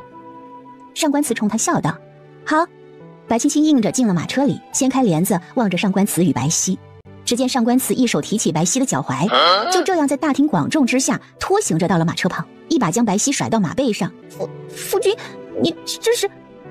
为夫不会和除了夫人之外的女人有任何身体上的接触，她是你妹妹，没办法，所以只能拖行她来了。若不是头发太脆弱易断，我就拎着她的头发来了。这一路上颠簸，不如就让表妹进来吧。我们马车小，急。上官慈毫不留情地上了马车，还跟车夫说道：慢些赶车，别将人掉下去了。白青青被上官慈送进马车，瞥了一眼旁边的空处，能放他3个表妹了好吗？怎么说都是个姑娘家，你与她置气作甚啊？怎么，小的你嫁给我就晕过去了？他是有什么意见，还是心中不满？本来只要白皙乖乖的叫他一声姐夫，就什么事儿都没有的，可偏偏就不争气的昏过去了，什么意思啊？瞧不起他？他可能是一时间接受不了，毕竟如今我容貌大改，不对，是完全换了一个人，还是比他的年纪小，他肯定是接受不了这个事实的，所以难免会有些难过的嘛。可能就是太高兴了，激动的昏过去了。他从小就有这个毛病，他自己都觉得心虚呢。是吗？他有这么个毛病？是呢，真的，他一定就是老毛病又犯了，所以才这样的。他心中对白皙有些愧疚了，可这也好比被上官慈记恨上好呀。看白青青心虚的模样，上官慈就不再追问了。要不要找个大夫来给他瞧瞧？不用了吧，应该没什么事。哦，对了，夫君差人去将孩子们接回来吧，今晚开始我们就回到府上住。这几日总是有一群人徘徊在姚家附近，想必没怀好意。如今孩子在这儿，你们这里又没个什么人手，记得一定要当心。爹娘，你们放心吧，我会保他们母子3人周全。好。青儿呢？我们看她一眼就回去了。他话音刚落，白青青便提着裙子跑了过来，一进门就扑进姚氏怀里。娘亲，看着女儿如此亲近自己夫人，白真觉有些醋意。青儿就瞧得见母亲了，没瞧得见自己的父亲吗？啊，好伤心呐。他扶着胸口，装作心痛的模样。爹爹，青儿一样喜欢爹爹的。呵呵，青儿最乖了。他伸手摸着白青青的脑袋。2月后，爹爹要带你去一处地方，这段日子你就好生歇息，到时候啊，我派人来接你。地方？去哪儿？要去何处？故人之所。白振觉说这话时，眼里带了些许伤感之色。有些事呢，青儿该知晓了。如今你也是2个孩子的娘了，爹希望你能独当一面。关于一些老一辈的恩怨，你也该晓得了。从前不告诉你，是因为你年纪小，我怕你无法分辨是非恩怨。如今你长大了，也为人妻为人母了，你有这个分辨是非的能力，所以爹爹打算告诉你事情的真相。我希望到时候你对白家不要手软。这些年来，白江对我有养育之恩，我无法出手。青儿，你是个聪明的孩子，想必到时候也会晓得该如何去做。至于到时候你想做什么，爹爹都会支持你的。白振觉上前，心疼地看着白青青，揉了揉她的头顶。好。白青青没有问其中的缘由就答应了。看她应了，白振觉满意地领着姚氏走了。看自己父母离去后，白青青的目光暗淡了下来。到时我与你同去。爹爹换了祖父白江，想必他想要我知道的真相一定是很残酷的，对白府很残酷，能让爹忍这么多年，想必一定是有什么不得已的苦衷。他到底是没有告诉白青青他父亲到底是个什么样的狠角色，怕破坏了白振觉在他心中好父亲的形象。也不晓得是什么事，白振觉这番话让他变得有些心神不宁的。好了，先看看孩子吧。二人来到张管家坐的小床前面，看着2个孩子在熟睡，便笑了。宝宝，我是娘。白青青笑出了声来，看着2个小家伙，感觉整颗心都被幸福感填满了。该给他们取名字了，先前我只是起了小号，这个名你来起。哦，对了，女儿姚心慕容。看到上官慈变了脸，他笑道：我们答应过爹的，不能反悔。哼，上官玉白，慕容嫣然，我望吾儿能一世清白，一笑嫣然。上官慈抚摸着2个孩子，笑着说着。白，他的姓氏能做名字，他也没有想到会起了这样2个名字，还以为上官慈会起一个狗蛋、二丫之类的名字呢，还好没有。夫人，客房里的那位姑娘醒了。好，我知道了，下去吧。是。那我去看看表妹，夫君是否一起同去？不了，你去吧，我看着孩子。上官慈推脱掉了白青青的邀请，实则是想对府中下一步部署。他要确保这次来的人里面不会有叛徒，或者不会对孩子和他造成什么危险。好，希儿，表姐，感觉如何？可还有哪里不适？姐，这就我们俩，你能不能不要像个国人一样，看着好像个憨批？你放屁！你才是个憨批，我就没见过出门被雷劈死的。那我也是第一个被雷劈的穿越的人啊！你还真别说，这生了孩子就是不一样的，软糯糯的。看着白皙的动作，白青青黑了脸。哎呀，你给我正经点！哎呀，大难不死必有后福，这不我就遇到姐姐了。你跟我姐夫是怎么认识的？哎呦，快快说给我听听！我瞧着姐夫长得挺帅的，年纪应该也比你大了不少吧？怎么就娶你了呀？你现在又是个什么身份啊？他话刚说完，门外赶来找白青青的上官慈便停住了脚步，开始偷听。哼，小姨子方才那话还是让他挺满意的嘛。那是，我跟你说啊，你姐夫追我那会儿可勤快了，各种买送的，我都不好意思说他。你也觉得你姐夫帅吧？在这轩辕，那可是他说第2，没人敢说第1的呢。真正的位高权重的宦官。哦，白皙若有所思的点头，突然又反应过来他说的那一句宦官是个什么意思，便大喊起来：你给姐夫戴绿帽子！我的天，那姐夫还对你百依百顺呢，这是真爱啊！是真爱，是真爱啊！神他妈真爱，哪里的真爱能忍让到这个地步啊？哎，你这么一说，其实我也能理解，毕竟姐夫不行，姐姐你也是个正常的女人嘛，肯定有些时候是有些需求的。趁他还没有说出什么不该说的禁词，白青青赶紧将他的嘴巴给捂住了。说什么呢你？小孩子家的就爱乱说话。你知道啦，我要是知道你也在这里，我早就来投奔你了。哎，你是不知道，我穿越过来的时候是到的乱坟岗，被一对老夫妇捡了回去，真的是家徒四壁。那对老夫妇有个儿子嗜赌成性，债主追上了门，他们就要将我抵债卖到窑子里去。啊，那你没事吧？没事。你忘了姐姐，我可是学厨师的，跟医生一样都是拿刀的。只不过呢，他们切的是人，我切的是牲畜，可理论上也是差别不大的。趁他们不注意，我拿了一把刀。哎，可能他们觉得我一个弱女子也不会反抗，于是在路上我把他们 KO 了，拿了他们的银子什么的就跑了。路上遇到了一个好心人，搭了他的驴车进了城。进城后就瞧见那儿有间带后院的铺子，我就买了下来。嘿嘿，你还别说，那几个人还真是有钱，还有玉佩什么的。哎，我给你看看，姐，你看，这玉的质地不错。你说的那些人应当买不起这么好的玉才对，这东西应当也是个赃物吧？他说完，就听到外面传来吓人的声音：“督主，您怎么不进去啊？”白青青回头便瞧见了上官慈笑着进来。半天都不见你回来，我便来看看。对于他刚刚在外面偷听，他不承认，别人也拿他没办法呀。姚姐夫好。上官慈淡淡的应了一句。古人云：大难不死，必有后福。你也算是因祸得福了。看你这个年纪，想来也未曾婚配吧？白青青嘴角抽了抽，看向上官慈，也不晓得他葫芦里卖的是什么药。是还没嫁人呢，主要是遇不到什么好人。上官慈突然就露出了姨母笑来。我家有个不争气的哥哥，年纪比我大那么2岁，人不错，改天介绍你们认识认识。上官慈这一番话差点让白青青从凳子上掉下去，他这是要做媒婆了吗？也行也行。看着二人哼哈点头，白青青有些无语了。毕竟上官慈嘴里的那个不争气的哥哥就是慕容清，他刚被自己的表姐甩了，就跟自己的表妹在一起，会不会心里不舒服呀？哎，行啊。白青青伸手在二人眼前晃了晃。怎么了？哪来的？这是我捡来的。幸运的姑娘。夫君，这东西是太子亲信才有的贴身之物。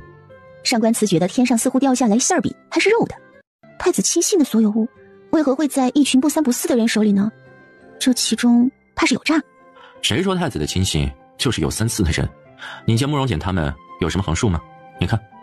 他将玉佩竖起来，给白青青看着边缘的地方。这里有一行小字，写的是属竹，实则竹代表的是简。这件事在宫里不算什么大秘闻，想必也是太子倒霉吧。这玉佩或许是他某个亲信的，给了他们家里人。他说着又望向白皙。你说在哪儿被带走的？什么？白皙不明白他在说什么。上官慈忘了他刚刚是在偷听的，尴尬的咳了一声，就瞧见白青青冷眼看着他，有些心虚，只陪笑道：夫人忙碌了一日了，要不要早点休息？不需要。白青青向上官慈一步一步的逼近，最后拎着他出去了，还给白皙带上了门。白皙就在房内听着外面上官慈的惨叫，心里忍不住替他默哀。表姐夫，你撑住，要坚强。你怎么晓得希儿是被人带走的啊？夫人有话好好说，能否先放手，要为夫缓口气。他的大手握住白青青的小手，缓缓的揉搓着。别再给夫人累着了。少跟我贫嘴，说你是怎么知道的？他见白青青生气，开始坦白。我听了墙角，你们2人说了什么，我都听见了。这话可给白青青惊讶到了。你还有什么爱好？这只是意外，我本意是去找你的，可瞧见你们2人聊得火热，又不好意思打扰到你们，所以只能在门外等你们把话说完我才进去。没成想你2人嘴就没个把门的，一个劲儿的往外说，我只好勉为其难的听一听了。白青青被他给气笑了。你这意思还是我们姐妹2人乱说，让你听到了？上官慈面不改色的了一声，气得白青青上前踢了上官慈一脚。那还真是委屈你的耳朵了，臭不要脸。见白青青气消了，上官慈过去抱住她，摇了摇。好夫人，不气喽，晚上我带你和孩子去宫里吃梅花肉。白青青原本是不想理他，可是想到皇上到现在都没有见过孩子，现在名字也起好了，是该让他看看了。希儿要去吗？带着吧，正好也要贵妃娘娘瞧瞧。瞧瞧？你还真打算将希儿介绍给大哥？那他们之间这个辈分要怎么算呢？他现在不正是失忆的时候啊，他表妹未嫁他又不娶的，不是挺好？你怎么突然想到这个了？他俩都没见过呢。再者，你带希儿去要怎么说啊？说是我远房表妹，明摆着不可能的事嘛。皇上晓得你的来处，自然也能接受你的表妹。至于贵妃娘娘，她是个心思通透的，自然也会晓得的。而且我看这表妹的人不错，也机灵，还懂得做生意。大哥需要这样的一个人在背后支持他。感情这种事总要他2人愿意才好啊。这一次千万不要像上次那样，大哥多尴尬呀。你放心，我心里有数。好吧，那我给希儿送一套体面的衣裳，免得去了闹笑话。好。他突然想到李嬷嬷的伤也该好了，正好可以回来替她照顾孩子。你看什么时候将嬷嬷带回来啊？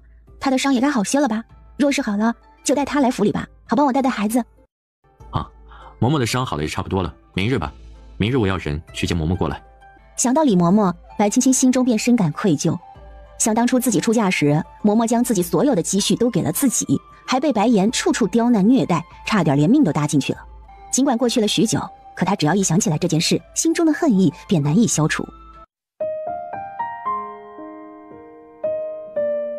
瞧这小模样，这是女儿吧？是女儿，叫嫣然，夫君给起的，慕容嫣然。慕容嫣然。皇上默念着小嫣然的名字，身躯微微颤抖。他看向上官慈，虽然对方眼里还是带着些许冷漠，但他却知足了。好，好，嫣然好，嫣然好啊，一笑嫣然。孩子姓慕容，我没意见，但是有一样，无论之后发生了什么，我的女儿绝不和亲，她要嫁给她心中喜欢的男子。他清楚一国公主的使命是什么，就是当国家需要的时候，他们作为筹码下嫁。朕的小公主绝不外嫁。皇上的嫡孙公主，可那也要上官慈认祖归宗才算呢。但是，一旦上官慈的真实身份暴露，便会带来无穷的危险。等日后你想了，便同父皇说一声。他逗弄着嫣然，眼角处的皱纹都起来了。高贵妃也想去抱小玉白，就瞧见了一身紫衣抱着孩子，在一旁低着头的女儿家。她一双眼都落在孩子身上，嘴角带笑，眉目仿佛画里的天仙一般。这是……这是希儿，白皙是我的表妹。皇上听完白青青的话，差点手一抖，将小嫣然掉到地上。亏着李斯手疾眼快，将孩子接住，小嫣然被突然掉落吓得哇哇大哭起来。白青青赶紧过去将孩子抱了过来哄着。小嫣然一双葡萄般的大眼睛含着泪珠看着白青青，抿了抿嘴，就像是在控诉自己的委屈，给白青青逗乐了。瞧你说你胖，你还喘上了，祖父也是不小心嘛，你还哭哭啼啼的，多丢人呀！怎么这般不小心啊？皇上心中愧疚，望了望小嫣然，见她没事，便问白青青：“这孩子与你？”“是的，她是我亲表妹。”高贵妃不晓得白青青与皇上之间在打什么哑谜，就瞧见皇上的一双眼睛恨不得安在这小姑娘身上。就你这年纪都能给人家做爹了，有些不该肖想的就莫要去揣摩了。胡说什么呢？这孩子呀，与灵儿来自同一处，既然他能来，那么灵儿是否以后也会回来呢？皇上转过身，背对着众人，只有李斯见到了他眼中的泪光。这样啊？娘娘，青青的表妹还未曾婚嫁。真的吗？孩子，你生前家里是做何官职的？我……白皙也没有想到这位看起来庄严的贵妃娘娘做事会这么欢脱。好孩子，都坐那儿吧，站着做什么？女孩叫嫣然，男孩叫什么？玉白。上官慈淡淡的说着，顿了顿，又开口道：“我小姨子叫白皙。”他已经努力做到这个地步了，若是再不成功，那慕容清就成人吧。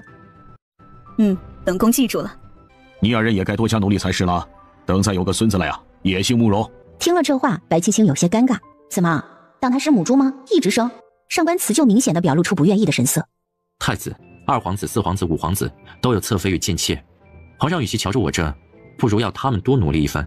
一个个美人在怀，却一直未有子嗣，不如皇上派宫里的太医去瞧瞧吧。若是有个什么病症，早些医治，对症下药，许是能治好的。其实他心里清楚，几位皇子没有子嗣，一是因为皇上，二是因为他。就你会说话。皇上被他气到了，这个不孝子明明清楚是个什么情况，还在这里刺激他。见皇上沉默，上官慈问道：“可是有何事？”对于这个父亲，起初他是恨的，可这么多年来他对自己付出的一切，上官慈也都看在眼里，他也恨不起来了。至于不原谅吗？那是出于他对母亲的尊重。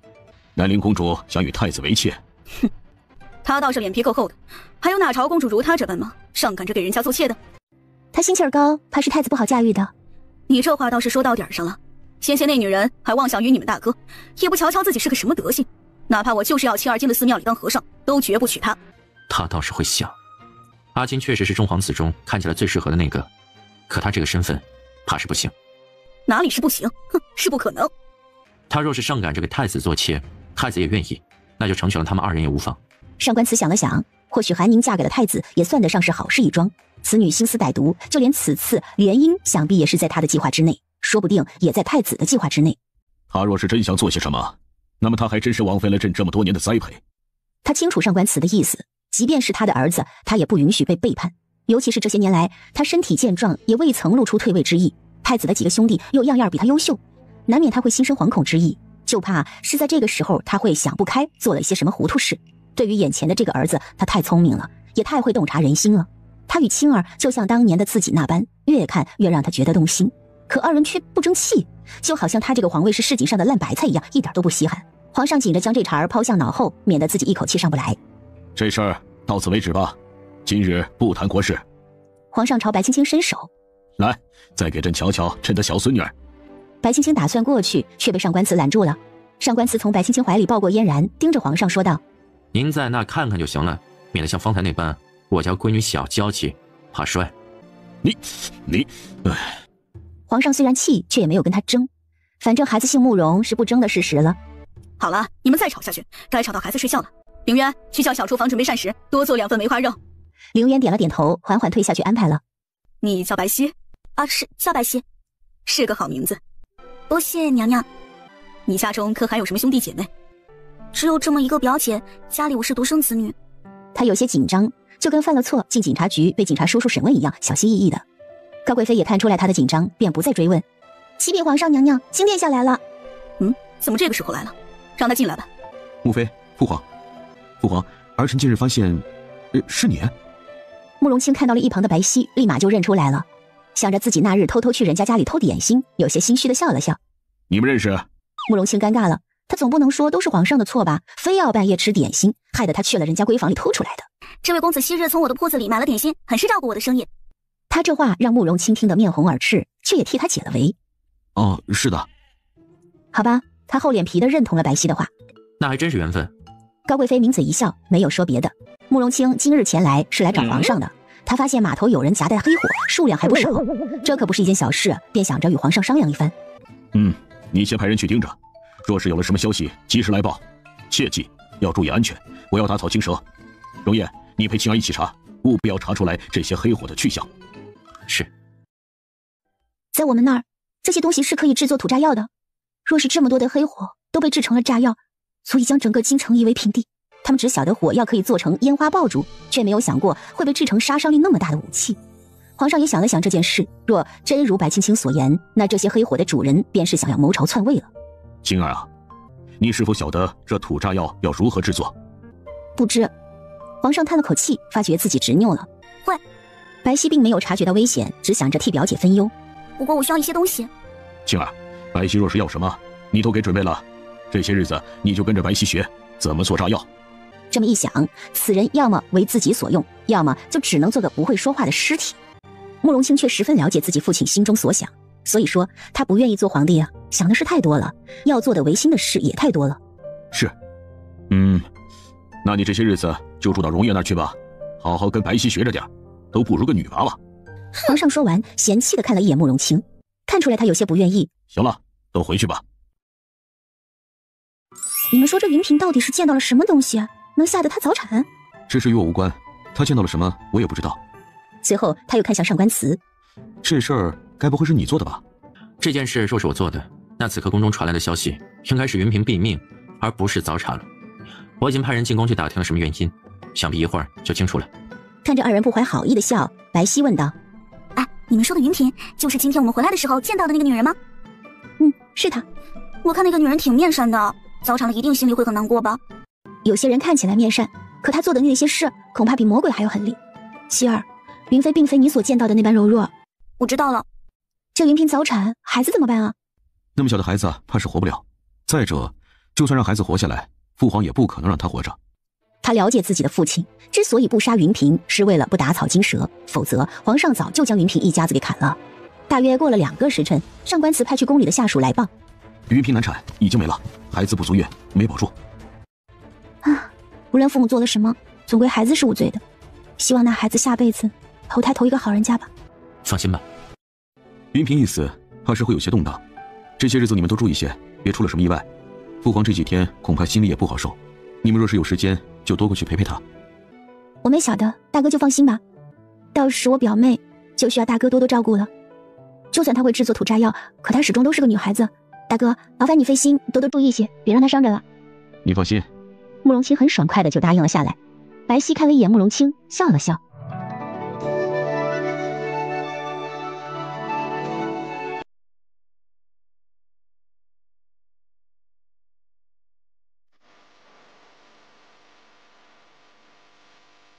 小小姐，自从被救出来后，她这还是头一次见到白青青。嬷嬷，白青青是打心里感激李嬷嬷的，若不是她，怕是原主早就死了。如果原主早就死了，那就没有自己什么事儿了。不哭不哭，小小姐放心，老奴没事了，已经全好了。多亏了小姐相救，不然老奴怕是早就下去跟家里人团聚了。嬷嬷不许乱说。嬷嬷，你看这2个孩子是我生的，俨然一副厚脸皮想要去邀功的模样。这2个孩子模样长得都俊呢，这一看就是随了小姐跟督主。老奴做了小小姐之前喜欢吃的早饭，尝尝，也不晓得小小姐现在的口味有没有变。没变没变。夫君，来一起吃饭。上官慈宠溺的应了他一声，又看了一眼李嬷嬷，点了点头。哇，嬷嬷做的早饭还是这么好，我可是有好久都没有吃到了。这些呢都是小小姐爱吃的饭，多吃一点。督主说是有什么喜欢的菜呀，也跟老奴说，明日老奴准备来。本座没什么爱吃的，嬷嬷尽管做了便是，本座不挑食。哼，你这意思就是我挑食了呗，嫌弃了呗？孩子也生了，你就开始嫌弃我了？面对白青青的一系列质问，上官慈不知道该说什么来反驳，只能硬着头皮说他没有，然后等着白青青说他不信。李嬷嬷看着2人斗嘴，就在一旁笑着，看到能相处的这样好的2个人，她是真的高兴。没有什么比她能亲自看着自己一手带大的孩子与夫君恩爱，还有了乖巧的孩子来的幸福。2人刚吃完饭，就来了小厮禀报，说是姚家来了口信儿，让白青青一会儿有了时间就回去一趟。一会儿嬷嬷帮我看着孩子，我回一趟姚家。若非是有什么事，他们不会差人来喊我的。我陪你去。上官慈起身就要换下朝服，却被白青青拦住了。不用，你去上朝吧，这已经很晚了，若是再不去不好。昨天又出了那档子事儿，父皇心中肯定是不痛快的。你要是有时间了，下了朝就去找他聊聊，不急着回来。姚家那边我自己去就行了，不着急的。白青青劝慰了一番上官慈，他才同意了去上朝。白青青自己去姚家。从今日起，姚素玉被逐出姚家，他的生死与姚家毫无半点干系。姚家大爷的话无异于是一道天雷，直击四房的心房。四房却没有辩解。大舅舅，这是为何呀？素玉姐姐犯了什么错？为何要将她逐出姚家？他都做了些什么糊涂事儿？想必你也是有所耳闻。青儿啊，姚家几代忠良，不可能因他被毁，这是舅舅能想到的最好的法子了。若是等皇上知晓了，等皇上发话了，那姚家也好，他姚素玉也罢，谁也逃脱不掉。他想了许久，在姚家与姚素玉之间，他选择了姚家。可素玉她并没有做什么不可饶恕的事情，她也不过是喜欢了秦楚商罢了。男女之事向来是无法强迫的，她既然喜欢……傻孩子，说是只因为这个，你大舅舅何苦要将他逐出姚家？他也是你大舅舅看着长大的，怎会不信呢？昨天晚上他派人来了信儿，说是要与秦楚商成亲，还要我们去。你说这叫什么事儿啊？他还有脸面要我和他爹爹去看他嫁人，要我和他爹爹去看他嫁人。好了，咱们不说了。日后姚家外面的生意，静儿你与几个兄弟管着，一会儿就去接手。你这几个哥哥，你心里清楚，他们并非是庸才，只不过是因为咱家这个情况，只能要他们的才华埋没了。如今，静儿，舅舅晓得你手里有那个能人，就劳烦你要那人带一带你几位表哥了。这倒不是什么难事，可素瑜那儿还是再问问吧，万一他有了什么难处呢？总归好好说道，他是个聪明的，一定能明白的。姚家四娘子摆了摆手，就因为他是个聪明的孩子，他做了什么事心里都清楚，劝是劝不动的。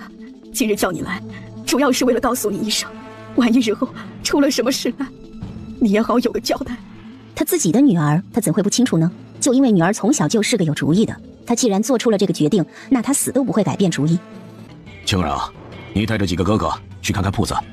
青儿啊，你带着几个哥哥去看看铺子，再要人教教他们。也就这样了。你们确定要学吗？这虽然不是什么难事，却也不容易。他经商以来摸爬滚打了不知多少年，才能弄明白这其中的弯弯绕绕。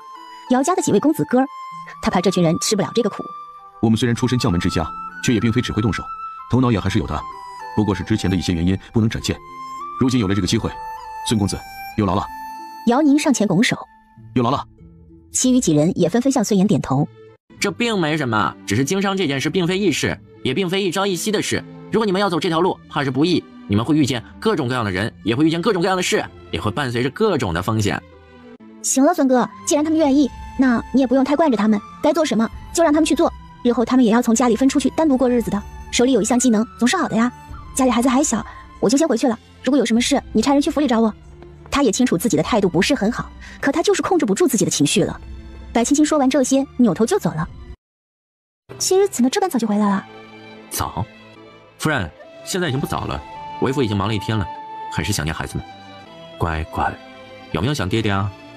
白青青被上官慈的这声爹爹叫得打了个冷战，嫌弃地看着他：“你肉不肉麻？”不知何时开始，这人就像是变了个人一样，说什么话都是这般肉麻，他自己却觉得很良好。上官慈笑着看了他一眼，继续逗弄着两个孩子，不一会儿就把两个孩子给逗哭了，立马就委屈地退到一边，可怜巴巴地看着白青青，想要寻求帮助。白青青气得将手里的线盘砸向他，紧着和李嬷嬷一人一个抱起孩子来哄着，边哄边瞪着上官慈。若是下次你再在他们睡着的时候把他们逗醒，就自己哄。为夫在这方面不如夫人做得好。他诚恳地来到白青青身边，认真地看着白青青说道：“夫人，为夫下次一定会注意的，会尽量的在不弄醒孩子的前提下逗弄他们。”你，白青青差点一口气没上来。夫人莫气，为夫一定会注意的。白青青怕自己会忍不住踹他，立马转过身不搭理他了。等把孩子们哄睡着了，刚放下，上官慈就凑了过去。被白青青一把揪住了耳朵，给拎了出去，关上了门。哎呀，夫人，府里这么多下人瞧着呢，夫人手下留情啊。虽然耳朵被揪着，上官慈还是笑了出来。留情？你把孩子弄醒弄哭的时候，怎么不去想想这个问题啊？你知不知道孩子哭了以后，想要将他们哄好是有多困难啊？你每天晚上睡得像猪一样，孩子这儿有一点动静我都要醒来看看，好不容易他们能睡个踏实觉，你还在这儿逗弄。为夫错了，夫人错了。看他认错，白青青就松了手，没好气地问他：“痛不痛啊？”伸手过去给他揉了揉。不好意思啊，我今儿个心情不大好。出了什么事？白青青叹了口气，将今天在姚家发生的事告诉了上官慈。听白青青说完，上官慈没什么表示，好像一切都在意料之中。有些事表面看起来似乎一切都不合乎常理，可事实上怎么样，谁又知道呢？你也不要多想了，想多无益。上官慈说这话的时候，目光微微闪烁，嘴角也微微上扬了起来。白青青并没见到他的变化，只点了点头。我都知道。好了，我也忙了一天了，饿着呢，想吃你亲手做的菜。夫人可否委屈，替为夫做一桌子美味佳肴？看上官慈这模样，白青青笑着答应了，再三告诉他不要去逗弄孩子后，才去了厨房。看白青青离开，上官慈脸上的笑容消失了，转身进了书房。督主，一切都按计划进行，只是姚苏瑜那儿，他自己的选择，随他去吧。是。那黑衣人点头，又有些担心。若是被夫人知晓了，会不会属下知罪？你也跟了我很多年了，什么话该说，什么话不该说，你自己心里清楚。那夫人那边，他抬头看向上官慈，看到对方的目光时又低下了头来。属下告退。他说完便退出去了。他回到房里，看着自己的孩子笑了。督主，小小姐说了，不让您逗孩子，一会儿哭了，小小姐回来又该凶您了。无妨。上官慈摆了摆手，表示无所谓。他这些日子心情不大好，要他收拾我一顿，心里或许就舒服了，也不用他一直憋着。嬷嬷也晓得久欲长疾。听上官慈这么说，李嬷嬷也不再说什么了，只是时不时的开口劝几句。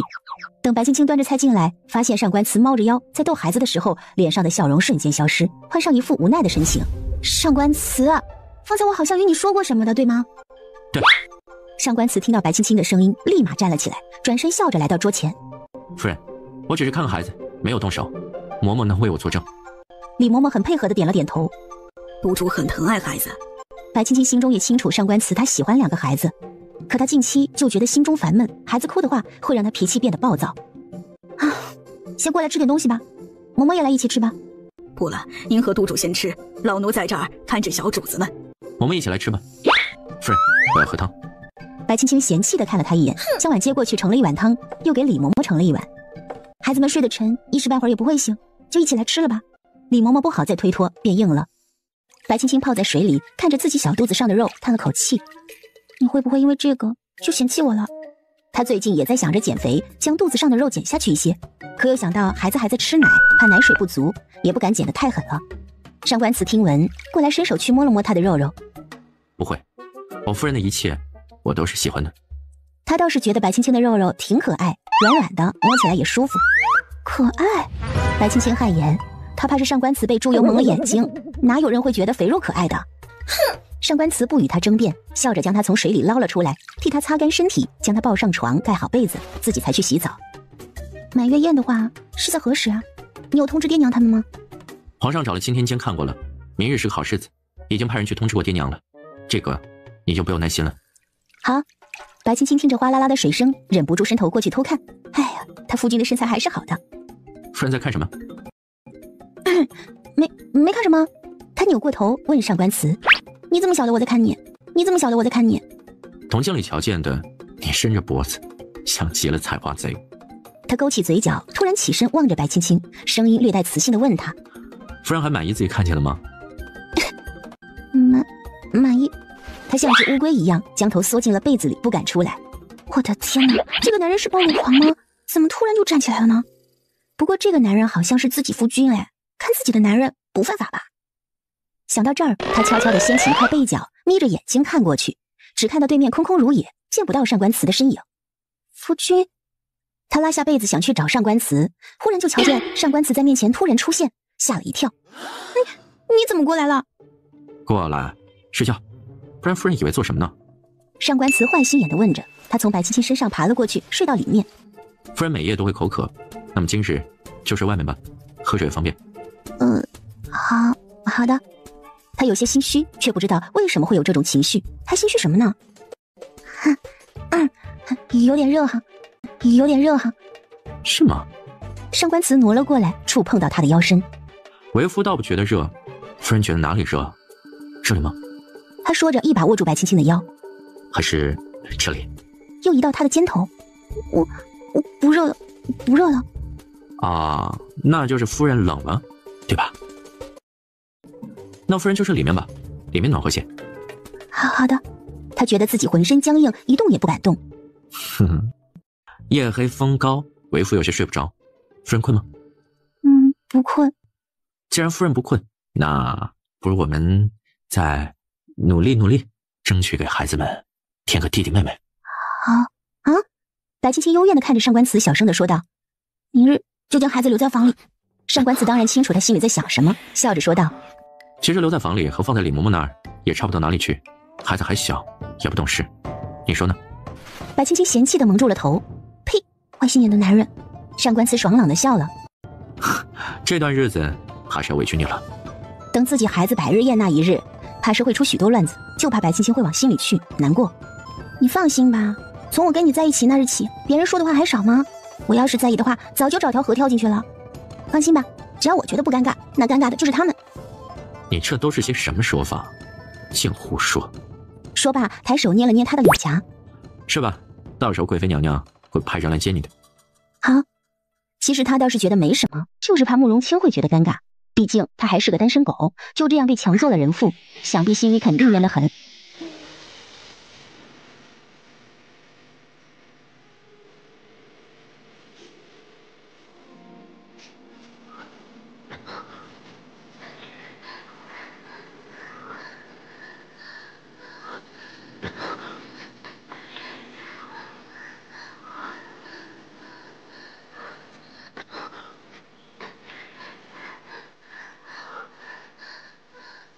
一夜无梦，第二日上官慈早早的起来上朝，走的时候还特意嘱咐李嬷嬷别吵着白青青，让她好好休息。李嬷嬷是个过来人，也晓得发生了什么，只点头说是，又去给白青青熬了一些补粥来。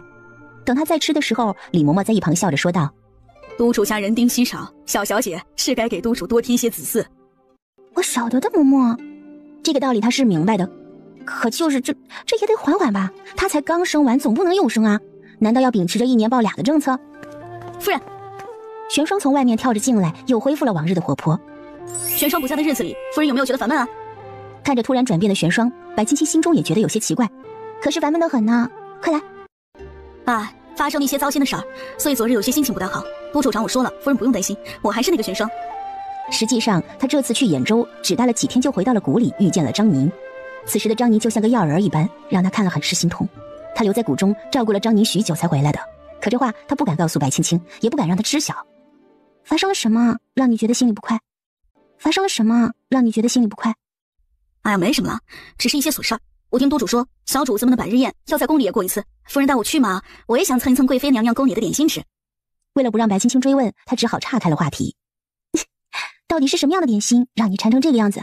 到时候你和李嬷嬷都要与我去的，要帮我看着孩子的。说到这儿，他面色有些苍白，不知是想到了什么。怎么了，夫人？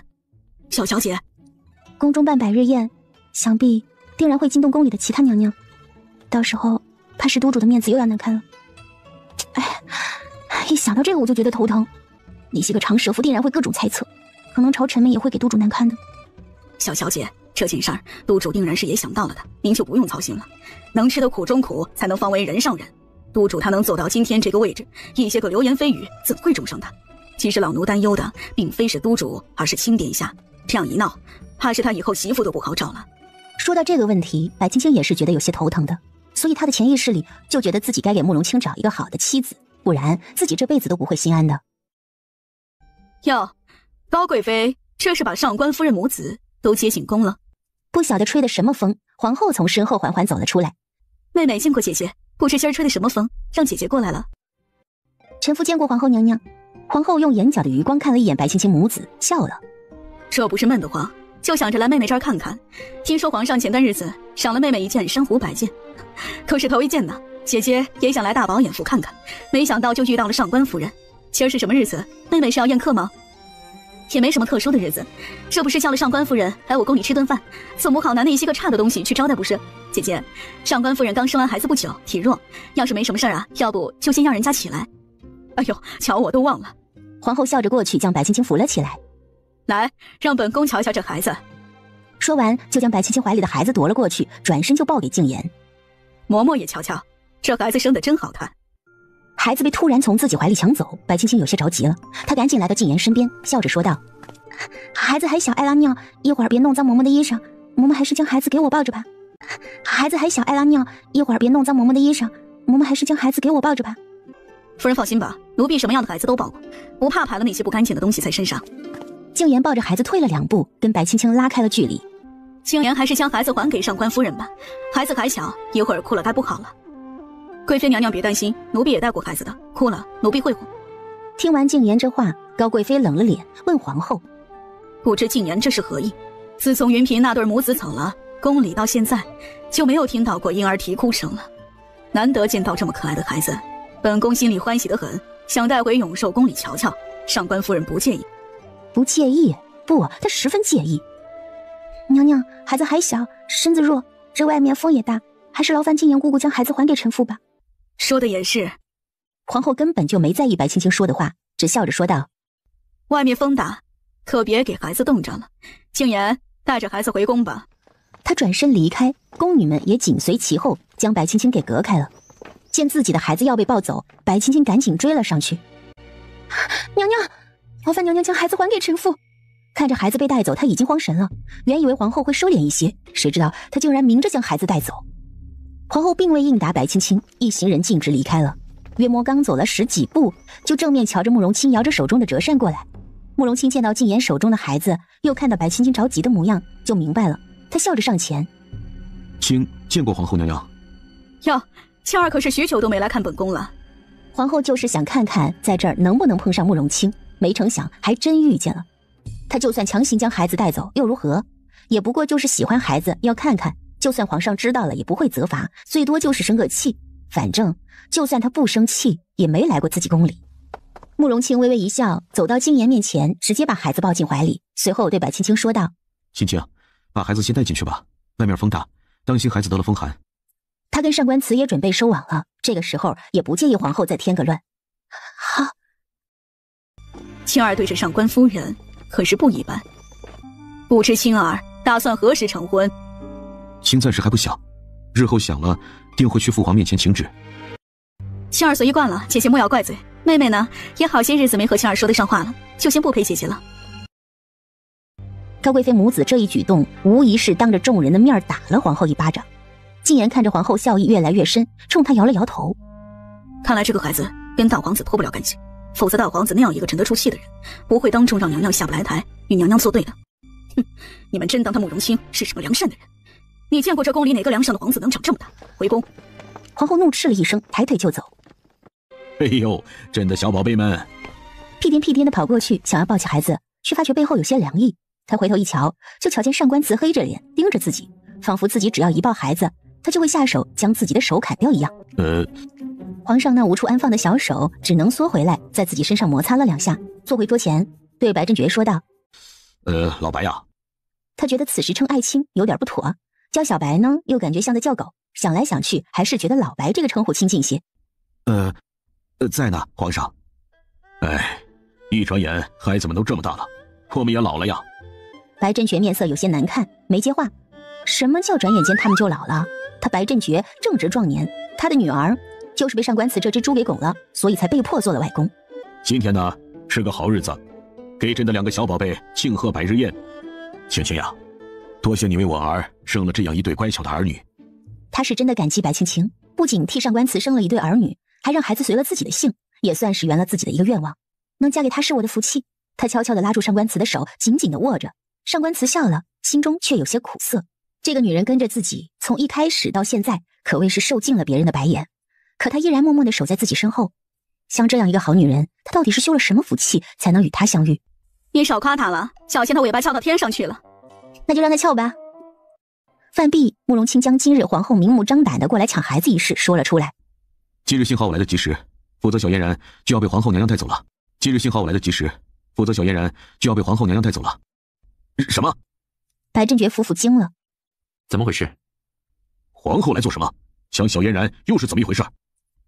爱妃，你说。我接青儿的时候，正巧遇到了皇后娘娘过来，聊了几句。皇后娘娘身边的禁言就将孩子从青儿手中抢了过去，青儿说了几次都没能将孩子要回来。可皇后娘娘并未想要带我一起回宫，她只想带着嫣然去。并未想带你一起去？那皇后她是个什么意思啊？儿媳不知，只是觉得有些后怕。当时皇后娘娘像着了魔一样，任凭儿媳如何说，她都像没听到一样，也不理会儿媳的恳求，就要那个禁言姑姑抱着嫣然走。若不是大哥来了将孩子抢了回来，儿媳别怕，我在。他的身子一直在微微颤抖，一股怒火从他心底燃起。他倒是胆子越来越大了，就这样啊，就这样明目张胆的来抢人，他什么意思呀？他李斯，你去叫皇后过来。是。李斯见皇上生气，也不敢去劝说。皇上算了，皇上算了，你这样不是让皇后娘娘难堪吗？难堪？她要是会觉得难堪，还会做出这样的事情来吗？徐氏姐姐真的喜欢这孩子呢，那乖巧的模样，臣妾看了也是喜欢的紧。她若是有你半分贤惠，朕也不会厌倦她至此。她带孩子走能为了什么呀？啊，能为了什么？为了儿臣。慕容清沉着脸看着皇上。皇后娘娘是想看看儿臣到底有多在意这个孩子罢了。你什么意思呀？皇上有些不耐烦了。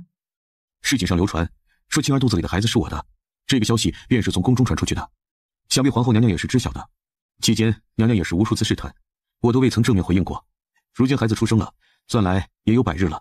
今日父皇又将他们母子都接进了宫里来，难免会引起他人的注意。皇上也想起来了当初的流言，当时他也没有制止，就是为了旁人能将视线转移到老大身上，省得他们知晓了容叶的身子好了，引发慌乱。没想到就是当初的举动让皇后做了今日之事。皇后娘娘只是想看孩子，也未曾做过出格的举动。皇上算了吧。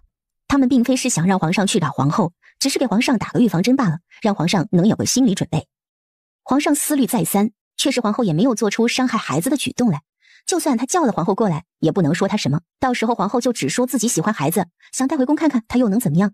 日后莫要让皇后靠近这2个孩子，就说是朕下的旨意。他叹了口气说道。李斯，你去将禁言带去新车库，随便找个理由处理掉吧。眼里没有主子的奴才留着有什么用啊？是，奴才这就去办。李斯应完，轻声退下了。静言是皇后的左右手，一旦动了他，那皇后的消息网必定会元气大伤，足够他消停许久了。发觉白青青在发抖，上官慈心疼地将她揽进怀里。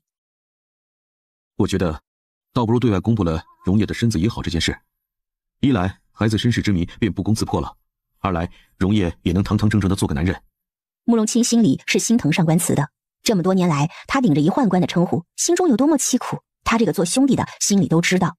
容叶呀，父皇知晓你担忧什么，有些事你不必担忧，只要父皇还有一口气在，父皇就会为你打算好未来。你早些恢复身份，2个孩子也名正言顺。上官慈抬头看了看皇上，过了许久，问：这件事要如何说呢？过2日孩子办100日宴，不如宴请宾客，到时候找个合适的时机说了便是。我不想我女儿一直背着和大皇子私通的名声，或许你觉得没什么，可名声这东西对女儿家很重要。岳父说的是。皇上，不知静言犯了何错，皇上要人将她带走，去了哪里？静言是他的教养嬷嬷，也算得他半个奶娘了。从他进宫起，静言就陪伴在他身边，这样突然被带走，他无法再冷静了。皇后本身就不是一个会算计的，加入宫中也只是因为她爱着皇上，哪怕皇上并不在意她，她也愿意。一直以来也都是静言在她身边出谋划策。静言这一被带走，皇后就像丢了魂一般，慌张无措的。相比皇后，高贵妃更为聪明一些。她并非对皇后之位没有心思，而是她知道皇上心里的女人不是她，就算做了后位又如何？同样是为了这个男人，做着后位还不如做他的宠妃。偏偏皇后呢，就想不明白这个道理。皇后闯进高贵妃宫中，就是来质问朕一个婢女的下落。近日来，皇后是越发闲了呀。皇上，您知道的，从臣妾进宫以来，静然一直陪着臣妾，静言一直恪尽职守，从未有过什么过错。您这样没个理由就将人带走了，臣妾不知该如何想。皇后当真不知道，今日你来贵妃这儿，要静言抢人家上官夫人的孩子，是作何用意啊？还是说，皇后你听到了什么谣言？皇后望着皇上的双眼微微颤动，她将目光又看向慕容清。本宫不过是瞧着那孩子可爱，想带回去看看罢了，就这么一点小事而已。大皇子还特意向皇上禀报了吗？小事？你还在这里怪罪青儿？上官夫妇是朕请来的，你不分青红皂白的上来就要将人家的孩子带回去，还不顾上官夫人的劝说，理都不理人家，硬要带走孩子。你说，你这是何意？你告诉朕，你是想做什么？不过是一朝臣的孩子，皇上那么紧张做甚？这要是不知道的，还以为上官夫人生的就是小世子。她生的就是小世子。皇上怒了，脱口而出。其余人纷纷抬头看着皇上，就连皇后都惊讶了。她没有想到皇上回答的这样干脆。怎么，这个答案你满意吗，皇后？皇上，您消消气，消消气，别生气了。这没事。他欣慰地看了一眼高贵妃，对皇后说道：“你不就是听了外面的谣言，说白青青怀的是青儿的孩子？你不用瞎想了，朕今日就告诉了你，省得你总是想了那些个肮脏法子来试探。这两个孩子就是皇家血脉。现在你可明白朕为何要李斯带人去将静言打发了吗？在宫里敢抢朕的小孙子孙女，他是有几个脑袋？”他觉得上官慈受的委屈够多了，白青青跟着他这几年来受的委屈也够多了，他不想让两个孩子再跟着受委屈。上官慈身份的事迟早是要公开，择日不如撞日。他今天跟皇后说了个明白，也省得他肆意猜测，想那些个幺蛾子。他怀的，当真的是大皇子的孩子？他怀的是本座的孩子。上官慈起身来到皇后面前，笑着说道：“同样也是皇家血脉。”他这是头一次在外人面前承认他是皇家血脉。什么？你这是什么意思？意思就是他上官慈是皇上的孩子。高贵妃猛地眨了几下眼睛，生怕忍不住哭了出来。所以青青怀的自然是皇家血脉。不可能，这不可能！皇后踉跄几步后退，她不相信眼前人所说的话。他若是皇子，皇上怎又会要他做一个宦官？不，他根本就无法人道，怎会有孩子呢？上官慈为了掩护大皇子，你扯这个谎，不觉得脸面上过不去吗？他为了维护慕容清，竟然连这种谎话都说。够了！李斯，传旨下去，皇后身体不适，于宫中静养，没有朕的旨意，不得踏出宫门半步，且不允许任何人探望。是。不，皇上，你不能这么做，不能！他过去拉住皇上的手，哭着说道：“皇上，臣妾知错，臣妾知错，你不能这样对臣妾呀！”拖下去！皇上甩开皇后，径直出去了。他不想见到这个女人。皇上！皇后喊得歇斯底里，想要追上去，却被李斯拦住。娘娘，跟奴才走吧，这样娘娘也能体面一些。滚！你是个什么东西，竟敢拦着我！皇后一巴掌甩过去，结结实实地打在李斯的脸上。站在院子里的皇上自然也听得真真切切的。他回头就瞧见李斯被打得侧过去的脸，上前将李斯拉到身后，随手就给了皇后一巴掌。朕若是愿意，你便是皇后；朕不想了，你算个什么东西？皇上这一巴掌丝毫没有留情，皇后白皙的脸颊上瞬间出现了5个手指印。她不敢相信地捂着脸，回头看着皇上，泪珠如雨一般落下。我进宫这么多年，你从来没打过我，如今为了一个太监，你动手打我！他进宫快30年了，与皇上之间也算得上是相敬如宾。今日皇上是第一次动手打他，竟然还是为了一个下贱的太监。太监又如何？那也是朕的太监。好！皇后吼了一声，转身便跑开了。待皇后走后，他转过身，伸出自己胖乎乎的手，捧起了李斯的脸。来，给朕瞧瞧，被打成什么样了呀？都红了，快去上点药吧，看着怪疼的。老奴不碍事的，只是……他露出了担忧的神色。皇上今日这般不给皇后娘娘面子，若是皇后娘娘母家知道了，定然会不高兴的。皇上不该为老奴出手啊。朕还没老死呢，他们是臣，朕是君，他们能奈我何？白青青揪着上官慈的手臂，小声说道：“父皇好威武啊！这世上能为了一个太监动手打自己皇后的皇上可不多。”他也明白为什么上官慈会是这个臭脾气，估计多半还是随了皇上的。平时看起来不声不响，实则没心没肺。那是，想你父皇年轻的时候也曾做过威震一方的将军呢。你有何打算呀？皇上将话都说了出去，臣能如何呢？上官慈有些头疼，他原本就没打算公开自己皇子的身份，却被皇上一时口快给说了出去。皇后知道了，那就代表所有人都会知道。哼！看他一副臭脸，皇上就来气。慕容清在一旁觉得气氛不对，赶紧打圆场。既然如叶的身份已经公布了，那么要不要重新给他安排府邸呢？不用。上官慈拒绝了。安排什么呀？皇上也来气了。那么大一个府邸不够他住了是不是？要不要朕把皇宫都给他来住呀？慕容清也没想到自己一个马屁拍到了马腿上，乖巧的闭了嘴。上官慈不愿意他凶慕容清，说道：“你的皇室我也不稀罕，乌烟瘴气，满是脂粉味儿，恶心。你个逆子！”哼！眼瞧着二人要吵起来了，小雨白和小嫣然哇哇的哭了出来，才阻止了一场吵架。白青青与上官慈泡在一个浴桶里，她靠在上官慈怀里问：“今日之事，你觉得怎么样？”事情已经发生了，只能去面对。我倒是无妨，只怕你的日子会越来越不好过了。一旦这个消息传开了，那些个别有用心的人一定会派自己的内子上门与你走动。若是你不愿意见的，统统打发了，不需要顾及我。上官慈顺着他的长发，用下巴蹭着他的头顶。兵来将挡，水来土掩，太子与二皇子那般也一定会有动作。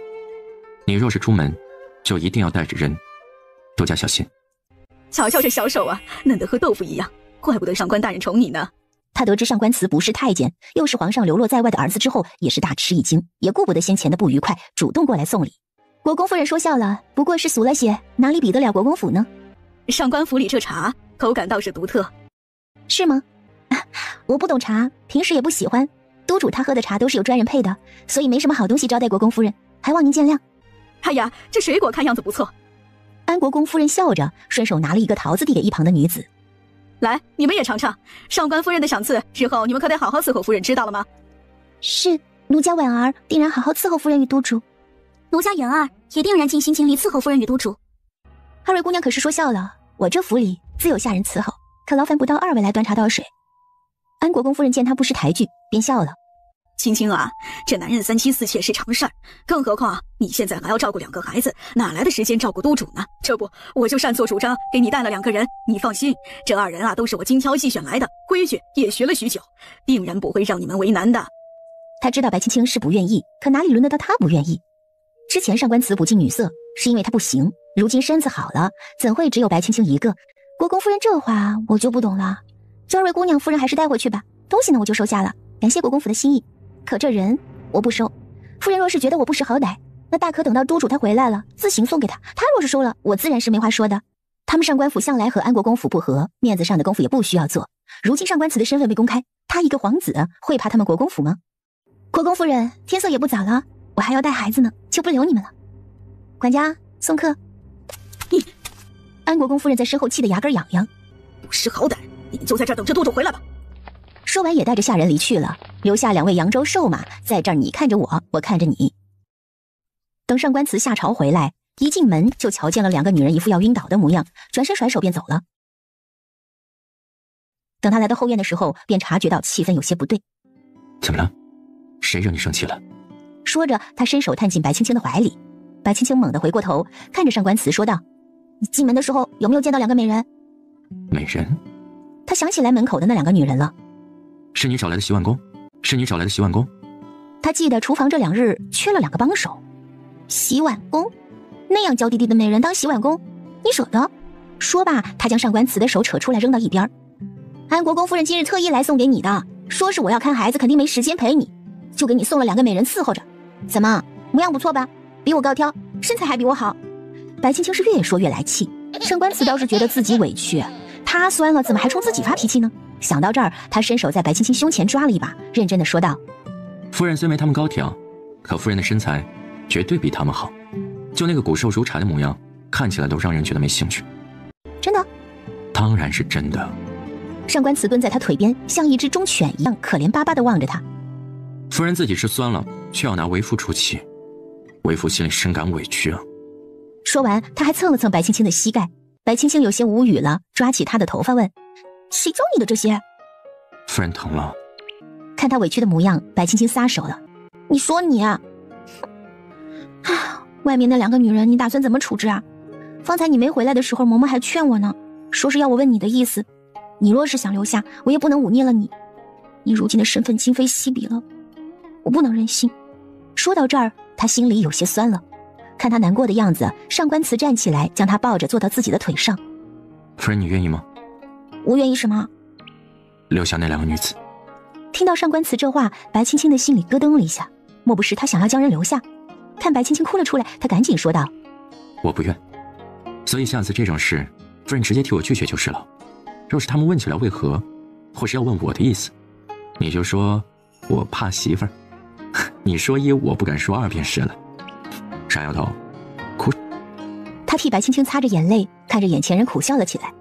与白青青相处的这快2年的日子里，他几乎尝尽了人间百味。眼前人褪去了稚嫩的神色，已为他生儿育女，他怎么舍得辜负他呢？白青青没想过上官慈会说出这样一番话，甚至要他说自己怕老婆。在这个时代，这可是一件非常丢人的事啊！你真的这样想吗？可我怕你会不高兴，外面的人又会说我善妒。你身为皇子，连个妾室都做不了主。我家夫人善妒又如何？我喜欢便是了。好了，不哭了。这要是被爹娘他们知晓了，肯定会提刀上门来的。我这就去将外面的那2个东西打发了。好了，不哭了。他双手托起白青青的脸颊，笑了。你要是再哭下去，我就只好将你脸上的泪水给吻掉了。说着，作势就要亲吻他。白青青被他这一举动给羞得一把推开他。你快去！好好。哎，等等，我与你一同去。他又怕上官慈反悔，不赶人家走了。上官慈笑出了声来。好，那你上个妆，我们一同去将人赶走。走到前院，2个美人已经累得不行了，站都站不稳，却又不敢坐。奴家见过督主大人。奴家见过督主大人。奴家。2个人话都没说完，上官慈却是一摆手。滚！督主大人，我们乃是安国公府。他的话还没说完，上官慈一挥手，掌心用力，就将人给打了出去。只见那女人飞出去几米远，摔在一旁的假山旁边。上官慈还做了一个甩手的动作，面色上也很是嫌弃。将人给本座丢出去，别在这脏了府里。是。下人倒是见怪不怪了，过去就将地上的女子往外拖，又看了一眼站在上官慈面前的女子。你先等会儿，我先将她给丢出去了，再来找你。那女子见状也不敢停留，连忙跟着往外跑。她现在也不敢说什么自己是安国公夫人送过来的了，就怕自己和自己的小姐妹一样被一掌打出去。这一出看得白青青是呆住了，她缓缓仰着头看向上官慈。你就这样将人给丢了出去，怕是不好吧？这不是明着打安国公家的脸吗？不然？看白青青担忧的模样，他便起了坏心思。不然？看白青青担忧的模样，他便起了坏心思。我再将他们给带回来。你敢？你要是敢，我就……他话音刚落，就瞧见上官慈哈哈大笑，便晓得自己上了当，气得直跺脚。你这人真是越来越过分了。夫人，你说我这把人赶出去不是，留下也不是，就依你而言，我能怎么办？他也知道是自己钻牛角尖，突然就笑了。那日后不论是谁送来的，都给赶出去。你要是不想，就我来赶，大不了就是背上一个杜甫的名声罢了，有什么可怕的？好，都听夫人的。他瞧着白青青又恢复了往日的神采，也就放心了。第2天，上官慈就让玉少卿挑了20名美女，个个活好，还会讨人喜欢，全部送入安国公府，气得安国公夫人差点把安国公府给掀了。打那以后啊，就再也没有人打上官慈的主意了，更没有人往上官府里塞人。哎呦，臭婆娘，好久不见呢！好久不见呢！你怎么来了？他又看了看麻袋，这是什么？哦，这个呀。叶良将麻袋放到地上，解开了扣子，吓得白青青往后退了几步。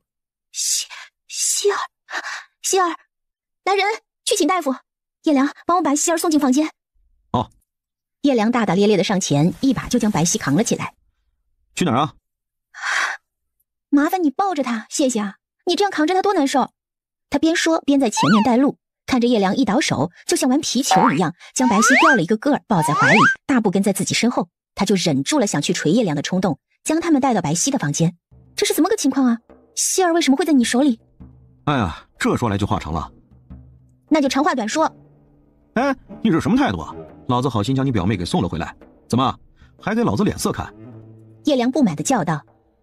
早知道我就不该管他，死了得了。你这话是什么意思？叶良，到底是怎么回事？你得要紧地说。你表妹是不是在做着什么东西啊？那东西杀伤力极大，是什么武器？你怎么会知道？看你这神色，那就是了。你可知这件事已经有多少人知道了？他做的那东西，谁都想得到，包括我爹。你的意思是，你爹派人掳了我表妹？若是旁边有把刀，白青青能举起来给他一下。叶良露出不屑的神色。若是我爹做的，你表妹早就不成样子了。是秦楚商，他派人将你妹妹在去买东西的路上给掳了去。什么？他不明白秦楚商怎么会知道白皙的消息，还是说慕容清手里也出现了秦楚商的探子？你是怎么发现秦楚商的人的？还是说你也一直在盯着他们？这样一个好东西，谁会不想要呢？你放心，我叶良虽然不是什么好人，却也不会做这种掳人的下作事儿。哎，你那什么表情？他说完就看到白青青撇嘴。你若是说这算是下作的事，那你当初掳走我算什么？还你不会做，开玩笑呢。说着他瞥了一眼叶良。那是个意外，自那以后老子就没掳过谁。他是打死也不会承认的。哼。白青青心里松了口气，看着如此坦然的叶良，他倒是觉得这人还是可靠的。有些事啊就是这样，你也不需要难过。他既然选择做了这件事，那就应当知道做这件事情的后果。他不是3岁小孩，应当清楚自己在做什么，做多么危险的事儿。既然他做了，那就表示他心里有最坏的打算了。你不用自责。他不会劝人，或者说他长这么大还是头一次劝人。若是换了别人，想必他就会说一句有什么好心疼的，生死有命他自己选的。可眼前人终究是已为人父，连孩子都有了，他懂得及时止损这个道理。白青青抬起头看着叶良，不说话。他也明白这个道理，可就是控制不住的担心啊。叶良在这儿一直待到傍晚，白青青看他没走的意思，就给安排了客房住下。等上官慈回来时，叶良正在啃肘子，用油腻的手冲上官慈摆了摆手。哟，好久不见呢。上官慈见到叶良的一刹那，先是一愣神，随后注意到了他满是油腻的手，嫌弃的蹙起了眉头。你怎么在这儿？希儿出事了，是叶良将人带回来的。白青青端来一盘卤鸡爪。许是大哥那儿出了中间人。人怎么样？还在昏迷呢，大夫说没什么大碍，这几日受到惊吓没吃好。不过希儿失踪的时间应该不短了，可大哥却没有说。你可知是什么原因？阿金近日都没在京城。没在京城？既然他人都不在京城了，为什么不把希儿送回来，还让他自己在那儿研究炸药，多危险啊！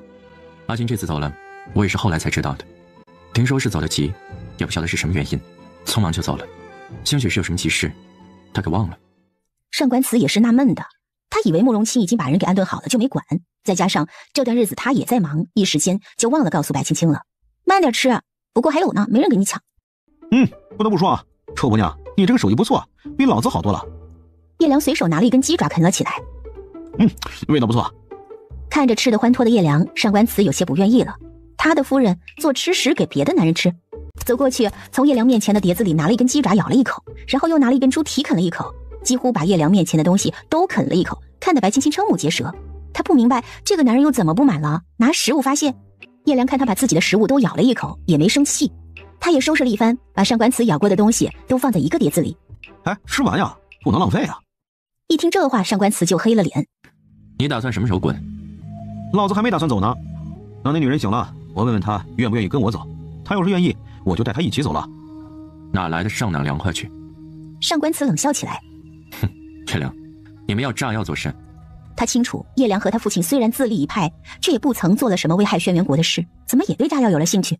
我之前与那小妮子聊过，她说这东西还能做成各种颜色、各种形状的烟花。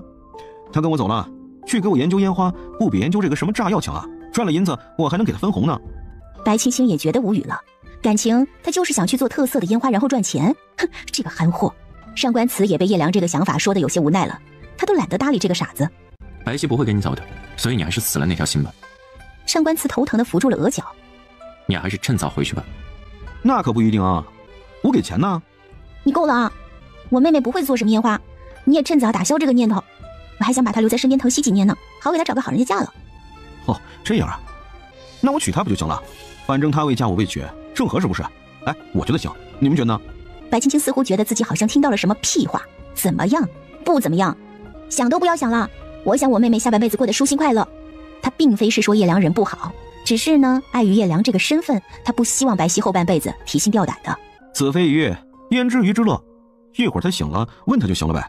再者，就算你们不同意又能怎样？我将人抢回去不就行了？反正我们叶家的女人都是抢回去的。他无所谓的耸了耸肩，笑了。白青青想上去捶他一顿。叶良，你很好，可是你真的不适合希儿。我妹妹呢，是个没有什么心眼的，而你是一位少主，之后也定然会子承父业。我妹妹她娇气，她忍受不了你三妻四妾。你就想啊，她会做炸药这种危险的东西，若是等你真的娶了3、4个小老婆，她这一生气都给你毒死了，怎么办？毒死了再娶就是了呗。叶良瞧着白青青，就知道他是不想让自己把他妹妹带走。叶良，我家小姨不适合你。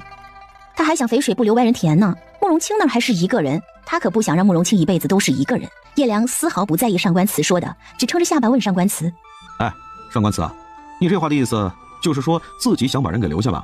哎，你说你啊，也忒不要脸了，还想把人家姐妹2个都收入房中啊？啊，怎么什么好事都让你给赶上了呀？上官慈突然就板起了脸来。滚！被老子说中了吧？叶良嫌弃地看着上官慈。你说你啊，好不容易身子好了就开始折腾，哎。他又同情地看着白青青，命苦的女人呢。白青青有些无语了，一点也不想搭理这个傻子，因为呀，看见他就心烦。夫人，白姑娘醒了，看起来还不错，就是脸色差了些。白青青也管不得叶良跟上官慈了，直直跑向白皙的房里。希儿，是表姐啊，我还以为再也见不到你了呢。这到底是怎么回事啊？大哥没有跟你在一起吗？他走了，你怎么就不回府里呢？也不派人来跟我说一声，万一你要是出了什么事儿，你让我怎么办？我怎么跟你爸妈交代？看到表姐这么担心自己，白皙心里一暖，她往白青青身边蹭了蹭，将头靠在白青青的怀里。表姐，你最好了，我这不是没事吗？说到这儿，他又问：我是怎么回来的？我记得我在那的时候见到了一个姑娘，她还好心给我偷偷送吃的送喝的，她送我回来的吗？姑娘？什么样子的姑娘？就是很好看的姑娘呀，不过她养了一条绿色的蛇，挺可爱的。听到这儿，白青青微微一愣，明白了，一定是苏瑜。这段日子是苏瑜在照顾希儿，那么大哥突然离去，想必也是因为苏瑜。他又想不明白了，先前2人也是挑明了不可能有什么结果，那大哥这次又是为何呢？还是说他发现了什么，或是苏瑜有了什么危险？表姐，看着白青青走神，白皙在他眼前晃了晃手。怎么了，表姐？没事。白青青回过神来说道：这些日子你先好好的在府里歇着，炸药的事情先放一放，等大哥回来了再说。刚说完，叶良就进来了。喂，你醒了呀？你怎么在这儿？要不是我，你怎么会在这儿？叶良坐到一旁，认真的看着白皙，问他：哎，我娶你吧。他认真的模样让白皙的脸一红，不知道该如何是好。你这是在说什么呀？他这是被求婚了。天哪，他长这么大居然被求婚嘞！就在白皙满心欢喜的时候，叶良一句话就让他回到了现实。只听叶良厉声说道：看你也一大把年纪了，估计啊也是没人要的，不如就跟了我吧，替我做那些个多彩的烟花，我给你分成，怎么样？年纪大没人要，工具人，这就像一把把刀直插进白皙的心里。不需要！我的天哪！白青青差点被叶良这个低情商给气死，他怎么能当着一个姑娘的面说她年纪大嫁不出去呢？叶良，天色不早了，你也早些回去休息吧。一个大男人留在我妹妹闺房里委实不妥，快点去洗洗睡吧。他还没答应我呢。答应你个屁！白青青难得爆了粗口，她起身过去推着叶良就出去了，然后吩咐玄清说道：照顾好希儿，就让他把门带上了。他将叶良推到自己房间里，堵在门口盯着他。我告诉你叶良，我妹妹是不会嫁给你的。还有夜深了，麻烦你呢也不要去找她，免得被人知晓坏了她的闺誉，听见没有？砰的一声把门给关上了。关上了门，他出来的时候就看到面前的上官慈笑着看着自己，顿时心里的怒意全无。他过去轻轻靠在上官慈肩膀上。从希儿的话来看，这段日子帮他的似乎就是苏瑜。你说大哥匆忙离开，是不是也和苏瑜有关啊？这你就不要操心了。方才我也派人去寻找阿青了，想必过些日子便会有了结果。这天色也不早了，你也累了一天，早些休息吧。明日我陪你出去走走。明日？白青青都忘了明日上官祠休息，不用去上朝。哈！当天夜里，白青青一直翻来覆去都没睡好，在她身边的上官祠也被她吵得几乎是一晚上都没睡。风萧山东，光抓渔户，一儿一摇曳了我两鬓流苏。生辉盘古，清风吹拂，万家灯火人情相遇很高步。星光如雨，垂柳如雨，风舟交错去北美却一流春。心无旁骛，相对似梦，不让我就深深中了你的蛊。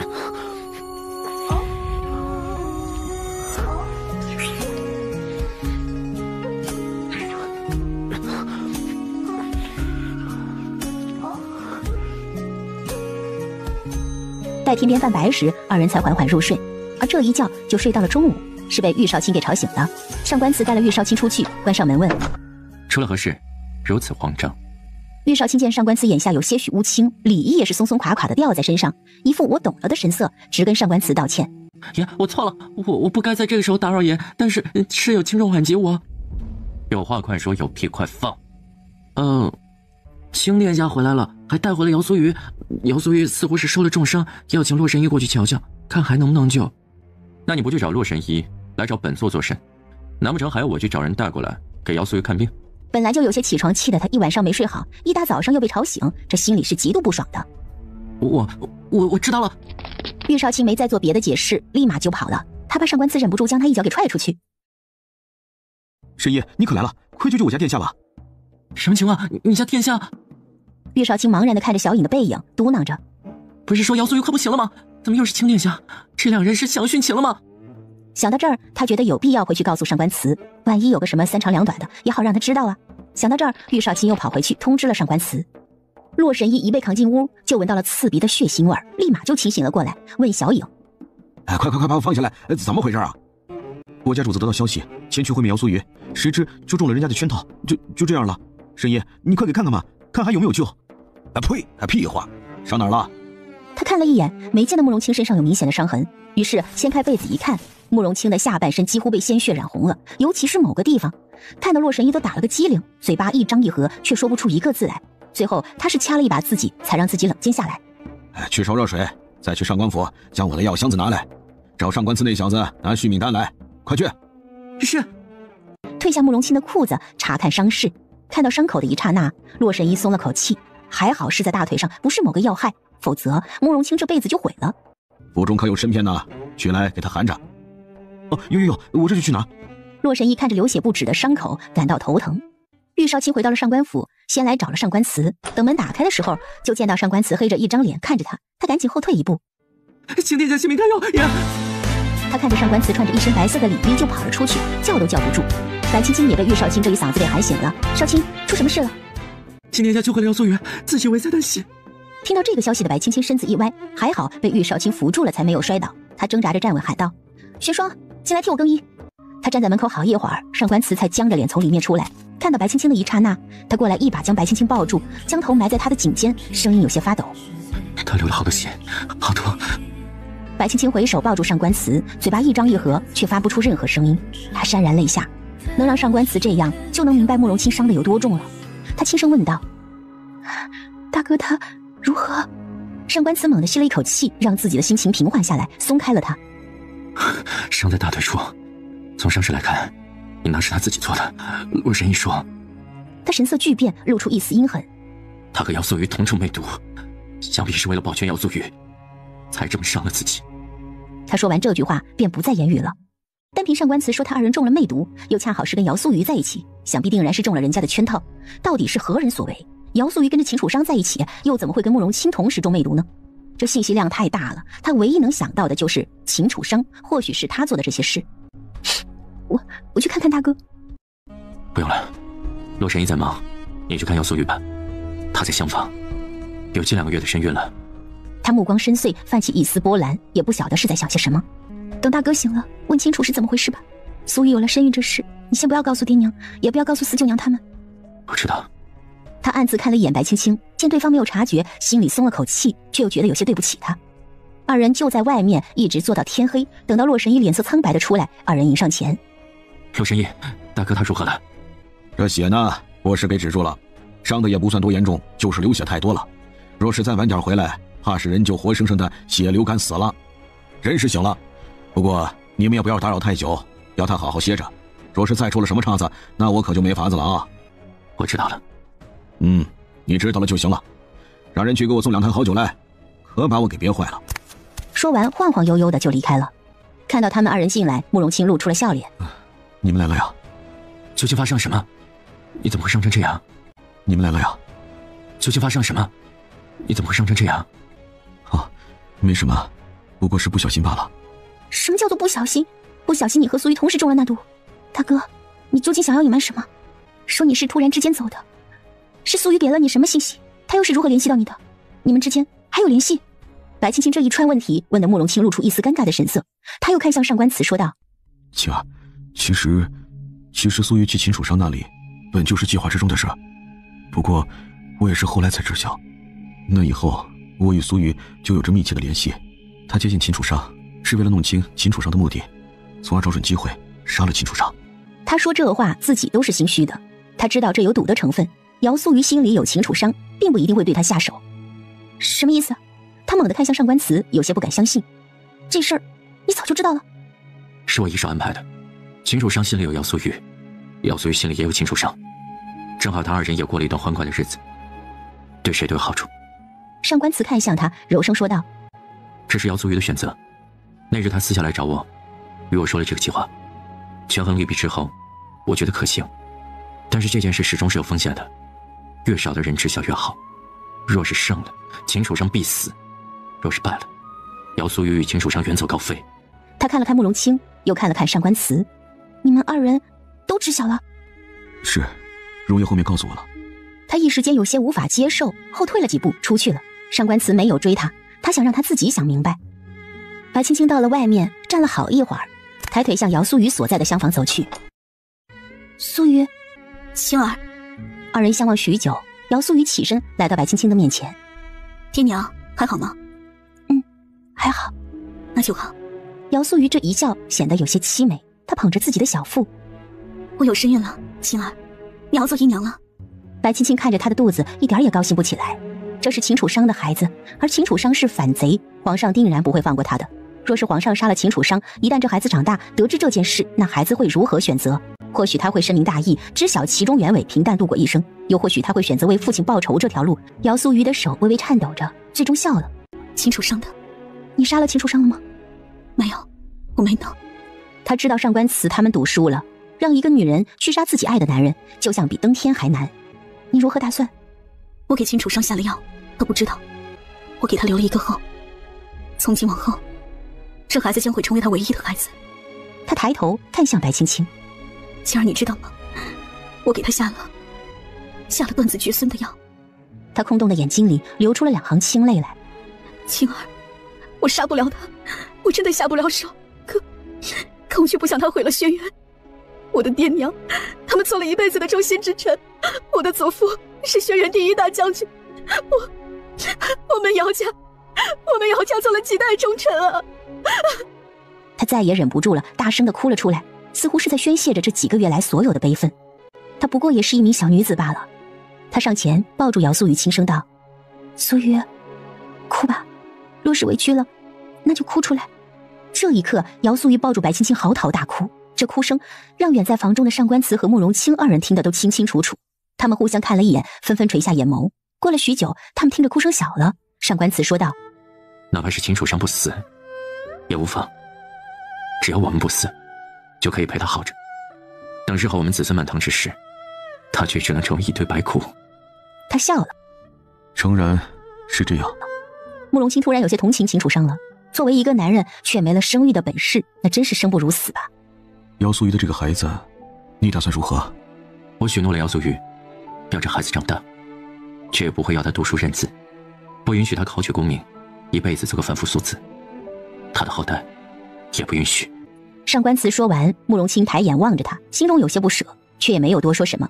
这样一个孩子能活着就已经算是天大的恩赐，还有什么可奢望的？他不会告诉皇上这个孩子的存在，也不会让任何人知道，包括秦楚商，他还有一个孩子。你走之后，秦楚商派人掳走了白皙。什么？慕容清一激动，动了一下，伤口处疼得他咧开了嘴。我们都以为他和你在一起，甚至你走了，我也以为你将他安排好了，就没有多管。谁知昨日叶良将他带回来的，说是碰巧吃小了，他被人掳走，就将人又掳了回来。上官慈看他这样子没什么大事，终于是放心了，喝了一口茶。叶良说他要娶白皙做媳妇，如今还在我府上赖着呢。这他捣什么乱呀？慕容清眉头紧锁，有些不满。他缺女人啊？他不缺，可他缺白皙这样一个聪明又能干的女人。那你这意思是，晴儿她又不聪明又不能干呗？你跟我呛什么？慕容清一时语塞，不晓得要说些什么，想了想，代我替小白皙道个歉，我并非有意要留她一个人的，你心里还是有姚素玉？上官慈是真的一点面子都不给他留。你心里还是有姚素玉？上官慈是真的一点面子都不给他留。否则也不会一接到他的消息说他有事，你就慌忙的跑过去，连准备都没准备就中了人家的圈套。行了，现在来说说这魅毒是怎么回事。我到那儿的时候，素玉便中了药了，随后可我总不能伤了她不是？她与我悄悄说了她有了身孕，甚至祈求我。说到这儿，他苦笑了一声。哎，你说我慕容清又非洪水猛兽，就算他不求我，他不愿，我总不能也强了他不是？为了保持清醒，我只好给了自己一刀，一刀不行就再来一刀。那他为何没什么事？上官慈算是问到点子上了，他望着慕容清。不可能说他中的毒与你中的毒不是一种毒吧？你的意思是？慕容清心里有些惊讶，他没有再往下说了。派人盯好他了吧？我也想他是正常的。上官慈这人是出了名的心冷，或许除了白青青，任何人出了事他都能冷静的应对。白青青安慰好了姚素瑜，等他睡下的时候出来了。他来到慕容清的房里，冷着脸看着两个人。素瑜和我说了，你们还有什么要说的吗？慕容清看向上官慈，想看他怎么说，谁知上官慈神色淡然，嘴角带着笑意，走到白青青面前，突然矮下身子单膝跪地。夫人，为父错了。慕容清几乎要石化了，看着跪在自己面前的上官慈，白青青也是惊讶到了，她嫌弃的退了一步，离我远点。上官慈丝毫不介意，上前一步抱住她的腿。夫人，我错了。他依然带着微笑，可慕容清却无法淡定了，他怎么也想不到上官慈会做这种事，像个狗皮膏药一样死皮赖脸的求人家原谅，这到底是个什么做法啊？面对上官慈耍无赖，白青青被他给气笑了，看一旁张大嘴巴的慕容清和偷笑的玄霜，他只好拉着上官慈起来。你丢不丢人？无妨，夫人也不会嫌弃我。放心吧，夫人，这次就过去了，下次我还敢。白青青瞬间脸黑了，她到底是跟谁学的这些个词汇啊？受不了你了！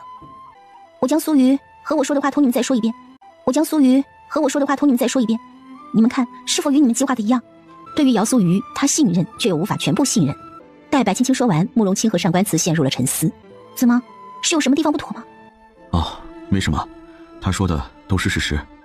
可他又想到这次中毒一事，总觉得是哪里有些不对劲。从始至终他就没有见过秦楚生，所以才觉得有些不可思议。事实？那你们还这副表情做什么？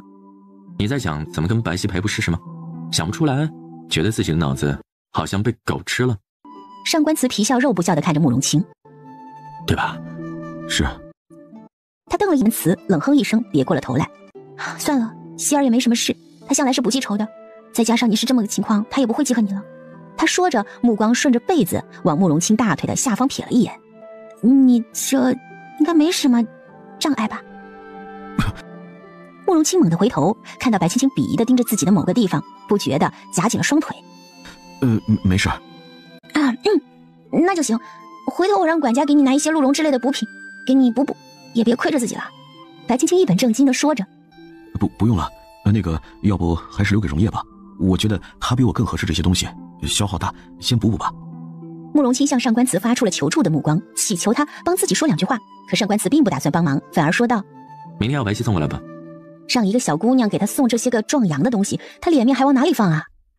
主子，希儿姑娘来了，还带了不少的补品。慕容清满脸黑线，小影看到慕容清错愕的模样，不知道自己是不是哪里说错了话。去把人带过来吧。是。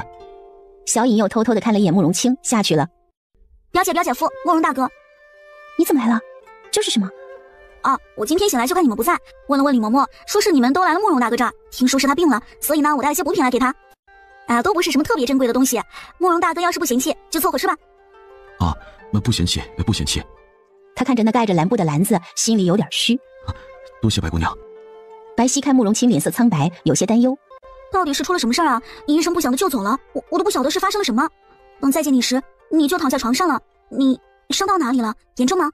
白皙也不明白为什么自己非要过来确认慕容清的伤势是否严重，反正就是控制不住自己就来了。面对白皙关心的质问，慕容清显得有一丝不自在。白皙是头一个主动会关心他的女人，这让他一个活了快30年都没有接近过几个女人的单身男人觉得很不自在，却又说不上来是哪里不自在。白皙以为慕容清会跟他说上几句话，谁知他却是一言不发。莫不是嫌他多管闲事了？诚然自己确实是有些多管闲事，他伤得如何跟自己有什么关系吗？正当白皙转头要走的时候，慕容清突然拉住他的手，抬头望着他。伤不碍事，你莫要担忧。白皙的小手被慕容清的大掌包裹着，温热的触感从他指尖递到心田。望着自己被他紧紧握住的手，白皙脸颊上泛起了一丝绯红，小声说道：我知道。他知道什么呢？一旁的上官夫妇看着二人这模样，觉得有戏啊，就连玄霜都发觉了，慕容清对白皙挺好的嘛，还知道拉人家小手呢。主子，姚姑娘那边说有事与主子商量，是关于她腹中胎儿一事。胎儿？白皙错愕地看向慕容清，又看了看他握住自己的手，一个用力将手抽了出来。你别误会，白姑娘。慕容清眼看着白皙跑了出去，却没得法子。小影在一旁纳闷的直挠头。这白姑娘是怎么了？怎么好像不高兴的样子？白青青嫌弃的翻了个白眼儿，她不知道慕容清为什么要将这样一个不会察言观色的人留在身边。慕容清看着小影，也略显怒意。他的孩子怎么了？我不知道啊。他就是来通知我说有事与你相商，我就来禀报了。下去。慕容清懊恼的别过头。是。小影看了看玄霜，努了努嘴，想问问怎么回事。玄霜在得到白青青的目光许可后，跟着小影出去了。你是个木头吗你就不会看看时机？你没瞧见你家主子拉着人家白姑娘的手拉得挺高兴的，说个话都说不明白。你这话一说，叫人家白姑娘以为是你家主子的孩子，你还想不想要你家主子找媳妇了？我没说那孩子是我家主子的呀。小影感到自己很无辜啊。我真没说呀。面对辩解的小影，玄霜恨不得将他脑袋给撬开，看看里面到底是个什么构造，怎么能憨成这副模样呢？我真的没说。玄霜觉得慕容清有些可怜，或许他这么多年身边都没一个女人，跟他身边的人也是有关系的，不能全怪慕容清自己不努力。玄霜。小影看玄霜走了，在后面喊了他好几声，都不见对方应他一句，不满的嘟囔着：女人真是麻烦，怎么动不动就生气啊？还好我没找女人，不然还得被气死。他摇了摇头，去忙了。关于这孩子的身世，我希望你们可以隐瞒下来，我不希望除了外面之外的人再知晓他的身份。那你是什么意思？上官慈懒散的靠着椅子。是打算让阿青认下这个孩子吗？我不是这个意思，只是我不想孩子长大以后得知他父亲是个罪大恶极之人。那你就不该让他留在这个世界上。姚素玉，即便是没有你和我合作，终有一日他秦蜀山依旧会落网，死无葬身之地。你也莫要说我残忍，我们之间的计划也是你同意的。可他眯起双眼，露出杀意。我并未要你跑到他床上去，对吧？他打量着姚素瑜的神色，继续说道：这是你和秦楚商之间你情他愿的事，而我答应了你留着孩子一条命，别的你莫要肖想。不能怪他狠心啊，他也会替慕容清难过，更何况对这孩子来说，不一定是活着比死了来的舒心。我明白了，可你要知道，说是他知晓自己还有这么个孩子在，就一定会来抢夺。等孩子回到他身边，长大成人之后，也会有娶妻生子的那天，他们秦家的血脉依旧会延续。上官慈望着姚素瑜，他觉得眼前这个女人变得愚不可及。现在说这些还早，等着孩子生下来再说。白青青看向姚素瑜，你今后有什么打算？我暂时先去你那里可以吗？过2天我去附近看看院子。白青青望了一眼上官慈，见他点头便答应了。我记得你之前手里还有几处宅院，等胎儿稳定了，我派人送你过去。好。姚素瑜笑了，他心里清楚慕容清不会再帮他了，自己的妹妹怕是也没有办法再帮他些什么了。我们回吧，要阿青好生歇息。他们临走时，只见到玄霜笑着出来，却没见到白皙。希儿姑娘说要留下来照顾亲殿下。白青青有些不解，只听玄霜又说道：“山人自有妙计，夫人您就等着好消息吧。”他笑得嘴都快合不上了，原因是他哄骗白皙，说慕容清是为了救他才受了重伤，伤在某处很严重，怕是后半辈子都没什么希望有子嗣了。为了不让他担忧，又吩咐下人不许透露事情，这让白皙很是自责，就决定留下来照顾慕容清，直到他好了为止。可这话又不能在这里说，他只好卖关子了。白皙站在门口，想着玄霜跟自己说的那些话，忍不住咬紧下唇。他踌躇再三，还是进了屋，想着玄霜跟自己说的那些话，忍不住咬紧下唇。他踌躇再三，还是进了屋，看到慕容清躺在床上，脸色苍白，心便跟着提了起来。慕容清听到有人进来，扭头一看，就见到满目愁容的白皙，不自在地问道：“白姑娘，你怎么？”玄霜都与我说了，我都知道了。你知道了，对不起。他心中有愧，若不是他，白皙也不会被人掳走。正当他自责的时候，白皙凑近他说道：“我知道你是为了救我才受这样的伤，你放心，我一定会对你负责的。直到你……”他的目光往下移，停留在慕容清的大腿上，脸红了。直到你能正常了。什么？慕容清有些不明白了。玄霜都告诉我了，说你是为了去救我才受这么严重的伤，我不会不管你的。慕容清耳根子处微微发烫，神色也有些不自然。那就这样说定了，我来照顾你，直到你好了为止。所以我就睡在外面的榻上，你有事就喊我，不管多晚，有事就喊我，明白了吗？明白。你说我这样做的对吗？什么？将苏玉带回府里，万一他真的与秦楚生勾结，并不是说我不想相信苏玉，可这种种看来，我是怕了。他也希望姚素玉还是曾经的姚素玉啊。放心吧，这件事我来处理，你莫要担忧了。反而，你确定要白皙留在阿青府上，没什么问题。怎么说也是个姑娘家，若是被外人知晓了，怕是会有损她的名节。话是这么说，可也是希儿的决定不是？再者，若是希儿能有个好归宿，我也认了。他往上官慈怀里钻了钻。明日我让玄霜给他收拾些东西送过去，还是要住上一段日子了。不一定。上官慈也不忍心泼他冷水，可慕容清的性子他清楚，就怕是把白皙丢他床上，他都不会有所作为的。就怕是落花有意，流水无情，估计没2天，阿青便会说自己没什么事要他回来。这种事谁说的准啊？那就赌一场。赌什么？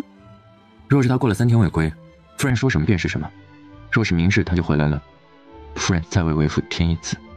还没轮到白青青说不，上官慈便随心所欲了起来。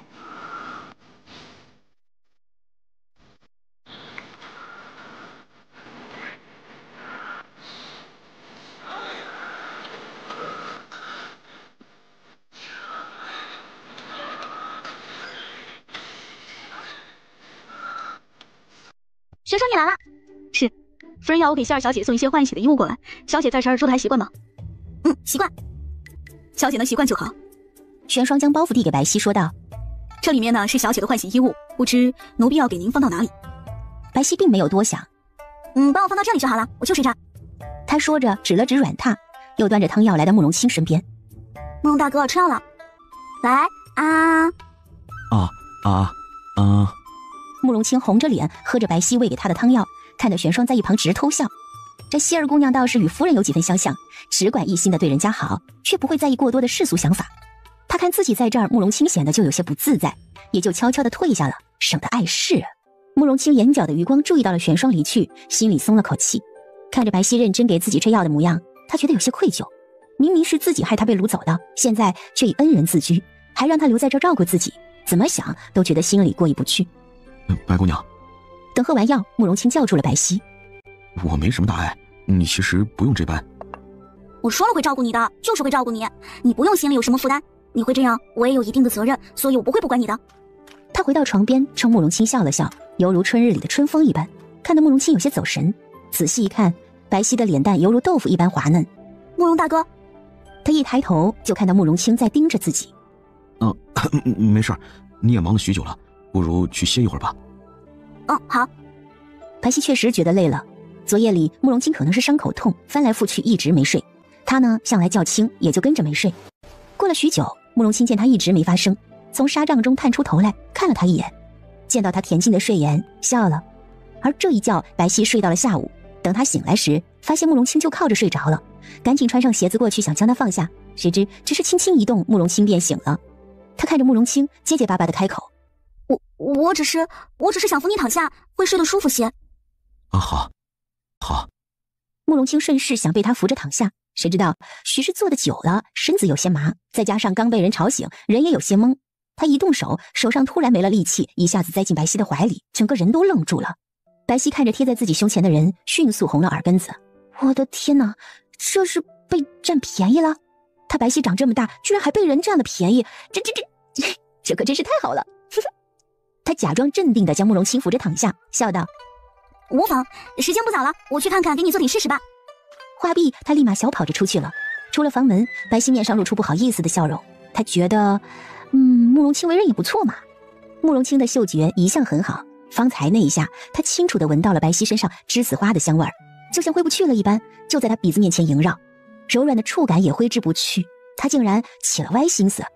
慕容清赶紧深呼吸几口气，正襟危坐。他看了两眼外面，发现没人，才松了一口气。他在想什么？对方还是个姑娘家，这若是传了出去，让他怎么做人？慕容清啊，慕容清，你糊涂了吧？慕容清的自责心直到白皙再次出现在他面前才消失。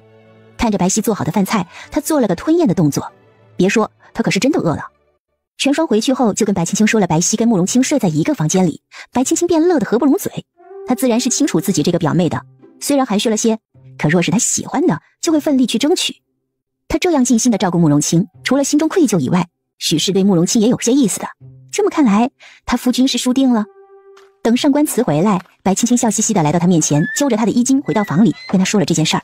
上官慈听了也没有觉得意外，反而温柔的看向他说道：“夫人，就算为父说了又如何？咱们该天丁进口还是天丁进口，与他们二人都无关不是？”啊！白青青一愣，一双美眸瞬间睁大，气呼呼的看着上官慈。上官慈，你耍赖！在外面守夜的下人只听到上官慈哈哈的笑声，至于发生了什么，他们也可想而知。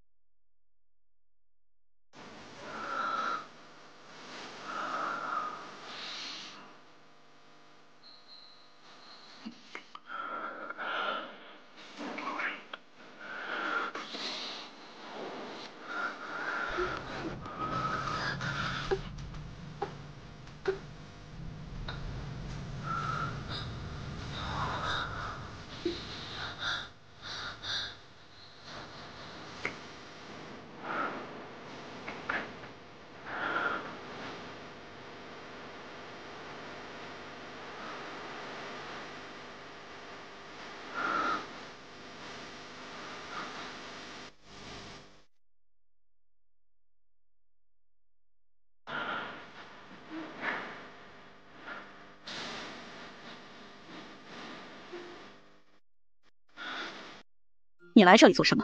娘，还不进来？是。姚素玉欢喜的上前，来到何氏的旁边。祖母，哎，看我家苏玉换上个女娃子的衣裳，真好看。祖母听说你跟清殿下订了婚，哎呦，这是好事儿啊！清殿下为人正直，是个好的归宿。何氏拉住姚素玉的手一愣，怎么瘦成了这样啊？他摸着孙女的手，满是骨头。没事。姚素玉吸了吸鼻子，我没事，祖母。面对姚素瑜的突然回归，姚家人显得有些不自在。可两位老人家在，他们也不好说些什么。直到姚素瑜忍不住发出干呕，何氏叫来大夫给诊脉，才发现她有了身孕后，还笑着说不错，这么快就有了。而此时姚家四爷再也忍不住了，上前就给了姚素瑜一巴掌。你这个逆女，我们姚家的脸都被你丢光了。姚家二老丝毫没有反应过来，等他们回过神，就瞧见姚素瑜摔在地上，自己儿子口中扬言要将其打死。小嫣然和小玉白吓得哇哇大哭。姚氏和白振觉将孩子接了过去，回到自己的院里。白青青留在这儿拦着四爷，生怕他将姚素玉真的给打死了。四舅舅，你手下留情，其实素玉她并非是真的与那贼人在一起，这一切都是他们的计划。什么？姚家四爷的大掌悬在空中，差一点就落到姚素玉的脸上。青儿，你说什么？白青青看着姚家四爷的巴掌没有落下来，赶紧说道：“其实这事儿是我夫君和素玉之间的计划，为的是杀掉秦楚商。他之所以会那么做，完全是给秦楚商做面子功夫，让他信任苏玉。四舅舅，苏玉他也有他的无奈啊。”四娘子听完这话，哭着上前将姚素玉抱在怀里，放声大哭起来。我的傻孩子，你这是做的什么糊涂事儿啊？有什么事都有你爹娘撑着，哪里需要你去做那些事啊？如今得知女儿是为了大局着想才做了这样的糊涂事，回想起先前自己对她的责怪和谩骂，四娘子便心如刀绞，悔不当初。姚素玉抱住自己的娘亲痛哭出来，其实她不后悔做了这些个事儿，只是悔自己无法让爹娘省心。这到底是怎么回事？白青青回头看了一眼姚素玉母女，将整件事的原委说给姚晃他们听。等他说完，姚家四爷一拍桌案怒道：这上官慈未免也太放肆了些。白青青看了一眼姚家四爷，心中有些不悦。都说一个巴掌拍不响，这件事诚然他夫君做的不对，可也没有强迫姚素玉去做，怎么就把过错都放到他夫君身上呢？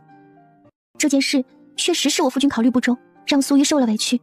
他也没有想到苏玉会和秦楚商结合，二人又无法及时通信，许多事都没有办法制止。还望四舅舅恕罪，待他休息的时候，我带他来向你们赔罪。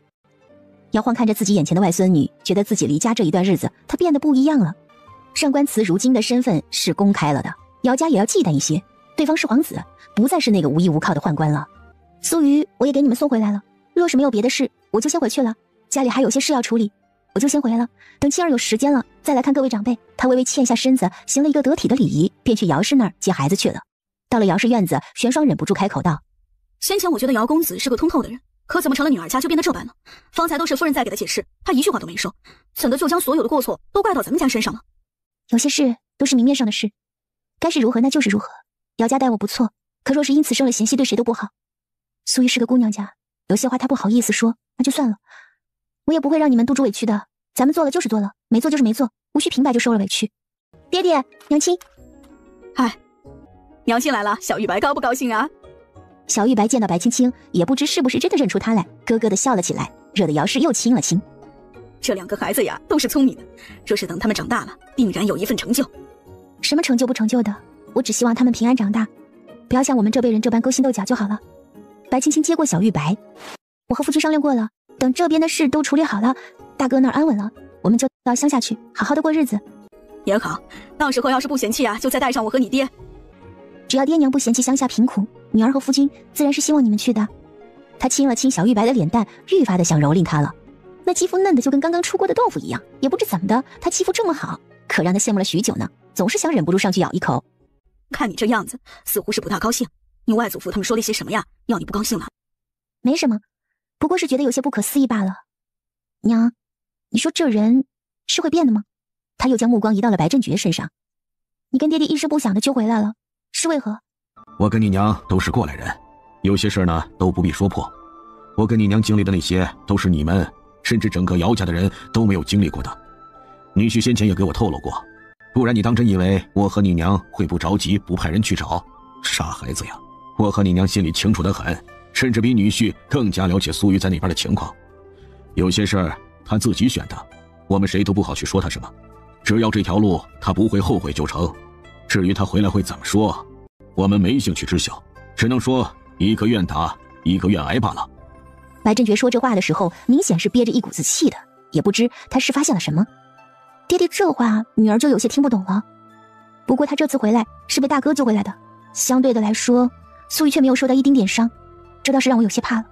白振觉看女儿担忧的模样，便心疼了起来，就跟他解释：他之所以没什么事儿，是因为这次的事情秦楚商并不知情，完全是他的属下一手策划，为的就是将苏玉从秦楚商身边赶走。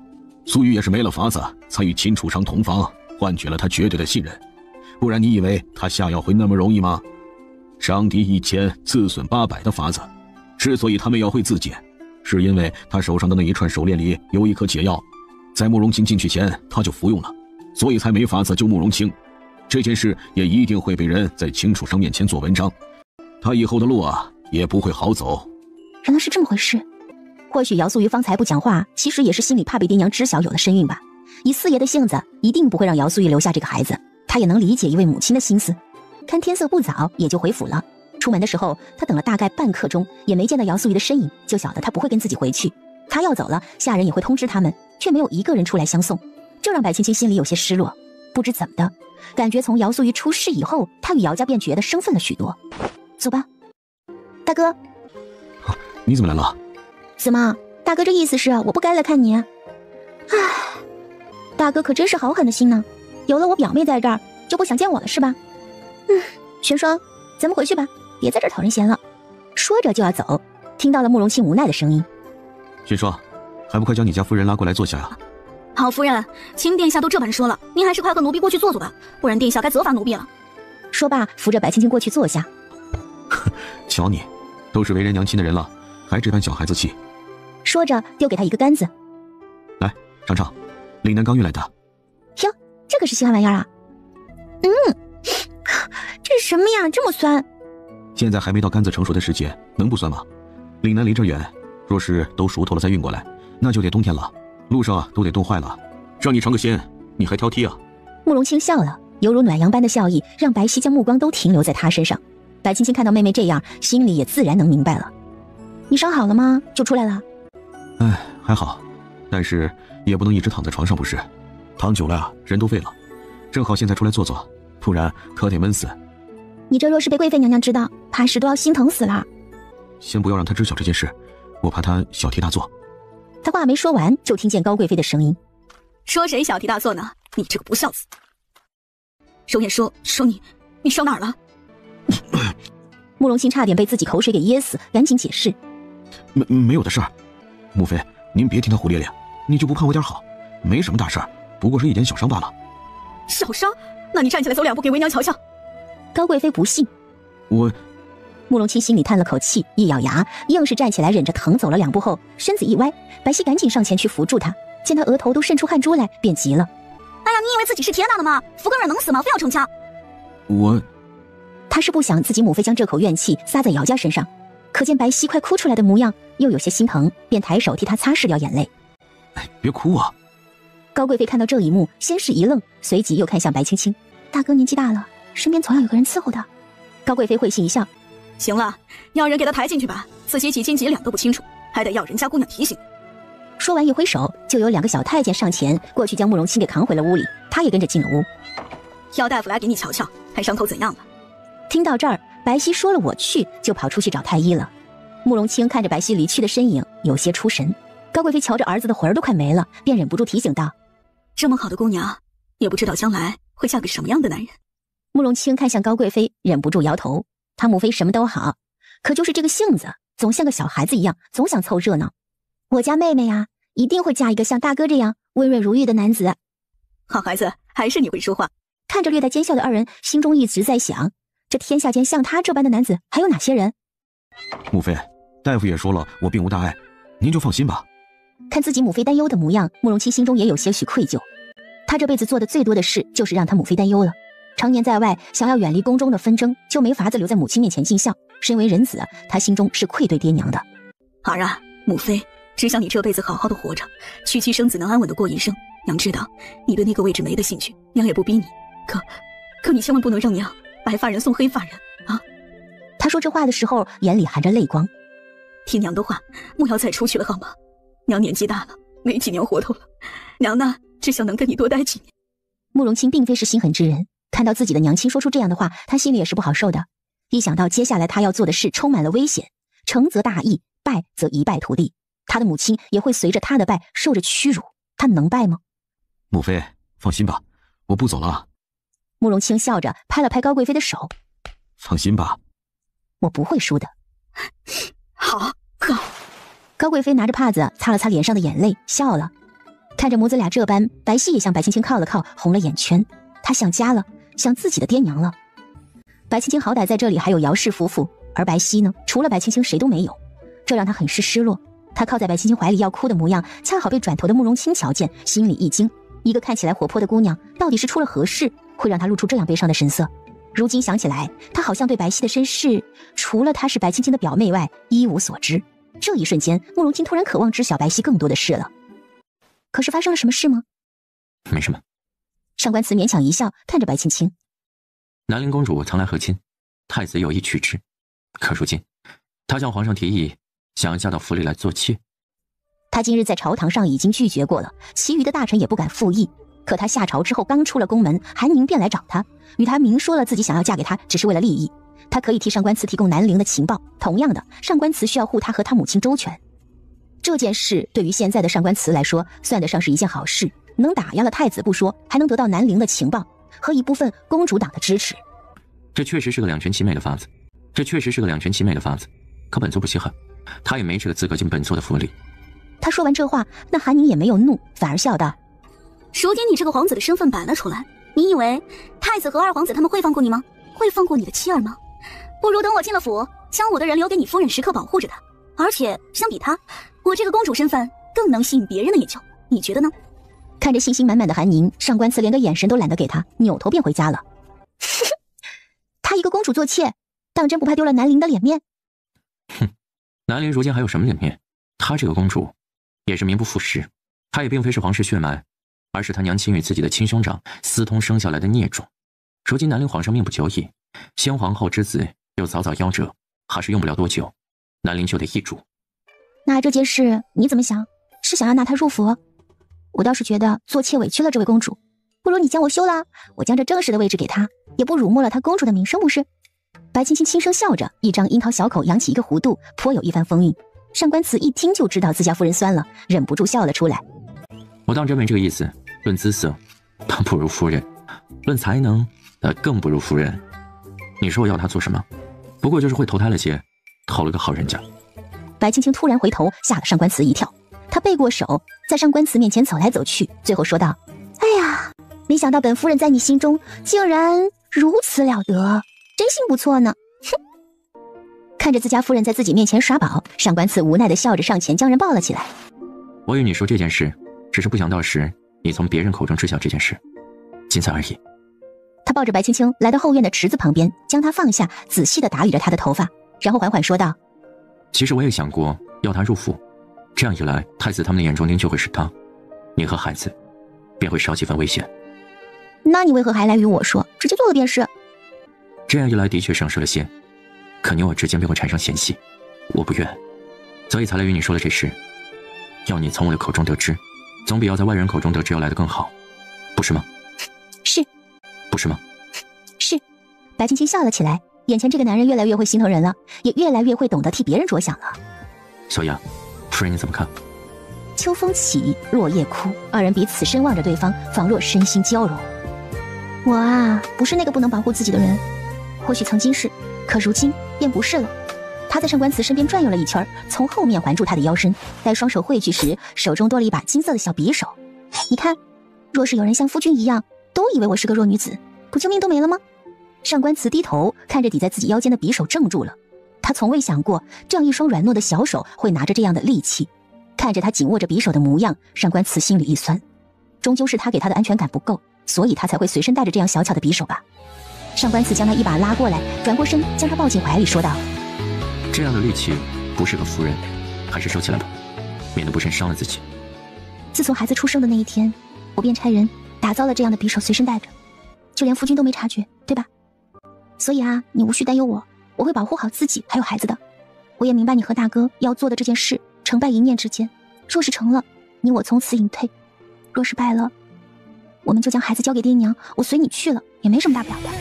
成王败寇他不悔，不管结果如何，他都会跟着上官慈，上到天涯，下至九幽，他们不会分离的。夫人。上官慈笑了，有这样一个女子成为自己的伴侣，是他的荣幸。二人寒暄了几句，上官慈也明白了白青青的想法，就不再纠结韩宁这件事了。第二日，他又遇到韩宁，当街直言：公主尊体不及无妻发丝，公主尊贵的身体不如我妻子的发丝重要，气得韩宁当场发作，与上官慈动起了手来。上官慈也从来就没有怜香惜玉的时候，将那韩宁打得遍体鳞伤，让人拖回了一种。事后又严官出面弹劾上官慈，说他有意破坏轩辕与南陵之和。若不是本座拒绝了他要来我府上做妾的想法，他恼羞成怒与本座动手，本座还要让着他，本座还要让着他。那言官并不知情，他只是看到了太子的眼神就来弹劾，却没成想还有这么一出。他自己都不要脸面，当着众人的面说要来我府上做妾，还指望我给他留些颜面。莫不是张大人觉得这样不知廉耻的女子能入得了本座的眼？那张大人被上官慈说得哑口无言。本座倒是听闻张大人家中幼子正在寻觅良人，不如就将这韩宁娶了去吧。你为我朝一品官员，也不会辱没了她公主的名声，不是？不，犬子何德何能娶得了这位公主啊？他清楚这位公主的脾气秉性，若是进了他的家门，那下辈子都不得安宁了。既然如此，这件事就莫要再提了。本座夫人心眼小，容不下别的女子，怕是人走着进去，就只能抬着出来了。本座不想那些个花儿一样的年纪的姑娘受这个苦，所以还是要他们的家里人也趁早打消了这个念头的好，免得白发人送黑发人，伤心。上官慈带着微笑说完了这样一句话。太子看他得意的模样是越来越气，他就想不明白，这样一个傲气的人怎会隐藏着自己皇子的身份20几年呢？还是以一个太监的身份。他对南陵公主是势在必得，可谁知那贱人一得知上官慈的身份，竟然上去倒贴，亏他先前还在自己面前装矜持。皇上坐在皇位上，将2个儿子的神色全都看在眼里，只能是无声的叹气。他清楚，若是太子继承皇位，定然不会放过自己这个傲气的儿子的。下朝后，上官慈先去了一趟亲王府看望慕容清，随后又叫来玉少卿，吩咐他去做件事。只看玉少卿一脸苦笑的出了府，直到后半夜才回来。第2日便传出张大人家幼子在妓馆留宿，与安国公家的小子因为一个妓女打了起来，最后将人家打伤，被安国公当朝告状。白青青一开始听说这件事的时候，还觉得有些不可思议，到底是什么样的美人儿，竟然能惹得2位有头有脸的公子哥动起手来？玉少卿贱兮兮的过来跟他说，是他安排的，也是对自家夫君这个小心眼的性子无话可说了。日子就这样一天天过去了，白青青只在府里带着孩子，一转眼就到了冬天，下了第1场冬雪。话说小嫂子不打算回兖州看看吗？我前些日子顺路去了一趟，已经是有模有样的了，不如挑个日子咱们去那儿逛逛。你怎么想起来去那里逛了？这天啊越来越冷了，不好出门，等暖和些了再去吧。白青青也是想起来兖州的庄子跟孙叔也有些日子没见，倒是有些想念了。等暖和了吧。玉少卿没接话，只是双眼闪过一丝异样。夫人，姚家来人了。谁来了？是您娘家的哥哥姚静。去请。白青青站起身，心中有些疑惑，若非无事，姚静不会上门的，难不成是姚家出了什么事？是不是出了什么事？看你匆忙的模样，出了何事？姚静一杯热茶下肚，觉得身子暖了些，然后从怀里掏出一张纸递给白青青。白青青接过去一看，是张地契，便开口问他：青哥哥，这是什么意思啊？是姨娘和姨丈要我给你带来的，说是这里的景色不错，适合养老，是他们早些年买下来的。得知你想要过乡村生活，就要我拿来给你。他们说准备去那儿待段日子，要你陪着一起去，明日就动身。什么？为何这么突然？姚静心中有些慌，却硬撑着挤出来一丝笑意，说道：哪有什么突然的呀，早些日子他们就在准备了，只是忙忘了，忘记告诉你了。他们将一些常用的东西都搬过去了，你这看有什么要带的，也先带过去吧，省得日后了麻烦。铺子那儿还有些事儿，我先去忙了。说罢，他露出一丝不舍的神色，上前伸手抚摸着白青青的头发，轻声感叹：转眼间你都为人母了。好了，哥哥先走了啊。说完他转身就离开了。转身的一瞬间，他跟玉少卿交换了一个眼神，彼此点了点头。望着姚静离去的背影，白青青总觉得有些不对劲儿，可是又想不起来是哪里不对。小嫂子，你看这都有现成的地方了，你就去看看吧，正好我也想出去走走，等快过年了咱们再回来，正好过新年。等你们督主回来，我们问问他的意思吧。其实他也是有些心动的，只是怕这一路上舟车劳顿，2个孩子会受不了。行吧。玉少卿笑着又跟他们寒暄了几句便离开了。怎么样，他答应了吗？算吧，说是等爷回来了问他。你们姚家那边呢？他们怎么想？祖父他们倒是没什么意见，只是苏瑜似乎最近有些奇怪。不过如今无论我们姚家怎么选，跟你家爷都是一根绳上的蚂蚱了，无论谁有什么样的想法，我们都不会听去。姚静这话意有所指。几位长辈确定了都不走吗？是，今天与你们一同去，其余都守在京城。也是，总得给姚家留个后。玉少卿点了点头。你放心，我会给他找个贤良淑德的好妻子，保证。上官慈回来以后，白青青就将今天的事给他说了，他一口答应了，随即就让管家去收拾东西，足足装满了4辆马车。白青青觉得有些异样，又想到平日里上官慈做事就是雷厉风行，也就没有多想。这天夜里，上官慈让嬷嬷将2个孩子留在他们房中，他看着2个孩子许久，才拥着白青青入睡。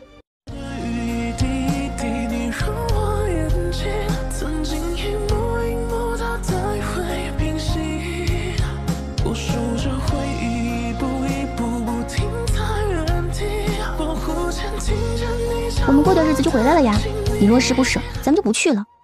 我们过段日子就回来了呀，你若是不舍，咱们就不去了。去，不如你和孩子先去，我处理完手上的一些事，立马去追你们。什么？白青青脸上的笑意逐渐消失，她看着上官慈微笑的脸问：你不和我们一起走？我这还有事，等我忙完了就去。那我等你一起。好了，爹娘都来了，你忍心就这样让他们离开吗？我保证，等我忙完了手里的事，我就去追你和孩子。可是，他总觉得这几日的事有些蹊跷。没什么可不可的，听话。上官慈吻了吻他的脸颊。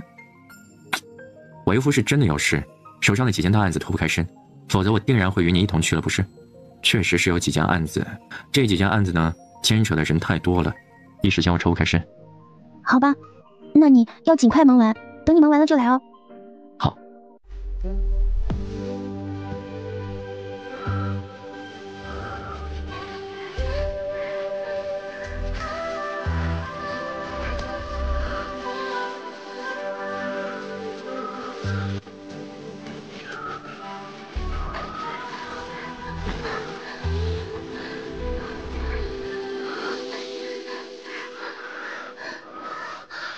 你放心吧，我们一定会好好照顾他们的。倒是你，也要好好照顾自己，青儿等着你呢。好。上官慈应了一声，看着他们离去。白青青从马车里探出头来，看了他许多次，直到看不见他的身影才作罢。自己的妻儿消失在自己的视线里，上官慈脸上的笑意褪去，换上一副阴寒之色。他进了府，张管家立马来报：督主，南陵那边已经派人出来了，怕是过不了多久就会到轩辕。咱们的人也已经进来了，宫里也安插好了人手。金殿下那派人来传言，说也已经准备好了。另外也有了秦楚商的消息，他们的人也已经来了。太子哪怕是按耐不住了，二皇子也怕是想要享受渔翁之利啊。本座的利岂是他想要就要的？传令下去，要宫里的人务必要将宫里通往城外的密道占领，不惜一切代价。皇上和贵妃娘娘贴身的人都安排好了吗？是，已经安排好了。另外，密道又开始向皇上和贵妃娘娘的寝殿通去，再有2-3日就可完工了。加快速度，以防宫变。加快速度，以防宫变。是。这边将自己的妻儿都送走了，他便没有了后顾之忧，想做什么都不需要担心。就在半个月之前，他得知太子突然召集了许多兵马，甚至通过韩宁与南陵取得了联系。怕是他得知了自己的身份，皇上又迟迟不肯退位，他等不及了。如今阿青又腿脚不便，怕是最好的时机。面对自己和慕容清的双重打击，太子早就坐不住了。督主，无论如何，您都得注意这些。若是有什么不测，千万记得要退呀。夫人和小主子不能没有你啊。以夫人的性子，若是您真出了什么意外，她怕是会随您去了。听到这里，上官慈的神色微微动容，最终点头应了。我晓得。江南的那一所宅院在深山之中，寻常人是不易发现的。姚氏他们当年是买了整座山，又制造了无尽的机关，易守难攻。只要他这里不输，那他的妻儿便不会有事。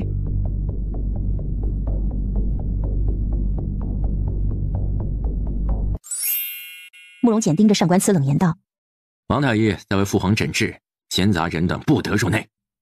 闲杂人等？你与我同为他的儿子，我是闲杂人等，那你又算个什么东西？放肆！太子怒声呵斥上官慈，一旁的侍卫也提刀上前，准备将上官慈拿下。我母后为轩辕皇后，母仪天下，你母亲不过是个连性命都没有的女人，凭什么与我母后相提并论？我母后母家也是当朝重臣，你算什么？看着慕容简在自己面前叫嚣，上官慈也没有动怒，反而是略带可怜的眼神望着他。慕容简被他可怜自己的眼神盯着，越来越觉得眼前这个男人讨厌。他自以为是的模样，镇定自若的模样，都让自己觉得厌恶。你笑什么？笑你可怜？上官慈说完，转身就离开了。你母后母家再如何厉害，又有何用？你别忘了，你是慕容家的孩子，不是你母后母家的孩子。话落，他拂袖离去。望着上官慈离去的背影，慕容简露出冷笑。随后李斯从里面出来，在慕容简耳边小声说道：殿下，毒药已经在皇上体内蔓延了。多谢公公，老奴应该做的。李斯悄然退下，又回到了皇上的身边。替身与毒方，怕是这几日太子便会有大动作了。李斯呢？李公公，臣会给陛下完整的带来。只是完整？皇上看向上官慈的眼里带着些许不舍。朕要一个活着的李斯，而不是一具完整的尸体呀。臣尽力。听着上官慈说这话，想必他也是没有万全的把握。皇上长叹了口气，随后挥了挥手：去吧。他回身坐在椅子上，看上去苍老了许多。高贵妃看着眼前带着些许颓丧气息的人，过去替他捏着肩膀：这是李公公的选择，皇上该尊重他的。朕尊重他。爱妃呀，你可知李斯他除了会拍马屁之外，他什么都不会，什么本事都没有。一旦东窗事发，他必死无疑呀。他苍老的面容上露出痛苦之色，一双眼睛也是噙着泪珠，看上去丝毫没有95之尊的架势，反而像极了失去玩伴的孩童。皇上放心吧，李斯一定会活下来的，就算是为了皇上，他也会活下来的。会吗？会。锦衣卫都督上官慈勾结青玉毒害皇上，罪不可赦，当诛。当他喊完这话的时候，露出了胜利的笑容。他知道养居殿内的人永远都不会再醒来了。慕容简，你枉为人子。此时的慕容简才不会管慕容清说什么，他已经被皇位蒙蔽了双眼。如今皇上已死，他便可以明目张胆的继位了。来人，将2人拿下，若有反抗，格杀勿论。慕容简，今日之事你可想好了？若是你做了，那就真的一点余地都没有了。若是你做了，那就真的一点余地都没有了。皇上究竟如何，你比谁都清楚。暗中下毒，杀害皇上身边的亲信太监，收买御医为你所用，这一切的一切，就到今日为止吧。上官慈，你觉得你们还能活得过今日吗？他向前一步，将玉玺高高举起。那人杀！杀！慕容简身后的将士们举着长枪和长剑，与上官慈手下的锦衣卫厮杀起来。厮杀声和惨叫声顷刻间充斥着整个皇宫。阿青，慕容清借着上官慈开路，几步就来到了慕容简面前。他几个来回就将慕容简的亲信一一击杀。就在要捉住慕容简的时候，暗处一支利箭朝着他们射了过来。上官慈闻声将剑打掉，便瞧见秦楚商站在屋顶，他身边一群黑衣人手持弓箭瞄准了他们。退！慕容清，苏瑜呢？死了。怎么敢给他下魅毒，还不想让他死？对了，他死的时候怀了你的骨肉，死得很惨。上官慈。闻言，秦楚商暴怒，扬起手里的长鞭抽向上官慈，丝毫没管他跟慕容简之前的计划。去捉慕容简。上官慈丢下这么一句，便与秦楚商打了起来。慕容清望向慕容简，一步步的向前走去。原以为慕容简会与他厮杀，谁知道他竟然指使秦楚商的人再次使用弓箭对准慕容清。慕容清，明年的今日就是你的忌日！他疯狂大笑起来。给我放箭！慕容清挥舞着手中的长剑，与一旁的下属一起抵御。慕容简看他狼狈的模样，让秦楚商的人再次上弓，准备第2轮的射杀。突然啪嗒一声，一个东西掉落在他脚边，还有一根线，刺啦刺啦的冒着火光。慕容清，趴下，都趴下！是白皙。趴下！慕容清一声令下，身边的人全都趴在地上，这让慕容简看呆了。只听砰一声响，慕容清就见到眼前出现了烟雾，还有飞溅的石子。浓烟过后，就见到原本平坦的青砖地面出现了一个巨大的坑，一旁躺着不知道多少人在哀嚎。你没事吧？有没有受伤？我没事。慕容清被眼前的这一幕给震撼到了，那一声巨响让他到现在都觉得脑袋瓜子嗡嗡作响。一旁的上官慈与秦楚商也停下了打斗。那就好，吓死我了，我还以为我把你也炸碎了呢。他听到慕容清说自己没事，一下子就哭了出来。这可是他的金主爸爸呀，万一被他炸死了，那他得赔多少钱呢？在这个时代，8成就是直接砍头的吧。我没事，来人，照顾好白姑娘。说罢，他提剑下去，想找寻慕容简。地上的巨坑内除了一些什么都没有，他心便跟着提了起来。难道也成了肉块？他转眼看向一旁的地上，汉白玉的玉玺完好无损地躺在地上。他过去将玉玺捡了起来，大声号令：慕容简毒害皇上，参与谋反，罪大恶极，凡是不知情者，投降一律不杀。往日里风度翩翩的男子，如今也有了一方霸者的气势。上官慈看着这样的慕容清，露出了笑意。就在他放松警惕的时候，秦楚商突然一鞭甩向了上官慈。上官慈闻声后退，却也来不及了。上官慈闷哼了一声，提剑刺向秦楚商。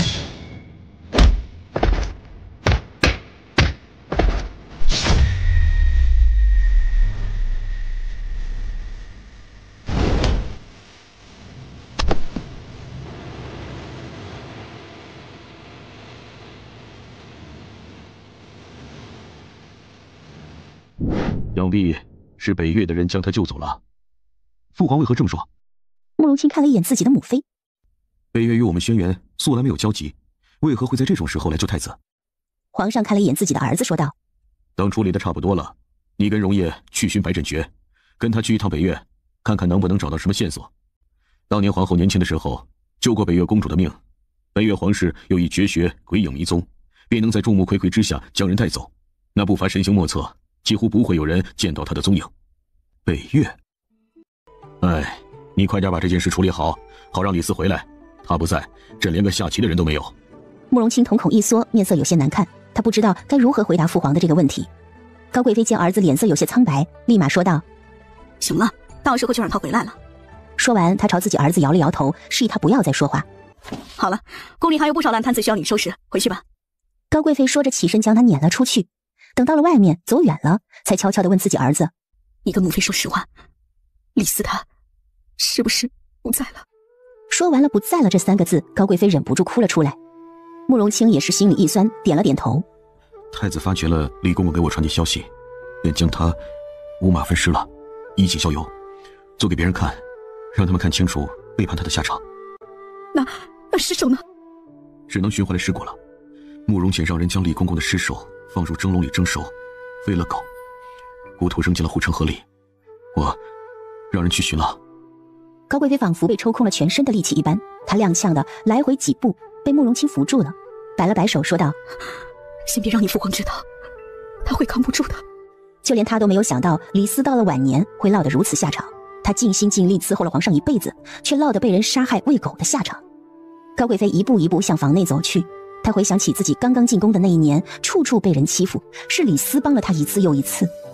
她生妻儿那天晚上难产，皇后借着头风病犯了，将所有太医叫到自己宫里，死活不放太医。若非李斯带人过去抢了个太医过来，想必也不会有今天的自己了。慕容清看着母亲微微颤抖的背影，握紧了拳头。确实，这件事是他的无能，若他早些能发现，或许李公公也不会这么惨了。上官慈包扎完伤口后，来寻找慕容清，看到了他的背影后，放心的笑了。今天过后，再也没有人能撼动阿青的位置，他终于安心了。阿青，上官慈叫了一声，慕容清回过头，就看到上官慈的笑脸也跟着笑了起来。二人身着一黑一白的锦衣，并肩而立，望着城墙下正在巡逻的将士，都露出了笑脸。阿青，等将你身后的危险都清楚后，我便跟青儿去乡下了。不留在京城了吗？不留。他清楚一个地方不可能留下2个皇子在这里的，就算慕容清不在意，他也会在意。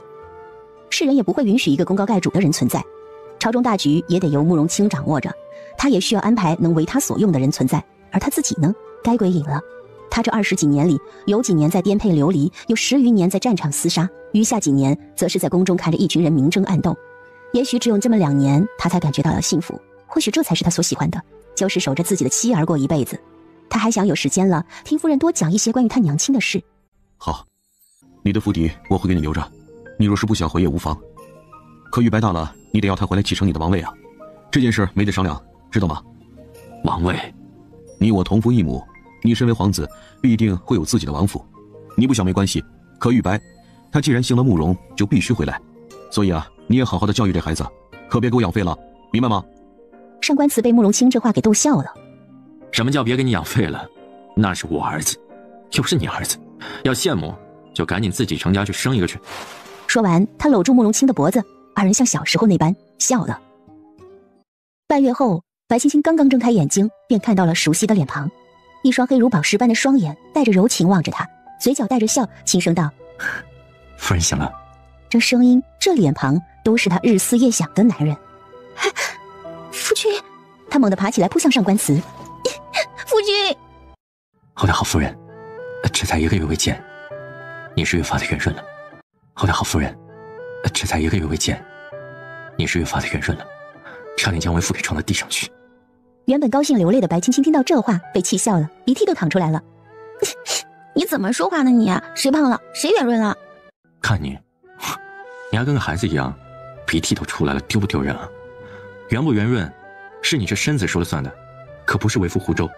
他扶正了白青青，心中一痛，其实是他瘦了，让他心疼，所以才故意说了反话来给他听。白青青也明白，所以就没收拾他。你怎么这么久才来啊？我都等了你1个多月了。一开始说很快就会来，这就是你说的很快吗？快到1个多月，这要是慢，岂不是要1、2年？说着，他就觉得来气。好了，不气了。你看，为父仓促赶来，都许久没能吃上一顿好饭了。他装作可怜的模样，不想跟他讨论自己有没有受伤一事。毕竟身上疤痕那么多，他也不一定能发现新的疤痕。啊，你等着，我就给你做吃的。说完便风风火火地跑了出去。看着自己的夫人消失在自己的视线里，他嘴角的笑也消失了。说完便风风火火地跑了出去。看着自己的夫人消失在自己的视线里，他嘴角的笑也消失了。紧接着，姚氏和白振觉进来，问他如何？你可有损伤？无妨，爹娘不要担心了。太子被人救走了，皇上初步猜测是北越皇室之人做的。说着，他看向了白振觉，见他神色有些不自然。皇上说要我们去一趟北越，查找太子。白振觉听完这话，苦笑了一声。我确实打算过段日子带青儿去一趟北越，到时候再打探一下消息吧。爹为何要带青儿去北越？认祖归宗。什么？上官慈清的手中的茶盏直接掉在地上，摔了个稀碎。他目瞪口呆地看着白振觉。认什么祖归什么宗？我并非白江亲子，我母亲是北越最小的公主叶千秋。叶千秋，他听说过这个人。传闻北越的小公主爱上了轩辕的一个男人，后来随他逃离了北越，来到轩辕生活，一直不着踪迹。没想到竟然是自己岳父的母亲。岳父方才说白江并非是生父，那岳父方才说白江并非是生父，那我的生父是一介白衣，早就死了，不然我母亲也不会带着我委身于白江。这也是为何白江看不上我的原因之一。当年我母亲与他做了协议，他为我表面上的父亲，但有一日无论他出了什么事，北越都会进行庇护。可是事不遂人愿啊，我母亲染了重病去了，白江怕他在我身边留下了人，所以一直不敢动我。我从小便知道他并非我生父，可好歹他养了我，待我与你母亲成亲后从白家分离出来，他的条件就是青儿留下。一，他是白家明面上的孩子；二是因为他需要制约我。白振觉说到这儿叹了口气，直到前几年我才查出，当年我父亲的死跟白江有关。原本北越已经放弃了追杀我母亲，算是想要他做个普通人，可白江为了利益，将我母亲的行踪告知了北越，间接害死了我父亲。将我母亲的行踪告知了北越，间接害死了我父亲。总之，这其中的事情太过于复杂了，都是过去的事了，你们也不必知道太多。上官慈应了一声。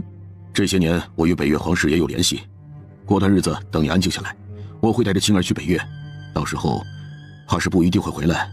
你看你……白振觉看向上官慈，心里有些亏欠，毕竟他是轩辕的皇子，若是跟他们去了北越，像什么呀？怕是轩辕的皇帝也不会同意的。青儿是我的夫人，若她选择留在北越，我也会留在北越。他这话刚说完，就听到了白青青的声音：“我留在北越做什么呀？”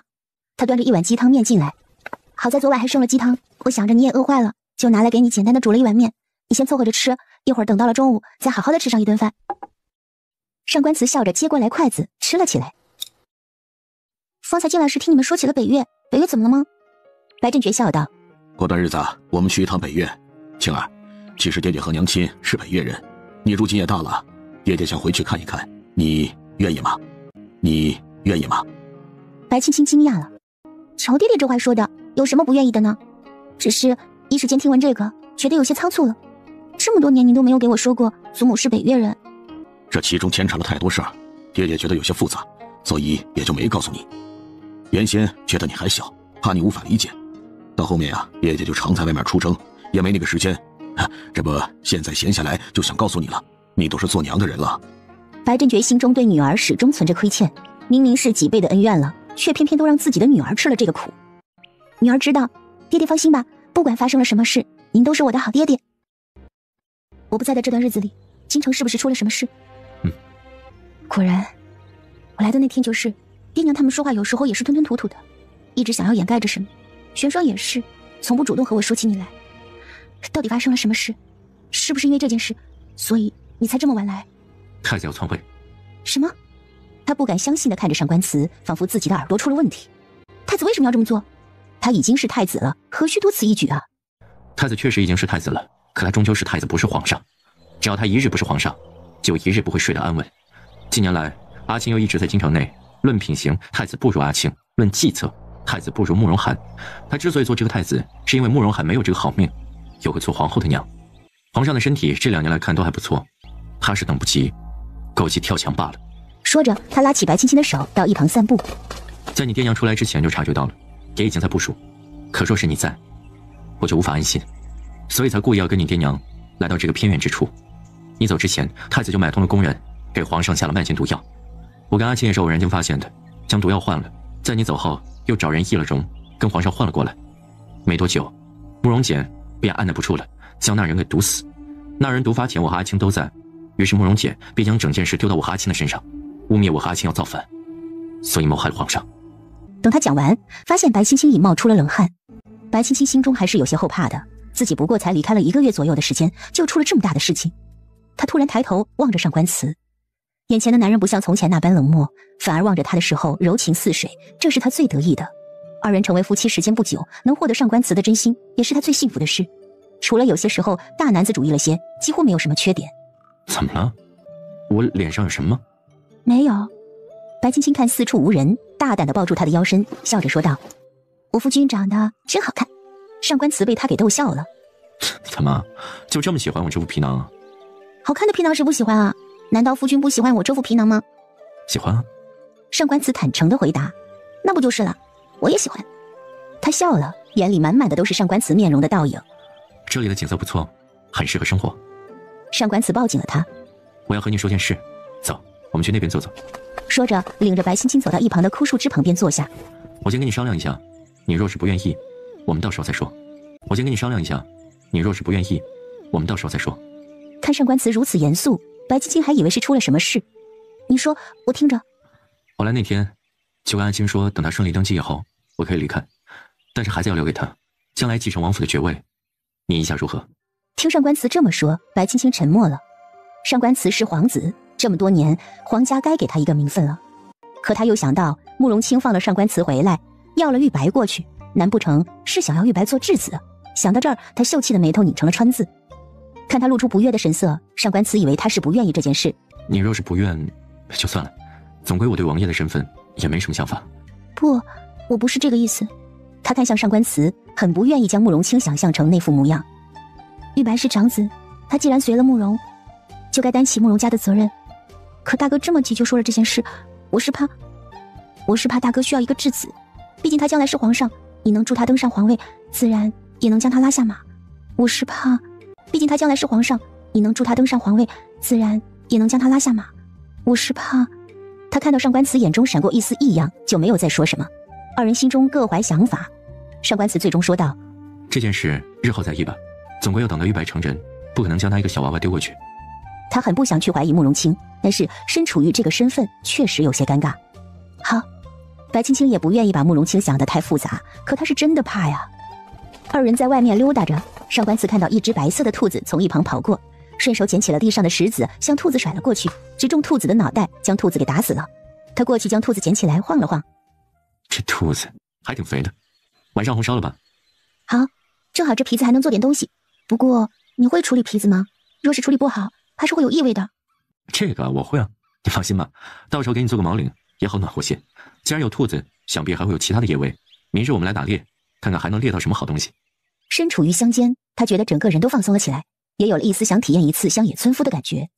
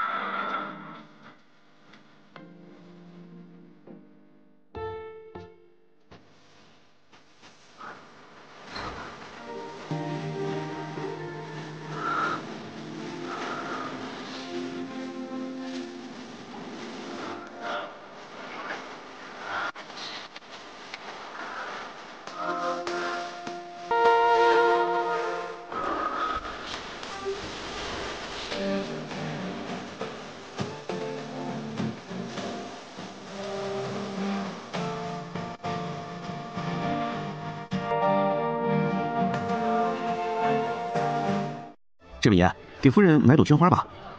绢花摊子的小贩叫住了上官慈，拿起一朵浅色的绢花递过来。这花淡雅，跟夫人很相配呢。淡雅相配。上官慈看了看绢花，又看了看白青青，笑着付了银子。他的夫人淡雅，呵呵。他他给白青青戴上，夸了一句：“夫人长得极美，这绢花也不过是点缀罢了，比不上夫人的1/1000。”一旁卖绢花的小贩嘴角抽了抽，他就没见过这么不要脸的男人，有这么夸人的？白青青也注意到了小贩的动作，不好意思的红了脸，拉着他走了。看走得远了，白青青才小声说道：“你怎么在人家的摊位面前说这样的话呀？多不好意思。”为夫说的都是实话。看上官慈认真的模样，白青青心里边乐开了花。忽然间看到一旁卖花灯，他跑过去问了问价格，买了一盏花灯回来。店家说把愿望写起来，放到前面的盒里就会实现，我们也试试吧。看白青青天真的模样，上官慈不忍心让她失望，便点了点头，过去跟店家要了纸笔递给他。写吧，我们一起去放。写吧，我们一起去放。好歹白青青这些年来学了几个字，虽然写得丑，却好歹笔画都是对的。他在纸条上写着执子之手，与子偕老，家人康健，财运亨通。上官慈在一旁瞧了，忍不住笑了出来。这么贪婪，老天不会给你实现得了。哼，不要胡说。他想了想，好像是有些贪婪了，又想了一番，重新买了2盏花灯，分别将愿望写了进去。喏，这样就可以了吧？上官慈无奈地摇摇头，自己拿着2盏，他拿着1盏，来到河边，轻轻地将花灯推入河里。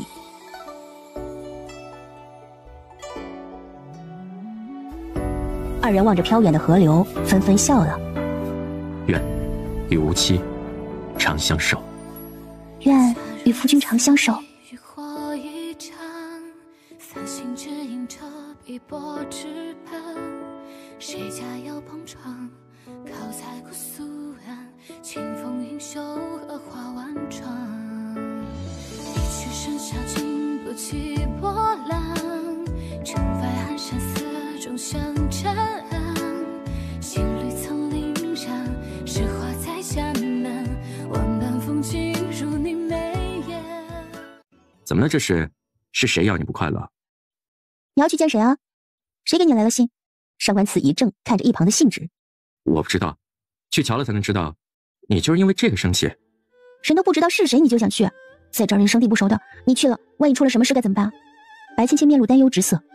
正常人若是想见你，直接来府里递帖子便是，何需要这般？上官慈能听得出来，白青青是在担心他。夫人放心，我会带阿青一起去。说起慕容清，白青青觉得好像有些日子没见过他了，也不知道他都在忙些什么。大哥这些日子都在做些什么呀？我觉得好像有些日子没见着他了。此次前来，皇上另外交代了他一些事要办，所以他就忙了。这件事你放心吧，我会好好处理的，不会让自己出事。白青青听这意思，就知道自己劝不动他。给你半个时辰，不论你有没有办完事都要回来，就半个时辰，不能再多了。不知为何，他总觉得提心吊胆的，好像有什么事会发生一样。好，就半个时辰。我们家主子要见你们。你们家主子？慕容清与上官慈对视了一眼。是谁啊？废话那么多做什么？跟我们走便是。那人不耐烦地说着。慕容清还是头一遭遭遇这样的待遇，他扭头就对上官慈说道：“如夜，咱们走，回家睡觉。”还真当他是个兔子，随便蹂躏。上官慈被他这话给逗笑了。二位还是乖乖的跟我们走这么一遭吧，也免得受皮肉之苦。我们也不想对二位动粗，所以二位也别为难我们。为难你们？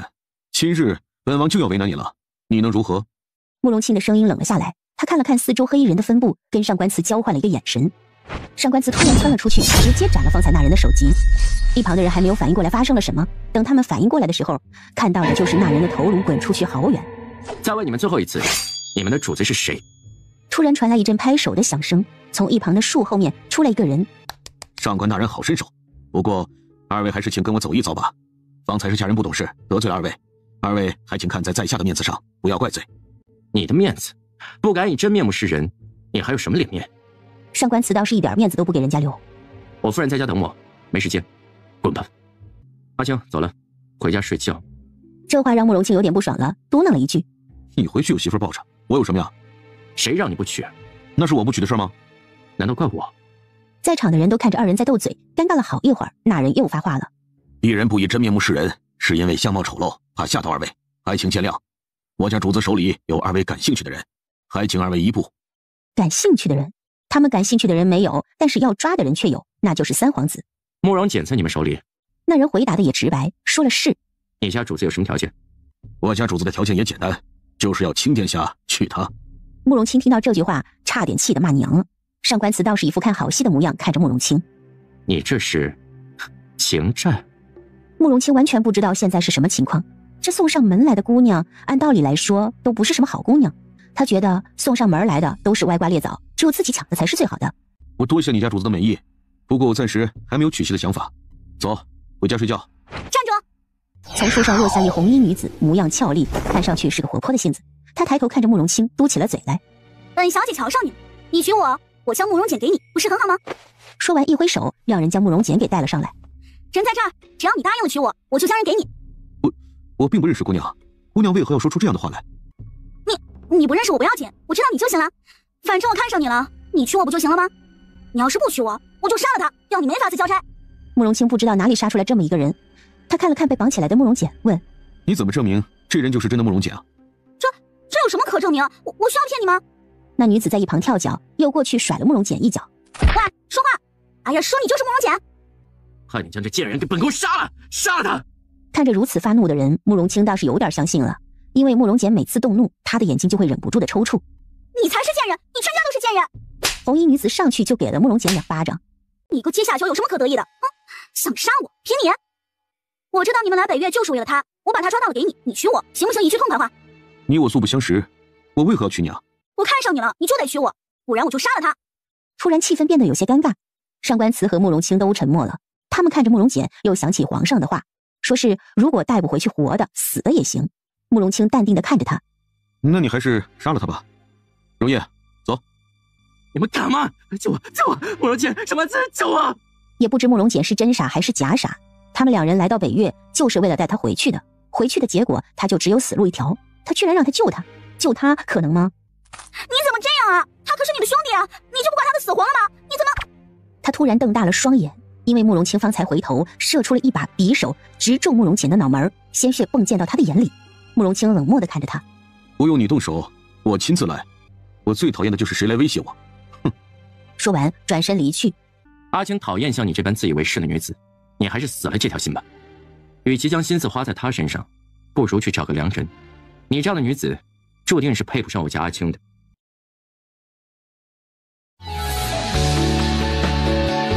夫人这是在做什么？白青青抬起头，红着小脸儿，投怀送抱啊！夫君瞧不出来吗？说完，埋头在他怀里嗅了嗅，没发现别的女人的味道吧？没有。上官慈一把将他抱起来，往内室走去。既然夫人投怀送抱，那为夫便不客气了。他弯着眉眼，眼里都是白青青娇羞的模样。待他将人刚放到床上，突然传来一声敲门的声音：“容叶，出来，陪我喝2杯。”上官慈好好的兴致就被慕容清这句话给搅和了，顿时黑着脸。白青青捂着嘴浅笑：“你去陪陪大哥吧，想来他找你喝酒，定是有什么烦心事，不然他也不会在这个时候来找你的。”哼，他能有什么事？不管他，他一会儿自己就走了。说完，解着自己的衣裳。他和白青青许久都没有亲近了，此时他是无论如何都不会管慕容清的。容叶，门外传来慕容清撕心裂肺的声音，气得上官慈想出去给他来几剑，捅死算了。白青青咯咯地笑着，替他穿上衣裳。好了，去瞧瞧，看他这样子，一定有什么事的。上官慈极度不满地拢了拢衣裳，出去开门就看到慕容清委屈巴巴的模样。你想干什么？我想要媳妇儿。你要媳妇儿？找我做什么？我是你媳妇吗？滚！说完，给了慕容清一脚，将他给踹了出去。关上门，回到内室，继续脱着自己的衣裳。白青青也不好再拒绝他。待2人坦诚相见的时候，又听到慕容清在外面鬼哭狼嚎的：“容叶，容叶，容叶！”那上官慈长出了一口气：“不然你去瞧瞧。”我瞧个屁！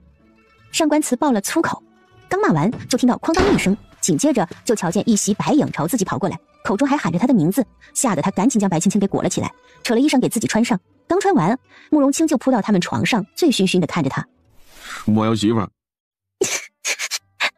白青青被慕容清这一举动给逗笑了，她往里缩了缩，将自己裹得更严实了。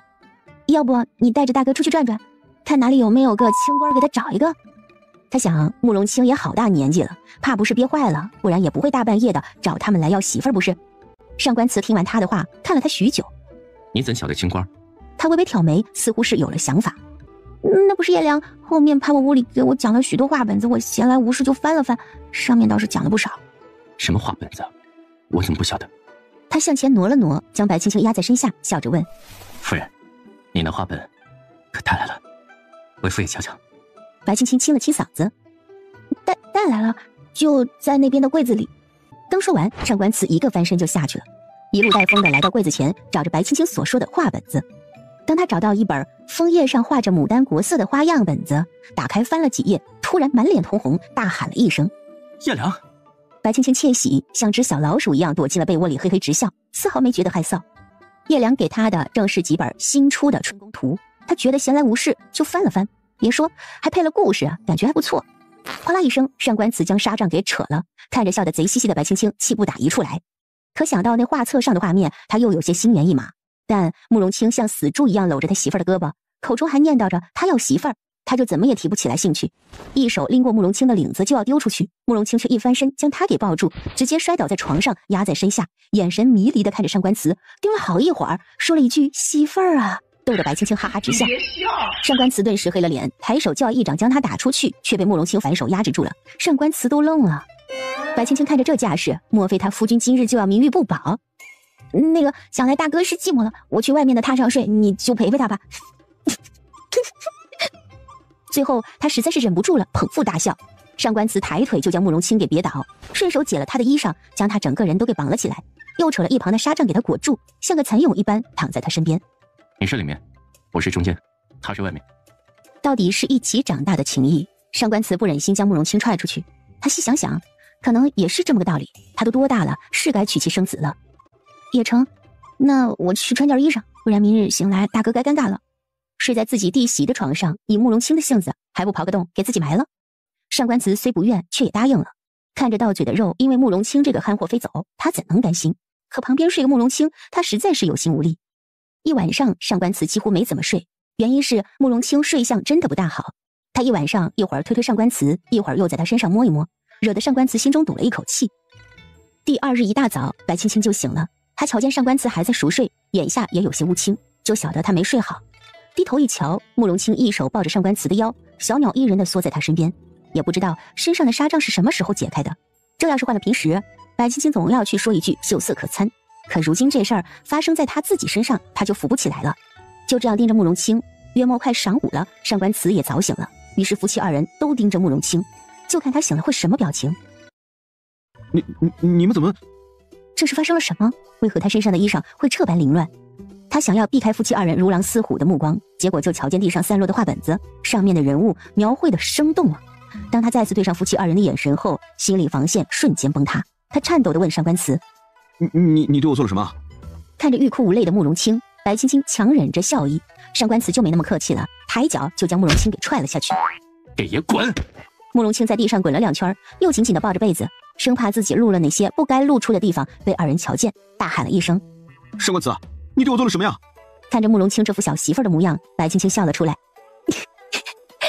大哥你别怕，我们是好人。”你看着笑得如此放肆的白青青，慕容清心里拔凉拔凉的，他捡起画本子砸向了上官慈：“你看这都是些什么呀？你们竟然这么对我！”那上面画的正是断袖之好，慕容清觉得自己都要晕过去了，怎么就这样了呢？你要是再想那些个龌龊的东西，我就将你给阉了！你要是再想那些个龌龊的东西，我就将你给阉了！上官慈扶着发痛的额角，昨夜你疯了一样，跑进我的房里，爬上了我们的床，怎么赶都赶不走，就只好要你在这留下了，不然你以为什么啊？望着上官慈要吃人的模样，慕容清努力地回忆了一下，好像是有这么一回事儿。大哥放心，回京之后我们会给大哥找几个媳妇儿的。什么？慕容清似乎也想起来自己昨夜是多么无理取闹，非要跟上官慈要媳妇儿。他红着脸别过了目光。不用了，不用，我怕你再跑到我府上来跟我要媳妇儿。上官慈可谓是怨念极大，不过似乎又想到自己府上确实有个姑娘，他转头看着白青青：“白皙那没有心上人吧？”你的意思是？白青青看向慕容清，这事儿还是等看看希儿的想法吧。感情这种事还是要看他们自己，不能强来。上官慈随后对慕容清冷言道：“你还不快出去，等我请你吃饭。”好，我这就走。说完裹着被子就跑出去了。哎呀，干嘛不高兴呢？看你啊，笑一笑嘛。白青青忍着笑意对他说着。他哀怨地看着白青青：“要不是他，怕是我们都可以再添个一儿半女的了。”他此话一出，惹得白青青红了脸，小声说道：“这个急不来的，我们还有时间不是？你看大哥孤家寡人一个多可怜啊。”他可怜，我就不可怜吗？我未来的孩子又少了一个出世的机会。说完，他气不打一处来，坐在床上就开始嘟囔：他陪我吗？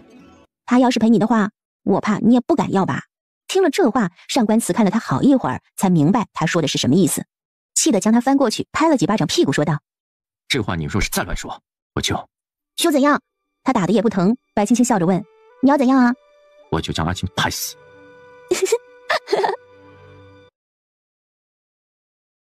娘，孩儿今日携妻女前来祭拜，希望您在天有灵，能够保佑他们这一生平安无事。娘，儿媳今日才来拜祭你，希望您别见怪。夫君他很好，很好。说到这儿，姚氏红了眼圈。青儿，你与阿慈给你们祖母叩个头吧，稍后咱们需要走了。听了白振觉的话，白青青点了点头。白青青和上官慈过去叩了3个响头，也不知道该说些什么。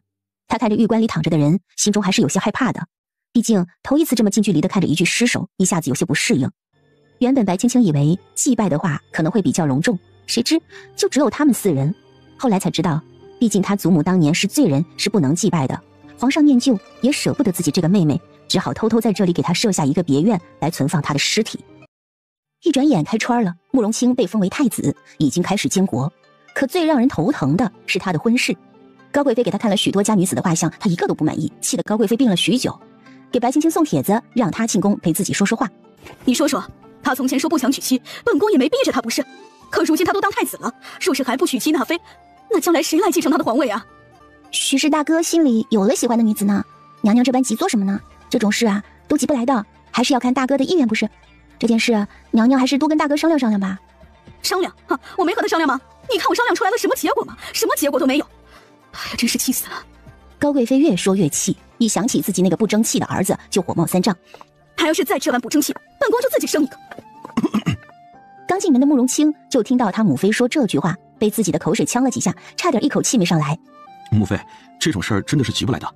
况且您给我挑的那几位女子，都是朝中重臣之女，明显的就是想用联姻来牵绊着他们，巩固朝局。儿子不愿意，所以就没这个想法了。你是太子，将来就会是皇上，3宫6院也是正常。你现在这么排斥，等日后该怎么办？父皇就是3宫6院，母妃您高兴吗？父皇3宫6院总共也就我们这几个孩子，到时候我要自己媳妇儿多生几个不就好了，还省得勾心斗角，手足相残。慕容清摇着自己的扇子，悠然自得，气得高贵妃朝他扔了几枚瓜子儿。娘娘，这核桃可否给我一些啊？我表妹爱吃的紧，我给她带一些回去。不就是点核桃，回头我让人给你送府上去。说到这儿，高贵妃顿了顿，突然眼里发光，问白青青：青儿啊，你那表妹是不是还没相亲呢？是，暂时还没有找到合适的人家。白青青如实回答。这样啊。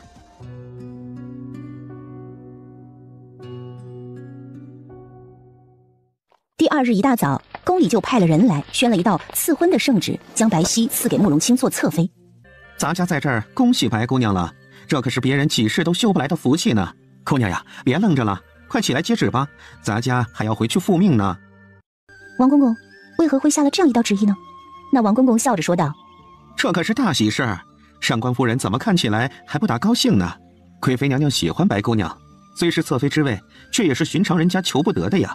还是快点让白姑娘接旨吧，老奴好回宫复命呀。这旨我们不能接。白青青也不怕得罪高贵妃，她不能让自己表妹受这个委屈的。她看着王公公说道：王公公，我表妹对亲殿下并无爱意，2人之间也没什么感情基础，就这样下旨，不是害了他们2人吗？这旨我们不接，还请公公回吧。白皙看向自己表姐，看她为了自己抗旨，心中无比感动。她也明白这抗旨是多大的罪名。表姐不能抗旨。希儿，白青青心疼地看着自己的表妹，最终叹了口气，由着她了。王公公是没见过这个架势，干笑了2声就走了。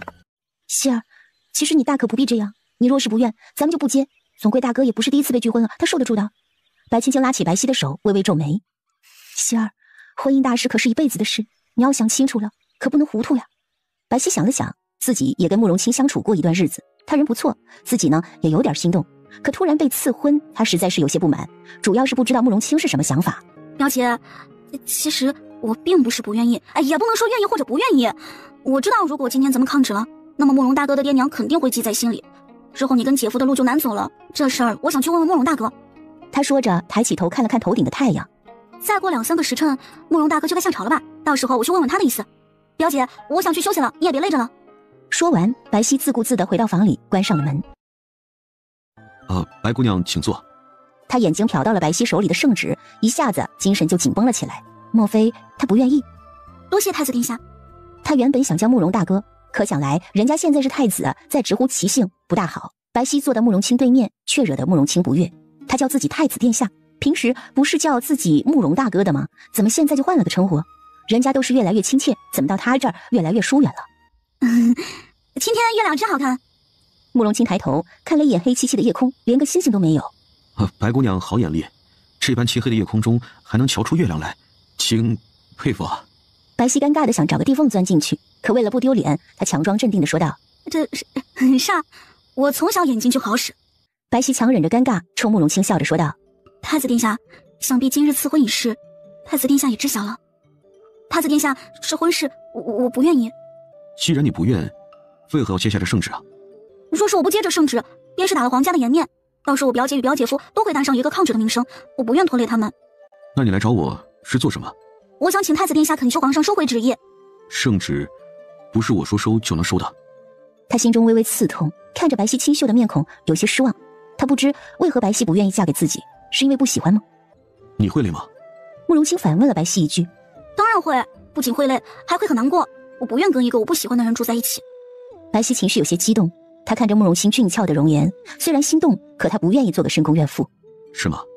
慕容清心中无比失落，可他又想到了上官慈跟白青青，二人在一起也是没什么感情的，现在不还是过得好好的？这旨意你不愿意也没法子。白姑娘，时候不早了，回吧。他说完准备离去，却被白皙伸手拦住了。白姑娘，这是何意啊？何意？慕容清，我不愿意嫁给你。白皙急得都快哭出来了。我不愿意嫁给你，想来和一群女人一起享用你，更不愿意让人碰你，我不喜欢。最后一句，白皙是用尽了所有的力气吼出来的。你不愿意和别的女人一起享用我，和别的女人一起享用我。慕容清怎么都觉得这话有问题，可看着白皙委屈的神色，也不好意思再往下追问。对。那你的意思是，你想独自享用我喽？慕容清笑了。不是。白皙赶紧摇头，险些就落入慕容清的语言圈套。他红了脸，祈求慕容清看不见他脸红的样子。我不是这个意思。可他的声音却越来越小，小到最后慕容清都听不清他在说些什么。那你是什么意思啊？慕容清也没见过这个架势啊，只觉得眼前人低着头像个受气包。白皙说了半天也不知道自己在说些什么，一开始想的台词都给忘得差不多了。我想说我不做妾。妾？谁说你要做妾了？侧妃不就是妾？话是这么说没错，可和寻常人家的妾还是有些区别的。哎，你别哭呀。慕容清也不知怎么的，他想给白皙解释一下侧妃跟妾的差别，他怎么就还哭了呢？你别哭呀，我说的都是实话。哎，白姑娘，你别跑呀！他站在原地看着大哭着跑开的白皙，丝毫不知道自己错在了哪里。等白皙跑远了，小影从暗处出来对他说道：主子，您这样还能找着媳妇吗？他就没见过像他主子这么憨的男人。主子，我觉得您还是去劝劝白姑娘吧，不然你可能到手的媳妇都得没了。啊？为什么呀？你去就行了，别问为什么。那我就去了。慕容清纳闷啊，小影为何一副生无可恋的模样？是哪里不舒服了吗？您去吧，殿下，我给您守着家里。哦，好。殿下，我家夫人说了，要是您来了，就劝您回去。为何呀？夫人说了，原话是这样的：我家好好的妹妹出去了，怎地就哭着回来了？她慕容清要是来了，就给我撵回去，别进来给我们添堵。殿下您看，我家夫人是真的生气了，所以你也别为难咱们，行吗？啊，希儿真的是这么说的呀？是，要不您还是进去看看吧。我瞧着希儿姑娘哭得伤心，要不您进去劝劝？不是你家夫人说了给我撵走吗？你们都不让我进门，我怎么进去看看啊？正门怕是不行了，要不您翻墙吧。门房嘿嘿一笑，指了指一旁的院墙。反正这也不是一次两次了，您翻个墙，我们也全当没看见。您觉得行吗？看着门房真挚的目光，他觉得这个法子可行。你说，他要给我讲解一下，他府上的妾跟外面的妾有哪里不同？白皙气的一句完整的话都说不出来了，趴在白青青怀里大哭。我是想给他做妾吗？我爸妈生我出来就是为了给人家当小三的，这话我不要，我不要。白青青看着哭得伤心的白皙，瞪了一眼上官慈，将怨气撒到上官慈的身上。你兄弟是怎么回事啊？会不会说话？还还跟我妹妹说妾跟妾的不同，怎么你们慕容家的妾高贵啊？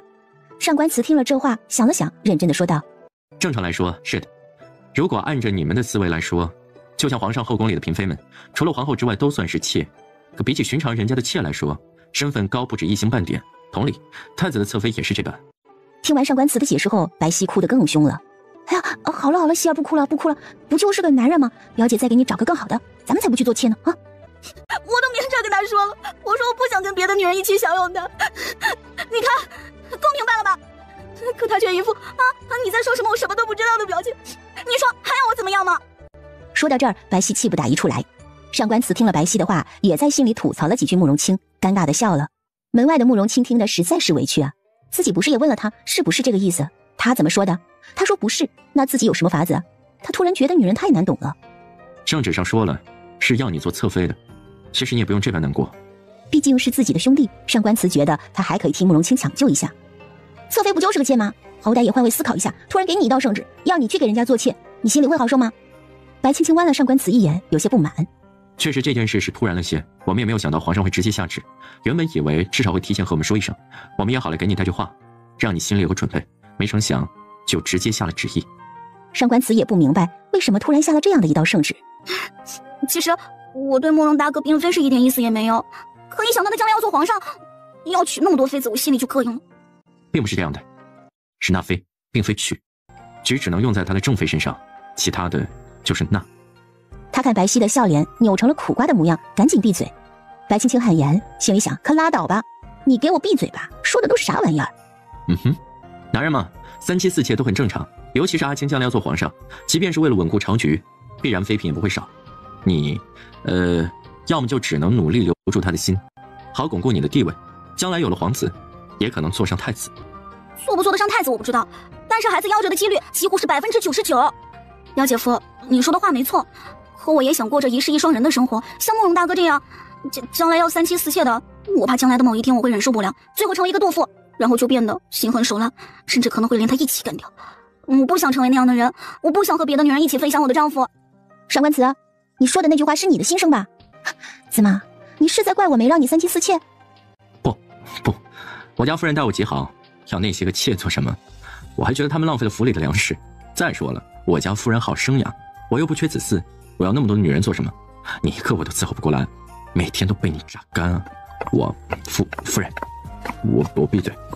他看着白青青拿起了一旁织毛衣的竹针，向他走了过来，立刻乖巧地闭上了嘴。白青青被他说得面红耳赤，咬牙切齿地望着他：你不要再说话了，现在开始就当个哑巴行吗？行吧。上官慈委屈地看着白青青，丝毫不知道自己哪里做了让他不高兴的事，可思来想去，他又对白皙说道：能给太子做妾，其实是大多数人家的想法，也是挑明几世修来的福分了。我！白青青大喊了一声，扑过去掐着上官慈的脸大喊了起来：我不是跟你说了让你当个哑巴就行了吗？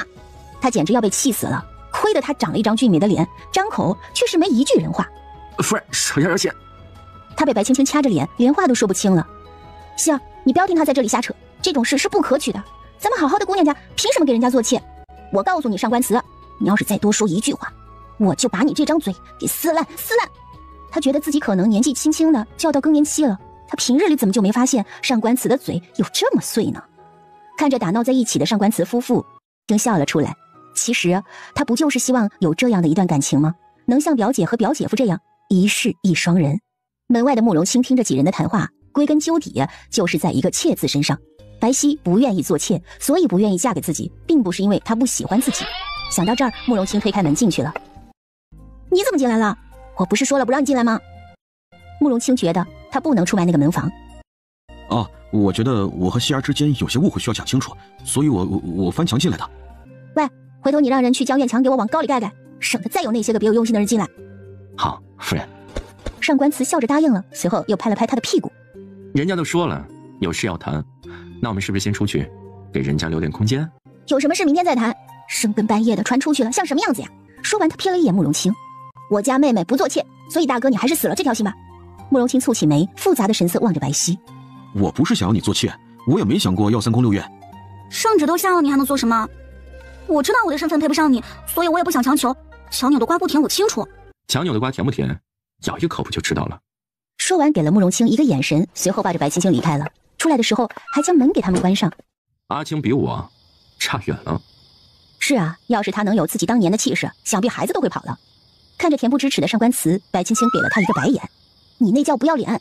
大哥风度翩翩、温软如玉的正经人，怎会像你那般行事？别说我瞧不起他，就他这个样子，把他们俩关一屋都不会有什么事。也是，他就这点废物。还不忘吐槽一句慕容清。听着二人在外面说的话，慕容清脸上青一块白一块的，很是憋气，却又不失优雅的冲着白皙笑了笑。他们夫妻俩脑子都不大好，你别往心里去啊。我觉得他们夫妇说的极有道理。白皙看着慕容清追了过来，心里边也好受多了。他望着慕容清开口：太子殿下，我不做妾，也不会和别的女人一起享用你。回头我会跟父皇说这件事的。你要怎么说？慕容清突然认真的看向白皙。皇家有那么多女人，无非是为了巩固朝局，其次则是子嗣的问题。如今朝局一半的权都在容烨手里，也就不用担心朝局的事了。我父皇唯一担忧的就是子嗣这一块。说着，他坐了下来，给自己倒了杯茶，喝完了再继续跟白皙说：只要你好生养，能多生几个孩子，我也不需要再找别的女人。白皙脸上似乎多了几道黑线，听着慕容清义正言辞的让自己多生几个孩子，他就想骂娘。这种事儿是他能决定的吗？你觉得这个法子不好吗？我觉得你这个法子就像在一本正经的放屁。说完就开始撵人。时候不早了，我也累了，太子请回吧，我要睡觉了。慕容清不知道他为什么看起来有些生气的模样。你为什么生气啊？我没有生气啊。白皙挤出来一丝假笑说道：我真没生气。可你的神色丝毫不像高兴的样子。此时门外的两夫妻都要急死了。哎，你确定大哥跟你是一个父亲的吗？我瞧着皇上也不傻呀，怎么就生了这样一个傻子出来？他是一点都不会哄女孩子。我终于知道他为什么这么多年都还是一个人，并非是他不想，而是他找不到。白青青觉得自己突然就真相了，听着慕容清说这些话，他就想冲进去按着慕容清的脑袋啪啪的给他2巴掌，让他好好清醒清醒。你说平日里瞧他办事什么的都是正常的，怎么就这男女之事上面木讷的像个傻子？就他那么说话，杏儿还能看上他吗？可这也是他的优点，不是吗？至少他以后不会出去逛青楼什么的，白皙也省心。到底是自己的兄弟，他还是要说说好话的。虽然他也赞同白青青说的话，你这话似乎是有道理。哎，这里面怎么没动静了？上官子摇头，表示自己也不知道现在是什么情况。直到小影出现在他们的身后，拍了拍他们的肩膀：别听了，赶紧进去，将他俩抬到床上去。突然出现的小影吓了白青青一跳。为什么要将他们抬到床上去？我看他俩看着实在是着急，所以我给他俩吹了迷烟，想必现在都躺在地上了。嘿嘿。白青青一时汗颜，不愧是慕容清带出来的人，还真是一个脑子。你给他俩下迷药？是呀。那你为什么就不干脆好人做到底，给他们下了媚药？上官子破天荒地笑了出来，却笑得一脸苦涩。他推开门，正好瞧见趴在桌上昏睡的二人。进来搭把手，抬上去。好嘞。小影突然也觉得上官慈说的话有道理了。那我现在给他俩下点媚药，还来得及不？我觉得可能来不及了。这样没事，我这迷药的剂量小，一会儿您跟上官大人就去休息，我来守着。等他俩醒了，我再下点媚药，那不就好成事了吗？小影说完，美滋滋的开始从怀里往外掏各种瓶瓶罐罐，一边掏还一边看上面写的是什么，都有什么作用。这一举动惹得白青青觉得大脑充血，有些缺氧。我告诉你啊，此事就此作罢，他二人的亲事能不能成，就完全看他们的造化了。你不要再给我添乱了。好吧，那我就盯着他们啊。上官慈是觉得小影没救了，拉着白青青出去了。你爱守着就守着吧，我也不拦你了，想怎么样都随你。他带着白青青回到房里，看着夫人生无可恋的表情说道：夫人，你也别太往心里去了。你放心，我算是知道了为何大哥一直找不到女人了。这要是换了玉少卿和张宁，他是早就成了好事了。偏偏他遇到的是小影，我也挺替他难过的。不要想太多了，这种事我们想又没什么用，早些歇息吧。睡吧。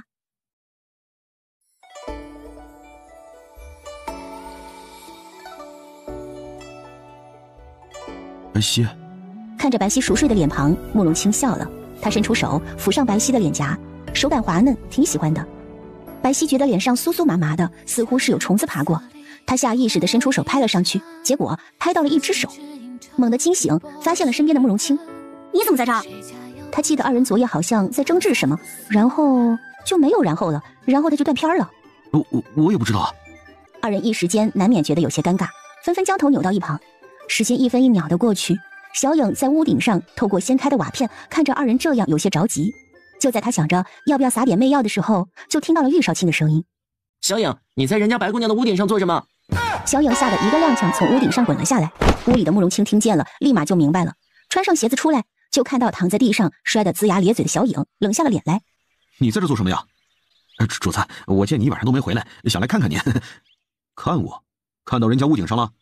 那不是因为太子殿下在人家屋顶，小影才爬屋顶的。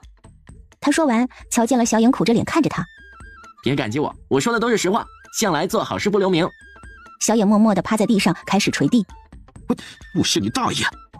慕容清脸色越发的难看，冷哼一声，甩手就跑了。白皙出来，看到慕容清逃跑的背影，不禁有些失落。他跑什么？自己能吃了他不成？你也回去吧，另外告诉你家主子，就到此为止吧。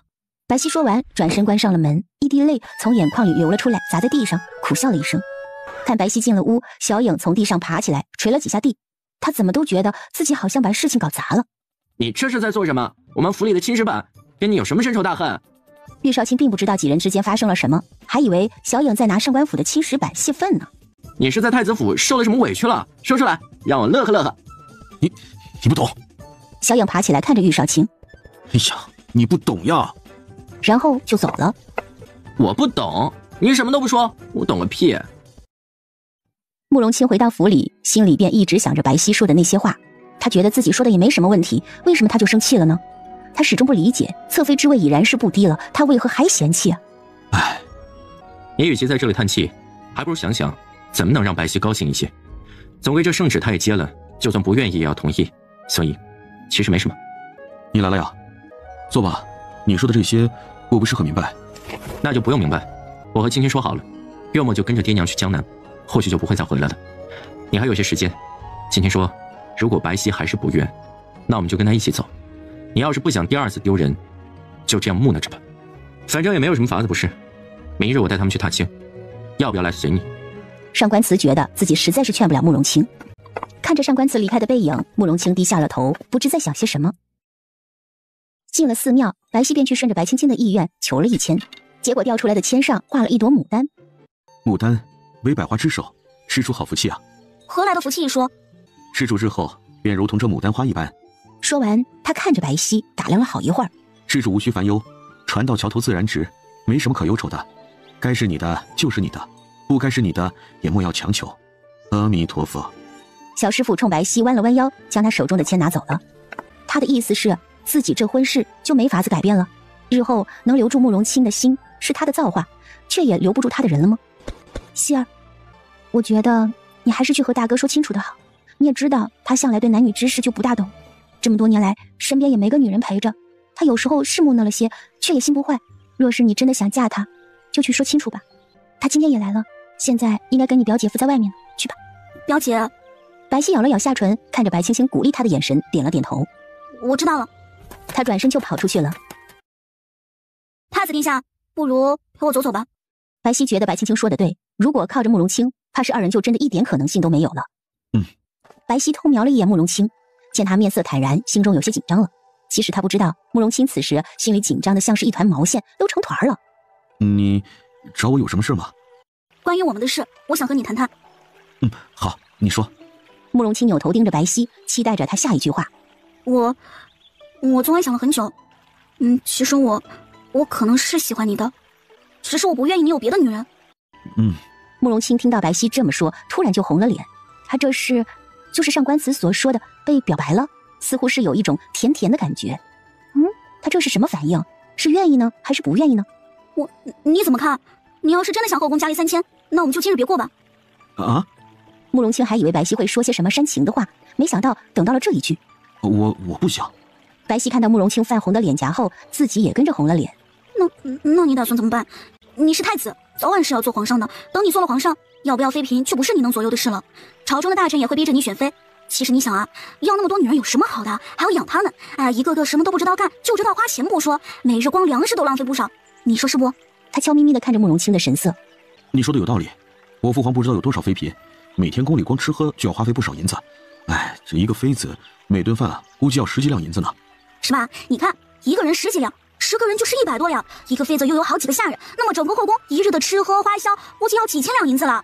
他看慕容清没有露出责怪他的神色，又说道：那么一个月就是非常多的银子。如果我们用这些银子去养活那些贫苦人家，那么日后轩辕就不会有贫困区了，是不？你说的对。慕容清在心里算了个账，一天几千两，那么几年大大小小的花销就是几十万两，这可不是一笔小数目。所以说你看，你要是只有我一个的话，我吃的还少，还不爱买衣服逛街，还喜欢挣钱，就是一举两得的事，对不？对，你说的有道理。你放心，我知道该怎么做了。你放心，我知道该怎么做了。真的吗？你放心吧。今日回去后，我就会让我父皇遣散他宫里的妃嫔，尽量减少开支用度。啊！白皙好像听到了什么不可思议的话，随后恼羞成怒。你慕容清，你这个傻子，谁让你去遣散你父皇宫里的女人了？你方才说的那些话，慕容清觉得自己好像没说什么呀，他为什么又生气？白皙长出一口气，突然捧住慕容清的脸。我的意思是，你以后就不用再有别的女人了，有我一个就够了，你明白吗？你要那么多女人干嘛？光交作业就得累得你。清。慕容清实在说不出口这个有辱斯文的词语，不过他也彻底的明白白皙的意思，原来是不想他有别的女人。其实你直说便是了，我也不打算三宫六院。慕容清笑道：“就只能一宫一院，反正你要是娶了我，我就不能再娶别人了，不然我会不高兴。我要是不高兴的话，也不会让你高兴的。搞不好我还会不小心把炸药放在你和其他妃子的床下，让你们在羞羞的时候爽炸天。”他自顾自地说着这些话，却不知慕容清根本就听不明白其中的意思。我答应你。其实他对女人没什么感觉，若是说喜欢，曾经他对姚素瑜是真的上了心，但是现在的白皙与姚素瑜是截然不同的脾气秉性，按道理他应当不会喜欢这般活跃的女子，可他觉得跟白皙在一起反而会更高兴一些。他身为皇子，十分清楚后宫里的一些手段，那些个女人为了自己的儿子能登上皇位不择手段的样子，他觉得十分丑陋。他不愿意自己的孩子有一天会被别人杀死，如果连自己的孩子都保护不了，那他还算什么男人？想到这儿，他也明白了白皙的担忧，笑着握住白皙的双手说道：“我回去便会与父皇说了这件事，我不会让你做妾，也不会娶别的女人，但是，怕是我们的路也不会好走。”他明白皇家重要的是子嗣，不然也不会有那么多嫔妃了。到时候他和白皙多生几个孩子就好了。真的吗？白皙觉得慕容清还是挺上道的，除了有些时候有点傻，几乎都没什么毛病。我从不食言。好，你先放开我的手，被人家瞧见了不好。好，你先放开我的手，被人家瞧见了不好。白皙红着脸抽了抽自己的手。好。慕容清说着就把手给松开了，惹得白皙忍不住瞪了他一眼，走了。自己明明都顺着他的意思做了，为什么还要生气啊？白青青将白皙叫到房里，问他谈得如何。白皙显得十分生气。就那样吧，他也答应了我只有我一个，可是我还是生气。啊，这又是为何啊？我说要他放开我的手，你猜怎么着？我以为他会霸道的拉我入怀，看着我的眼睛跟我说，女人是不可能的，这辈子你都是我的人。哼，结果呢，他挺爽快的给我撒开了。你说怎么就有这种人？气死我了。原来你是因为这个不开心啊？我应该开心吗？其实也没什么，大哥那人不善言语，他会这么做也是情理之中的事。像他这样温文尔雅的男人，很难做出来那种霸道总裁的事来。你呀，也不要抱着什么幻想了。我还不能歪歪一下吗？听到白青青这么说，白皙心里也舒服多了。好了，别耍小性子了。人家都答应了你，只有你一个了，你还想怎样？我刚嫁到府里那会儿，你表姐夫还美人在怀呢。白青青忍不住吐槽。啊，那表姐，你是怎么把小三解决的？解决什么？唉，只能晓之以理，动之以情喽。晓之以理，动之以情，那是要怎么做？白皙来了兴趣，就怕自己以后也会遇到第三者，先学着点儿。第三者这个存在吧，首先呢，他已经不要脸了，对待不要脸的人，你呀就得比他还不要脸，一不做二不休，让他再也没说话的机会就是了。啊，表姐，你该不会是杀了他吧？你想什么呢？我指的是他可怜，我就装的比他还可怜，把他能装的都装完了，能说的都说完了，那不就没他什么事了吗？这说的有道理。看着白皙心情也跟着好了起来，白青青也就放心了。他相信慕容清会处理好他们之间的事。至于圣旨，怕是用不了几日会有新的圣旨来了吧。等他们成亲了，自己也好跟着爹娘回到江南，过着普通人的日子。半个月后，宫里边来了新的旨意，大概就是像白青青他们想的那样，将白皙侧妃之位改成了正妃，也算是皆大欢喜了。这日白青青总觉得哪里不舒服，可又说不上来具体是哪里，一整天都没什么精神，看到一点荤腥就想吐。一旁的李嬷嬷在一旁瞧着，默默地算起了日子。不如找洛老来给夫人瞧瞧，夫人的月事呀，也有些日子没来了。嬷嬷，你的意思是我有了？看夫人这个样子，8成就是了。不如老奴去请洛神医来给夫人把个脉，到时不就知道了。说着他起身出去找了洛神医来。待洛神医给他把完脉之后，他问洛老：“我身子是否有什么不适？”日后啊，要多注意些，切勿在头3个月内同房。回头我给你开一些补药来吃着，自己也要多注意身体。你本来身子就虚，要是有这个可能，等这个孩子落地就莫要再要了。我怕你身子撑不住呀。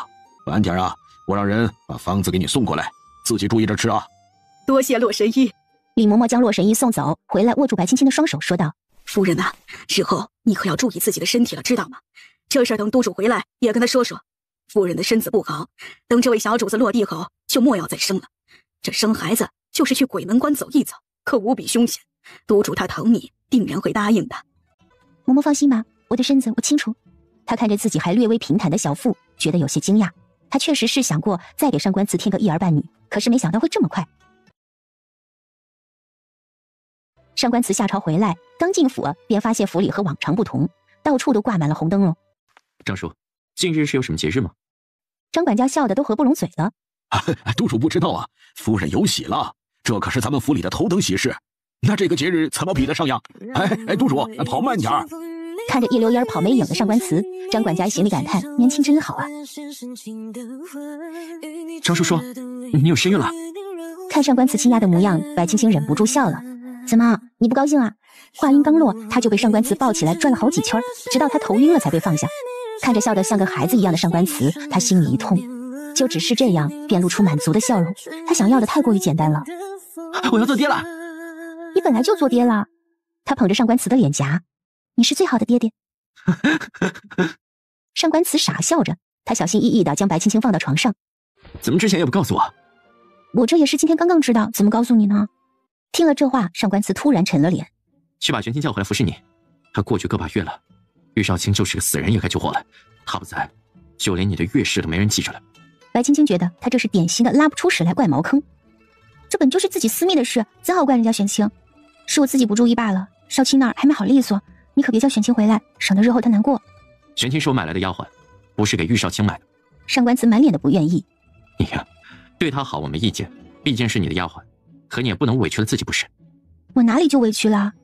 你不要多想了，我没事的。这才多久啊？我能照顾好自己。再说了，不是还有李嬷嬷在吗？随你吧。这话听得多少有些无奈，还带着些许宠溺。晚饭的时候，白振觉将孩子接过去的事给上官慈说了，他表示没什么意见。白振觉又问了他有关慕容清大婚的事筹备的怎么样，他这里也好准备一下要回去了。上官慈想了想说道：差不多都已经妥当了，过2天将白皙接过来，从府里出嫁。啊，这倒是应该的，只是要分开几天，慕容清舍得呀。白振觉调侃地笑了。原来白皙一直住在他的太子府，大门不出，二门不迈。这些日子二人只要有时间就腻歪在一起，就怕白皙过来了，慕容清舍不得。不过就那么2天，应该不至于。你这是站着说话不腰疼，你又不是看不出来，他连府门都不让白皙出，还能舍得他住到这里？那可由不得他了。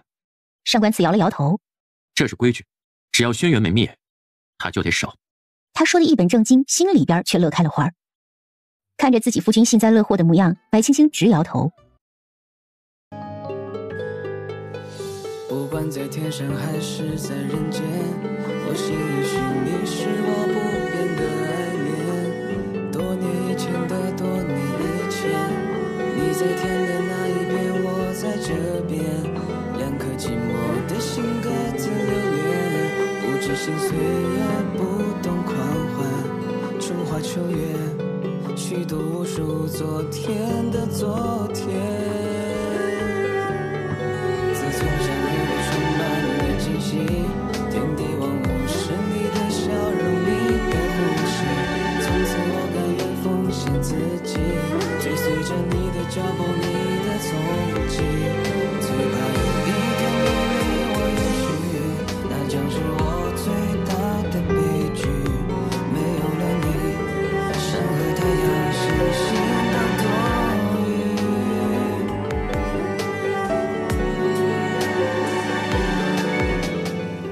这才多久不见，你就圆润成这样了？看看这腰身，都粗了整整1圈。哎，他到底给你吃了什么好吃的，让你这般圆润？看着比自己还圆润1圈的白皙，白青青忍不住笑了出来。白皙红着脸，低头不说话，嘴角却是上扬，满脸都是幸福的样子。上官夫人就莫要打趣我家世子妃了，太子妃啊是有了身孕，可并非是胖了。啊！白青青听了这话，张大了嘴，下巴都快掉下来了。你有了？反应过来后，心里满是怒火。这什么时候的事？怎么也不来跟家里说一声？他慕容清这算什么呀？先上车后补票吗？就好比自己家孩子被人给那什么了一样。白青青现在是恨不得将慕容清给掐死。上官夫人，话可不能这么说，我家太子他……你给我闭嘴！我跟你主子说话，哪里轮到你一个下人说三道四？你怎么不来和家里说一声啊？姐姐，我知道你心疼我，这件事我也想清楚了，你就放心吧。可这若是被人知道，你可是要被诟病一辈子的。他总算是明白为什么白皙大门不出二门不迈了，原来是这么一回事。最可恶的是，慕容清居然都不告诉他。哎呀，不过几日便成亲了，也不会有人知晓的。太子妃好度量，反正别人也不知道有什么关系啊。想给太子爷怀孩子的女人多了去了。那小丫头暗自嘟囔了一声：“你够了，这里还轮不到你说话。”小丫头倒是没再讲话，只是白了白皙一眼。这一幕，白青青看在眼里，当即便问：“这丫头谁买来的？”哪成想白皙还没回答呢，那丫头便抢着说道：“我可是家奴。姐，我们进去吧，别在这里站着了，挺累的。”不行。白青青被上官慈宠溺惯了，突然看到这样一个奴才，心里就不舒服。尤其是自己妹妹要嫁到这个家里来，有这样的奴才在，以白皙不爱计较的性子，一定会受欺负。家奴也是奴才，去一边跪着，跪到你们太子爷回来。他知道这是处置别人家的奴才不好，可哪怕是得罪了慕容清，他也得给白皙解决了这个祸害。上官夫人，这里是太子府，不是上官府，还轮不到您来让我去跪着。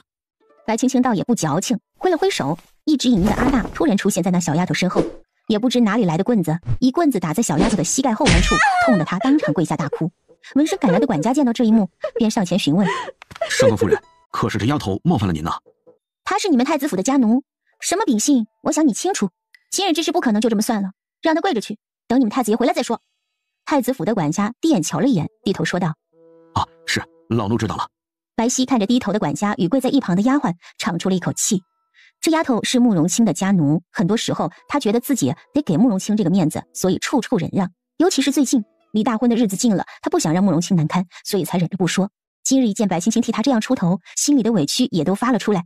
她握紧白青青的手说道：“姐，我们去屋里吧，这儿太阳太大，热。”她说这话的时候，泪水都在眼眶里打转了。好，她头一次见到白皙这样。平日里的白皙眼睛里都是星光璀璨，可如今却充满了忧愁。这到底是发生了什么，能让自己那样活泼的表妹变成满眼都是忧愁的人？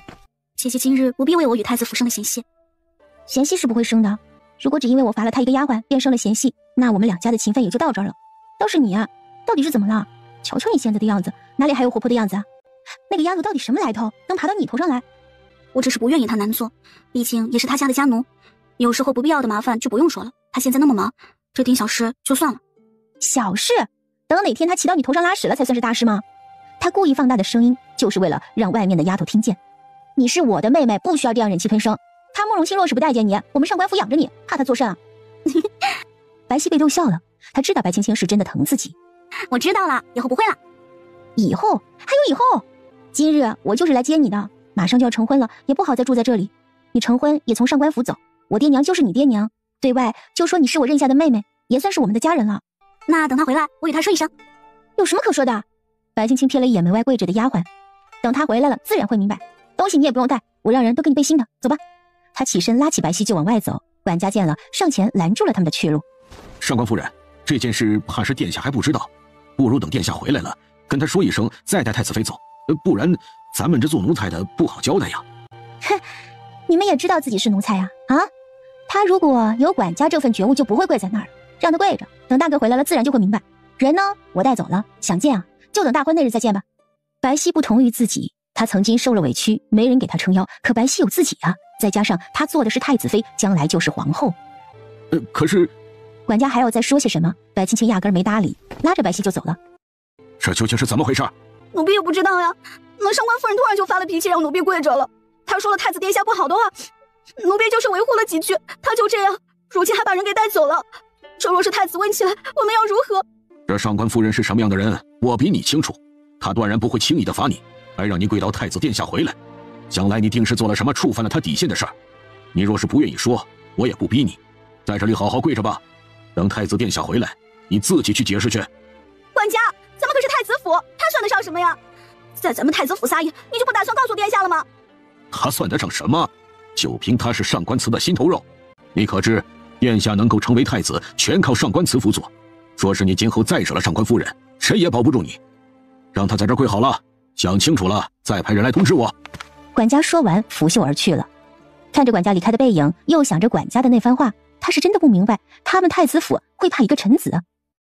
大哥这动作可真够快的，若是这大婚因其他事耽搁，他怎么办？还瞒着我们？这么大的事，他还敢瞒着我们？你说说，他给希儿配了个什么丫鬟啊？我在那儿呢，说话还那么难听。那要是我不在那儿，他还指不定怎么欺负希儿呢，真是气死我了。他慕容清养的都是一群什么歪瓜裂枣啊，还家奴，就生出这么一个玩意儿来，存心恶心谁呢？瞧他越说越激动，上官慈赶紧跟着他一起骂着慕容清，给他解气。他是个傻的，你理他做甚？越主的奴才打杀的就是，回头我让人去将那婢女给埋了。夫人你消消气，为了这种小事动怒不值得，你要注意自己的身体还有情绪，不然孩子也会难过的不是？我呸！他傻会先上车后补票，他一点也不傻，聪明着呢。夫人，什么是先上车后补票？白青青开始给他解释这个先上车后补票的问题。原来是这样，不过事情都已经发生了，再来说也于事无补。今晚他一定会来，到时候看他怎么说吧。上官慈嘴上这么说，心里却觉得这真是个好法子，稳赚不赔。他来，他还敢来？白青青犹如是一只炸了毛的猫，瞪着上官慈。他若是敢来，叫人把他给我轰出去！我告诉你，上官慈，你要是敢把他放进来，我就把你跟他一起轰出去！他现在正在气头上，谁说都没有用，他也只能顺着他的意思将慕容清数落一顿。等他将慕容清数落完，发现白青青异样的看着他，便问：怎么了？白青青狐疑的看着他，你骂他骂的这么爽快，怕不是有什么阴谋吧？上官慈此刻仿佛头上都是小问号。夫人为何这般想？他觉得女人实在是太难伺候了，自己明明是想让她开心些，怎就又将矛盾引发到自己身上了？哼，无事献殷勤非奸即盗。我跟你说啊，不许放他进来，否则我就跟你翻脸。夫人放心，我会让人将院子守得严严实实，连一只苍蝇都不会放进来。上官慈讨好的说着。上当。夫人放心，为夫省得。当夜慕容清回府，没有发现白皙，当即叫来管家问：你的意思是他今天顶撞了青儿？大概是的，拖出去乱棍打死。慕容清眼睛眨都没有眨，直接吩咐道：去备上些新鲜的茶点，随我去上官府。是。管家背后冒出了一身冷汗，他知道慕容清宠白青青，可没想到会如此纵容他，随即喊人带着那丫鬟下去了。他知道今儿自己算是得罪了白青青，光想着怎么让她开心，好把白皙给自己送回来。凭白青青的脾气，还真干得出来把白皙偷偷带走。他怕呀，到手的媳妇若是都飞了，那他还活着干嘛？等管家备好茶点，慕容清点了点：怎么就3台啊？再备3台来，怎么也得凑合个好听啊！3台，你这不是诚心让青儿挤兑我吗？白青青的脾气，他可比上官慈还了解。他要是犯起浑，天王老子也拦不住。是，奴才这就去办。管家连忙又让人出去采办了3台过来，一起抬到上官府的门口。白青青正在跟上官慈吐槽慕容清，就看到张管家笑着进来。夫人，太子殿下带着6台茶点来了。什么？白青青以为自己听错了，他带了什么来？6台茶点，说是给夫人的。太子殿下说平日里公务繁忙，都没时间来看夫人，所以备了些薄礼来给夫人尝尝鲜。白青青听完，皮笑肉不笑的说道：6台茶点，他是想胖死我吗？啊，不要，送回去。张管家也没想到，平时最喜好点心的白青青，今日听到茶点，不仅不高兴，还发了脾气。他看向上官慈，想得到一个答复。我与你一同出去跟他说，免得他怪罪你。随后又看着白青青说道：夫人，为夫这就出去跟他说道，看他安的什么心，想害我家的夫人发胖。你去。白青青气不打一处来。好嘞。上官慈赶紧招呼着张管家出去了。出了院子，张管家才敢问：夫人这是不大高兴啊？上官慈无奈的摇头。夫人她最近脾气不大好，张叔你回去告诉府里的下人们，别让他们惹夫人生气。督主放心，老奴会告知他们的，绝不会惹夫人生气。张管家笑了。想来这位小主子脾气也是强势的，看这样子也不会好到哪里去，一点也不随我。听了这话，张管家默默地抬头看了一眼上官慈，嘴角抽了抽。还在气头上，你就不要进去添堵了。这希儿在我府里受了委屈，我确实不知。你也知道，我近日白天都在宫里，晚上回来他不告知我，我也不知啊。慕容清觉得自己挺无辜的。那个下人我已经处置了，不如你进去跟他说说。没用，我劝你还是不要碰这个眉头的好。上官慈摇头，随后嘴角上扬，对他说道：你倒是动作够快啊，怎么着？是准备成亲不久就办满月酒，多赚些银子？慕容清面露尴尬之色，随后咳了2声，清了清嗓子。这事儿咱们进去说吧。说着就往里面走。上官慈笑着抱着他转了个圈，又把他拽到了台阶下面。别，我夫人已经有了身孕，我可不想她因为这个动了胎气。你还是知趣点，回去吧。你还是知趣点，回去吧。啊，青儿又有了呀！嘿，这可是件喜事。哎，我得进去恭喜恭喜她。结果没走2步，又被上官慈抱下台阶。他看着上官慈说道：“哎，我们还是不是兄弟了呀？”不是，我夫人比你重要。那希儿也比你重要啊！我要见我的人，你在这拦着我是什么意思呀？我在这还算好的，若我不来，那么他们就会乱棍将你给打出去。上官慈无奈地耸了耸肩：“你就认了吧，这件事我也帮不了你。更何况……”他看了看慕容清身后的点心，还带来了这么多的茶点，你是想让他胖死？一听这么多点心，他火气就上来了。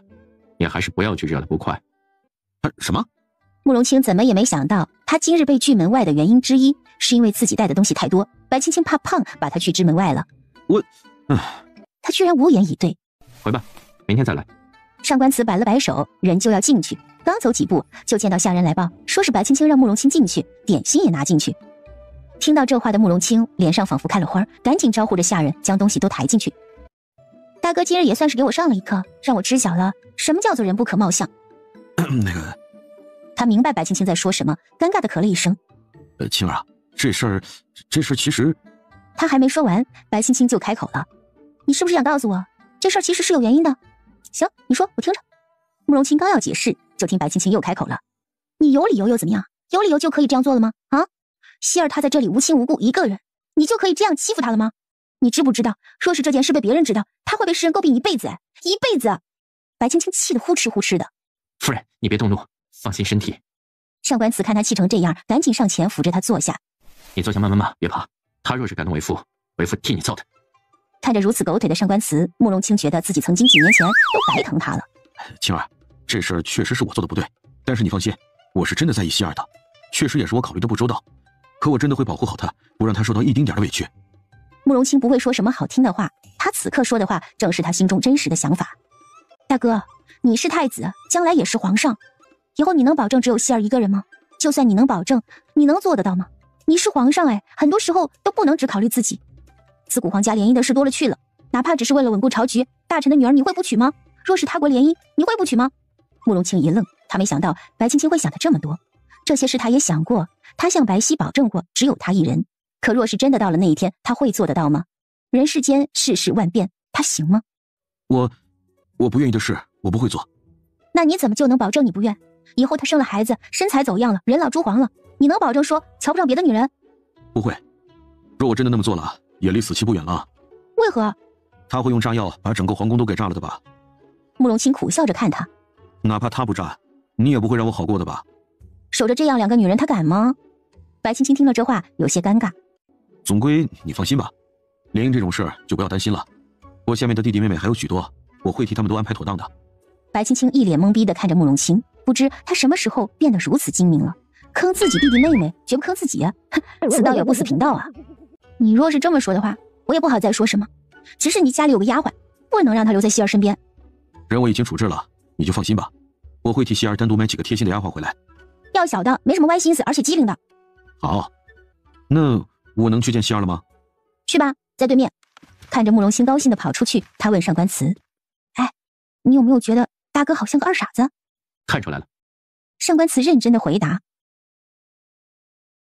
希儿，阿青，你怎么来了？表姐让你进门了，还是你翻墙进来的？哎呦，快点走吧，说是表姐知道了，一准疯狗咬你。我看她让人牵了几条狼狗回来呢。”你不必担心，是他放我进来的。慕容清汗颜，他还真不知道白青青准备放狗咬他。府里的下人欺负你了呀？也算不上什么欺负或者不欺负的，态度不是很好罢了。看白皙说的如此淡然，慕容清心疼了。那你为何不告诉我呀？你是主子，他们是下人，我让他们留在你身边是为了伺候你，而不是让你难过的。那丫鬟我已经让人处死，稍后也会为你再挑选几个懂事的丫头送过去。希儿，有些时候有些事儿你不告诉我，我也是不知道的。如果你觉得不高兴了，一定要告诉我。突然我每日里那么忙，我根本不知道你实际上过得如何。你知道吗？你既然嫁了我，就要开开心心的嫁给我。我不想成亲后你每日因为下人以泪洗面。看着慕容清眼里的真诚，白皙点了点头。我只是不想给你添麻烦罢了。你每日里那么忙，我都看在眼里，我不想你再因为我的事分忧。希儿，这些都不是你该担忧的。慕容清握住了他的手。我是个男人，一切都有我。我与你在一起，也想让你过得好一些，并非是让你跟我在一起担惊受怕的。你能明白吗？听完慕容清的话，白皙笑了。我能明白你，可作为一个妻子来说，我没办法为你做什么，可我却可以让你安心在外。我不如表姐头脑好，但我呢，也能为你做一些我力所能及之事。希儿，天色不早了，你早些回去吧。这段日子还是不要再来了，若是被旁人知晓了，怕是要弹劾你了。曹局的事你不用担心，我会处理好。这些日子，白日里我不能来看你了，晚上我会来。顺眼露出可怜的模样看着白皙。你说，都这么晚了，你舍得再让我一个人回到太子府吗？万一路上我出了什么意外，该怎么办呀？白皙哑口无言，看着可怜巴巴的慕容清，就他还出意外怎么办？希儿，你若是再不走，我便喊表姐来放狗咬你。他虽然也想慕容清留在他身边，可是也不想坏了规矩，坏了好运气。走。看着如此彪悍的白皙，慕容清咽了咽口水，转身就走。走到门口的时候又回来，抱了抱白皙。你这若是住得不习惯，就差人来告诉我一声，我来接你。看着含情脉脉的慕容清，白皙头一回，出去。看着白皙如此绝情，慕容清垂头丧气的走了，一步三回头。你若是想我了，就差人来告诉我一声，我立马就过来。劳烦把门给带上。白皙的声音不大不小，却让慕容清听得非常真切。我还以为你会留他呢。白皙翻了个大白眼。我一开始也想来着，可看他实在不上道，就算了。听完白皙这话，白青青忍不住笑出了声来，看了看身后的上官慈，有些事你也该教教他了，尤其是夫妻之间的相处。就他这样，你说以后的日子该怎么过，还过得下去吗？等日后有了机会，我会去找他，与他好好说道说道。他那儿还备了不少春宫图的画本子，有时间得给他送过去，虽然不一定能够用得上。啊，他若是有表姐夫这样，我也就不愁了。愁你还跟他在一起？你知道他的身份，也必然是明白他以后不可能只有你一个。没吃过猪肉，还没见过猪跑吗？那些个宫斗剧，你都看到脑子后面去了吗？现在后悔还来得及啊！你若是后悔了，我养你们。表姐，我知道错了，可有些时候感情这东西是拦不住的，不是？你看看你跟表姐夫就知道了。若是你能忍得住，你就不会有现在的日子了，不是？你呀，白青青点了点他的小脑门。你都上完车了，我能说什么？白皙嘿嘿一笑，也没再说什么。毕竟上官慈在这儿，姐妹两个有什么悄悄话也不好再说。回到房里，上官慈看他闷闷不乐，便凑上前问：“你若是心里觉得实在是出不来这口气，我就去替你揍他一顿解解气。”看着他讨好的样子，白青青笑了：“这可不比从前了。如今他是太子，以后就是皇上，你可不能随随便便再欺负人家了。先有君臣，后有兄弟，不能再像之前那样任性妄为了。”他伸手摸了摸上官慈的脸颊：“我是个妇人，闹一闹他不会介意，可是你不同。夫君，如今不同往日，许多时候你应当注意些了。”你放心，我有分寸。看他能这么想，上官慈觉得很欣慰，他的小妻子终于长大了，懂得看世事了。日子一天天离慕容清大婚的日子更近了，慕容清每日晚上都会偷偷跑来看白皙，可一直都吃了闭门羹。直到大婚当日，上官府极为热闹。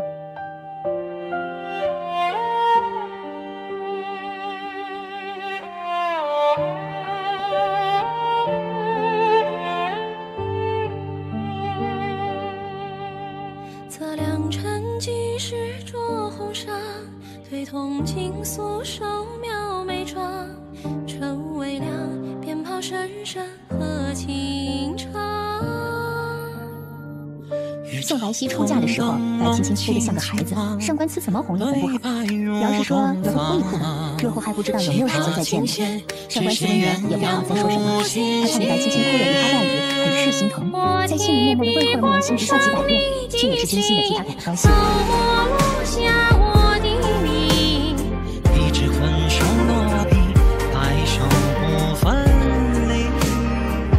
因着怕白皙受委屈，他特意让李嬷嬷跟了过去，当作陪嫁嬷嬷。有李嬷嬷在，他也放心了。当夜，白青青就失眠了。他盼望着第二天早点到来，好去看看白皙。直到天边泛白了才睡下。约莫在5时左右，李嬷嬷便回来了。嬷嬷为何回来了？李嬷嬷笑着说道：“督主啊，太子妃那儿不需要老奴，老奴便回来了。”嬷嬷这是何意？太子妃知道老奴是小姐的奴才，一大早便让老奴回来了。她让老奴转告夫人，说是她很好，不用为她担心，日后的路她会自己走，不会让自己受了委屈的。她真是这么说的？是。上官慈想了想，挥挥手让李嬷嬷下去休息了。回到房里，看着熟睡的白青青，他笑了。如今大局已定，他们也该离开了。爹娘，这么早出去，可是有什么事？我们马上便要出发了，有些账要跟白家算清楚。我和你娘去了白家，算账去了。哦，那算得如何？白江死了。白振觉神色冷漠，上官慈倒是一点也不意外。他都这么大年纪了，死了便死了吧。杀人偿命，欠债还钱。白江害了白振觉的爹娘，白家如今只死了他一个，也算是便宜他了。既然爹的大仇已报，那我们该考虑一下什么时候离开这里了。说是这2天爹娘准备好了，那我这2日也会向皇上禀明。10日后吧，10日后我们离开。白振觉显得有些疲惫，看样子爹也是累了，那我就不打扰爹休息。这些日子我会将该用的东西都准备好，到时我们直接走便是。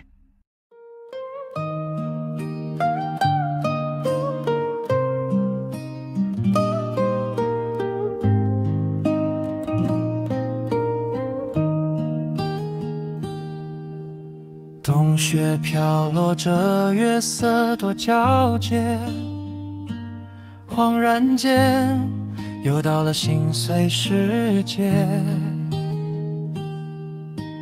江南雨朦胧绵绵微歇，但愿此生不再有离别。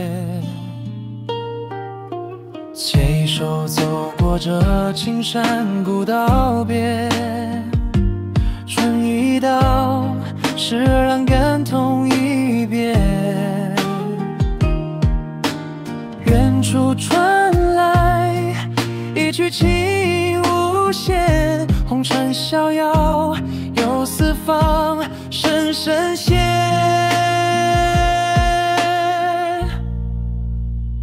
煮一杯新茶，与你共赏这人间。清风去来，柳叶缓缓飘落在指尖。停舟在岸边，看暮色映满天。转眼又是幸福美满的一年。煮一杯新茶，与你共赏这人间。清风去来，柳叶缓缓飘落在指尖。好景多留恋，在这月下花前，只盼岁岁年年和你相见。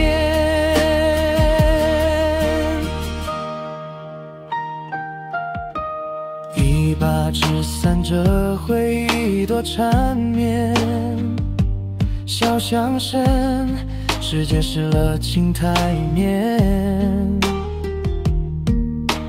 你回头小灯火耀在你眼前，这一刻仿佛时光停在从前。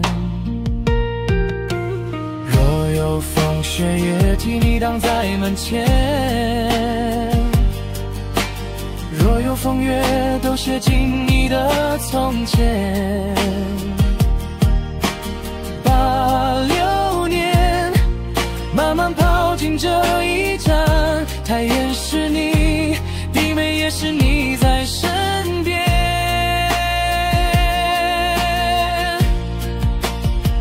煮一杯新茶，与你共赏这人间。